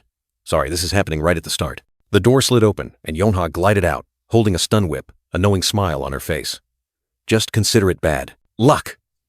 But then, the smile on her lips suddenly vanished, her purple eyes widening in alarm as she saw her opponent. Standing there was Kim Ha-jin, a pistol clutched in his hand. Yeonha exclaimed in astonishment, "Kim Ha-jin!" The two stood facing each other in the empty room, the atmosphere as tense as a stretched bowstring. Kim Ha-jin frowned, thinking to himself, "Huh? Why isn't she attacking me?" He observed more closely, noticing something unusual. Actually, she seems a bit worried. Yeonha gripped the stun whip tightly in her hand, her face clearly showing confusion, cold sweat beading on her forehead. She gritted her teeth, only one thought in her mind. Damn it, why is he my first opponent? Kim Ha-jin subtly raised his hand, a very small movement. But in Yeonha's eyes, it was a terrifying signal, her eyes wide with panic. Don't try anything," Yeonha yelled, her voice trembling. Kim Ha-jin looked bewildered. "Huh?" The young man broke out in a sweat, awkwardly explaining, I was just going to scratch my head." Yeonha clenched her teeth, trying to calm herself. Even though he's only using a standard cadet pistol still, Yeonha had pondered his strength. Though it was just a standard cadet pistol, it had enough power to penetrate even the most solid defensive techniques. Now, she faced a choice: fight or flee. With a quick glance, she still held the stun whip firmly in her hand, but the hallway behind her was a straight line. No matter how hard she tried, she would still be squarely within the gun's range. "Focus, Yeonha," she told herself. Her hand tightened around the weapon, her eyes flashing. This could be a golden opportunity. Until now, she had only been able to observe his skills from afar, during training sessions or missions. The black-haired young man was still bewildered, a large question mark clearly visible above his head. But now, the opportunity had arrived. A chance to verify for herself, to confront him. Yeonha gripped the stun whip tightly, her determination blazing. In the silent hallway, two figures faced each other. On one side was surprise, on the other, explosive determination. Yeonha's purple eyes were sharp and cold. She gripped the stun whip tightly, ready for an uncompromising confrontation. "Yeonha?" Kim Ha-jin uttered in astonishment. But it was too late. A swirling gust of wind rushed forward. A deafening clang rang out. The pistol was knocked from his hand, flying straight into the air. The purple-haired girl charged like a whirlwind, her stun whip swinging powerfully, her hair fluttering in the air. "Ah!" Kim Ha-jin cried out. He could only helplessly watch his gun hover in midair. Yeonha's stun whip twisted around the falling gun, expertly coiling around it. She snatched the gun, a hint of surprise on her face. She had thought it would be much more difficult. "I did it!" Yeonha cheered, bursting into triumphant laughter. "I thought it wouldn't work!" He stood there, light surrounding him like a halo, strangely confident. In his mind, his opponent was probably much weaker than he imagined, but Yeonha's smile was triumphant. The gun she had just snatched resting neatly in her hand. "Even if it's you, if you lose." A flash of light appeared. "Your weapon?" The gun in her hand suddenly blurred, as if vanishing into thin air. Kim Ha-jin flinched, his gun suddenly appearing in his hand. "Wait, when did you take it?" "Just now?" She furiously yelled. "I didn't even see you move! No way! Are you using magic?" He just mumbled, "Something like that." "What?" She was astonished. He explained. An orange-yellow ether thread wrapped around the gun. To be precise, it's not magic. I prepared this ether thread for moments like these. A click sounded. The gun in Kim Ha-jin's hand was ready. The two faced each other again, the atmosphere as tense as a drawn bowstring. Yeonha frowned. The space was too narrow. She would be within range, no matter where she ran. A bullet would hurt a lot, and she didn't want to be eliminated first. The decision was made. She squeezed the trigger, and a dry click echoed. Kim Ha-jin winced. A sharp pain shot through him. He softly groaned ouch, then stomped his foot hard on the floor, creating a loud noise. He rubbed his reddened hand, thinking to himself, if she had hit a little harder, my hand would have been broken. Yonha's gotten pretty strong, too. Anyway, the main hall was completely empty. There's no one left here, he muttered. He looked at the virtual screen in front of him, guessing that everyone else had gone somewhere. All cadets participating in the simulated relic battle were equipped with biotransmission devices. These converted physical conditions into measurable data. To assess whether a cadet could continue fighting, Kim Ha-jin's information was clearly displayed on the screen. Kim Ha-jin, with the mindset of a genius, had turned his laptop into a control center, collecting GPS data from everyone's devices to track their real-time locations on his smartwatch. The system clearly showed Tomer was in the 7th floor bathroom, a blinking dot on the map. He deduced that she hadn't moved, probably preparing for an item hunt. Kim Ha-jin decided not to stop there. He needed to know the locations of others to grasp the overall situation. The screen showed Rachel and Chae Na-yoon's positions on the 3rd floor. It seemed both were engaged in fierce combat. And then, another piece of information surprised him. Kim Soo-ho and Shin Jong-hak were confronting each other on the 5th floor. Kim Ha-jin couldn't help but exclaim, in surprise, at this fated matchup. Then a beep sounded, and he suddenly thought there might be a surveillance camera nearby. As expected, images from the camera were transmitted. Kim Soo-ho and Shin Jong-hak stood opposite each other, eyes blazing, ready for a fated battle. I knew this day would come, Soo-ho, one person said. Me too, the other replied. Kim Ha-jin, wearing 3D glasses, his heart pounded as he watched. Then, show me how strong you are. A roar echoed, accompanied by violent crashing sounds, making Kim Ha-jin flinch. He sighed. That noise was too loud, it startled me. Their battle was truly too dramatic. But then, he suddenly realized he didn't have time to watch the show. He needed to find Tomer. Time was running out. That's right, I have to go. Kim Ha-jin resolutely stood up, gripping his gun tightly, and walked with determination. Suddenly, a young man with brown hair, wearing a black and white shirt, knelt down in a panic. A green sword stuck beside him. Wait, I surrender. Kim Ha-jin turned back in surprise, witnessing this unexpected scene. And then, Yonha appeared, a gleaming katana in her hand, standing proudly between two defeated opponents. She smiled triumphantly. Phew, that's 3 kills, easy as pie. Yonha smiled confidently, the gleaming katana in her hand. It's only been 3 months since I switched weapons. I guess I have a bit of talent for swordsmanship, she thought to herself, her eyes radiant. Suddenly, a black-haired girl rushed forward and hugged Na-yoon. Na-yoon! Oh my god, you're alive! Na-yoon turned back in surprise. Ji-yoon, where did you come from? Ji-yoon sighed in relief and recounted that she had just escaped the black team but had lost her bow. Luckily, I survived. Anyway, I'm glad to see you, Na-yoon replied with a relieved smile. Support specialists like Ji-yoon were vulnerable in close combat, but she could still defeat opponents with weakening effects. Her enhancement skills would be incredibly valuable in any battle. Let's go get some points! Na-yoon finished, rushing off like the wind, her sword swinging. Ji-yoon hastily called after her. Wait, Na-yoon! Rachel is on this floor too, Ji-yoon warned. Na-yoon froze and turned her head, her eyes filled with astonishment. Rachel? Na-yoon flinched, her green eyes wide, her expression disbelieving. A name powerful enough to make her tremble. Ji-yoon recounted that she almost fainted when she encountered Rachel and luckily escaped. Wait! Na-yoon suddenly cut her off, her expression turning serious. Na-yoon took resolute steps, her gaze fixed forward. A tense atmosphere enveloped them, signaling an unavoidable confrontation. Hide behind me! Na-yoon decisively drew her katana, ready to fight. Ji-yoon flinched, quickly replying, Huh? Oh, okay, and retreated. Na-yoon stood shielding Ji-yoon, her sword raised high, her vigilant gaze sweeping across the space. A heavy footstep echoed, signaling the enemy's approach. Both girls were utterly surprised. What is this? Na-yoon exclaimed, her eyes wide at the unexpected sight. Appearing before them was Yonha, panting, drenched in sweat. Na-yoon, she called weakly, her face tired after a fierce battle. Why are you drenched in sweat? Who are you fighting? Na-yoon and Ji-yoon asked in unison, their eyes full of curiosity and worry. Yonha sighed, pointing behind her. You know, asterisk, he asterisk. Na-yoon looked bewildered. Huh? Ha-jin? She asked in surprise. Kim Ha-jin!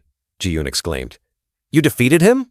Na-yoon was still confused, but Ji-yoon quickly realized, oh my! He's much higher ranked. Yeonha was about to explain, but a tear welled up in her eye, as if there was something difficult to say. A click sound rang out, and the black blue-haired young man flinched, shivering slightly. Yeonha's hand gently touched his shoulder.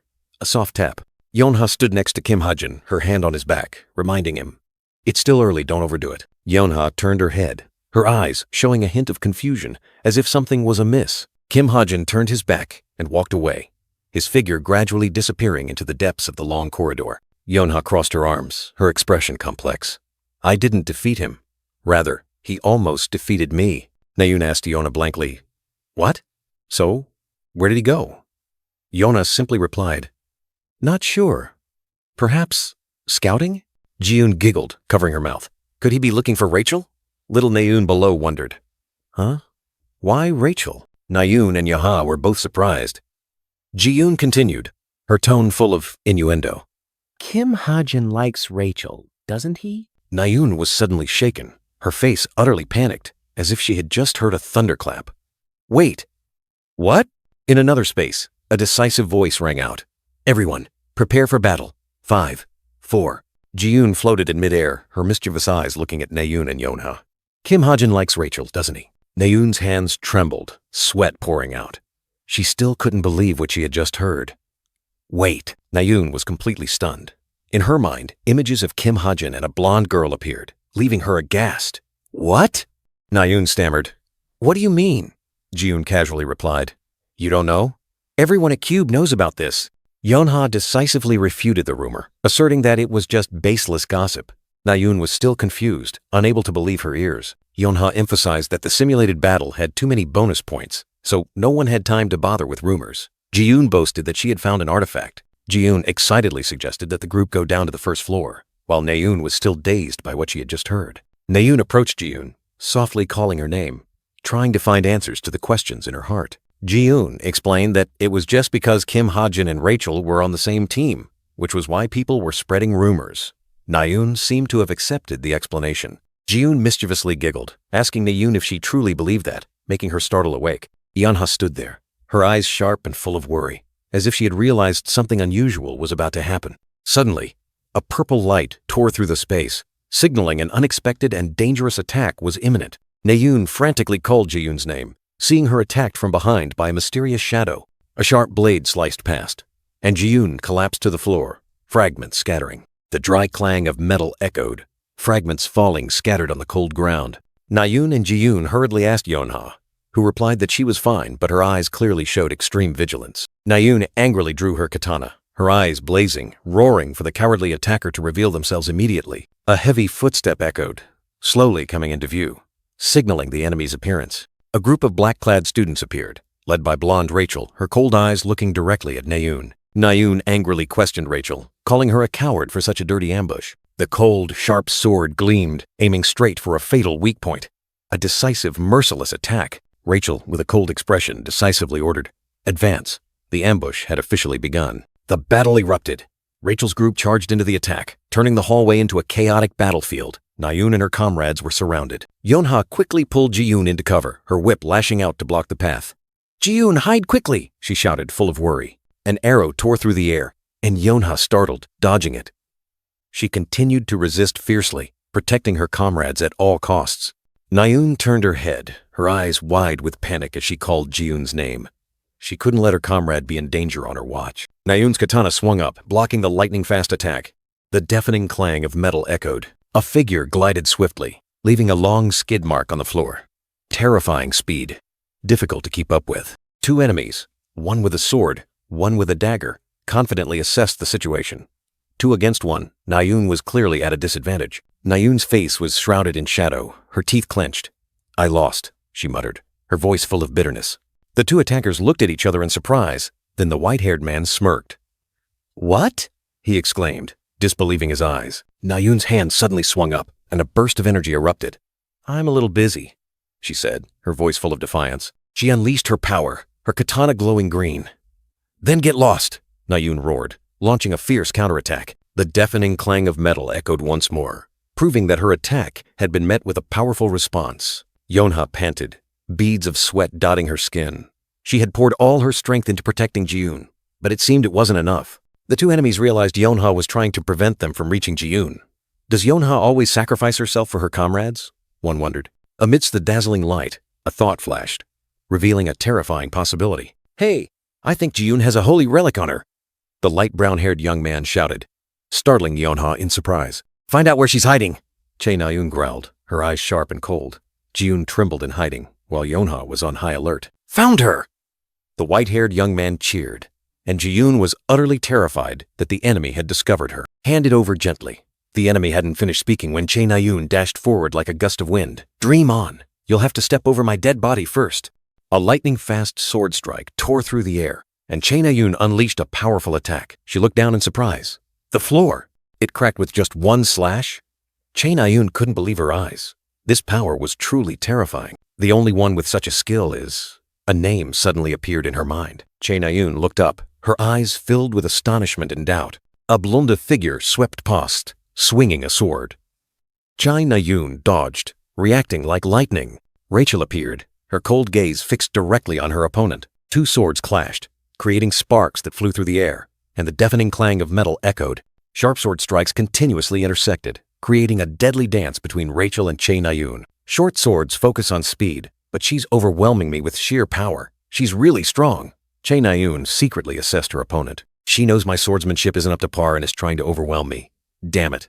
I can barely block her attacks. Chae Na-yoon gritted her teeth, realizing the disparity. Cornered, Chae Na-yoon gritted her teeth and endured, each sword strike seemingly tearing through her defenses. The clang of metal echoed. The battle was far from over, but the pressure on the girl grew heavier. "I don't want to lose!" Rachel roared, unleashing a razor-sharp sword strike. A brilliant blue light tearing through the wind. Absolutely not in front of her. Chae Na-yoon poured all her will into her sword, green energy erupting around her body. Her eyes blazed with determination, refusing to allow herself to fall before this powerful opponent. An earth-shattering explosion.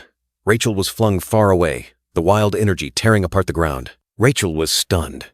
Her opponent's energy had suddenly changed, becoming more unpredictable and powerful than ever. Chae Na-yoon didn't stop, unleashing sweeping sword strikes, each slash carrying a surge of brilliant green power. Despite being overwhelmed, Rachel realized that, while this power was immense, Chae Na-yoon hadn't fully mastered it yet. While dodging, Rachel unexpectedly stumbled, creating a fatal opening in the middle of the battle. A terrifying moment. Her eyes widened as she realized she had exposed her weakness. Not missing the chance, Chae Na-yoon swung her sword high, her eyes glinting with a predator's ruthlessness. "A chance!" Rachel roared, leaping out of the encirclement in an instant, turning danger into safety. "You should have focused more, princess!" Chae Na-yoon yelled, pouring all her strength into her final attack. Rachel spun around, muscles tensed, ready to face the impending fatal blow. A world-shattering strike. Green energy erupted, engulfing everything in Chae Na-yoon's fury. Rachel narrowly dodged the dangerous blow. That was close, she thought to herself, deciding to close the distance for a counterattack. Her hand touched the ground, the floor beneath her feet cracked open, and tremors spread everywhere. Rachel's eyes widened in astonishment. She couldn't believe what was happening. Chae Na-yoon swung her sword, energy surging, shattering the floor and creating a bottomless pit. Two teammates, a light-haired young man and a long black-haired young woman, struggled to hold onto the rope, their faces extremely tense. Rachel lost her balance, falling freely into the bottomless abyss amidst the shattered pieces of the floor. Her face contorted in fear, her blue eyes wide open as she plunged downwards. "Rachel!" A horrified cry rang out. She continued to fall, her sword slipping from her hand.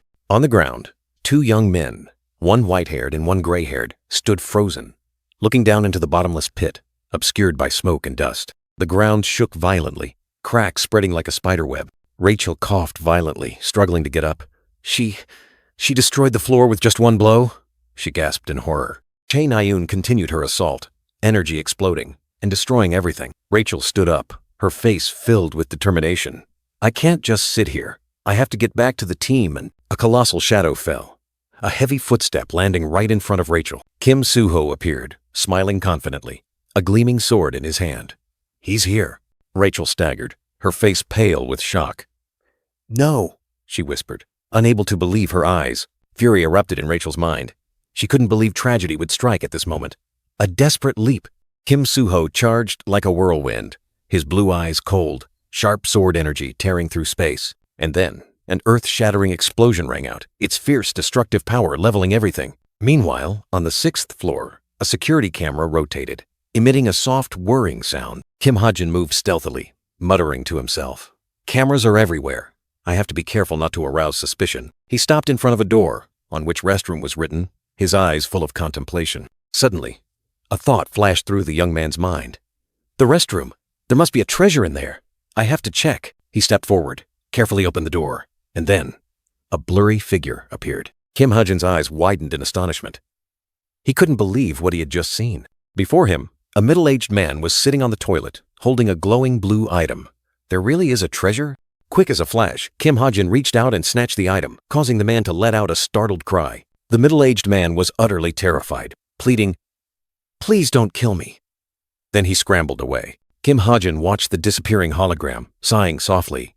The hologram is really too realistic. I feel so bad. The young man sat down on the toilet, holding the treasure in his hand, thinking to himself, "Anyway, I've got a treasure. Now I just need to figure out how to get rid of Tomer." Downstairs, specifically on the 7th floor, a girl was waiting in the restroom. It was Tomer, sitting there, her face contemplative, her eyes resolute. Kim Ha-jin, in a stylish suit, pondered the information about the item on basement floor B3. He calculated the time. Only 15 minutes remained before the area would be empty. The young man's eyes suddenly gleamed, an unexpected idea sparking in his mind. He looked up at the ceiling, where the ventilation ducts were, and realized they could lead straight down to the 7th floor, where Tomer was waiting. Kim Ha-jin pulled up his sleeve, revealing a magic mark on his wrist. He would use this power to execute his plan. A dazzling light burst from his hand. The young man decided to create a special magical gas to put Tomer to sleep. Opaque white magical gas began to swirl, spreading through the air, gently rising with the current. Kim Ha-jin smiled with satisfaction. His plan had succeeded. The gas had been created exactly as he intended. Downstairs, Tomer was still waiting. The magical gas from the ventilation duct began to seep into the space, enveloping the girl. Tomer flinched, waving her hand to ward off the strange gas, exclaiming angrily, "What the hell is this?" But it was useless. The gas continued to surround her. The magical gas swirled around Tomer, obeying Kim Ha-jin's will. She was completely enveloped, unable to escape. Tomer coughed, her eyes gradually becoming hazy.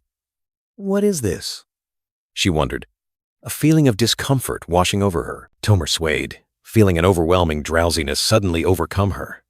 Why am I suddenly so sleepy? Her eyes struggled to stay open, her will fighting against the drowsiness. I have to stay awake, but her body no longer obeyed.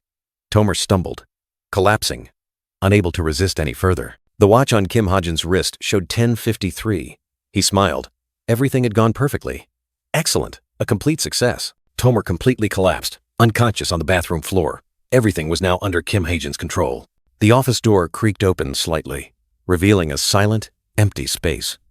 The creak echoed, breaking the eerie silence. Kim Ha-jin peered inside, his face filled with worry. He wondered if the place was truly as empty as he hoped. Stepping inside, the black-haired young man's gaze fell upon the mysterious black box on the stone pedestal. Could that thing be in this box? He mused. A careful hand opened the box lid. A dazzling light erupted, illuminating Kim Ha-jin's astonished face. The entire space seemed to halt, leaving only the echo of surprise. An exclamation mark appeared, encapsulating his stunned emotions. Information appeared. Weakening drill. Grade. Superior. Attribute. Poison. A high-grade magical tool capable of weakening opponents. The drill sparkled, sharp and cold, resting neatly in the box. Da-dun, the sound of a precious item just discovered. Kim Ha-jin tremblingly held the box, his eyes wide in disbelief. What? Really? It's even enhanced with a superior effect? He swallowed hard, his heart pounding. Even if it's not a holy relic, this thing is definitely worth millions. A satisfied smile spread across his lips. Kim Ha-jin whistled, skipping away. And now it's mine. He was as happy as if he'd won the lottery. Walking down the hallway, he thought to himself, I've erased all camera data. There shouldn't be any problems. Suddenly, Kim Ha-jin stopped. In the distance, a familiar figure appeared. Huh?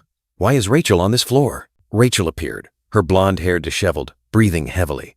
She looked battered, pitifully exhausted. Why is she in such a sorry state? Kim Ha-jin softly called her name. Rachel startled and turned around, her blue eyes wide with fright. A sudden cry escaped her. It's me. Don't worry. I'm also on the black team. Kim Ha-jin quickly reassured her. Rachel sighed in relief, recognizing him. Oh, it's you, Ha-jin. He gently touched her arm, asking worriedly. Rachel sighed, recounting how she had been ambushed unsuccessfully, then pursued by Kim, Suho, Nayoon, and Yonha. Rachel asked him how many people he had eliminated. Kim Ha-jin replied none, while she had only eliminated one. Rachel let out a long sigh, her face clearly showing fatigue and disappointment. Kim Ha-jin stood beside her, his eyes full of thought. He thought to himself, with this situation, her relic score would be terrible, and once she fell behind, it would be very difficult to recover. Rachel sat there, alone and dejected. He knew that an average rank might be acceptable for him, but for Rachel, she had much higher aspirations. A hand reached out, filled with determination. "There's still time," he told himself, then presented a glowing cube, an important relic. Rachel asked in surprise if it was a relic, and if he had found it. Kim Ha-jin told her to take it upstairs, because she was faster than him. She was stunned, asking why again. He was firm, giving her no choice. "Just take it." He placed the relic in Rachel's hand, his eyes full of sincerity. "I want to help you." Kim Ha-jin looked at her with a determined expression, while Rachel was still stunned, her face clearly showing confusion and a hint of doubt. He instructed, "There's an emergency staircase at the back, to the right of the way I just came. It's sure to be deserted." Rachel looked at the relic in her hand, hesitating. She wasn't sure if she should accept this help. Suddenly, a shout rang out. "Found them!" Rachel's eyes widened, filled with horror. A group of people rushed forward, led by Chae Na-yoon, yelling, "This time you're dead for sure!" Rachel realized in horror that 6 members of the white team were in pursuit. Kim Ha-jin stood beside her, his face tense and worried. Chae Na-yoon charged forward, her eyes sharp, calling his name. "Ha-jin?" One of the white team members shouted. "Hey, she has the relic!" The light from the cube in Rachel's hand grew even brighter. The chase was intense. Chae Na-yoon rushed forward, questioning the item Rachel held, while Kim Ha-jin was also running at full speed. Both ran without stopping, heading towards the only exit, trying to escape the enemy's encirclement. Kim Ha-jin turned, aimed his gun, and urged Rachel to escape. The blonde girl still hesitated slightly, clutching the cube tightly. He decided to stay and hold off the enemies, sacrificing himself to buy Rachel more time. Rachel's eyes widened, surprise and worry clearly visible on her face as she looked at him, full of confusion. She clutched the cube tightly in her hand, as if seeking a bit of power from that mysterious item. With a hurried thank you, Rachel turned, her eyes now filled with determination, and dashed away. She gathered all her strength, making a powerful leap, disappearing from sight. Kim Ha-jin urged her once more, his voice echoing through the corridor, pressing her to leave quickly. He resolutely held his position, ready to face any danger to protect the escape route. Rachel looked at him, her blue eyes filled with astonishment at the young man's courageous act. The cube in her hand emitted a faint light, like a promise of hidden power. She replied with a sincere thank you, then turned and ran, not daring to hesitate any longer. Chae Na-yoon roared, determined not to let Rachel escape her grasp, and continued the close pursuit. A flash of light streaked past.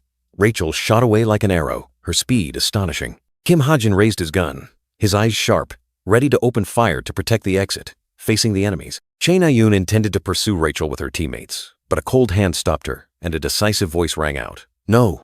The girl with purple hair tied in a ponytail appeared, her determined eyes warning, "Stop. This isn't an easy opponent." Kim Ha-jin stood alone in the long, desolate corridor, facing 6 approaching figures, he alone against an entire squad. Chae Na-yoon and the purple-haired girl questioned, their tone full of doubt. "Ha-jin, are you really going to fight all 6 of us? Are you crazy?" Kim Ha-jin glanced to the side, a slight smirk on his lips. Who knows? He secretly calculated, his eyes scanning the ceiling crisscrossed with pipes, thinking he could use parkour to escape. The young man shrugged, raised his gun, his eyes sharp. "There's only one way to find out, isn't there? Anyway, I'm just buying time." The axe-wielding young man roared, his face contemptuous. "What are you all afraid of? It's just a kid with a gun." Chae Na-yoon's hand tightened around her bow, brilliant blue light surrounding it, ready for an attack. Kim Ha-jin raised his gun, the barrel glinting silver, preparing to open fire. A brilliant purple energy blast shot from Kim Ha-jin's gun, tearing through the air. Chae Na-yoon quickly drew her bowstring taut, the arrow glowing, counterattacking instantly. Kim Ha-jin moved like lightning, his feet gliding to form a blue streak of light, dodging the attack. He fired continuously, purple streaks of light tearing through the wind, creating an overwhelming barrage of bullets. A terrifying explosion rang out, debris scattering, and Chae Na-yoon's eyes widened in astonishment. Her arrow plunged into the ground. Chae Na-yoon clutched her arm, groaning in pain as she realized she had been shot. "Then I'll go first."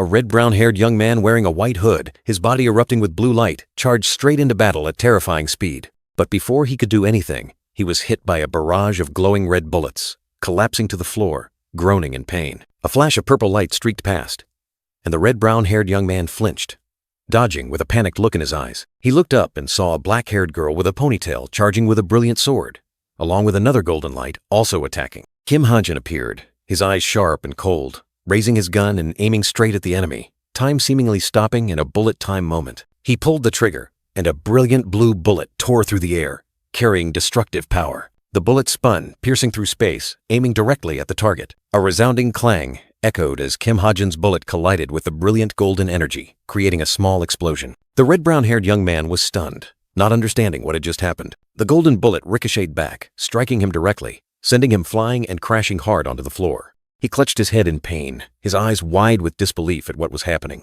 Kim Ha-jin smirked, his eyes full of confidence and surprise. The purple-haired girl and the young man with the bow stood behind, astonished by the scene before them. The red-brown-haired young man collapsed to the floor, his weapon flung far away, his body motionless. Looking down from above, the group consisting of the purple-haired girl and the young man with the bow witnessed the entire event. The purple-haired girl asked worriedly, "Are you okay?" The surprise shot sent Kim Byung-ho tumbling, his terrified cry echoing, "What the hell was that?" He desperately tried to get up, muttering incessantly, "There's no way I'd kill my own teammate!" But it was all too late. Cadet Kim Byung-ho, 0 HP, eliminated. Kim Ha-jin stood there, coldly calculating. He must have been low on health beforehand. What are the odds? Kim Ha-jin's eyes flashed with surprise, as if he had just realized something. I knew it. He gripped the gun tightly in his hand, telling himself, I can't underestimate that guy. From another angle, Ji-yoon quietly observed, her long black hair falling down. The girl gripped the hilt of her sword tightly, her eyes full of indignation. He even calculated the bullet's trajectory. Kim Ha-jin was surprised, looking at the gun in his hand in confusion, about to say something. "But," he exclaimed in his mind, completely denying it, "I didn't do it!" Chae Na-yoon dashed away like the wind, determined to escape this mess. She ran frantically, secretly wishing in her heart, I wanted to believe those rumors weren't true. Memories flooded back, the whispers of everyone echoing, "Hey, did you hear? They say Ha-jin likes Rachel." She told herself it was just a meaningless rumor, trying to push away the painful thoughts. But in reality, she was only deceiving herself. Kim Ha-jin appeared in her memory, holding a glowing blue box with a mysterious smile. She had tried to ignore the truth, and if that were true, then she. Chae Na-yoon clenched her fist, her eyes burning with determination. In her memory, Rachel dashed away like the wind, carrying something precious in her hand. Two young men suddenly appeared, calling her name in surprise. Overjoyed to see her still alive, Rachel hesitated, trying to explain the item in her hand, but her confusion was evident on her face. A blonde-haired young man cheered, announcing to the group that Rachel had found a holy relic, causing everyone to rush over. In a hazy scene, a young man with a bow and a white-haired girl stood there, light surrounding them like a blessing. Rachel stared at the glowing blue box in her palm, a vague thought passing through her mind. She questioned herself. Perhaps she shouldn't accept it, because she had no right to share her feelings with anyone. For her homeland, for her parents, and for her guild, she had sacrificed everything, an invisible burden weighing on her shoulders. But her eyes suddenly flashed with determination. She couldn't give up what she wanted to protect. Rachel clutched the box tightly, its blue light seemingly merging with her resolve. However, another worry arose. If things continued like this, she would forever rely on Kim Ha-jin and his emotions. Rachel's eyes suddenly widened, a glimmer of hope appearing as she realized someone on the 6th floor needed help. The scene suddenly shifted, a silent white space signaling a new beginning.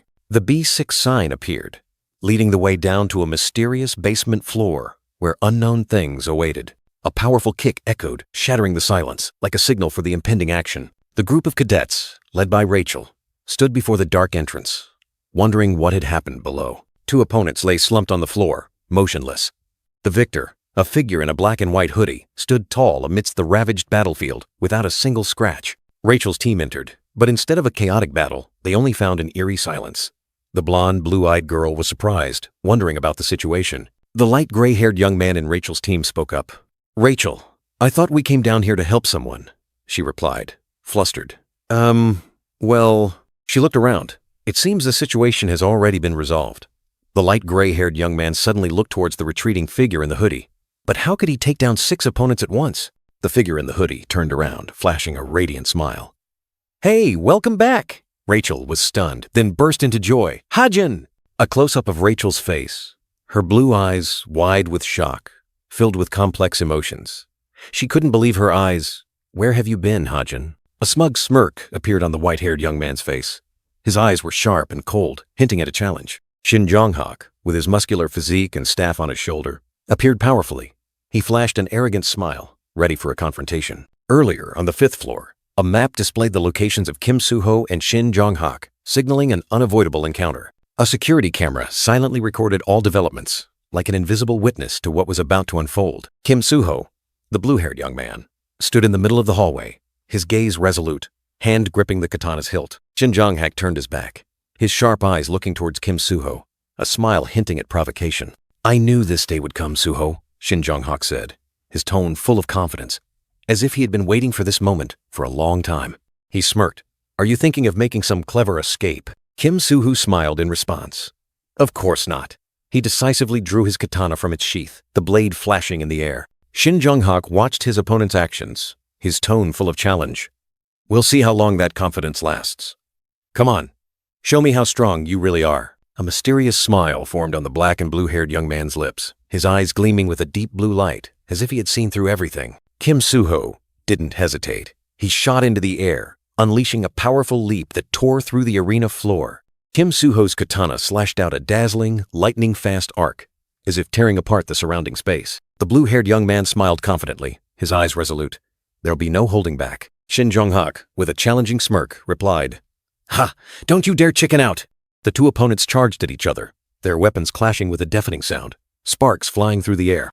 Kim Soo-ho moved agilely, gracefully dodging his opponent's attacks, like a dancer's step.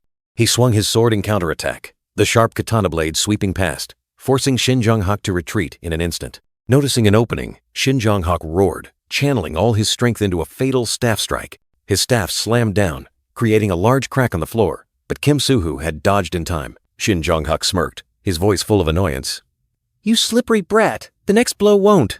But before he could finish his sentence, something unexpected happened, leaving him dumbfounded. Shin Jong-hak's staff got stuck firmly in the floor, creating a puzzling clanking sound. He was confused. "Huh? Wait, what is this?" Shin Jong-hak's face changed, filled with anger and regret. Damn it. A rookie's foolish mistake. At that very moment, Kim Soo-ho delivered a powerful kick, striking Shin Jong-hak directly and making him stumble. Shin Jong-hak's staff shattered into pieces, falling to the arena floor, signaling his defeat. Shin Jong-hak groaned in pain, Kim Soo-ho's sharp blade narrowly missing his chest. Kim Soo-ho smiled provocatively, reminding his opponent, "We agreed not to hold back, didn't we?" But Shin Jong-hak was not one to give up easily. He launched a surprise counterattack, catching Kim Soo-ho off guard. A burst of power erupted as Shin Jong-hak delivered a critical blow, sending Kim Soo-ho flying backward. Kim Soo-ho, dazed, looked down at the shattered ground beneath his feet, unable to believe what had just happened. He was thrown back, feeling as if something had pierced his body, making him cry out in pain. Amidst the swirling dust, Kim Soo-ho coughed violently, rubbing his eyes, trying to regain his vision. Kim Soo-ho's eyes showed resilience. Though still coughing, he was ready for the next battle. When the dust settled, Shin Jong-hak had vanished. Kim Soo-ho looked around and muttered, "He's gone." Decisive footsteps echoed, signaling Shin Jong-hak's unexpected return. Shin Jong-hak appeared, a smirk on his face, declaring he would get his revenge on Kim Soo-ho next time. A long-haired, white-haired young man looked at Shin Jong-hak in surprise, asking, "Hey, welcome back. Where have you been?" Shin Jong-hak turned back, smiling mysteriously when asked his name. "Oh, I was just wandering around." The atmosphere suddenly grew tense as the two young men looked at each other with awkward expressions. Awkwardness enveloped them. Neither knew what to say next. A dark red-haired young man pointed at the two unconscious figures on the ground, asking Shin Jong-hak, "Hey, Jong-hak, did you do all this?" Shin Jong-hak smirked, staff in hand, replying nonchalantly to his teammate's question. Yes." A blonde-haired teammate looked at the two unconscious people and sighed. "Damn it, looks like we weren't needed here." Moment of pause. Unfortunately, Jong-hak had lost to Kim Soo-ho in battle.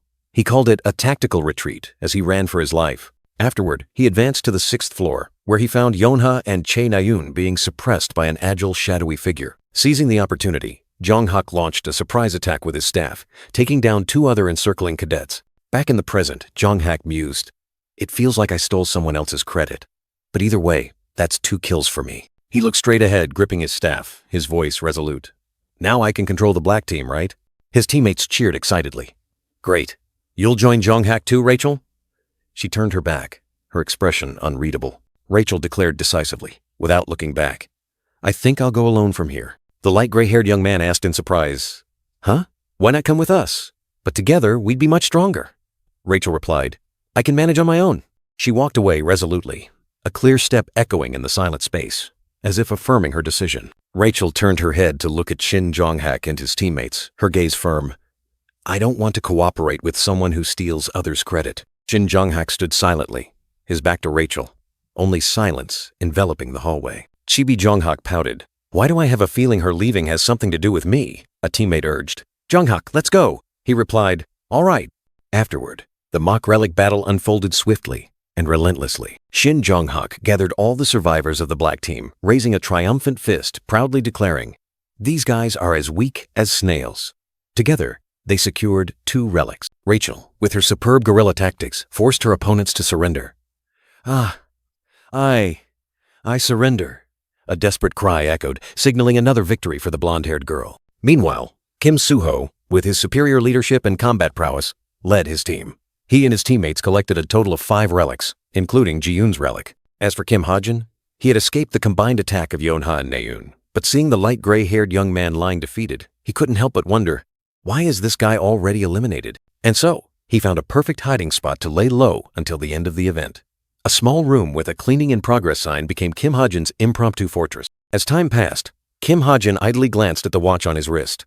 A strange feeling crept in.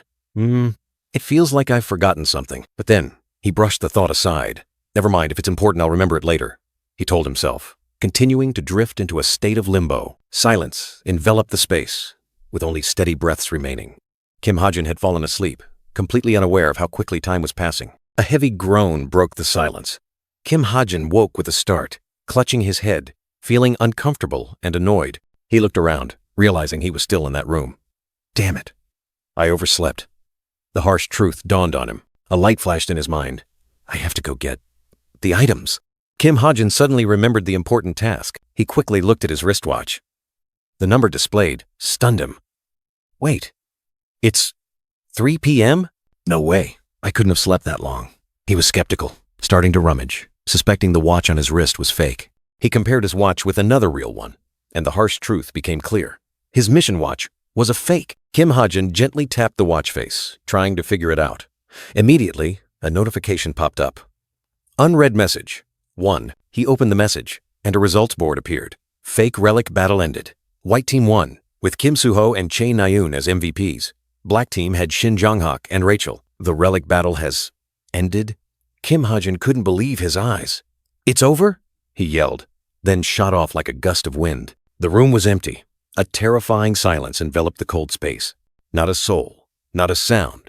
Only a chilling stillness remained in the metal corridor. Kim Ha-jin suddenly appeared, panting and panicked, his eyes wide with horror. He couldn't believe what was happening. A big question burst into his mind.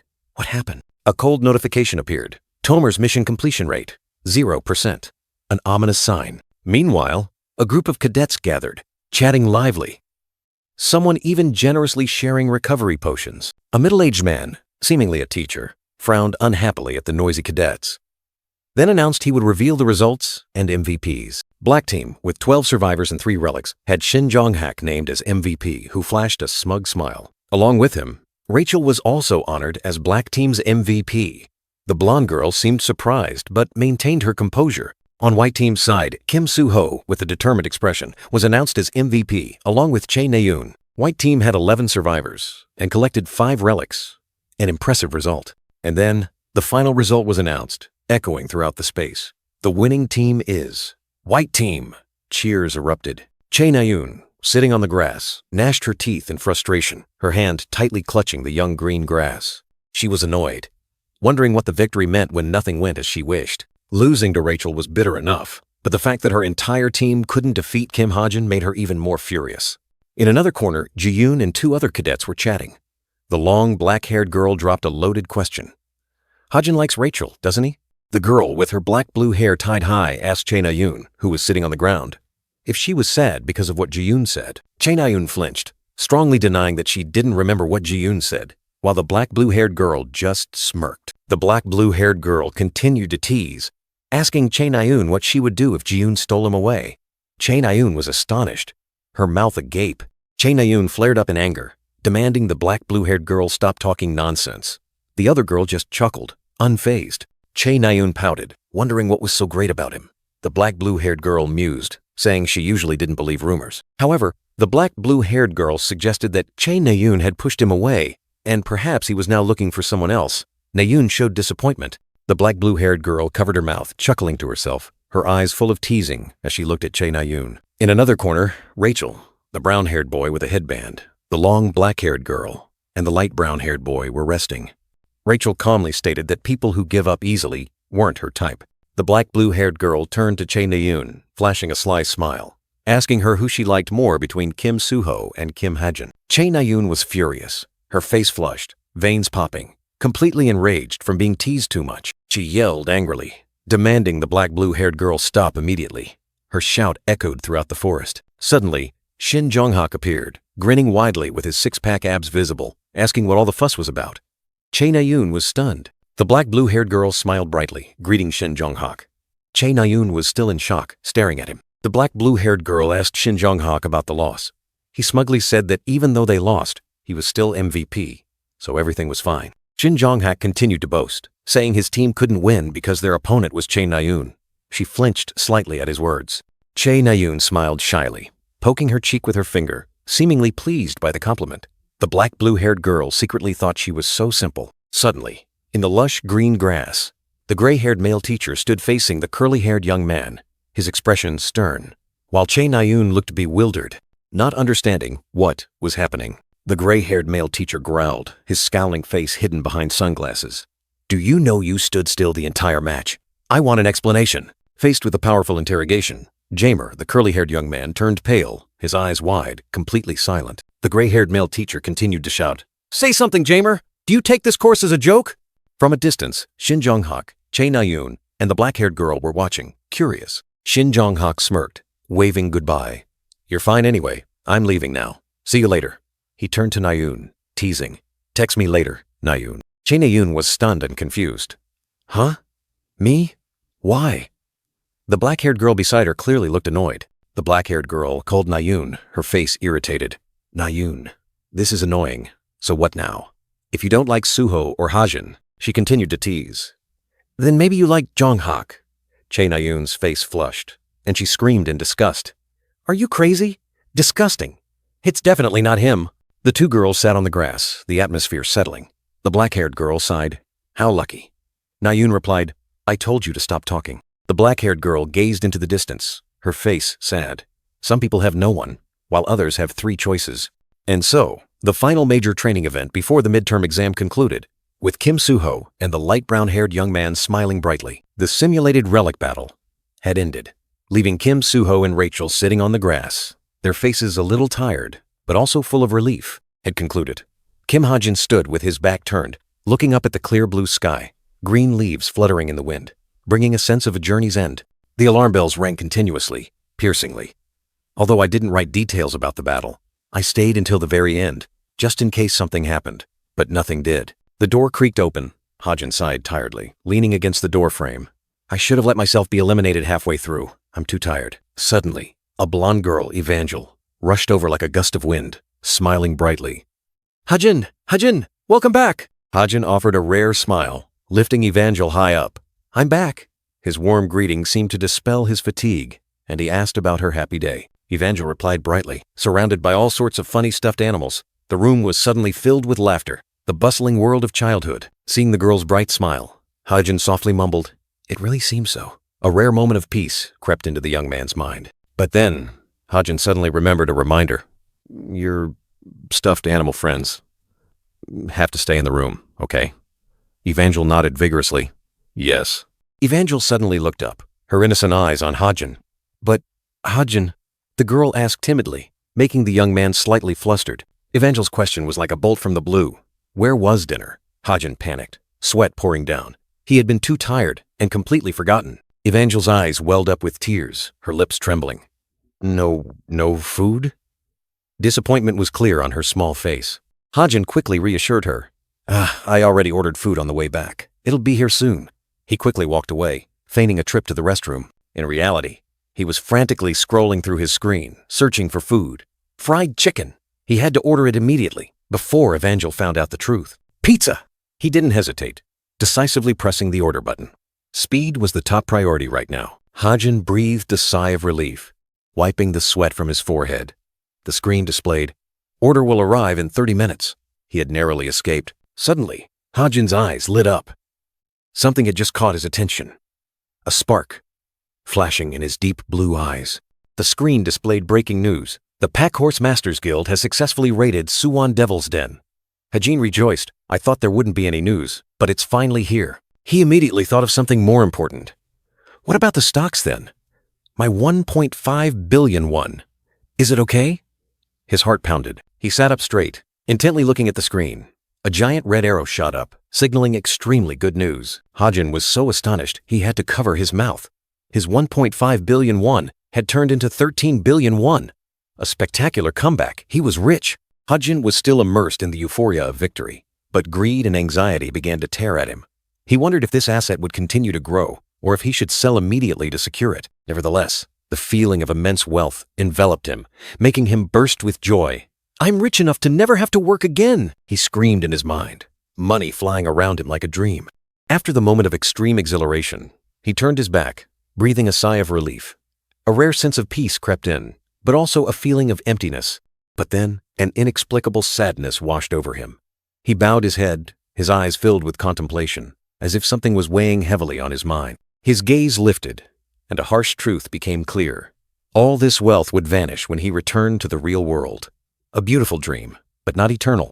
The vibrant virtual world, where modern skyscrapers blended with ancient architecture, still stood tall, even though he knew he didn't belong to it. In a dimly lit office, where a sign Geronimo Mercenary Office hung, a light gray-haired young man was hunched over a computer screen. Beside the light gray-haired young man, a faint silhouette of the black-haired girl hovered. He took a sip of coffee, contemplating the challenging mission for the mercenary trainees. The dry click-click of the mouse echoed. He clicked on a quest, but immediately a line of text appeared. There are accompanying conditions. An image of a bloody knife and bullets appeared, along with a harsh condition. Must involve killing, but only if they truly deserve to die. The light gray-haired young man's eyes flashed. He read the conditions carefully, then nodded. Ah, this is good. He picked up the phone, his voice firm. Hello, Captain. Yes, I found a quest. He continued to ask, what's the job? Elsewhere, the long black-haired girl in a dragon jacket was on the phone. Italian Mafia, the voice on the other end echoed. Seems to involve a demon, she replied concisely. Sounds good. The long black-haired girl's sharp gaze suddenly changed. She pressed on. Ah, but have you received an answer yet? Kim Hajin. An image of Kim Hajin appeared, full of confidence. The long black-haired girl continued her question. Did he really say he would join the Geronimo mercenary team? The long black-haired girl crossed her arms, waiting. Yes, he showed positive signs, the voice confirmed. She quickly asked again. Really? What did he say? The long black-haired young woman pondered, the voice on the phone echoing. He said he would contact me when he had time. That was the day I gave him my business card. The light gray-haired young man sat in front of the screen, looking bewildered. All right, he replied, then wondered. But that was 2 weeks ago, wasn't it? Yes, I believe he'll contact us soon. The young woman's voice was resolute. Just set up the quest. The light gray-haired young man hastily said, Wait, but a cold beep cut off his words. The light gray-haired young man sat motionless in front of the screen, a heavy sigh escaping him. Tsk. He seemed to be sinking into helplessness. He clutched his head, his face scrunched up. Is it due to a lack of social experience, or is there something wrong with her mind? The light gray-haired young man wondered, a slight headache coming on. Whatever. He clicked his tongue, his black-gloved hand resting on the mouse, a decision made. Orders are still orders. Without hesitation, he clicked the mouse. A click echoed, confirming the acceptance of the quest. Kim Hajin walked along the sun-drenched road, his eyes scanning the buildings. This is my first time getting close to the girls' dormitory, he thought to himself, feeling a bit awkward. Suddenly, a familiar figure caught his eye. Huh? Is that? Kim Hajin murmured, his gaze fixed on the blonde girl. Rachel! Kim Hajin called out. The blonde girl turned her head, her blue eyes slightly wide. Oh, Hajin, she replied, looking surprised. You must be heading to the library, Kim Hajin asked. Yes, midterms are coming up, Rachel confirmed. But what brings you here? She wondered. Oh, I just have something to do, Kim Hajin replied, his gaze slightly averted, his face showing clear awkwardness. Rachel stared at her tablet screen, her eyes dark-rimmed. She looks a bit more haggard than usual, Kim Hajin observed. Are we even that close to midterms? She's really overworking herself for grades, Kim Hajin thought to himself, then suddenly startled. Ah, wait, It's not because of me, is it? An awkward atmosphere enveloped both of them. By the way, Rachel said, her gaze scrutinizing, you haven't asked me any study-related questions lately. Kim Ha-jin was startled, unsure how to respond. Rachel thought to herself, not wanting to take advantage of him. It's good to figure things out on your own, and I should let you study too. But Kim Ha-jin thought, I really don't mind. Two conflicting thoughts. Rachel gently reminded him, ready to help if he encountered difficulties. Kim Ha-jin nodded slightly, returning his thanks. Rachel hurried away with astonishing speed.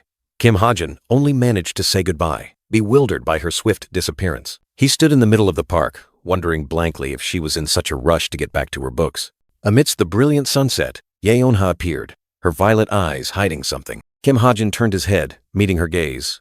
Ah-jin, you're finally here, the girl said, and he softly replied. She smiled mysteriously, her violet eyes sparkling as if harboring something important. Kim Ha-jin approached, directly asking the reason she wanted to meet, while golden leaves gently fluttered in the wind. He was momentarily flustered, quickly waving his hand, saying it was nothing too important. She suddenly asked about the pharmaceutical company he had recently founded, startling Kim Ha-jin. She coughed lightly, her sharp gaze seeming to pierce through any lies. He explained without hiding anything, stating that his friends all knew the company had been operating for a month. As he spoke, he rummaged through his crossbody bag, asking her the reason again. Unexpectedly, he threw something towards her. She startled as she caught it, her eyes wide with surprise at the object just thrown.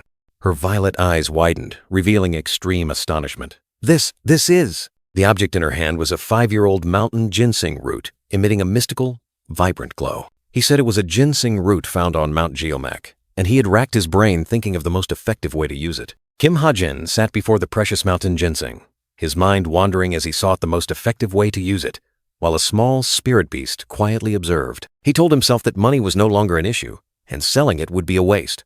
It would be better to use it as medicine, to maximize the miraculous power of the ginseng. With a decision made, he rolled up his sleeve, revealing a mysterious tattoo, ready to activate its power. But things didn't go as he expected. A boom echoed in his mind. He clutched his head in disappointment. The ginseng remained still, showing no reaction despite his best efforts. Sighing wearily, Kim Ha-jin mumbled that perhaps he needed someone with the right connections or means to unlock its value. And then, Yeonha appeared.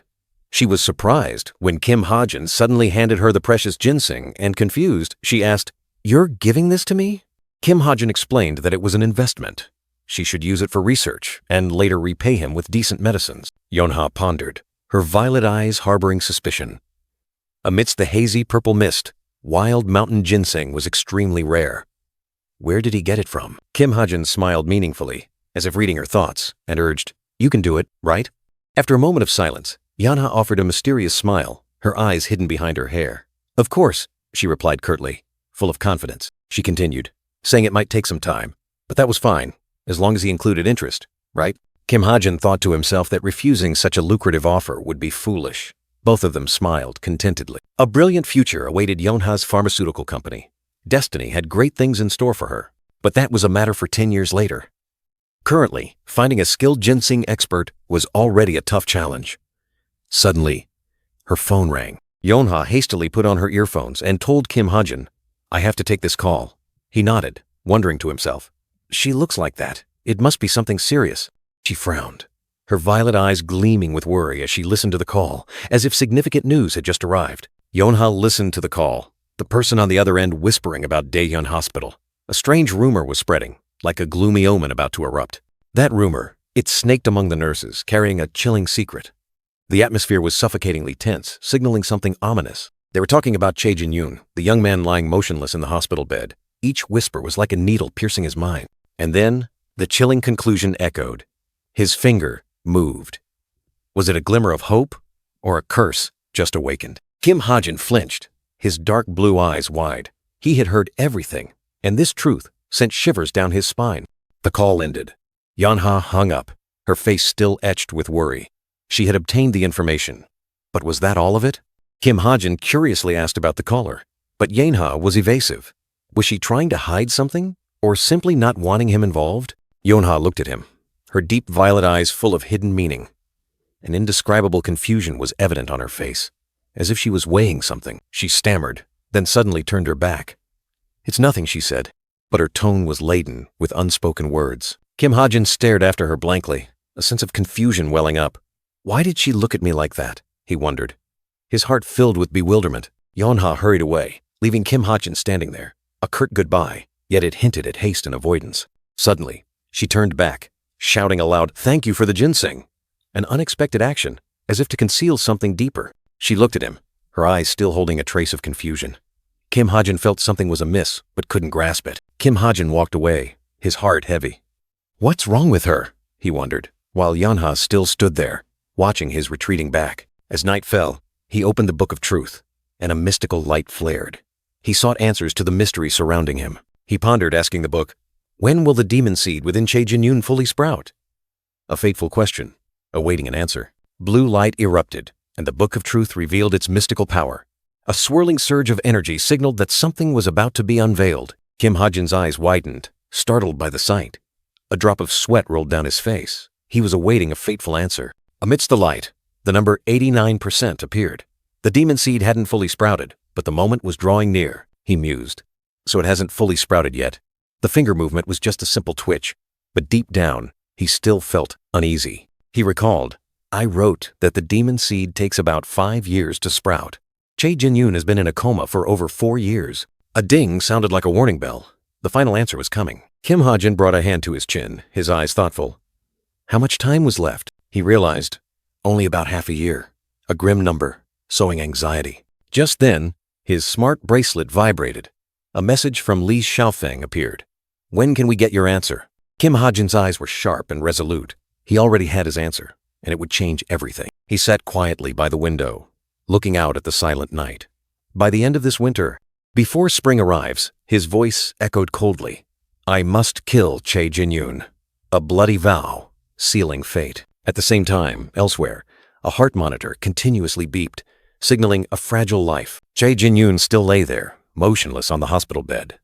A surge of purple energy enveloped him. Chae Jin-yoon's finger twitched slightly, a tiny yet ominous sign. The heart rate on the monitor suddenly spiked, an ominous thump signaling an awakening. A faint light covered Chae Jin-yoon, his body still lying motionless on the hospital bed, like a statue, amidst the rushing current of life. Suddenly, the heart rate on the screen surged, a resounding thump signaling life bursting forth powerfully, shattering the stillness. Chae Jin-yoon's finger gave a slight twitch, a tiny yet ominous movement, like a whisper from the depths of the unconscious. At the same time, another hand twitched, as if escaping a nightmare. Kim Ha-jin, the black blue-haired young man, seemed to have just woken up. In the classroom, a brown blonde-haired man announced with a smile, This week we have an inter-class friendly match. Everyone must participate in at least one event. The whole class buzzed. Kim Ha-jin, sitting next to Rachel, suddenly flinched. Damn it. I completely forgot about this, he thought to himself. The interclass friendly match, where students from Veritas and Devotio clashed fiercely. Kill Devotio! Veritas! Dream on! A no-holds-barred battle. From practical combat skills to arts and athletics, every field was a battlefield. Those who sang well, those who excelled at games, all competed. Kim Ha-jin turned to Rachel. Which event will you choose, Rachel? The blonde woman pondered. Perhaps a quiz competition? The teacher shouted again. Hey, over there! Quiz registration is closed. So are soccer and basketball. Both were stunned. So what's left? Kim Ha-jin frowned. Rachel was worried. Singing and, he suddenly had an idea. Archery! Kim Ha-jin exclaimed. The teacher heard him and asked, Ha-jin, why don't you try archery? A brown-haired girl sitting next to Kim Ha-jin turned to him, annoyed. Why are you looking at me? I'm not choosing archery.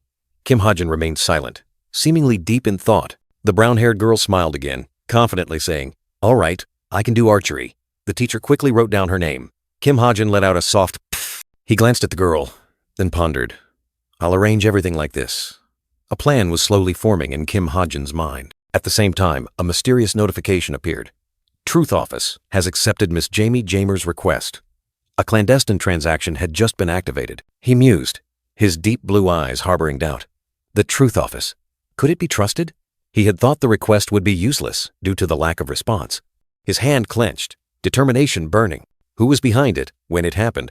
None of it mattered. All he wanted was to find that damned author. The black blue-haired young man sat there silently, his mind churning with calculations. Last night, an unexpected call from Hosup. He had quit his job, and more importantly, had submitted the original book to the Information Guild as per Kim Ha-jin's instructions. Kim Ha-jin smiled, approving his friend's decision. A cute, blonde girl sat on his shoulder. intently watching the screen. And then, the most shocking news arrived. "I've finally found out who Argus Benjamin is." He flinched, his eyes wide. News about Tomer's father finally revealed. Kim Ha-jin hastily asked about his whereabouts, but the answer was as cold as a splash of water to the face. He has already passed away. In an instant, the scene shifted to a vibrant stadium, where exciting matches were taking place. He heard that Tomer's father had lived in a Korean nursing home and passed away 4 years ago. Hosup promised to send the address for Kim Ha-jin to check. "Tomer's father is dead?" he mused. That explained why the Book of Truth couldn't be found. The main story was about to begin.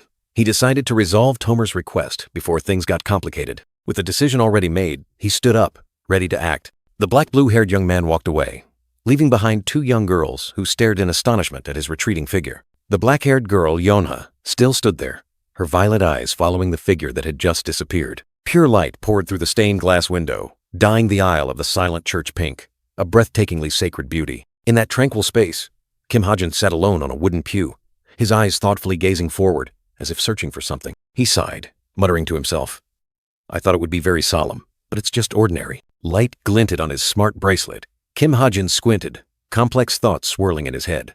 A message popped up from Li Xiaofeng, revealing details about the Geronimo mercenary organization, generous rewards, absolute identity protection, and secrecy even after becoming an official member. The Geronimo mercenary organization, also known as the Chameleon Troop, is a notorious villainous group.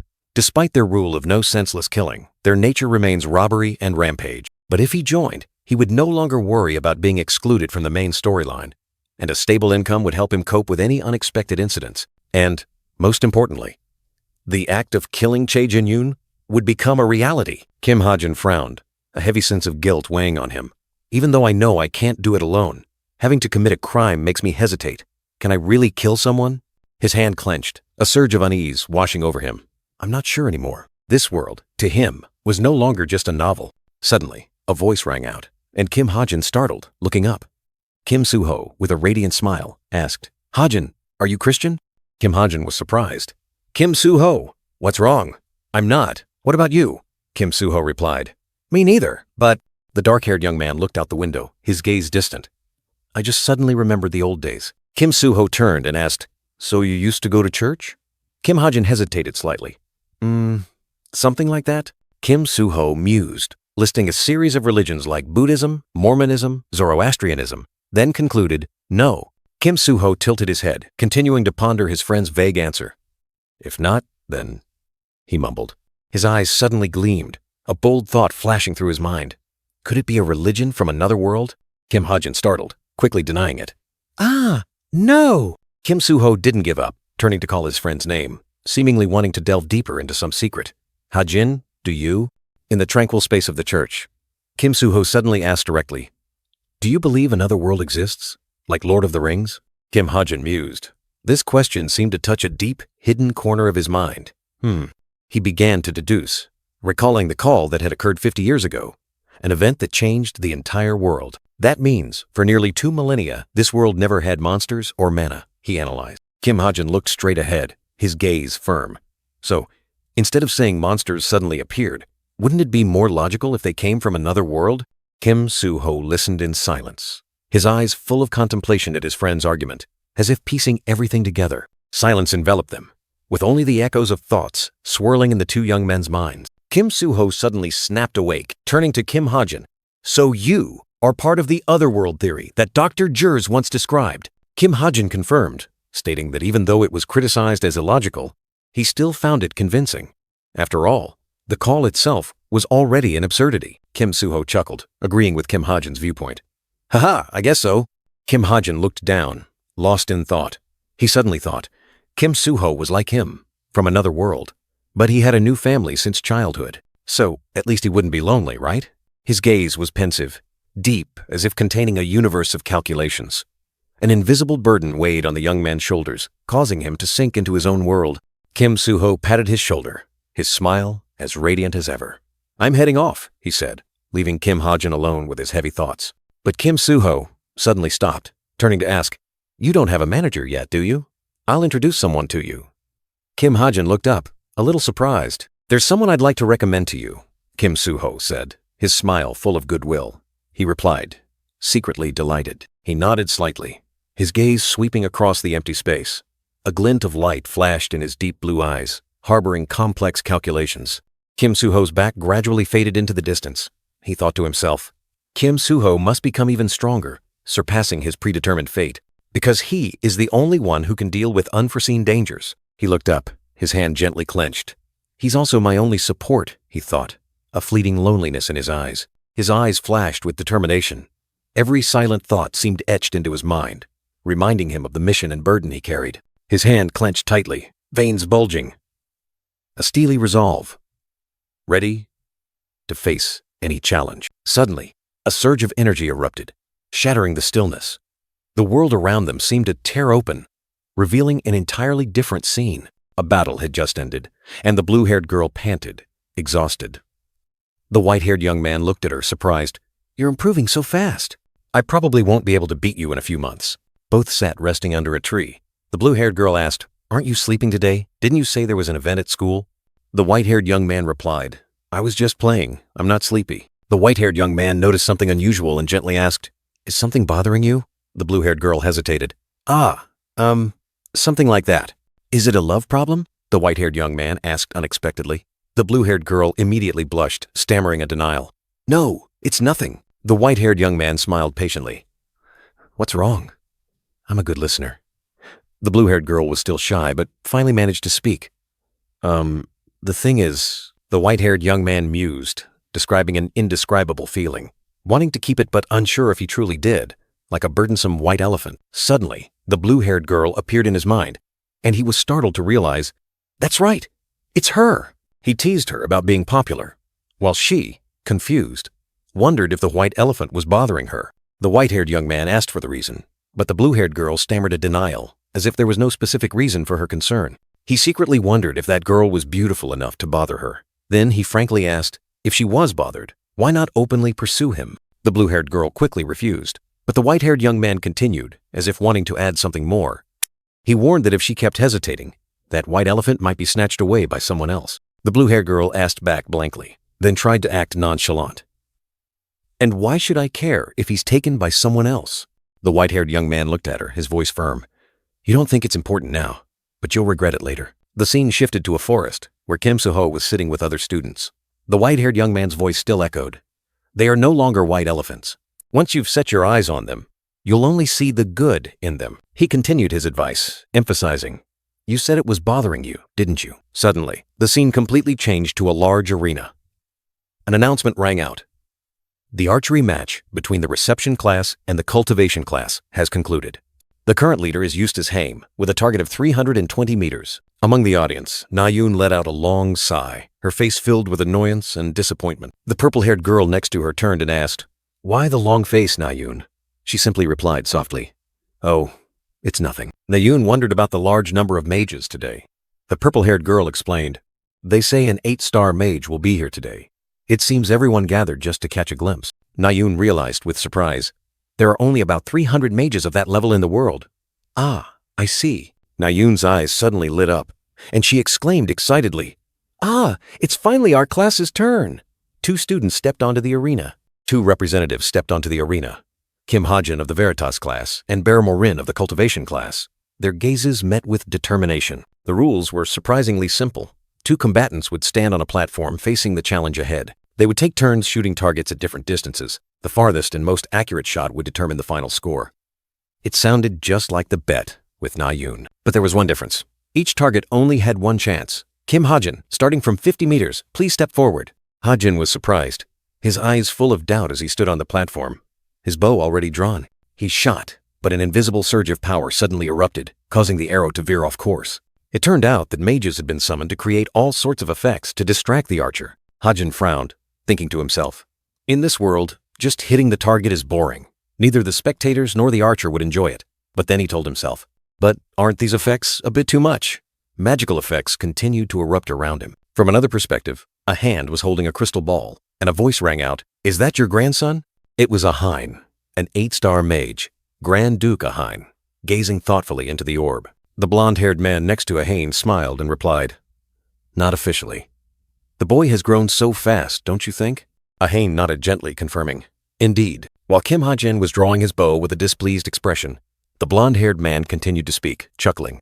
Standing next to that half-baked fellow, everything just becomes clearer. Ahane looked at Ha-jin, frowning slightly, pondering. He's quite good at archery, but... The blonde-haired man turned to Ahane, suggesting, from the 350-meter mark onwards, can I handle it myself? After all, no one has reached 350 meters yet. Ahane was surprised. The blonde-haired man advised Ahane to stick to the script, even though she was young but powerful. Ahane was awkward, replying that she only agreed because this wasn't a test but merely an event. Ahane reluctantly agreed, because her presence, as a Grand Duke, was already a great honor for the students. The blonde-haired man smiled contentedly. Everything had been arranged. A crash tore through the air. Kim Ha-jin's arrow pierced the target at 300 meters, creating a spectacular shot, breaking the record. Ha-jin sighed in relief. Exhausted, Bear-Morin, with a sneer, teased. Oh, you're quite good, aren't you? Is that rumored innate talent not just empty words after all? Ha-jin frowned, questioning. You seem quite relaxed, don't you? Bear-Morin sneered, replying. Not at all. It's probably just a difference in rank. Are you struggling with these things again? Ha! Bear-Morin's sarcastic remarks infuriated Ha-jin. He gritted his teeth, holding back. A forced smile appeared on his lips, hiding extreme discomfort. Bear-Morin continued to provoke.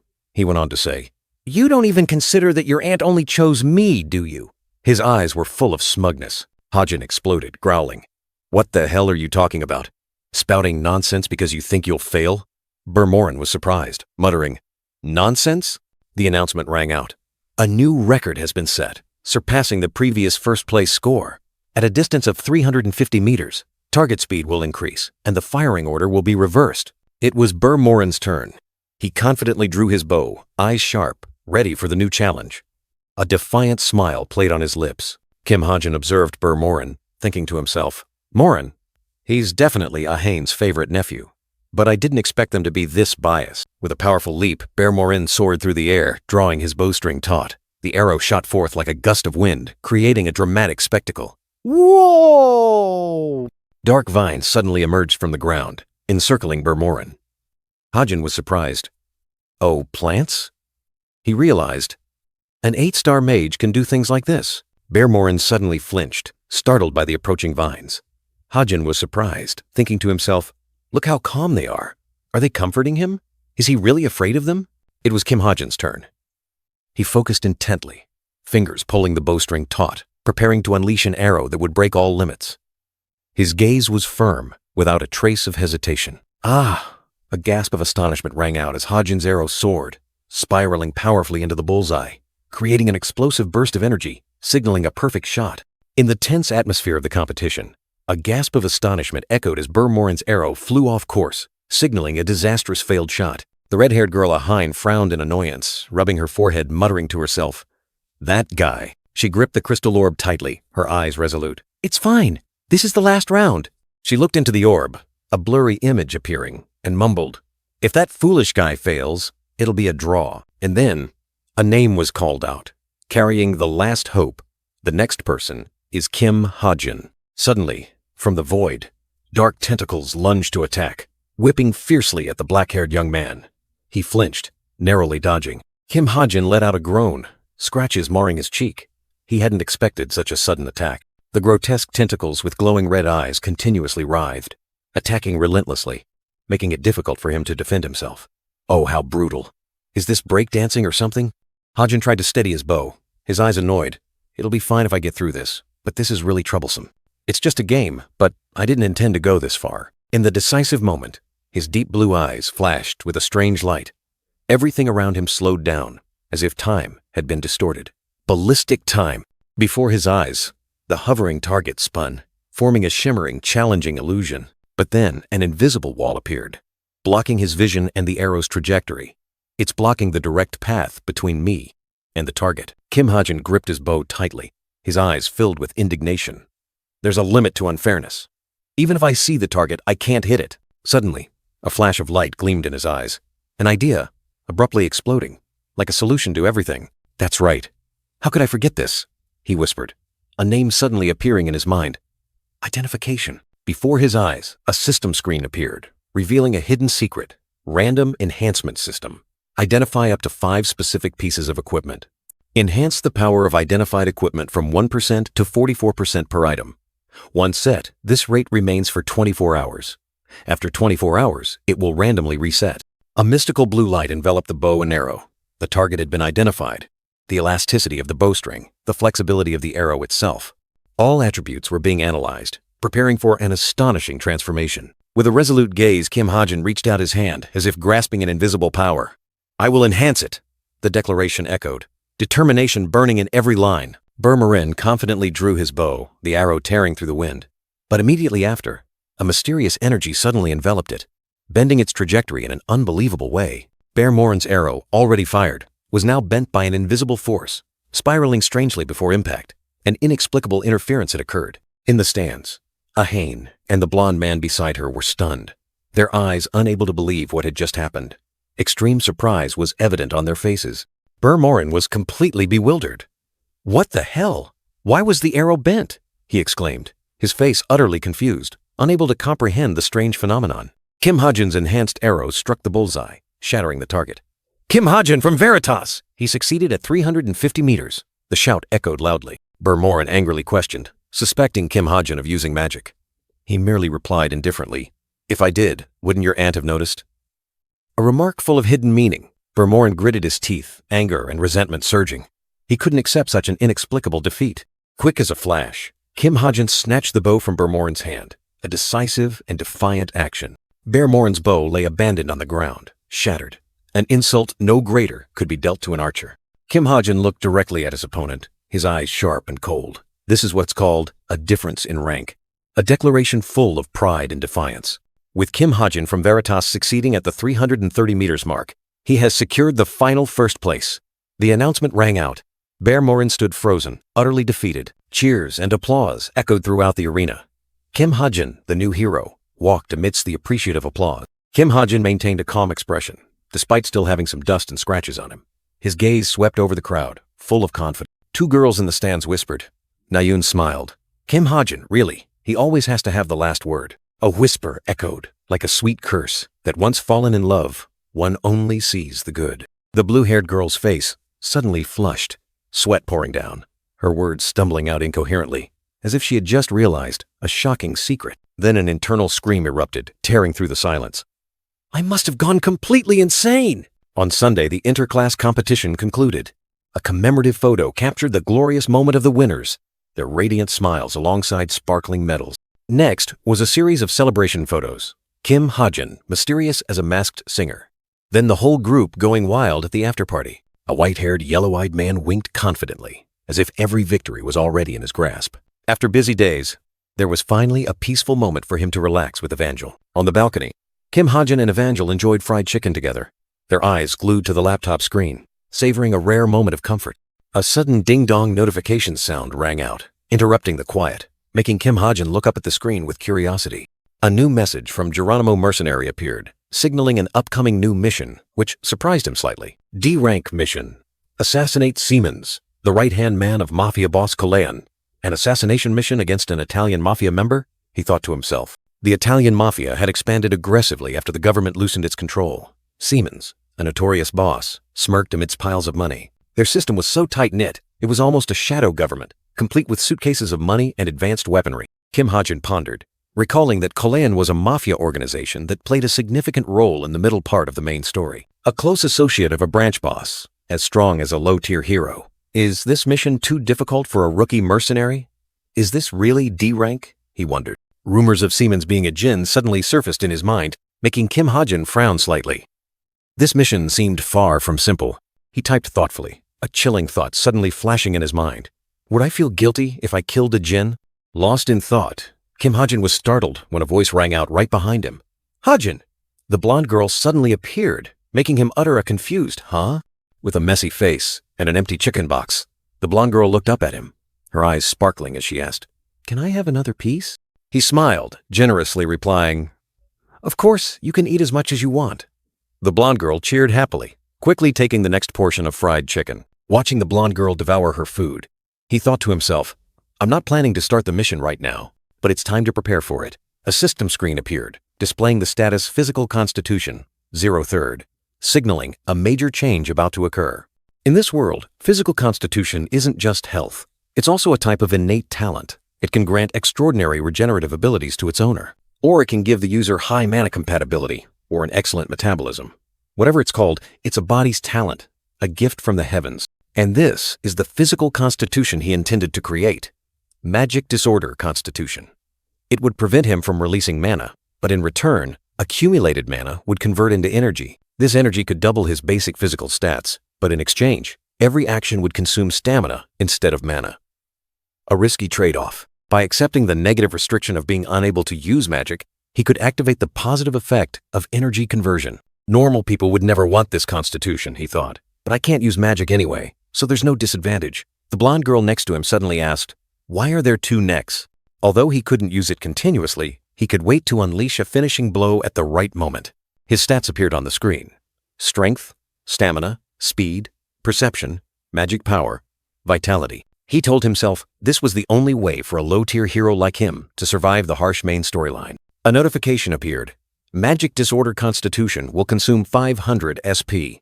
Do you want to save? He thought to himself, perhaps because of the significant restrictions, the SP requirement wasn't too bad. Without hesitation, he pressed save. Immediately, another notification appeared, confirming special attribute, accumulated luck, has been activated. The system notification appeared, golden letters sparkling as if sprinkled with fairy dust, beginning to form words. In the middle of the screen, the words blessing in disguise appeared, shining brightly, signaling an unexpected event. Blessing in disguise. A small portion of stored energy will permanently increase stats. Kim Ha-jin was astonished. Wasn't this a heaven-sent bargain? Even if it was just a little. If stats increased for free every day, even by just 0.001, it would become a terrifying power in the long run. He couldn't believe his eyes. Oh my God, this is insane. Kim Ha-jin was ecstatic, jumping up and cheering. The blonde girl Evangel sitting next to him angrily scolded, "Ha-jin, you should eat quietly." He quickly turned back, giving an awkward laugh and scratching his head. Sorry. His excitement made him forget where he was. Outside, the golden sun shone brightly, and Kim Ha-jin smiled confidently. I finally got back the obsidian bracelet from the Soul Magic Tower. He thought to himself, not bad at all. The ancient obsidian bracelet, a magic artifact engraved with a magic seal. It could absorb damage and automatically recharge magic power, truly worth every penny. Not only that, it also enhances mid-level magic power, allowing the user to fortify a specific area. Its power depends on the amount of magic power stored. He recalled the blonde man's words. You can only use it once in your life. Use it when truly necessary. Kim Ha-jin thought, perhaps even the one who carved the imprint didn't know it could automatically recharge magic power. He's quite straightforward, completely different from my initial impression. Kim Ha-jin chuckled, remembering the blonde man's two-faced expression when meeting the rich and the poor. Walking and thinking, he told himself, maybe I should introduce him when Yu Yonha builds her magic tower. Suddenly, a familiar voice rang out. Ha-jin Tilda. He startled and turned around, eyes wide. Oh, a middle-aged man with orange hair stood there, smiling at him. Soo-hyuk Young, Kim Ha-jin greeted happily. Soo-hyuk smiled back. Sorry, did you wait long? Let's head to the office now. Stepping into the new office, Kim Ha-jin couldn't help but exclaim, wow, Soo-hyuk proudly said. Much better, right? We already have 11 employees, and 5 hunters signed exclusive contracts. Madam Yu invested in this office, Kim Ha-jin exclaimed. That's amazing! Soo-hyuk introduced a shiny black motorcycle, making Kim Ha-jin gasp in surprise. This was the item he had mentioned before. Kim Ha-jin marveled at the sparkling appearance of the vehicle, his eyes shining brightly. Soo-hyuk stood beside him, a proud smile on his face, asking if he liked it. The system screen appeared, revealing the vehicle's identity as the Augusta Vigilante, a masterpiece with a high-grade mana frame. Kim Ha-jin thought to himself, the money spent was truly worth it. Kim Ha-jin sincerely thanked Soo-hyuk for his hard work in finding it. The middle-aged man chuckled, waving his hand and telling him to just say everything he needed. Soo-hyuk laughed, saying that he couldn't do everything. Suddenly, a strange sound came from Kim Ha-jin's backpack, making him curious. A small, pure white dog, wearing an orange bow, unexpectedly poked its head out of the backpack and barked loudly. Soo-hyuk flinched, letting out a cry of surprise. After a moment of surprise, Soo-hyuk was immediately captivated by the dog's cuteness, exclaiming praises. Kim Ha-jin was a little embarrassed, explaining that he accidentally acquired it. Kim Ha-jin looked at Soo-hyuk suspiciously, remarking that this accident wasn't his style at all. Just then, Soo-hyuk's phone rang. Soo-hyuk had an urgent matter to attend to and apologized to Kim Ha-jin. He had also just finished his own work, so he happily agreed, not forgetting to thank him. Soo-hyuk bid farewell to Kim Ha-jin and the little dog, telling him to be careful. The dog also barked loudly in response, while Kim Ha-jin promised to return. Kim Ha-jin smiled, looking at the dog yawning widely in his backpack. He was ready for the next step. He sped his motorcycle into a deserted alley, looking for a secluded spot to carry out his plan, away from prying eyes. Under the brilliant sunset, Kim Ha-jin carefully checked his surroundings, ensuring no security cameras recorded his actions. He stopped the motorcycle and took out a glowing screen. Kim Ha-jin explained that he had just added a new setting to the motorcycle, and now it was time to test it. Kim Ha-jin focused, and blue energy began to swirl around his body. He uttered a single word: portability. Energy erupted powerfully from his hand, enveloping the ring. A mysterious magic was being activated, promising an unexpected transformation. The stream of blue energy exploded, swirling intensely to form a complex mechanical structure, signaling an extraordinary transformation in progress. The portability magic was complete. The energy stream focused on a metal box, transforming it into a high-tech briefcase. Kim Ha-jin was surprised as he lifted the briefcase, which weighed over 20 kilograms. He understood that this was the power of the imprint, transforming objects into a convenient form. The young man smiled, looking at the briefcase, then glanced at the small dog in the cage. "You must have been very uncomfortable," he said affectionately. In his mind, the image of the radiant blonde girl appeared, as if the dog Evangel had begged to come with him to Seoul. Kim Ha-jin asked, a chibi image of him and the blonde girl appearing. "So, shall we go?" The girl replied. "Go where?" The black-blue-haired young man flashed a radiant smile, giving a confident thumbs up. "To eat some really delicious food," he excitedly declared. The modern city scene unfolded, skyscrapers reaching high, with virtual screens floating in mid-air, creating a vibrant urban landscape. Amidst the bustling crowd, Yeonha turned her head, her purple eyes full of thought. A voice called her name, attracting her attention. The middle-aged woman with a noble appearance smiled mysteriously. She looked at Yeonha, her voice full of hidden meaning. "Look closely." She spread her arms, pointing towards the horizon. "All this land, one day, will belong to you." Her words were full of power, promising a glorious future. That was Jin Yo-jung, Yeonha's mother, a notorious real estate mogul.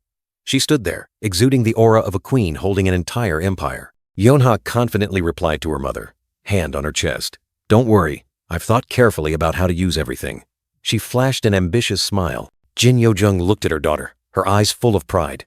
"Truly, my daughter." She nodded, satisfied with Yeonha's decisiveness. She praised Yeonha's reliability, but then sighed about her father. "Your father is still too immature," she said, referring to Du Jinxiong. Yeonha smiled helplessly. "Father has gotten better, though." She sighed softly, amidst the whispers of those around them. Amidst the murmuring crowd, Yeonha suddenly turned her head. Praises like pretty as a doll rang out, but her gaze was fixed on something else, as if something had just passed by.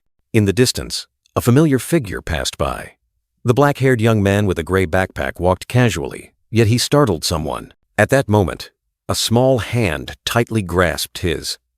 Kim Ha-jin? Even with sunglasses obscuring his face, the figure was too familiar to be mistaken. Yeonha was stunned. Wait, more importantly, she stared at the blonde girl, an indescribable feeling rising within her, mixed with curiosity. The blonde girl, wearing a wide-brimmed hat, smiled brightly. "Who is that child?" The question burst into Yeonha's mind, full of doubt and surprise. Yeonha's purple eyes widened, and a cold drop of sweat trickled down. Extreme astonishment was evident on her face, as if she had just witnessed something unbelievable. "I have to go check," she quickly said, trying to push through the crowd. "Excuse me." It seemed something was more urgent than social etiquette, but a strong hand held her arm tightly. It was Jin Yo-jung, her mother, with a resolute gaze. "Where are you going?" Jin Yo-jung asked, her tone brooking no argument. "We still have to interview the building residents." Yeonha could only stammer, "Mom." Yeonha's face showed clear worry as she tried to explain. Something unexpected came up, but her words didn't seem convincing enough. "You can't miss this," Jin Yo-jung emphasized. "All of this will be yours someday." Her words carried a heavy responsibility. Meanwhile, the figures of Kim Ha-jin and the blonde girl grew more distant, disappearing into the crowd. "They've gone too far." Yeonha secretly regretted. "We're late. Let's go." Jin Yo-jung pulled Yeonha forcefully. She was dragged along, only managing to cry out, "Mom," in helplessness. She couldn't stop thinking about what she had just seen. "There's something I really need to check." Curiosity and worry still clung to Yeonha's mind. In another scene, the blonde girl was opening her mouth, ready to enjoy a delicious meal. A strangely innocent and adorable sight. Before the girl was a lavish feast, full of delicious dishes. Her big, round eyes sparkled, and her expression was one of extreme delight, as if this were the best meal of her life. Kim Ha-jin looked at the blonde girl and asked gently, "Which one do you like more?" The girl's big, round eyes lit up as she excitedly pointed at a dish. "Garlic," he chuckled. All right, all right."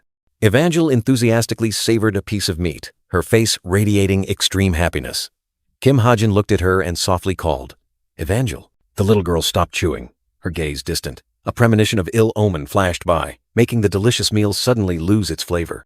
Evangel's blue eyes suddenly drooped.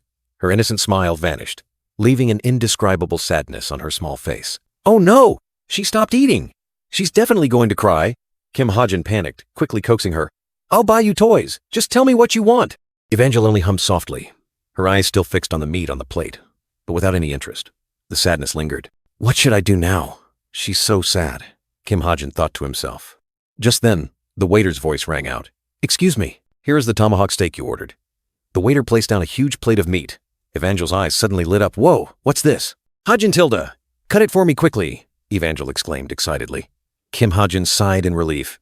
"Sorry, I'll do it right away." After the meal, the two walked side by side on the street. "What toy do you want?" Kim Ha-jin asked. Evangel happily replied, "Puzzles Tilda Lego Tilda." A smile had returned to the little girl's lips. Evangel's blue eyes sparkled in the sunlight, reflecting the joy and excitement of a child. Kim Ha-jin suddenly stopped, turning his head to look behind him. Evangel looked up, asking curiously, "What's wrong?" A small creature unexpectedly appeared. A pure white cat, with heterochromatic eyes, one blue, one yellow, looking directly at them. Evangel's eyes widened, her cheeks flushed with surprise. The little girl had never seen such an adorable creature. A cat in a place like this, Kim Ha-jin thought to himself, looking at the white cat sitting at his feet. Evangel, meanwhile, just gazed at it, captivated. "Ha-jin, Ha-jin." Evangel grabbed his shirt, her eyes sparkling with pleading. "I want to play with Whiteley." He asked the cat's name, and the girl happily confirmed it. He stroked Whiteley, secretly thinking about its cuteness and the possibility of keeping it in the dorm. He anxiously asked Evangel about her ghost friends, fearing they would clash with Whiteley. The girl firmly asserted that she wouldn't let that happen. He looked at the girl, extended his pinky, and asked for a firm promise. Their pinky fingers hooked together, a promise made between them, shimmering like golden light. But soon after, Evangel's piercing scream echoed. Her favorite stuffed animal had been torn to shreds. The girl angrily questioned Whiteley, her eyes glistening with tears as if she was about to cry. Kim Ha-jin stood at the door, carrying a suitcase, instructing the girl to play with Whiteley while he was away. The girl sat on the floor, continuing to scold the cat, but Whiteley only yawned, not bothering to pay attention. Nevertheless, deep down, she felt relieved to have Whiteley's company. The alarm bell rang. A hand reached out, handing him a passport. "Welcome to Turin," a voice said. He examined the passport, secretly amazed by its sophistication, truly worthy of the chameleon troupe. Setting foot in Turin, Italy, he felt an indescribable strangeness, as if stepping into another world. Italy in his novel was a unique country, harboring many mysteries. The biggest reason lay in the existence of the mafia. In this world, they were not ordinary lawless gangs. Although outwardly clashing with the government, when monsters appeared, the mafia cooperated. They even formed guilds and stepped into the light. The mafia, while operating within the framework of the law, still maintained absolute autonomy. But many had abused that power, degenerating into a hidden menace. Kim Ha-jin suddenly realized that his mission target, Kolayan, was one of the strongest mafia forces, and he had to assassinate one of their members. The pressure weighed heavily, making the young man sigh in exasperation. A chilling thought suddenly flashed through his mind.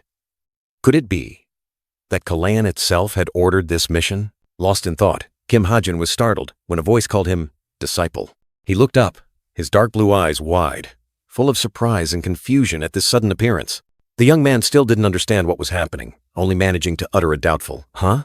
Before him, a girl with long purple hair and brilliant red eyes appeared, her expression cold and authoritative. Kim Ha-jin couldn't believe his eyes. He exclaimed in surprise, "Boss?" The suitcase in her hand suddenly glowed, transforming spectacularly. Kim Ha-jin was stunned. Oh, the suitcase turned into a motorcycle. In just a blink, the suitcase had transformed into a sleek, powerful speed machine, ready to tear through the wind. "Did you come to help?" she asked. Kim Ha-jin replied, "No, I won't help." The girl crossed her arms, looking at him with confusion. "Then why? What are you doing here?" She didn't say much. only uttered a short, decisive command. "Get on. I want to take a ride," she declared, her eyes holding an indescribable hint of amusement. "There's still plenty of time. Let's explore Turin a bit." Her words left Kim Ha-jin bewildered, unable to understand. In a moment lost in memory, Na-yoon collapsed onto the floor, panting after the practice match. Shin Jong-hak stood nearby, coldly remarking that it was inevitable since they had been fighting since after school. Yeon-ha stood there, her gaze vaguely on Na-yoon. Shin Jong-hak wondered why she didn't participate, but Yeon-ha only sank into thought, not replying. In Yeon-ha's mind, an image of Kim Ha-jin holding hands with a blonde girl appeared. She wondered who the girl was, then mumbled that Kim Ha-jin was too young to have a child, perhaps a niece. Yeon-ha's thoughts continued. She ruled out the possibility of it being his child or niece, because after investigating, she knew he was an orphan with no remaining family. Na-yoon suddenly sprang up, asking Yeon-ha what she was thinking about so distractedly, wondering if Shin Jong-hak had just rejected her invitation to study together. Yeon-ha's eyes flashed with annoyance upon hearing Na-yoon's teasing, but she didn't retort. Shin Jong-hak unexpectedly interjected, declaring that Kim Ha-jin no longer liked Na-yoon. Na-yoon was furious, unable to believe her ears. Shin Jong-hak turned to Yeon-ha, asking if the rumor was true. Yeon-ha calmly confirmed, saying that the rumor had been spreading recently. Yeon-ha gave a meaningful smile, declaring that if it were Kim Ha-jin, he would prefer Rachel over Na-yoon. Na-yoon exploded, growling if Yeon-ha was done talking. Yeon-ha maintained a calm expression, asking Na-yoon in return why she cared when she had said she didn't like him. Na-yoon lowered her face, looking ashamed and hurt. A tense atmosphere enveloped them. Shin Jong-hak and Na-yoon turned to look at each other angrily, leaving Yeon-ha standing in the middle, bewildered and not understanding what was happening. Na-yoon and Shin Jong-hak turned their backs and left, leaving Yeon-ha alone. She called after them, wondering why they were acting so strangely. Yeon-ha was startled, not understanding why her two close friends had suddenly turned their backs and left. The memory suddenly faded. Back in reality, Kim Ha-jin was sitting behind the purple-haired girl, speeding on the motorcycle transformed from a suitcase, through the streets of Turin. He was bewildered, watching her back, with only one question in his mind. Does she really just want to take a ride? The purple-haired girl repeated the mysterious message. "There's a gathering at 9. A gathering at 9. Her voice was calm, but held something significant. Suddenly, a light flashed in Kim Ha-jin's mind. The clue for the rookie mercenary mission. "It's right here," he exclaimed, his face filled with extreme surprise. His fingers swiftly glided across the virtual keyboard. Information appeared. The location is Liorn Manor in Turin. The target is the owner. Nearby, there's an abandoned church in the forest. The system continued to guide him, pointing out that the spire of the abandoned church was towering, an ideal vantage point for observation. "So this is the perfect spot for long-range sniping," he muttered to himself, standing there looking up at the dilapidated spire, his eyes sharp and full of determination. The old door creaked as he stepped inside. The young man's silhouette gradually disappeared into the silent night, heading towards the church. His hand touched the moss-covered wall. How long has this church been abandoned? He wondered, feeling the decay of time. At the foot of the tower, the purple-haired girl looked up, her red eyes suddenly blazing. Above, Kim Ha-jin was swiftly climbing, like a ghost gliding through the night. With steady steps, he clung to the cracks and mossy patches, relentlessly ascending to the top of the ruined tower. Tangled vines, crumbling bricks, all became steps for his unyielding will. Finally, he reached the top of the tower. From here, Liorn Manor was clearly visible. Just as she said, this is the perfect sniping spot. At the foot of the tower, the purple-haired girl, with an annoyed expression, ordered, "Please move." He just silently looked down. "Hurry up," he urged. The purple-haired girl sighed, reluctantly replying, "All right, I'm leaving." She had no other choice. With a less than pleased expression, she turned and walked away, leaving Kim Ha-jin alone atop the tower, facing the upcoming mission. Kim Ha-jin watched her retreating figure, still a little confused. What exactly did this girl want from him? His eyes flashed with the blue light of the system interface. The mission had begun. He was ready for tonight's hunt. He calculated that the mansion was only a kilometer away. With heroic speed, 30 seconds would be enough to get there, including the time to pinpoint his exact location. But he only had 1 minute to disappear. The pressure was immense. Time was the enemy. His dark blue eyes scanned the virtual screen, piercing through the protective layer. A faint mana barrier surrounded the mansion, but it couldn't hide from him. Fortunately, the barrier was still weak, because the event hadn't started yet. It was time to act, slowly but surely, according to plan. A surge of emerald energy erupted, swirling like a magical vortex, signaling the beginning of the hunt. The black-haired young man gripped his gun tightly, blue light enveloping him.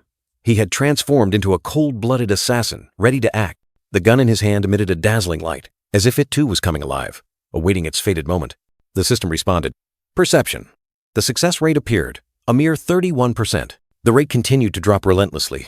25%, then 22%. A magical bullet had been loaded, but luck seemed to be turning its back. He gave a wry smile, his eyes flashing with indifference. Looks like today's a bit unlucky. It's fine, he muttered to himself, focusing on the target. The power of the stigma would transfer into the bullet, enhancing its magic-piercing ability. Inside the mansion, the servants were still busy, completely unaware of the impending danger.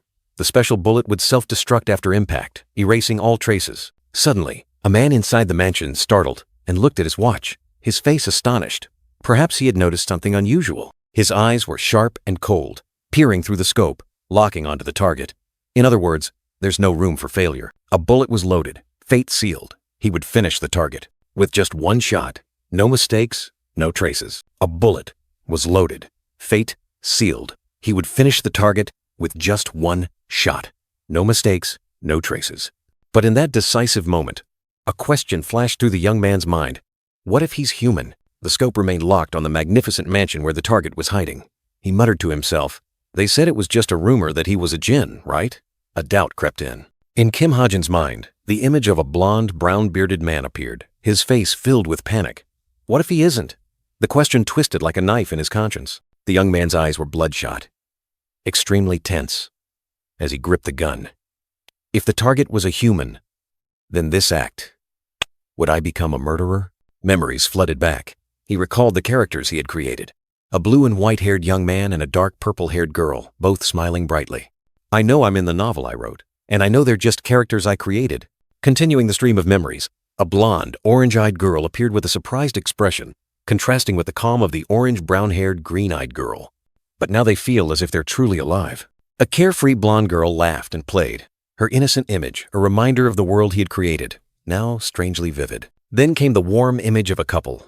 A brown-haired girl with a pink scarf and a brown-haired young man in a blue shirt, smiling together like real people. Those images were like a torrent of emotions, a powerful tremor from the depths of his soul, forcing him to confront reality. Kim Ha-jin lowered his head, a drop of blood trickling from the corner of his mouth, as if paying the price for his internal struggle. That's right, he muttered to himself. He remembered home, and the familiar faces embracing amidst the bustling flow of life. All of this is so I can go home. That was his sole objective. But the path home was not easy. Soon I might have to stay here for at least 10 years, or even longer. A bleak and challenging future. The young man gripped his gun tightly, determined to cast aside all emotions. So I should become hardened to situations like this. He had to be stronger. In his memory, Kim Ha-jin appeared as a student, standing silently, his eyes filled with contemplation. Even though they feel like real living beings, a close-up of his student face, a faint smile passing, concealing acceptance and sadness. It's just all those emotions, those memories, those vivid people. In the end, they were just a novel. He had to remember that. The sky, tinged purple and pink by the sunset, and the wide-soaring black birds, heralded an eventful night about to descend. And then, a piercing sound tore through the air, fresh blood splattering as a bullet pierced the orange-haired man's head. Horror was evident on the faces of those around him. A brown-haired man embraced his colleague, exclaiming, "He's been shot!" A chaotic scene unfolded. 2 bodies lay sprawled. The survivors panicked, while a long, brown-haired woman stood silently observing. She mused, her eyes sharp and cold. A djinn. Her words echoed, contrasting with the brutal reality. Djinn don't bleed. But the blood continued to flow, staining the ground red. Proof of the cruel truth that had just unfolded. The scene shifted. Kim Ha-jin sat alone at an outdoor cafe, his gaze distant, lost amidst the crowd. He bowed his head, sinking deep into thought, seemingly still lingering on painful memories. Suddenly, the long, brown-haired woman appeared, sitting opposite him, and called out, "Disciple." She looked directly at him, her tone firm as if speaking of an old acquaintance. Li Xiaofeng. A fleeting memory surfaced, 3 friends standing together, and Kim Ha-jin's inner voice echoed, "They aren't real after all. They're all just characters in a novel." Kim Ha-jin asked in surprise, "How did you know I was here?" She replied concisely, "I tracked your location," he exclaimed. "You can do that too?" He smiled faintly in relief, raising his coffee cup. "You did well today." He thought to himself, what a relief. A close-up of Kim Ha-jin's gloved hand holding the coffee cup, A faint blue light flashing. The long brown-haired woman looked at him with concern. It seems the last mission took a heavy toll on his spirit. His first mission, his first stain on life. He clutched the coffee cup tightly, the burning sensation in his throat, searing his soul. Taking a life for the first time was anything but easy. Amidst the silent night, the question echoed. How was today's mission? He replied softly, his voice hoarse. It was very difficult, probably because it was my first time. The brown-haired woman mused, her gaze distant. Earning money is never easy, she said. But money is the only thing you can trust. His eyes widened, shaken by her words. Especially for people like us, she emphasized, like a cold warning. The coffee cup was still steaming, but his mind was in turmoil. Us? He asked again, receiving a cold nod. The harsh truth descended. Because we've lived our entire lives without family, that explanation was like a knife twisting in his heart. His face was blank, his eyes lost. The pain of a lonely, rootless individual had deeply etched itself into his young soul. A small trace of blood lingered at the corner of his mouth, evidence of his internal struggle, or a remnant of a recent battle. He sighed, accepting the bitter truth. That's right, he mumbled.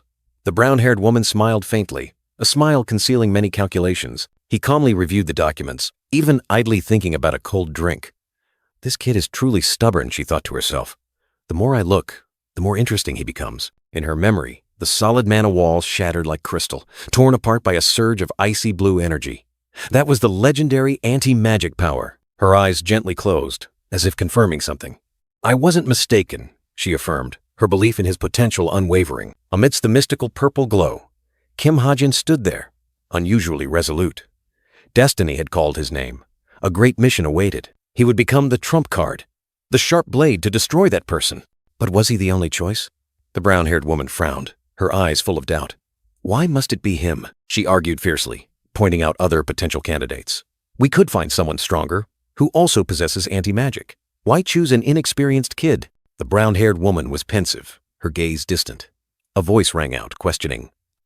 After all this time, do you really want to support a nobody again? She subtly curled her lips, denying the accusation. It's not opposition, just curiosity. The voice continued to explain. Then an image flashed by. A white-haired, golden-eyed young man appeared. It's because of his eyes. Those eyes. The voice continued to tease, calling her captain and saying she was showing her unexpected romantic side. The brown-haired girl sternly reminded, Droon, that's enough.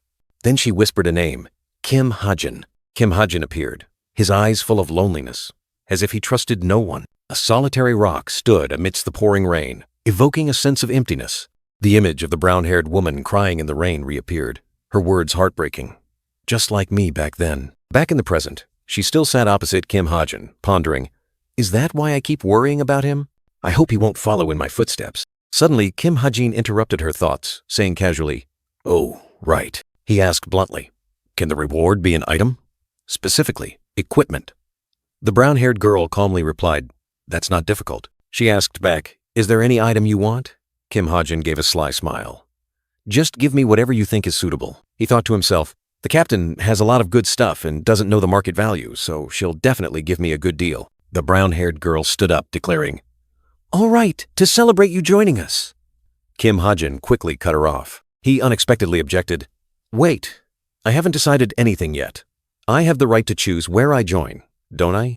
Kim Ha-jin gave a confident smile, asserting, I think it's still a bit too early to decide. The long brown-haired woman was pensive, her gaze unreadable as she looked at the young man. She wondered if she was misjudging him. A thought flashed through her mind. Truly. I can't understand him. Night fell. A crescent moon hung suspended amidst purple clouds, dotted with twinkling stars, bringing with it an ethereal tranquility. Night enveloped a tall building, lights spilling from the windows, creating a peaceful scene, contrasting with the recent tensions. Inside, the blonde girl Evangel and the white cat Whiteley were fast asleep, their steady breathing lulling the entire space. Suddenly, Evangel awoke, her big, sleepy eyes looking up, softly calling out, Ha-jin? Kim Ha-jin appeared, his face surprised to see the little girl. Evangel? Why are you sleeping here? The little girl spread her arms, her eyes sparkling with joy. I waited for you to come home, Ha-jin. He knelt down and hugged her. Evangel hugged him tightly, a radiant smile on her lips. Welcome back, Ha-jin. You worked hard today. Kim Ha-jin closed his eyes, feeling the warmth of the little girl's embrace, a strange emotion swelling within him. His hand gently rested on her golden hair. Returning Evangel's sincere hug, he whispered, his voice containing a rare tenderness. So warm. In that moment, An obvious truth suddenly exploded in his mind. I truly know that these people aren't just characters. They genuinely live and breathe. Suddenly, Kim Ha-jin's eyes widened, his pupils contracting in astonishment, as if he had just realized something horrifying. His eyes were filled with shock, his face a mix of confusion and panic, as if his worldview had just been turned upside down. He squeezed Evangel's small hand tightly, a strange light flaring up, as if to confirm the truth he had just discovered. Holding Evangel tightly, Kim Ha-jin fell into thought. To return home, would he have to keep repeating things like this forever? The little girl looked up, seemingly sensing his apprehension. How many more times? The question echoed in his mind, like a curse, an invisible burden weighing down his fate. The second-year midterm exams had officially begun, but the school atmosphere was no longer as lively as the first year. An unusual stillness enveloped everything. The school gates were tightly closed to outsiders, a strict regulation enacted after too many horrifying incidents from the previous exam. The caution was evident. Kim Ha-jin thought to himself, everything seemed to have deviated from the original story. But he didn't care much, because even he, the author, couldn't remember the details of this part. The entire school erupted in complaints. Today's exam was incredibly difficult. The professor should be sued for this crime. Indignation spread throughout the hallways. But for Kim Ha-jin, who excelled in theory, the written test was nothing more than an early end to the school day. He maintained a calm, confident demeanor. He intended to quickly go to the nursing home that Ho-sup had mentioned. Suddenly, a familiar voice rang out, interrupting his thoughts. A brown-haired, green-eyed girl appeared before him, her face full of confusion and a hint of annoyance. Kim Ha-jin asked in surprise. The girl asked if he was going to the study room. He replied curtly, "No, I'm going out."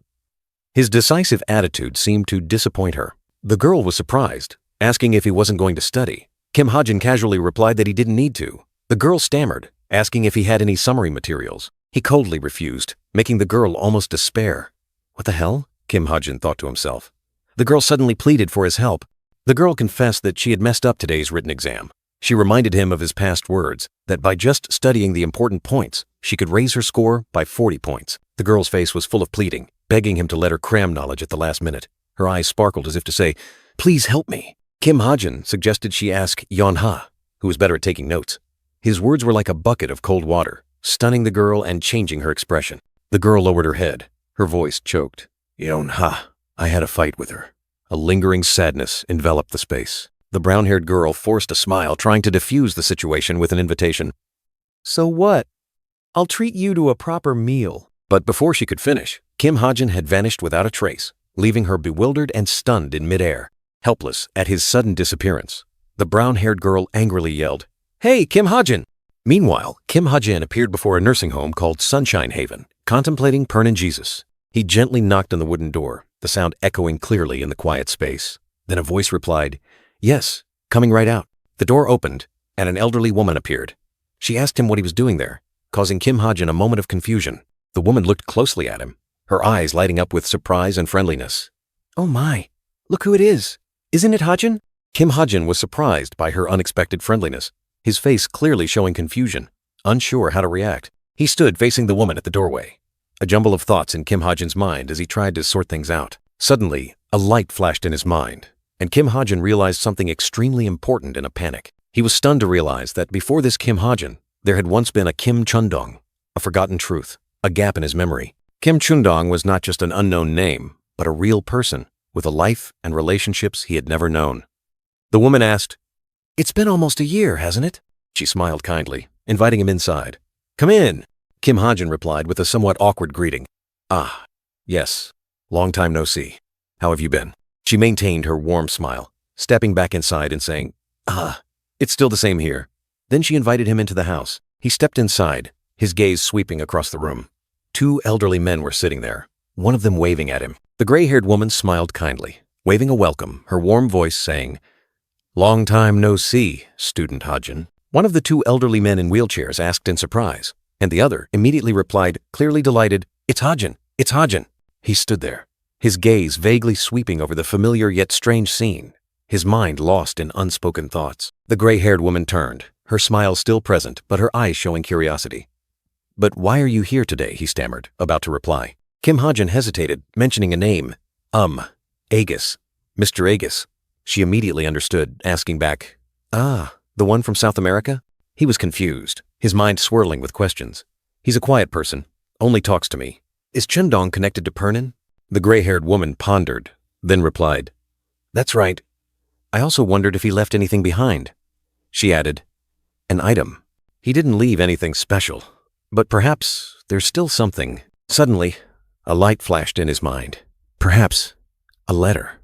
A letter, he exclaimed, full of hope, his gaze fixed on the floor, repeating the word letter as an affirmation, an important clue that had just been revealed. The gray-haired woman was surprised, while he breathed a sigh of relief. Thank goodness this hasn't changed. He thought to himself, a burden lifted. He spun around to her, his voice full of astonishment. How did you know? That letter. Where is it now? Urgency was clear in every word. In his mind, a thought suddenly appeared.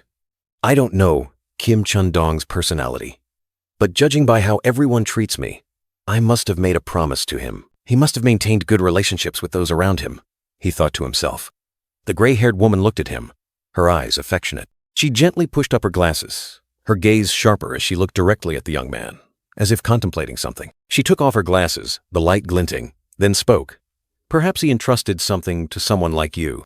A faint memory resurfaced, an image of him in his old body, chatting with the old man in the wheelchair. Because you were always the one to initiate conversations, becoming a companion to anyone. The kind smile of the gray-haired woman held a deep conviction. She believed that this young man was the only one who could fulfill the old man's last wish. The old man's final message echoed like a command. Go to Westlake Memorial Park. Kim Ha-jin was stunned, feeling an invisible burden settle on his shoulders. A mysterious letter, hidden with the ashes. This sacred place held not only memories but also the answers to unspoken things. His footsteps were heavy on the marble floor. A memorial park. Is that so?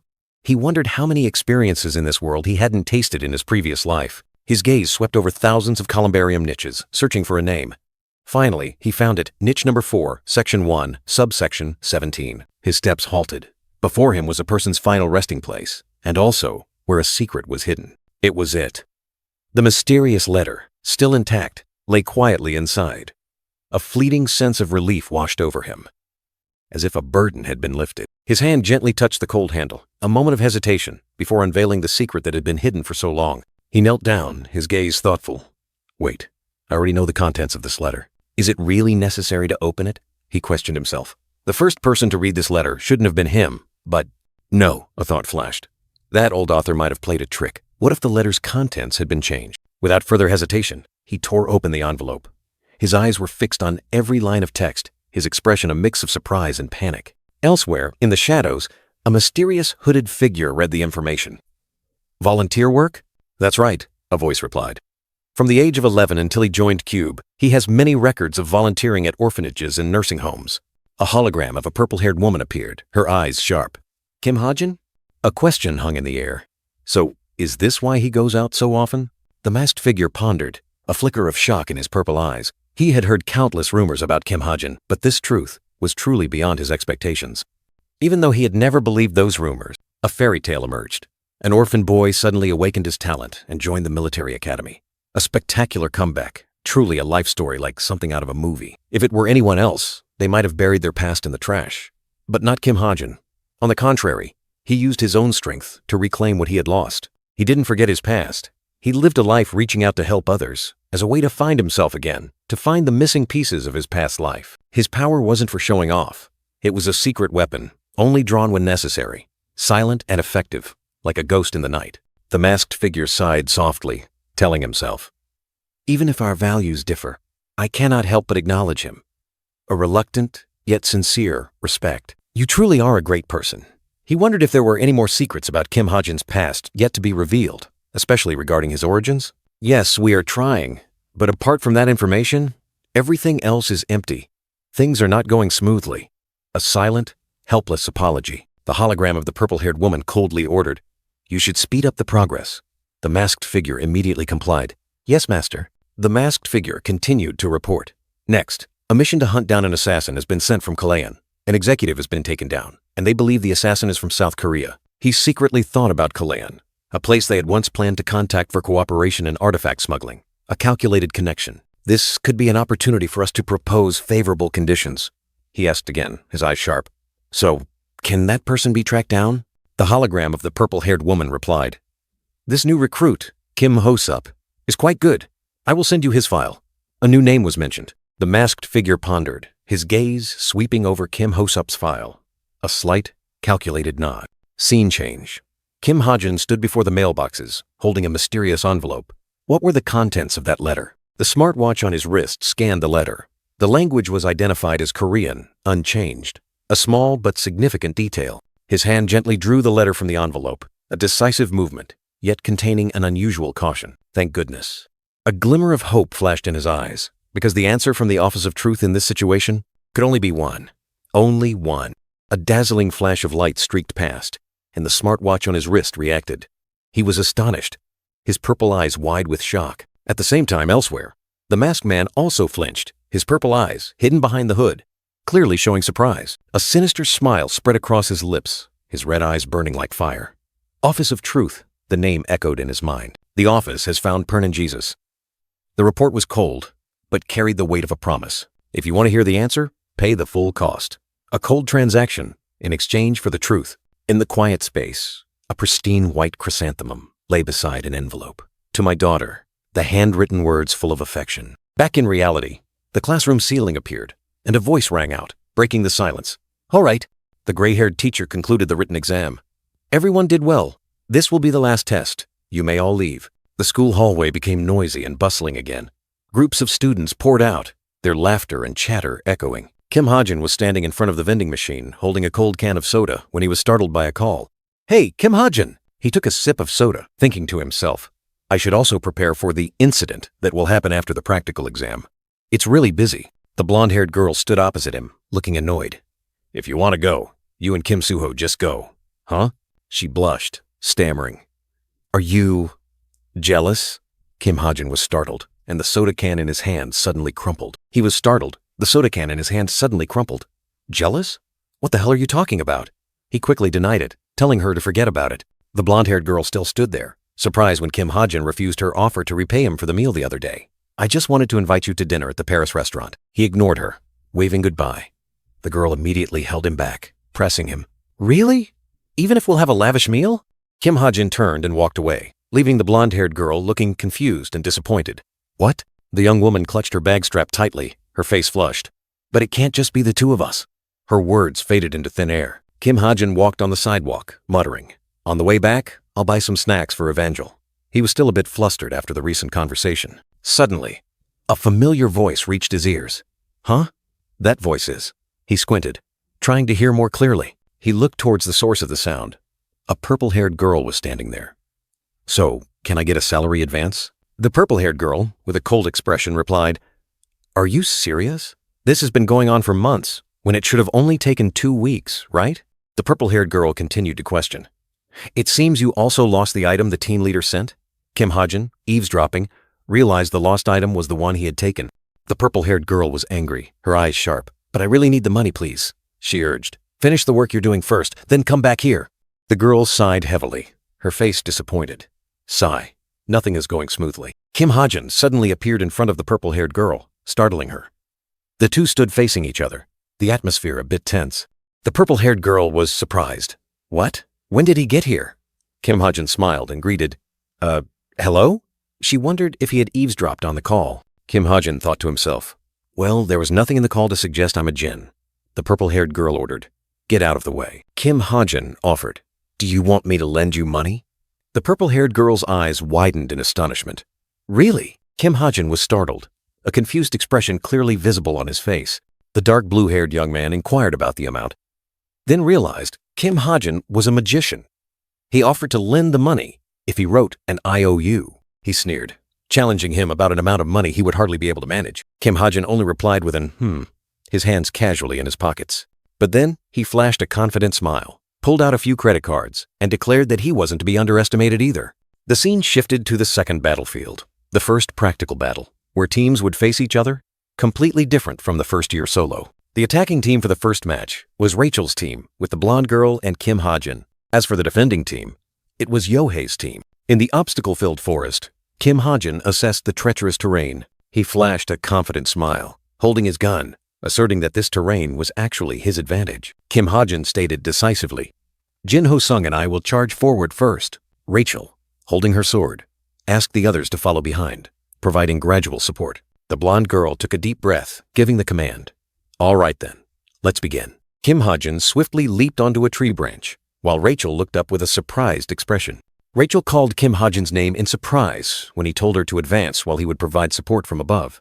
Rachel understood and entrusted him with the task. Without hesitation, Kim Ha-jin swooped down from above, his shout, "Let's go!" echoing. After a lightning-fast jump, Kim Ha-jin gently landed on a high branch, his sharp gaze sweeping downward. He hid among the lush green leaves, carefully observing every movement, like a hunter stalking prey. Suddenly, something unexpected startled him. His eyes widening in surprise, quick as lightning, his hand gripped his pistol tightly, ready for any situation. An arrow shot into the sky. Without hesitation, Kim Ha-jin immediately opened fire, his figure gliding through the air like a ghost. Landing on a branch, Kim Ha-jin quickly deduced, "There's an archer here, so their teammates can't be far. And among them, the one who will confront me directly on the front line will be." But then, an unbelievable sight appeared, making him exclaim in astonishment. "Huh?" Under the tree, a young man with dark blue hair lay sprawled out, chewing on a blade of grass. His expression strangely relaxed. He was completely relaxed, his sword casually placed beside him, as if enjoying a nap in the middle of a battlefield. Kim Ha-jin couldn't believe his eyes, shock clearly visible on his face. What the hell is this? Even with an archer providing cover, being this careless is too much. And Yohei's opponent right now is. At the same time, Rachel charged like the wind, her sharp sword raised, ready for the decisive blow. The young man with dark blue hair remained calm, slightly opened his eyes and said, "Oh, Wanderer, you are as free as the wind, strangely uninhibited." Without a moment's hesitation, Rachel unleashed a fierce attack, her swordlight tearing through the air aimed directly at the enemy. The blade in her hand gleamed, reflecting a dazzling light, signaling a powerful strike. Rachel's sword, seemingly unstoppable, was unexpectedly blocked by Yohei's sword, creating a deafening clash. Kim Ha-jin, witnessing the scene, couldn't help but gasp Rachel's name, his face filled with confusion and surprise. Yohei, unfazed, continued to launch a powerful counterattack, his sword light tearing through the wind as it rushed towards Rachel. The fierce collision between the attacks created a powerful shockwave, shaking the entire forest, sending leaves scattering. Kim Ha-jin observed the battle, frowning as he remarked, "They're evenly matched." He saw that Yohei was completely unfazed, even blocking simultaneous attacks from Rachel and Jin Ho-sung. Kim Ha-jin began to ponder, wondering if Yohei was always this strong. A confident smile briefly appeared on Yohei's lips. Rachel and Jin Ho-sung were also surprised. Well, even with both Rachel and I attacking, there's no opening. After all, this guy is ranked 3rd. Kim Ha-jin wondered if this was some kind of buff magic, then suddenly realized, I think I understand their formation now. He analyzed. Yohei blocks enemies at the front.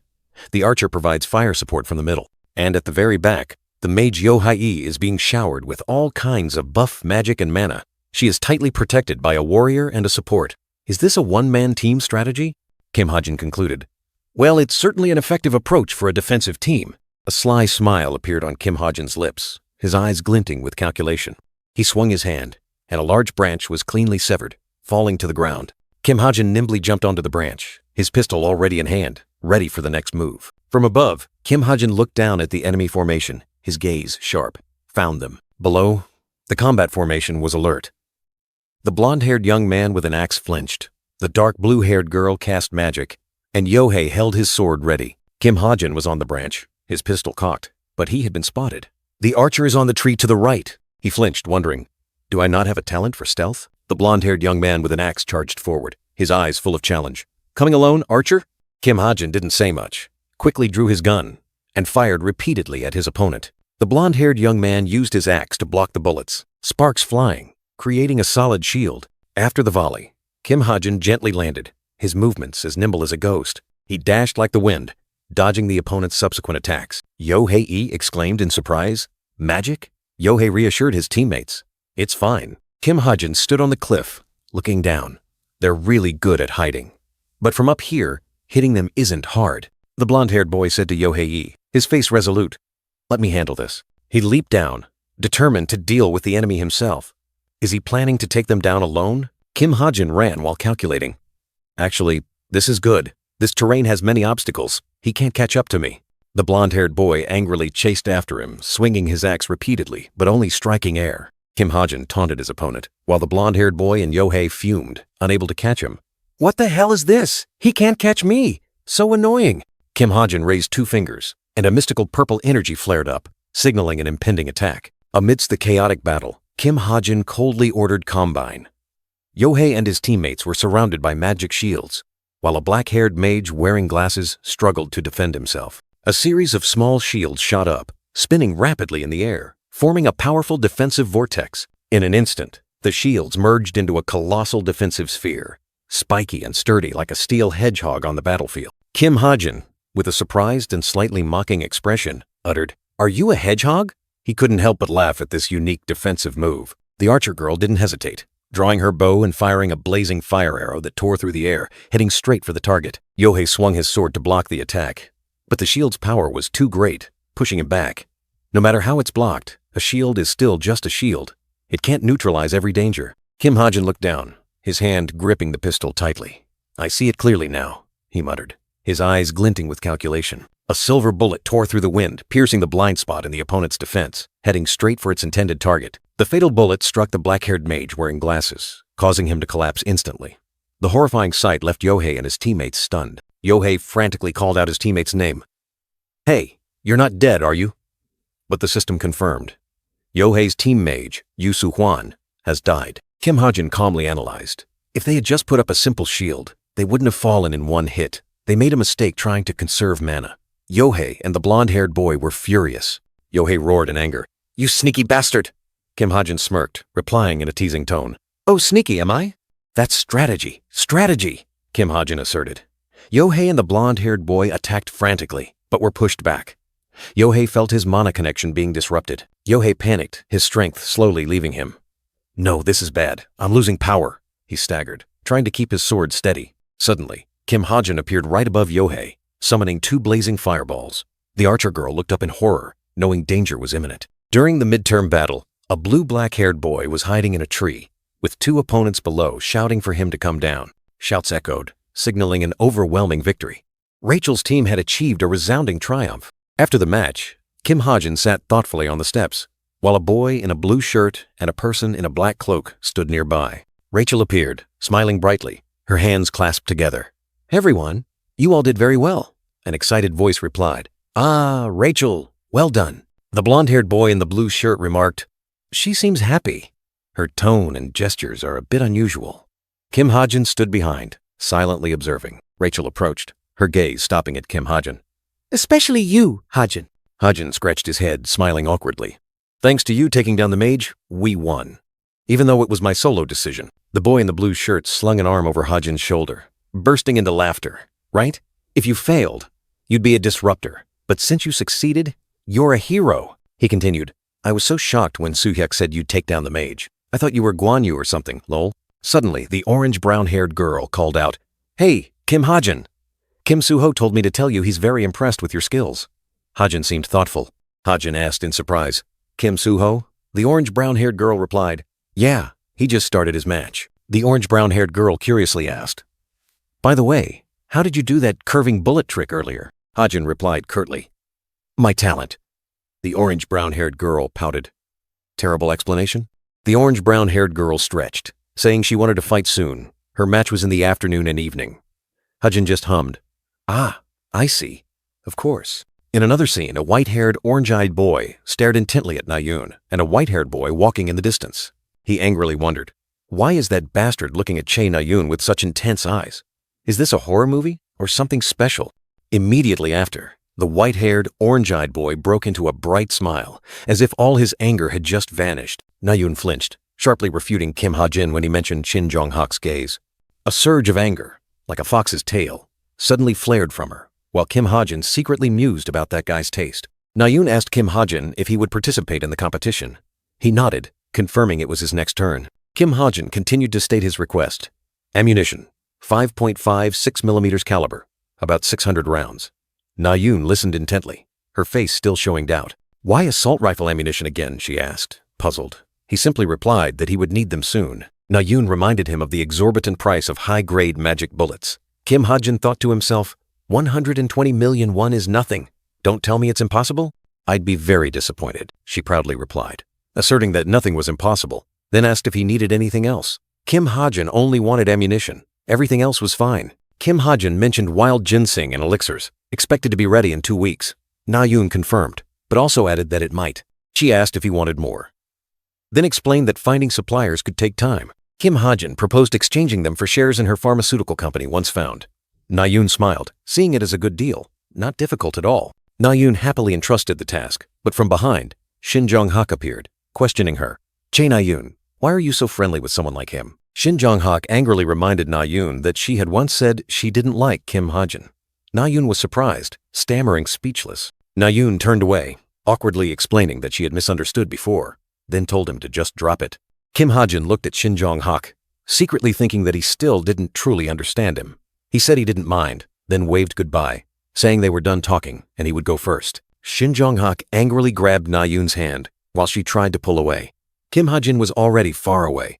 Shin Jong-hak was a descendant of an ancient prime minister and the grandson of the hero Shin Myung-cheol, who saved Korea from famine. Therefore, he carried a strong pride in his lineage and status. At the same time, Kim Ha-jin opened the door and called out, "I'm here, Evangel." A purple-haired girl boss rushed to hug Kim Ha-jin, hastily asking for information about Shin Myung-cheol. Kim Ha-jin asked if anything was unusual. As soon as the door opened, Evangel rushed to hug Kim Ha-jin tightly, asking questions in a whining tone. He was stunned, his eyes wide with surprise at this unexpected sight. However, the little girl started sniffling, tears streaming down her face, whimpering, "Hayang! Hayang scratched me!" Evangel sobbed uncontrollably, tears falling profusely, repeating the cat's name with extreme distress. A memory flashed back. A small hand was scratched, and Hayang, the white cat, was the culprit. Kim Ha-jin frowned, trying to suppress his emotions. He told himself, "Rule number 1 of parenting, never show discomfort in front of your child." Holding Evangel in his arms, he gently asked, "What happened?" The little girl was still crying, resentfully saying she hated Hayang. Kim Ha-jin hugged the little girl tightly, gently asking, "Are you saying Hayang just scratched you out of nowhere?" He recalled the words of the man with glasses. Spirit beasts with high mana compatibility heal quickly, live long, and are extremely intelligent. Such a creature would never scratch its owner without reason. Back in reality, Kim Ha-jin looked at the pile of shredded cat treats on the table, thinking to himself, "I told you to only give 1 a day, Evangel." He turned to the little girl, his tone slightly stern. "Evangel, why are Hayang's treats shredded like this?" Kim Ha-jin looked at Evangel suspiciously, a conjecture rising in his mind. He suddenly asked directly, "Did you eat them?" Evangel flinched, quickly denying it. The little girl mumbled an explanation. "I was curious why Hayang liked them so much. I just wanted to taste a little." Kim Ha-jin sighed, patting her head. "That's why Hayang got angry. Don't do that again next time." Evangel was still sniffling. Just then, Kim Ha-jin's wristwatch beeped, displaying a new message from Rachel. Kim Ha-jin stared at the watch, his face utterly surprised. A message from Rachel appeared, an unexpected birthday greeting echoing in the silent space. Along with the greeting was an enticing set of cakes and an invitation to karaoke after the exams. Looking at the message, Kim Ha-jin suddenly realized a shocking truth, something he had completely forgotten. As if a strong confirmation, the watch screen suddenly lit up, revealing that September 8th was his birthday. Kim Ha-jin was astonished. "Ah, so it's my birthday." Meanwhile, elsewhere, a brown-haired, green-eyed girl lay stretched out on her bed, scrolling through her phone with a distant, unfocused gaze. She muttered to herself, "Just 1 exam ended, and social media is already going crazy." This virtual busyness seemed to weigh even heavier on her mood. Yeonha's post appeared, showing cheerful team photos after the exams. Seeing this, the brown-haired girl felt a pang of jealousy, remembering the party her own team never had. But then she brushed it off. "Never mind. With our terrible presentation, how could we have any party?" She was still annoyed, her resentment lingering. Memories suddenly flooded back. She recalled the conflict with Yeon. We haven't spoken since then. A persistent regret. She wanted to fix everything. The brown-haired girl tossed and turned restlessly in bed, as if wrestling with her own thoughts. What should I say?" she wondered. She held her phone, her finger gently swiping across the screen, each movement filled with hesitation, a moment of deep thought. After an internal struggle, she decided to just leave a like on Yeonha's post.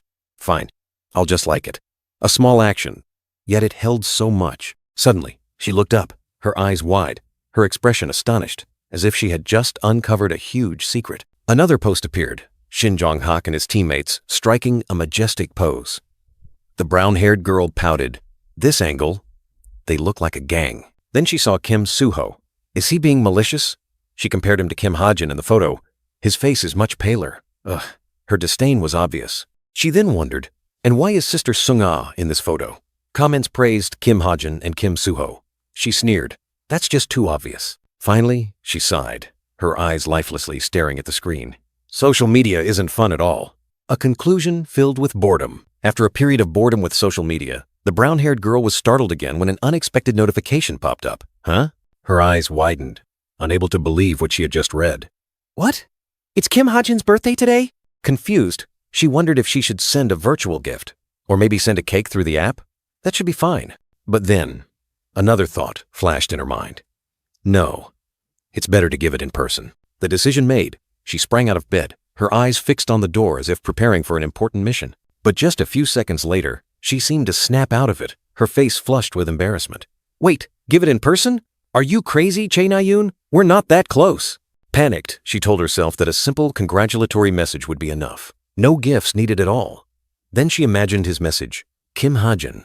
Lol. Is it your birthday today? Lol. Time passed. 1 minute, 3 minutes, then 5 minutes. She wondered, why isn't he replying? Then another message from Kim Ha-jin appeared.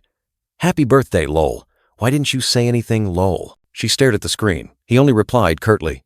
Thanks. She pouted. Is that all? A frustrated TSK escaped her lips. She kicked something under her foot, her face filled with disappointment. Her green eyes still held a hint of annoyance, but deep down, there was an unnamed sense of emptiness. Meanwhile, elsewhere, the final exams had finally ended on Thursday. Although his individual performance wasn't great thanks to excellent team scores, Kim Ha-jin mused in his room. He told himself, it seems I'll achieve my goal of making it into the top 200.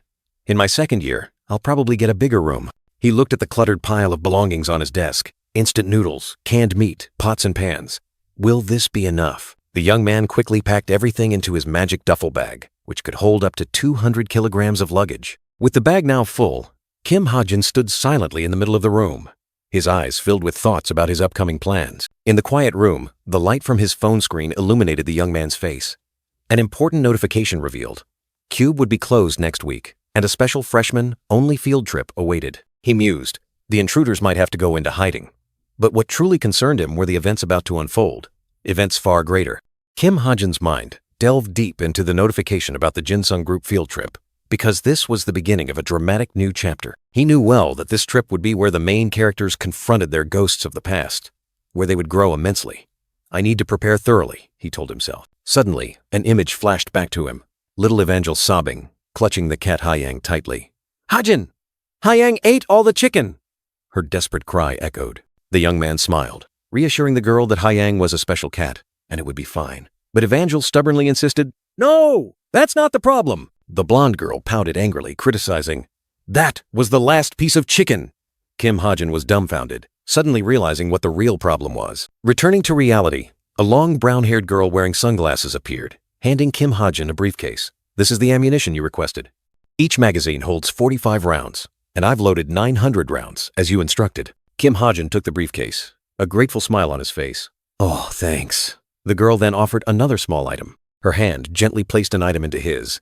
This too, she said, her eyes holding something hidden. He took the wrist guard, puzzled. The girl explained, when firing a pistol, the wrist is the most vulnerable part. Then she added, her tone slightly embarrassed. Your birthday is on Monday, right? I wanted to give you this then, but I was busy with exams. He nodded. I'll make good use of it. Well then, I'll be going, the girl said, waving goodbye. Kim Ha-jin replied, all right, thanks. Be careful. A gentle smile appeared on the young man's lips. He softly uttered, whoa. He watched the girl's retreating figure disappear, an indescribable feeling rising in his heart. I never thought there'd be a day Yonha would give me a gift. Suddenly, Kim Ha-jin was startled, his eyes looking up in alarm. Oh, look at the time. Kim Ha-jin panicked, realizing how late it was, frantically worrying he would miss an important appointment. Amidst the crowd, a gray-haired young man suddenly spoke up, noticing Kim Ha-jin's appearance. The group of friends was already waiting, wondering about his delay. Kim Ha-jin quickly apologized, explaining he had a prior appointment. The blonde girl in the group smiled brightly, suggesting everyone go inside now that Kim Ha-jin had arrived. Lively melodies echoed through the hallway, signaling a bustling entertainment session awaiting them. Another young man was engrossed in karaoke, while the blonde girl curiously peeked inside. At the reception desk, the gray-haired young man booked a room for the group and was directed to room number 17. The blonde girl looked around, muttering 17 as if trying to locate the room. The number 17 sign clearly appeared, and the gray-haired young man and the blonde girl happily entered with everyone else. Kim Ha-jin stood in front of room 16, his eyes still a little confused. A brown-haired girl approached, offering to get water. Kim Ha-jin nodded, agreeing to 2 bottles. Kim Ha-jin stood there, his expression calm, as if nothing was out of the ordinary. Suddenly, the brown-haired girl's eyes widened. Her face filled with astonishment. The surprise turned into panic, and the brown-haired girl stammered Kim Ha-jin's name. She couldn't believe her eyes, repeatedly calling his name as if trying to confirm the truth. Kim Ha-jin was flustered by the girl's reaction, secretly lamenting his overly casual attire. The sporty brown-haired girl suddenly asked if he was here to hang out. Kim Ha-jin was startled and replied, "Oh, yeah."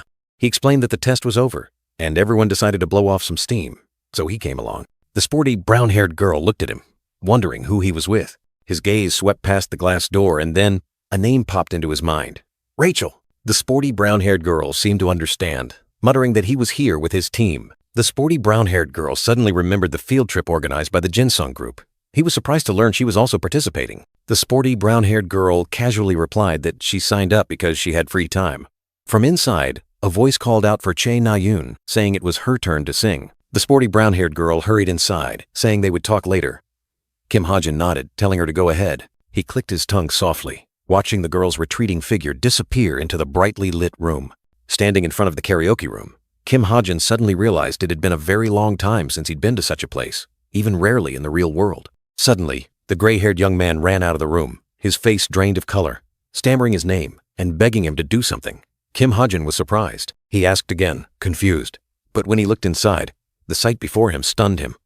Everyone was sprawled out, while Rachel was passionately singing. A flash of insight struck him. He suddenly remembered something terrible. Rachel smiled and greeted him, still holding the mic, passionately singing. A line of text appeared. Rachel loves to sing. But Kim Ha-jin's face contorted, revealing clear horror, because Rachel was terribly tone-deaf. He screamed internally, wondering why his past self had added this characteristic to her character. Kim Ha-jin sat in front of the computer, his gaze distant as he looked out the window. Lost in thought, he forced a smile, smug about his perfect plan. The plan to put the seedling powder into the bracelet is excellent, but the plan had succeeded. The seedling powder had been imbued into the ordinary bracelet. But how to give it to Rachel was the difficult problem. According to the original plot, Rachel would discover her abilities after discussing them with Kim Soo-ho. But to shorten the time, he had to give her this item as soon as possible. Even if he found a way to give it, he was still struggling. Suddenly, an idea flashed in the young man's mind, like a ding, signaling it. An unexpected message appeared on his device. Sender, Rachel. He wondered in surprise, what did she want? The message from Rachel stunned him.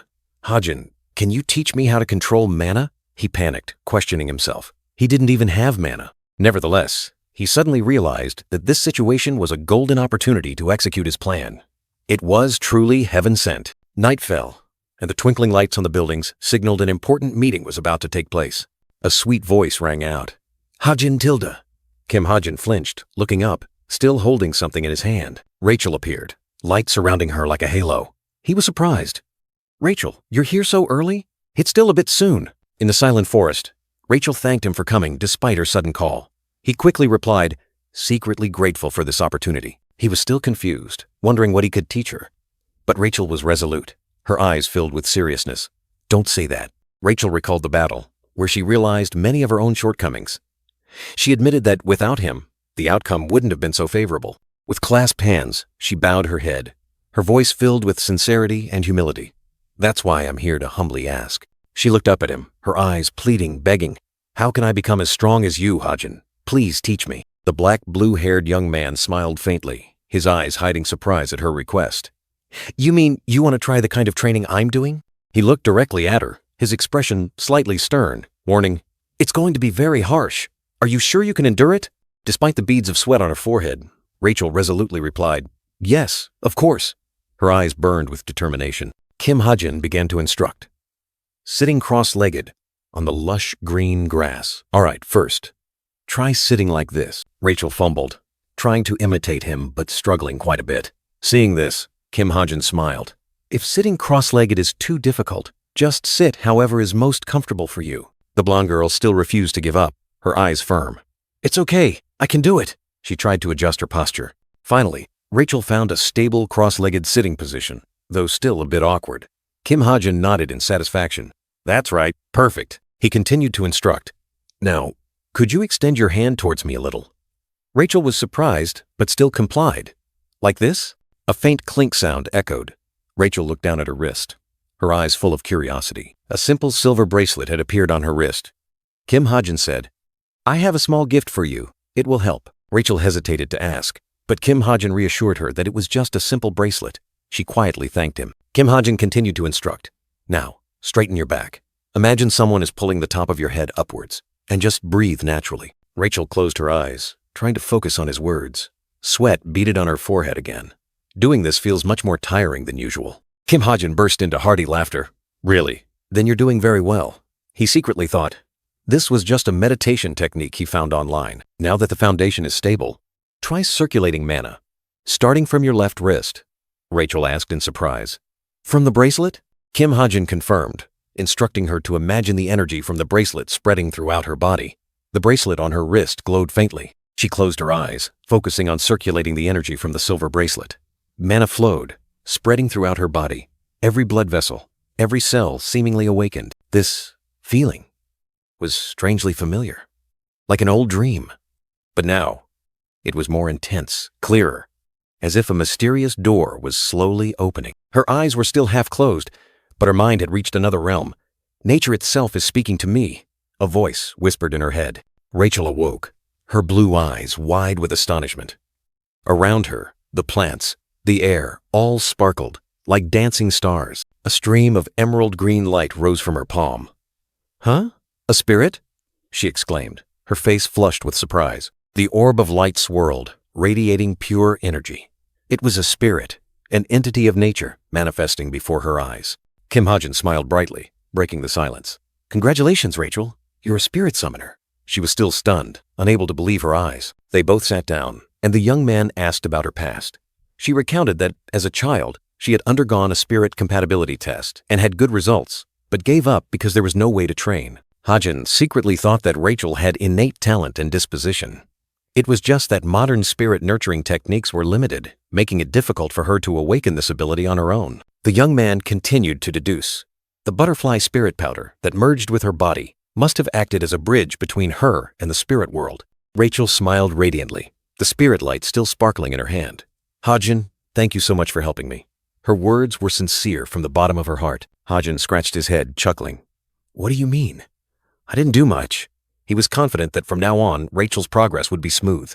Suddenly, Ha-jin flinched, his eyes fixed on Rachel. Something was amiss. An indescribable feeling washed over him. The young man's face changed color, his eyes wide with panic, reflecting Rachel's image. Huh? A cry burst out. A terrifying explosion ripped through space, blinding light and thick dust. A thunderous sound echoed. Ha-jin fell to the ground, staring in shock at the explosion. Oh, Rachel! He called her name anxiously, an indescribable fear rising in his heart. In the silent night, Rachel suddenly warned, her voice tense. Be careful, Kim Ha-jin. Someone is targeting us. The young man flinched and spun around. Ha-jin was still stunned, trying to reassure himself and Rachel, believing they weren't the target. But an ominous feeling still lingered. A sneer echoed, cold as the night mist. From the shadows, a mysterious figure appeared, a half-smile full of mockery. Even after attacking, it seems you still don't know who your opponent is, the voice echoed, full of self-satisfaction. The spirits must have told you of my presence. Rachel froze, her blue eyes wide with surprise and fear. Recognizing the newcomer, the mysterious figure looked directly at Rachel, his words cutting deep like a knife. Rachel, you still can't do anything without relying on others, can you? Anger flared. Rachel gritted her teeth, decisively uttering the name, Lancaster. Ha-jin turned, his eyes full of vigilance and worry. Sensing the lurking danger, Lancaster stood on the cracked cliff, his sharp eyes looking down at the two. As for you, you'd best look out for yourself. He continued to utter venomous words, aimed directly at Rachel, making her tremble. The feelings you have for Rachel will one day turn and stab you like a knife. Ha-jin clenched his fists, his gaze firm, determined not to let the other person continue to hurt Rachel. The young man stood protectively in front of Rachel, his eyes resolute. That's none of your business, Rachel softly called his name, her voice full of worry. Ha-jin questioned Lancaster, his voice full of indignation. If this was just a surprise attack, you could have struck when we were completely off guard. Why did you deliberately torment Rachel like this? Lancaster maintained a cold, expressionless face. What did he want? Hajin continued to press, his sharp eyes fixed on his opponent. What is your true objective? Lancaster maintained a cold face, his eyes as deep as the universe. He didn't answer, only silently faced Kim Hajin's challenging question. Rachel trembled, leaning into Kim Hajin, whispering fearfully, Hajin, that guy, he has a grudge against me. Lancaster merely smirked, his eyes full of sarcasm. Rachel was bewildered, her blue eyes welling up. Your Highness, do you think I'm doing this just because I have a grudge against you? Lancaster spoke, his tone full of contempt. Rachel was stunned, not understanding. Excuse me? Lancaster continued, his eyes sharp. You are truly arrogant. The blonde girl could only remain silent, her heart full of confusion. Lancaster sneered, his red eyes flashing with cruelty. Honestly, you're not even the target of my revenge. Lancaster's words echoed like a curse. He wanted revenge on those who had abandoned, mocked, harmed, and exiled the loyal ones. Lancaster's gaze swept over the image of a blood-stained throne, a pitiful child wearing a crown. It is the British royal family. Your Highness, you are just a small part of my revenge plan. His hand gripped the sword hilt, trembling. But sir, you were once nobler than anyone else. Rachel's voice choked with pain. From the cliff, Lancaster looked down. How did you become like this? He replied coldly. Don't you know? Rachel bowed her head, a hazy memory appearing. A distressed man embracing an injured woman. How what I did for others came back to haunt me. Tears streamed down the man's face, mixing with fresh red blood. Pain and betrayal were deeply etched into his soul. Lancaster calmly raised his hand, dispelling the tense atmosphere. Today, I only came to talk. Don't worry. But then, a surge of crimson energy erupted from Lancaster's hand. This is my parting gift. Kim Hajin and Rachel were horrified. A terrifying power exploded, throwing Kim Hajin and Rachel backward. The ground cracked open, forming a deep chasm. Kim Hajin and Rachel lay sprawled on the ground, their eyes wide with terror. What the hell? Neither could believe what had just happened. A blood-soaked arm lay amidst the weeds, proof of a silent sacrifice. That was the agent who protected her like a shadow. A cold voice echoed, like a pronouncement of a cruel fate. The power exploded, throwing both of them. Rachel, her eyes blazing, had once been a warning to him. Remember that, a voice echoed, sowing terror, etched deep into their minds. He turned his head, watching Rachel's retreating back. Did he leave? Kim Hajin whispered, a sense of unease rising in his heart as he faced the cruel truth. Rachel knelt beside the fallen agent.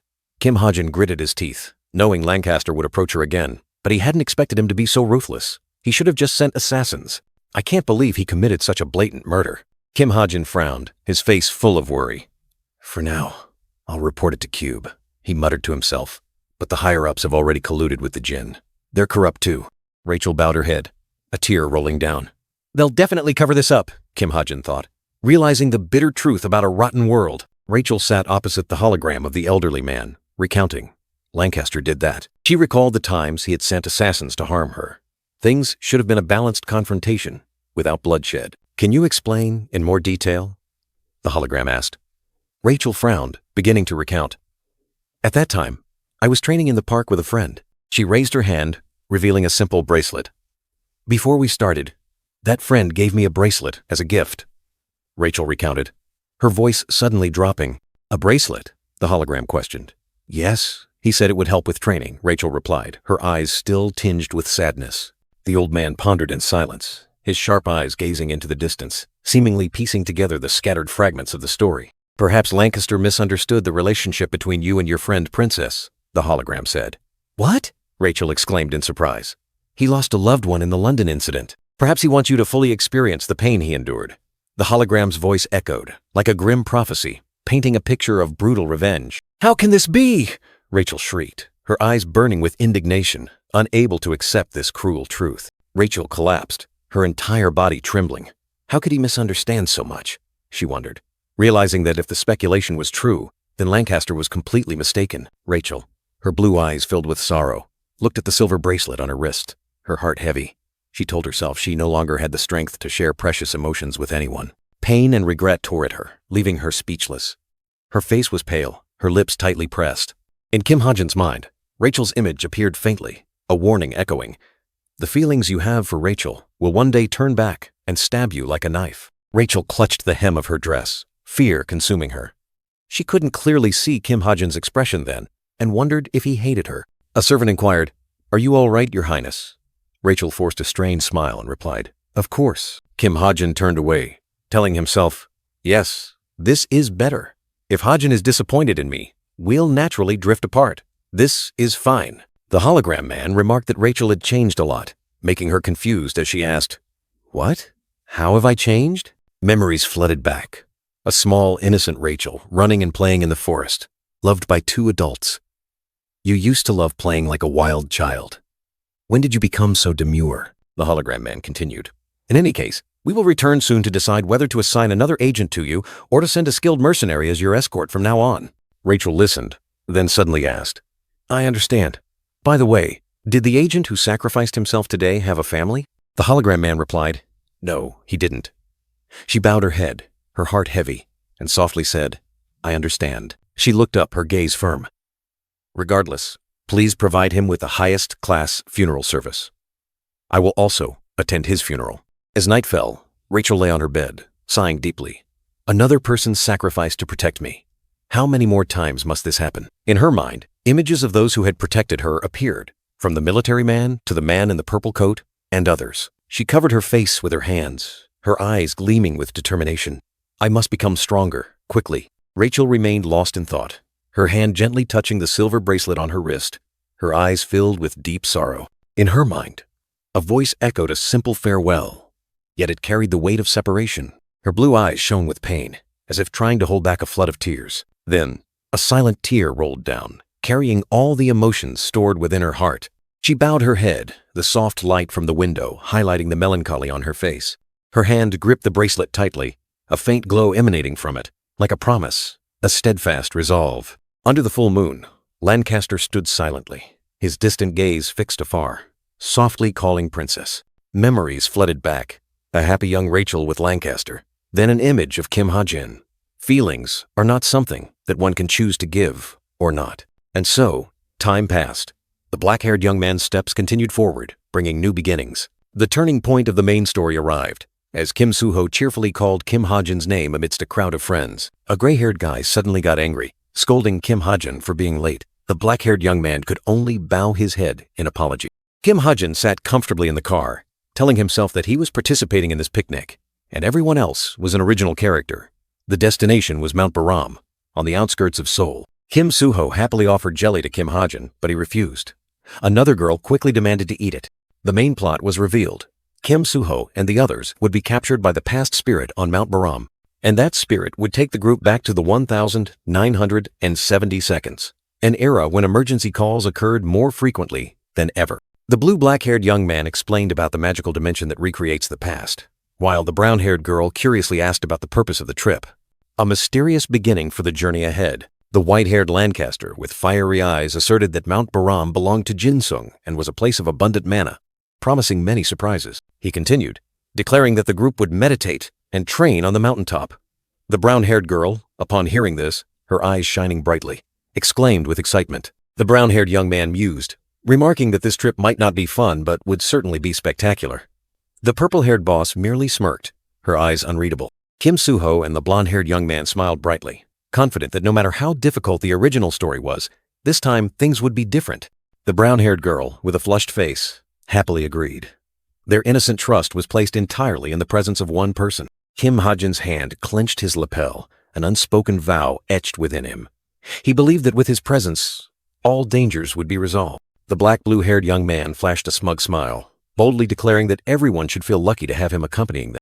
Boss, the purple-haired woman, glanced at Kim Ha-jun, her expression clearly showing annoyance. His excessive confidence seemed to displease her. Suddenly, the scene changed. A dense, dark forest enveloped them. A voice echoed, admitting to having forgotten something important. Kim Ha-jun looked around in confusion, noticing the anomaly. They were clearly climbing a mountain, but it felt as if they were walking on flat ground. Beneath their feet, a flat path stretched endlessly, completely unlike mountainous terrain. A cryptic remark echoed, "One can never truly know." Kim Soo-ho frantically called out to his teammates, his anxious gaze sweeping everywhere. Boss and the gray-haired young man behind them also began to feel uneasy. The blonde young man and the brown-haired girl also shared the same fear. their eyes searching for something in vain amidst the deep forest. Kim Soo-ho desperately asked if anyone had seen Kim Ha-jin. Amidst the dark night, a tragic statement echoed. In this life, who knows how things will turn out? A luxurious car sped up, stopped abruptly, bringing with it mysteries about to be unveiled. The door swung open. Boss and a gray-vested man stepped out. Boss's eyes filled with surprise as she looked at the surroundings. Before them was the majestic Baram Mountain, an ancient temple hidden among the trees, and a group of eager young friends waiting. The brown-haired girl, with a bright smile and an adorable canine tooth, hummed a cheerful tune, her excitement clearly visible. The brown-haired girl excitedly said to Kim Ha-jin, "It's like we're going on a picnic, isn't it?" Kim Ha-jin chuckled and replied, "Yeah, it is." The gray-haired boy teased Kim Ha-jin. "What's wrong? Do you have Shinjong-hak syndrome or something?" Kim Ha-jin uncomfortably denied. "Huh? No, of course not." The brown-haired girl burst out laughing.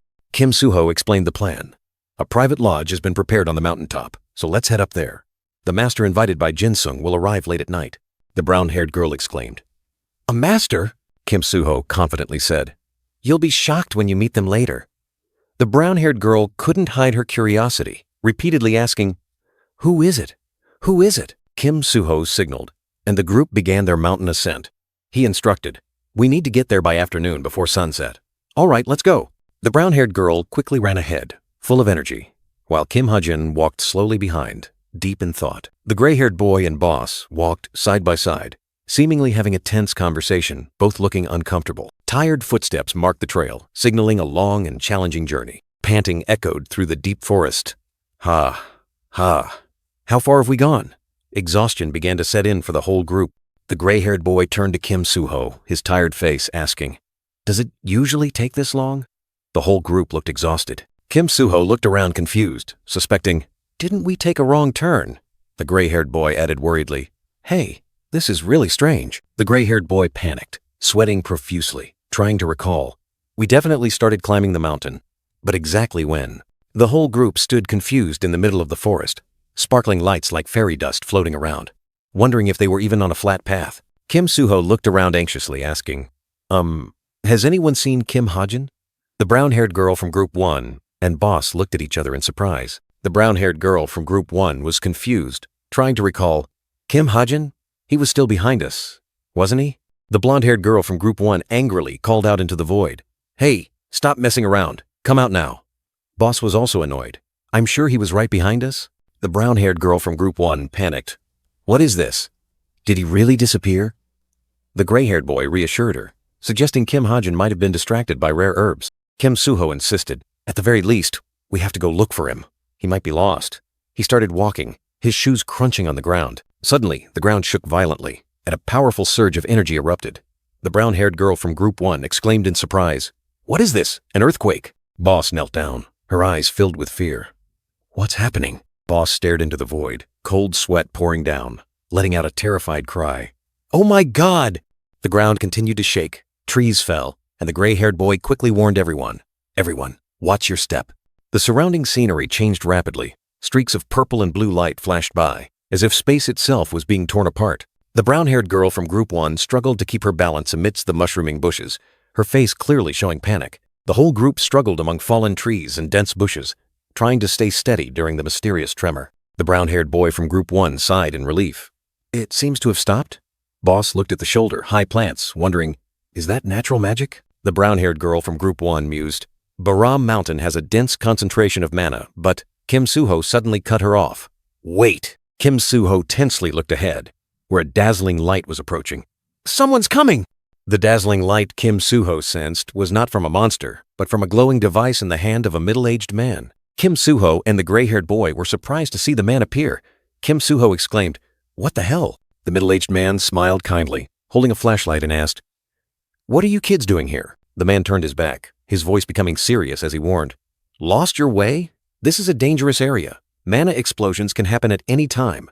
Boss and the gray-haired boy looked at each other worriedly. Boss mumbled, "Mana explosion. Is he talking about the mana explosion I read about in textbooks?" An explanatory box appeared, describing mana explosion as a phenomenon where unstable mana condenses and explodes, often occurring after the Great Summoning event. Boss mused, "I heard this phenomenon rarely happens in modern times." Kim Soo-ho was still confused, his face full of bewilderment. He didn't understand what was happening. Kim Soo-ho watched the middle-aged man leading the way, then turned to his friends, saying, "If we want to get out of here, maybe we should follow him." The brown-haired girl from Group 1 reminded him, "We'll meet Hajin at the designated spot."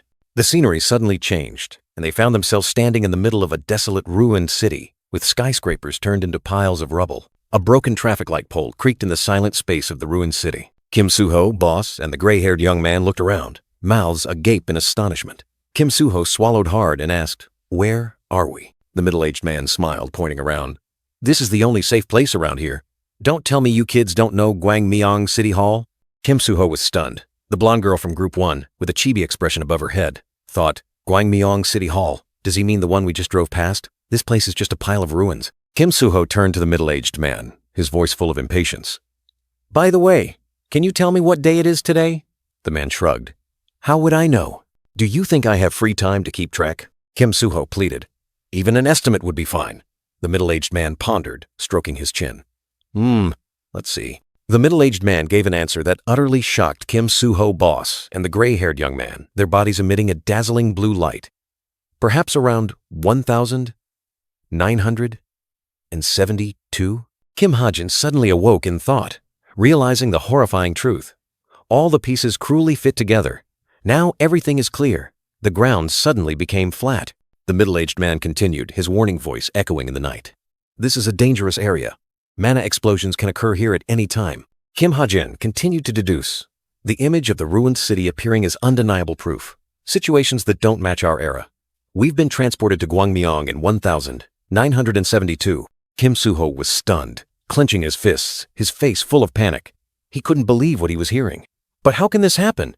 Damn it! Suddenly, a man wearing glasses appeared and grabbed the brown-haired girl from Group 1. She struggled, crying out in alarm.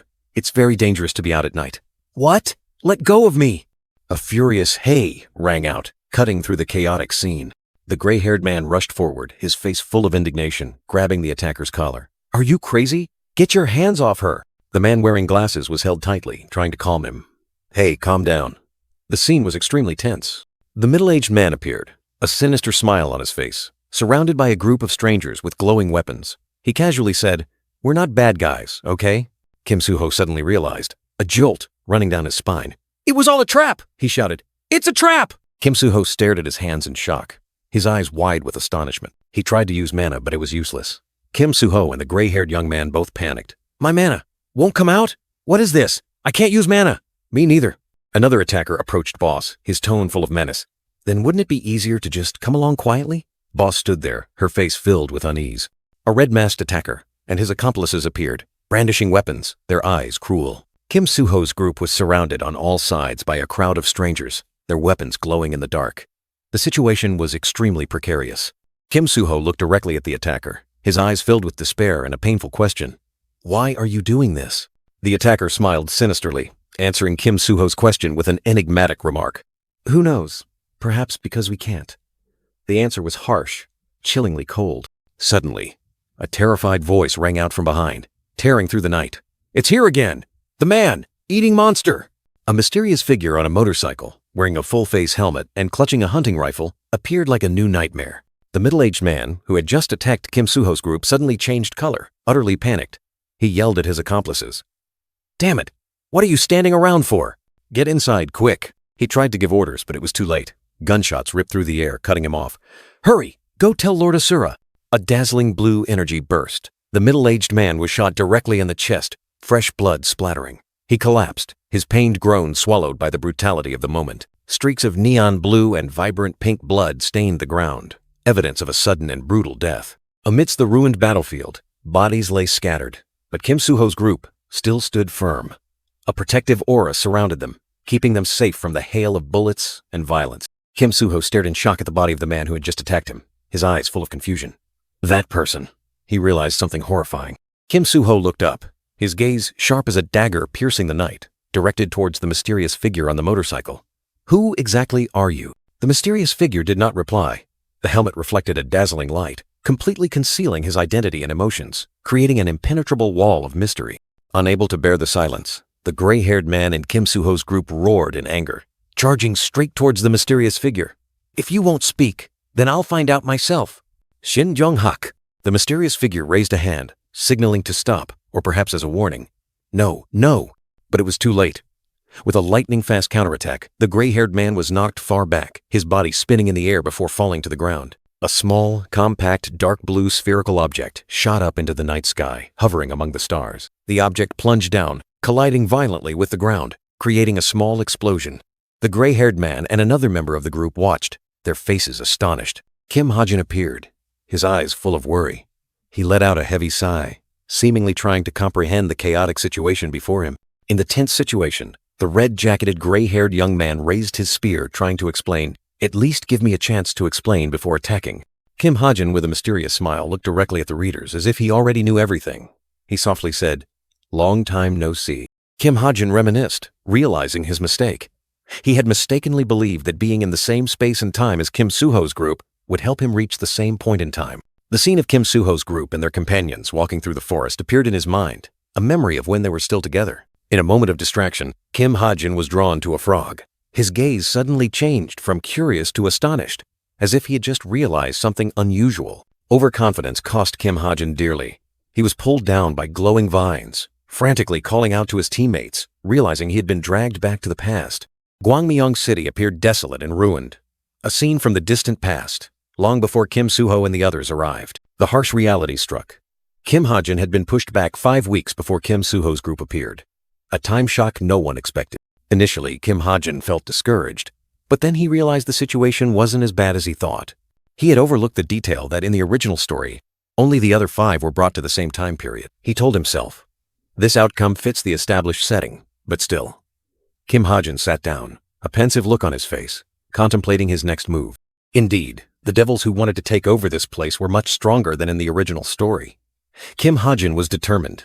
He had to be ready for the arrival of Kim Soo-ho and his teammates. He quickly established a secret base where he could monitor the enemy without being detected. Kim Ha-jin rode his motorcycle, his sharp gaze sweeping through the forest. From his hidden position, Kim Ha-jin used a sniper rifle to attack the enemy's subordinates, hindering their development and disrupting their operations. 40 days of solitude passed.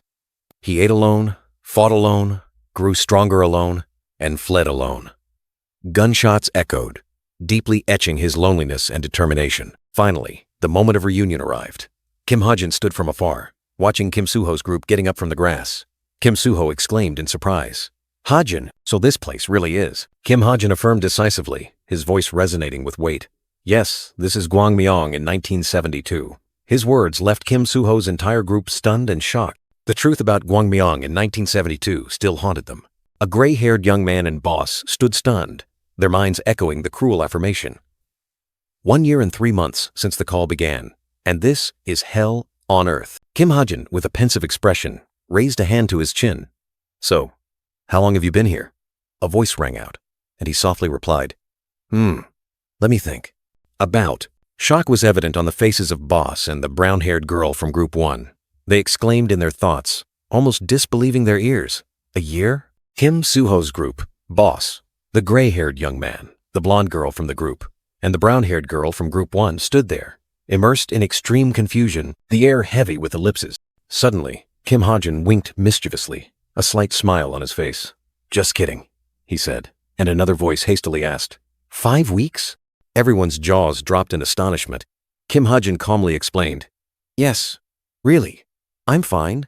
My hair grew a lot because the mana density here is too high." The gray-haired young man impatiently asked, "So, have you found the cause of all this?" Kim Ha-jin replied, his tone hinting at a mystery. "Mostly, but now." A ruined building appeared in the night, sparkling with light like fairy dust. Kim Ha-jin's words echoed, "Let's go to my hideout and talk there." Kim Soo-ho pointed at Kim Ha-jin, a confused look on his face. "This is your hideout? Ha-jin, have you really been here for a year?" Kim Ha-jin snapped. 5 weeks!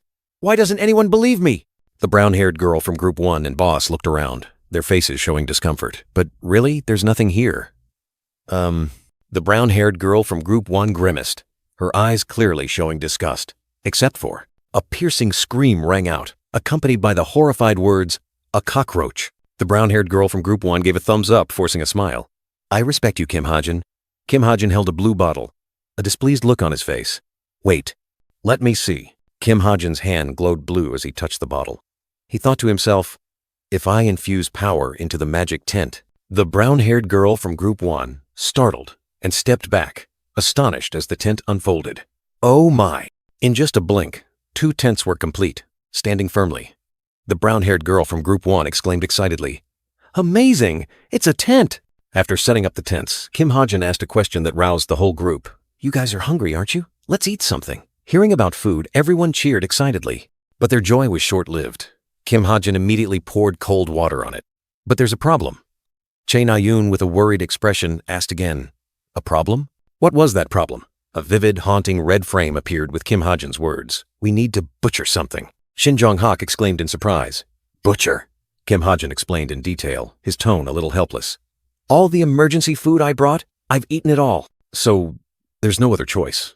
I've tried, but my stomach can't handle it." Kim Soo-ho, with a bright smile and an eager expression, volunteered for the task. "I'll do it. I'm good at these kinds of things." Kim Ha-jin nodded, assigning, "All right then, Yeonhan, give Kim Soo-ho a hand." Kim Soo-ho happily replied, "Sure, Tilda." Kim Ha-jin continued, his tone teasing, "A butcher, huh? Sounds fitting for you. Kim Soo-ho, you were born to." But before he could finish, he handed Shin Jong-hak a bucket and a small spear. "Here, take this." Shin Jong-hak looked on in surprise. Kim Ha-jin pointed into the distance, ordering, "There's a stream nearby. Go get some water." Shin Jong-hak was still confused, not understanding what was happening. Shin Jong-hak suddenly flared with killing intent, roaring angrily, "This bastard! How dare you order me around?" Kim Ha-jin remained calm, continuing to assign tasks. "Chae Na-yoon, you go with Shin Jong-hak." Shin Jong-hak was still confused, but Chae Na-yoon poked her head out of the tent, eyes sparkling, and excitedly asked, "Are we going to get water?" "Okay, wait a moment, Tilda." Shin Jong-hak cleared his throat, reluctantly accepting his fate. If Chae Na-yoon is going, then I guess I'll have to follow."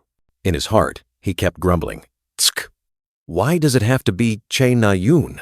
Boss turned her back, looking annoyed. Kim Ha-jin looked at her back, secretly guessing, "Is she sulking because I didn't send her with Shin Jong-hak?" Kim Ha-jin suddenly realized something, smiling to himself. "Ah, that's right. Of course, Tilda. When they come back with water, should we cook some ramen?" Boss flinched and turned her head, her eyes full of surprise. Kim Ha-jin smiled mischievously, holding a packet of noodles. "What's wrong? Doesn't it suit the refined palate of a chi-bowl?" Boss stammered back. "Ramen?" Boss beamed, clasping her hands together with delight. "Oh, come on, I guess I have no other choice. Better than starving to death, right?" Kim Ha-jin thought to himself. She really loves instant noodles. Boss took a deep breath, then let out a satisfied sigh, broom in hand. Tilda, asterisk, sigh, asterisk. Now things are a bit better. Boss looked at Kim Ha-jin grilling meat, wondering, "By the way, why can't we use manna here?" She grumbled, "Otherwise, this would have been done in 3 minutes instead of taking ages." Kim Ha-jin calmly explained, "Mana from the present cannot be used in the past." He continued, "You'll need to wait a bit. It will gradually accumulate." A mystical blue light appeared, symbolizing mana. Kim Ha-jin continued to explain, "Because this is right after the summoning, the mana density here is much deeper and richer, but it's also more volatile and harder to control. So, you'll have to struggle for a while to adapt." On the grill, delicious fresh meat sizzled, emitting a fragrant aroma, signaling an impending feast. Shin Jong-hak and Chae Na-yoon looked displeased, staring at the grilled meat. Kim Ha-jin grumbled, "Hey, you chi-bowl kids, stop complaining about the food and just eat." Kim Ha-jin further explained, "The more you eat, the faster your mana will recover." He pointed out, even the monsters here are full of mana. Kim Soo-ho and the others had already started eating heartily. Chae Na-yoon and Shin Jong-hak swallowed. Shin Jong-hak picked up a piece of meat, his face surprised. "Eat this." Chae Na-yoon and Shin Jong-hak swallowed. Shin Jong-hak picked up a piece of meat, his face surprised. "Eat this?" Chae Na-yoon frowned, her face full of worry. "Even so, I feel like it's going to give me a stomachache." Chae Na-yoon frowned, her face full of worry. "Even so, I feel like it's going to give me a stomachache." Chae Na-yoon reluctantly picked up a piece of meat, sighing, "I guess there's no other choice." She chewed the meat, her eyes wide with surprise, a warm glow surrounding her. Chae Na-yoon suddenly exclaimed in astonishment, "Oh my God, how is this so delicious?" Kim Ha-jin smiled and explained, "Of course. The mana density in the past was even higher than Mount Deku today. It tastes better than most high-quality meats." Chae Na-yoon understood.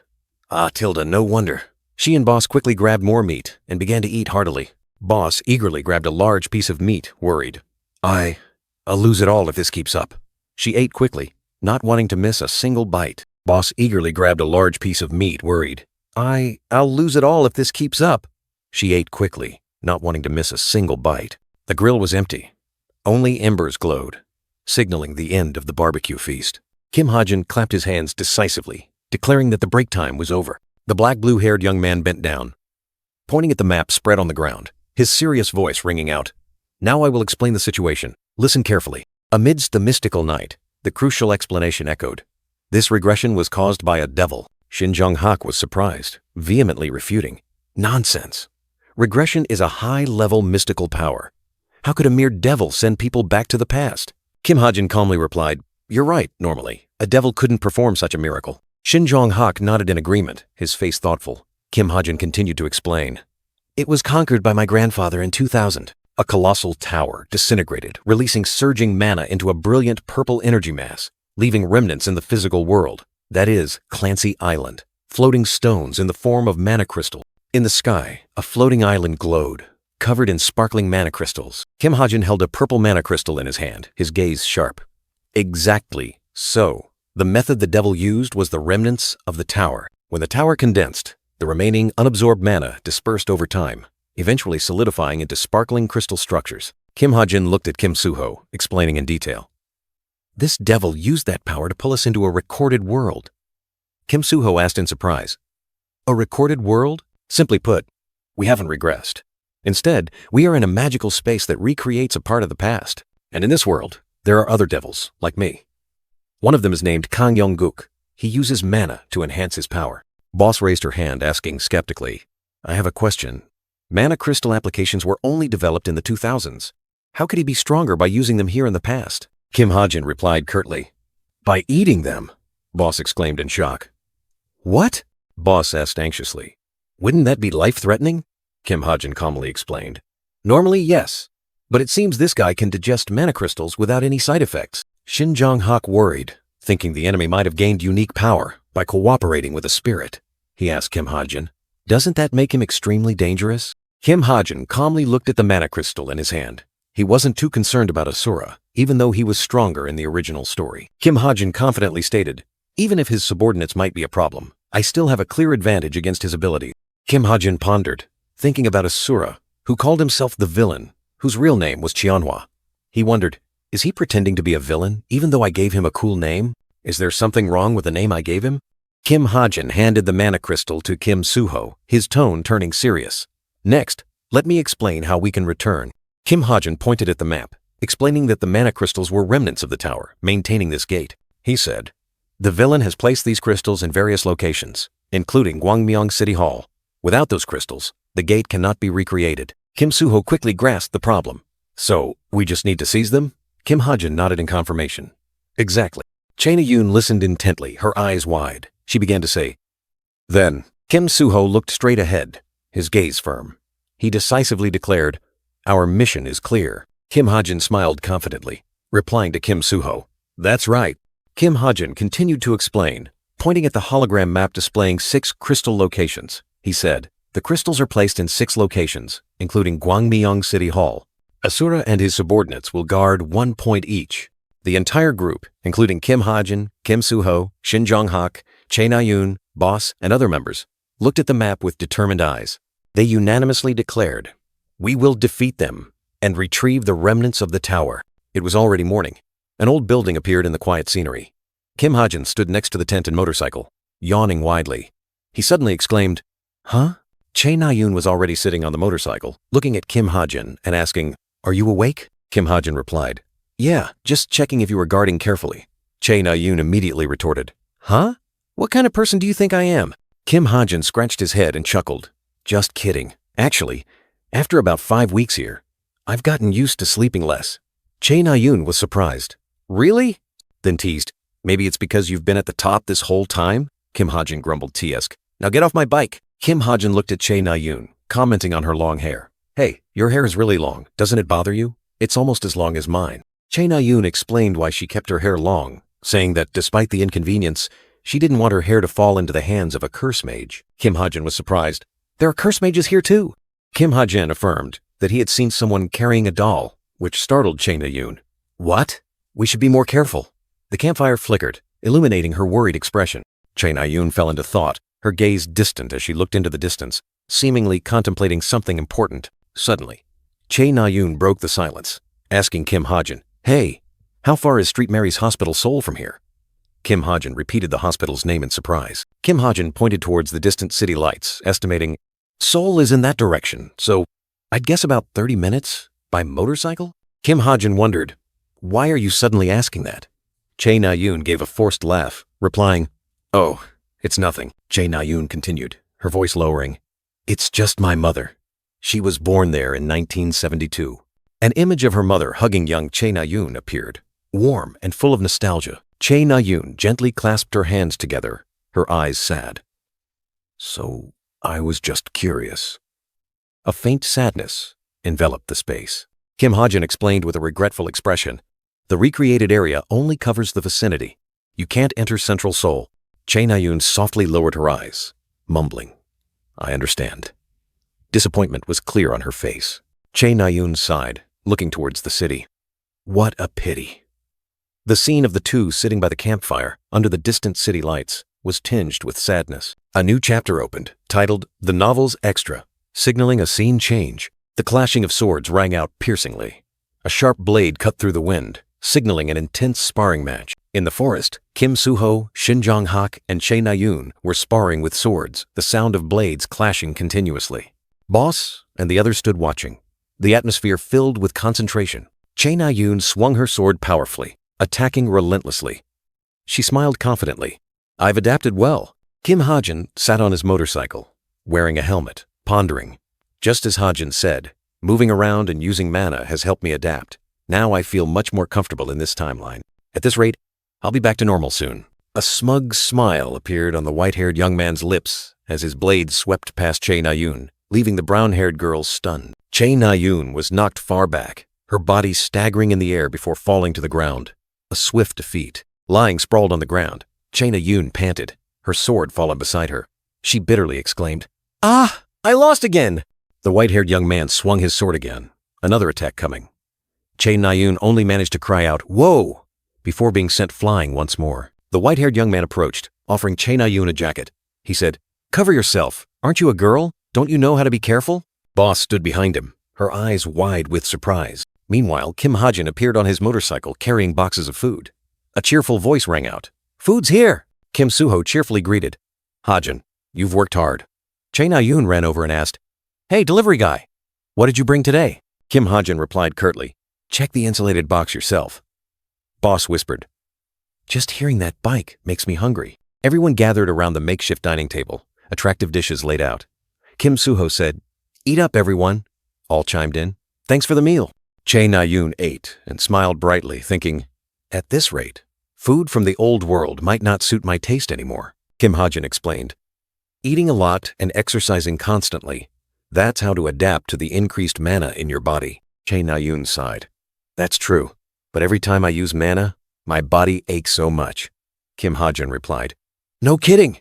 It feels like my heart is about to explode." "That's because mana is accumulating in your heart. You need to use it to relieve the pressure." Che Na-yoon questioned, "Then why are only we training and not you?" Kim Ha-jin ate and replied, "I've already trained a lot before you all arrived." The brown-haired girl pouted, Kim Ha-jin smirked, thinking, "Besides, I also have a body buff." A notification window appeared, explaining body trait. As someone unable to use mana, your body will permanently absorb accumulated mana. Strength increased by 0.002. Additionally, thanks to the high mana density here, I've gained an extra 0.25 experience over the past 60 days. Kim Ha-jin rubbed his head, smiling contentedly. Ah, the sweet taste of unearned income tilde boss stood beside him, looking at him with a puzzled expression. Kim Ha-jin continued to ponder. And since 1 year here is only about an hour in the present, time isn't a big issue. But in 4 more weeks, the past will begin to erode, so we can't stay here forever. After the meal, Kim Ha-jin spread out a map. He said, "All right, as I explained before, now we're going to collect the crystals." Kim Ha-jin, with a serious expression, pointed at the map spread on the table. He announced the plan. "This is the plan. First, this point." The group listened intently, a tense atmosphere enveloping them. In Kim Ha-jin's mind, images of 2 targets clearly appeared. Kim Min-gyo at the Northwest Water Tower and Ju Balong at the Southwest Power Tower. Weaker locations, but also full of danger. Kim Ha-jin's eyes were sharp, and he continued to explain, We will ambush these two weaker locations first. He emphasized the importance of the strategy. The main operation will begin in 3 days. Kim Ha-jin assigned tasks. The team will split, led by Kim Soo-ho and Shin Jong-hak. He outlined the route. At night, we will follow this path to ambush. 3 days later, night fell, a full moon shining brightly in the sky. An angry roar echoed, shattering the silence. Are you insane? Shin Jong-hak yelled, his face full of rage, pointing at Kim Ha-jin, who was sitting on a motorcycle. Why do I have to go with this guy? Just the two of us. Boss coldly retorted. Why are you acting like a child? Just do as you're told. Kim Soo-ho, Chae Na-yoon, and the others also agreed, Kim Soo-ho saying, Ha-jin surely has a reason for arranging it this way, right? Shin Jong-hak turned to Kim Ha-jin, calling out loudly, Hey! Kim Ha-jin turned back in surprise, replying, Huh? Shin Jong-hak, his eyes red with anger, growled, Why do I have to go with you? Kim Ha-jin could only stammer, Well, Kim Ha-jin explained, Kim Min-gyo is a high-ranking mage. The others probably wouldn't get that far in this past. He admitted, I'm the weakest one here. Then he concluded, So, pairing me with the strongest person, which is you, makes sense for balance, doesn't it? Shin Jong-hak, though still a bit annoyed internally, his expression softened, even breaking into a smug smile. He said, All right, this time I'll sacrifice my greatness for once. The small Kim Ha-jin stood there, ordering. All right, then let's go. In the dark night, Kim Ha-jin and Shin Jong-hak arrived. That's the water tower, Kim Ha-jin said, pointing at the towering structure. Kim Min-gyo must be resting inside. The motorcycle stopped. Darkness enveloped them. Both were ready for the infiltration. Kim Ha-jin reminded, We told the others to clear it in 2 hours, so let's hurry.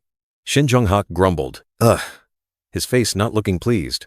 Shin Jong-hak continued to complain, I can't believe I'm riding on the back of Kim Ha-jin's motorcycle. Kim Ha-jin turned back and asked, Is that what's bothering you? He explained, I even added a handrail at the back for you to hold on to. Shin Jong-hak snapped, It's not about the handrail. It's about me riding with you. Suddenly, a young man in a white t-shirt appeared from the bushes, his face astonished. He yelled, Who are you? Kim Ha-jin and Shin Jong-hak were also surprised by this sudden appearance. A cold voice echoed, declaring this to be Asura's territory, forbidding outsiders from entering and ordering an attack. Shin Jong-hak grumbled, We got discovered because of you. Kim Ha-jin replied with disbelief. What? Unbelievable! The man with the spear continued to growl. Hey, are you listening? Without another word, the spear wielder charged, delivering a powerful blow. Shin Jong-hak was sent flying, growling. This bastard! The enemy sneered. These lowly mortals think they can overcome us? Are you trying something? Shin Jong-hak collapsed, unconscious. Kim Ha-jin observed coldly, announcing, There are about 20 guards around the water tower. He turned to Shin Jong-hak. I'll handle the small fry outside. You stay here and wait. Shin Jong-hak, despite being sprawled on the ground, snapped. What? Who do you think you are, to make me wait? Kim Ha-jin ignored Shin Jong-hak's words, preparing his sniper rifle. His eyes sharp, he muttered, We should deal with the guards first. He aimed straight at the target, the sniper rifle glinting in his hand. So the leaders can fight undisturbed, don't you think? Kim Ha-jin whispered, a calculating smirk on his face. Deep in the forest, 2 guards were neglecting their duties, resting, completely unaware of the lurking danger. Suddenly, a dark shadow flashed by. The black-haired woman appeared like a phantom, swinging her sword in a blur. The enemy only managed to utter, Huh? Before collapsing. Another guard watched in horror as his comrade fell. He frantically cried out, Where did that come from? But it was too late. Kim Ha-jin's sniper rifle barrel was still faintly smoking, he coldly counted. And that's the 5th one. He looked down at the guard's corpse, his gaze distant. Even though I know they're not truly alive, he sighed. It's still mentally exhausting. Kim Ha-jin expertly reloaded his sniper rifle, the dry click of metal echoing in the night. He looked straight ahead, his expression pensive. I don't think I'll ever get used to this. A sigh escaped him. He looked into the distance, where the water tower stood tall, and wondered, I wonder, are the others all right? He thought to himself, images of Boss, Chae Na-yoon, and Kim Soo-ho flashing through his mind. At the same time, near the water tower, Boss asked, What should we do for the plan? Kim Soo-ho turned to Yeon-ha. Do you have any ideas, Yeon-ha? Yeon-ha mused.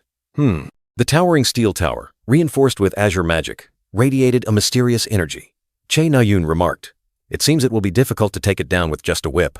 Yeon-ha was worried. The 4 of them had to face about 40 enemies as strong as cube-level monsters. She wondered, There are only 4 of us. Is this even possible? A harsh truth. The difference in hero ranks isn't just a number. One hero can take on 10 weaker opponents. That's why the 4 of them still had a chance. Boss pondered, assessing the team's strength. She realized that even as heroes, the difference between them wasn't too great, except for one special individual. She said, except for one person. Boss's gaze turned to Kim Suho, who stood there with a distinct aura. He was the one person she mentioned, the game changer. Kim Suho listened to Boss's command. The plan was clear. He would be the decoy, drawing all enemy fire to create an opportunity for his teammates. Boss instructed, Kim Suho, try to attract as much attention as possible. Boss outlined the strategy. Kim Suho would be the vanguard, drawing the enemies. The remaining 3, Chae Na-yoon, Yeon-ha, and herself, would combine forces to eliminate small groups, gradually reducing the enemy's numbers. Yeon-ha was worried for Kim Suho, but he had made up his mind. No, I think what Yeon-ha said is our best option, he replied, then decisively added, all right then, I'm going. Kim Suho dashed forward like an arrow tearing through the wind, leaving a dazzling trail of light. He didn't hesitate to face danger, making himself a living target to protect his teammates. Kim Suho appeared unexpectedly, striking a thunderous blow into the enemy ranks.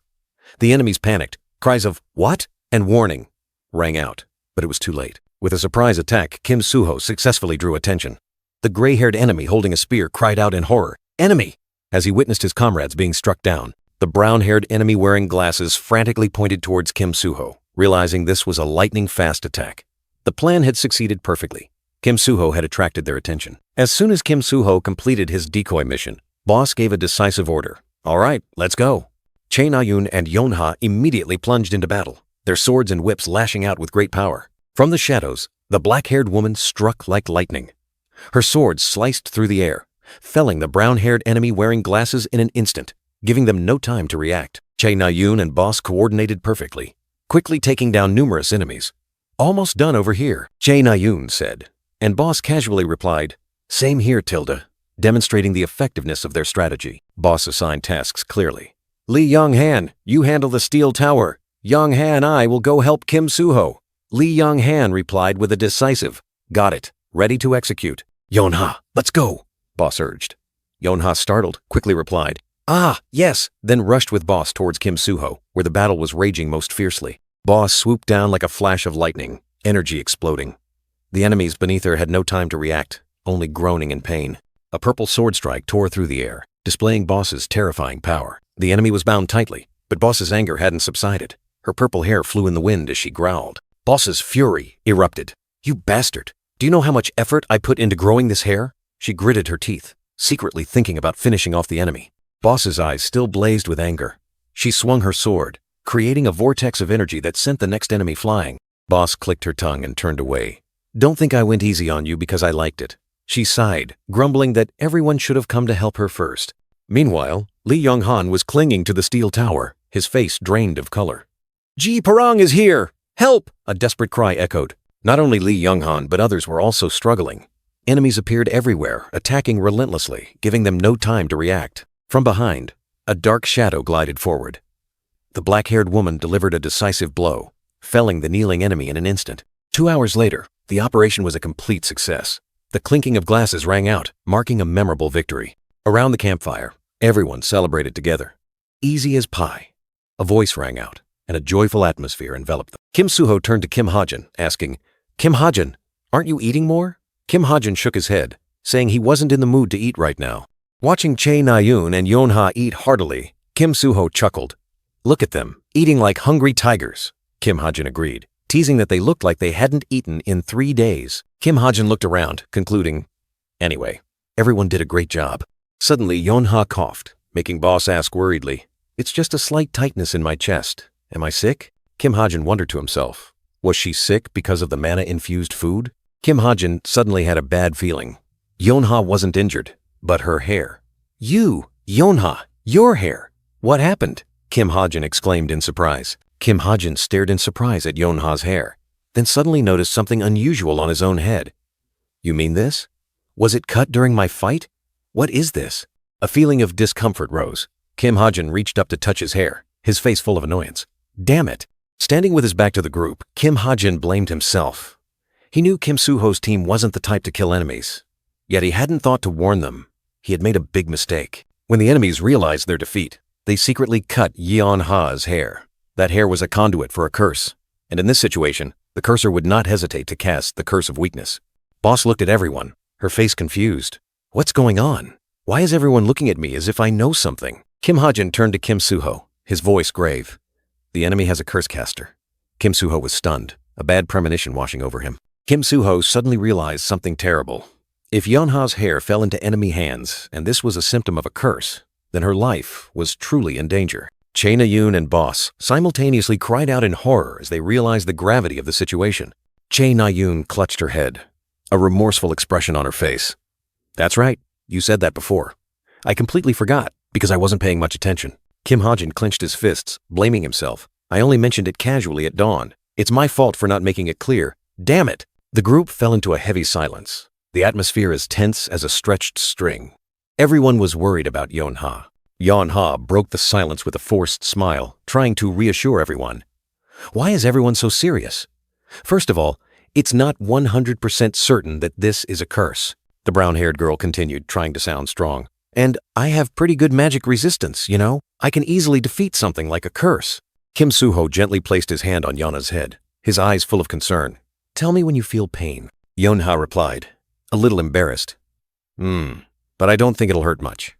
Kim Ha-jin stood nearby, thinking to himself, what an act, Tesk. So he's a bad guy, huh? Kim Soo-ho gripped his spear firmly, his gaze resolute.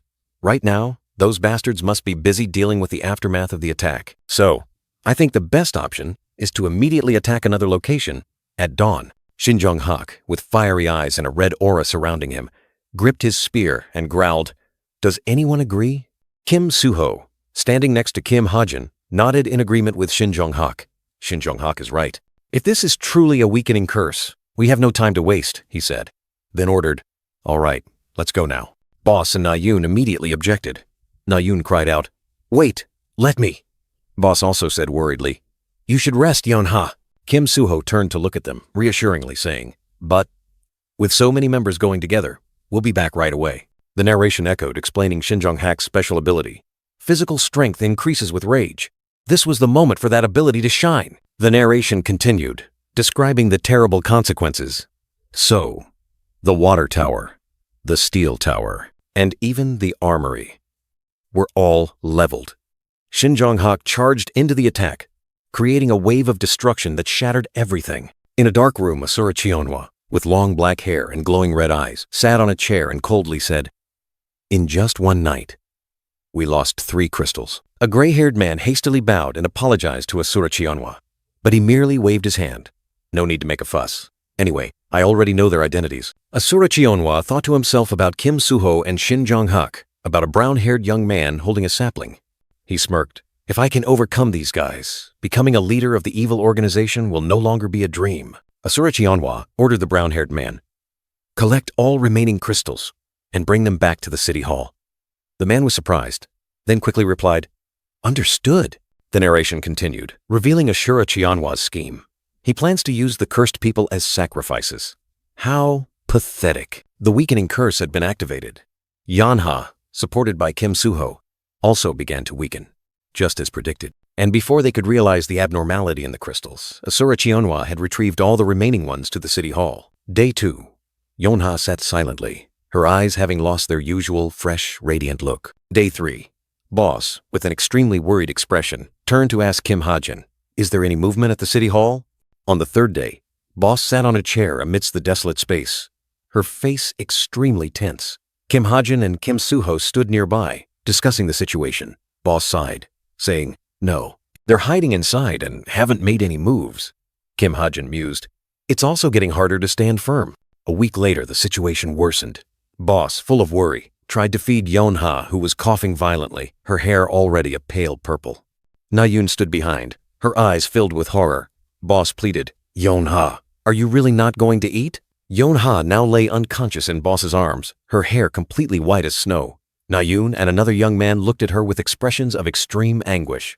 If this continued, her life would be in danger. Kim Ha-jin sat in contemplation, his face worried. Kim Soo-ho and Shin Jong-hak stood behind him. Kim Soo-ho sighed, saying, We were wrong again today. Not even an ant came out of the city hall. In Kim Ha-jin's mind, images of the city hall covered in purple light and eerie crystals appeared, along with Asura Cheonhwa's glowing red eyes. He realized the enemy was just waiting after retrieving the crystals. He couldn't believe Asura Cheonhwa was using a different strategy than the original. Boss and Na-yoon watched Yeonha coughing weakly. Kim Ha-jin stood behind them, his face serious. He said, They know our comrade is slowly dying. and the worst-case scenario is that we have to go in there ourselves. Kim Soo-ho and Shin Jong-hak stood opposite a dark-haired young man and a gray-haired man holding spears. Shin Jong-hak, with an expression of extreme fury, gritted his teeth and said, "We have no other choice. Let's do what those maggots want." A young man in a wool vest looked at Kim Ha-jin and Boss, his face extremely surprised. Na-yoon sat behind, listening. The young man in the wool vest asked, "Wait, you mean we're going to attack the city hall? There are only 4 of us, and there are so many enemies." Kim Ha-jin looked at the young man in the wool vest, his face confident. He said, "I don't think we need to worry about that. The past will become unstable if all the crystals are gathered in one place." Kim Ha-jin further explained, amidst the desolate scene of a forest. "Those people are remnants of the past, so they will also be weakened. The number of people who can participate in the battle is about 100 to 200. Among them, the ones we need to watch out for are about 10 people, including Asura Cheonhwa." Kim Ha-jin, with a confident expression, continued to reassure them. "If the 4 of you join me, there's nothing we can't handle." The young man in the wool vest thought for a moment, then said, If it comes to that." Boss, with a resolute expression, gritted her teeth and exclaimed, 200? I can handle that many." Her eyes blazed, ready to face any challenge. Na-yoon clutched her chest, her face filled with anguish and determination. She said, "I think I could kill everyone right now." Her words contained fury and a desire for revenge for Yeonha. Kim Soo-ho and Kim Ha-jin looked at each other, both realizing another problem was present. Kim Soo-ho said, "But the problem is..." Kim Ha-jin nodded. "That's right." Yeonha still lay unconscious, unaware of the impending battle. Kim Ha-jin mused, "We can't just leave Yeonha here. There's a high chance they'll attack Yeonha. Someone needs to remove her curse. What should we do with the things we've collected?" A spark flashed in Kim Ha-jin's eyes. He looked at a glowing, heart-shaped item in his hand, an idea suddenly striking him. Wait a minute. A light flashed in Kim Ha-jin's eyes. He looked at the glowing, heart-shaped item in his hand, and an idea suddenly struck him. Wait, if I use the stolen crystal? Kim Ha-jin resolutely declared that he would protect Yeonha and the crystal. The young man in the knit vest asked in surprise, "What? What about the number of enemies?" Shin Jong-hak replied confidently, a determined smile on his face. "It's fine. I have a motorcycle. I believe I can take Yeonha with me and escape if necessary." Kim Soo-ho pondered, looking at his teammates. "I think this is the best option right now.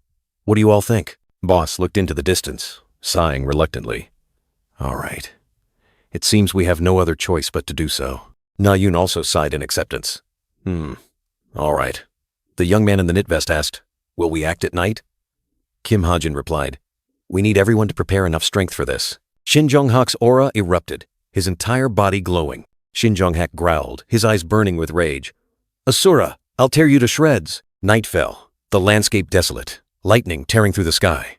Under the dim moonlight, Kim Soo-ho's group quietly advanced on the ruined road. Na-yoon looked back in surprise. The surrounding grass and trees withered. The grass has withered. Is this what they meant when the past lost its power? Kim Soo-ho looked ahead anxiously. The city hall is just around the corner, but no one has appeared. Kim Ha-jin said in a low voice, "If we've gotten this close, they must have noticed us." The young man in the knit vest was suspicious. "It looks like a trap." Suddenly, a blue light erupted from the ground, startling Kim Soo-ho, Shin Jong-hak, and Kim Ha-jin. A mysterious figure appeared, blocking their path. From above, Yu Dong-seok appeared, looking down contemptuously. "You brats aren't allowed in here. What are you doing here, you kids?" This was Yu Dong-seok, Asura Cheonhwa's close subordinate, a name Kim Ha-jin had mentioned. Shin Jong-hak angrily shouted, "Get lost, you useless bastard! Where's Asura?" Yu Dong-seok sneered. "Ho ho! What a rude brat!" Yu Dong-seok smirked, his eyes full of challenge. What will you do if Brother Asura isn't here? Shin Jong-hak charged forward, his sword energy erupting in a fiery red, growling a threat. "I won't ask you a second time." Yu Dong-seok was surprised to see Shin Jong-hak's magic power transform. The gray-haired young man roared, demanding something. "Bring me!" Shin Jong-hak's power exploded, unleashing a terrifying attack, shouting Asura Cheonhwa's name. Yu Dong-seok was sent flying, astonished by the might. Whoa. Yu Dongshok struggled to his feet, silently apologizing to Asura Cheonhwa. Shin Jong-hak continued to press, demanding to know Asura's whereabouts. It's true he's not here, I apologize. Don't be ridiculous, where is he? Suddenly, Shin Jong-hak's eyes widened, a horrifying thought flashing in his mind. The gray-haired young man seemed to have just realized a cruel truth. Don't tell me. Yu Dong-seok smirked, his eyes sharp, uttering a provocation. Did you come here for the crystal? Shin Jong-hak realized his teammates were also in danger. Yu Dong-seok sneered, making a sarcastic remark about his opponent's confidence. It seems your teammates aren't doing so well either. I wonder where that confidence comes from, although I had predicted the headquarters would fall. A member of Shin Jong-hak's group cried out in panic upon hearing that Asura Cheonhwa had personally appeared. Asura came himself. A desperate cry rang out. Shin Jong-hak's group was surrounded by countless enemies. Shin Jong-hak gritted his teeth, realizing he had fallen into a trap. Damn it, we're surrounded! Shin Jong-hak roared in fury. You bastards! The blonde girl worried, thinking of Yeon-ha and Kim Ha-jin waiting. What should we do? If we don't return, Yeon-ha and Kim Ha-jin will. In the midst of extreme tension, Kim Soo-ho suddenly burst into loud laughter, breaking the heavy atmosphere. The blonde girl was stunned, then angrily asked Kim Soo-ho if he was crazy. What's going on? Kim Soo-ho, are you crazy? Yu Dong-suk and the young man in the knit vest looked at Kim Soo-ho in surprise. He just smiled mysteriously, not saying a word. Are you crazy? Why are you laughing? A voice rang out, asking about their leader going alone. So, your leader went alone in that direction? A decisive footstep echoed. Kim Ha-jin appeared, holding a glowing object in his hand, his eyes full of confidence. Kim Ha-jin sat amidst a giant spiderweb, like a patient hunter. He had set a trap and was waiting for his prey. Kim Ha-jin declared that Asura Cheonhwa was rushing into his trap because he craved the magic crystals. Asura Cheonhwa appeared, a smug look on his face. He believed he had captured his prey. Boss, heavily wounded, tried to reach out to Kim Ha-jin, begging him to leave her behind and escape. Kim Ha-jin gave a mysterious smile, still holding the glowing object. He reassured Boss, telling her she didn't need to worry. In Boss's eyes, Kim Ha-jin appeared as a powerful figure, far exceeding her strength. Asura Cheonhwa looked at Kim Ha-jin, who was sitting calmly, and Boss, lying motionless. He secretly thought that everything was just as the ghost had said. Asura Cheonhwa observed that Kim Ha-jin was holding the crystal and also had to protect an injured person. He smirked, confident that this battle would be as easy as turning over his hand. Kim Ha-jin looked at Asura Cheonhwa with a bored expression, uttering a contemptuous remark. Pathetic human. Asura Cheonhwa declared that he had abandoned his humanity, not wanting to be bound by useless things like humans. Kim Ha-jin cut him off, coldly telling him to shut up. In the silent night of the forest, Kim Ha-jin asked Asura Cheonhwa if he had come alone. Asura Cheonhwa stammered, asserting that he had an entire army. But Kim Ha-jin merely raised an eyebrow, looking skeptical as he saw no one. Asura Cheonhwa emphasized that his army had 2,000 soldiers. Kim Ha-jin just shrugged, replying, anyone can say that. Asura Cheonhwa's face turned red with anger. Kim Ha-jin continued to taunt him, saying that if that were the case, he also had 100 golden calves at home, and that lying is so easy these days. Asura Cheonhwa erupted with power, his entire body enveloped in a crimson aura. He roared, calling Kim Ha-jin an arrogant brat and asking, how dare you? In a fit of extreme rage, Asura Cheonhwa raised both hands to the sky, vowing to show Kim Ha-jin hell. Asura Cheonhwa roared, his demonic power exploding. Swirling crimson energy from hell surged forth, dyeing the sky red, signaling an impending catastrophe. Asura Cheonhwa's hands clenched. A dark and blood-red aura enveloped him, shaking the very space. This was the beginning of a Jin's destructive wrath. Kim Ha-jin stood there, his sharp eyes watching. He silently affirmed, that is Asura's ability. The power to summon entities from the demon realm by expending his mana. A sea of demons surged. From the crimson vortexes, countless horrifying monsters appeared. Giant pythons, swarms of black bats, and towering beasts. Asura Cheonhwa stood in the center, like a dominating devil. Amidst the chaos, Boss whispered Kim Ha-jin's name. Her eyes filled with worry and despair. The purple-haired girl, severely wounded, struggled to get up. She pleaded with Kim Ha-jin, leave me, and run. Her words were broken, full of pain. Kim Ha-jin turned to look at Boss, his face strangely calm. He reassured her. Don't worry. He knelt beside her, smiling confidently. Everything will be over soon. I'll be fine. Just rest here. Boss was still worried, but could do nothing more. Boss whispered an apology, then weakly said, I'll leave it to you. She collapsed, leaving her fate to Kim Hajin. Kim Hajin stood up, his gaze resolute as he looked forward. He tightly gripped a glowing object, ready to face anything. Then, a blue light erupted from Kim Hajin's hand. Then a Desert Eagle rifle appeared, enveloped in a brilliant golden aura. He asked, "Shall we begin?" The Desert Eagle was enhanced with the destructive power of ether. What was special was that it consumed neither stamina nor mana. Kim Hajin only needed to pull the trigger and have ammunition. Kim Hajin looked at the gun, his eyes flashing with calculation. He still needed one more thing. And recognition. A colossal number appeared, 44%. Along with it was the phrase jackpot. Kim Hajin had achieved something extremely important. He took out a crystal, smiling confidently, and added a little mana to the crystal. Kim Hajin stood amidst a colossal pink-purple light, energy exploding from his body, ready for a life-or-death battle. Kim Hajin's power erupted. The ground shook violently, and cracks spread like a spiderweb. Mana energy surged, piercing through layers of earth and rock, rapidly transforming the surrounding landscape. The terrain continued to change. New cliffs rose, forming an entirely different battlefield, shaped by his will. Kim Hajin stood amidst the brilliant light, the crystal in his hand emitting a pink-purple glow, ready for the fated battle. The entire battlefield had now transformed. Kim Hajin and Asura Chianwa faced each other from two sides, with a growling sea of monsters between them. Asura Chianwa looked at Kim Hajin, his sharp eyes recognizing the power of the ancient crystal. He nonchalantly questioned, "It seems you know how to use the crystal of the past. But do you think changing the terrain will make any difference?" Kim Hajin smiled confidently, the gun in his hand glowing, and his firm reply rang out, "Of course it will." In Boss's subconscious, a memory suddenly resurfaced of the contemptuous name her family had to endure. Hound. It was the scornful nickname people had given her clan, a deep scar etched in her mind. In her memory, Boss firmly said, "Go ahead and laugh as much as you want. In the end, everyone will have to bow before me." The purple-haired girl walked resolutely, the brilliant light behind her like a vow. "I will surely succeed and elevate my family's reputation." It was a secret, a burden she had to bear and complete on her own.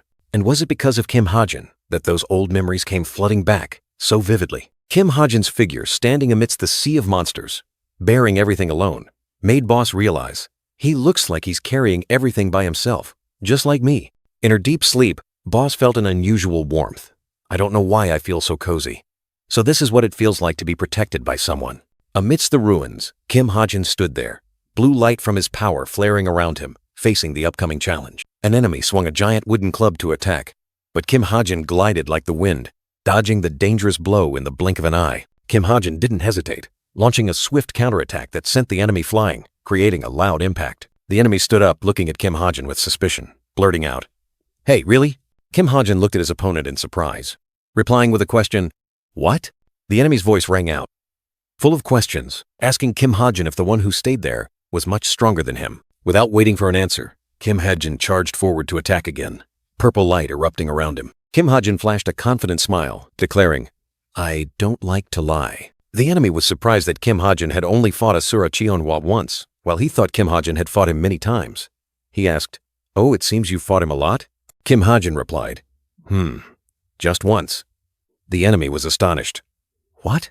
The relentless battle continued, Kim Hajin and his opponent fiercely clashing amidst chaotic images of other battles. The enemy was knocked back again, questioning Kim Hajin's strength.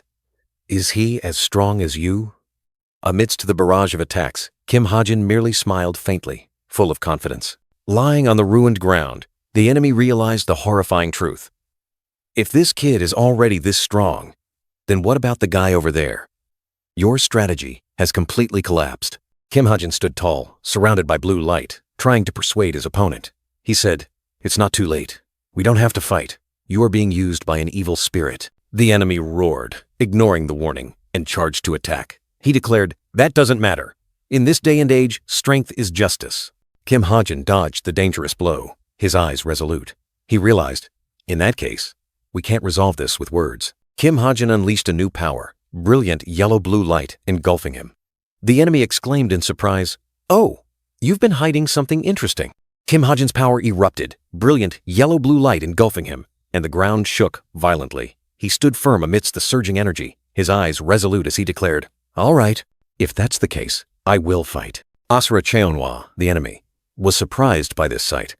He realized Kim Hajin was using crystals to change the terrain, but still questioned, You're using crystals to change the terrain? Will it be effective? Memories flooded Asura Chionhwa's mind. He was once a boy pushed to the brink, and now he saw something special in Kim Hajin too, just like he once had. Kim Hajin didn't flinch. He began the fight. He created obstacles from the ground, continuously shooting at the monsters summoned by Asura Chionhwa, preventing them from getting close. Asura Chionhwa was utterly astonished to see Kim Hajin perfectly hit the monster's weak points, not letting a single one through. He couldn't believe his eyes. I've summoned thousands of monsters, so why haven't I been able to touch him even once? Kim Hajin's extraordinary power and reaction speed stunned Asura Chionhwa. The black blue-haired young man continuously shot down monsters, creating a solid defensive barrier. Asura Chionhwa realized Kim Hajin had no weaknesses, even when reloading. He fired his gun seamlessly, revealing no opening. However, the prolonged battle began to wear down Kim Hajin's strength. He felt tired, wondering, if this continues, I'll run out of ammo. My God, why are there so many monsters? Kim Hajin still tried to converse, asking Asura Chionhwa if he was the host of a spirit, and what that spirit wanted? Revenge? Or wealth and prosperity? Asura Chionhwa responded to Kim Hajin's questioning with a fierce attack. He asserted that no matter the answer, nothing would change. Kim Hajin continued to dodge and counterattack, but his gun ran out of ammo. He realized this and smirked, accepting the situation. The black blue-haired young man looked at Asura Chionhwa, his gaze still firm. He accepted the situation and prepared for the next step, even though his gun was empty. Asura Chionhwa realized Kim Hajin was out of ammo. He smiled triumphantly, believing he had won, his eyes full of complacency. Kim Hajin closed his eyes, thinking about Asura Chionhwa. He didn't truly hate him. He even understood part of the reason he became strong. Kim Hajin continued to ponder, thinking that Asura Chionhwa probably had no other choice but to become strong. He understood that the reason Asura Chionhwa became a jinn was very simple. Asura Chionhwa angrily interrupted Kim Hajin, thinking he was speaking nonsense. You bastard! No wonder you keep rambling. The narrator smiled faintly. Simply because I wrote him that way. Kim Hajin stood amidst the dim light, his rifle still firm in his hand. He mused, as if questioning his fate.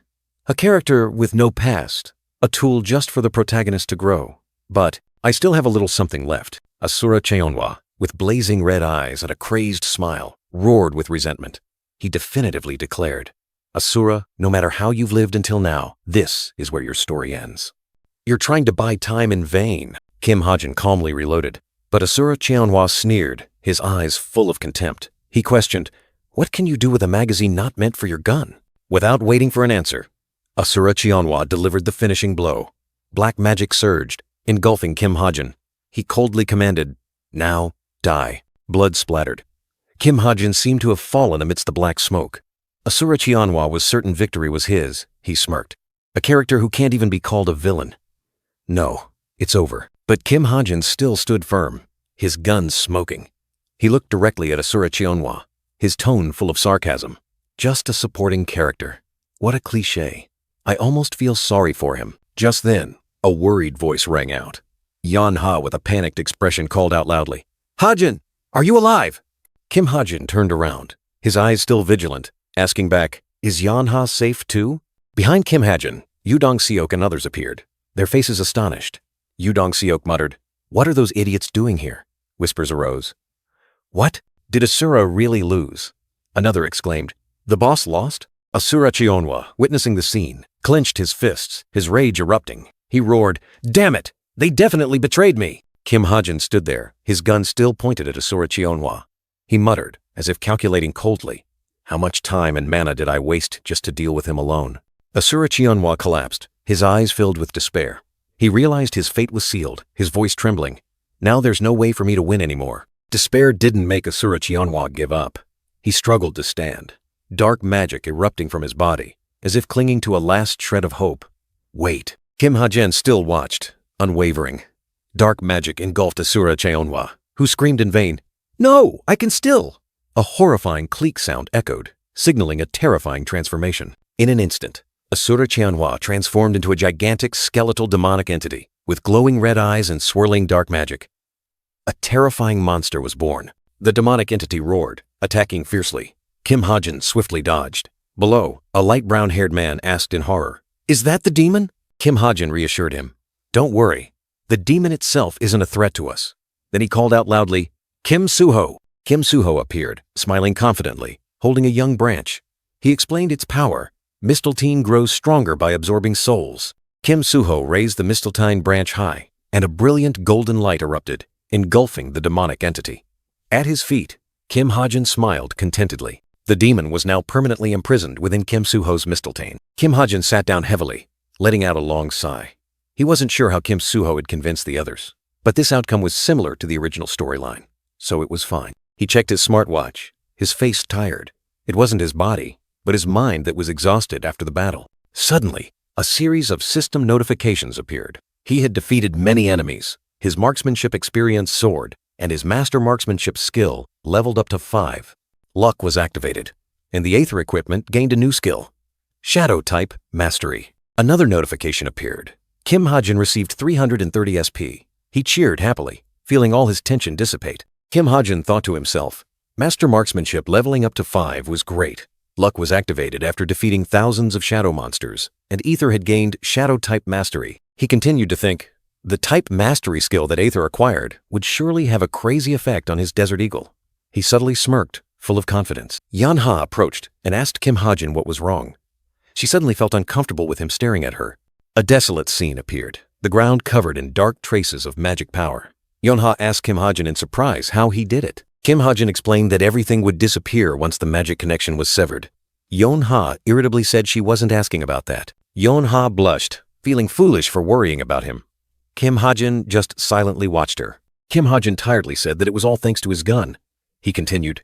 In other words, he pointed to the gleaming golden rifle. Yonha exclaimed in astonishment, "Oh my, what is that?" Kim Hajin explained that his gun was perfect for dealing with Asura. Instead of swinging a sword 2,000 times, pulling the trigger 2,000 times on weak enemies would be much more effective. Yonha and Yudong Seok nodded in understanding. Kim Hajin turned to Kim Suho and asked if he had brought the crystals. Kim Suho smiled and replied, yes. Kim Suho held out his hand, placing sparkling purple crystals into Kim Hajin's palm. Yonha, looking tired, asked Kim Hajin if they could return. Kim Hajin replied curtly and decisively, no. Kim Suho smiled, explaining that he wanted to return these crystals to their rightful place. Hearing this, Yu Dong-sok exclaimed in surprise, what? Kim Suho explained the reason. Don't you remember? This place isn't bound by real time, so it's a perfect place to train. Yonha and Yu Dong-seok were surprised when Kim Suho suggested they stay for another 2 weeks. Yonha quietly understood. Ah, so that's it. Kim Hajin smiled meaningfully, adding that they still had many people to train with. In another scene, the local villagers, including the gray-haired middle-aged man, were laughing and talking happily, despite still bearing many wounds from the battle. The scene shifted to a ruined village. A brown-haired man in a green shirt handed Kim Suho a large cloth bag. Inside the bag was a basket full of fresh rice, meat, and vegetables. Yonha cheered happily. Wow, it's rice and meat, and vegetables too! The gray-haired middle-aged man explained that this was a thank you gift for defeating Asura. Kim Suho hesitantly asked, can we take all of this? The gray-haired middle-aged man affirmed, of course. Everyone here is free thanks to you all.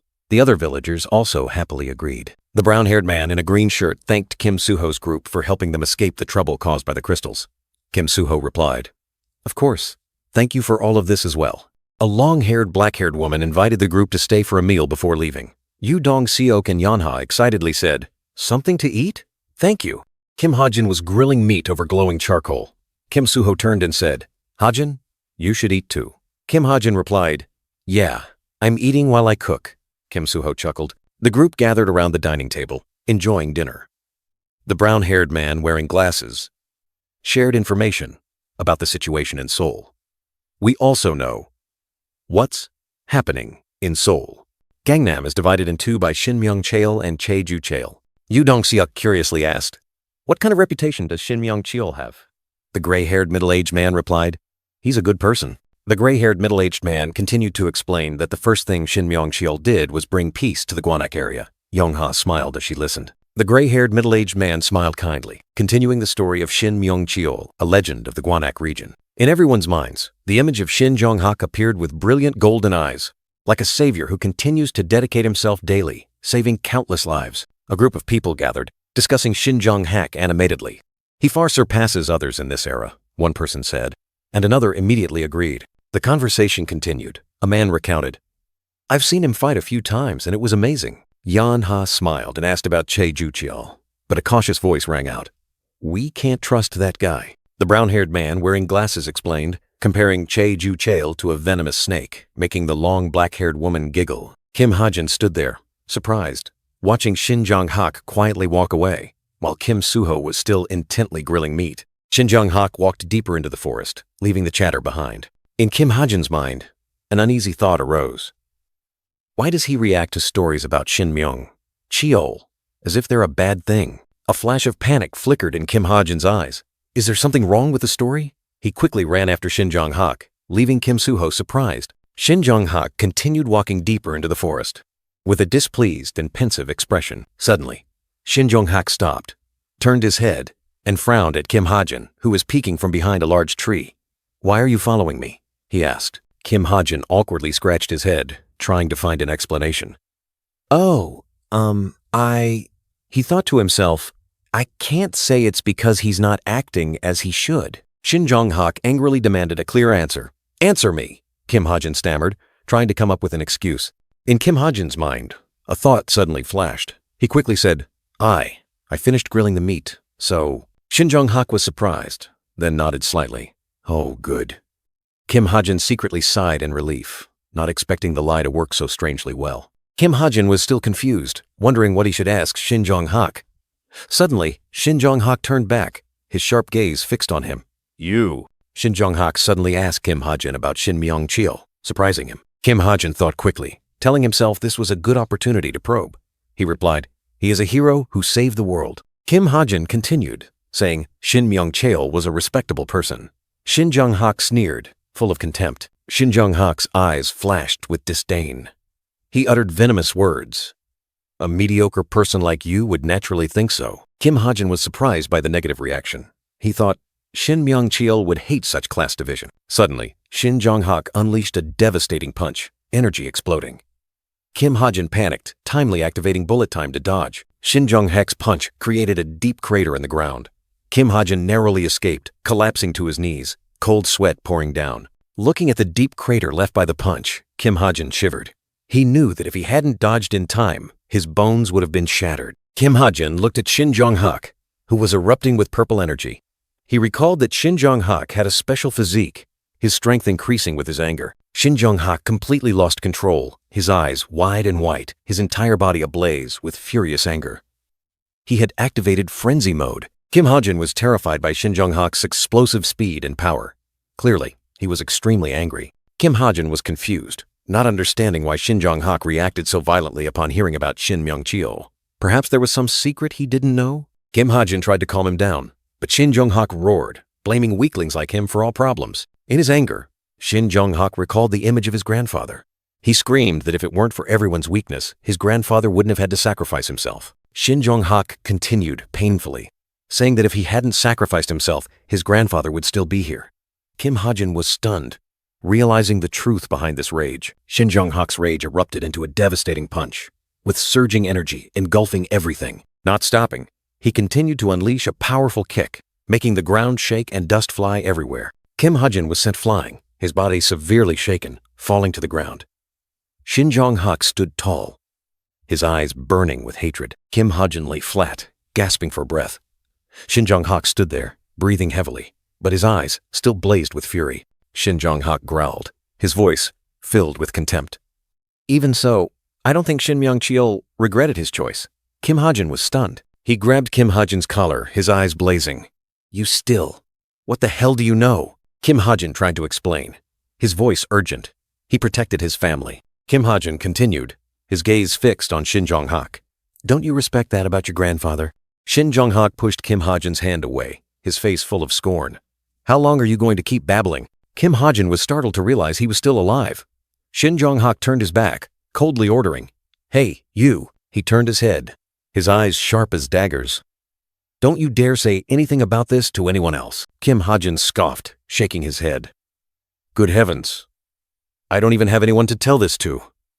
Shin Jong-hak burst out laughing. Shin Jong-hak turned and walked away, leaving Kim Ha-jin alone in the quiet space. Kim Ha-jin watched Shin Jong-hak's retreating back, deep in thought. Anyway, that's no longer an issue. He continued his monologue, realizing he had underestimated Shin Jong-hak's pain. Shin Jong-hak wasn't inherently a bad person, but I created him. There's so much I don't know about him. Suddenly, a chime rang from Kim Ha-jun's pocket. He flinched, pulling out his phone. A system notification appeared. Shin Myung, Cheol's settings changed. No browsing access. Kim Ha-jun exclaimed in horror. What? He panicked. Shin Myung Cheol's settings changed, but he's a key character in this world. Kim Ha-jun stared in shock at the system notification. The content of Shin Myung Cheol's changed settings and the inability to access them terrified him. Is that true? He muttered, a sense of unease welling up. In the mystical space of the forest, Kim Ha-jun stood frozen, holding a glowing device. He couldn't believe his eyes, a big question forming in his mind. What the hell is going on? The scene changed abruptly. Yu Dong-seok was kneeling by the campfire, holding a steaming bowl of porridge, calling out, "Here, Ha-jun." Kim Ha-jun took the bowl of porridge, surprised, and asked Yu Dong-seok, "What is this? Porridge?" Yu Dong-seok smiled and explained, "It's for Yeon-ha, because she hasn't fully recovered yet." Kim Ha-jun confusedly asked Yu Dong-seok why he was given this task, while the others were gathered around the fire, chatting animatedly. Yu Dong-seok pointed towards them and said, "The others are busy chatting over there." Yeon-ha was lying on the bed, seemingly waiting for someone. She mumbled the name Jong-hak, but suddenly Kim Ha-jun appeared with the bowl of porridge. "Ha-jun, here's your food." Kim Ha-jun smiled, teasing Yeon-ha. "You're pretending to be sick, aren't you?" Yeon-ha quickly denied. "No, I'm not. I can't even lift a spoon." Before she could finish, Kim Ha-jun spoon-fed her the porridge. Yeon-ha was stunned, snapping. "What are you doing?" Kim Ha-jun calmly replied. "I'm feeding you because you said you couldn't lift a spoon." LOL.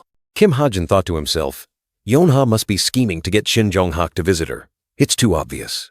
Yeon-ha frowned, complaining, "It's too bland. Is there anything else besides porridge?" Kim Ha-jun offered.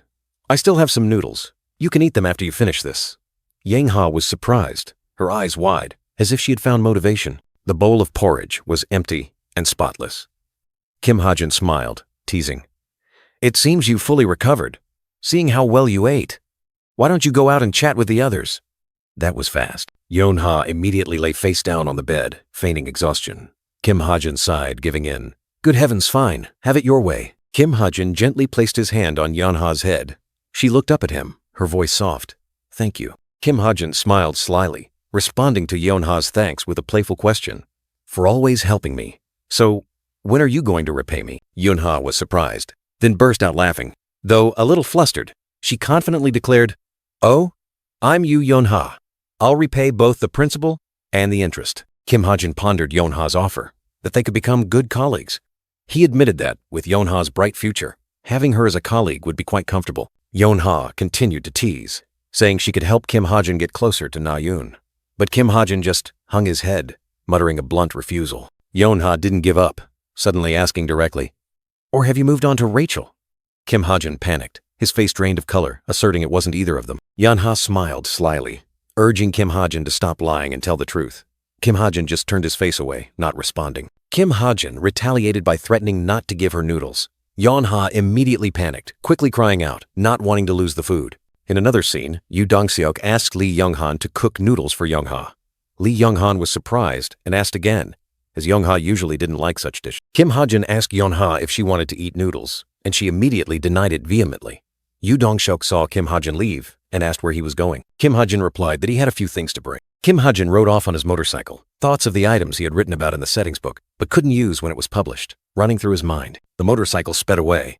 Kim Ha-jun telling himself that it would be very useful if he could collect those items.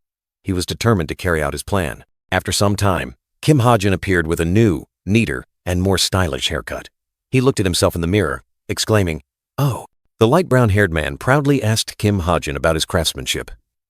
Kim Ha-jun looked at his new haircut in the mirror with surprise, while another girl wondered what magic he had used. A system window appeared, announcing that Kim Ha-jun had received the Master Barber's Hands buff, temporarily increasing his charm by 0.5 points for 4 weeks. Kim Ha-jun smiled with satisfaction. Kim Ha-jun asked the barber's name. The light brown-haired man, Kim Woo-suk, proudly replied, asking Kim Ha-jun if he liked it. The surrounding crowd also marveled at Kim Woo-suk's skill. Kim Woo-suk proudly recounted that he had one 8-year-old son named Kim Ho-jun. He believed that talent was inherited, and he would find his son. Kim Woo-suk praised Kim Ha-jun, saying he looked much more handsome after the haircut. Kim Ha-jun smiled, replying that Kim Woo-suk himself was the one who had taken down that tyrant. Kim Ha-jun was pensive, his eyes slightly sad. A soft regret echoed, followed by a pressing question. What a pity. You're returning today, aren't you? The young man remained silent. The villagers waved goodbye, their eyes filled with emotion. During their 2-week stay in 1972, they not only trained and sparred, but also did many other meaningful things. First, they cleared out the villains following Asura, turning this land into a safe place. Then, when mana burst forth and monsters attacked, they fought alongside the villagers. And so, feelings between them gradually blossomed. Yanha, with a radiant smile, had made it a habit to search for famous future characters. That person's daughter, she whispered, her eyes full of surprise. Lee Young-han carried a child on his back, playing with the kids every day alongside Chae Na-yoon. Who wants to play catch? The brown-haired girl asked. And shouts of, me, echoed everywhere. Shin Jong-hak, with a smug expression, gathered those he deemed capable, forming his own gang. Meanwhile, Kim Soo-ho, with a warm smile, spent his time helping everyone repair structures. Now, you can use it, he said, holding a wrench. Kim Ha-jin sat thoughtfully on a chair, thinking about Kim Soo-ho. That's just like Kim Soo-ho. However, another thought surfaced in the young man's mind. Nevertheless, the fact that he had killed a few people here remained unchanged. I wonder if they really don't know, or if they're just pretending not to, Kim Ha-jin wondered. His eyes filled with worry. But regardless, the people here had treated him very well. An elderly couple brought food, their eyes full of goodwill. Friendly, simple folk. A platter of fresh oranges sat on the table, leaves gently falling at their feet. Warm sunlight filtered through the leaves.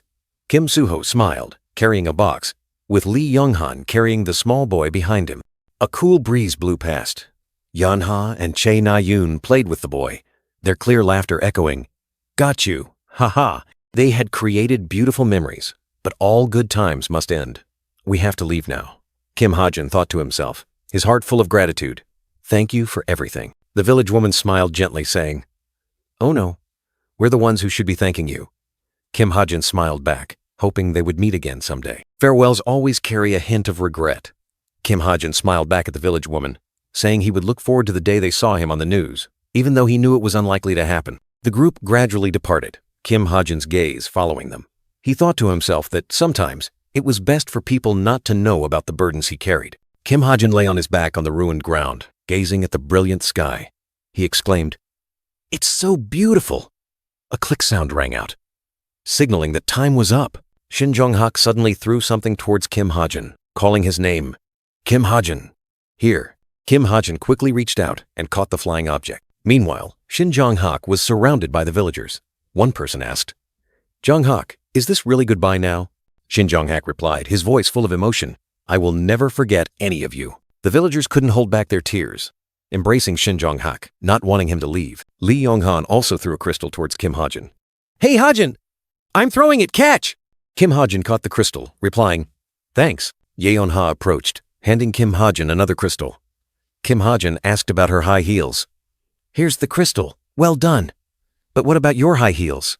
Yeon-ha smiled, explaining that it was a gift from her fans. Chae Na-yoon quietly walked behind. Kim Soo-ho was about to give the last crystal to Kim Ha-jin, but Yeon-ha suddenly pulled him away. Ha-jin, here's the crystal.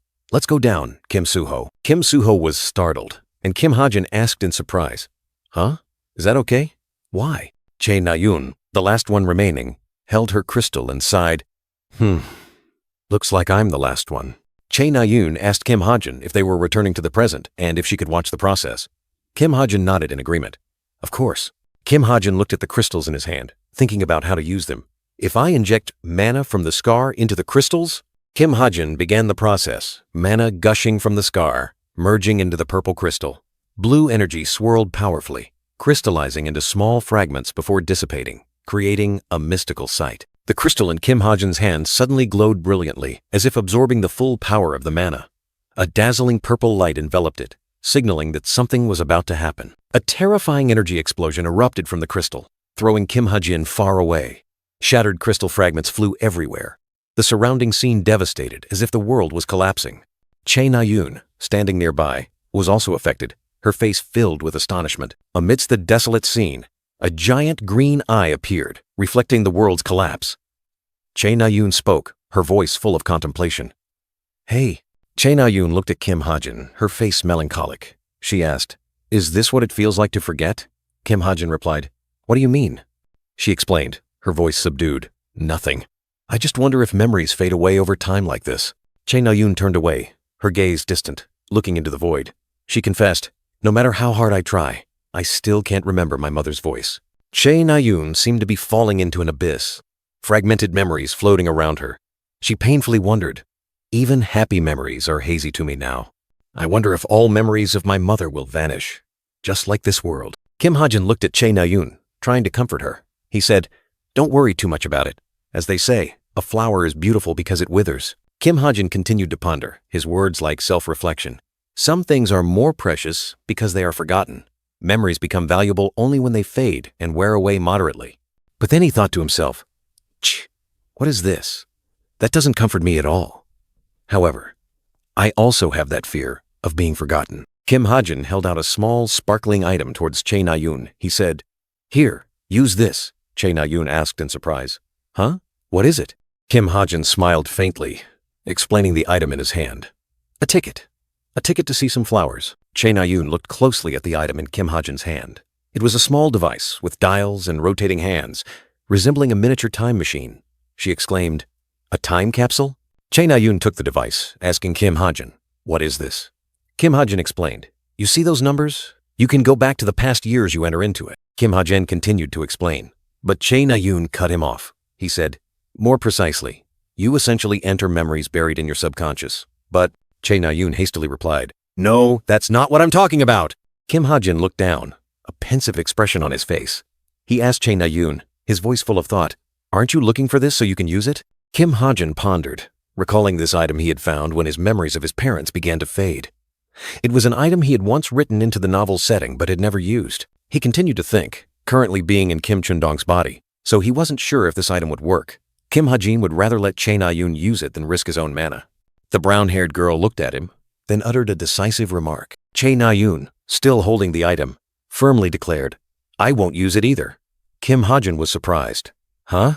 Why?" Che Na-yoon, with a sulky face, explained that they had to do it together or no one would, because it went against their friendship. Kim Ha-jin, bewildered, wondered, "Why are you suddenly bringing up friendship?"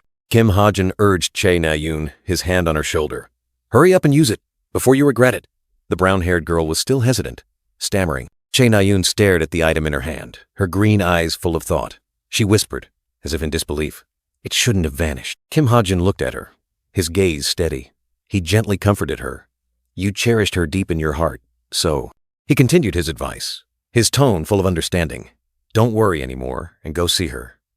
Che Na-yoon looked at him, her eyes gradually becoming resolute. Kim Ha-jin stood opposite Che Na-yoon, asking her which year she wanted to return to.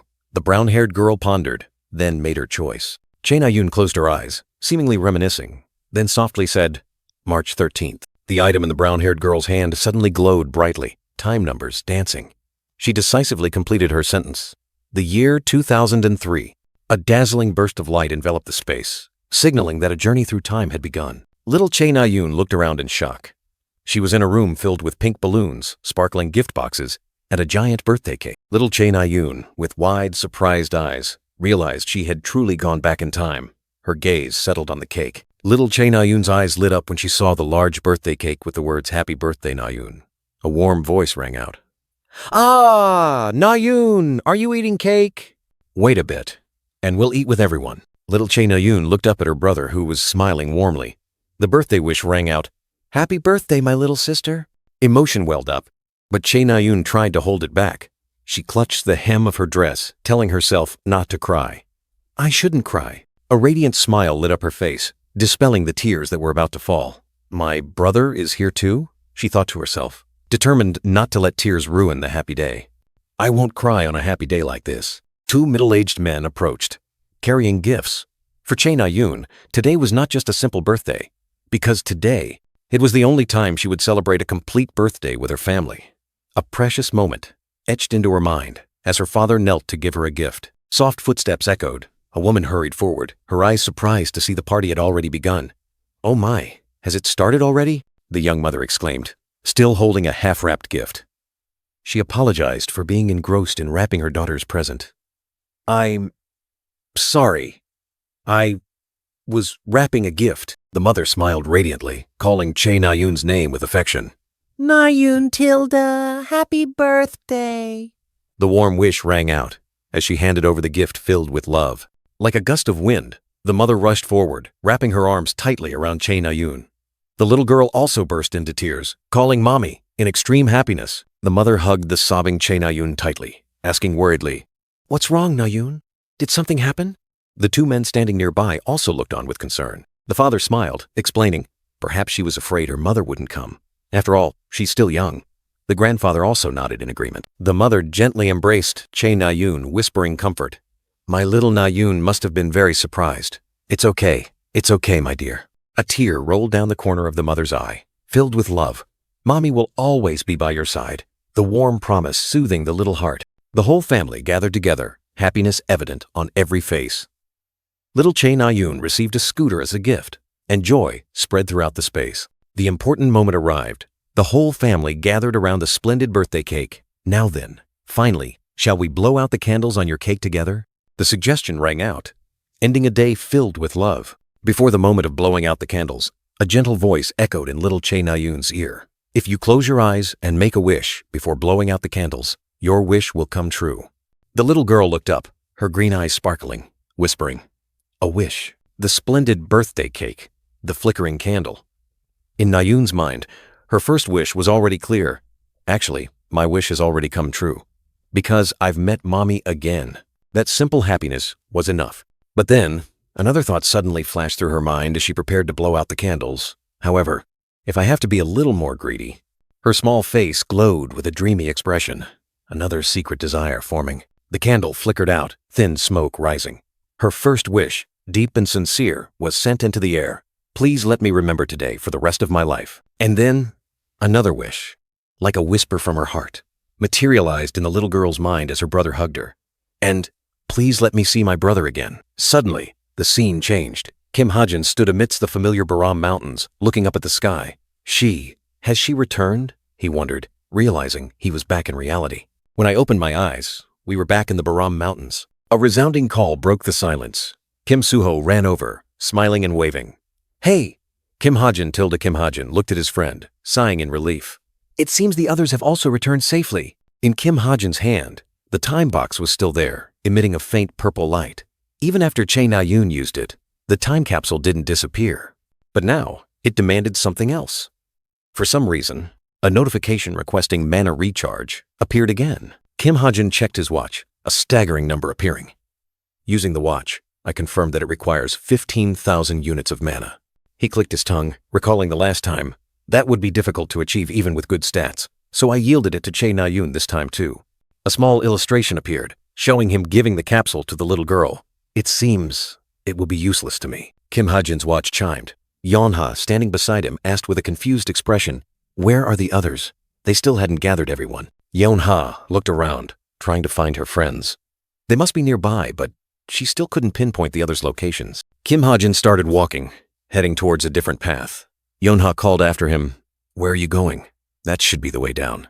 He replied curtly, I know. I'm going home. Yeon-ha was surprised. Home? What about our training? Kim Ha-jin turned back, his eyes dark-rimmed, his face showing extreme exhaustion. I'm too tired. Yeon-ha looked at him, understanding dawning on her. Ah, that makes sense for you. Kim Ha-jin asked Yeon-ha with a small illustrative gesture. Please tell the others for me. Yeon-ha happily agreed.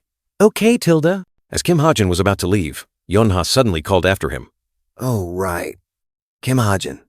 He turned his head, waiting for her words. Yeon-ha smiled brightly, thanking Kim Ha-jin for everything today, and promised to treat him to a delicious meal next time. Kim Ha-jin nodded slightly, responding to Yeon-ha's words. He watched her retreating figure, thinking to himself, she seems happy. Amidst the lush green scenery, Kim Ha-jin looked up at the clear blue sky, wondering, I wonder how much happiness she witnessed in the past. Standing amidst the deep green forest, Kim Ha-jin took a deep breath, then muttered, now then. He decided to finish the remaining task. A virtual screen appeared before his eyes, displaying a message from Tomer. This is my account number. Please send the money there. I will pay you back as soon as possible. Recalling before ascending Baram Mountain, he and Tomer had signed a loan agreement and a magic oath. Tomer asked in astonishment, you want me to sign something like this? Kim Ha-jin replied, do you really think I'd lend you such a large sum of money? Now, he just needed to send the promised amount. Kim Ha-jin's finger glided across the virtual keyboard, completing the transfer swiftly. A sound rang out, and Kim Ha-jin smiled, looking at the screen. "Oh," he exclaimed. "That was fast." The screen displayed a notification. "Information fee has been sent. Sender, Tomer.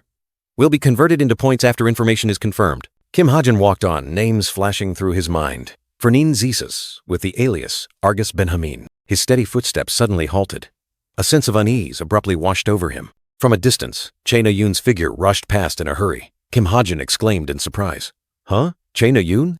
He hid behind a tree, watching the running girl, wondering, why is she suddenly running like that? Kim Ha-jin's expression turned serious. If something could make Chae Na-yoon so panicked, it could only be. Could it be? In his mind, Chae Jin-yoon's image clearly appeared, while Chae Na-yoon continued to run frantically towards that brilliant light. Chae Jin-yoon? Kim Ha-jin was holding a strange cube-shaped object with clock faces and mysterious symbols. He exclaimed, "A time machine?"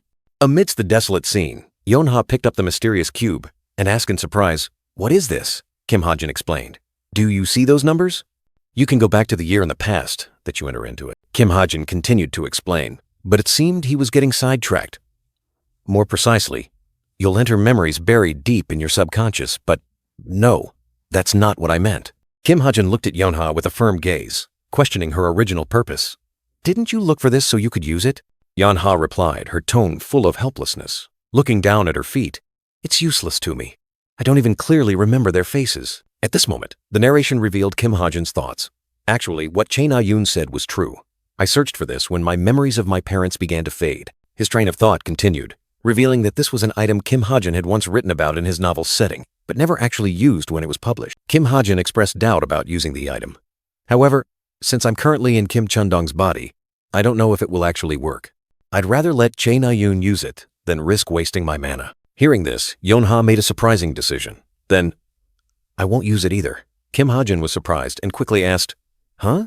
Why?" Yeonha was resolute, asserting, "Either both of us do it, or neither of us does. This goes against our friendship." Kim Ha-jin was confused by her words. "Why are you suddenly bringing up our friendship?" Kim Ha-jin tried to persuade Yeonha, urging her, "Hurry up and use it before you regret it." Yeonha still hesitated. "But..." Yeonha stared at the item, her eyes showing regret. She whispered, "It shouldn't have vanished like that." Kim Ha-jin looked at Yeonha, understanding her feelings. He knew she had cherished someone deeply in her heart. "You cherished her deeply in your heart. So," Kim Ha-jin continued, advising Yeonha, "Don't worry anymore, and go meet her." Yeonha looked at him, her gaze gradually becoming firm. Kim Ha-jin asked Yeonha which year she wanted to return to. "Which year do you want to go back to?" Yeonha looked at him, beginning to state her choice. "I choose." Yeonha decided on the specific date, March 13th, 2003. She touched the device, and clicking sounds echoed, signaling the start of the time travel journey. A splendid birthday cake, piled up gifts, vibrant pink balloons, a scene brimming with happy colors. Yeonha's heart swelled with emotion. Oh my. Little Na-yoon, or rather Yeonha in that small body, looked around in astonishment. Time had truly turned back. I've really returned to the past. Her eyes shining brightly, Yeonha turned towards the cream cake. Every detail, every flavor, all were heartbreakingly familiar. My birthday cake! Unable to resist, the little girl secretly tasted a bit of cream, its sweetness like a memory. A warm voice rang out, breaking the moment. "Ah, are you eating cake, Na-yoon? Wait a little longer, and we'll eat it together with everyone." Na-yoon's green eyes sparkled, reflecting the shimmering lights of the party. A peaceful, precious moment. Looking up, the little girl saw a familiar figure. Her older brother, with a smile as warm as sunshine, appeared. "Happy birthday, my little sister." Big brother. Emotion surging, Na-yoon clutched the hem of her dress. She tried to hold back the tears welling up. "I mustn't cry." A radiant smile returned to Na-yoon's lips. She didn't want any tears to cloud this happy day. "Big brother is here? I won't cry on a happy day like this." From a distance, two more figures approached. It was her father and grandfather, the steadfast pillars of the family. Because today, her father knelt down, handing her a carefully wrapped gift. Na-yoon eagerly took it, her eyes shining with joy. Her father's warm hand stroked her head, and Na-yoon hugged the gift tightly, a happy smile on her lips. "Is the only birthday. I have my whole family." Light footsteps echoed. Another figure was approaching. "Oh my, has it started already?" Na-yoon turned around. Her mother appeared, carrying gifts. "I'm sorry, I was wrapping presents." Na-yoon's green eyes welled up with tears, but she still tried to hold them back. This was the moment she had longed for. Her older brother came closer. handing her another gift. His radiant smile seemed to chase away all sadness. Nayun Tilda, happy birthday. Nayun stepped forward, each step like touching a dream come true. She was reliving her happiest day. Little Nayun rushed into her mother's arms, hugging tightly the woman she had longed for. Her overwhelming emotion surprised her mother. Tears streamed down, and little Nayun sobbed, calling for her mother.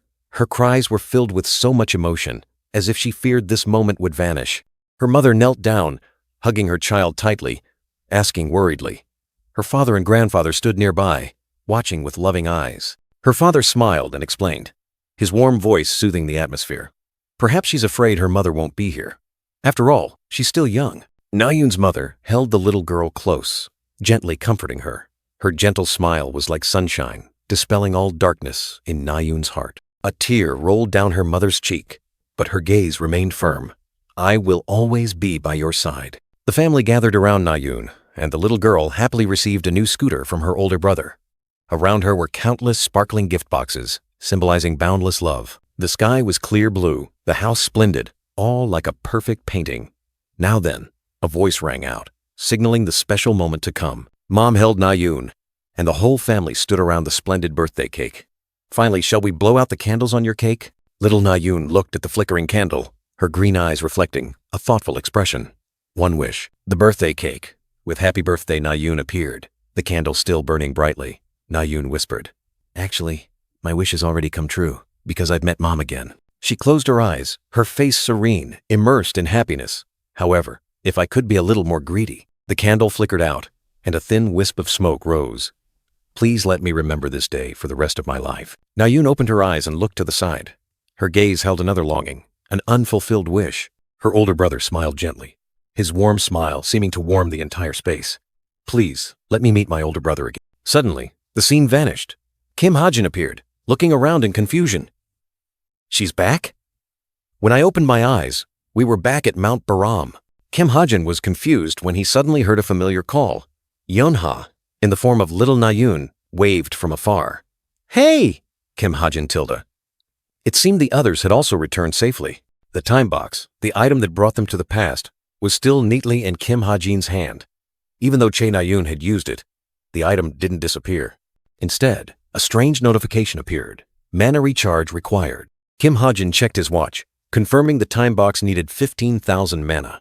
A colossal amount, difficult to achieve even with strong stats. He had given it to Che Nayun this time, because to him, it seemed useless. Kim Hajin looked at his watch, and a message appeared. Yonha stood next to him, her face surprised. Also, where are the others?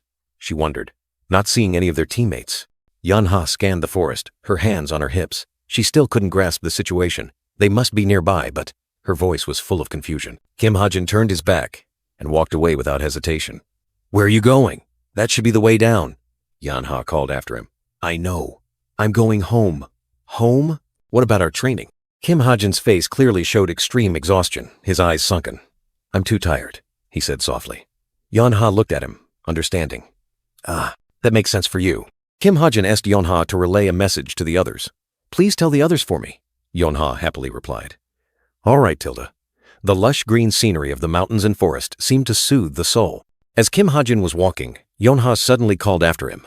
Oh, right, Kim Hajin. He turned his head, his eyes slightly surprised. Yonha flashed a radiant smile, her eyes sparkling with joy. Thank you for everything today, she promised.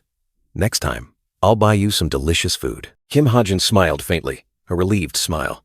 She seems happy, he thought to himself, his heart feeling warmer too. The sky was clear blue, sunlight piercing through the leaves, creating a peaceful scene. Kim Hajin looked up, wondering to himself, I wonder what happy things she saw in the past. Standing in the cool green forest, Kim Hajin took a deep breath. Now then, he needed to resolve his unfinished business. A virtual screen appeared before Kim Hajin, displaying account information. I should finish my work here too, he muttered, preparing to make a transaction. Memories suddenly flooded back. Before coming to Mount Baram, Kim Hajin and Tomer had signed a loan agreement and a magical pledge. You want me to sign something like this? Tomer was astonished. Do you really think I'd lend you such a large sum of money? Kim Hajin reached out to touch the virtual keyboard, preparing to transfer funds.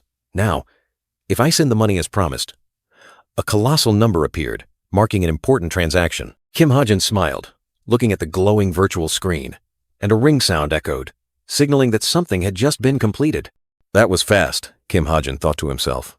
The screen displayed. Information fee has been sent. Sender, Tomer, will be converted to points after information is confirmed. Amidst the silent forest, Kim Ha-jin stood still, his eyes fixed on the virtual screen. Pernin Jesus, with the alias Argus Benjamin. A mysterious name had just been revealed. The rustling of dry leaves underfoot. Each of Kim Ha-jin's steps echoed in the silent space, like a warning of what was to come. Suddenly, a strange sensation washed over him, making Kim Ha-jin turn his head in surprise. His eyes a mix of astonishment and confusion. A small figure darted through the forest like a flash. Her face panicked. Huh? Chae Na-yoon? Kim Ha-jin couldn't help but exclaim in surprise. Hidden behind an ancient tree, Kim Ha-jin watched her. Why is she suddenly running like that? If there's something that would make Chae Na-yoon so serious, it could only be.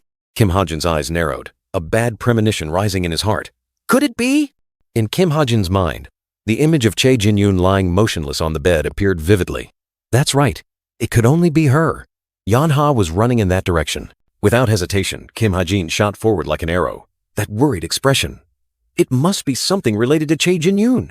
Yeon-ha stopped at the doorway, her face still panicked. She must be thinking of a way to get to her. A blue light flashed. Kim Ha-jin swung his arm, summoning a high-tech motorcycle, ready for a race against time. Chae Na-yoon! Kim Ha-jin shouted, the motorcycle roaring. Yeon-ha turned back, her eyes a mix of surprise and confusion. Kim Ha-jin? Where do we need to go? Kim Ha-jin pressed, his face tense, without a moment's delay. The motorcycle sped away, tearing through the air. Kim Ha-jin and Yeon-ha held on tight, embarking on a high-speed journey, heading towards where Chae Jin-yoon was waiting. Upon arrival, a manager was already waiting. Miss, we've been waiting. Yeon-ha paid him no mind, rushing past him, and hastily asked, Manager, how is my brother? Kim Ha-jin was blocked by an invisible hand, his expression suddenly bewildered. Clearly, the path to Chae Jin-yoon was not easy. Two black-suited bodyguards blocked the way, their eyes cold. One spoke, Excuse me, but only family members are allowed into the patient's room. Yeon-ha was stunned, her heart seizing up. The little girl was flustered, her eyes pleading. But he's the one who brought me here. Her words faded into the cold hospital air. Just then, Kim Ha-jin's voice rang out, decisive as a command. Chae Na-yoon, what are you waiting for? He didn't look at the little girl, only subtly moved his foot, signaling. Hurry up! A subtle urge pushed her forward. As if startled awake, Yeon-ha rushed off, a fleeting look of gratitude in her eyes. Thank you. Her words were hurried, blending with the sound of her quick footsteps. The little girl and her brother hurried down the hallway, their footsteps echoing. The black-suited manager quickly followed, his eyes fixed on them. Kim Ha-jin stood silently, light casting from behind him, creating a solitary silhouette. He watched their retreating figures, his expression pensive. Suddenly, a familiar voice rang out, startling Kim Ha-jin. Ha-jin? He turned his head, his eyes surprised. A girl with long purple hair, radiating an extraordinary aura, walked over. It was Yoo Yeon-ha, appearing unexpectedly like fate. Yoo Yeon-ha smiled, her voice full of confidence. You arrived faster than I expected. She explained the rules of the Yoo and Chae families, then said she had immediately flown in by helicopter upon hearing the news. She continued, a hint of worry in her voice. I was in such a hurry, so the others will probably arrive a bit late. Kim Ha-jin interrupted, his eyes full of scrutiny. You! He looked at Yoo Yeon-ha, his expression tense. Is something wrong? Kim Ha-jin recalled important information. The seed was expected to awaken in January, and it was only October, so there was still time. But there was one worrying thing. The possibility of Chae Jin-yoon waking up before the seed awakens. Kim Ha-jin's hand clenched, beads of sweat forming. If Chae Jin-yoon woke up, all plans would change. If Chae Jin-yoon wakes up, then He sank into thought, his future uncertain. Yoo Yeon-ha looked at the sweating Kim Ha-jin and asked suspiciously, Hey, look at you sweating. Are you that worried? Yoo Yeon-ha gently wiped the sweat from Kim Ha-jin's forehead, her voice softening. He hasn't woken up yet. It's just that something has changed. Inside the hospital, the black-suited bodyguard stood solemnly. Yoo Yeon-ha mused. Actually, they still don't have much hope. Think about it. They're making such a big deal out of this. I see. Kim Ha-jin clenched his fists, his heart heavy. It's a good thing it's not that. But, in any case, it's a big deal for Na-yoon. Even a small matter makes it hard for her to react calmly. Yoo Yeon-ha smiled, handing a handkerchief to Kim Ha-jin. Did you bring her here? Thank you for taking care of Na-yoon. Kim Ha-jin took the handkerchief, his voice hesitant. You keep it. Thank you. Yoo Yeon-ha turned and walked away, leaving Kim Ha-jin bewildered. I'll go ahead. Kim Ha-jin unexpectedly watched Yu Yuna's retreating figure and asked, "Already leaving? Aren't you waiting for Na-yoon?" Kim Ha-jin turned his back, his gaze distant. "It's just, I feel like I shouldn't be here." Yu Yeonha was surprised, her eyes puzzled. Kim Ha-jin walked away, his back a solitary figure. Yu Yeonha watched him, her heart full of questions. What did he mean by that? Outside the hospital, Chae Na-yoon was waiting. Yu Yeonha walked out and called her name Na-yoon. Chae Na-yoon looked up, her green eyes shining, her face radiant with joy. Chae Na-yoon rushed to embrace Yu Yeonha, overflowing with happiness. "Yeonha." The two girls sat on a bench, Chae Na-yoon asking worriedly, "So, how is he?" Yu Yeonha replied, "I don't know. They said the charts kept spiking." Chae Na-yoon panicked, throwing her hands up. "They said it's completely different from usual." Chae Na-yoon, her eyes welling up, asked Yu Yeonha if this was a good sign. Yu Yeonha gently replied, confirming that there were indeed similar cases. Yu Yeonha continued, explaining that people like Kim Ha-jin usually wake up after about 3 months. She was asked to leave because they needed to stabilize him first. Chae Na-yoon understood, softly replying, "I see. Let's wait patiently." Overwhelmed with emotion, Chae Na-yoon clutched her chest, tears streaming down. She choked out, "I feel like my heart is going to explode." Tears still falling, Chae Na-yoon quickly wiped them away, her voice full of embarrassment. "Oh my, now I'm crying. How embarrassing." Yu Yeonha looked at her friend, while Chae Na-yoon said, flustered, "It's strange, isn't it? I'm happy, so I should be smiling." Despite her happiness, Chae Na-yoon couldn't hold back her tears. She burst into sobs. "But I can't stop crying." Chae Na-yoon continued to sob, and Yu Yeonha gently put her arms around her, comforting her in the quiet space. Yu Yeonha thought to herself that she knew how Chae Na-yoon felt, but then told herself, it would be a lie if I said that. In Yu Yeonha's mind, she had never experienced the pain of losing a loved one in a tragic incident. Yu Yeonha recalled Chae Na-yoon, who had waited for Chae Jin-yoon for 5 years without any hope of her waking up. Chae Na-yoon's anger gradually turned into sadness, then disappointment. The pink-haired girl stood silently by the hospital bed. From disappointment, Chae Na-yoon fell into despair. And finally, resignation. Her silhouette slowly faded into the darkness. And then, just as Chae Na-yoon was about to give up, a glimmer of hope suddenly appeared, like a falling tear. Yu Yeonha squeezed Chae Na-yoon's shoulder, thinking to herself, how could I possibly know how she feels? Suddenly, Kim Soo-ho, Yu Dong-seo, and a brown-haired girl rushed over. Kim Soo-ho asked anxiously, "Na-yoon, are you okay?" Chae Na-yoon looked at her friends in surprise, softly uttering, "Oh, you guys, even Sung-ah." Chae Na-yoon was still bewildered, her green eyes wide open, a drop of sweat rolling down her temple. She seemed to be trying to process everything that had just happened. Amidst the chaos, Chae Na-yoon suddenly realized something. She turned to Yu Yeonha and asked, "Hey, where's Kim Ha-jin? He's the one who brought me here." Yu Yeonha replied curtly, "He's gone." Chae Na-yoon was utterly surprised and asked again, "Huh? Why?" Yu Yeonha merely shrugged, her expression indifferent. "Who knows?" Yu Yeonha frowned slightly, thinking about Kim Ha-jin. She grumbled, "Good grief, that guy. If he was worried about Na-yoon, he should have at least waited a little longer." At the same time, Kim Ha-jin was walking, his face pensive, his eyes melancholic.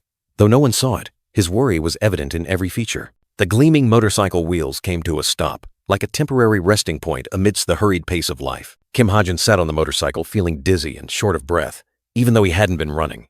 He wondered if it was due to the sudden onset of anxiety. Suddenly, Kim Ha-jin's wrist device vibrated intensely. A new message had just arrived. Kim Ha-jin looked at the screen, realizing it was a message from Boss. The message announced that a new ID had been created for him to join the Purple Party and requested him to log in. The message continued to inform him about the 300 million won reward for the previous mission.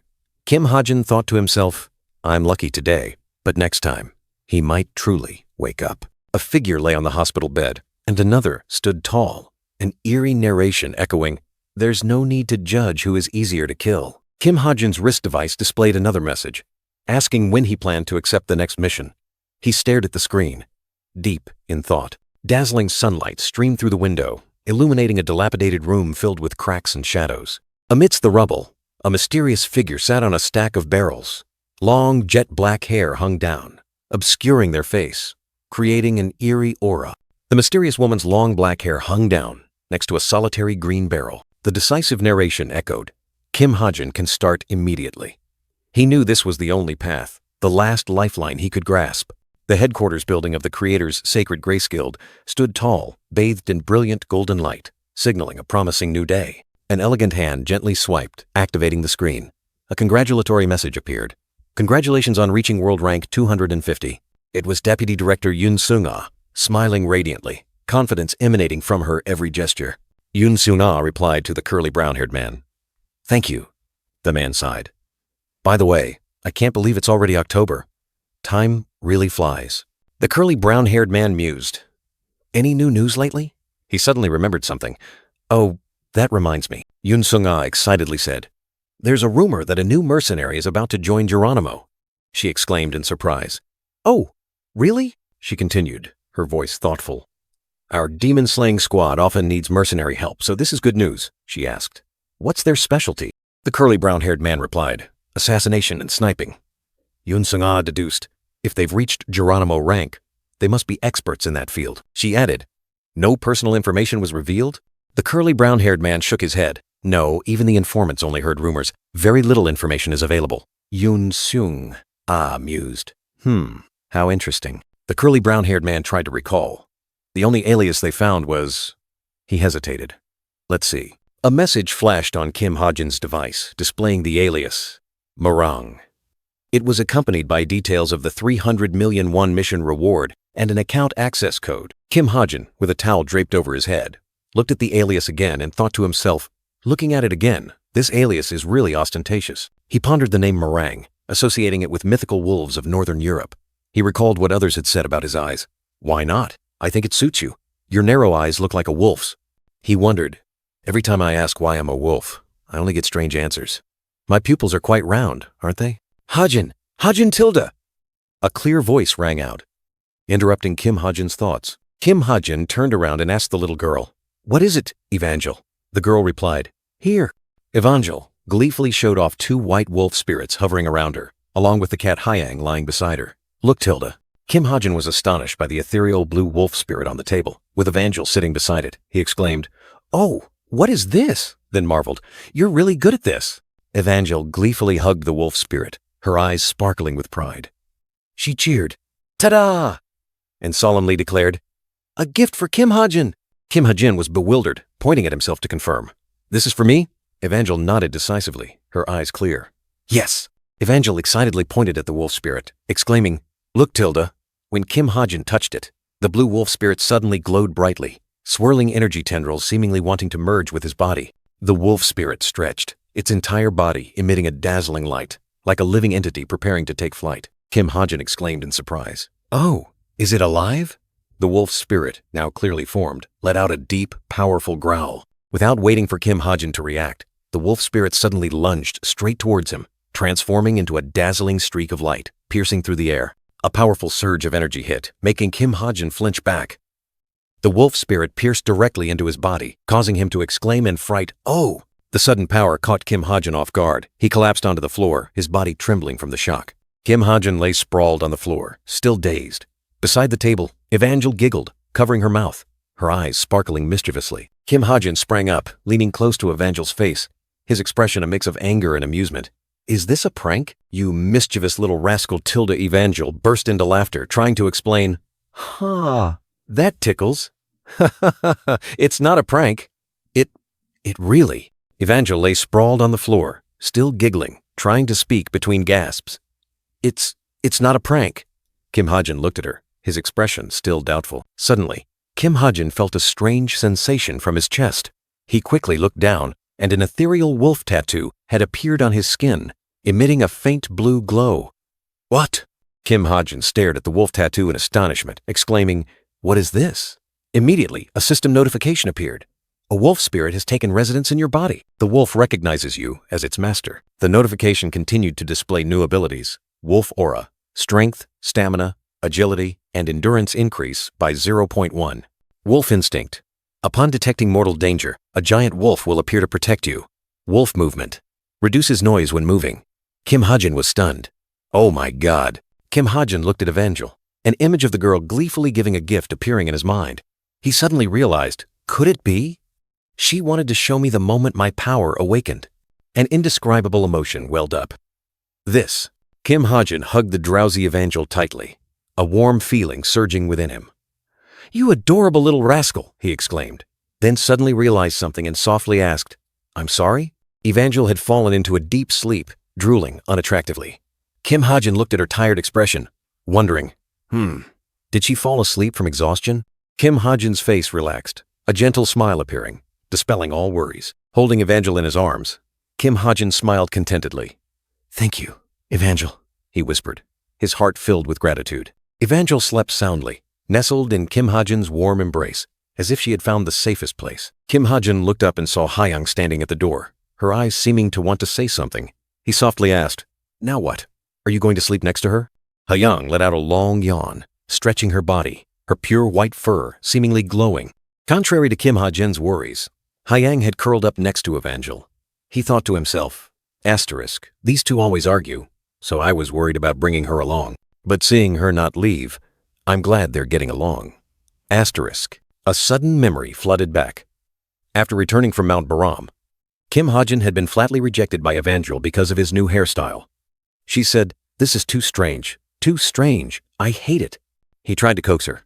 "Come on, I haven't seen you in almost 90 days. Give me some time." But she wouldn't let go, making him cry out, "That hurts." Suddenly, a ding sound came from the laptop. The screen displayed the Purple Banquet logo and the message item delivered. Kim Ha-jin muttered to himself, "A message from Purple Banquet. It must be the quest reward boss mentioned," Kim Ha-jin mumbled. The screen displayed the question. "Do you want to receive it?" He wondered. What did she send? A dazzling burst of light erupted from the screen, as if a magical portal had just opened. From within the light, a silver, circular item, shimmering with aura, flew straight out, hovering in mid-air. The item hovered before him, a high-grade undershirt armor, bearing the inscription, "Partial Relic."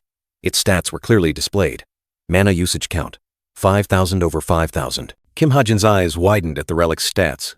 Physical enhancement, plus 0.3 to strength, stamina, endurance, and agility. Relic effect, uses mana from undershirt armor. Posture correction straightens body during training. Underwater breathing, no need for respiration underwater. Acceleration boosts defense to increase speed. He exclaimed, "Oh my god, these stats are insane." Kim Ha-jin took the relic, his eyes filled with contemplation. "Let's see," he mumbled. "If I equip it and infuse mana into it," a stream of blue energy began to envelop the item. Kim Ha-jin stood amidst the surging blue mana, the relic now activated, enveloping his body in a layer of energy armor. This relic, an armor spontaneously surrounded by mana, contained power far beyond imagination, its value potentially reaching billions of won. Kim Ha-jin smiled at the computer screen. A message from boss had just arrived, confirming he had received the item. He replied, "Yes, I just checked. Thank you." Kim Ha-jin's eyes flashed with determination. A new mission awaited. On the screen, a line of text appeared, announcing, "Your next mission has been decided." In another room, the girl with her brown hair in a bun was working, her face tired. Suddenly, a girl with black hair and a black shirt appeared, her tone urgent. I'm here to find a patient." The girl with her brown hair and a bun looked up and asked, "Yes, who are you looking for?" The girl with black hair and a black shirt stood before a wooden door, her expression pensive, seemingly searching for something. The black-haired girl in the black shirt said the name of the person she was looking for, Argus Benjamin. "He's Latin, older." The brown-haired girl with a bun was surprised. The brown-haired girl with a bun asked again, "Latin, did you say?" The black-haired girl in the black shirt showed a photo. The brown-haired girl with a bun immediately recognized him. "Ah, I recognize him from the photo. He's a very quiet person." The brown-haired girl with a bun hesitated, her expression confused. The brown-haired girl with a bun finally spoke, delivering shocking news. "But he passed away. About 2 years ago, I think." The black-haired girl in the black shirt was stunned. The black-haired girl in the black shirt was stunned, unable to believe it. It turned out that Pernin Jesus had changed his name to Argus Benjamin, illegally entered South Korea, and then died peacefully at the age of 53 after pushing her life into an abyss. Hatred surged. How could the person who pushed her life into a deep pit, then fled, die peacefully in a place like this? The black-haired girl in the black shirt gritted her teeth, suppressing her anger. She asked, "Did he leave a will or any personal belongings?" The brown-haired girl with a bun hesitated, then began to explain Jamer Jesus' relationship with the deceased. She revealed that Argus Benjamin was just an alias. His real name was Pernin Jesus. Jamer Jesus, with a cold expression, confidently declared her identity, "And I am Jamer Jesus." The brown-haired girl with a bun looked at her in surprise. A painful memory flashed through Jamer Jesus' mind. and her hands clenched. She whispered. Her voice choked. He was my biological father. The brown-haired girl with a bun looked at Jamer Jesus, then at the wizard certification card she had just presented. I understand, she replied, accepting Jamer Jesus' identity. The brown-haired girl with a bun honestly admitted that she didn't know much about Pernin Jesus either. She only remembered that he frequently interacted with a male volunteer student. Now that I think about it, that student also stopped by here not long ago, the brown-haired girl with a bun said. Perhaps he knows something. Jamer Jesus immediately pressed, her eyes full of hope. Can you tell me who that is? Jamer Jesus quickly checked the device on her wrist, a blue light flashing. The brown-haired girl with a bun said, Wait a moment. Let me check the records. Urgent messages from the organization appeared on Jamer Jesus' device. Mission overdue. Return immediately. A disciplinary committee has been formed due to mission delay. Demotion order, Miss Tomer. But she brushed it all aside, her gaze resolute. To hell with you all. I'll achieve my goal soon enough. The brown-haired girl with a bun exclaimed. Ah, I found that student. She continued searching on the computer, then read aloud. Let's see, the name rang out clearly, accompanied by the image of a pickaxe falling to the ground. Kim Ha-jin. The brown-haired girl with a bun confirmed. He's a cube cadet named Kim Ha-jin. The name Kim Ha-jin surprised Jamer Jesus, and she murmured, Kim Ha-jin? A familiar figure appeared in Jamer Jesus' mind. She wondered, is it the Kim Ha-jin? I know. In another scene, a pair of cube cadets happily strolled under the golden sunlight, sparkling hearts fluttering around them. The young couple smiled brightly, enjoying a romantic moment in a space filled with love. Kim Ha-jin stood there, sighing contentedly, admiring the beautiful autumn leaves. Around him, other cadets were also enjoying the romantic atmosphere. Kim Ha-jin thought to himself, the school had put effort into maintaining the landscape and mana concentration, but it ultimately became the top dating spot of this love-forbidden school. Kim Ha-jin was lost in thought, predicting how lively the school scene would be when spring arrived.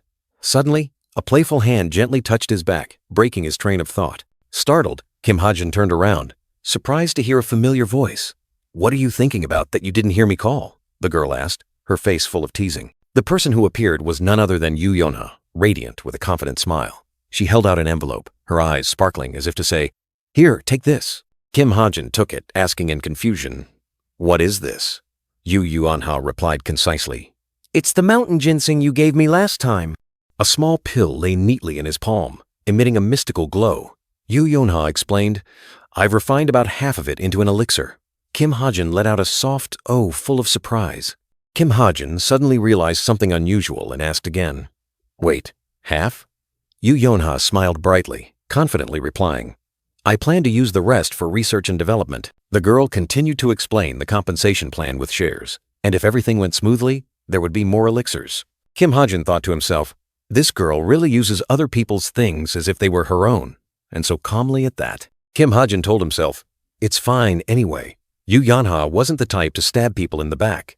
On the contrary, she was easily taken advantage of by others. He understood that to grow, one needed to promote products within the industry. Kim Ha-jin looked at Yu Yonha, a young girl of only 17, too trusting. He knew that the internal guild power struggles she was about to face would be a brutal political battlefield. He suddenly recalled an important event that would occur during the winter break. The shocking power abuse scandal of the world's second-largest guild, involving the essence of the straight, the true power holder. Yu Yonha's power abuse scandal originated from that very event. She suddenly instructed, Anyway, you should only take 1 elixir pill per day. Kim Ha-jin exclaimed in surprise. Huh? Yu Yonha calmly explained that each elixir pill was worth up to 1 billion won. Kim Ha-jin was stunned, unable to believe his ears. 1 billion per pill? That's right, Yu Yonha affirmed, a radiant smile on her face. She explained that they were made from mana crystals and wild mountain ginseng, so their high value was obvious. Kim Ha-jin was still dazed. Kim Ha-jin wondered if it was truly worth that much. Yu Yonha frankly admitted, Not really, but that's how marketing works, right? Yu Yonha explained that the amount of raw material sufficient for 20 doses of elixir could create hundreds of other doses. If they didn't sell them at a high price, they would incur losses. Kim Ha-jin calculated to himself, 20 doses would be 20 billion. Detailed information about the elixir appeared. Mountain ginseng, elixir mid-high grade. Consumable item. It permanently increases strength, stamina, and mana. Kim Ha-jin noted that the stats were better than he thought. With a little adjustment, it would be extremely useful. Yu Yonha unexpectedly handed Kim Ha-jin an item, surprising him. He thought to himself, if that's the case, I should repay her, the purple-haired girl said. Take this. Kim Ha-jin asked curiously, "What is it?" The mysterious item glowed, revealing the shape of a rare wild ginseng root. Kim Ha-jin couldn't help but exclaim in surprise, "Wild ginseng?" Its value was certainly not small. Yu Yonha smiled brightly and asked, "Oh my, where did you get this from?" Kim Ha-jin was a bit flustered, only stammering, "Well," in a humorous moment, Kim Ha-jin scratched his head and chuckled softly, while Yu Yonha exclaimed, "Oh," in surprise as he explained, "It's from Wind Mountain." Yu Yonha suddenly became serious, looked at Kim Ha-jin, and said, "So, by principle, I suppose I should return it to the owner of Wind Mountain, Shin Jong-hak, right?" Kim Ha-jin was startled and quickly stopped her. "Wait," Yu Yonha smirked, holding her handbag, and said, "Now that I think about it, Jong-hak once forgot my birthday party. I think this can be considered compensation." Kim Ha-jin could only helplessly reply, "Do whatever you want." The two stood some distance apart. Yu Yonha said, "I'll contact you if there's any progress." Kim Ha-jin replied, "Okay, thank you." The conversation ended. Kim Ha-jin stood there alone, suddenly remembering something. He looked down at the smartwatch on his wrist. It was glowing blue. "Ah, that's right," he muttered. The message screen appeared. "Hey, this is Jamer," a message popped up, followed by, "Your account is using a different name. Have you changed locations?" Kim Ha-jin thought to himself. "She still hasn't," replied. The image of Jamer Jesus with her back turned appeared in Kim Ha-jin's mind. He mused, "Based on the situation, it seems she's gone to the nursing home. She must be having complex thoughts right now." He decided, I should wait and let her sort out her thoughts on her own. Kim Ha-jin opened the quest screen.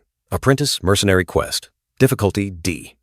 The reward was extremely attractive. 400 million won or items of equivalent value. Quest summary. Ambush, a human trafficking truck operated by the Soul Reaper Demon Group.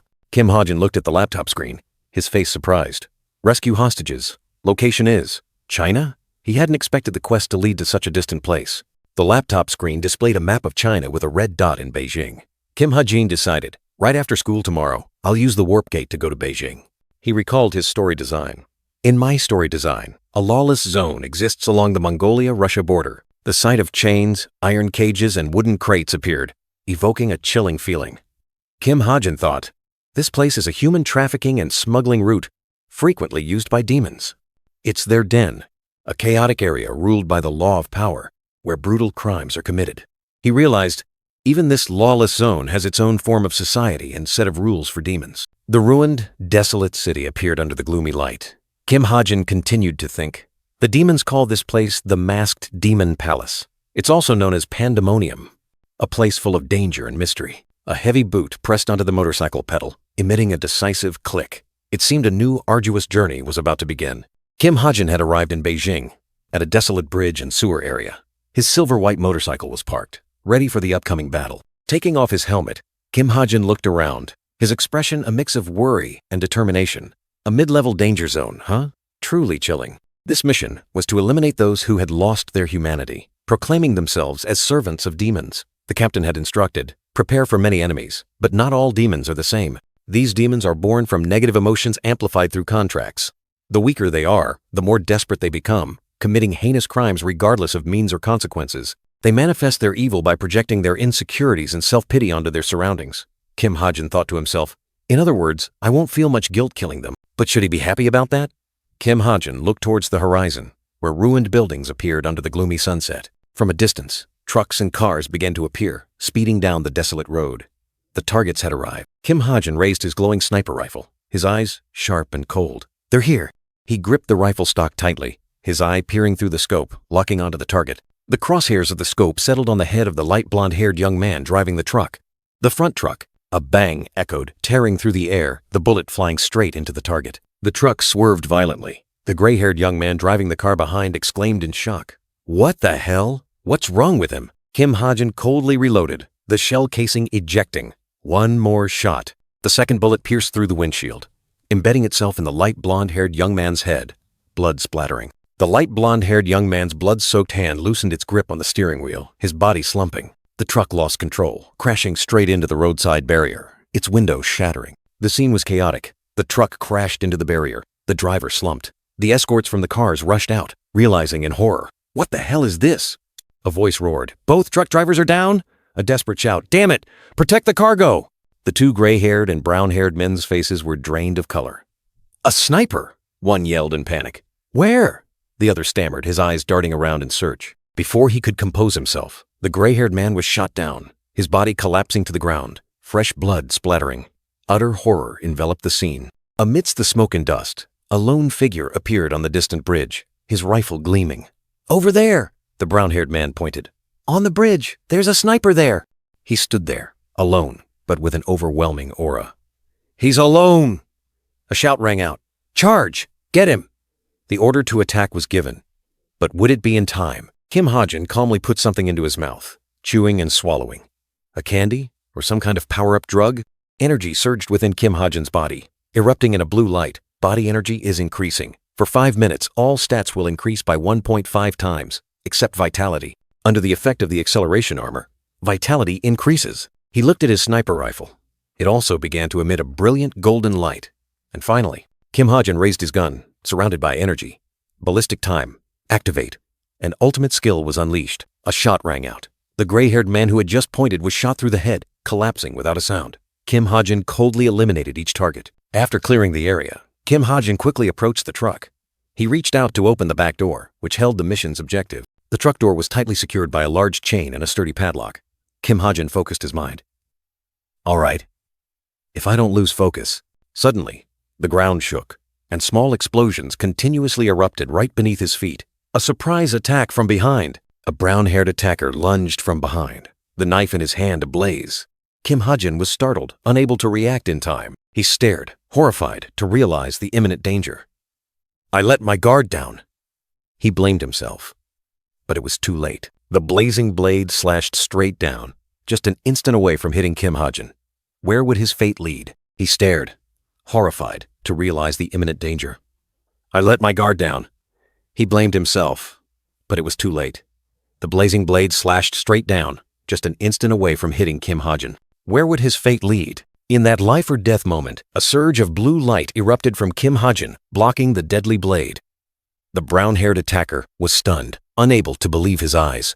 The blue energy transformed into a vortex, engulfing the brown-haired attacker, rendering him immobile.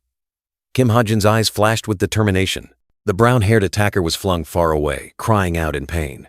Kim Ha-jin stood up, the blue energy still swirling around him like an invisible shield. Kim Ha-jin bent down and picked up a pitch-black necklace from the ground. He was surprised, not expecting this item to save his life at the last moment. A gigantic blue ghost wolf emerged from Kim Ha-jin's body, snarling as it lunged and tore at the brown-haired attacker.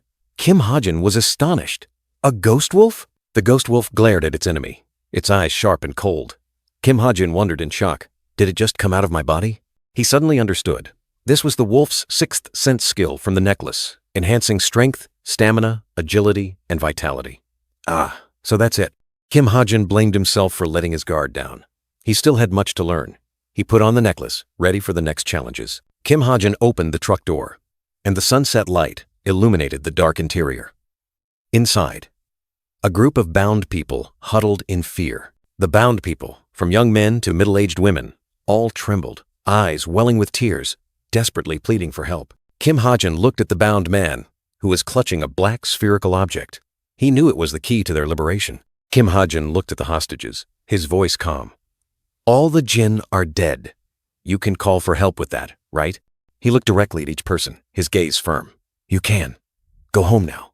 His words were like a ray of hope, illuminating the dark room. A brief conversation over the radio. Kim Ha-jin reported, I have completed the mission. The voice on the other end replied, confirmed. I'll leave the cleanup to you. In an icy cave, Yoon Sung-ah stood, holding a glowing blue object. Her expression cold, she was ready for the next step. Yoon Sung-ah stood in the middle of the icy cave, her sharp gaze sweeping over those around her. She asked, her voice decisive, has everyone seen clearly? Amidst the turbulent sea, the dreadlocked man voiced his doubt. Is it all right for just 5 of us to evaluate the rookie? Another voice replied, there's no other way. Everyone else is busy. The long gray-haired man smiled mysteriously, pondering the recent feat. 21 seconds to take down 20 targets. Is his gun that powerful?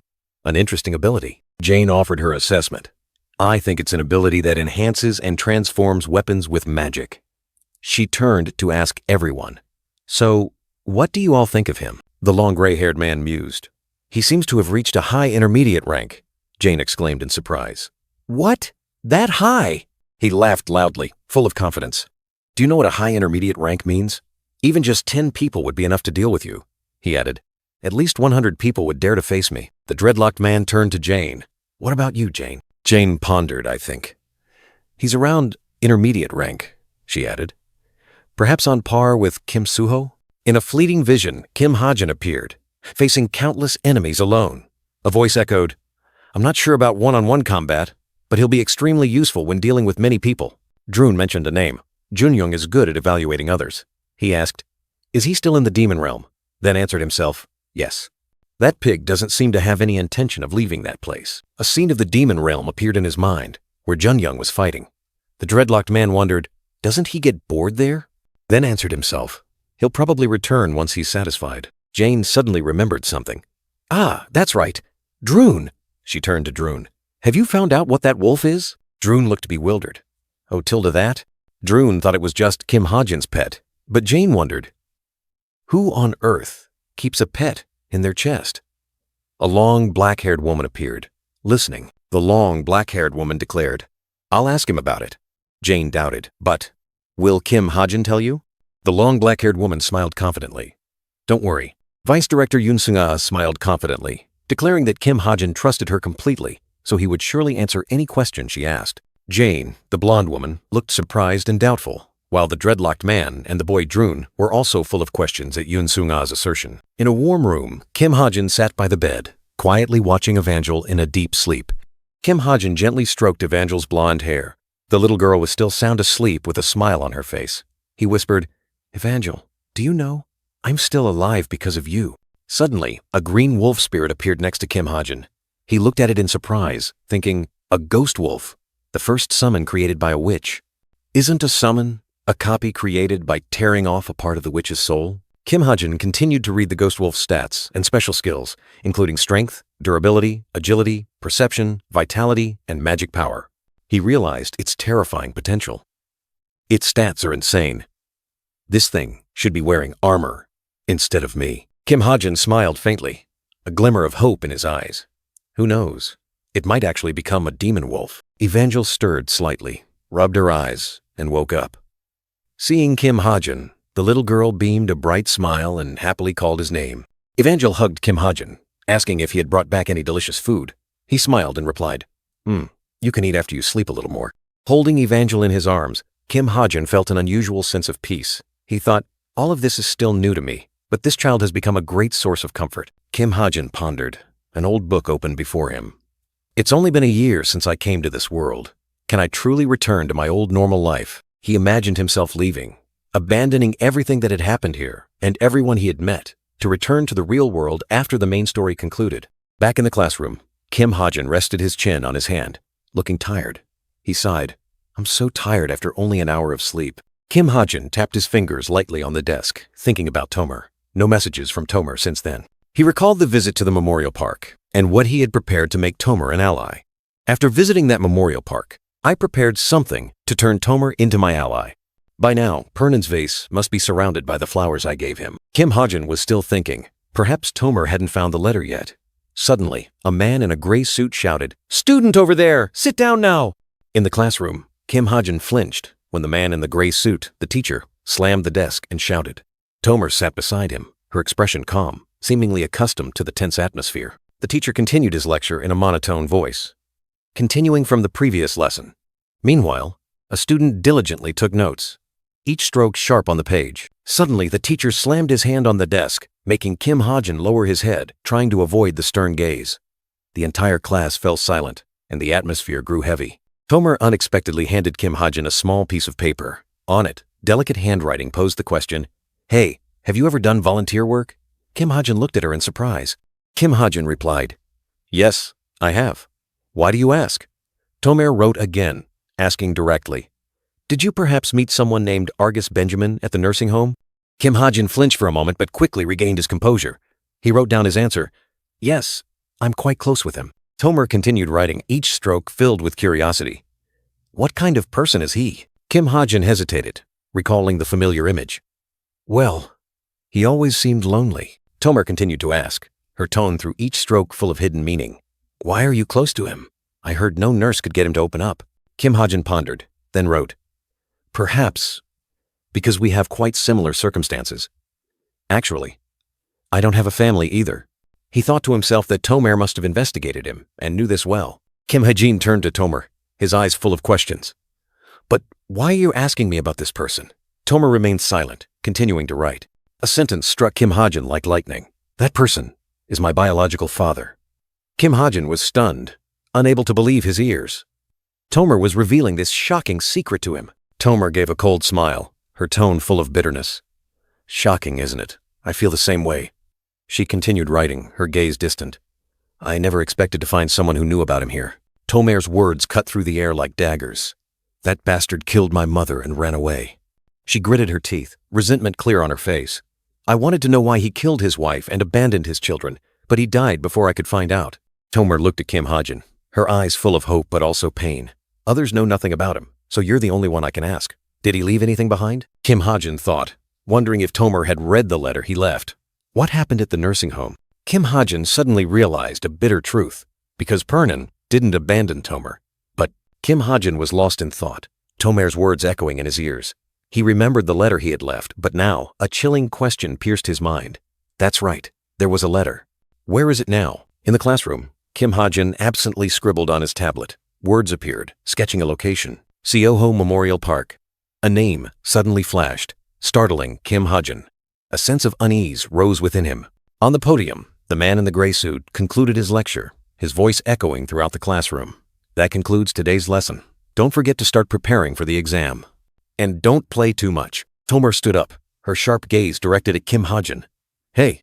She turned, her curly black hair gently swaying. "I'm leaving Cube today. Don't worry. I won't forget to repay you." Kim Hajin smiled faintly in response. "I was never worried." Tomer turned away, secretly thinking that everything would be all right.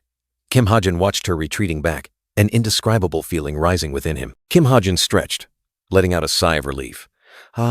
Everything ended well. I'll get some good rest this week." Suddenly, a strong slap on his back made him jump. "Hey, Kim Hajin Tilda." The unexpected blow made Kim Hajin lose his balance, falling to the floor. He looked up, bewildered. The brown-haired girl in the beige top stood there, smiling brightly. "What? Why? You haven't forgotten our plan for tomorrow, have you?" Kim Hajin rubbed his aching back, looking stunned. The brown-haired girl in the beige top still smiled as she reminded him. "Don't be late, Tilda." Still bewildered, he wondered. "Huh? Plan?" The brown-haired girl in the beige top approached, looking confused. "What plan?" "Huh?" The dark blue-haired boy stood next to the brown-haired girl in the beige top, both looking at Kim Hajin. The brown-haired girl in the beige top asked, "Did you forget? We planned to have dinner together, remember?" Kim Hajin turned his head in surprise, looking at the steaming bowl of ramen on the table, and suddenly remembered. The brown-haired girl in the beige top suggested, "I'll treat you to a meal as thanks. How about we go eat after the practical exam?" The dark blue-haired boy and the brown-haired girl in the beige top looked at Kim Hajin in confusion. The dark blue-haired boy asked, "But weren't just the two of you going to eat?" The brown-haired girl in the beige top wondered, "I said all of us would go eat together, didn't I?" The brown-haired girl in the beige top approached Kim Hajin looking annoyed.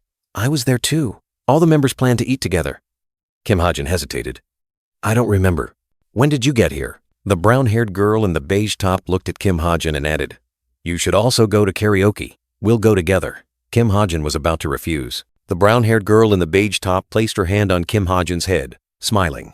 Kim Hajin was surprised, unable to finish his sentence. "Actually, I'm busy that day." In the cheerful scene, the brown-haired girl in the beige top laughed loudly, while Kim Hajin was confused, not understanding what was happening. The brown-haired girl in the beige top smiled brightly, her eyes resolute. "You absolutely have to come, okay?" Kim Hajin held his head, looking helpless. The brown-haired girl in the beige top said, "Otherwise, I'll invite you to the chat room." Kim Hajin could only remain silent. A heavy sigh echoed under the brilliant sunset sky, as if foreshadowing something about to happen. Hasty footsteps echoed in the silent corridor, a hurried figure darting past. Tomer stood in the dark hallway, surrounded by cold lockers. She looked around, a faint light emanating from her, muttering anxiously, "Damn it, where is it?" Tomer suddenly remembered, her eyes wide with shock. Sector 17, the fourth one in the first row. Tomer stood before a long row of lockers, the dim light illuminating her anxious face. Tomer looked into the locker. Inside was an urn surrounded by white chrysanthemums. The name on the urn was Argus Benjamin. She whispered, "Arcus, Benjamin." Tomer stared at the urn in shock, her face filled with pain. She exclaimed, "Why are there so many flowers?" Tomer held a white chrysanthemum on which a small card was attached. "May you rest in peace.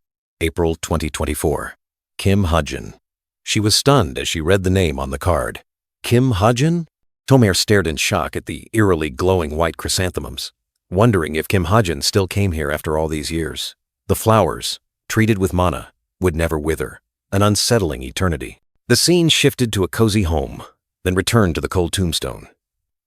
Tomer painfully thought of the peaceful death her father deserved, contrasting it with the cruel reality she was witnessing. Tomer's face contorted with resentment, a furious question screaming in her mind. "After killing mother and fleeing, is this how you're treated?" A sound echoed, and the eerily white chrysanthemums scattered, their petals falling apart on the cold ground, as if they themselves couldn't bear the harsh truth. Tomer walked heavily, each breath ragged and burdened. Rage and pain tore at her heart, making every step feel like she might collapse. The young girl clutched her head, her face contorted in agony. A choked sob escaped her, and she wondered, "Then, everything I've done until now, what was the point?" Tomer collapsed to her knees amidst the scattered white chrysanthemum petals, despair overwhelming her. All her efforts, all her hopes, seemed to vanish before this cruel truth. In that moment of despair, a spark of light flashed in Tomer's mind. She suddenly remembered Kim Ha-jin's words. That's right, he said there was a letter. Tomer's eyes lit up, her purple eyes gleaming with determination. She had to find that letter, had to know the truth behind everything. The letter lay there, with lines in Spanish and English. "To my daughter." A letter from her deceased father, revealing a shocking secret. In the flashback, her father, Pernin Jesus, lay on his sickbed, writing a letter. He confessed, "As I write this letter, I find myself caught in a complex swirl of emotions." With trembling strokes, her father continued to write, "I hope you never have to read this letter. But at the same time, I hope you do. I wonder how you will feel when you read this letter." Tomer stood there, reading each line. She knew no words could heal the deep wound in her heart, but her deceased father still wanted her to know the truth. The letter continued, mentioning Tomer's beloved mother. Each word was like a knife, piercing the young girl's heart, signaling a horrifying truth about to be revealed. The horrifying truth was exposed. "Your mother sold her soul to the jinn." Tomer stood frozen, her world seemingly collapsing beneath her feet. Suddenly, a clear voice echoed from her memory, calling her name. Tomer, little Tomer, with white hair and dark skin, startled, turned around, her face surprised. Pernin Jesus stood stunned, his face hardened with shock and despair. Little Tomer's clear voice rang out, calling Dad, like a knife piercing his heart. Little Tomer innocently held her mother's hand, her eyes sparkling with joy. She told her father, "Dad, Mom said she'd take me to the amusement park." Pernin Jesus was stunned, repeating his daughter's words, his face filled with disbelief. Pernin Jesus tried to stay calm, telling Tomer to go home first. "Tomer, let's go home first." But the innocent girl didn't understand, only asking, "Why?" Her mother stood there, her gaze cold and emotionless. In Tomer's memory, her father Pernin Jesus looked at her mother in distress. He tried to explain, "Mom and Dad need to talk first." Fear and despair were evident on his face. The memory shifted to the mother, her eyes burning red and her face cold, full of arrogance. She stood there, arms crossed, seemingly indifferent to her husband's or daughter's feelings. Pernin Jesus' voice rang out, full of indignation in the silent room. "Are you insane?" The house was filled with tension, signaling a major argument about to erupt. Pernin Jesus faced his wife, his eyes filled with disbelief. He asked directly, "Are you going to sell our daughter to the jinn?" The heavy accusation cut through the air like a knife. The mother replied with a challenging question. "Why not?" Pernin Jesus was speechless, only able to utter a bewildered "huh." In extreme shock, the mother flashed a sinister smile, her red eyes radiating cruelty. She declared, "If I could be stronger than I am now, I'd do even more." Her cold words sent shivers down the listener's spine. Pernin Jesus stared at his wife in horror, his eyes bloodshot with anger and despair. The mother calmly said, "The child will understand my choice, eventually." He could only utter, "You've gone mad." The mother coldly dismissed her husband's words, ordering, "If you're done, get out of the way." She continued to scold, "How dare you waste my precious time?" Her cruelty left Pernin Jesus speechless. The mother turned her back and walked up the stairs, calling Tomer. "Let's go, Tomer." Pernin Jesus watched in agony, desperately uttering, "No." He couldn't let his daughter fall into the hands of the jinn. Pernin Jesus lunged to grab his wife, trying to stop her. He cried out in despair, "Not that child!"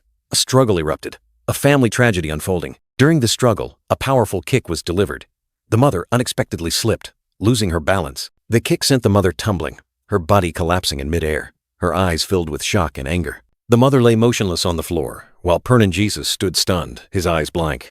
The tragedy had occurred, leaving an indelible scar in Tomer's memory. Little Tomer's cry echoed, tearing through the silent night. Everything happened too fast, like a fleeting nightmare. Little Tomer frantically ran down the stairs, her innocent eyes searching for her mother's figure. "Dad, where's Mom?" The question cut into the father's heart like a knife. Extreme fear was evident on Pernin Jesus' face. If the truth about his wife becoming a djinn were exposed, the consequences would be unimaginable. He gripped his daughter's shoulders, his eyes filled with despair. Tomer would be considered an accomplice, unable to escape the calamity. A desperate cry escaped his throat. Pernin Jesus knelt down, trying to reassure his daughter. "Listen carefully to what I'm saying. Go outside and call for help," Tomer innocently asked again. But her father's explanation caught in his throat. Tears streamed down adult Tomer's cheeks as the horrifying memory flooded back. Her father's words that day struck her like lightning. "I hit your mother." For Tomer to live a peaceful life in Korea, Pernin Jesus had spent all his assets relying on a friend, a fragile hope for his daughter's future. But when Pernin Jesus arrived in Korea a few years later, both Tomer and the friend had vanished.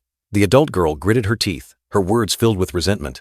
"You're lying." The letter in Tomer's hand was crumpled, her purple eyes blazing with fury. "You want me to believe this after all these years?" The dry, tearing sound of paper felt like it ripped through her heart. Tomer's eyes still held lingering indignation. But then, a loving call rang out, pulling her back to another memory.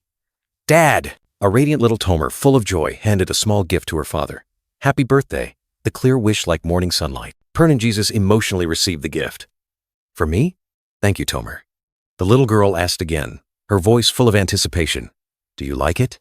A beautiful small watch, its color identical to the brooch Pernin Jesus had given her on her birthday. A memento of love. Night fell, a full moon hanging perfectly round amidst the clouds, illuminating the world. A young man with black hair smiled, waving goodbye to Evangel. "Good night, Evangel." "Good night, Tilda," came the soft reply. The phone suddenly rang, startling the young man with black hair, his eyes surprised as he looked towards the door. The light brown-haired young man smiled, his eyes sparkling as he looked at the screen, displaying, "Thank you." It seemed his message had been successfully sent. That was the last message Tomer sent before disappearing without a trace. She had promised to repay him, and the magical oath still remained, their connection unbroken. Even without that oath, he had a strong premonition. Tomer would become a reliable ally to him in the future. A sparkling, cracked blue gemstone emitted an ethereal glow, like a prophecy for the destiny to come. The scene shifted to a traditional Korean restaurant named Hanjanggak, with dishes elegantly, beautifully, and enticingly arranged. The light brown-haired young man was enjoying his meal, continuously praising. "This is even better than I expected." He turned to the blonde-haired girl and said, "Hey." The blonde-haired girl smiled, confidently replying, "The food here is delicious. You can keep hoping." The light brown-haired young man was surprised, looking at the girl with a puzzled expression. He softly replied, "All right." The small party was underway, with the light brown-haired young man, the blonde-haired young woman, the white-haired young man, and Kim Suho. The light brown-haired young man thought to himself, "What's going on? Her attitude seems to have changed a bit." A gathering like this reminds me of the days in Gwangmyeong. The reddish-brown-haired young man and Kim Suho sat next to each other. Kim Suho excitedly said, "My skills improved significantly back then thanks to practice. After returning, I'm on an undefeated streak." The reddish-brown-haired young man nodded. "Oh, Tilda." The blonde-haired young woman suddenly asked, "You didn't lose to Rachel, did you?" Kim Suho flinched, quickly correcting, "It was a draw." The white-haired young man turned to Kim Suho and spoke, "Hey, Kim Suho." Kim Suho looked at the white-haired young man, answering his question. "Did you prepare well for the final exam? So, what about you?" The white-haired young man smirked, his eyes full of arrogance. "Have you ever seen me prepare for an exam? You and I are different." He continued disdainfully, "From birth, our bloodlines have been different. Your life is full of effort, so you wouldn't understand." Kim Suho could only force a laugh. "Ah ha ha." The light brown-haired young man looked at the white-haired young man and Kim Suho, thinking to himself, "Huh? They seem quite close." The light brown-haired young man looked at the plate of grilled ribs in front of him, silently pondering the events that should have happened according to the original but were now vastly different. He picked up a piece of rib, brought it to his mouth and swallowed, savoring the melting flavor. "It seems too different," he muttered to himself, still lost in thought. Despite his inner turmoil, The taste of the food still made the light brown-haired young man exclaim, "Delicious!" Each tender, melting piece of meat seemed to chase away all his worries. A small piece of rib was illustrated as melting, further emphasizing the extreme deliciousness the light brown-haired young man was experiencing. Just then, a hand unexpectedly placed another plate of hot grilled ribs on the table, startling the light brown-haired young man. Chae Na-yoon smiled brightly, proactively serving him more food. The light brown-haired young man was surprised. "What?" she replied. "This girl is serving you." The light brown-haired young man looked at Chae Na-yoon, silently pondering her change. He wondered, even before, she seemed different. Something has definitely changed. Is it because I gave her the time capsule? An empty plate of ribs was replaced with a new one. The light brown-haired young man remained lost in thought. If it's not for that reason, then? He looked at Chae Na-yoon, who was eating with a cheerful expression, and a sudden thought flashed through his mind. Does she? Like me? Chae Na-yoon's green eyes suddenly widened, her expression a mix of surprise and annoyance, as if she had just heard the light brown-haired young man's thoughts. Chae Na-yoon asked, "What? Do you want me to order more?" The light brown-haired young man quickly replied, "Huh? No." Chae Na-yoon didn't give up. She smiled brightly and waved to call the waiter. "Just tell me, Tilda." "Excuse me." The light brown-haired young man could only stammer, I'm fine." Chae Na-yoon decisively called out, "2 more servings of grilled ribs, please."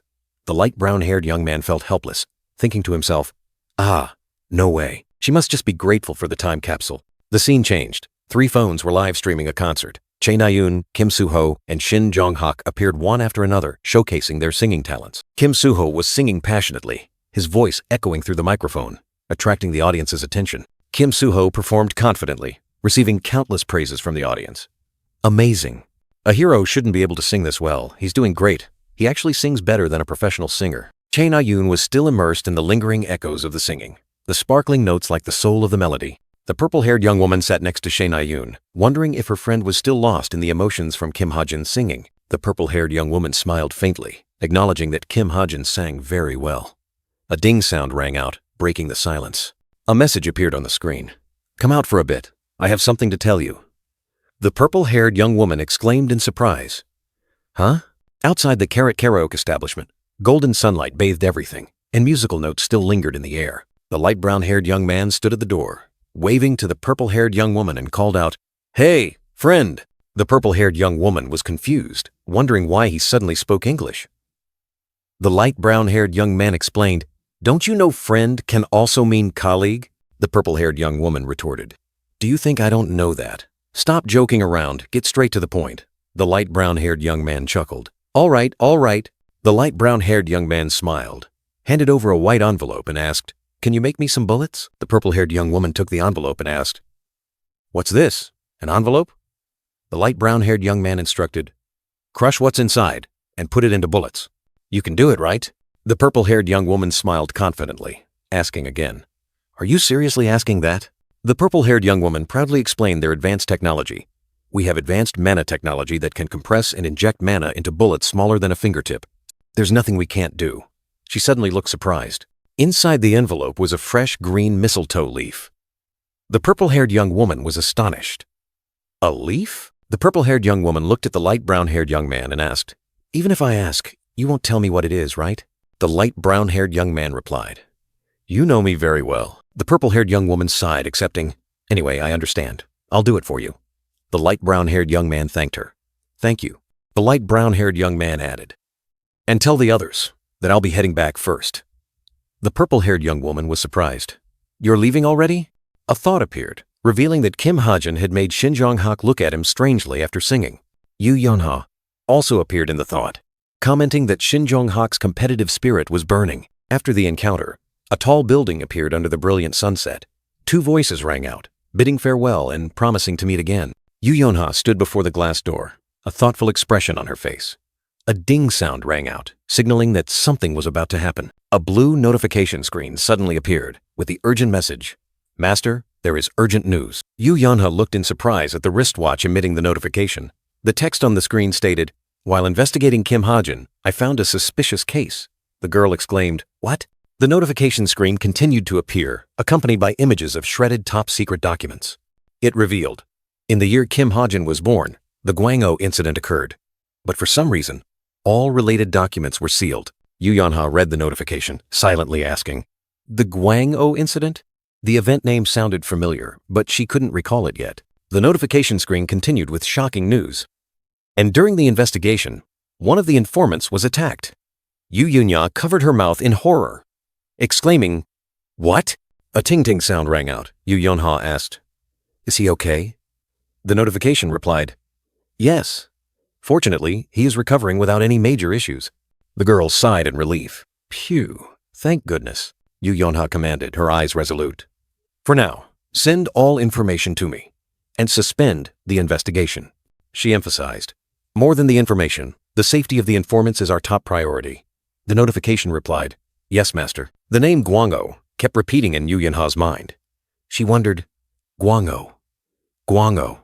Why does it sound so familiar? A flash of insight sparked in the purple-haired girl's mind. She placed a hand over her mouth, her eyes wide as a memory rushed back. Huh? Now that I think about it, Yu Yonha reminisced about the past. When she was a little girl, she had seen something similar in her father's diary a long time ago. In the memory, an old newspaper appeared with text about Guang-O. The young Yu Yonha at the time didn't understand the Chinese characters, but she clearly remembered her father scolding her for looking at it. Yu Yonha's hands clenched, her eyes flashing with determination. She thought, if Hajin is involved in this incident? A confident smile bloomed on Yu Yonha's lips. She believed this was her chance to properly repay Kim Hajin as his colleague. Yu Yonha strode confidently, her mind made up. She murmured to herself, "Perfect. Dad's on a business trip. I just need to go home and confirm it." Suddenly, a surprised voice rang out. Yu Yonha turned around, facing Chae Na-yoon, who stood there, her eyes wide with confusion. Yu Yonha asked, "Why are you out here, Na-yoon?"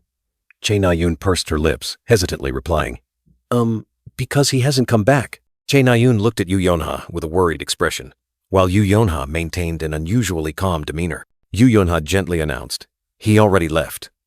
Chae Na-yoon was deeply shocked, exclaiming, "Huh? Really?" Chae Na-yoon pressed with questions. "What? Why? What did you two talk about?" Yu Yonha also wondered, "Where did he go? Did he say he was going home?" Yu Yonha giggled, covering her mouth with her hand, her eyes sparkling mischievously. She teased, "Oh my, Chae Na-yoon." Chae Na-yoon flinched, annoyed, protesting, "What? What are you doing? Stop it!" Yu Yonha smiled brightly, her eyes gentle. "You're so cute when you're not honest." Chae Na-yoon blushed, hugging herself, shyly saying, "What are you even talking about?" A gray-haired butler stepped out from the grand gate of the luxurious mansion, his face cheerful. The butler smiled and greeted. "Hello," Yu Yonha replied. "Oh." The butler recognized the young girl, exclaiming, "Miss Yonha." Yu Yonha smiled kindly. "Butler, how have you been lately?" The butler explained apologetically. "Miss hasn't been here in a long time, but what can I do? Both the master and madam are away right now." Yu Yonha reassured him. "It's all right, don't worry about me." Yu Yonha looked straight ahead, her gaze firm. She said, "Today, I just need to look through." Her purpose was clear. A glowing purple-bound book floated in midair. Yu Yonha said, "A book from my father's library." Yu Yonha stood in the middle of the vast study, shimmering light enveloping her. The purple-haired girl looked around, reminiscing. "It's been so long since I've been back in Dad's study." She recalled the location of what she was looking for, her eyes flashing with determination. A purple glow surrounded the desk, as if she was using a special ability to search. Yu Yunha's power erupted, creating a gentle breeze that swept through the room. She smiled, confident that what she needed was very close. Under the desk, a hidden safe appeared. Yu Yonha was surprised, exclaiming, "What is this? There's a password now?" Yu Yonha's expression showed a hint of confusion. She muttered, "What should I do? This wasn't here 10 years ago. If it's Dad..." She tried entering the first sequence of numbers. "My birthday?" She typed 0429, but the safe remained silent. Not giving up, Yu Yonha continued to try. Then, Mom's birthday? She entered 0816, but the safe still didn't open. The purple-haired girl exclaimed in disappointment. "Not this one either?" Yu Yonha pondered, her finger on her chin, her eyes thoughtful.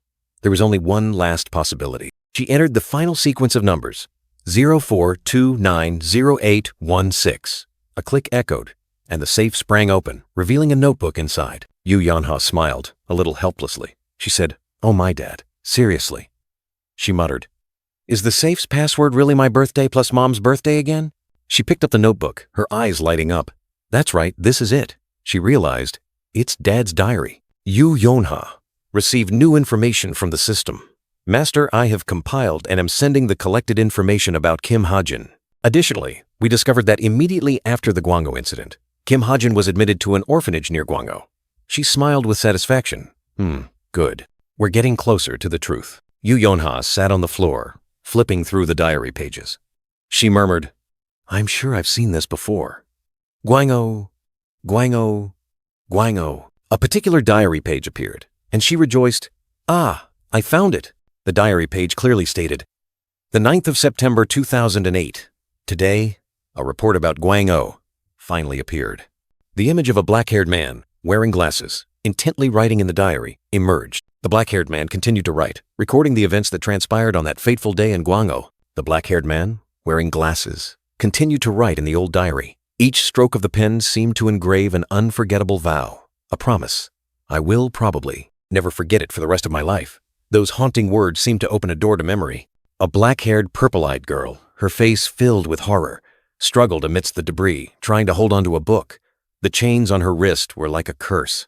Suddenly, the scene shifted to another world, brighter and more adorable. The blonde-haired Evangel, with 2 playful braids, was engrossed in playing Dangong Monster with a cat Hyang. She raised her toy sword and boldly declared, Dangong Monster, prepare for my sword tilde. Kim Ha-jin smiled, looking at the girl, his eyes full of affection. The cat Hyang also watched intently. She's completely focused, Kim Ha-jin thought to himself, sensing Evangel's innocence. Kim Ha-jin turned back to Hyang, wondering if the cat truly understood the game. Evangel is easy to understand. But is Hyang watching and understanding anything? He pondered, then told himself, but it's definitely very smart. Suddenly, a thought flashed in Kim Ha-jin's mind. He raised the Homerus ring, gazing at it. Wait, now that I think about it, this ring. The system displayed information. Homerus's ring, artifact. Awakened, increases wearer's intelligence by 0.001 every 24 hours, max 0.365. Advanced magic amplification. Kim Ha-jin continued to look at the sparkling ring on his hand. He wondered if there was a limit to who could wear it. There's no rule that says only humans can wear it, right? Kim Ha-jin sat on the sofa, typing on his laptop, while Evangel and Hyang continued to play nearby. He decided to test his idea. Shall we give it a try? The system displayed new information. Limited to 1 target.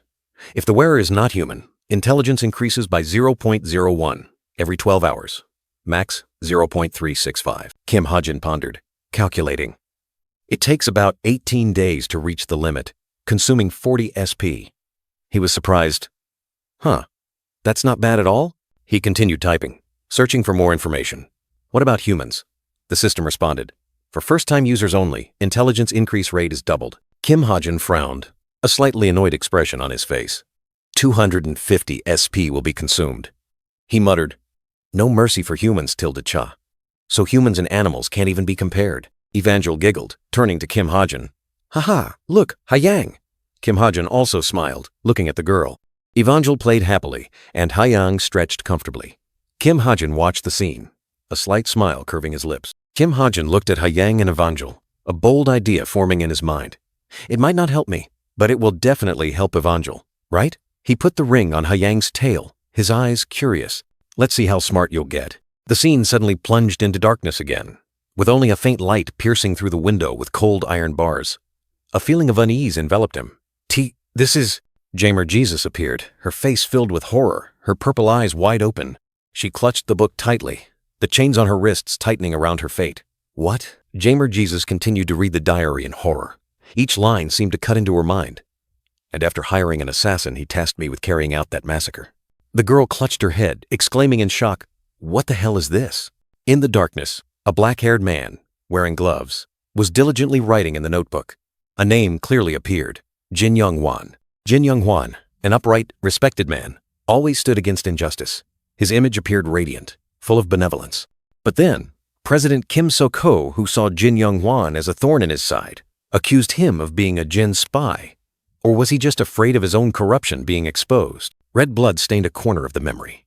The problem was, Che Jucheol also wanted Jin Young Hwan dead. Che Jucheol agreed with the accusation that Jin Young Hwan was a Jin. To avoid suspicion of assassination, he ordered the elimination of Jin Young Hwan's followers. He hired an assassin and tasked me with the massacre. On September 8, an urgent message from Jin Young Hwan rang out. Monsters! Gwang-oh! Needs reinforcements. But it was just a conspiracy. A staged monster incident, a cold voice echoed, giving the order. I ordered them to prioritize saving civilians and push them straight into the jaws of death. Jin Young-hwan and his comrades tried to protect civilians at the Gwangho shelter. But around 8 p.m., an assassin infiltrated. They were all massacred. A kneeling figure, a cold gun in hand, like a silent confession. The book in Jamer Jesus' hand glowed, as if containing a horrifying secret. The girl stammered, What am I reading? Dad was involved in a massacre? The girl trembled. I tried to bury this in my heart. But then, another report appeared, leaving Jamer Jesus stunned. The next day, a subordinate of Jin Young-hwan was found with his heavily pregnant wife. Heavily pregnant? His wife? Jamer Jesus flipped the page, her purple eyes wide. No, it can't be. The girl clutched the book tightly, her mind in turmoil. These people, there's no evidence that they are Ha-jin's parents. But the report contained another horrifying truth. At the shelter, amidst the blood-stained window frame, traces of a birth were found. The young girl with shoulder-length curly black hair seemed to sink into darkness. Her purple eyes gleamed with horror as the truth was revealed. A birth had taken place, but the newborn baby was nowhere to be found. She turned the page and continued reading. After the Gwangho incident, the assassin hired by Cheju Cheol confessed that he didn't kill the baby, but merely abandoned it at an orphanage near the Gwangho shelter. Tomer clenched her fists, her mind reeling. That baby was supposed to die on that fated day. She decided to go look for that newborn child. Tomer's eyes suddenly turned cold and filled with resentment. She vowed to end its life with her own hands. A heavy escaped her, like the sound of her heart being torn apart. Suddenly, the scene shifted to a young man with dark blue hair, Kim Ha-jin, deep in thought. The phone's vibration rang out, pulling him from his thoughts. On the virtual screen, a notification from the travel club appeared. Next Saturday, we'll be going to a local festival in Busan. Please text to confirm if you'll be joining. Kim Ha-jin sighed, his expression unenthusiastic. He thought, I really have no interest at all. It's like, whenever this club goes somewhere, something always happens. Nevertheless, he decided to participate. All right, it was created to make writing stories easier, so I can't do otherwise. I'll join. Kim Ha-jin suddenly realized something. He mused. Wait, if it starts on Saturday then? A blonde girl, Evangel, with big round eyes, happily asked Kim Ha-jin, Evangel, want to hang out next Friday? Evangel excitedly jumped up and hugged Kim Ha-jin. Hang out? Where are we going, Tilda? Kim Ha-jin smiled and replied, the festival in Busan. I think I'll be free that day. Both smiled brightly. The scene filled with joy. It's going to be so much fun. But at that very moment, a thought suddenly flashed through Kim Ha-jin's mind. He suddenly remembered his daughter, born in April, like the crimson roses in the garden. Kim Ha-jin stood in the middle of the garden, gazing into the distance. His daughter, a mysterious being, couldn't do anything on her own, but her mere presence was enough to make him happy. The image of baby Yeonha, curled up in a pink blanket, fast asleep, appeared so gentle and peaceful. Finally, Tomer decided to hide the truth about that baby. A crucial piece of the puzzle was left behind, containing an untold secret. Even though the truth about Yeonha was hidden, the ghost of the past still haunted. The black-haired man with a hidden expression recorded a chilling confession in his diary. Nevertheless, the truth that I abandoned that baby to die and killed its parents still remains. The pen glided across the page, the handwriting heavy with torment. I have lived a cowardly life, the black-haired man told himself, and a little more filth won't change anything. In the dark room, the black-haired man rested his head on the table, the dim light illuminating the diary.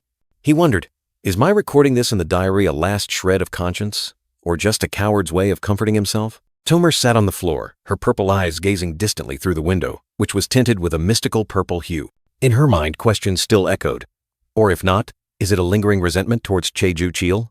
I can't tell the difference. The black-haired girl turned the old book's pages, as if uncovering buried memories. A warm voice echoed in her mind. Don't you think we could make pretty good allies? In the flashback, Kim Ha-jin stood there, his back turned, emitting a gentle light. His words were like an affirmation. That person risked their life for me. Kim Ha-jin smiled, waving friendly in the dim light. He explained, don't you know? Friends mean colleagues. Tomer was stunned, her purple eyes wide with surprise, pain surging within her. They called me a colleague, she uttered in silence. A choked sob escaped her. Tomer's face contorted in pain, tears streaming down endlessly. Her whole world seemed to collapse before her eyes. Tomer collapsed onto the floor, darkness enveloping her small figure. Around her, fragments of reality seemed to shatter. Tomer's heart-wrenching scream echoed through the space, like the shattered cry of a deeply wounded soul. The scene shifted to the sparkling city of Busan at night. Yonhagwan Hotel, a skyscraper glittering with lights, appeared as a symbol of luxury and peace. Kim Ha-jin raised a glass of champagne, a satisfied smile on his face. "This is amazing," he exclaimed, enjoying the relaxing moment. Evangel and the cat Ha-young excitedly looked at the newspapers on the table, where images of both of them were featured. Kim Ha-jin stood behind, smiling. "Ha-young and I are in the newspaper," Evangel cheered. Time passed, and Friday arrived again. Commemorative photos from Busan appeared. Evangel happily watching fireworks, building sandcastles, or pouting adorably. "We arrived in Busan right after class ended and are enjoying the festivities," the narration said. "In my opinion, this is the best photo." Kim Ha-jin stood on the balcony of the luxurious apartment, looking out at the city. He explained, "Normally, suites like this are very difficult to book, even with money. I was lucky because someone else canceled right before I booked." Kim Ha-jin mused on the balcony, brilliant fireworks illuminating the night sky. "Things like this are incredibly convenient. Thanks to my sky-high luck," he muttered. "What a beautiful view." The wine glass shimmered in his hand. Kim Ha-jin slightly furrowed his brow. A strange feeling suddenly arose within him, making him wonder, Under the nightlights, crowds of people bustled back and forth.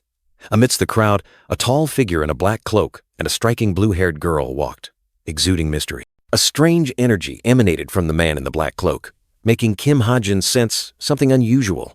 That person, something's not right, he thought to himself. The golden eyes of the man in the black cloak flashed with a chilling intensity, as if piercing through the night, making the atmosphere unusually tense. Kim Ha-jin's pupils contracted. The image of the golden-eyed man clearly reflected. A sense of horror washed over him, signaling an ill omen. From the ground, the man in the black cloak looked up at the skyscraper, his gaze seemingly scrutinizing each floor, searching for a target. High above, Kim Ha-jin stood silently, watching the mysterious figure below. An invisible confrontation seemed to be beginning between the two. Kim Ha-jin broke out in a cold sweat. From this vast distance, could that person see him? Did he see me? From this distance, he wondered. Filled with doubt, a sense of unease surged, and Kim Ha-jin gripped his wine glass tighter. "What the hell is this? This ominous feeling?" he muttered, his intuition telling him something was wrong. Kim Ha-jin's hand clutched the railing, his mind racing. Wait, could that guy be? An author's intuition is screaming inside me. A thought suddenly flashed. This person also came from another world like Kim Suho, carrying the pain of losing their homeland and countless betrayals. He is an evil entity, completely opposite to Kim Suho, Kim Ha-jin realized. A final boss's type who matures. Someone who will grow stronger over time. But then, the image of the golden-eyed man smiling brightly confused Kim Ha-jin. "No way! I never wrote him smiling like that." The man's smile remained, as if mocking him. "It's too different from what I imagined," Kim Ha-jin exclaimed, feeling everything was spiraling out of control. The blue-haired girl stood nearby, her expression pensive. Kim Ha-jin suddenly thought, did the co-author mess something up? The blue-haired girl's eyes flashed with a hint of confusion, mixed with determination, as if she was trying to piece together fragmented thoughts in her mind. Suddenly, murderous intent erupted from the blue-haired girl, her red eyes burning as if to incinerate everything. A low growl escaped her, full of rage and incomprehension. Kim Ha-jin flinched, his pupils dilating as he saw the blue-haired girl and Jin Sa-hyuk trapped in a network of illusions. What the hell is this? What's with this sudden murderous intent? "Sa-hyuk," he muttered, utterly bewildered. Kim Ha-jin couldn't believe his eyes. "What? Hey, you damn co-author! Isn't this going too far?" His words caught in his throat, anger surging. Before him, Jin Sa-hyuk appeared with a cold demeanor, completely opposite to Kim Suho in personality, beliefs, and ideals. The blue-haired girl seemed to want to reach him, but it was hopeless. And then, the blue-haired girl's image transformed, her purple hair flaring, her red eyes burning with murderous intent. She roared, "Are you even going to change his gender?" The entire space seemed to shatter. Kim Ha-jin looked at Jin Sa-hyuk, the black-haired, golden-eyed man smiling mysteriously, holding a wine glass. "Jin Sa-hyuk," he called out, his heart full of questions. In the illusion, the blue-haired girl and Jin Sa-hyuk both looked up. "The person you just saw, what do you think of him?" Jin Sa-hyuk asked, his tone full of hidden meaning. The blue-haired girl, her red eyes blazing, replied with disdain, "I don't think he's anything special. He's on par with Kim Suho, even more potentially, developing rapidly, and will be the biggest enemy in the final arc." Kim Ha-jin took a sip of wine, his face worried.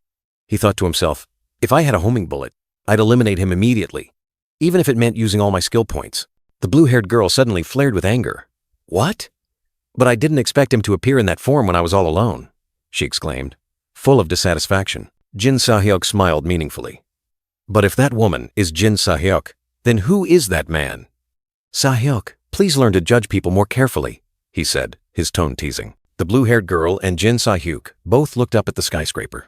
The fact that he can look down on us from that height and even has enough power to look back at you proves he's no ordinary person, Jin Sahyuk explained. The blue-haired girl turned to Jin Sahyuk, her red eyes blazing. And stop glaring. Are you going to fight him? He glared at me first, she snapped, full of irritation. Kim Ha-jin was startled. Perhaps he was enchanted by her charm? Wink at him. How about a deadly wink? I'll shoot a mana blast at him.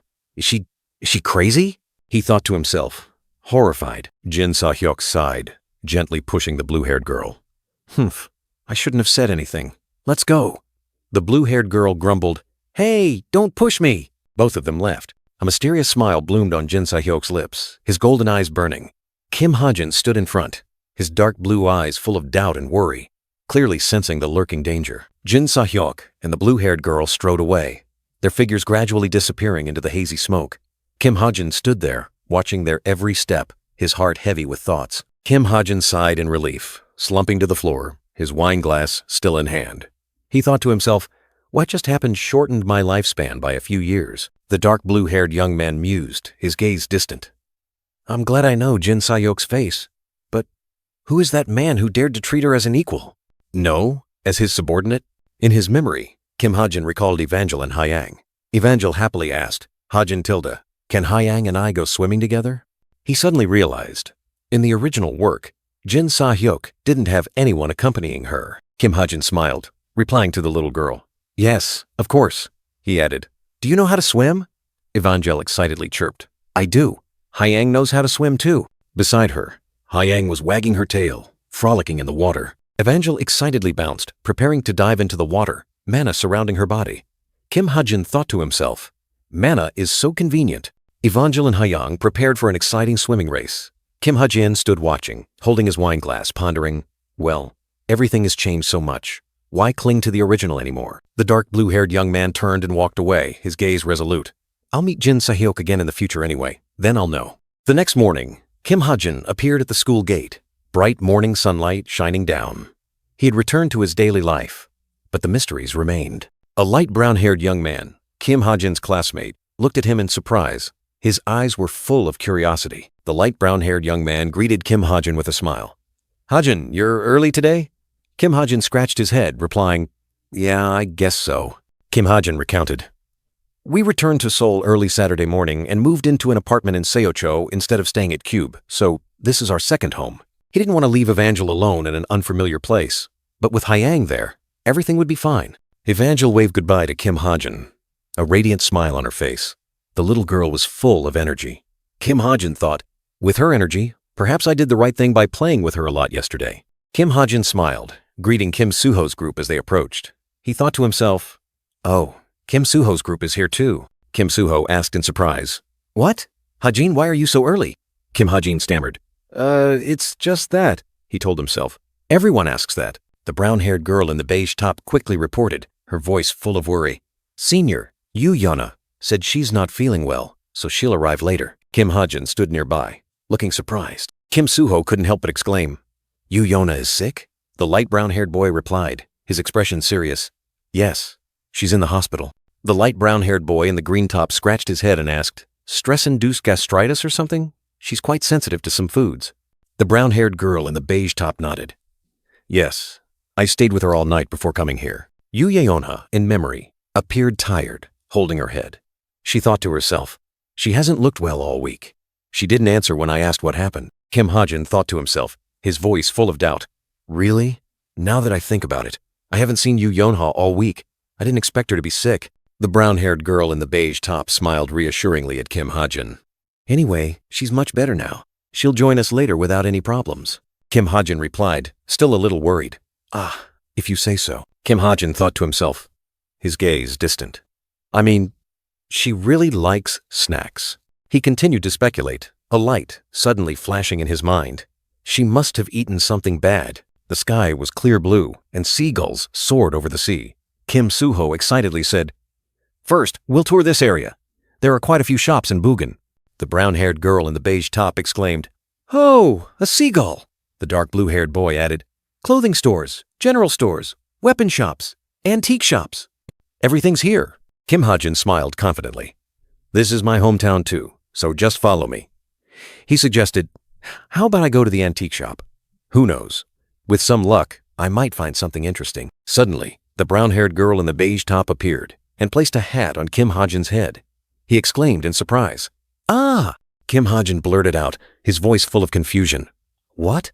What is this?" The brown-haired girl in the beige top giggled. "Oh, Tilda, this suits you so well. I'll buy it for you." Kim Hajin quickly refused. "No, I'm fine." The brown-haired girl in the beige top immediately protested. "Hey, don't take it off. I already bought it." Kim Hajin looked at the price tag and exclaimed in his mind, "Why is a hat so expensive?" The hat cost 350,000 won. Finally, Kim Hajin resigned himself to his fate, wearing the hat on his head. He thought to himself, "I guess I have to wear it." The brown-haired girl in the beige top smiled brightly, handing Kim Hajin 2 skewers of food. "Kim Hajin, this too! Take it, boy!" Kim Hajin flinched, swallowing hard. His words caught in his throat as the brown-haired girl in the beige top unexpectedly offered him food. The brown-haired girl in the beige top looked at Kim Hajin, who was holding the food skewer in his mouth, and explained, "I get sick if I eat street food." The brown-haired girl in the beige top's radiant smile lit up the entire frame, and she said, "So I'll give it all to you."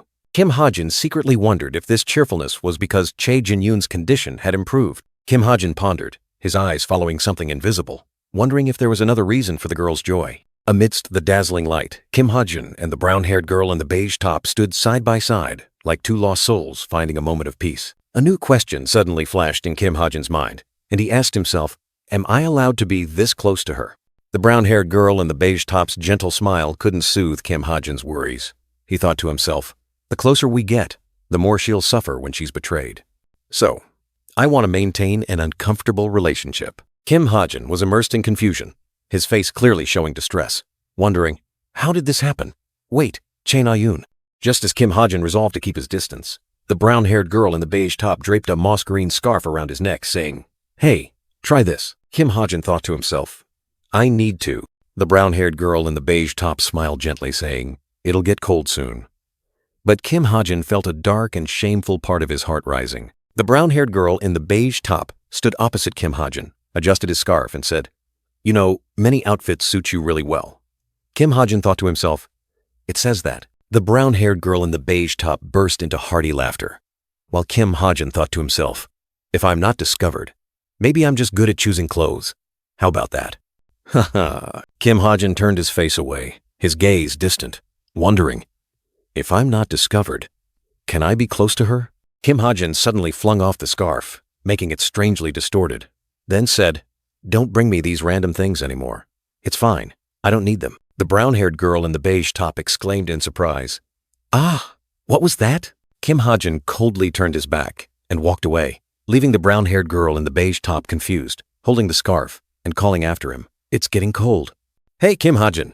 Kim Hajin ran like the wind, leaving the brown-haired girl in the beige top's calls behind him. "Where are you going?" her voice echoed, but the boy still rushed forward without hesitation, as if fleeing from something invisible. The scene shifted, bringing us to an amusement park shimmering with night lights, where sparkling musical notes floated across the starry sky. This was the final event of the day, a place that should have been filled with dreams and fantasies. Yet, even in this place that seemed to hold only joy, an illicit transaction was taking place. 2 men stood between shadow and light, exchanging forbidden goods, creating a chilling contrast. Outside, Kim Seho, Che Na-yoon, Shin Jong-hak, and the red-brown-haired boy were strolling. The narration revealed, in the original storyline, after the deal falls apart, the smugglers will cause a chaotic scene, and when Kim Suho resolves that mess, Jin Sa-hyuk will approach him. Che Na-yoon, still looking around in a daze, suddenly received a message. "Oh, Yeonha said she's arriving soon." The black-haired boy in the black top standing next to Che Na-yoon pointed towards a luxurious car. "Ah, she's in that car." His gaze was directed towards the car that had just stopped. The car door opened, and Yeonha stepped out, her long purple hair shimmering, her eyes sharp and full of confidence. She exuded an aura of power, attracting all eyes. Yu Yonha approached the group of friends. The brown-haired girl in the beige top quickly asked, "Yonha, how are you feeling? Are you okay?" Yu Yonha simply replied, "Yeah." An amusement park staff member appeared, announcing, "Everyone, I'll be handing out wristbands. Please line up."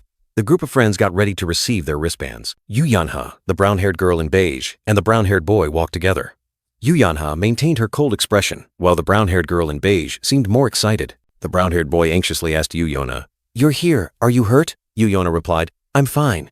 But the brown-haired boy still didn't believe her. "Your voice sounds so tired. How can you be fine?"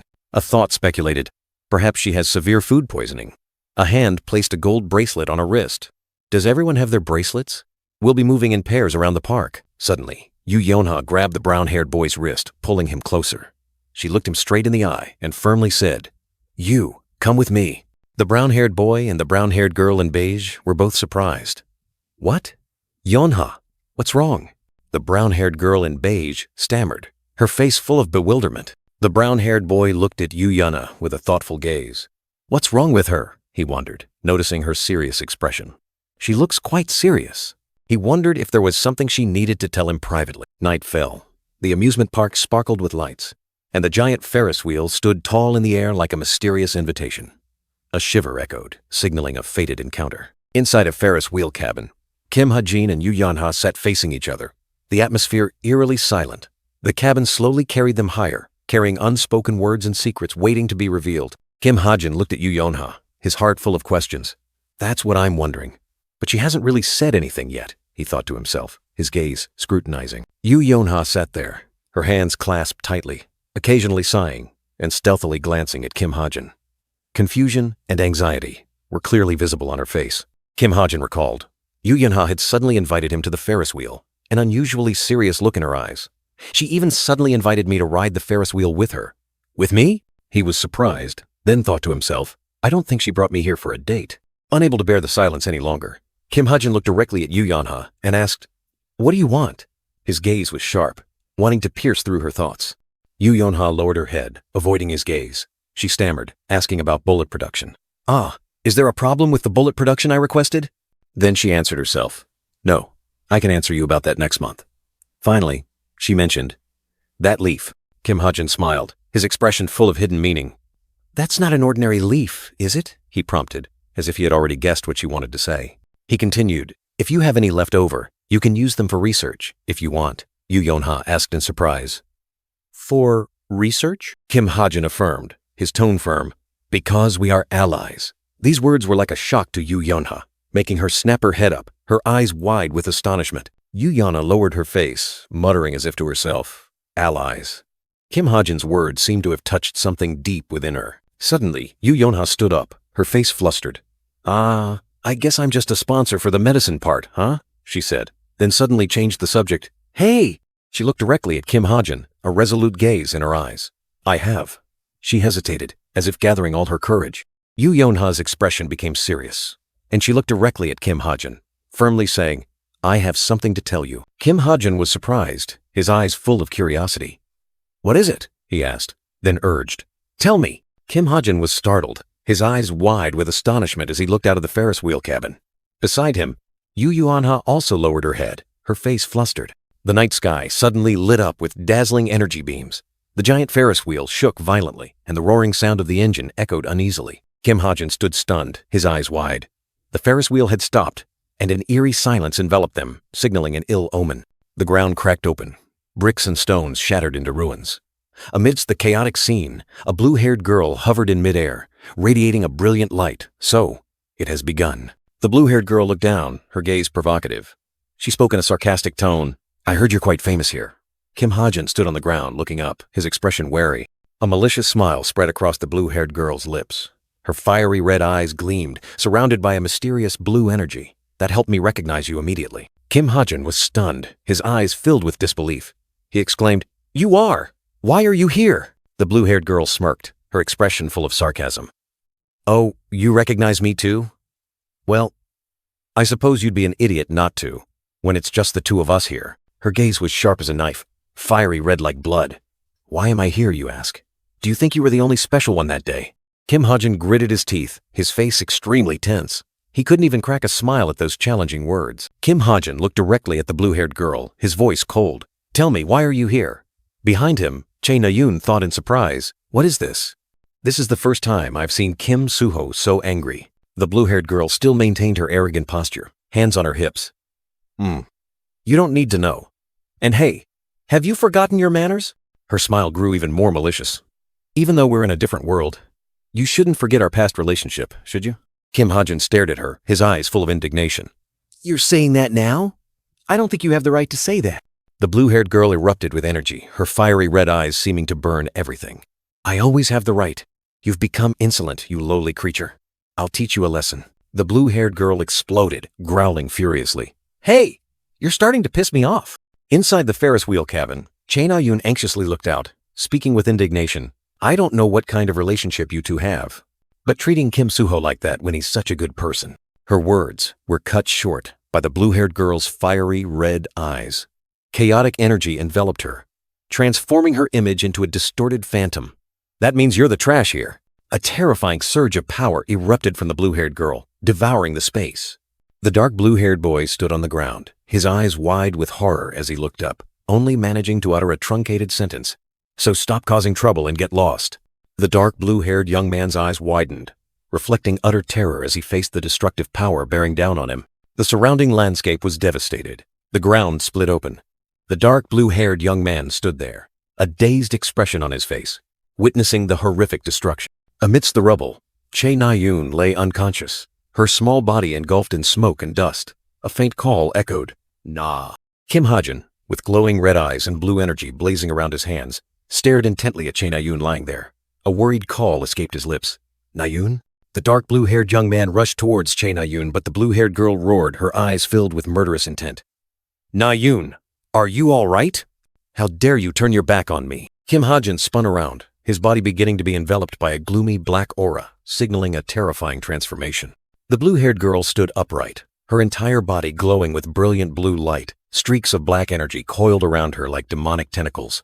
A sharp blue energy spear pierced straight through Kim Hajin, catching him by surprise and causing him pain. Numerous energy spears plunged into the ground around Kim Hajin, forming a deadly encirclement. The blue-haired girl looked down coldly. "It seems you don't care about your own life." Inside the Ferris wheel cabin, Yoo Yeon-ha looked out in horror, unable to believe her eyes. She exclaimed, "I know Jin Sa-hyuk is strong, but is she strong enough to defeat Chae Na-yoon with just one blow?" At the same time, the white-haired young man and the brown-haired young man also fell to the ground. Kim Hajin, with a worried expression, turned to Yoo Yeon-ha in the Ferris wheel cabin and said quickly, "Hey, sorry about this, but let's talk later." The Ferris wheel cabin door exploded, shards flying everywhere in a blinding light, a fierce response to the perilous situation. The young man Kim Hajin was thrown out of the Ferris wheel cabin, falling freely through the air. The howling wind seemed to tear apart all hope. Kim Hajin clenched his fist, his eyes burning with determination. He declared, "I'll go down first." A big question mark lingered in his mind about what awaited below. Inside the Ferris wheel cabin, Kim Hajin stood next to Yoo Yeon-ha, holding her hand tightly. His eyes were pensive and heavy as he uttered words full of hidden meaning. "I don't think things will be all right later." In midair, one hand gripped the other, like an unspoken vow. Though storms raged, though fate mocked them, in this moment they wouldn't let go. In the moment of chaos, Yoo Yeon-ha's eyes widened with horror. Her voice choked out, "I don't think I'll be able to say this later." In this life-or-death situation, Kim Hajin's mind still lingered on the question, what made Yoo Yeon-ha like this? His eyes were filled with confusion and worry for the girl. Suddenly, an image flashed through his mind, like a cruel answer. A sensational headline appeared clearly. "Has Yoo Yeon-ha's power abuse scandal already begun?" Accompanied by a bitter explanation. No wonder my stomach was churning. It was all due to this pressure. A thought flashed through his mind, like a cruel confirmation. She must have endured so much suffering. In that moment, a hand reached out, enveloped in dazzling light, as if trying to hold on to something fleeting. Amidst the shimmering, dreamlike scene, Kim Hajin stood in the cabin, a confident smile on his lips. His gaze firm, the dark blue-haired young man gripped the door frame tightly, uttering a decisive statement. "Then you don't need to tell me." A powerful declaration, asserting his own will. Tears streamed down her cheeks. Yoo Yeon-ha looked towards the light, an expression of both pain and acceptance, and whispered, "It's okay, even if you don't tell me." Suddenly, A hand reached out from the cabin, like the last ray of light in the abyss. A promise echoed in the air. I'll help you. Kim Ha-jin looked up, his eyes burning with determination, ready to seize the fragile opportunity. Tears poured down. Yu Yana still tried to reach out, her eyes filled with pain, yet resilient. Amidst the despair, she still uttered a promise. So, no matter what you're worried about. In midair, the Ferris wheel cabin slowly carried Yu Yanha upwards. The purple-haired girl looked out at the world below, her gaze distant, yet firm. A promise echoed, like a final ray of hope. In the end, everything will be all right.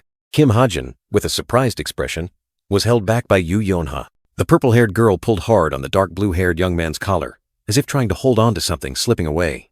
In that tense moment, a thought suddenly flashed through Kim Ha-jin's mind. If I'm not caught, can I not be close to her? The question was like a silent confession, containing a struggle between reason and emotion. Kim Ha-jin thought smugly about his fashion sense. A gentle smile appeared on his lips, containing an indescribable satisfaction. Suddenly, Kim Ha-jin shot off like a bullet, an expression of extreme panic on his face. He ran desperately, gasping for breath continuously, as if trying to escape a nightmare. Amidst the rubble, Chae Na-yoon lay motionless. Kim Ha-jin rushed over, his heart clenched, uttering her name in despair. Kim Ha-jin gently supported Chae Na-yoon. She's not too severely injured, but she might still have internal injuries. Let me pull her into the bushes first, he whispered, his eyes full of worry. Chae Na-yoon let out a soft groan. Her green eyes slowly opened. Kim Ha-jin, she spoke weakly, her face still dazed. Kim Ha-jin looked at the blonde-haired girl, a surprised expression clearly visible. In his hand was a vial of medicine, his eyes full of contemplation. Kim Ha-jin quickly forced Chae Na-yoon to drink the medicine. She coughed violently, uncomfortable. The internal injury recovery medicine will be fine. You'll be all right, he reassured her, his tone firm. Kim Ha-jin suddenly raised his head, his eyes filled with horror. Na-yoon, he exclaimed, then turned to the blue-haired girl standing in the distance. I told you not to look that way. The dark blue-haired young man looked directly at the blue-haired girl, an indignant expression on his face. You, why have you changed like this? He questioned, his voice full of disappointment. The blue-haired girl replied with fiery red eyes and a cold expression. I already told you, didn't I? Her voice rang out defiantly. Power erupted. The blue-haired girl, with fiery red eyes, shouted furiously. Brilliant blue energy weapons glowed around her, ready to attack. Watch your mouth. The blue-haired girl's eyes glowed fiery red, her expression fierce to the point of being terrifying. Blue energy weapons spun around her, creating a menacing sight. Facing the threat, the dark blue-haired young man still maintained a resolute expression. He prepared his stance, ready to receive any attack. Blue energy weapons shot forward like arrows, attacking the dark blue-haired young man from all sides. He was forced onto the defensive, unable to react in time. A critical blow! The dark-haired young man was knocked back, falling to the ground. The powerful impact caused him pain, but his eyes still shone with resilience. After the critical hit, the dark-haired young man painfully collapsed, but still managed to question the blue-haired girl. Did you really have to do that? We have no reason to fight anymore. The blue-haired girl with blazing red eyes replied coldly, steel blue magic surging around her hand. That's not for you to decide. And a sinister smile spread across the blue-haired girl's lips, her bloodshot eyes gleaming with madness as her magic erupted even more powerfully. You think that's enough? From a distance, Kim Ha-jin watched in shock as eerie blue energy weapons floated in the air, heading towards the battlefield. A blue beam of light sliced through the air, attacking the white-haired young man in the gray jacket standing on the ground, forcing him to narrowly dodge. At the same time, another blow struck the brown-haired young man, sending him crashing down, kicking up a cloud of dust. Kim Ha-jin watched the chaotic scene in horror. Chae Na-yoon still lying unconscious beside him. He thought to himself, she's too strong. Kim Ha-jin continued to ponder the blue-haired girl's power. That steel blue magic is the source of her strength. And because she is destined to be Kim Suho's complete opposite, she doesn't even use weapons to fight. Pure condensed magic is her weapon. Another steel blue energy weapon shot straight towards Kim Ha-jin. He quickly raised his hand to block, but the blow was too strong, making him stagger. An energy blade plunged into the ground, creating a large crack. Kim Ha-jin cursed under his breath. Damn it! Kim Suho still doesn't have Mistletoe! Another energy blade pierced straight through Kim Ha-jin's shoulder, causing him extreme pain, his eyes wide with horror. The blue-haired girl smiled sinisterly, purple magic surging around her hand, preparing for the finishing blow. A massive blue energy blast shot straight into Kim Ha-jin's chest, tearing through his shirt. Kim Ha-jin was flung into the air, his body spinning uncontrollably. He fell freely, crashing hard into the ground, creating a deep crater, sending dust and debris flying. Kim Ha-jin had just taken the full force of the blow, his body aching and exhausted. Fragments from the impact still rained down around him, signaling a fierce battle had just taken place. Despite his injuries, Kim Ha-jin couldn't stop worrying. He realized the situation was spiraling out of control, and if it continued, the consequences would be dire. He exclaimed, "No! If this keeps up, everything will get out of hand." From amidst the rubble, the blue-haired girl appeared, slowly advancing towards Kim Ha-jin. Her eyes held deadly danger. The girl's blazing red eyes flashed with cruelty. She slowly extended her hand, as if to hold Kim Ha-jin's fate in her palm. A mysterious surge of energy began to converge. Without hesitation, the girl stomped hard on the ground, making it tremble. This was not just a simple action, but a powerful warning. Kim Ha-jin stood up, supporting the injured dark-haired young man. He looked directly at the girl, trying to negotiate in the precarious situation. "How about we stop here?" The blue-haired girl frowned, her eyes full of doubt. It seemed she didn't know who Kim Ha-jin was, but his appearance had interrupted her plans. She questioned, "Who are you?" "Who?" Kim Ha-jin was slightly surprised. The girl had remembered him, even if it was just a vague memory of their previous encounter. This made him reconsider the situation. The blue-haired girl questioned Kim Ha-jin, mistaking him for the dark-haired young man's master. "Are you this guy's master?" Kim Ha-jin quickly denied. "Master? No, I—" A powerful surge of energy suddenly struck, startling Kim Ha-jin. He sensed imminent danger, forcing him to focus intensely. A terrifying explosion erupted right behind Kim Ha-jin, causing the wall to collapse. He stood stunned, realizing his opponent had no intention of stopping. The blue-haired girl was furious, preparing to unleash her next attack. Kim Ha-jin panicked, feeling the surging killing intent rushing towards him. He exclaimed, "Ugh!" In that dangerous moment, Kim Ha-jin activated a special skill. A faint silhouette of the dark-haired young man with a spear appeared behind him, ready to confront. Another fierce attack suddenly struck, creating a large explosion. Kim Ha-jin was pushed back, but he managed to avoid the critical blow in time. The blue-haired girl was slightly surprised when Kim Ha-jin dodged so easily. You dodge quite easily." He sighed in relief, silently thanking his bullet time skill for saving his life by a hair's breadth. "Thanks, bullet time." After the dramatic dodge, Jin Sa-hyuk unexpectedly suggested stopping, asserting that neither side was carrying weapons. She wanted a fair confrontation, but her eyes still held a challenging look. However, Jin Sa-hyuk quickly lost her patience, growling as she asked Kim Ha-jin if he was some bastard's teacher. Her face was full of anger, as if ready to explode. Kim Ha-jin could only wear a bewildered expression, completely misunderstanding his opponent's meaning. A small bird flew overhead, further adding to the perplexing situation. When Kim Ha-jin explained that he was just a friend, not a teacher, Jin Sa-hyuk immediately flew into a rage, ordering him to leave if he didn't want to share the same fate. Kim Ha-jin could only mumble, realizing she was not easy to deal with. Realizing Jin Sa-hyuk had no intention of backing down, Kim Ha-jin thought to himself that he had no other choice. A blue mana glow began to emanate from his hand, signaling a new plan. In Kim Ha-jin's mind, a bold idea formed. He knew Jin Sa-hyuk was arrogant and easily caught off guard, so provoking her would surely be effective. With a confident expression, Kim Ha-jin raised his finger, a small spark of light flashing. He believed his plan would be a complete success. Jin Sa-hyuk, with a look of shock and extreme anger, witnessed Kim Ha-jin's actions. She couldn't believe her eyes. Kim Ha-jin smirked, holding a glowing coin.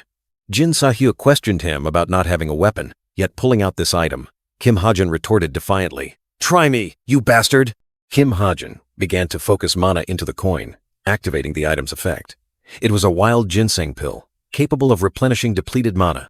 And then, Kim Ha-jin plunged down, his body covered in brilliant blue streaks of light, like an arrow tearing through the air. Kim Ha-jin's random enhancement system was activated.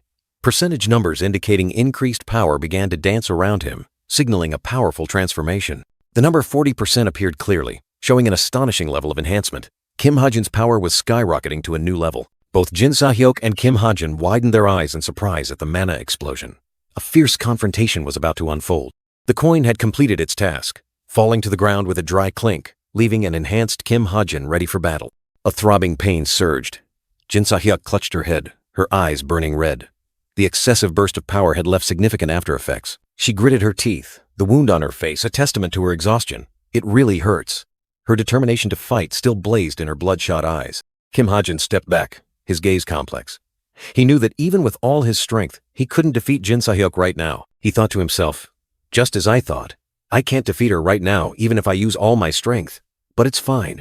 Dark blue mana erupted around Jin Sa-hyuk. She roared in anger, power surging, ready to charge into the final battle. You bastard. A hand suddenly reached out, gripping Jin Sahyok's wrist. Blue energy spread, as if to suppress the raging mana storm. Lancaster appeared, his eyes coldly commanding. That's enough. Let's go. Jin Sahyok struggled, but his strength seemed superior. Jin Sahyok screamed, trying to break free from Lancaster's grip. Hey, what the hell? Let go. I'm fine. I can still. He closed his eyes, calmly replying. You can't even control your mana because your mind is in disarray. Lancaster's words were like a heavy blow. Jin Sahyok was stunned, her bloodshot eyes now filled with helplessness and astonishment. She collapsed, completely exhausted. Lancaster gently picked Jin Sahyok up, as if it were the most natural thing. Lancaster chuckled softly, looking at Kim Ha-jin. She's quite a handful. He carried Jin Sahyok away, leaving Kim Ha-jin with a puzzled look. Kim Ha-jin was startled, recognizing Lancaster. Oh, we've met before, haven't we? That, he stammered, unsure what to say. Lancaster smiled mysteriously. Good luck. I don't think she'll be careless next time. Thanks to you. His words carried many implications. A dazzling light flared up, and then vanished. Lancaster had disappeared, leaving Kim Ha-jin and the dark-haired young man standing there, bewildered. Kim Ha-jin stared into the void. He's gone. A feeling of relief mixed with confusion enveloped him. Kim Ha-jin slumped down, exhausted. The dark-haired young man patted his shoulder in comfort. The magic coin, having completed its mission, glittered on the ground. From above, a ruined city appeared under the sunset. Dilapidated buildings and scattered crowds like tiny dots. An atmosphere of chaos and commotion enveloped everything. Amidst the desolate scene, Lancaster appeared powerfully, carrying an unconscious Jin Sahyok over his shoulder. The girl's long blue hair hung down, motionless like a puppet. Kim Ha-jin, standing afar, observed Lancaster. In his mind, continuous streams of analytical data appeared, revealing the enemy's shrewdness and danger. He understood that Lancaster had grasped Jin Sahyok's weaknesses. Lancaster smirked, a self-satisfied half-smile. His crimson eyes gleamed with amusement, as if everything was within his grasp. He looked down at Jin Sahyok, a slight curl of his lips, his voice echoing, "Very interesting." Suddenly, Lancaster's gaze shifted towards a young man with light brown hair, wearing a red hat, standing on the opposite rooftop. He asked meaningfully, "Where are you going?" The light brown-haired young man, Jane, smiled in response. Behind him, a faint image of a blonde girl. He said, "Jane. Long time no see, old man." Lancaster chuckled, a mysterious smile. He replied, "Yes, that's right." Then he slightly raised an eyebrow, showing surprise. "Huh?" Jane looked directly at Lancaster, his eyes sharp. He asked, "It seems our little Spitfire isn't here, is she?" Lancaster clenched his fist, a surge of magic erupting around him. He explained, "She would die if I brought her here." Another voice echoed, perhaps Jane's thoughts. "The leader cannot defeat you," Jane continued, his gaze resting on the unconscious Jin Sahyok. "I only came here today to see how well you're living. But it seems you found a new child." Lancaster looked down at Jin Sahyok, a self-satisfied smile evident on his lips. He made no attempt to hide his contentment. He admitted, "Indeed, she is my disciple." Then he added, his tone full of hidden meaning, "But for a disciple, she is exceptionally special and desperately wants to kill me." Lancaster's words surprised Jane. A burst of energy erupted around him, showing the shock within him. Lancaster continued, "But more importantly, Jane," Lancaster sneered, his eyes provocative. He said, "It seems you've become more confident, haven't you? Or perhaps you're simply no longer a coward?" Jane faced Lancaster's provocation, his gaze firm and challenging. The confrontation between the two powerhouses had officially begun. Lancaster used Jin Sahyok as a hostage, his words as sharp as daggers. He reminded Jane of his own principles, that one who has someone to protect cannot act recklessly. He also threatened to kill the unconscious girl in his arms if Jane didn't surrender. In the shadows, Kim Ha-jin subtly smirked, his eyes holding something unpredictable. A mysterious smile, as if he had grasped everything. Lancaster admitted Kim Ha-jin's words were correct, then nonchalantly declared he would leave. He carried Jin Sahyok, a meaningful smile on his face, as if he had just finished a play. Jane didn't let go easily. He stood opposite Lancaster, his gaze firm, questioning if he could escape so easily. Jane continued his psychological attack, revealing shocking information. He mentioned the new dark thing discovered by the leader, and also that he was hired solely to kill Kim Ha-jin. Then he pointed, declaring, "The demonic monster is right there." Hearing that, Lancaster subtly curled his lip, He repeated the words demonic monster with amusement, then mentioned Fenrir, the legendary wolf that devoured the king of the gods. Lancaster carried Jin Sa-hyuk, looking out at the city scene ablaze with lights. He nonchalantly said that if that monster wanted to recreate the legend, it would have to try much harder. Lancaster maintained his confident smile, continuing with a meaningful remark. He affirmed that such a possibility definitely exists, causing Jane, standing beside him, to frown in thought. Kim Ha-jin and the dark blue-haired young man stood there, their eyes a mix of surprise and worry. It seemed Lancaster's words had touched upon something profound. The police and heroes had rounded up all the smugglers who caused chaos in Disneyland. Kim Ha-jin and the dark blue-haired young man sat amidst the rubble, while a fabricated news report about smuggling negotiations breaking down would likely be published tomorrow. Kim Ha-jin pondered the aftermath. Jin Sa-hyuk had escaped. Chae Na-yoon was safely taken to the hospital. As for Kim Soo-ho, a big question mark remained. The dark blue-haired young man asked Kim Ha-jin if he had drunk that thing yet. Kim Ha-jin thanked him, promising to return it. But the other young man just shook his head slightly, saying there was no need. The dark blue-haired young man questioned Kim Ha-jin about the girl from earlier, Jin Sa-hyuk. Kim Ha-jin simply replied curtly, just a little, his face showing little emotion. The dark blue-haired young man looked at Kim Ha-jin with suspicion. A brief question. Really? Yet it held so much curiosity and doubt. The dark blue-haired young man swallowed hard, cold sweat trickling down. The doubt in his heart grew, like a sprouting seed. Finally, the dark blue-haired young man could no longer hold back. He leaned close to Kim Ha-jin, his face serious, and began, "Hey Ha-jin, the thing is..." The dark blue-haired young man fell silent, his eyes fixed on Kim Ha-jin, as if pondering something. Kim Ha-jin only responded with a puzzled look, awaiting an explanation. After a moment of hesitation, the dark blue-haired young man suddenly changed his mind. "Never mind," he said, then asked with an incredulous expression, "Are you serious?" Kim Ha-jin smirked, his face a little nonchalant. "Just let it go. I don't know what you're thinking, but don't belittle yourself too much." The dark blue-haired young man just chuckled. It's not that serious." Kim Ha-jin tilted his head, his gaze sweeping over the dark blue-haired young man, as if reading him. A subtle smile played on his lips, full of profound meaning. Suddenly, Kim Ha-jin reached out and lightly patted the dark blue-haired young man's head. He flinched, his eyes wide with surprise, not understanding what was happening. The dark blue-haired young man was flustered, quickly pushing Kim Ha-jin's hand away. "What the hell are you doing?" he exclaimed, his face a mix of surprise and annoyance. Kim Ha-jin said nothing, just stood watching the dark blue-haired young man sitting on the ground, his face thoughtful. "I'm really leaving now," he said. "What?" Kim Ha-jin was surprised. The dark blue-haired young man stood up, running a hand through his messy hair, and forced a smile. His eyes held a hint of sadness, but he still tried to appear calm. Kim Ha-jin turned his back, his gaze distant as he looked towards the horizon. He understood that Kim Soo-ho, after meeting Jin Sa-hyuk from another world, was sinking into loss and loneliness. Light enveloped Kim Ha-jin, as if he was seeing through Kim Soo-ho's heart. He felt similar emotions, the pain of losing his homeland. But Kim Soo-ho had no hope of returning. The image of the dark-haired young man Kim Soo-ho appeared, his face sorrowful, clutching his sword tightly. For that reason, Kim Ha-jin couldn't just sit by and watch Kim Soo-ho endure such pain. He decided he had to do something. He couldn't let his friend sink into despair. The city at night sparkled with lights, skyscrapers reaching up into the silent darkness. Kim Ha-jin stood high above, looking down at the scene. Kim Ha-jin smiled confidently, his eyes resolute. He had made his decision. "Then you don't need to tell me," he said, as if to himself. Yoo Yeon-ha stood there, arms crossed, her gaze sharp and full of thought. She seemed to be waiting for something, or perhaps lost in her own calculation. Yoo Yeon-ha sighed, her face a little disappointed. "In the end, I still couldn't say it." The brown-haired girl in the beige top standing next to her, startled, asked, "What couldn't you say?" Yoo Yeon-ha gently inquired about the brown-haired girl in the beige top's injury, her eyes full of concern.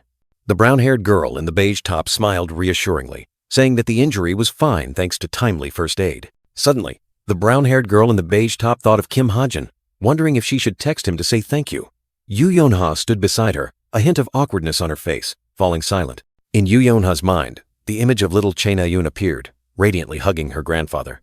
A sweet memory of family affection, of the respect Na-yoon held for her grandfather. But that memory was quickly overshadowed by a cruel truth. Na-yoon's grandfather, Chae Ju-cheol, was not only a beloved family member, but also a criminal, on par with Yoo Yeon-ha's father. The happy memory shattered like a mirror, its fragments sparkling in the darkness. Yoo Yeon-ha questioned herself, wondering if she should reveal this painful truth to Na-yoon, that the grandfather she respected was the one who ruined Kim Ha-jin's life. The brown-haired girl in the beige top still looked at her phone screen, where Kim Ha-jin's name appeared. She had no idea that the one who killed Kim Ha-jin's parents, erasing all traces of his family from his life, the one who pushed Kim Ha-jin into ultimate solitude, was none other than the grandfather Chae Na-yoon always respected. Yoo Yeon-ha's fists clenched, anguish tearing at her heart. Yoo Yeon-ha turned, her eyes heavy as she looked at the brown-haired girl in the beige top, calling her name Na-yoon. Chae Na-yoon was surprised, not understanding what was happening. Yoo Yeon-ha still maintained an awkward expression, the difficult words catching in her throat. Suddenly, Yoo Yeon-ha patted Chae Na-yoon's shoulder, uttering, "Good luck." Chae Na-yoon was bewildered, not understanding the meaning of those words. Yoo Yeon-ha forced a smile, explaining that Chae Na-yoon always hesitated when sending messages. Na-yoon was still stunned, looking at her friend with confusion. Yoo Yeon-ha bowed her head, her eyes filled with sadness. She whispered, as if to herself, as if wanting to say something profound to herself. She bit her lip, her face pained, as if bracing herself against a heavy burden. The words came out full of hidden meaning, like a warning, a sincere piece of advice, so that you won't regret it later. Outside, the brilliant morning sun shone upon the dormitory, like a promise of a peaceful new day. Meanwhile, little Evangel innocently shared fried chicken with the cat Hyang, their crisp laughter dispelling all gloom, creating a simple and lovely scene. Kim Ha-jin sat in front of his laptop, watching little Evangel and the cat Hyang eat. He thought to himself, they used to fight over food all the time. It seems the kid finally learned to share. Evangel playfully said, "Wait for Uncle to give it to me." Ha-jin scrolled through the screen, displaying the SP points he had just received. More importantly, thanks to last night's event, I earned quite a bit of SP, he mused. The system confirmed, you have received 433 SP. Luck has activated and granted a 22% bonus SP, he told himself. Perhaps it's time to create another setting that I want. Getting up from his desk, Ha-jin told Evangel, Uncle's going to work, so sit still and eat. The little girl and the cat Hyang replied, Okay, he mumbled. What should I do? I remember brainstorming some ideas before. Ha-jin began rummaging through a stack of papers, searching for something. He mumbled, Let's see. Where is it? His eyes focused, determined to find the necessary document. And then he found it, a page titled Doping Settings. Ha-jin skimmed through the ideas. These are ideas I came up with because I have a feeling I'll be using a lot of doping in the future. The ability to remember the effects of drugs or recreate them in my body. Returning to his desk, Ha-jin looked at the screen and thought, if I'm going to use doping anyway, I want its effects to be stronger and last longer. He decided to activate the new setting. The laptop screen displayed a system notification. 1,000 SP will be consumed. Save? Ha-jin was startled, exclaiming, Good heavens! This cost was indeed not small. Ha-jin looked at the screen with a determined expression. He thought to himself, as expected, permanent stat increases are quite expensive, but it's worth it.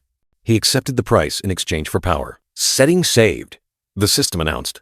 Luck has activated, and the effects of drug memorizing body have been enhanced overall.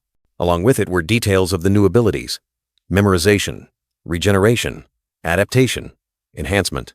Ha-jin nodded. All right. Ha-jin took out a pill Yoo Yeon-ha had given him and a wild ginseng root. He told himself, then let's try, and swallowed them. This was the time to test the effectiveness of the drug memorizing body. The system continuously notified. Drug consumption slightly increases strength, vitality, and magical energy. Your body has memorized 4% of the stat-boosting effects of wild ginseng. Ha-jin calculated. 4%.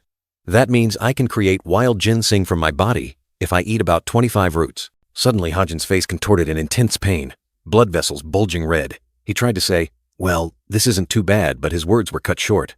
A burst of energy erupted, throwing Ha-jin from his chair, causing him to fall to the floor. Furniture in the room was also affected, scattering everywhere.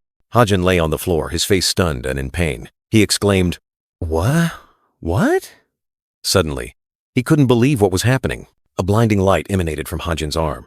The mysterious mark on his wrist suddenly flared, emitting powerful energy. The mark! Ha-jin cried out. Ha-jin clutched his arm, his face filled with agony. He thought to himself, I've been expecting this for a while. But does it hurt this much every time? From outside, Evangel's voice rang out. Ha-jin Tilda, what was that noise? It's nothing. I just dropped something. Kim Ha-jin's voice rang out, trying to hide the pain tormenting him. Evangel, the blonde girl holding the cat Hyang, innocently replied, Okay, Tilda, all right, Tilda. Evangel and Hyang left, the door closing behind them, leaving Kim Ha-jin alone in the room. They didn't want to bother him, but the truth was much harsher. Kim Ha-jin collapsed, clutching his throbbing arm. The pain was so intense he couldn't utter a word. Lying writhing on the floor, drenched in sweat, Kim Ha-jin tried to hold back.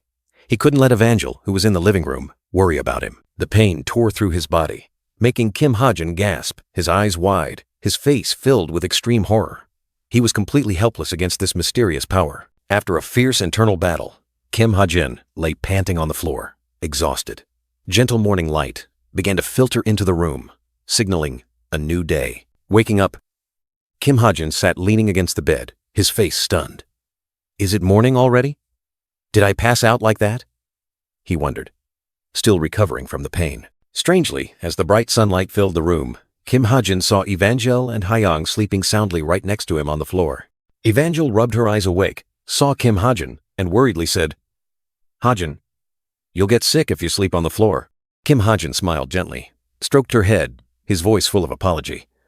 "I'm sorry. I made you worry." The scene shifts to a cafe named Cafe Carrot, bathed in golden sunlight, full of the vitality of a new day. Inside the cafe, Kim Soo-ho, Chae Na-yoon, Shin Jong-hak, and Yoo Yeon-ha were gathered. Kim Soo-ho was intently looking at a glowing virtual screen. Chae Na-yoon, suspicious, asked Kim Soo-ho directly, "Hey, Kim Soo-ho, that hidden screen, you're using it to chat with Vice Director Yoon Sung-ah, aren't you?" Kim Soo-ho awkwardly denied it, saying it was just trivial, unimportant stuff. Shin Jong-hak and Yoo Yeon-ha exchanged glances, their faces full of suspicion. Isn't that even stranger? A regular cadet chatting with a guild's vice director? Kim Soo-ho still tried to deny it. "Huh? That's not it." Yoo Yeon-ha, annoyed, slammed the table and snapped, "You guys are too noisy. Focus." Chae Na-yoon stretched and declared, "All right, I'm done studying for today. Let's pick a date for a trip." Yoo Yeon-ha sighed and agreed. "Okay, we need to discuss that too. I'm busy with UC High until March, so we need to plan ahead. How about next week?" Kim Soo-ho, with a flustered expression, hastily declined the trip offer, citing a prior engagement with Kim Ha-jin, which surprised Chae Na-yoon. Chae Na-yoon angrily questioned Kim Soo-ho about his mysterious plans with Kim Ha-jin, her eyes full of suspicion. Kim Soo-ho stammered, explaining it was just hanging out. But the message displayed on the virtual screen revealed a plan to clear a dungeon with Kim Ha-jin. Kim Soo-ho quickly corrected himself, saying it was going for a stroll, but the accompanying image showed two guys riding motorcycles, making Chae Na-yoon and Yoo Yeon-ha even more suspicious. Kim Soo-ho explained he wanted to ride motorcycles, which disappointed Chae Na-yoon, forcing her to postpone the trip to another time. Disappointment was evident on Chae Na-yoon's face as she clenched her fists, accepting the change in plans. Morning light pierced through the foliage, illuminating the quiet forest, with only the rustling of leaves echoing. A light footstep touched the lush green grass, breaking the forest's tranquility. Kim Ha-jin stood before a small house hidden deep in the forest, wondering if this was the secret meeting spot. Kim Ha-jin called out, searching for his appointment, but only silence answered. Suddenly, a strange sensation washed over Kim Ha-jin, surprising him. A glowing green wolf spirit suddenly lunged to attack, making Kim Ha-jin cry out in fright. The fierce wolf spirit pounced, its sharp claws ready to tear everything apart. Kim Ha-jin was stunned to realize it was a flying nightmare, a high-level monster lurking. Kim Ha-jin breathed a sigh of relief, telling himself he would have been in big trouble if not for the timely appearance of Ghost Wolf to deal with the level 6 monster. Kim Ha-jin forced a smile, silently wondering why he had been called to such a remote and dangerous place. Amidst the ruined space, an elegant figure appeared. Chae Na-yoon, with long black hair and sharp purple eyes, stepped in, breaking the silence. Her voice rang out, decisive like a declaration.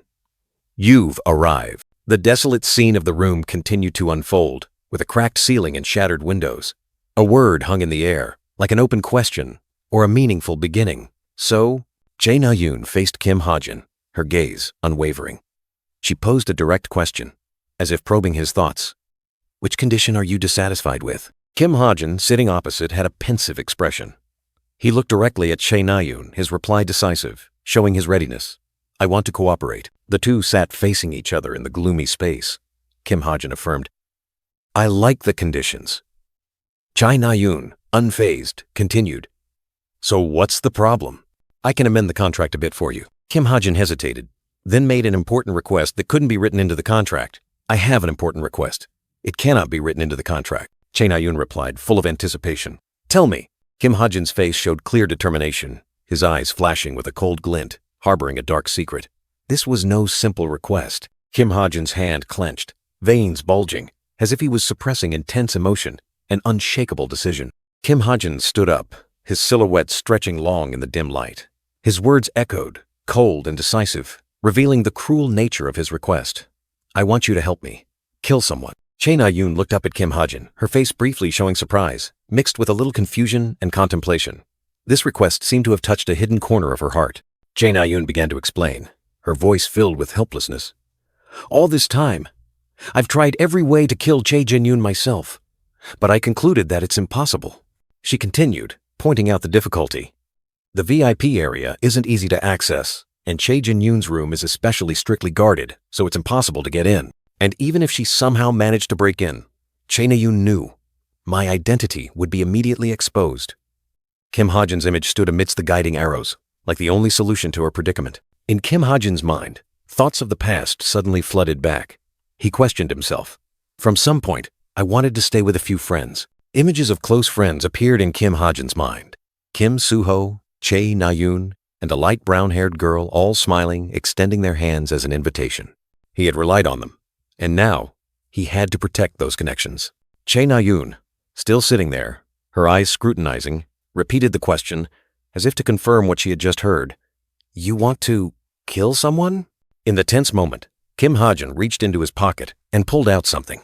This action was full of hidden meaning, signaling a new turning point in the story. Chae Na-yoon coldly looked at the document folder in her hand, a dry crack sound echoing like an omen.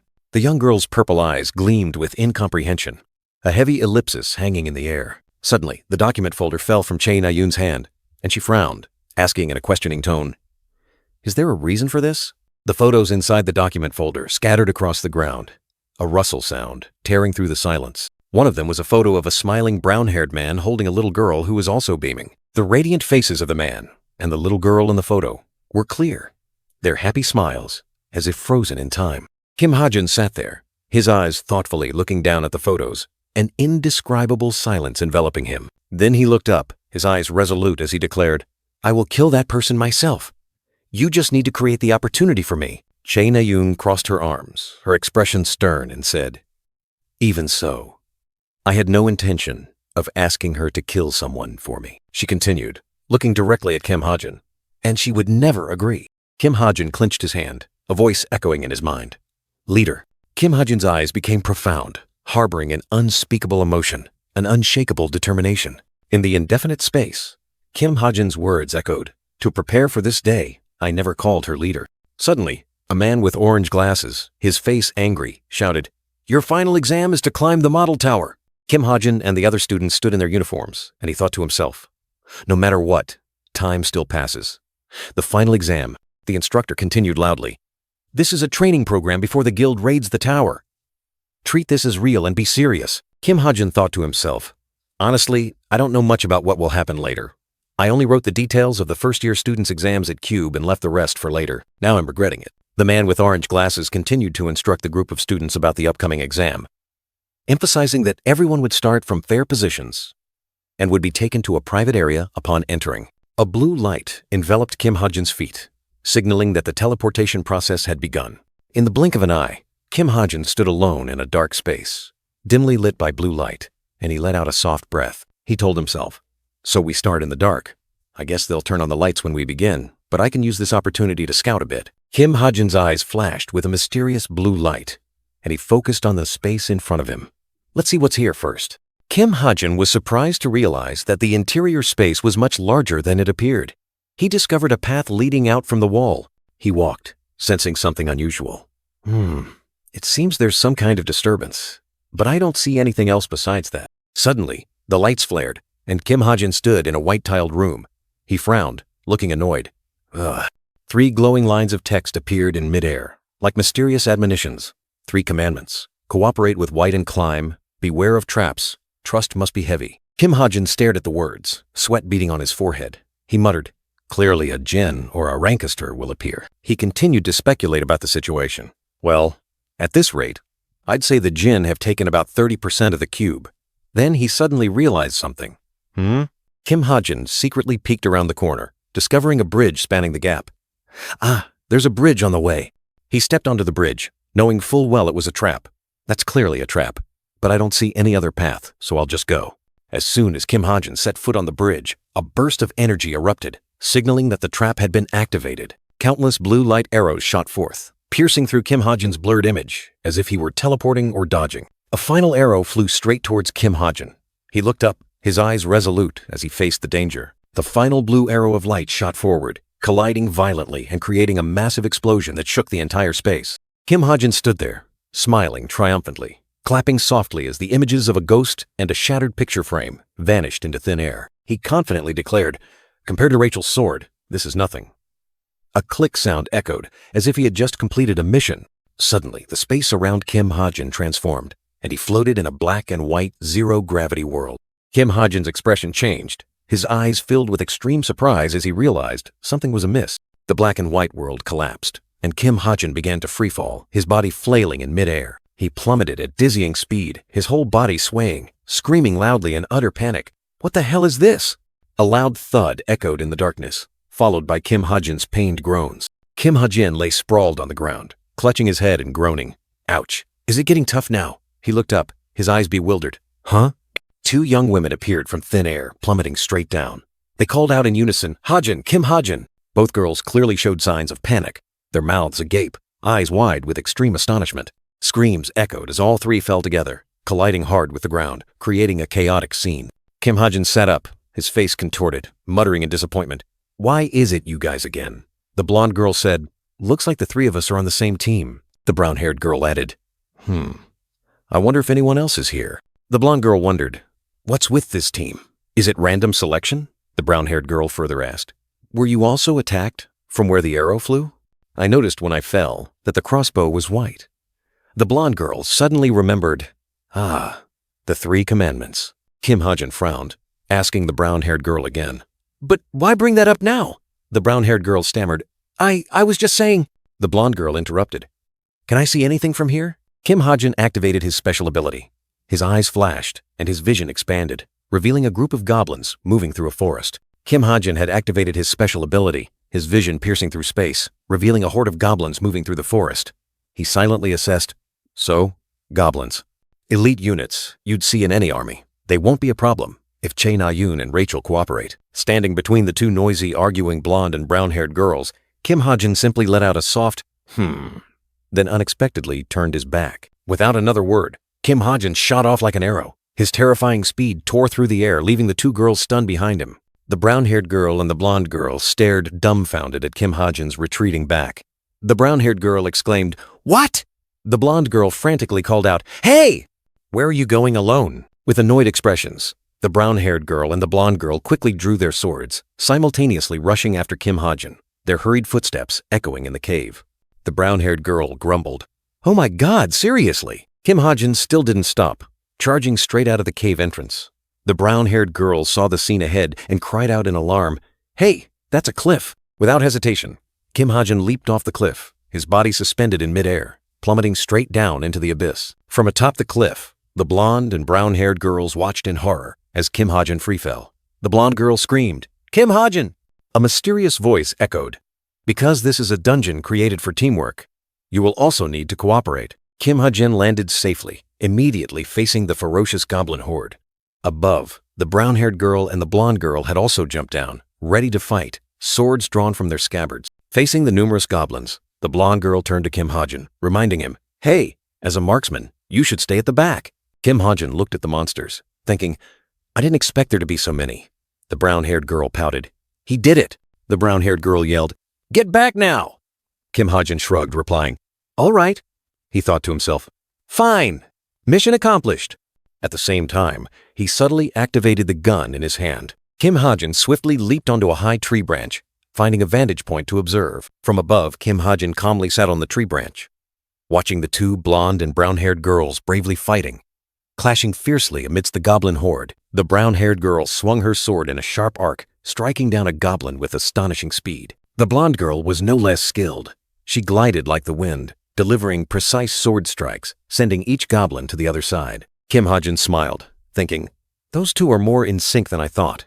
He still held the gun in his hand, ready to intervene if necessary. Kim Hajin hid behind the tree trunk, observing the two girls fighting. He silently assessed their strength, wondering if he needed to assist. After all, this was also a test. and he should still fulfill his responsibility. A strange figure emerged from deep within the forest, hidden beneath a cloak, emitting a faint blue light. Kim Hajin narrowed his eyes, sensing an unusual aura. "Oh, so that's the leader," Kim Hajin muttered, his sharp gaze locked onto the new enemy. The goblin leader, with its red cloak and magic staff, stood towering among the trees. A system notification appeared before Kim Hajin's eyes. Identification 40%. Kim Hajin was satisfied with the result, a slight smirk on his face. 40%. Not bad. Suddenly, a strange sound startled Kim Hajin. He quickly called out loudly, "Na-Yun!" Che Na-Yun, the brown-haired girl, looked up with a horrified expression. A giant goblin was lunging down from above, swinging a sharp sword directly at her. "Damn it, I let my guard down!" Kim Hajin cursed under his breath, quickly raising his gun, his eyes filled with determination. The bullet tore through the wind, heading straight for the goblin attacking Che Na-Yun. At the same time, the blonde girl was still bravely fighting another goblin in the distance. The bullet struck the goblin's head, causing it to collapse. Che Na-Yun and the blonde girl simultaneously fell to the ground, panting after the intense battle. Che Na-Yun sat up, her face still showing a hint of fear. The blonde girl asked worriedly, that scared me so much." "Hey, are you okay?" Che Na-Yun replied. "Yeah, I'm fine." The two girls looked at each other, an awkward silence falling between them. The blonde girl's eyes held a hint of confusion, while Che Na-Yun looked annoyed. The blonde girl spoke up, her tone a bit stubborn. "I don't need your help. I just want to focus on my own battle. I'll be fine on my own, Tilda." Kim Hajin, still sitting on the tree branch, casually said, "Yeah, she'll be fine on her own." Che Na-Yun turned around, her face furious. "What the hell are you talking about? Support us properly as a marksman." Kim Hajin looked away, deep in thought. He mused, "She's not wrong." Che Na-Yun, still annoyed, turned and walked ahead. "Come on, let's keep going." The blonde girl followed, bewildered, while Kim Hajin remained perched on the tree observing. Kim Hajin stared blankly at Che Na-Yun's retreating back, wondering, what? Why is she suddenly throwing a fit? All around, the goblins had fallen, their last breaths dissipating into the air. Kim Hajin sighed, looking at the piled-up monster corpses. Monsters keep appearing. It seems like there are more this time than in previous tests. Suddenly, a strange sound echoed, startling Kim Hajin. "Huh? What was that sound?" A gigantic shadow plummeted from the sky. A massive monster with a heavy iron mace appeared, freezing Che Na-Yun and the blonde girl in their tracks. The three of them were utterly terrified, Kim Hajin exclaimed. "Seriously?" Che Na-Yun quickly regained her composure and ordered, "Calm down. Just do what we always do. I'll provide cover. You two just take it down." The blonde girl turned to ask Kim Hajin, who was still in the tree, "Are you okay with just that pistol?" Kim Hajin replied, "I'll be fine." Kim Hajin gave a confident smile and said to Che Na-Yun, "With you here, what is there to worry about? To be honest, I'm just being dragged along." Che Na-Yun looked bewildered, her face puzzled. Huh? All right." The blonde girl urged, "Princess, let's go." Che Na-Yun gave a forced laugh and replied, "I'm already going."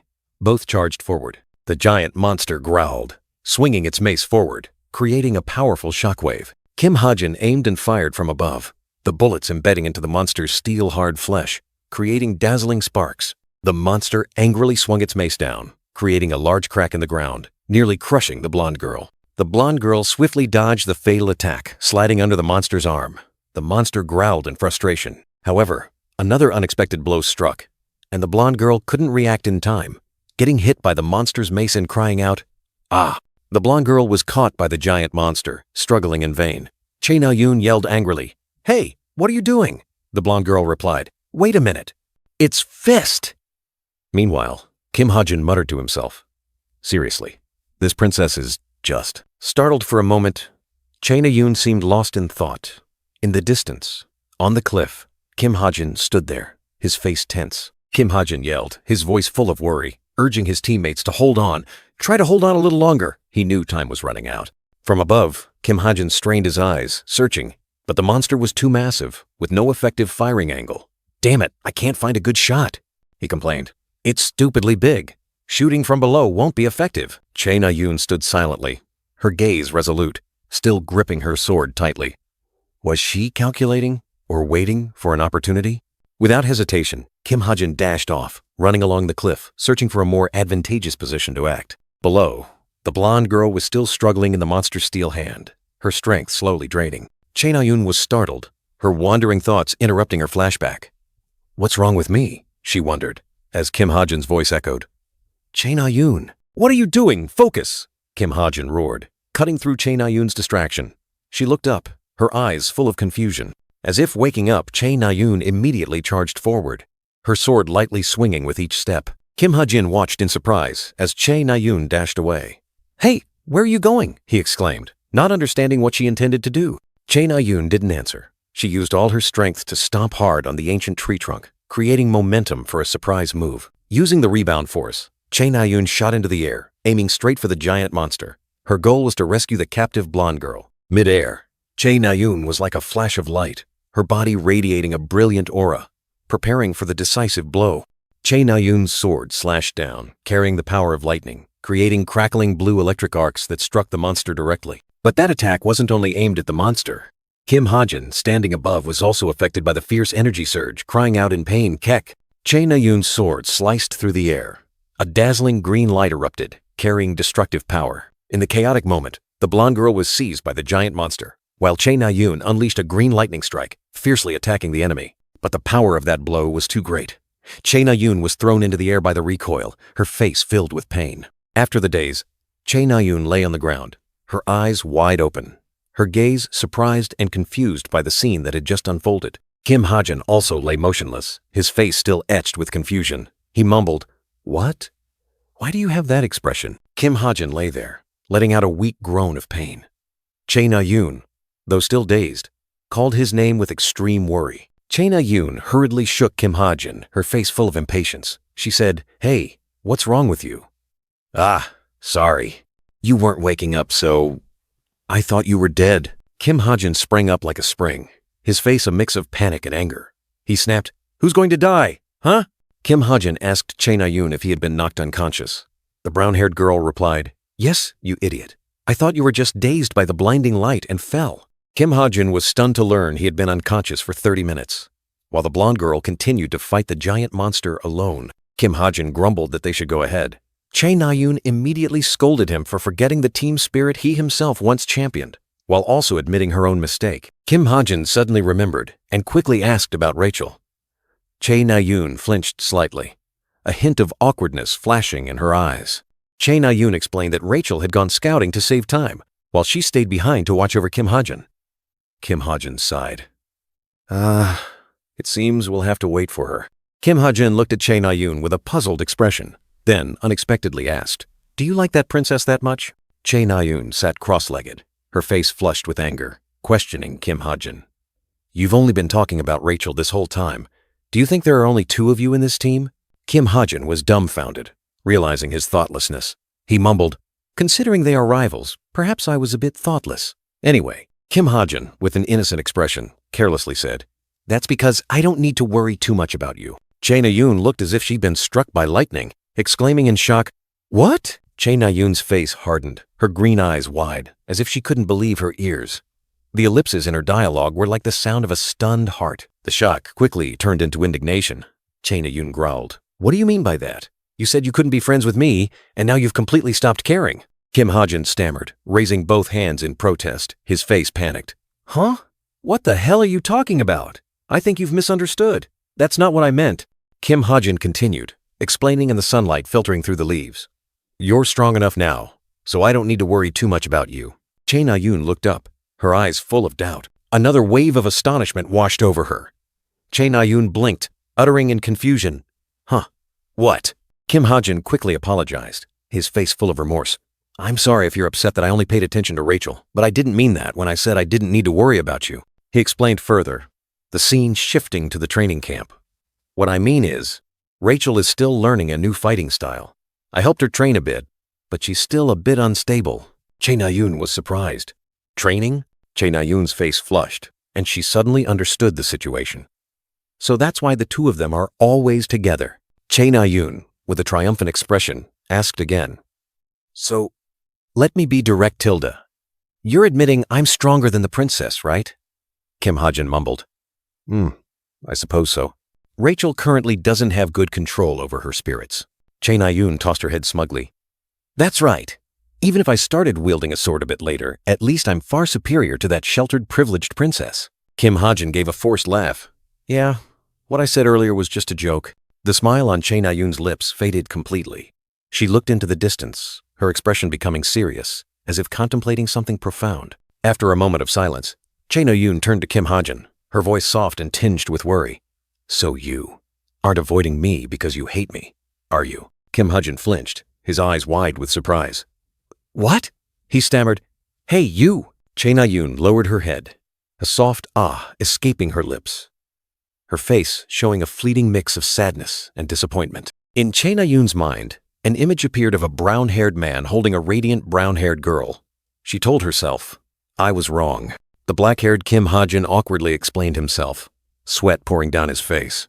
He asserted that he didn't hate Chae Na-yoon. On the contrary, he had special feelings for all these characters. Without letting Chae Na-yoon react, Kim Ha-jin abruptly changed the subject, asking about her brother's condition. Chae Na-yoon was taken aback, her green eyes wide with surprise, a confused, huh? Escaping her lips. In Chae Na-yoon's mind, fragmented thoughts appeared. She wondered if Kim Ha-jin was finally worried, but then dismissed it, thinking he was just curious. Kim Ha-jin looked down, his face serious, mentioning Chae Na-yoon's terrible expression at the hospital. He surmised she was worried about her brother. Chae Na-yoon's thoughts were jumbled, a blurry image of her brother appearing.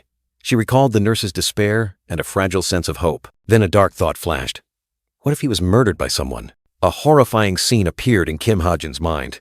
He held a gun, blood splattered, and a dazzling light enveloped everything. Chae Na-yoon flinched, angered when Kim Ha-jin said she seemed fine after he himself had brought up her pain. She growled, asking what the hell he was talking about. Kim Ha-jin remained silent, turning his face away. Chae Na-yoon looked at him, confused, not understanding what was happening. Chae Na-yoon broke the silence, announcing she would return to her master's training camp this winter. Kim Ha-jin replied, mentioning 3 months of hellish training and saying, that's good. Chae Na-yoon continued to suggest that the group travel together before she left, as she would spend the entire winter at the training camp. She also wanted Kim Ha-jin to come along. Kim Ha-jin turned his face away, his gaze distant, his expression thoughtful and unreadable. Kim Ha-jin decisively refused Chae Na-yoon's offer, saying he was busy and couldn't go. Chae Na-yoon was surprised, her face filled with disappointment. Kim Ha-jin turned his back, muttering that she was coming soon. Chae Na-yoon stood there, watching his retreating figure with worry. Suddenly, Chae Na-yoon firmly grabbed Kim Ha-jin's hand, her eyes resolute. Chae Na-yoon resolutely asked why Kim Ha-jin was so busy, promising to adjust her schedule to his. Kim Ha-jin was surprised, unsure how to react. Kim Ha-jin broke out in a cold sweat, flustered when Chae Na-yoon mentioned him hanging out with Kim Soo-ho, then suddenly called his name. In a strange moment, the image of blonde Rachel appeared, radiantly asking if Kim Ha-jin was awake and all right. Kim Ha-jin replied that he was fine, while Rachel pointed to a nearby stone wall that looked like a door leading to another area. Without hesitation, Chae Na-yoon firmly grabbed Kim Ha-jin's hand, pulling him along with a determined expression. Chae Na-yoon's eyes were filled with resolve, determined not to let go of Kim Ha-jin. Kim Ha-jin clearly showed his confusion and surprise at Chae Na-yoon's decisive action. Kim Ha-jin handed a small object to Chae Na-yoon, but she only took it with a puzzled expression. Chae Na-yoon sat down, looked at Kim Ha-jin, and said she would think about his offer, implying she wouldn't give up easily. Chae Na-yoon flashed a radiant, triumphant smile as her plan seemed to succeed. The three, Kim Ha-jin, Chae Na-yoon, and Rachel, walked together through the forest, heading forward. They arrived at a towering, mysterious stone wall, where dim light shone. Kim Ha-jin suspected there was someone on the other side of the wall and wondered if there was a mechanism to open it. Kim Ha-jin turned to Rachel, suggesting she summon her spirit to scout. Rachel asked back in surprise. Kim Ha-jin explained that although spirit senses weren't as keen as humans, they could scan a large area through emotions. Chae Na-yoon was still confused. Rachel took Kim Ha-jin's arm, agreeing to try summoning her spirit as he suggested. Rachel closed her eyes, clasped her hands, her body glowing brightly as she began to summon her spirit.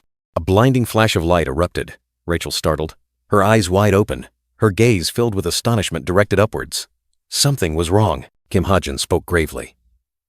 I can sense killing intent. Chae Na-yoon exclaimed in shock. Huh?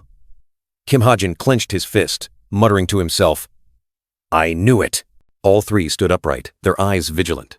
Kim Ha-jin continued to analyze. Someone is behind this, he ordered. We should proceed cautiously. In Kim Ha-jin's mind, thoughts raced. She sensed killing intent, so this can't be a normal supervisor. Time is short. I had a feeling this would happen. The three cautiously stepped into the dark passage, the air heavy. Darkness swallowed each step, and a chilling name echoed in Kim Ha-jin's mind. Lancaster. Kim Hajin frowned, his face filled with extreme worry. Another name appeared. Haunting. Jin. It seemed they were facing extraordinary foes. Che Na-yoon also couldn't hide her unease. She whispered, her voice tense. Whatever it is, an invisible threat loomed. In the deep darkness, a figure cloaked in red appeared, radiating a chilling, crimson killing intent. The mysterious foe had revealed themselves. Kim Hajin and Rachel looked up, where a dark red energy orb hovered, the cloaked figure's silhouette faintly visible within. A terrifying sight. The cloaked figure smirked maliciously. A chilling voice echoed. The troublesome elements needed to advance the plot are here. He greeted. Welcome, rookies. The red orb still hovered, containing the mysterious enemy. Kim Hajin and Rachel stood there, facing the challenging greeting, the atmosphere tense. The cloaked figure sneered again, his eyes hidden behind the hood filled with contempt. His words were like a declaration of war.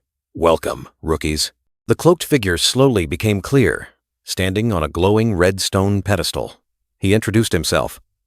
I am Hei Lei, the supervisor of the final stage. Rachel growled, her eyes full of suspicion. You claim to be a supervisor, yet you radiate such strong killing intent? Hei Lei replied, but of course, if you don't believe me. Hei Lei spread his arms wide, countless dark orbs swirling around him, radiating deadly energy. He challenged, You are welcome to face me directly. Rachel stared in shock at the dark orbs, unable to believe her eyes. She exclaimed, Clones! An uneven battle was about to begin. The clones are definitely much weaker, so just focus on attacking his main body.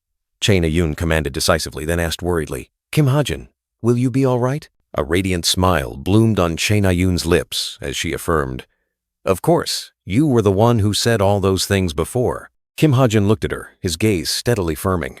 An unshakable trust was evident in his words. I trust you. Without hesitation, Kim Hajin charged forward, gun ready in hand. Behind him, Rachel and Che Na-yoon followed closely, preparing for the fierce battle. The goblin leader appeared, a sinister smile hidden beneath his hood. He gloated, Hide and seek is fun!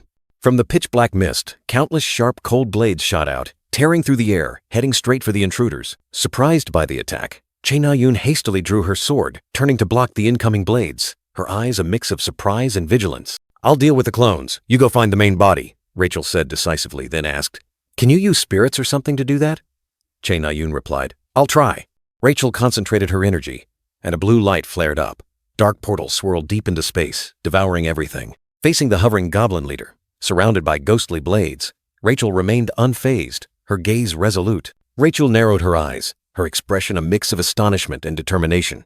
She was ready for an uncompromising confrontation. With a soft roar, Rachel lunged forward, her sword slicing through the wind, drawing a deadly arc in the air.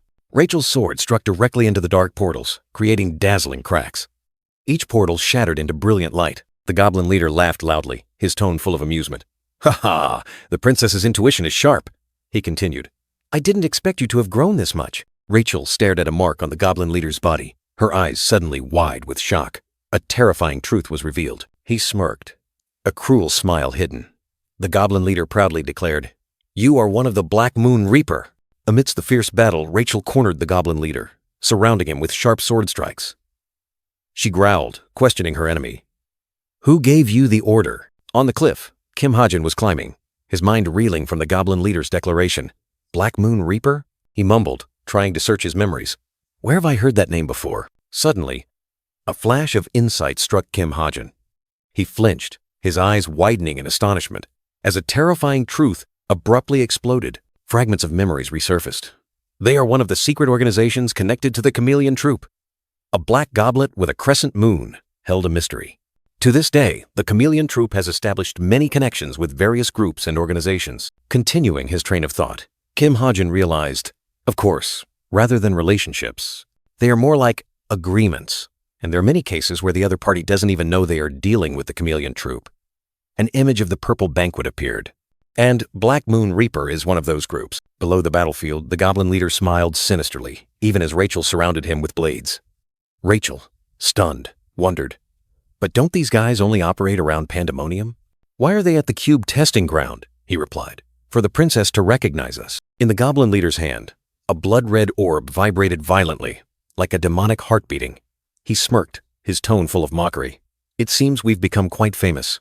Kim Hajin watched the mysterious orb, his eyes full of vigilance. What is that?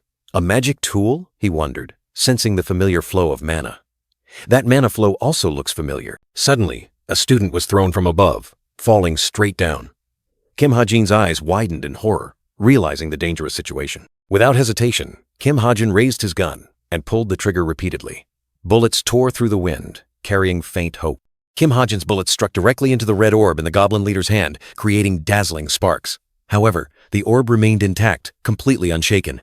The red orb in the goblin leader's hand suddenly turned dark purple, and dark energy erupted. He sneered, his smile hiding cruelty and madness. Kim Ha-jin shouted loudly, his voice echoing through the space. "Rachel, get back!" He realized the deadly danger. "That's a teleportation item!" Kim Ha-jin yelled, warning Rachel as the purple orb exploded, creating a massive vortex of energy that swallowed everything. A terrifying explosion echoed, shaking the entire space. Destructive power spread, blowing everything away. Rachel was thrown back by the explosion. She tried to brace herself with her sword, but the power of the teleportation item was too immense. Chae Na-yoon watched the scene before her in horror, uttering words full of worry. "Who is that guy? Do you know him? What is he doing?" Rachel, with a frightened expression, shouted for Chae Na-yoon. The short-haired, brown-haired girl then explained. "They are an organization from Pandemonium. They must have received some kind of attack too." Kim Ha-jin cut off Chae Na-yoon, urgently ordering. "Chae Na-yoon, get Rachel far away from here." Chae Na-yoon asked in surprise, "What are you going to do?" Kim Ha-jin, with a resolute gaze, was breaking a magic item. He thought to himself, this magic item can only teleport to a nearby location. So, now, the goblin leader appeared in midair, holding a glowing red orb, mocking. In the end, she's just a weak girl who needs to be rescued, isn't she? The goblin leader flinched, his bloodshot eyes widening in astonishment as a mysterious surge of power suddenly erupted. Kim Ha-jin charged forward, unleashing a powerful attack, surrounded by brilliant magical light. He was determined. I have to get it from him. Kim Ha-jin's attack struck with terrifying force, creating a massive explosion that shook the entire space. The goblin leader was sent flying, his body slamming hard into the rock face, creating a deep indentation. He collapsed to the ground, coughing violently, his body in pain. Kim Ha-jin stepped forward, his eyes cold. Kim Ha-jin pointed his gun at the goblin leader, ordering, "Stop. My mana is still on you." Kim Ha-jin pondered, realizing this guy was targeting Rachel. He wasn't sure of their true intentions, but the leader of the Dark Moon of Death also came from England, he concluded. So there must have been some kind of agreement with Lancaster. Kim Ha-jin sternly asked the enemy, "Who sent you here?" The goblin leader sneered, mocking, "What do you think you'll do with a student's gun?" Kim Ha-jin was furious, thinking, "Is this why you infiltrated the exam?" With a determined expression, Kim Ha-jin declared, "If you're going to factor in my equipment, then I'll respond in kind." The gun in his hand suddenly glowed brightly. With the cold gun pressed against his temple, Kim Ha-jin forced the goblin leader to face reality. The enemy trembled, deep streaks of blood marring his skin. Kim Ha-jin's eyes were sharp and cold, the gun in his hand glowing brightly. He asked, his tone full of authority, "So, you're finally willing to talk?" The goblin leader looked at him suspiciously, asking again, "Are you really just a normal student?" Kim Ha-jin replied decisively, "That's none of your business." The enemy sneered, a cunning look on his face, whispering, "Oh dear, what a huge mistake." His scheme hadn't stopped yet. Kim Ha-jin didn't flinch. He warned in a cold tone, "You'll die if you keep trying to scheme." Then he decisively ordered, "Speak." Between the two was a deadly silence, only the heavy gasps of the defeated echoing in the tense air. Suddenly, a voice echoed in Kim Ha-jin's mind, startling him. Damn it, what if I had written in more detail what happened in the exam? Then a piercing scream, "Kim Ha-jin!" A blinding light and ear-splitting sound descended from the cave ceiling, making both Kim Ha-jin and the goblin leader look up. The goblin leader raised his hand, a terrifying orb of darkness gradually forming in his palm, ready to launch a counterattack. Kim Ha-jin flinched, his face clearly showing panic as he realized the imminent danger. He exclaimed, "Damn it!" The enemy sneered, his red eyes full of cunning, as if everything was within his calculations, the smile of a victor. Meanwhile, Chae Na-yoon and Rachel were trying to escape, their faces utterly terrified. Rachel was injured, and Chae Na-yoon supported her friend. A powerful, swirling dark energy, emitting a deadly purple light, was descending from above, engulfing everything. Chae Na-yoon braced herself, her face contorted in pain, trying to block the incoming attack, determined to protect her friend. The dark energy continued to descend, creating a black vortex around Chae Na-yoon and Rachel, pushing them back in despair. The dark energy exploded, creating a blinding light and purple-black swirls, spreading everywhere, engulfing the entire cave. The dark vortex erupted, enveloping Chae Na-yoon and Rachel in purple-black light, terrifying the two girls. The dark energy continued to swirl powerfully, plunging everything into a terrifying darkness. Che Na-yun panicked, trying to call out someone's name in vain. Amidst the chaos, Che Na-yun's cry echoed, full of worry and despair. Kim Ha-jin! Suddenly, a blinding light tore through the darkness, like a bolt of lightning striking down. Kim Ha-jin appeared, seemingly having just escaped a teleportation, his eyes wide with shock. He stood alone in the cave, hazy smoke surrounding him, looking around in confusion. Kim Ha-jin breathed a sigh of relief when he realized he was still in the tower, not pulled outside. He sensed something unusual, his gaze turning serious. Kim Ha-jin bent down, his eyes focused on a strange object on the ground. He realized it was Rachel's sword, lying haphazardly among the rocks. Suddenly, the goblin leader appeared on the rock face, his red eyes glaring down at Kim Ha-jin, his face angry. He snorted, saying, "Hey, why are you so persistent?" The goblin leader continued to explain that he only intended to take the princess, but Kim Ha-jin interfered, and he didn't know who Kim Ha-jin was or what he was doing. He waved his hand, summoning a series of short swords around him, and ordered, "But please, get out of my sight." Kim Ha-jin observed silently, his eyes full of contemplation. Kim Ha-jin quickly analyzed. The goblin leader had 17 short swords, controlled by magic power, and was a mid-level threat. Kim Ha-jin, with a thoughtful gaze, realized the terrifying value of the teleportation tool. He told himself that if Lancaster was truly behind all of this, then that person must be truly desperate. A sigh escaped him, and Kim Ha-jin seemed to accept his fate. He knew he had to act. Turning his back, the black-haired young man looked towards the goblin leader. Kim Ha-jin told himself, "All right, fine. It's better this way anyway. Rachel would have trouble fighting this guy with her spirits, and with the stigma in hand, I'll be able to defeat him." With burning resolve, Kim Ha-jin gritted his teeth. A surge of blue energy began to emanate from his body, signaling an impending transformation. Kim Ha-jin's body erupted in blue light, his features seemingly regenerating. A message appeared. Body Memory Potion. Regeneration. The regeneration process continued. Kim Ha-jin's blood vessels and muscles clearly visible beneath the brilliant blue light, like a machine being reassembled. The blue light spread down to his feet, engulfing his entire body. Kim Ha-jin was undergoing a powerful transformation, preparing for the upcoming battle. Opening his eyes wide, Kim Ha-jin looked down at his hands, enveloped in a warm golden light. The system announced, "Body reinforcement has been applied." Kim Ha-jin looked at his hands in surprise, feeling the new power. He muttered, "Is this the result of drinking all those potions? I didn't expect to have to use it so soon." Just then, the goblin leader summoned a gigantic, fiery red sword, along with countless small flying daggers. He declared, "Then, let's begin." Without hesitation, Kim Ha-jin drew his gun, his eyes sharp and cold, ready to face the enemy. In the decisive moment, Kim Ha-jin activated his skill Bullet Time, and everything around him seemed to slow down, while he moved like lightning. Kim Ha-jin unleashed a barrage of bullets, which flew at terrifying speed, forming a storm of steel towards the goblin leader. The goblin leader sneered, easily deflecting the bullets with his daggers. He mocked, "Huh, I thought you were formidable, but is this all you've got?" One of Kim Ha-jin's bullets was sliced in half mid-air by the goblin leader's dagger, demonstrating his superiority. Pushed back, Kim Ha-jin fell, his hand still gripping the gun. A painful groan escaped him. He realized his opponent was not easy to deal with. Kim Ha-jin collapsed, his back hitting the rock wall hard. The wind whistled past his ears, and he groaned in pain, his body shaken by the unexpected attack. A startled "ah" escaped Kim Ha-jin. A brilliant red light flashed, reflecting in his eyes his utter astonishment at the opponent's speed and power. In the dim moment, fiery red blades tore through the air, drawing cold, bright lines. Kim Ha-jin barely managed to dodge, feeling death brush past him. Ugh! Kim Ha-jin was pushed back again, his body swaying.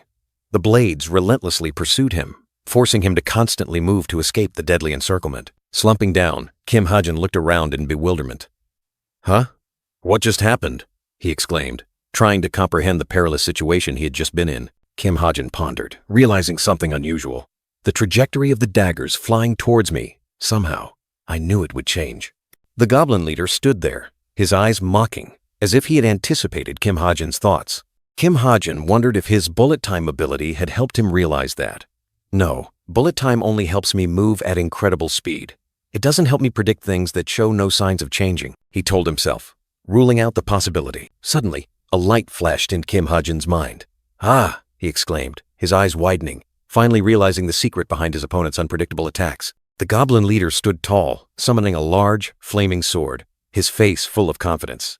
"I get it," Kim Ha-jin exclaimed, all his doubts vanishing. Kim Ha-jin dodged the flying blades while analyzing. He throws the swords with mana. Then he uses mana to control their trajectories.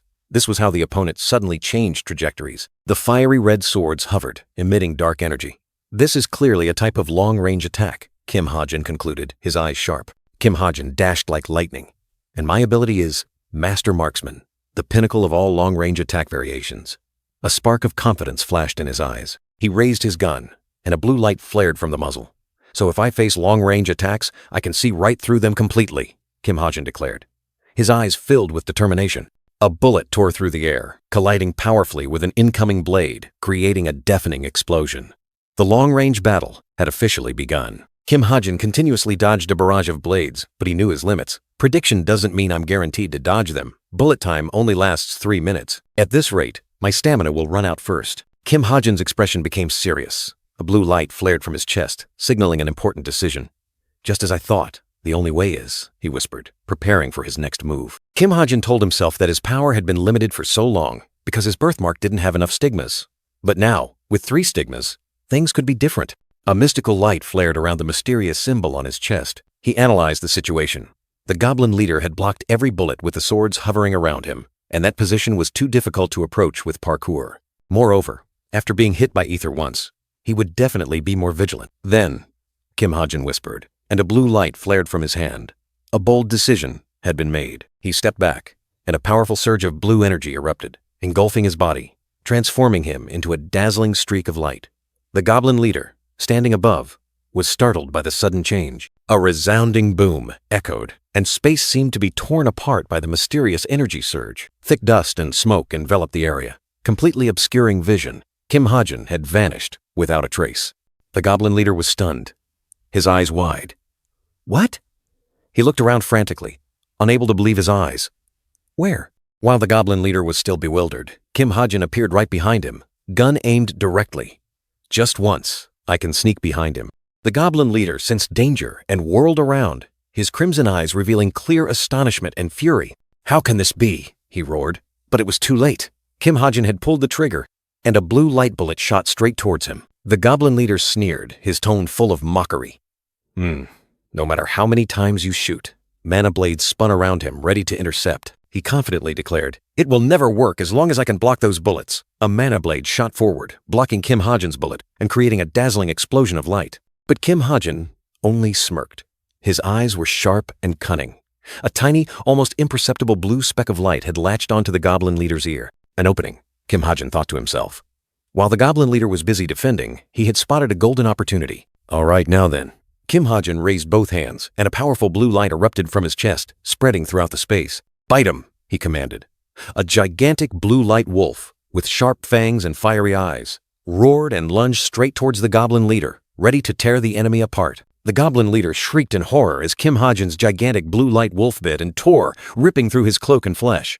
The attack was so powerful that he couldn't react, only clutching his bleeding wounds. A pained roar echoed, as if tearing apart the dark space. The spirit beast's power had exceeded all expectations, causing the goblin leader to endure extreme agony. Meanwhile, Kim Ha-jin staggered and fell to the ground, with faint cracking sounds emanating from his body. Although he had defeated the enemy, summoning the spirit beast had completely drained his strength. The light wolf dissipated, leaving the goblin leader gasping for breath on the cold stone floor. Blood splattered around him. He struggled to get up, his eyes full of despair, and whispered, "Come back." Kim Ha-jin clutched his chest, where the blue light still shimmered, a faint escaping his lips. He clearly felt the exhaustion overwhelming his body. The goblin leader, his face contorted with pain and rage, gritted his teeth and cursed. This bastard! He couldn't believe he had been defeated so miserably. Kim Ha-jin slowly stood up, pointing his pistol at the goblin leader. He asked coldly, his voice full of menace, "Are you really not going to speak?" The goblin leader, despite being in pain and threatened, remained stubbornly silent. His crimson eyes were filled with hatred and contempt, not a single word escaping his lips. Kim Ha-jin sighed, his expression chillingly cold. He said, "All right then, just take this one blow. I'm annoyed that I wasted time on you. If I go easy, it probably won't hurt too much." The goblin leader panicked completely when he saw Kim Ha-jin preparing to pull the trigger. He hastily raised both hands, a desperate cry echoing, "Wait!" But Kim Ha-jin didn't flinch. He delivered a powerful kick, sending the goblin leader tumbling across the ground, a pained groan escaping him. Kim Ha-jin stepped on the goblin leader, his face full of confusion as a sudden notification appeared. He frowned, not understanding what was happening. The notification appeared before Kim Ha-jin. 1 hour has passed since a cadet completed the tower climb. The test is now over. All cadets will soon be summoned out of the tower. He exclaimed in astonishment. What? Kim Ha-jin's body began to glow, with blue light outlines surrounding him, signaling that the teleportation process was underway. He murmured in shock. What? The goblin leader, lying at Kim Ha-jin's feet, suddenly let out a sneering laugh. He looked at Kim Ha-jin with triumphant eyes, a cackling laugh echoing. Kim Ha-jin also smirked. He looked at the goblin leader, accepting his fate, and said, Seriously, someone luckier than me was already here. The supervisor lay in a pool of foul-smelling blood, his bloodshot eyes filled with resentment. He gritted his teeth, vowing revenge on the one who had pushed him to this desperate state. Black lightning? If he keeps showing up, we'll meet again soon. I'll deal with him properly then. Amidst a dazzling blue light, Kim Ha-jin appeared, gasping for breath. His body was exhausted, but his mind remained sharp, immediately thinking of his ultimate mission. I must report this to boss. In the blink of an eye, the black-haired young man stood still in an unfamiliar hallway where blurry figures glided past like phantoms. A feeling of instant, unannounced teleportation, the noise, young faces, and a brown-haired girl stretching vibrantly. The normal world suddenly rushed back, a complete contrast to the battlefield he had just left. Kim Ha-jin stood with his hands on his hips, a look of regret clearly visible on his face. He mumbled, his mind still lingering on the recent battle, on what he hadn't had time to do. Ah, Tilda, what a waste. I should have fired at least one more bullet. Suddenly, a call rang out, pulling Kim Ha-jin from his deep thoughts. He turned his head, his eyes slightly surprised. Chae Na-yoon rushed over like a gust of wind, her face full of worry.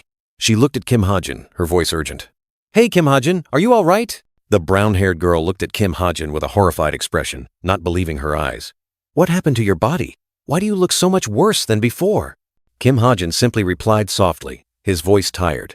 I'm here, so I guess I'm fine. Chae Na-yoon didn't accept that answer. She turned her back and decisively ran off, leaving behind a worried instruction. You don't look fine at all.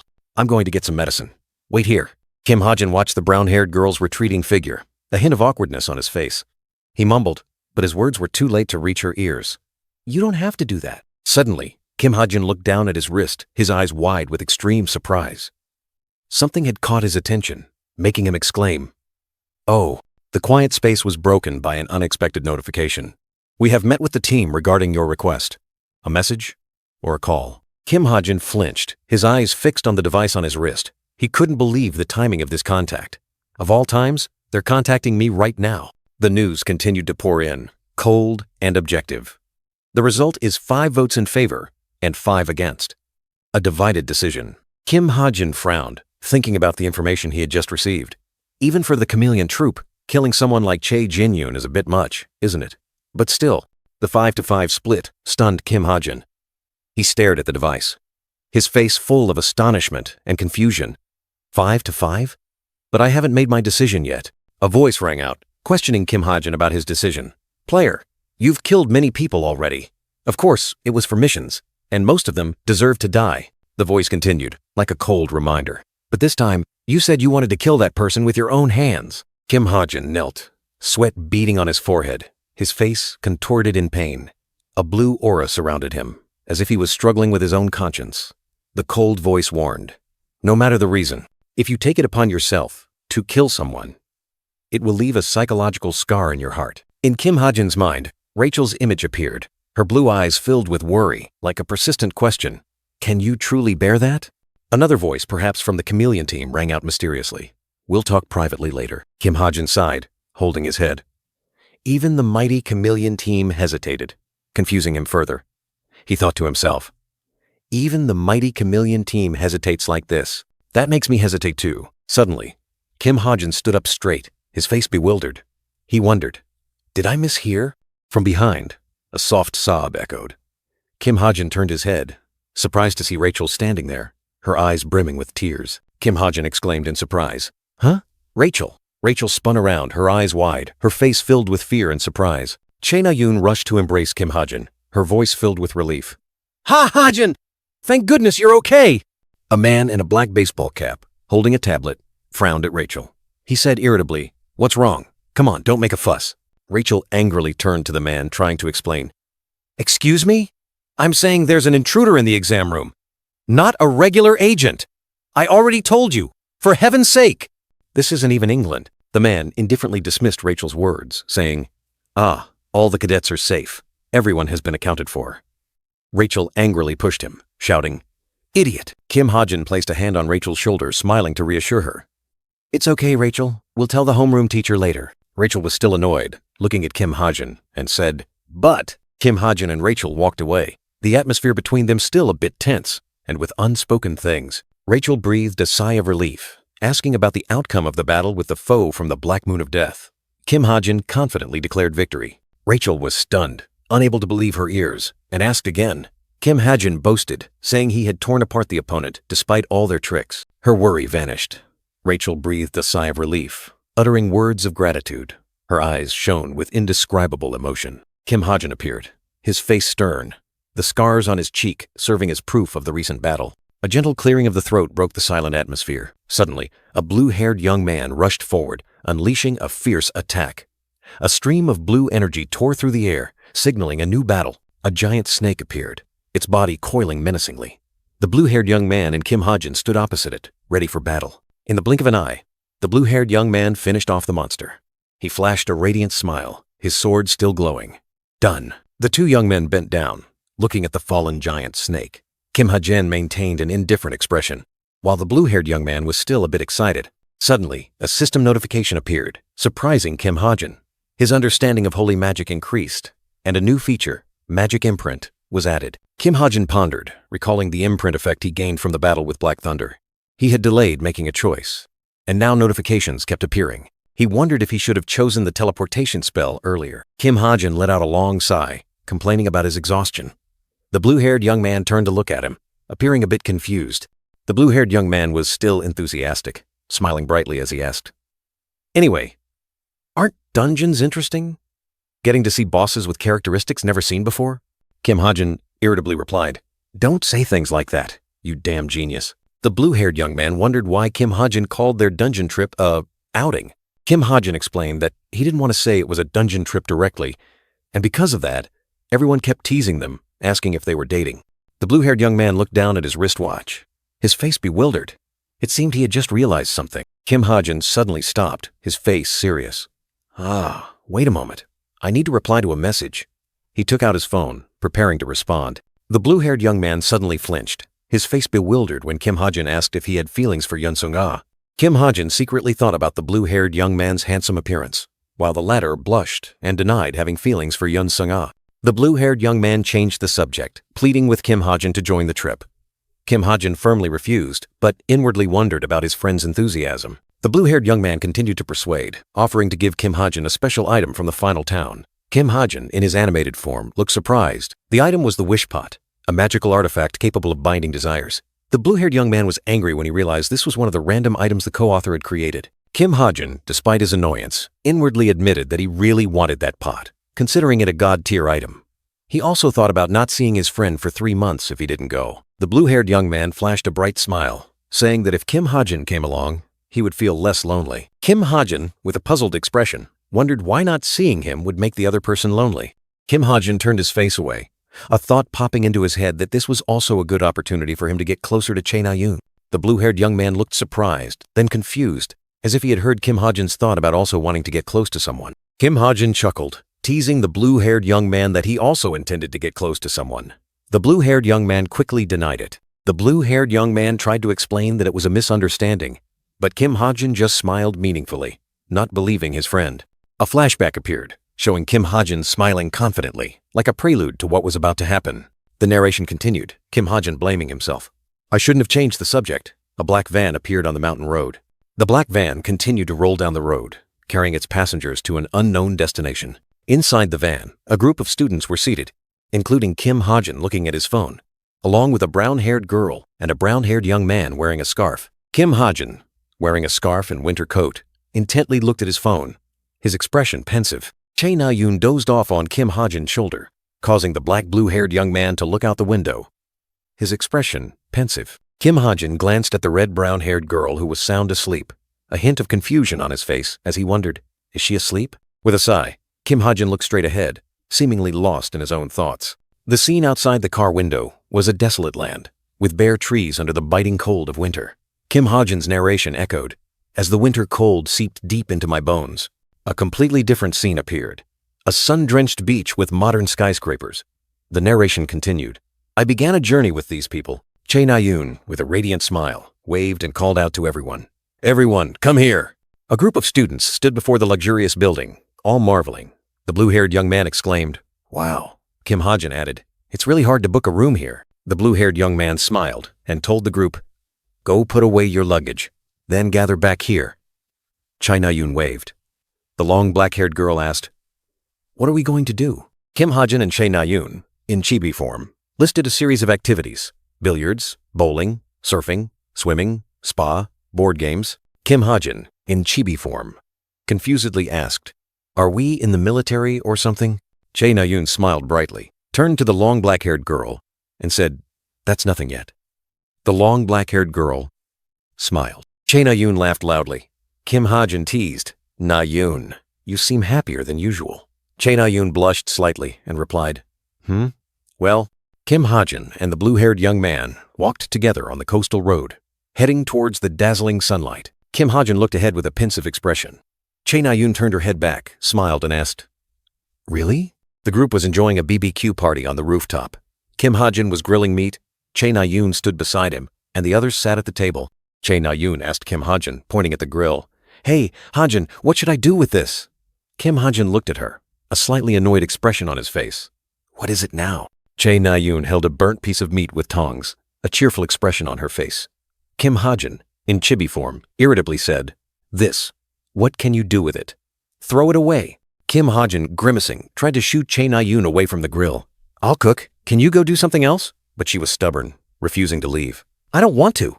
Chae Na-yoon curiously asked Kim Ha-jin for his grilling secret. Tell me your secret. How do you grill meat so well? He replied curtly. First, you need no one getting in the way. She let out a meaningful ah. Upon hearing that, Chae Na-yoon suddenly flared up, punching Kim Ha-jin directly on the shoulder. You brat, she yelled, and the atmosphere instantly became tense.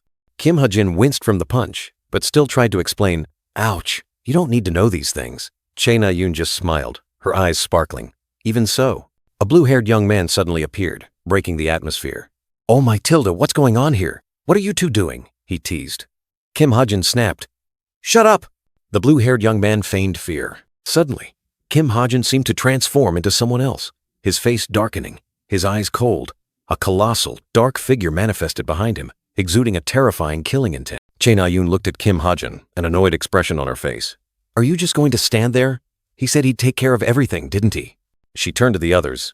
Hey, don't you feel bad leaving him to cook alone? The long black-haired girl sneered. You're not there out of guilt, are you? The green-haired young man added. And you two actually look good together. Kim Ha-jin snapped. You two shut up.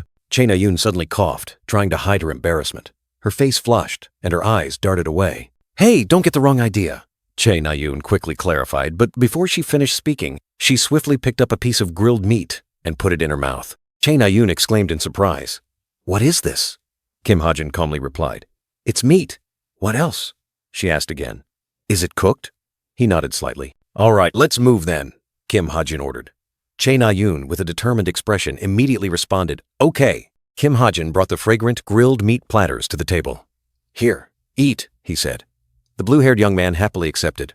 Oh, well done.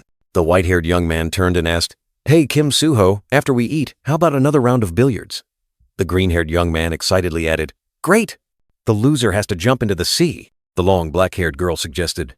Aren't you tired of just eating meat? How about we make some ramen? She added.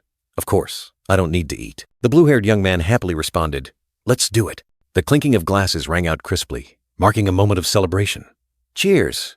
The shouts blended with the joyful atmosphere. Kim Ha-jin sat there, sipping warm water, secretly regretting, what a shame, it's not soju. During the day, the beach stretched out under the dazzling sunlight, with white-capped waves gently lapping the soft sand. As night fell, the deep blue sky sparkled with countless stars, like a mystical velvet curtain. A small hand gently touched Kim Ha-jin's arm, pulling him out of his wandering thoughts. Chae Na-yoon smiled brightly, her eyes sparkling with joy.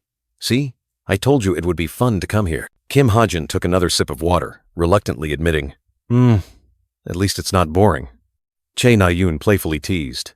You have to admit you're enjoying it, don't you? Haha. Chae Chae Na-yoon smiled meaningfully, her eyes mischievous. Kim Ha-jin was drinking when he suddenly spat out his water.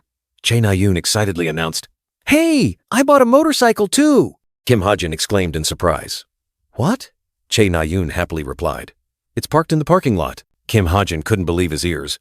Really? You already have a driver's license? Chae Na-yoon grinned.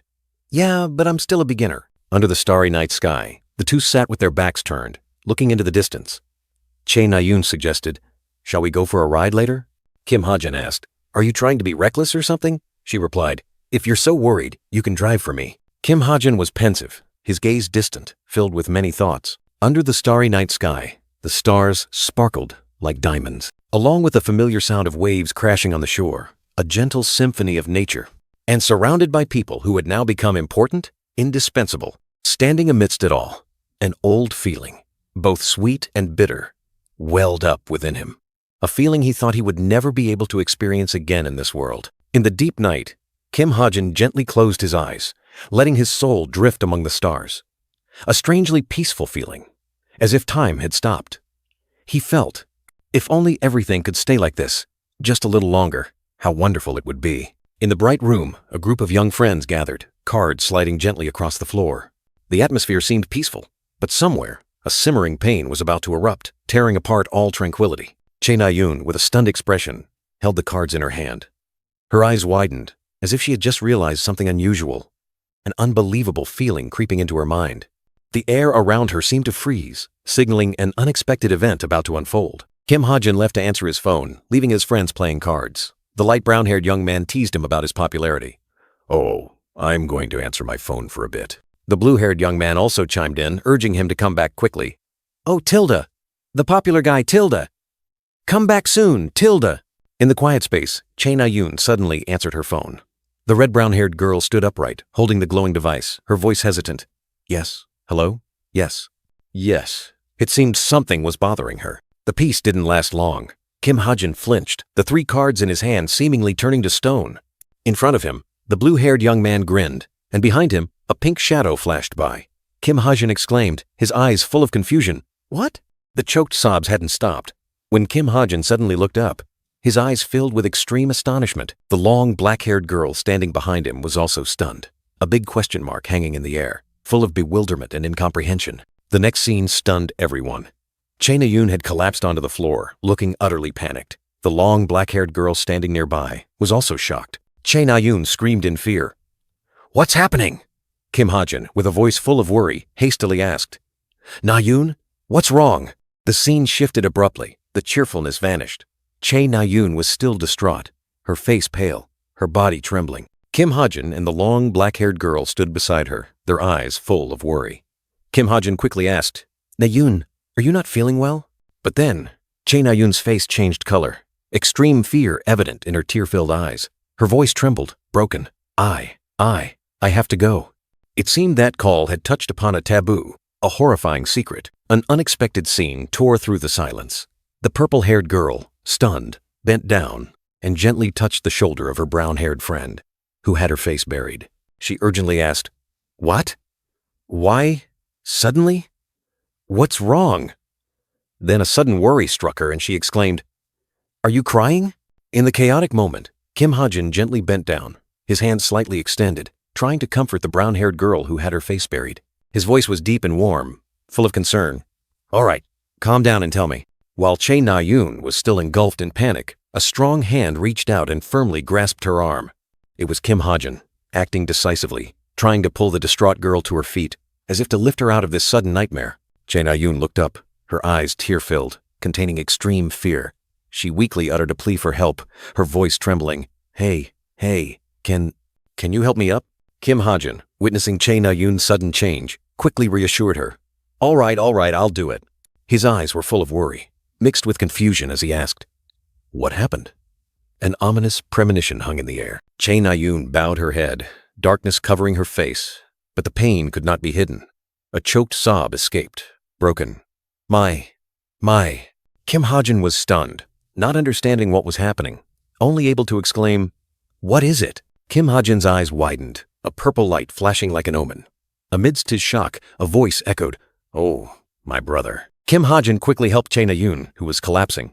his heart pounding. The girl's words struck him like lightning. He woke up. A wave of shock spread. Kim Ha-jin unconsciously exclaimed, "What?" This was completely impossible. In Kim Ha-jin's mind, the image of Chae Jin-yoon appeared. He knew that for Chae Jin-yoon to wake up, it would have to be a miracle, an impossibility. He couldn't believe his ears. That miracle. Could it be real? Kim Ha-jin looked at Chae Na-yoon, who was sobbing, tears streaming down her face. He asked, "Is that true?" The girl tried to answer through her sobs. "Yes," the hospital called. Chae Na-yoon tried to speak, but her throat choked up, only able to utter, My. Fear and astonishment intertwined. Kim Ha-jin quickly calmed down, deciding to act. He asked, "Wait a minute. I'll wake up the driver. Where did you park the motorcycle?" Without hesitation, Kim Ha-jin grabbed Chae Na-yoon's hand. The girl looked up, stammering, "In the parking lot." He said decisively, "Let's go." His other friends quickly tried to dissuade him. "You're going by motorcycle? That's too dangerous," Kim Ha-jin insisted. "We have to get there as fast as possible." The three remaining friends, the blue-haired boy, the long black-haired girl, and the white-haired boy, watched with worried expressions. The blue-haired boy said, "We'll follow right behind you. You go on ahead." Without hesitation, Kim Ha-jin started the motorcycle.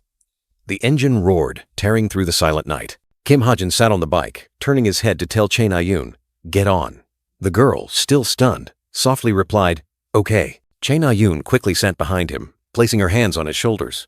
Kim Ha-jin instructed, "Hold on tight."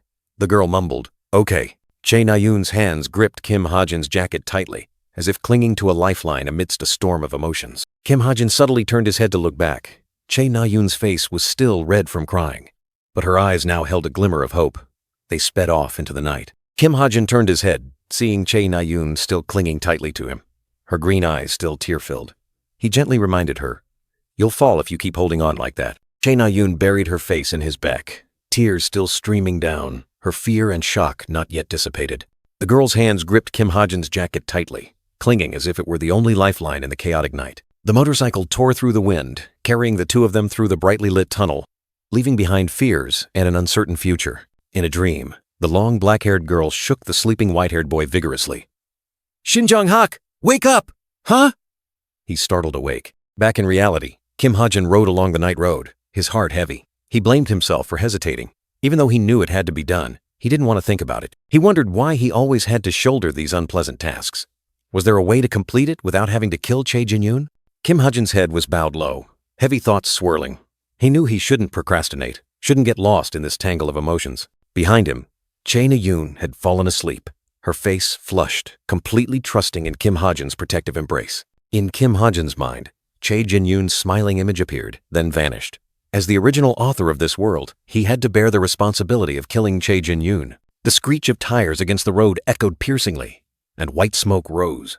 The motorcycle stopped abruptly, signaling their arrival. Kim Ha-jin turned off the engine, looking back at Chae Na-yoon. "We're here." Chae Na-yoon was still drowsy, her green eyes wide, her face stunned. Kim Ha-jin softly called, "Chae Na-yoon?" He gently touched her shoulder, making Chae Na-yoon jump, her eyes still bewildered. Hey. Huh? Kim Ha-jin asked worriedly, "Are you okay? Can you stand up?" The girl softly nodded. Yes." He continued to ask about her family, then handed her the car keys. Chae Na-yoon replied that they would be home late due to an overseas business trip. Kim Ha-jin wondered about the chairman's authority, asking Chae Na-yoon if even he couldn't arbitrarily open the closed gate. Chae Na-yoon replied in shock, "What? Of course not. What's so special about the chairman?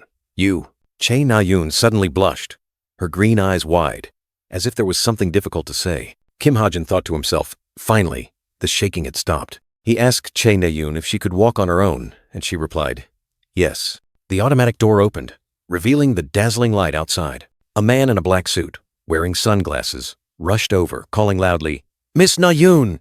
Chae Na-yoon turned to the man, asking worriedly, "Uncle, what about my brother?" The man hastily urged, "This way, quickly." Kim Ha-jin looked at the strange man in surprise. The man turned to ask Kim Ha-jin, I'm just." Chae Na-yoon quickly interrupted the man, explaining, "A friend."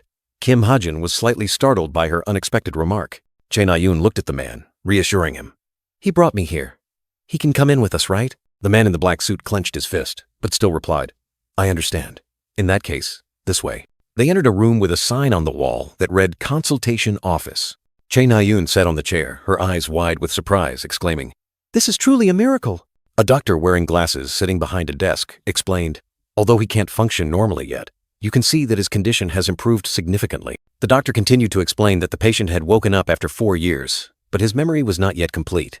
However, there were clear signs of recovery, and he would fully recover within a month. Chae Na-yoon listened with an emotional expression, her hands covering her mouth. Kim Ha-jin stood silently, his eyes full of contemplation. Although it was just a short visit, he felt like he was sitting on pins and needles. In Kim Ha-jin's mind, questions swirled to the very depths. What was he doing here?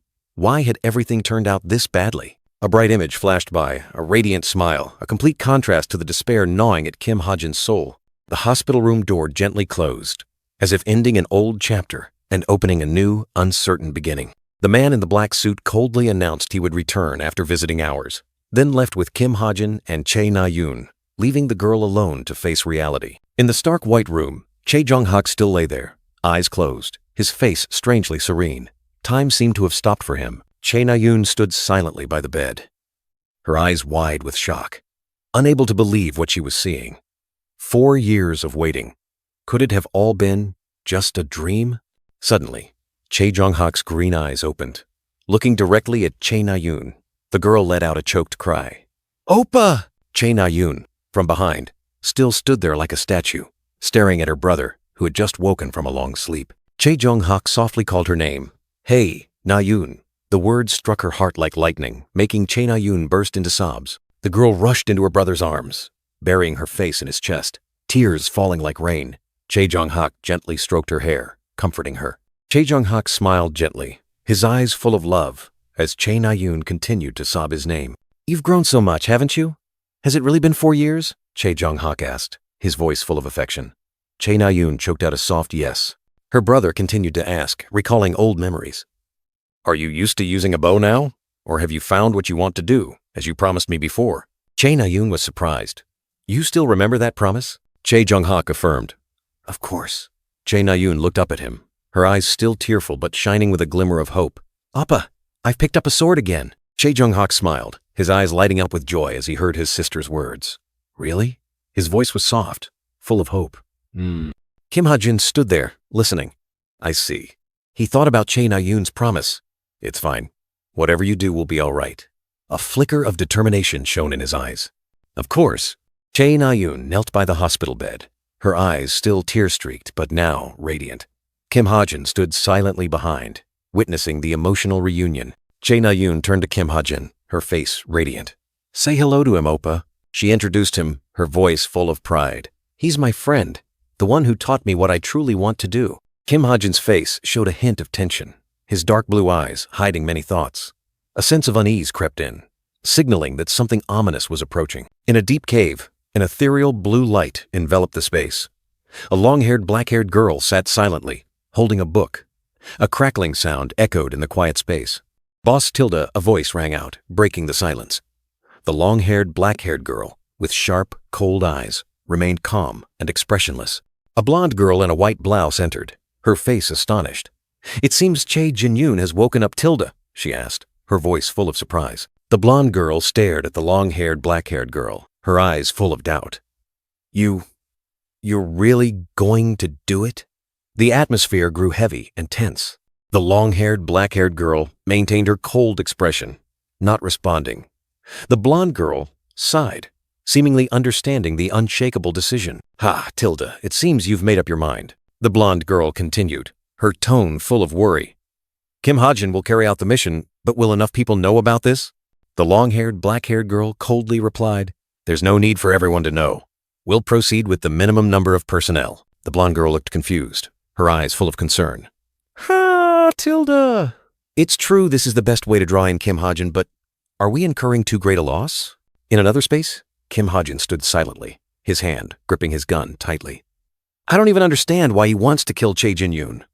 The monologue echoed in his mind. The long-haired, black-haired girl bowed her head, shadows covering her face, leaving only her sharp, cold eyes visible. "Furthermore, this will turn that old witch into our enemy." A terrifying silence enveloped them. The long-haired, black-haired girl stood straight, her gaze firm.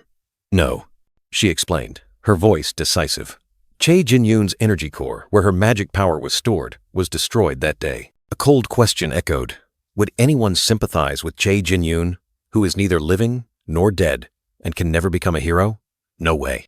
Even if it was his own grandchild, Chae Ju-chil was still such a cruel person. He could even exploit the world's sympathy by sacrificing his own grandchild. The blonde girl in the blouse frowned, scratching her head in uncertainty. I'm not entirely sure about that, but since they cut ties with us first, we'll never know. Then, the blonde girl in the blouse turned to the long-haired, black-haired girl, wondering, "But boss, Kim Ha-jin is strange in every way, isn't he?" Yoo Jin-hyuk, who is obsessed with money, said he wouldn't get involved this time. A miniature image of Yoo Jin-hyuk appeared. His face panicked as he listened to the phone. The blonde girl in the blouse continued, "It's really strange. He would sell out anyone for money, but why is it different with Kim Ha-jin? Perhaps he already knows about Kim Ha-jin's past and is backing off, fearing the consequences." The long-haired, black-haired girl mused, her eyes sharp and cold. She concluded, "Then Kim Ha-jin definitely has a special past, one that could threaten anyone's safety." The long-haired, black-haired girl nodded in agreement. "That deduction is logical." The blonde girl in the blouse immediately asked, "What should I do? Do we need to investigate Yoo Jin-hyuk further?" The long-haired, black-haired girl was decisive. "No. Let's look for other information guilds." The blonde girl in the blouse gave a wry smile, understanding that their business with Yoo Jin-hyuk was over. She said, "All right, I've got my eye on 2 places." The blonde girl in the blouse introduced. "One of them is called Luo Hua, a rising rookie recently. It was only established half a year ago, but its reputation and achievements are very solid." The long-haired, black-haired girl was surprised. "Only half a year, and it's already caught your eye?" The long-haired, black-haired girl explained, "Nowadays, even guilds like this are very rare." The blonde girl in the blouse continued, preparing to reveal the second name. A virtual screen appeared with large text. "Information Office, The Truth. Ask anything. Please enter your question." The blonde-haired girl in a blouse continued to talk about the second location, while the virtual screen still clearly displayed information about the Truth Information Office. The virtual screen reappeared, this time with dazzling light effects, emphasizing the name The Truth Information Office. Purple light flashed across the long black-haired girl's face. Her eyes filled with contemplation. The long black-haired girl looked at the screen, frowning as she remarked, "What kind of terrifying design is this?" The blonde-haired girl in a blouse gave a forced laugh. "Yes, it's a bit cheesy, but their reputation among ordinary people is quite good. They're extremely skilled at finding people, it seems." Her sharp eyes narrowed slightly, undefined thoughts flitting through her mind. A silence enveloped them, laden with unspoken words, like a response to what had just been revealed, for falling flower. The words were decisive, and then the blonde-haired girl in a blouse's voice rang out confidently. "All right, I'll send them the job request." Ethereal blue light shone from the cliffs, like an omen for the upcoming mission. The blonde-haired girl in a blouse smiled, her eyes holding a hint of worry. "Everything for Chae Jin-yoon is done. It'll be fine once Kim Ha-jin reviews and agrees." The long black-haired girl didn't hesitate, decisively ordering, "Then send the contract." A swift decision, allowing no room for hesitation. Kim Ha-jin and Shin Jong-hak stood next to each other, a quiet atmosphere enveloping them. The white-haired young man, Shin Jong-hak, maintained a cold expression, while Kim Ha-jin only softly hummed, his gaze slightly averted. Chae Jin-yoon, now conscious, lay on the hospital bed. She smiled brightly, pointing at Kim Ha-jin. "So you're Suho!" A ray of hope illuminated the hospital room. Kim Ha-jin was surprised, placing both hands on his chest. "Oh yes, that's right. How did you know?" Chae Jin-yoon smiled and explained, "Na-yoon used to talk about you back at the military academy." An old memory was stirred, bringing with it a touch of warmth. Chae Jin-yoon continued, her voice full of teasing. "She said you were an annoying kid who liked to act like a know-it-all." Chae Na-yoon suddenly appeared, angrily shouting, "Oh my God, Oppa!" "That's ancient history," laughter echoed, breaking the silence. The long black-haired girl, boss, stood next to Kim Ha-jin, covering her mouth as she chuckled. Kim Ha-jin could only sigh, his eyes clearly showing annoyance. The conversation suddenly grew louder. After Chae Jin-yoon woke up, a new ray of hope emerged. Chae Na-yoon, with a radiant smile, visited her almost every day, bringing warmth and joy. Chae Jin-yoon's condition improved day by day, but Kim Ha-jin gazed into the distance, his face full of worry. Despite the progress, an invisible burden seemed to weigh heavily on his mind. Joo Jin-hyuk's image appeared like a spirit, his voice echoing, "The germination progress from the Book of Truth is almost 97%. If it reaches 100%, it will take 4 to 5 years, meaning there are about 2 months left. But that's not a lot of time, a haunting warning about time running out." Kim Ha-jin sat in contemplation, his gaze thoughtful. He was deeply pondering something. an invisible burden weighing on his mind, causing him to fall silent. The long black-haired girl boss looked at Kim Ha-jin, her eyes sharp. "What are you thinking about so deeply?" Kim Ha-jin gently shook his head, his voice tired. "Nothing. I'm just tired." A clumsy lie, concealing his worries. Chae Jin-yoon turned to Kim Ha-jin, her voice warm. "Ha-jin, right? Thank you for visiting every day." Kim Ha-jin was startled, his eyes wide. "Every day?" A surprising truth had just been revealed. Chae Jin-yoon confusedly asked, "When did you start visiting so often?" The long black-haired girl boss, standing nearby, casually explained, "He comes every day with Na-yoon." "Is that a secret?" The truth was revealed, bringing with it a touch of surprise and humor. Kim Ha-jin thought to himself that his private visits to Chae Jin-yoon had been ruined by Chae Na-yoon's presence. She casually placed her hand on his shoulder, as if confirming her presence. Chae Na-yoon grinned, revealing that Kim Ha-jin was a fan of Chae Jong-hak. Chae Jong-yoon was surprised, suddenly recalling that Na-yoon used to mention him constantly. Kim Ha-jin could only freeze, flustered by his friend's words. Chae Na-yoon excitedly pulled out her camera, suggesting Chae Jin-yoon take a photo with Kim Ha-jin. The blue black-haired young man quickly waved his hand, refusing this ridiculous offer. Chae Na-yoon didn't give up, handing the camera to Kim Ha-jin and asking him to take a photo of her with Chae Jong-hak. Kim Ha-jin was stunned. Before he could react, he was thrust into the role of an unwilling photographer. Chae Na-yoon happily suggested Chae Jong-hak take a photo together. The brown, blonde-haired young man smiled and agreed, while Kim Ha-jin could only sigh in resignation, accepting his fate. Chae Na-yoon and Chae Jong-hak posed intimately, smiling brightly for the camera. This moment was captured by Kim Ha-jin, even though he didn't want to. Chae Jong-hak suggested Na-yoon take photos with her friends. The red brown-haired girl pouted, saying she always took photos with them, then unexpectedly pulled Kim Ha-jin closer. He was surprised, not understanding what was happening. Chae Na-yoon ignored Kim Ha-jin's refusal, pulling him to stand next to her and preparing to take the photo. She even grumbled, blaming Chae Jong-hak for being stubborn, leaving Kim Ha-jin to simply stand there and endure it. Chae Na-yoon flashed a bright smile, making a V sign, while Kim Ha-jin stood beside her, looking awkward. A photo together was taken, despite his reluctance. Suddenly, Chae Na-yoon received an urgent message. The master wanted to summon everyone in the camp. The long, black-haired girl was also present, casually saying she wanted to get a drink. Na-yoon hastily excused herself from Chae Jong-hak to leave. Chae Na-yoon and the long, black-haired girl left, leaving Kim Ha-jin alone in the hospital room. Finally, he had a chance to talk privately with Chae Jin-yoon. Kim Ha-jin stood there, beads of sweat on his forehead. He had waited for this moment, but now he didn't know where to start the conversation. His confusion was evident on his face. After a moment of hesitation, Kim Ha-jin looked up at Chae Jin-yoon, softly calling her name. Chae Jin-yoon smiled gently, slightly surprised by his hesitation. Kim Ha-jin finally spoke, asking about Chae Jin-yoon's health. The red brown-haired girl responded with a smile, saying she felt better, though not entirely sure. Kim Ha-jin looked at Chae Jin-yoon, his eyes full of contemplation, then softly began. Could it be that? The question hung in the air, signaling something important was about to be revealed. Kim Ha-jin continued his questioning, probing Chae Jin-yoon about unusual feelings. The red brown-haired girl listened, her face confused, as Kim Ha-jin described the sensation of a sudden surge of malice in her chest. Kim Ha-jin's gaze was piercing as he continued to question. He asked if Chae Jin-yoon had ever felt demonic energy instead of magic power in her body, causing the red brown-haired girl to fall into contemplation. Chae Jin-yoon hesitated, trying to find an explanation. "Do you mean during the control surgery?" she asked. Kim Ha-jin decisively denied. "That's not it." Kim Ha-jin continued with more horrifying words. He asked Chae Jin-yoon if she believed she was about to become a demon, and if she would sacrifice her life for her sister. A surge of purple energy surrounded Kim Ha-jin, as if he was struggling with himself. He whispered that doing so would help him alleviate his guilt. Chae Jong-hak suddenly appeared, giving a mysterious smile and patting Kim Ha-jin's head. He said, "I don't know what that is, but you seem to need it." Kim Ha-jin turned back in surprise. Chae Jong-hak's hand remained on Kim Ha-jin's head, like a gesture of comfort or teasing, leaving the black-blue-haired young man still bewildered. The door burst open, and Chae Na-yoon stormed in with an angry expression. She saw the scene before her and snapped, "What are you two doing?" Chae Na-yoon teased, calling it fan service, and asking if Kim Ha-jin was enjoying himself. Kim Ha-jin turned his back, his mind still confused by the words he had just exchanged with Chae Jin-yoon and Chae Jong-hak's remarks. As night fell, Kim Ha-jin and Chae Na-yoon walked together on the paved road, under the warm yellow streetlights. A quiet atmosphere enveloped them, with only the soft sound of their footsteps. Kim Ha-jin slightly bowed his head, breaking the silence.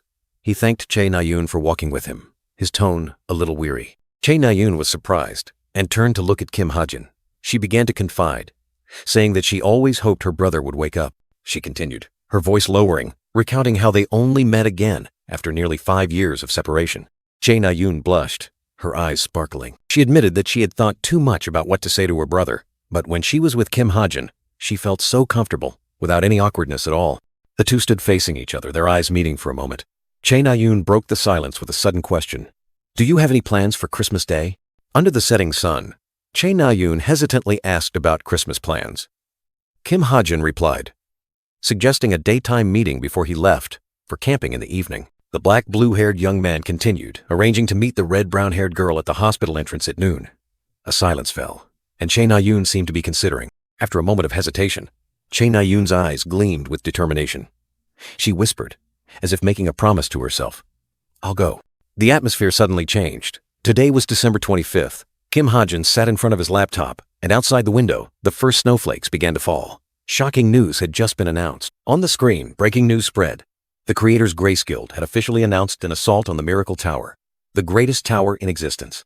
The guild's stock soared, and the whole world was abuzz. The image of the current guildmaster of the Creators Grace Guild, a woman with a resolute expression, appeared on the news as a symbol of this historic event. Kim Ha-jin sighed, his gaze distant.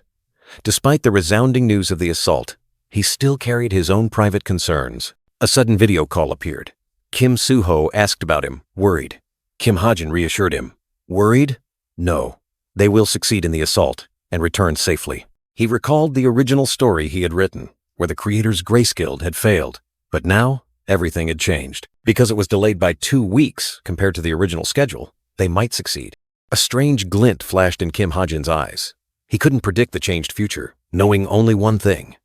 All I know is the true nature of the forest. Kim Soo-ho on the screen suddenly asked, But Ha-jin, aren't you going out?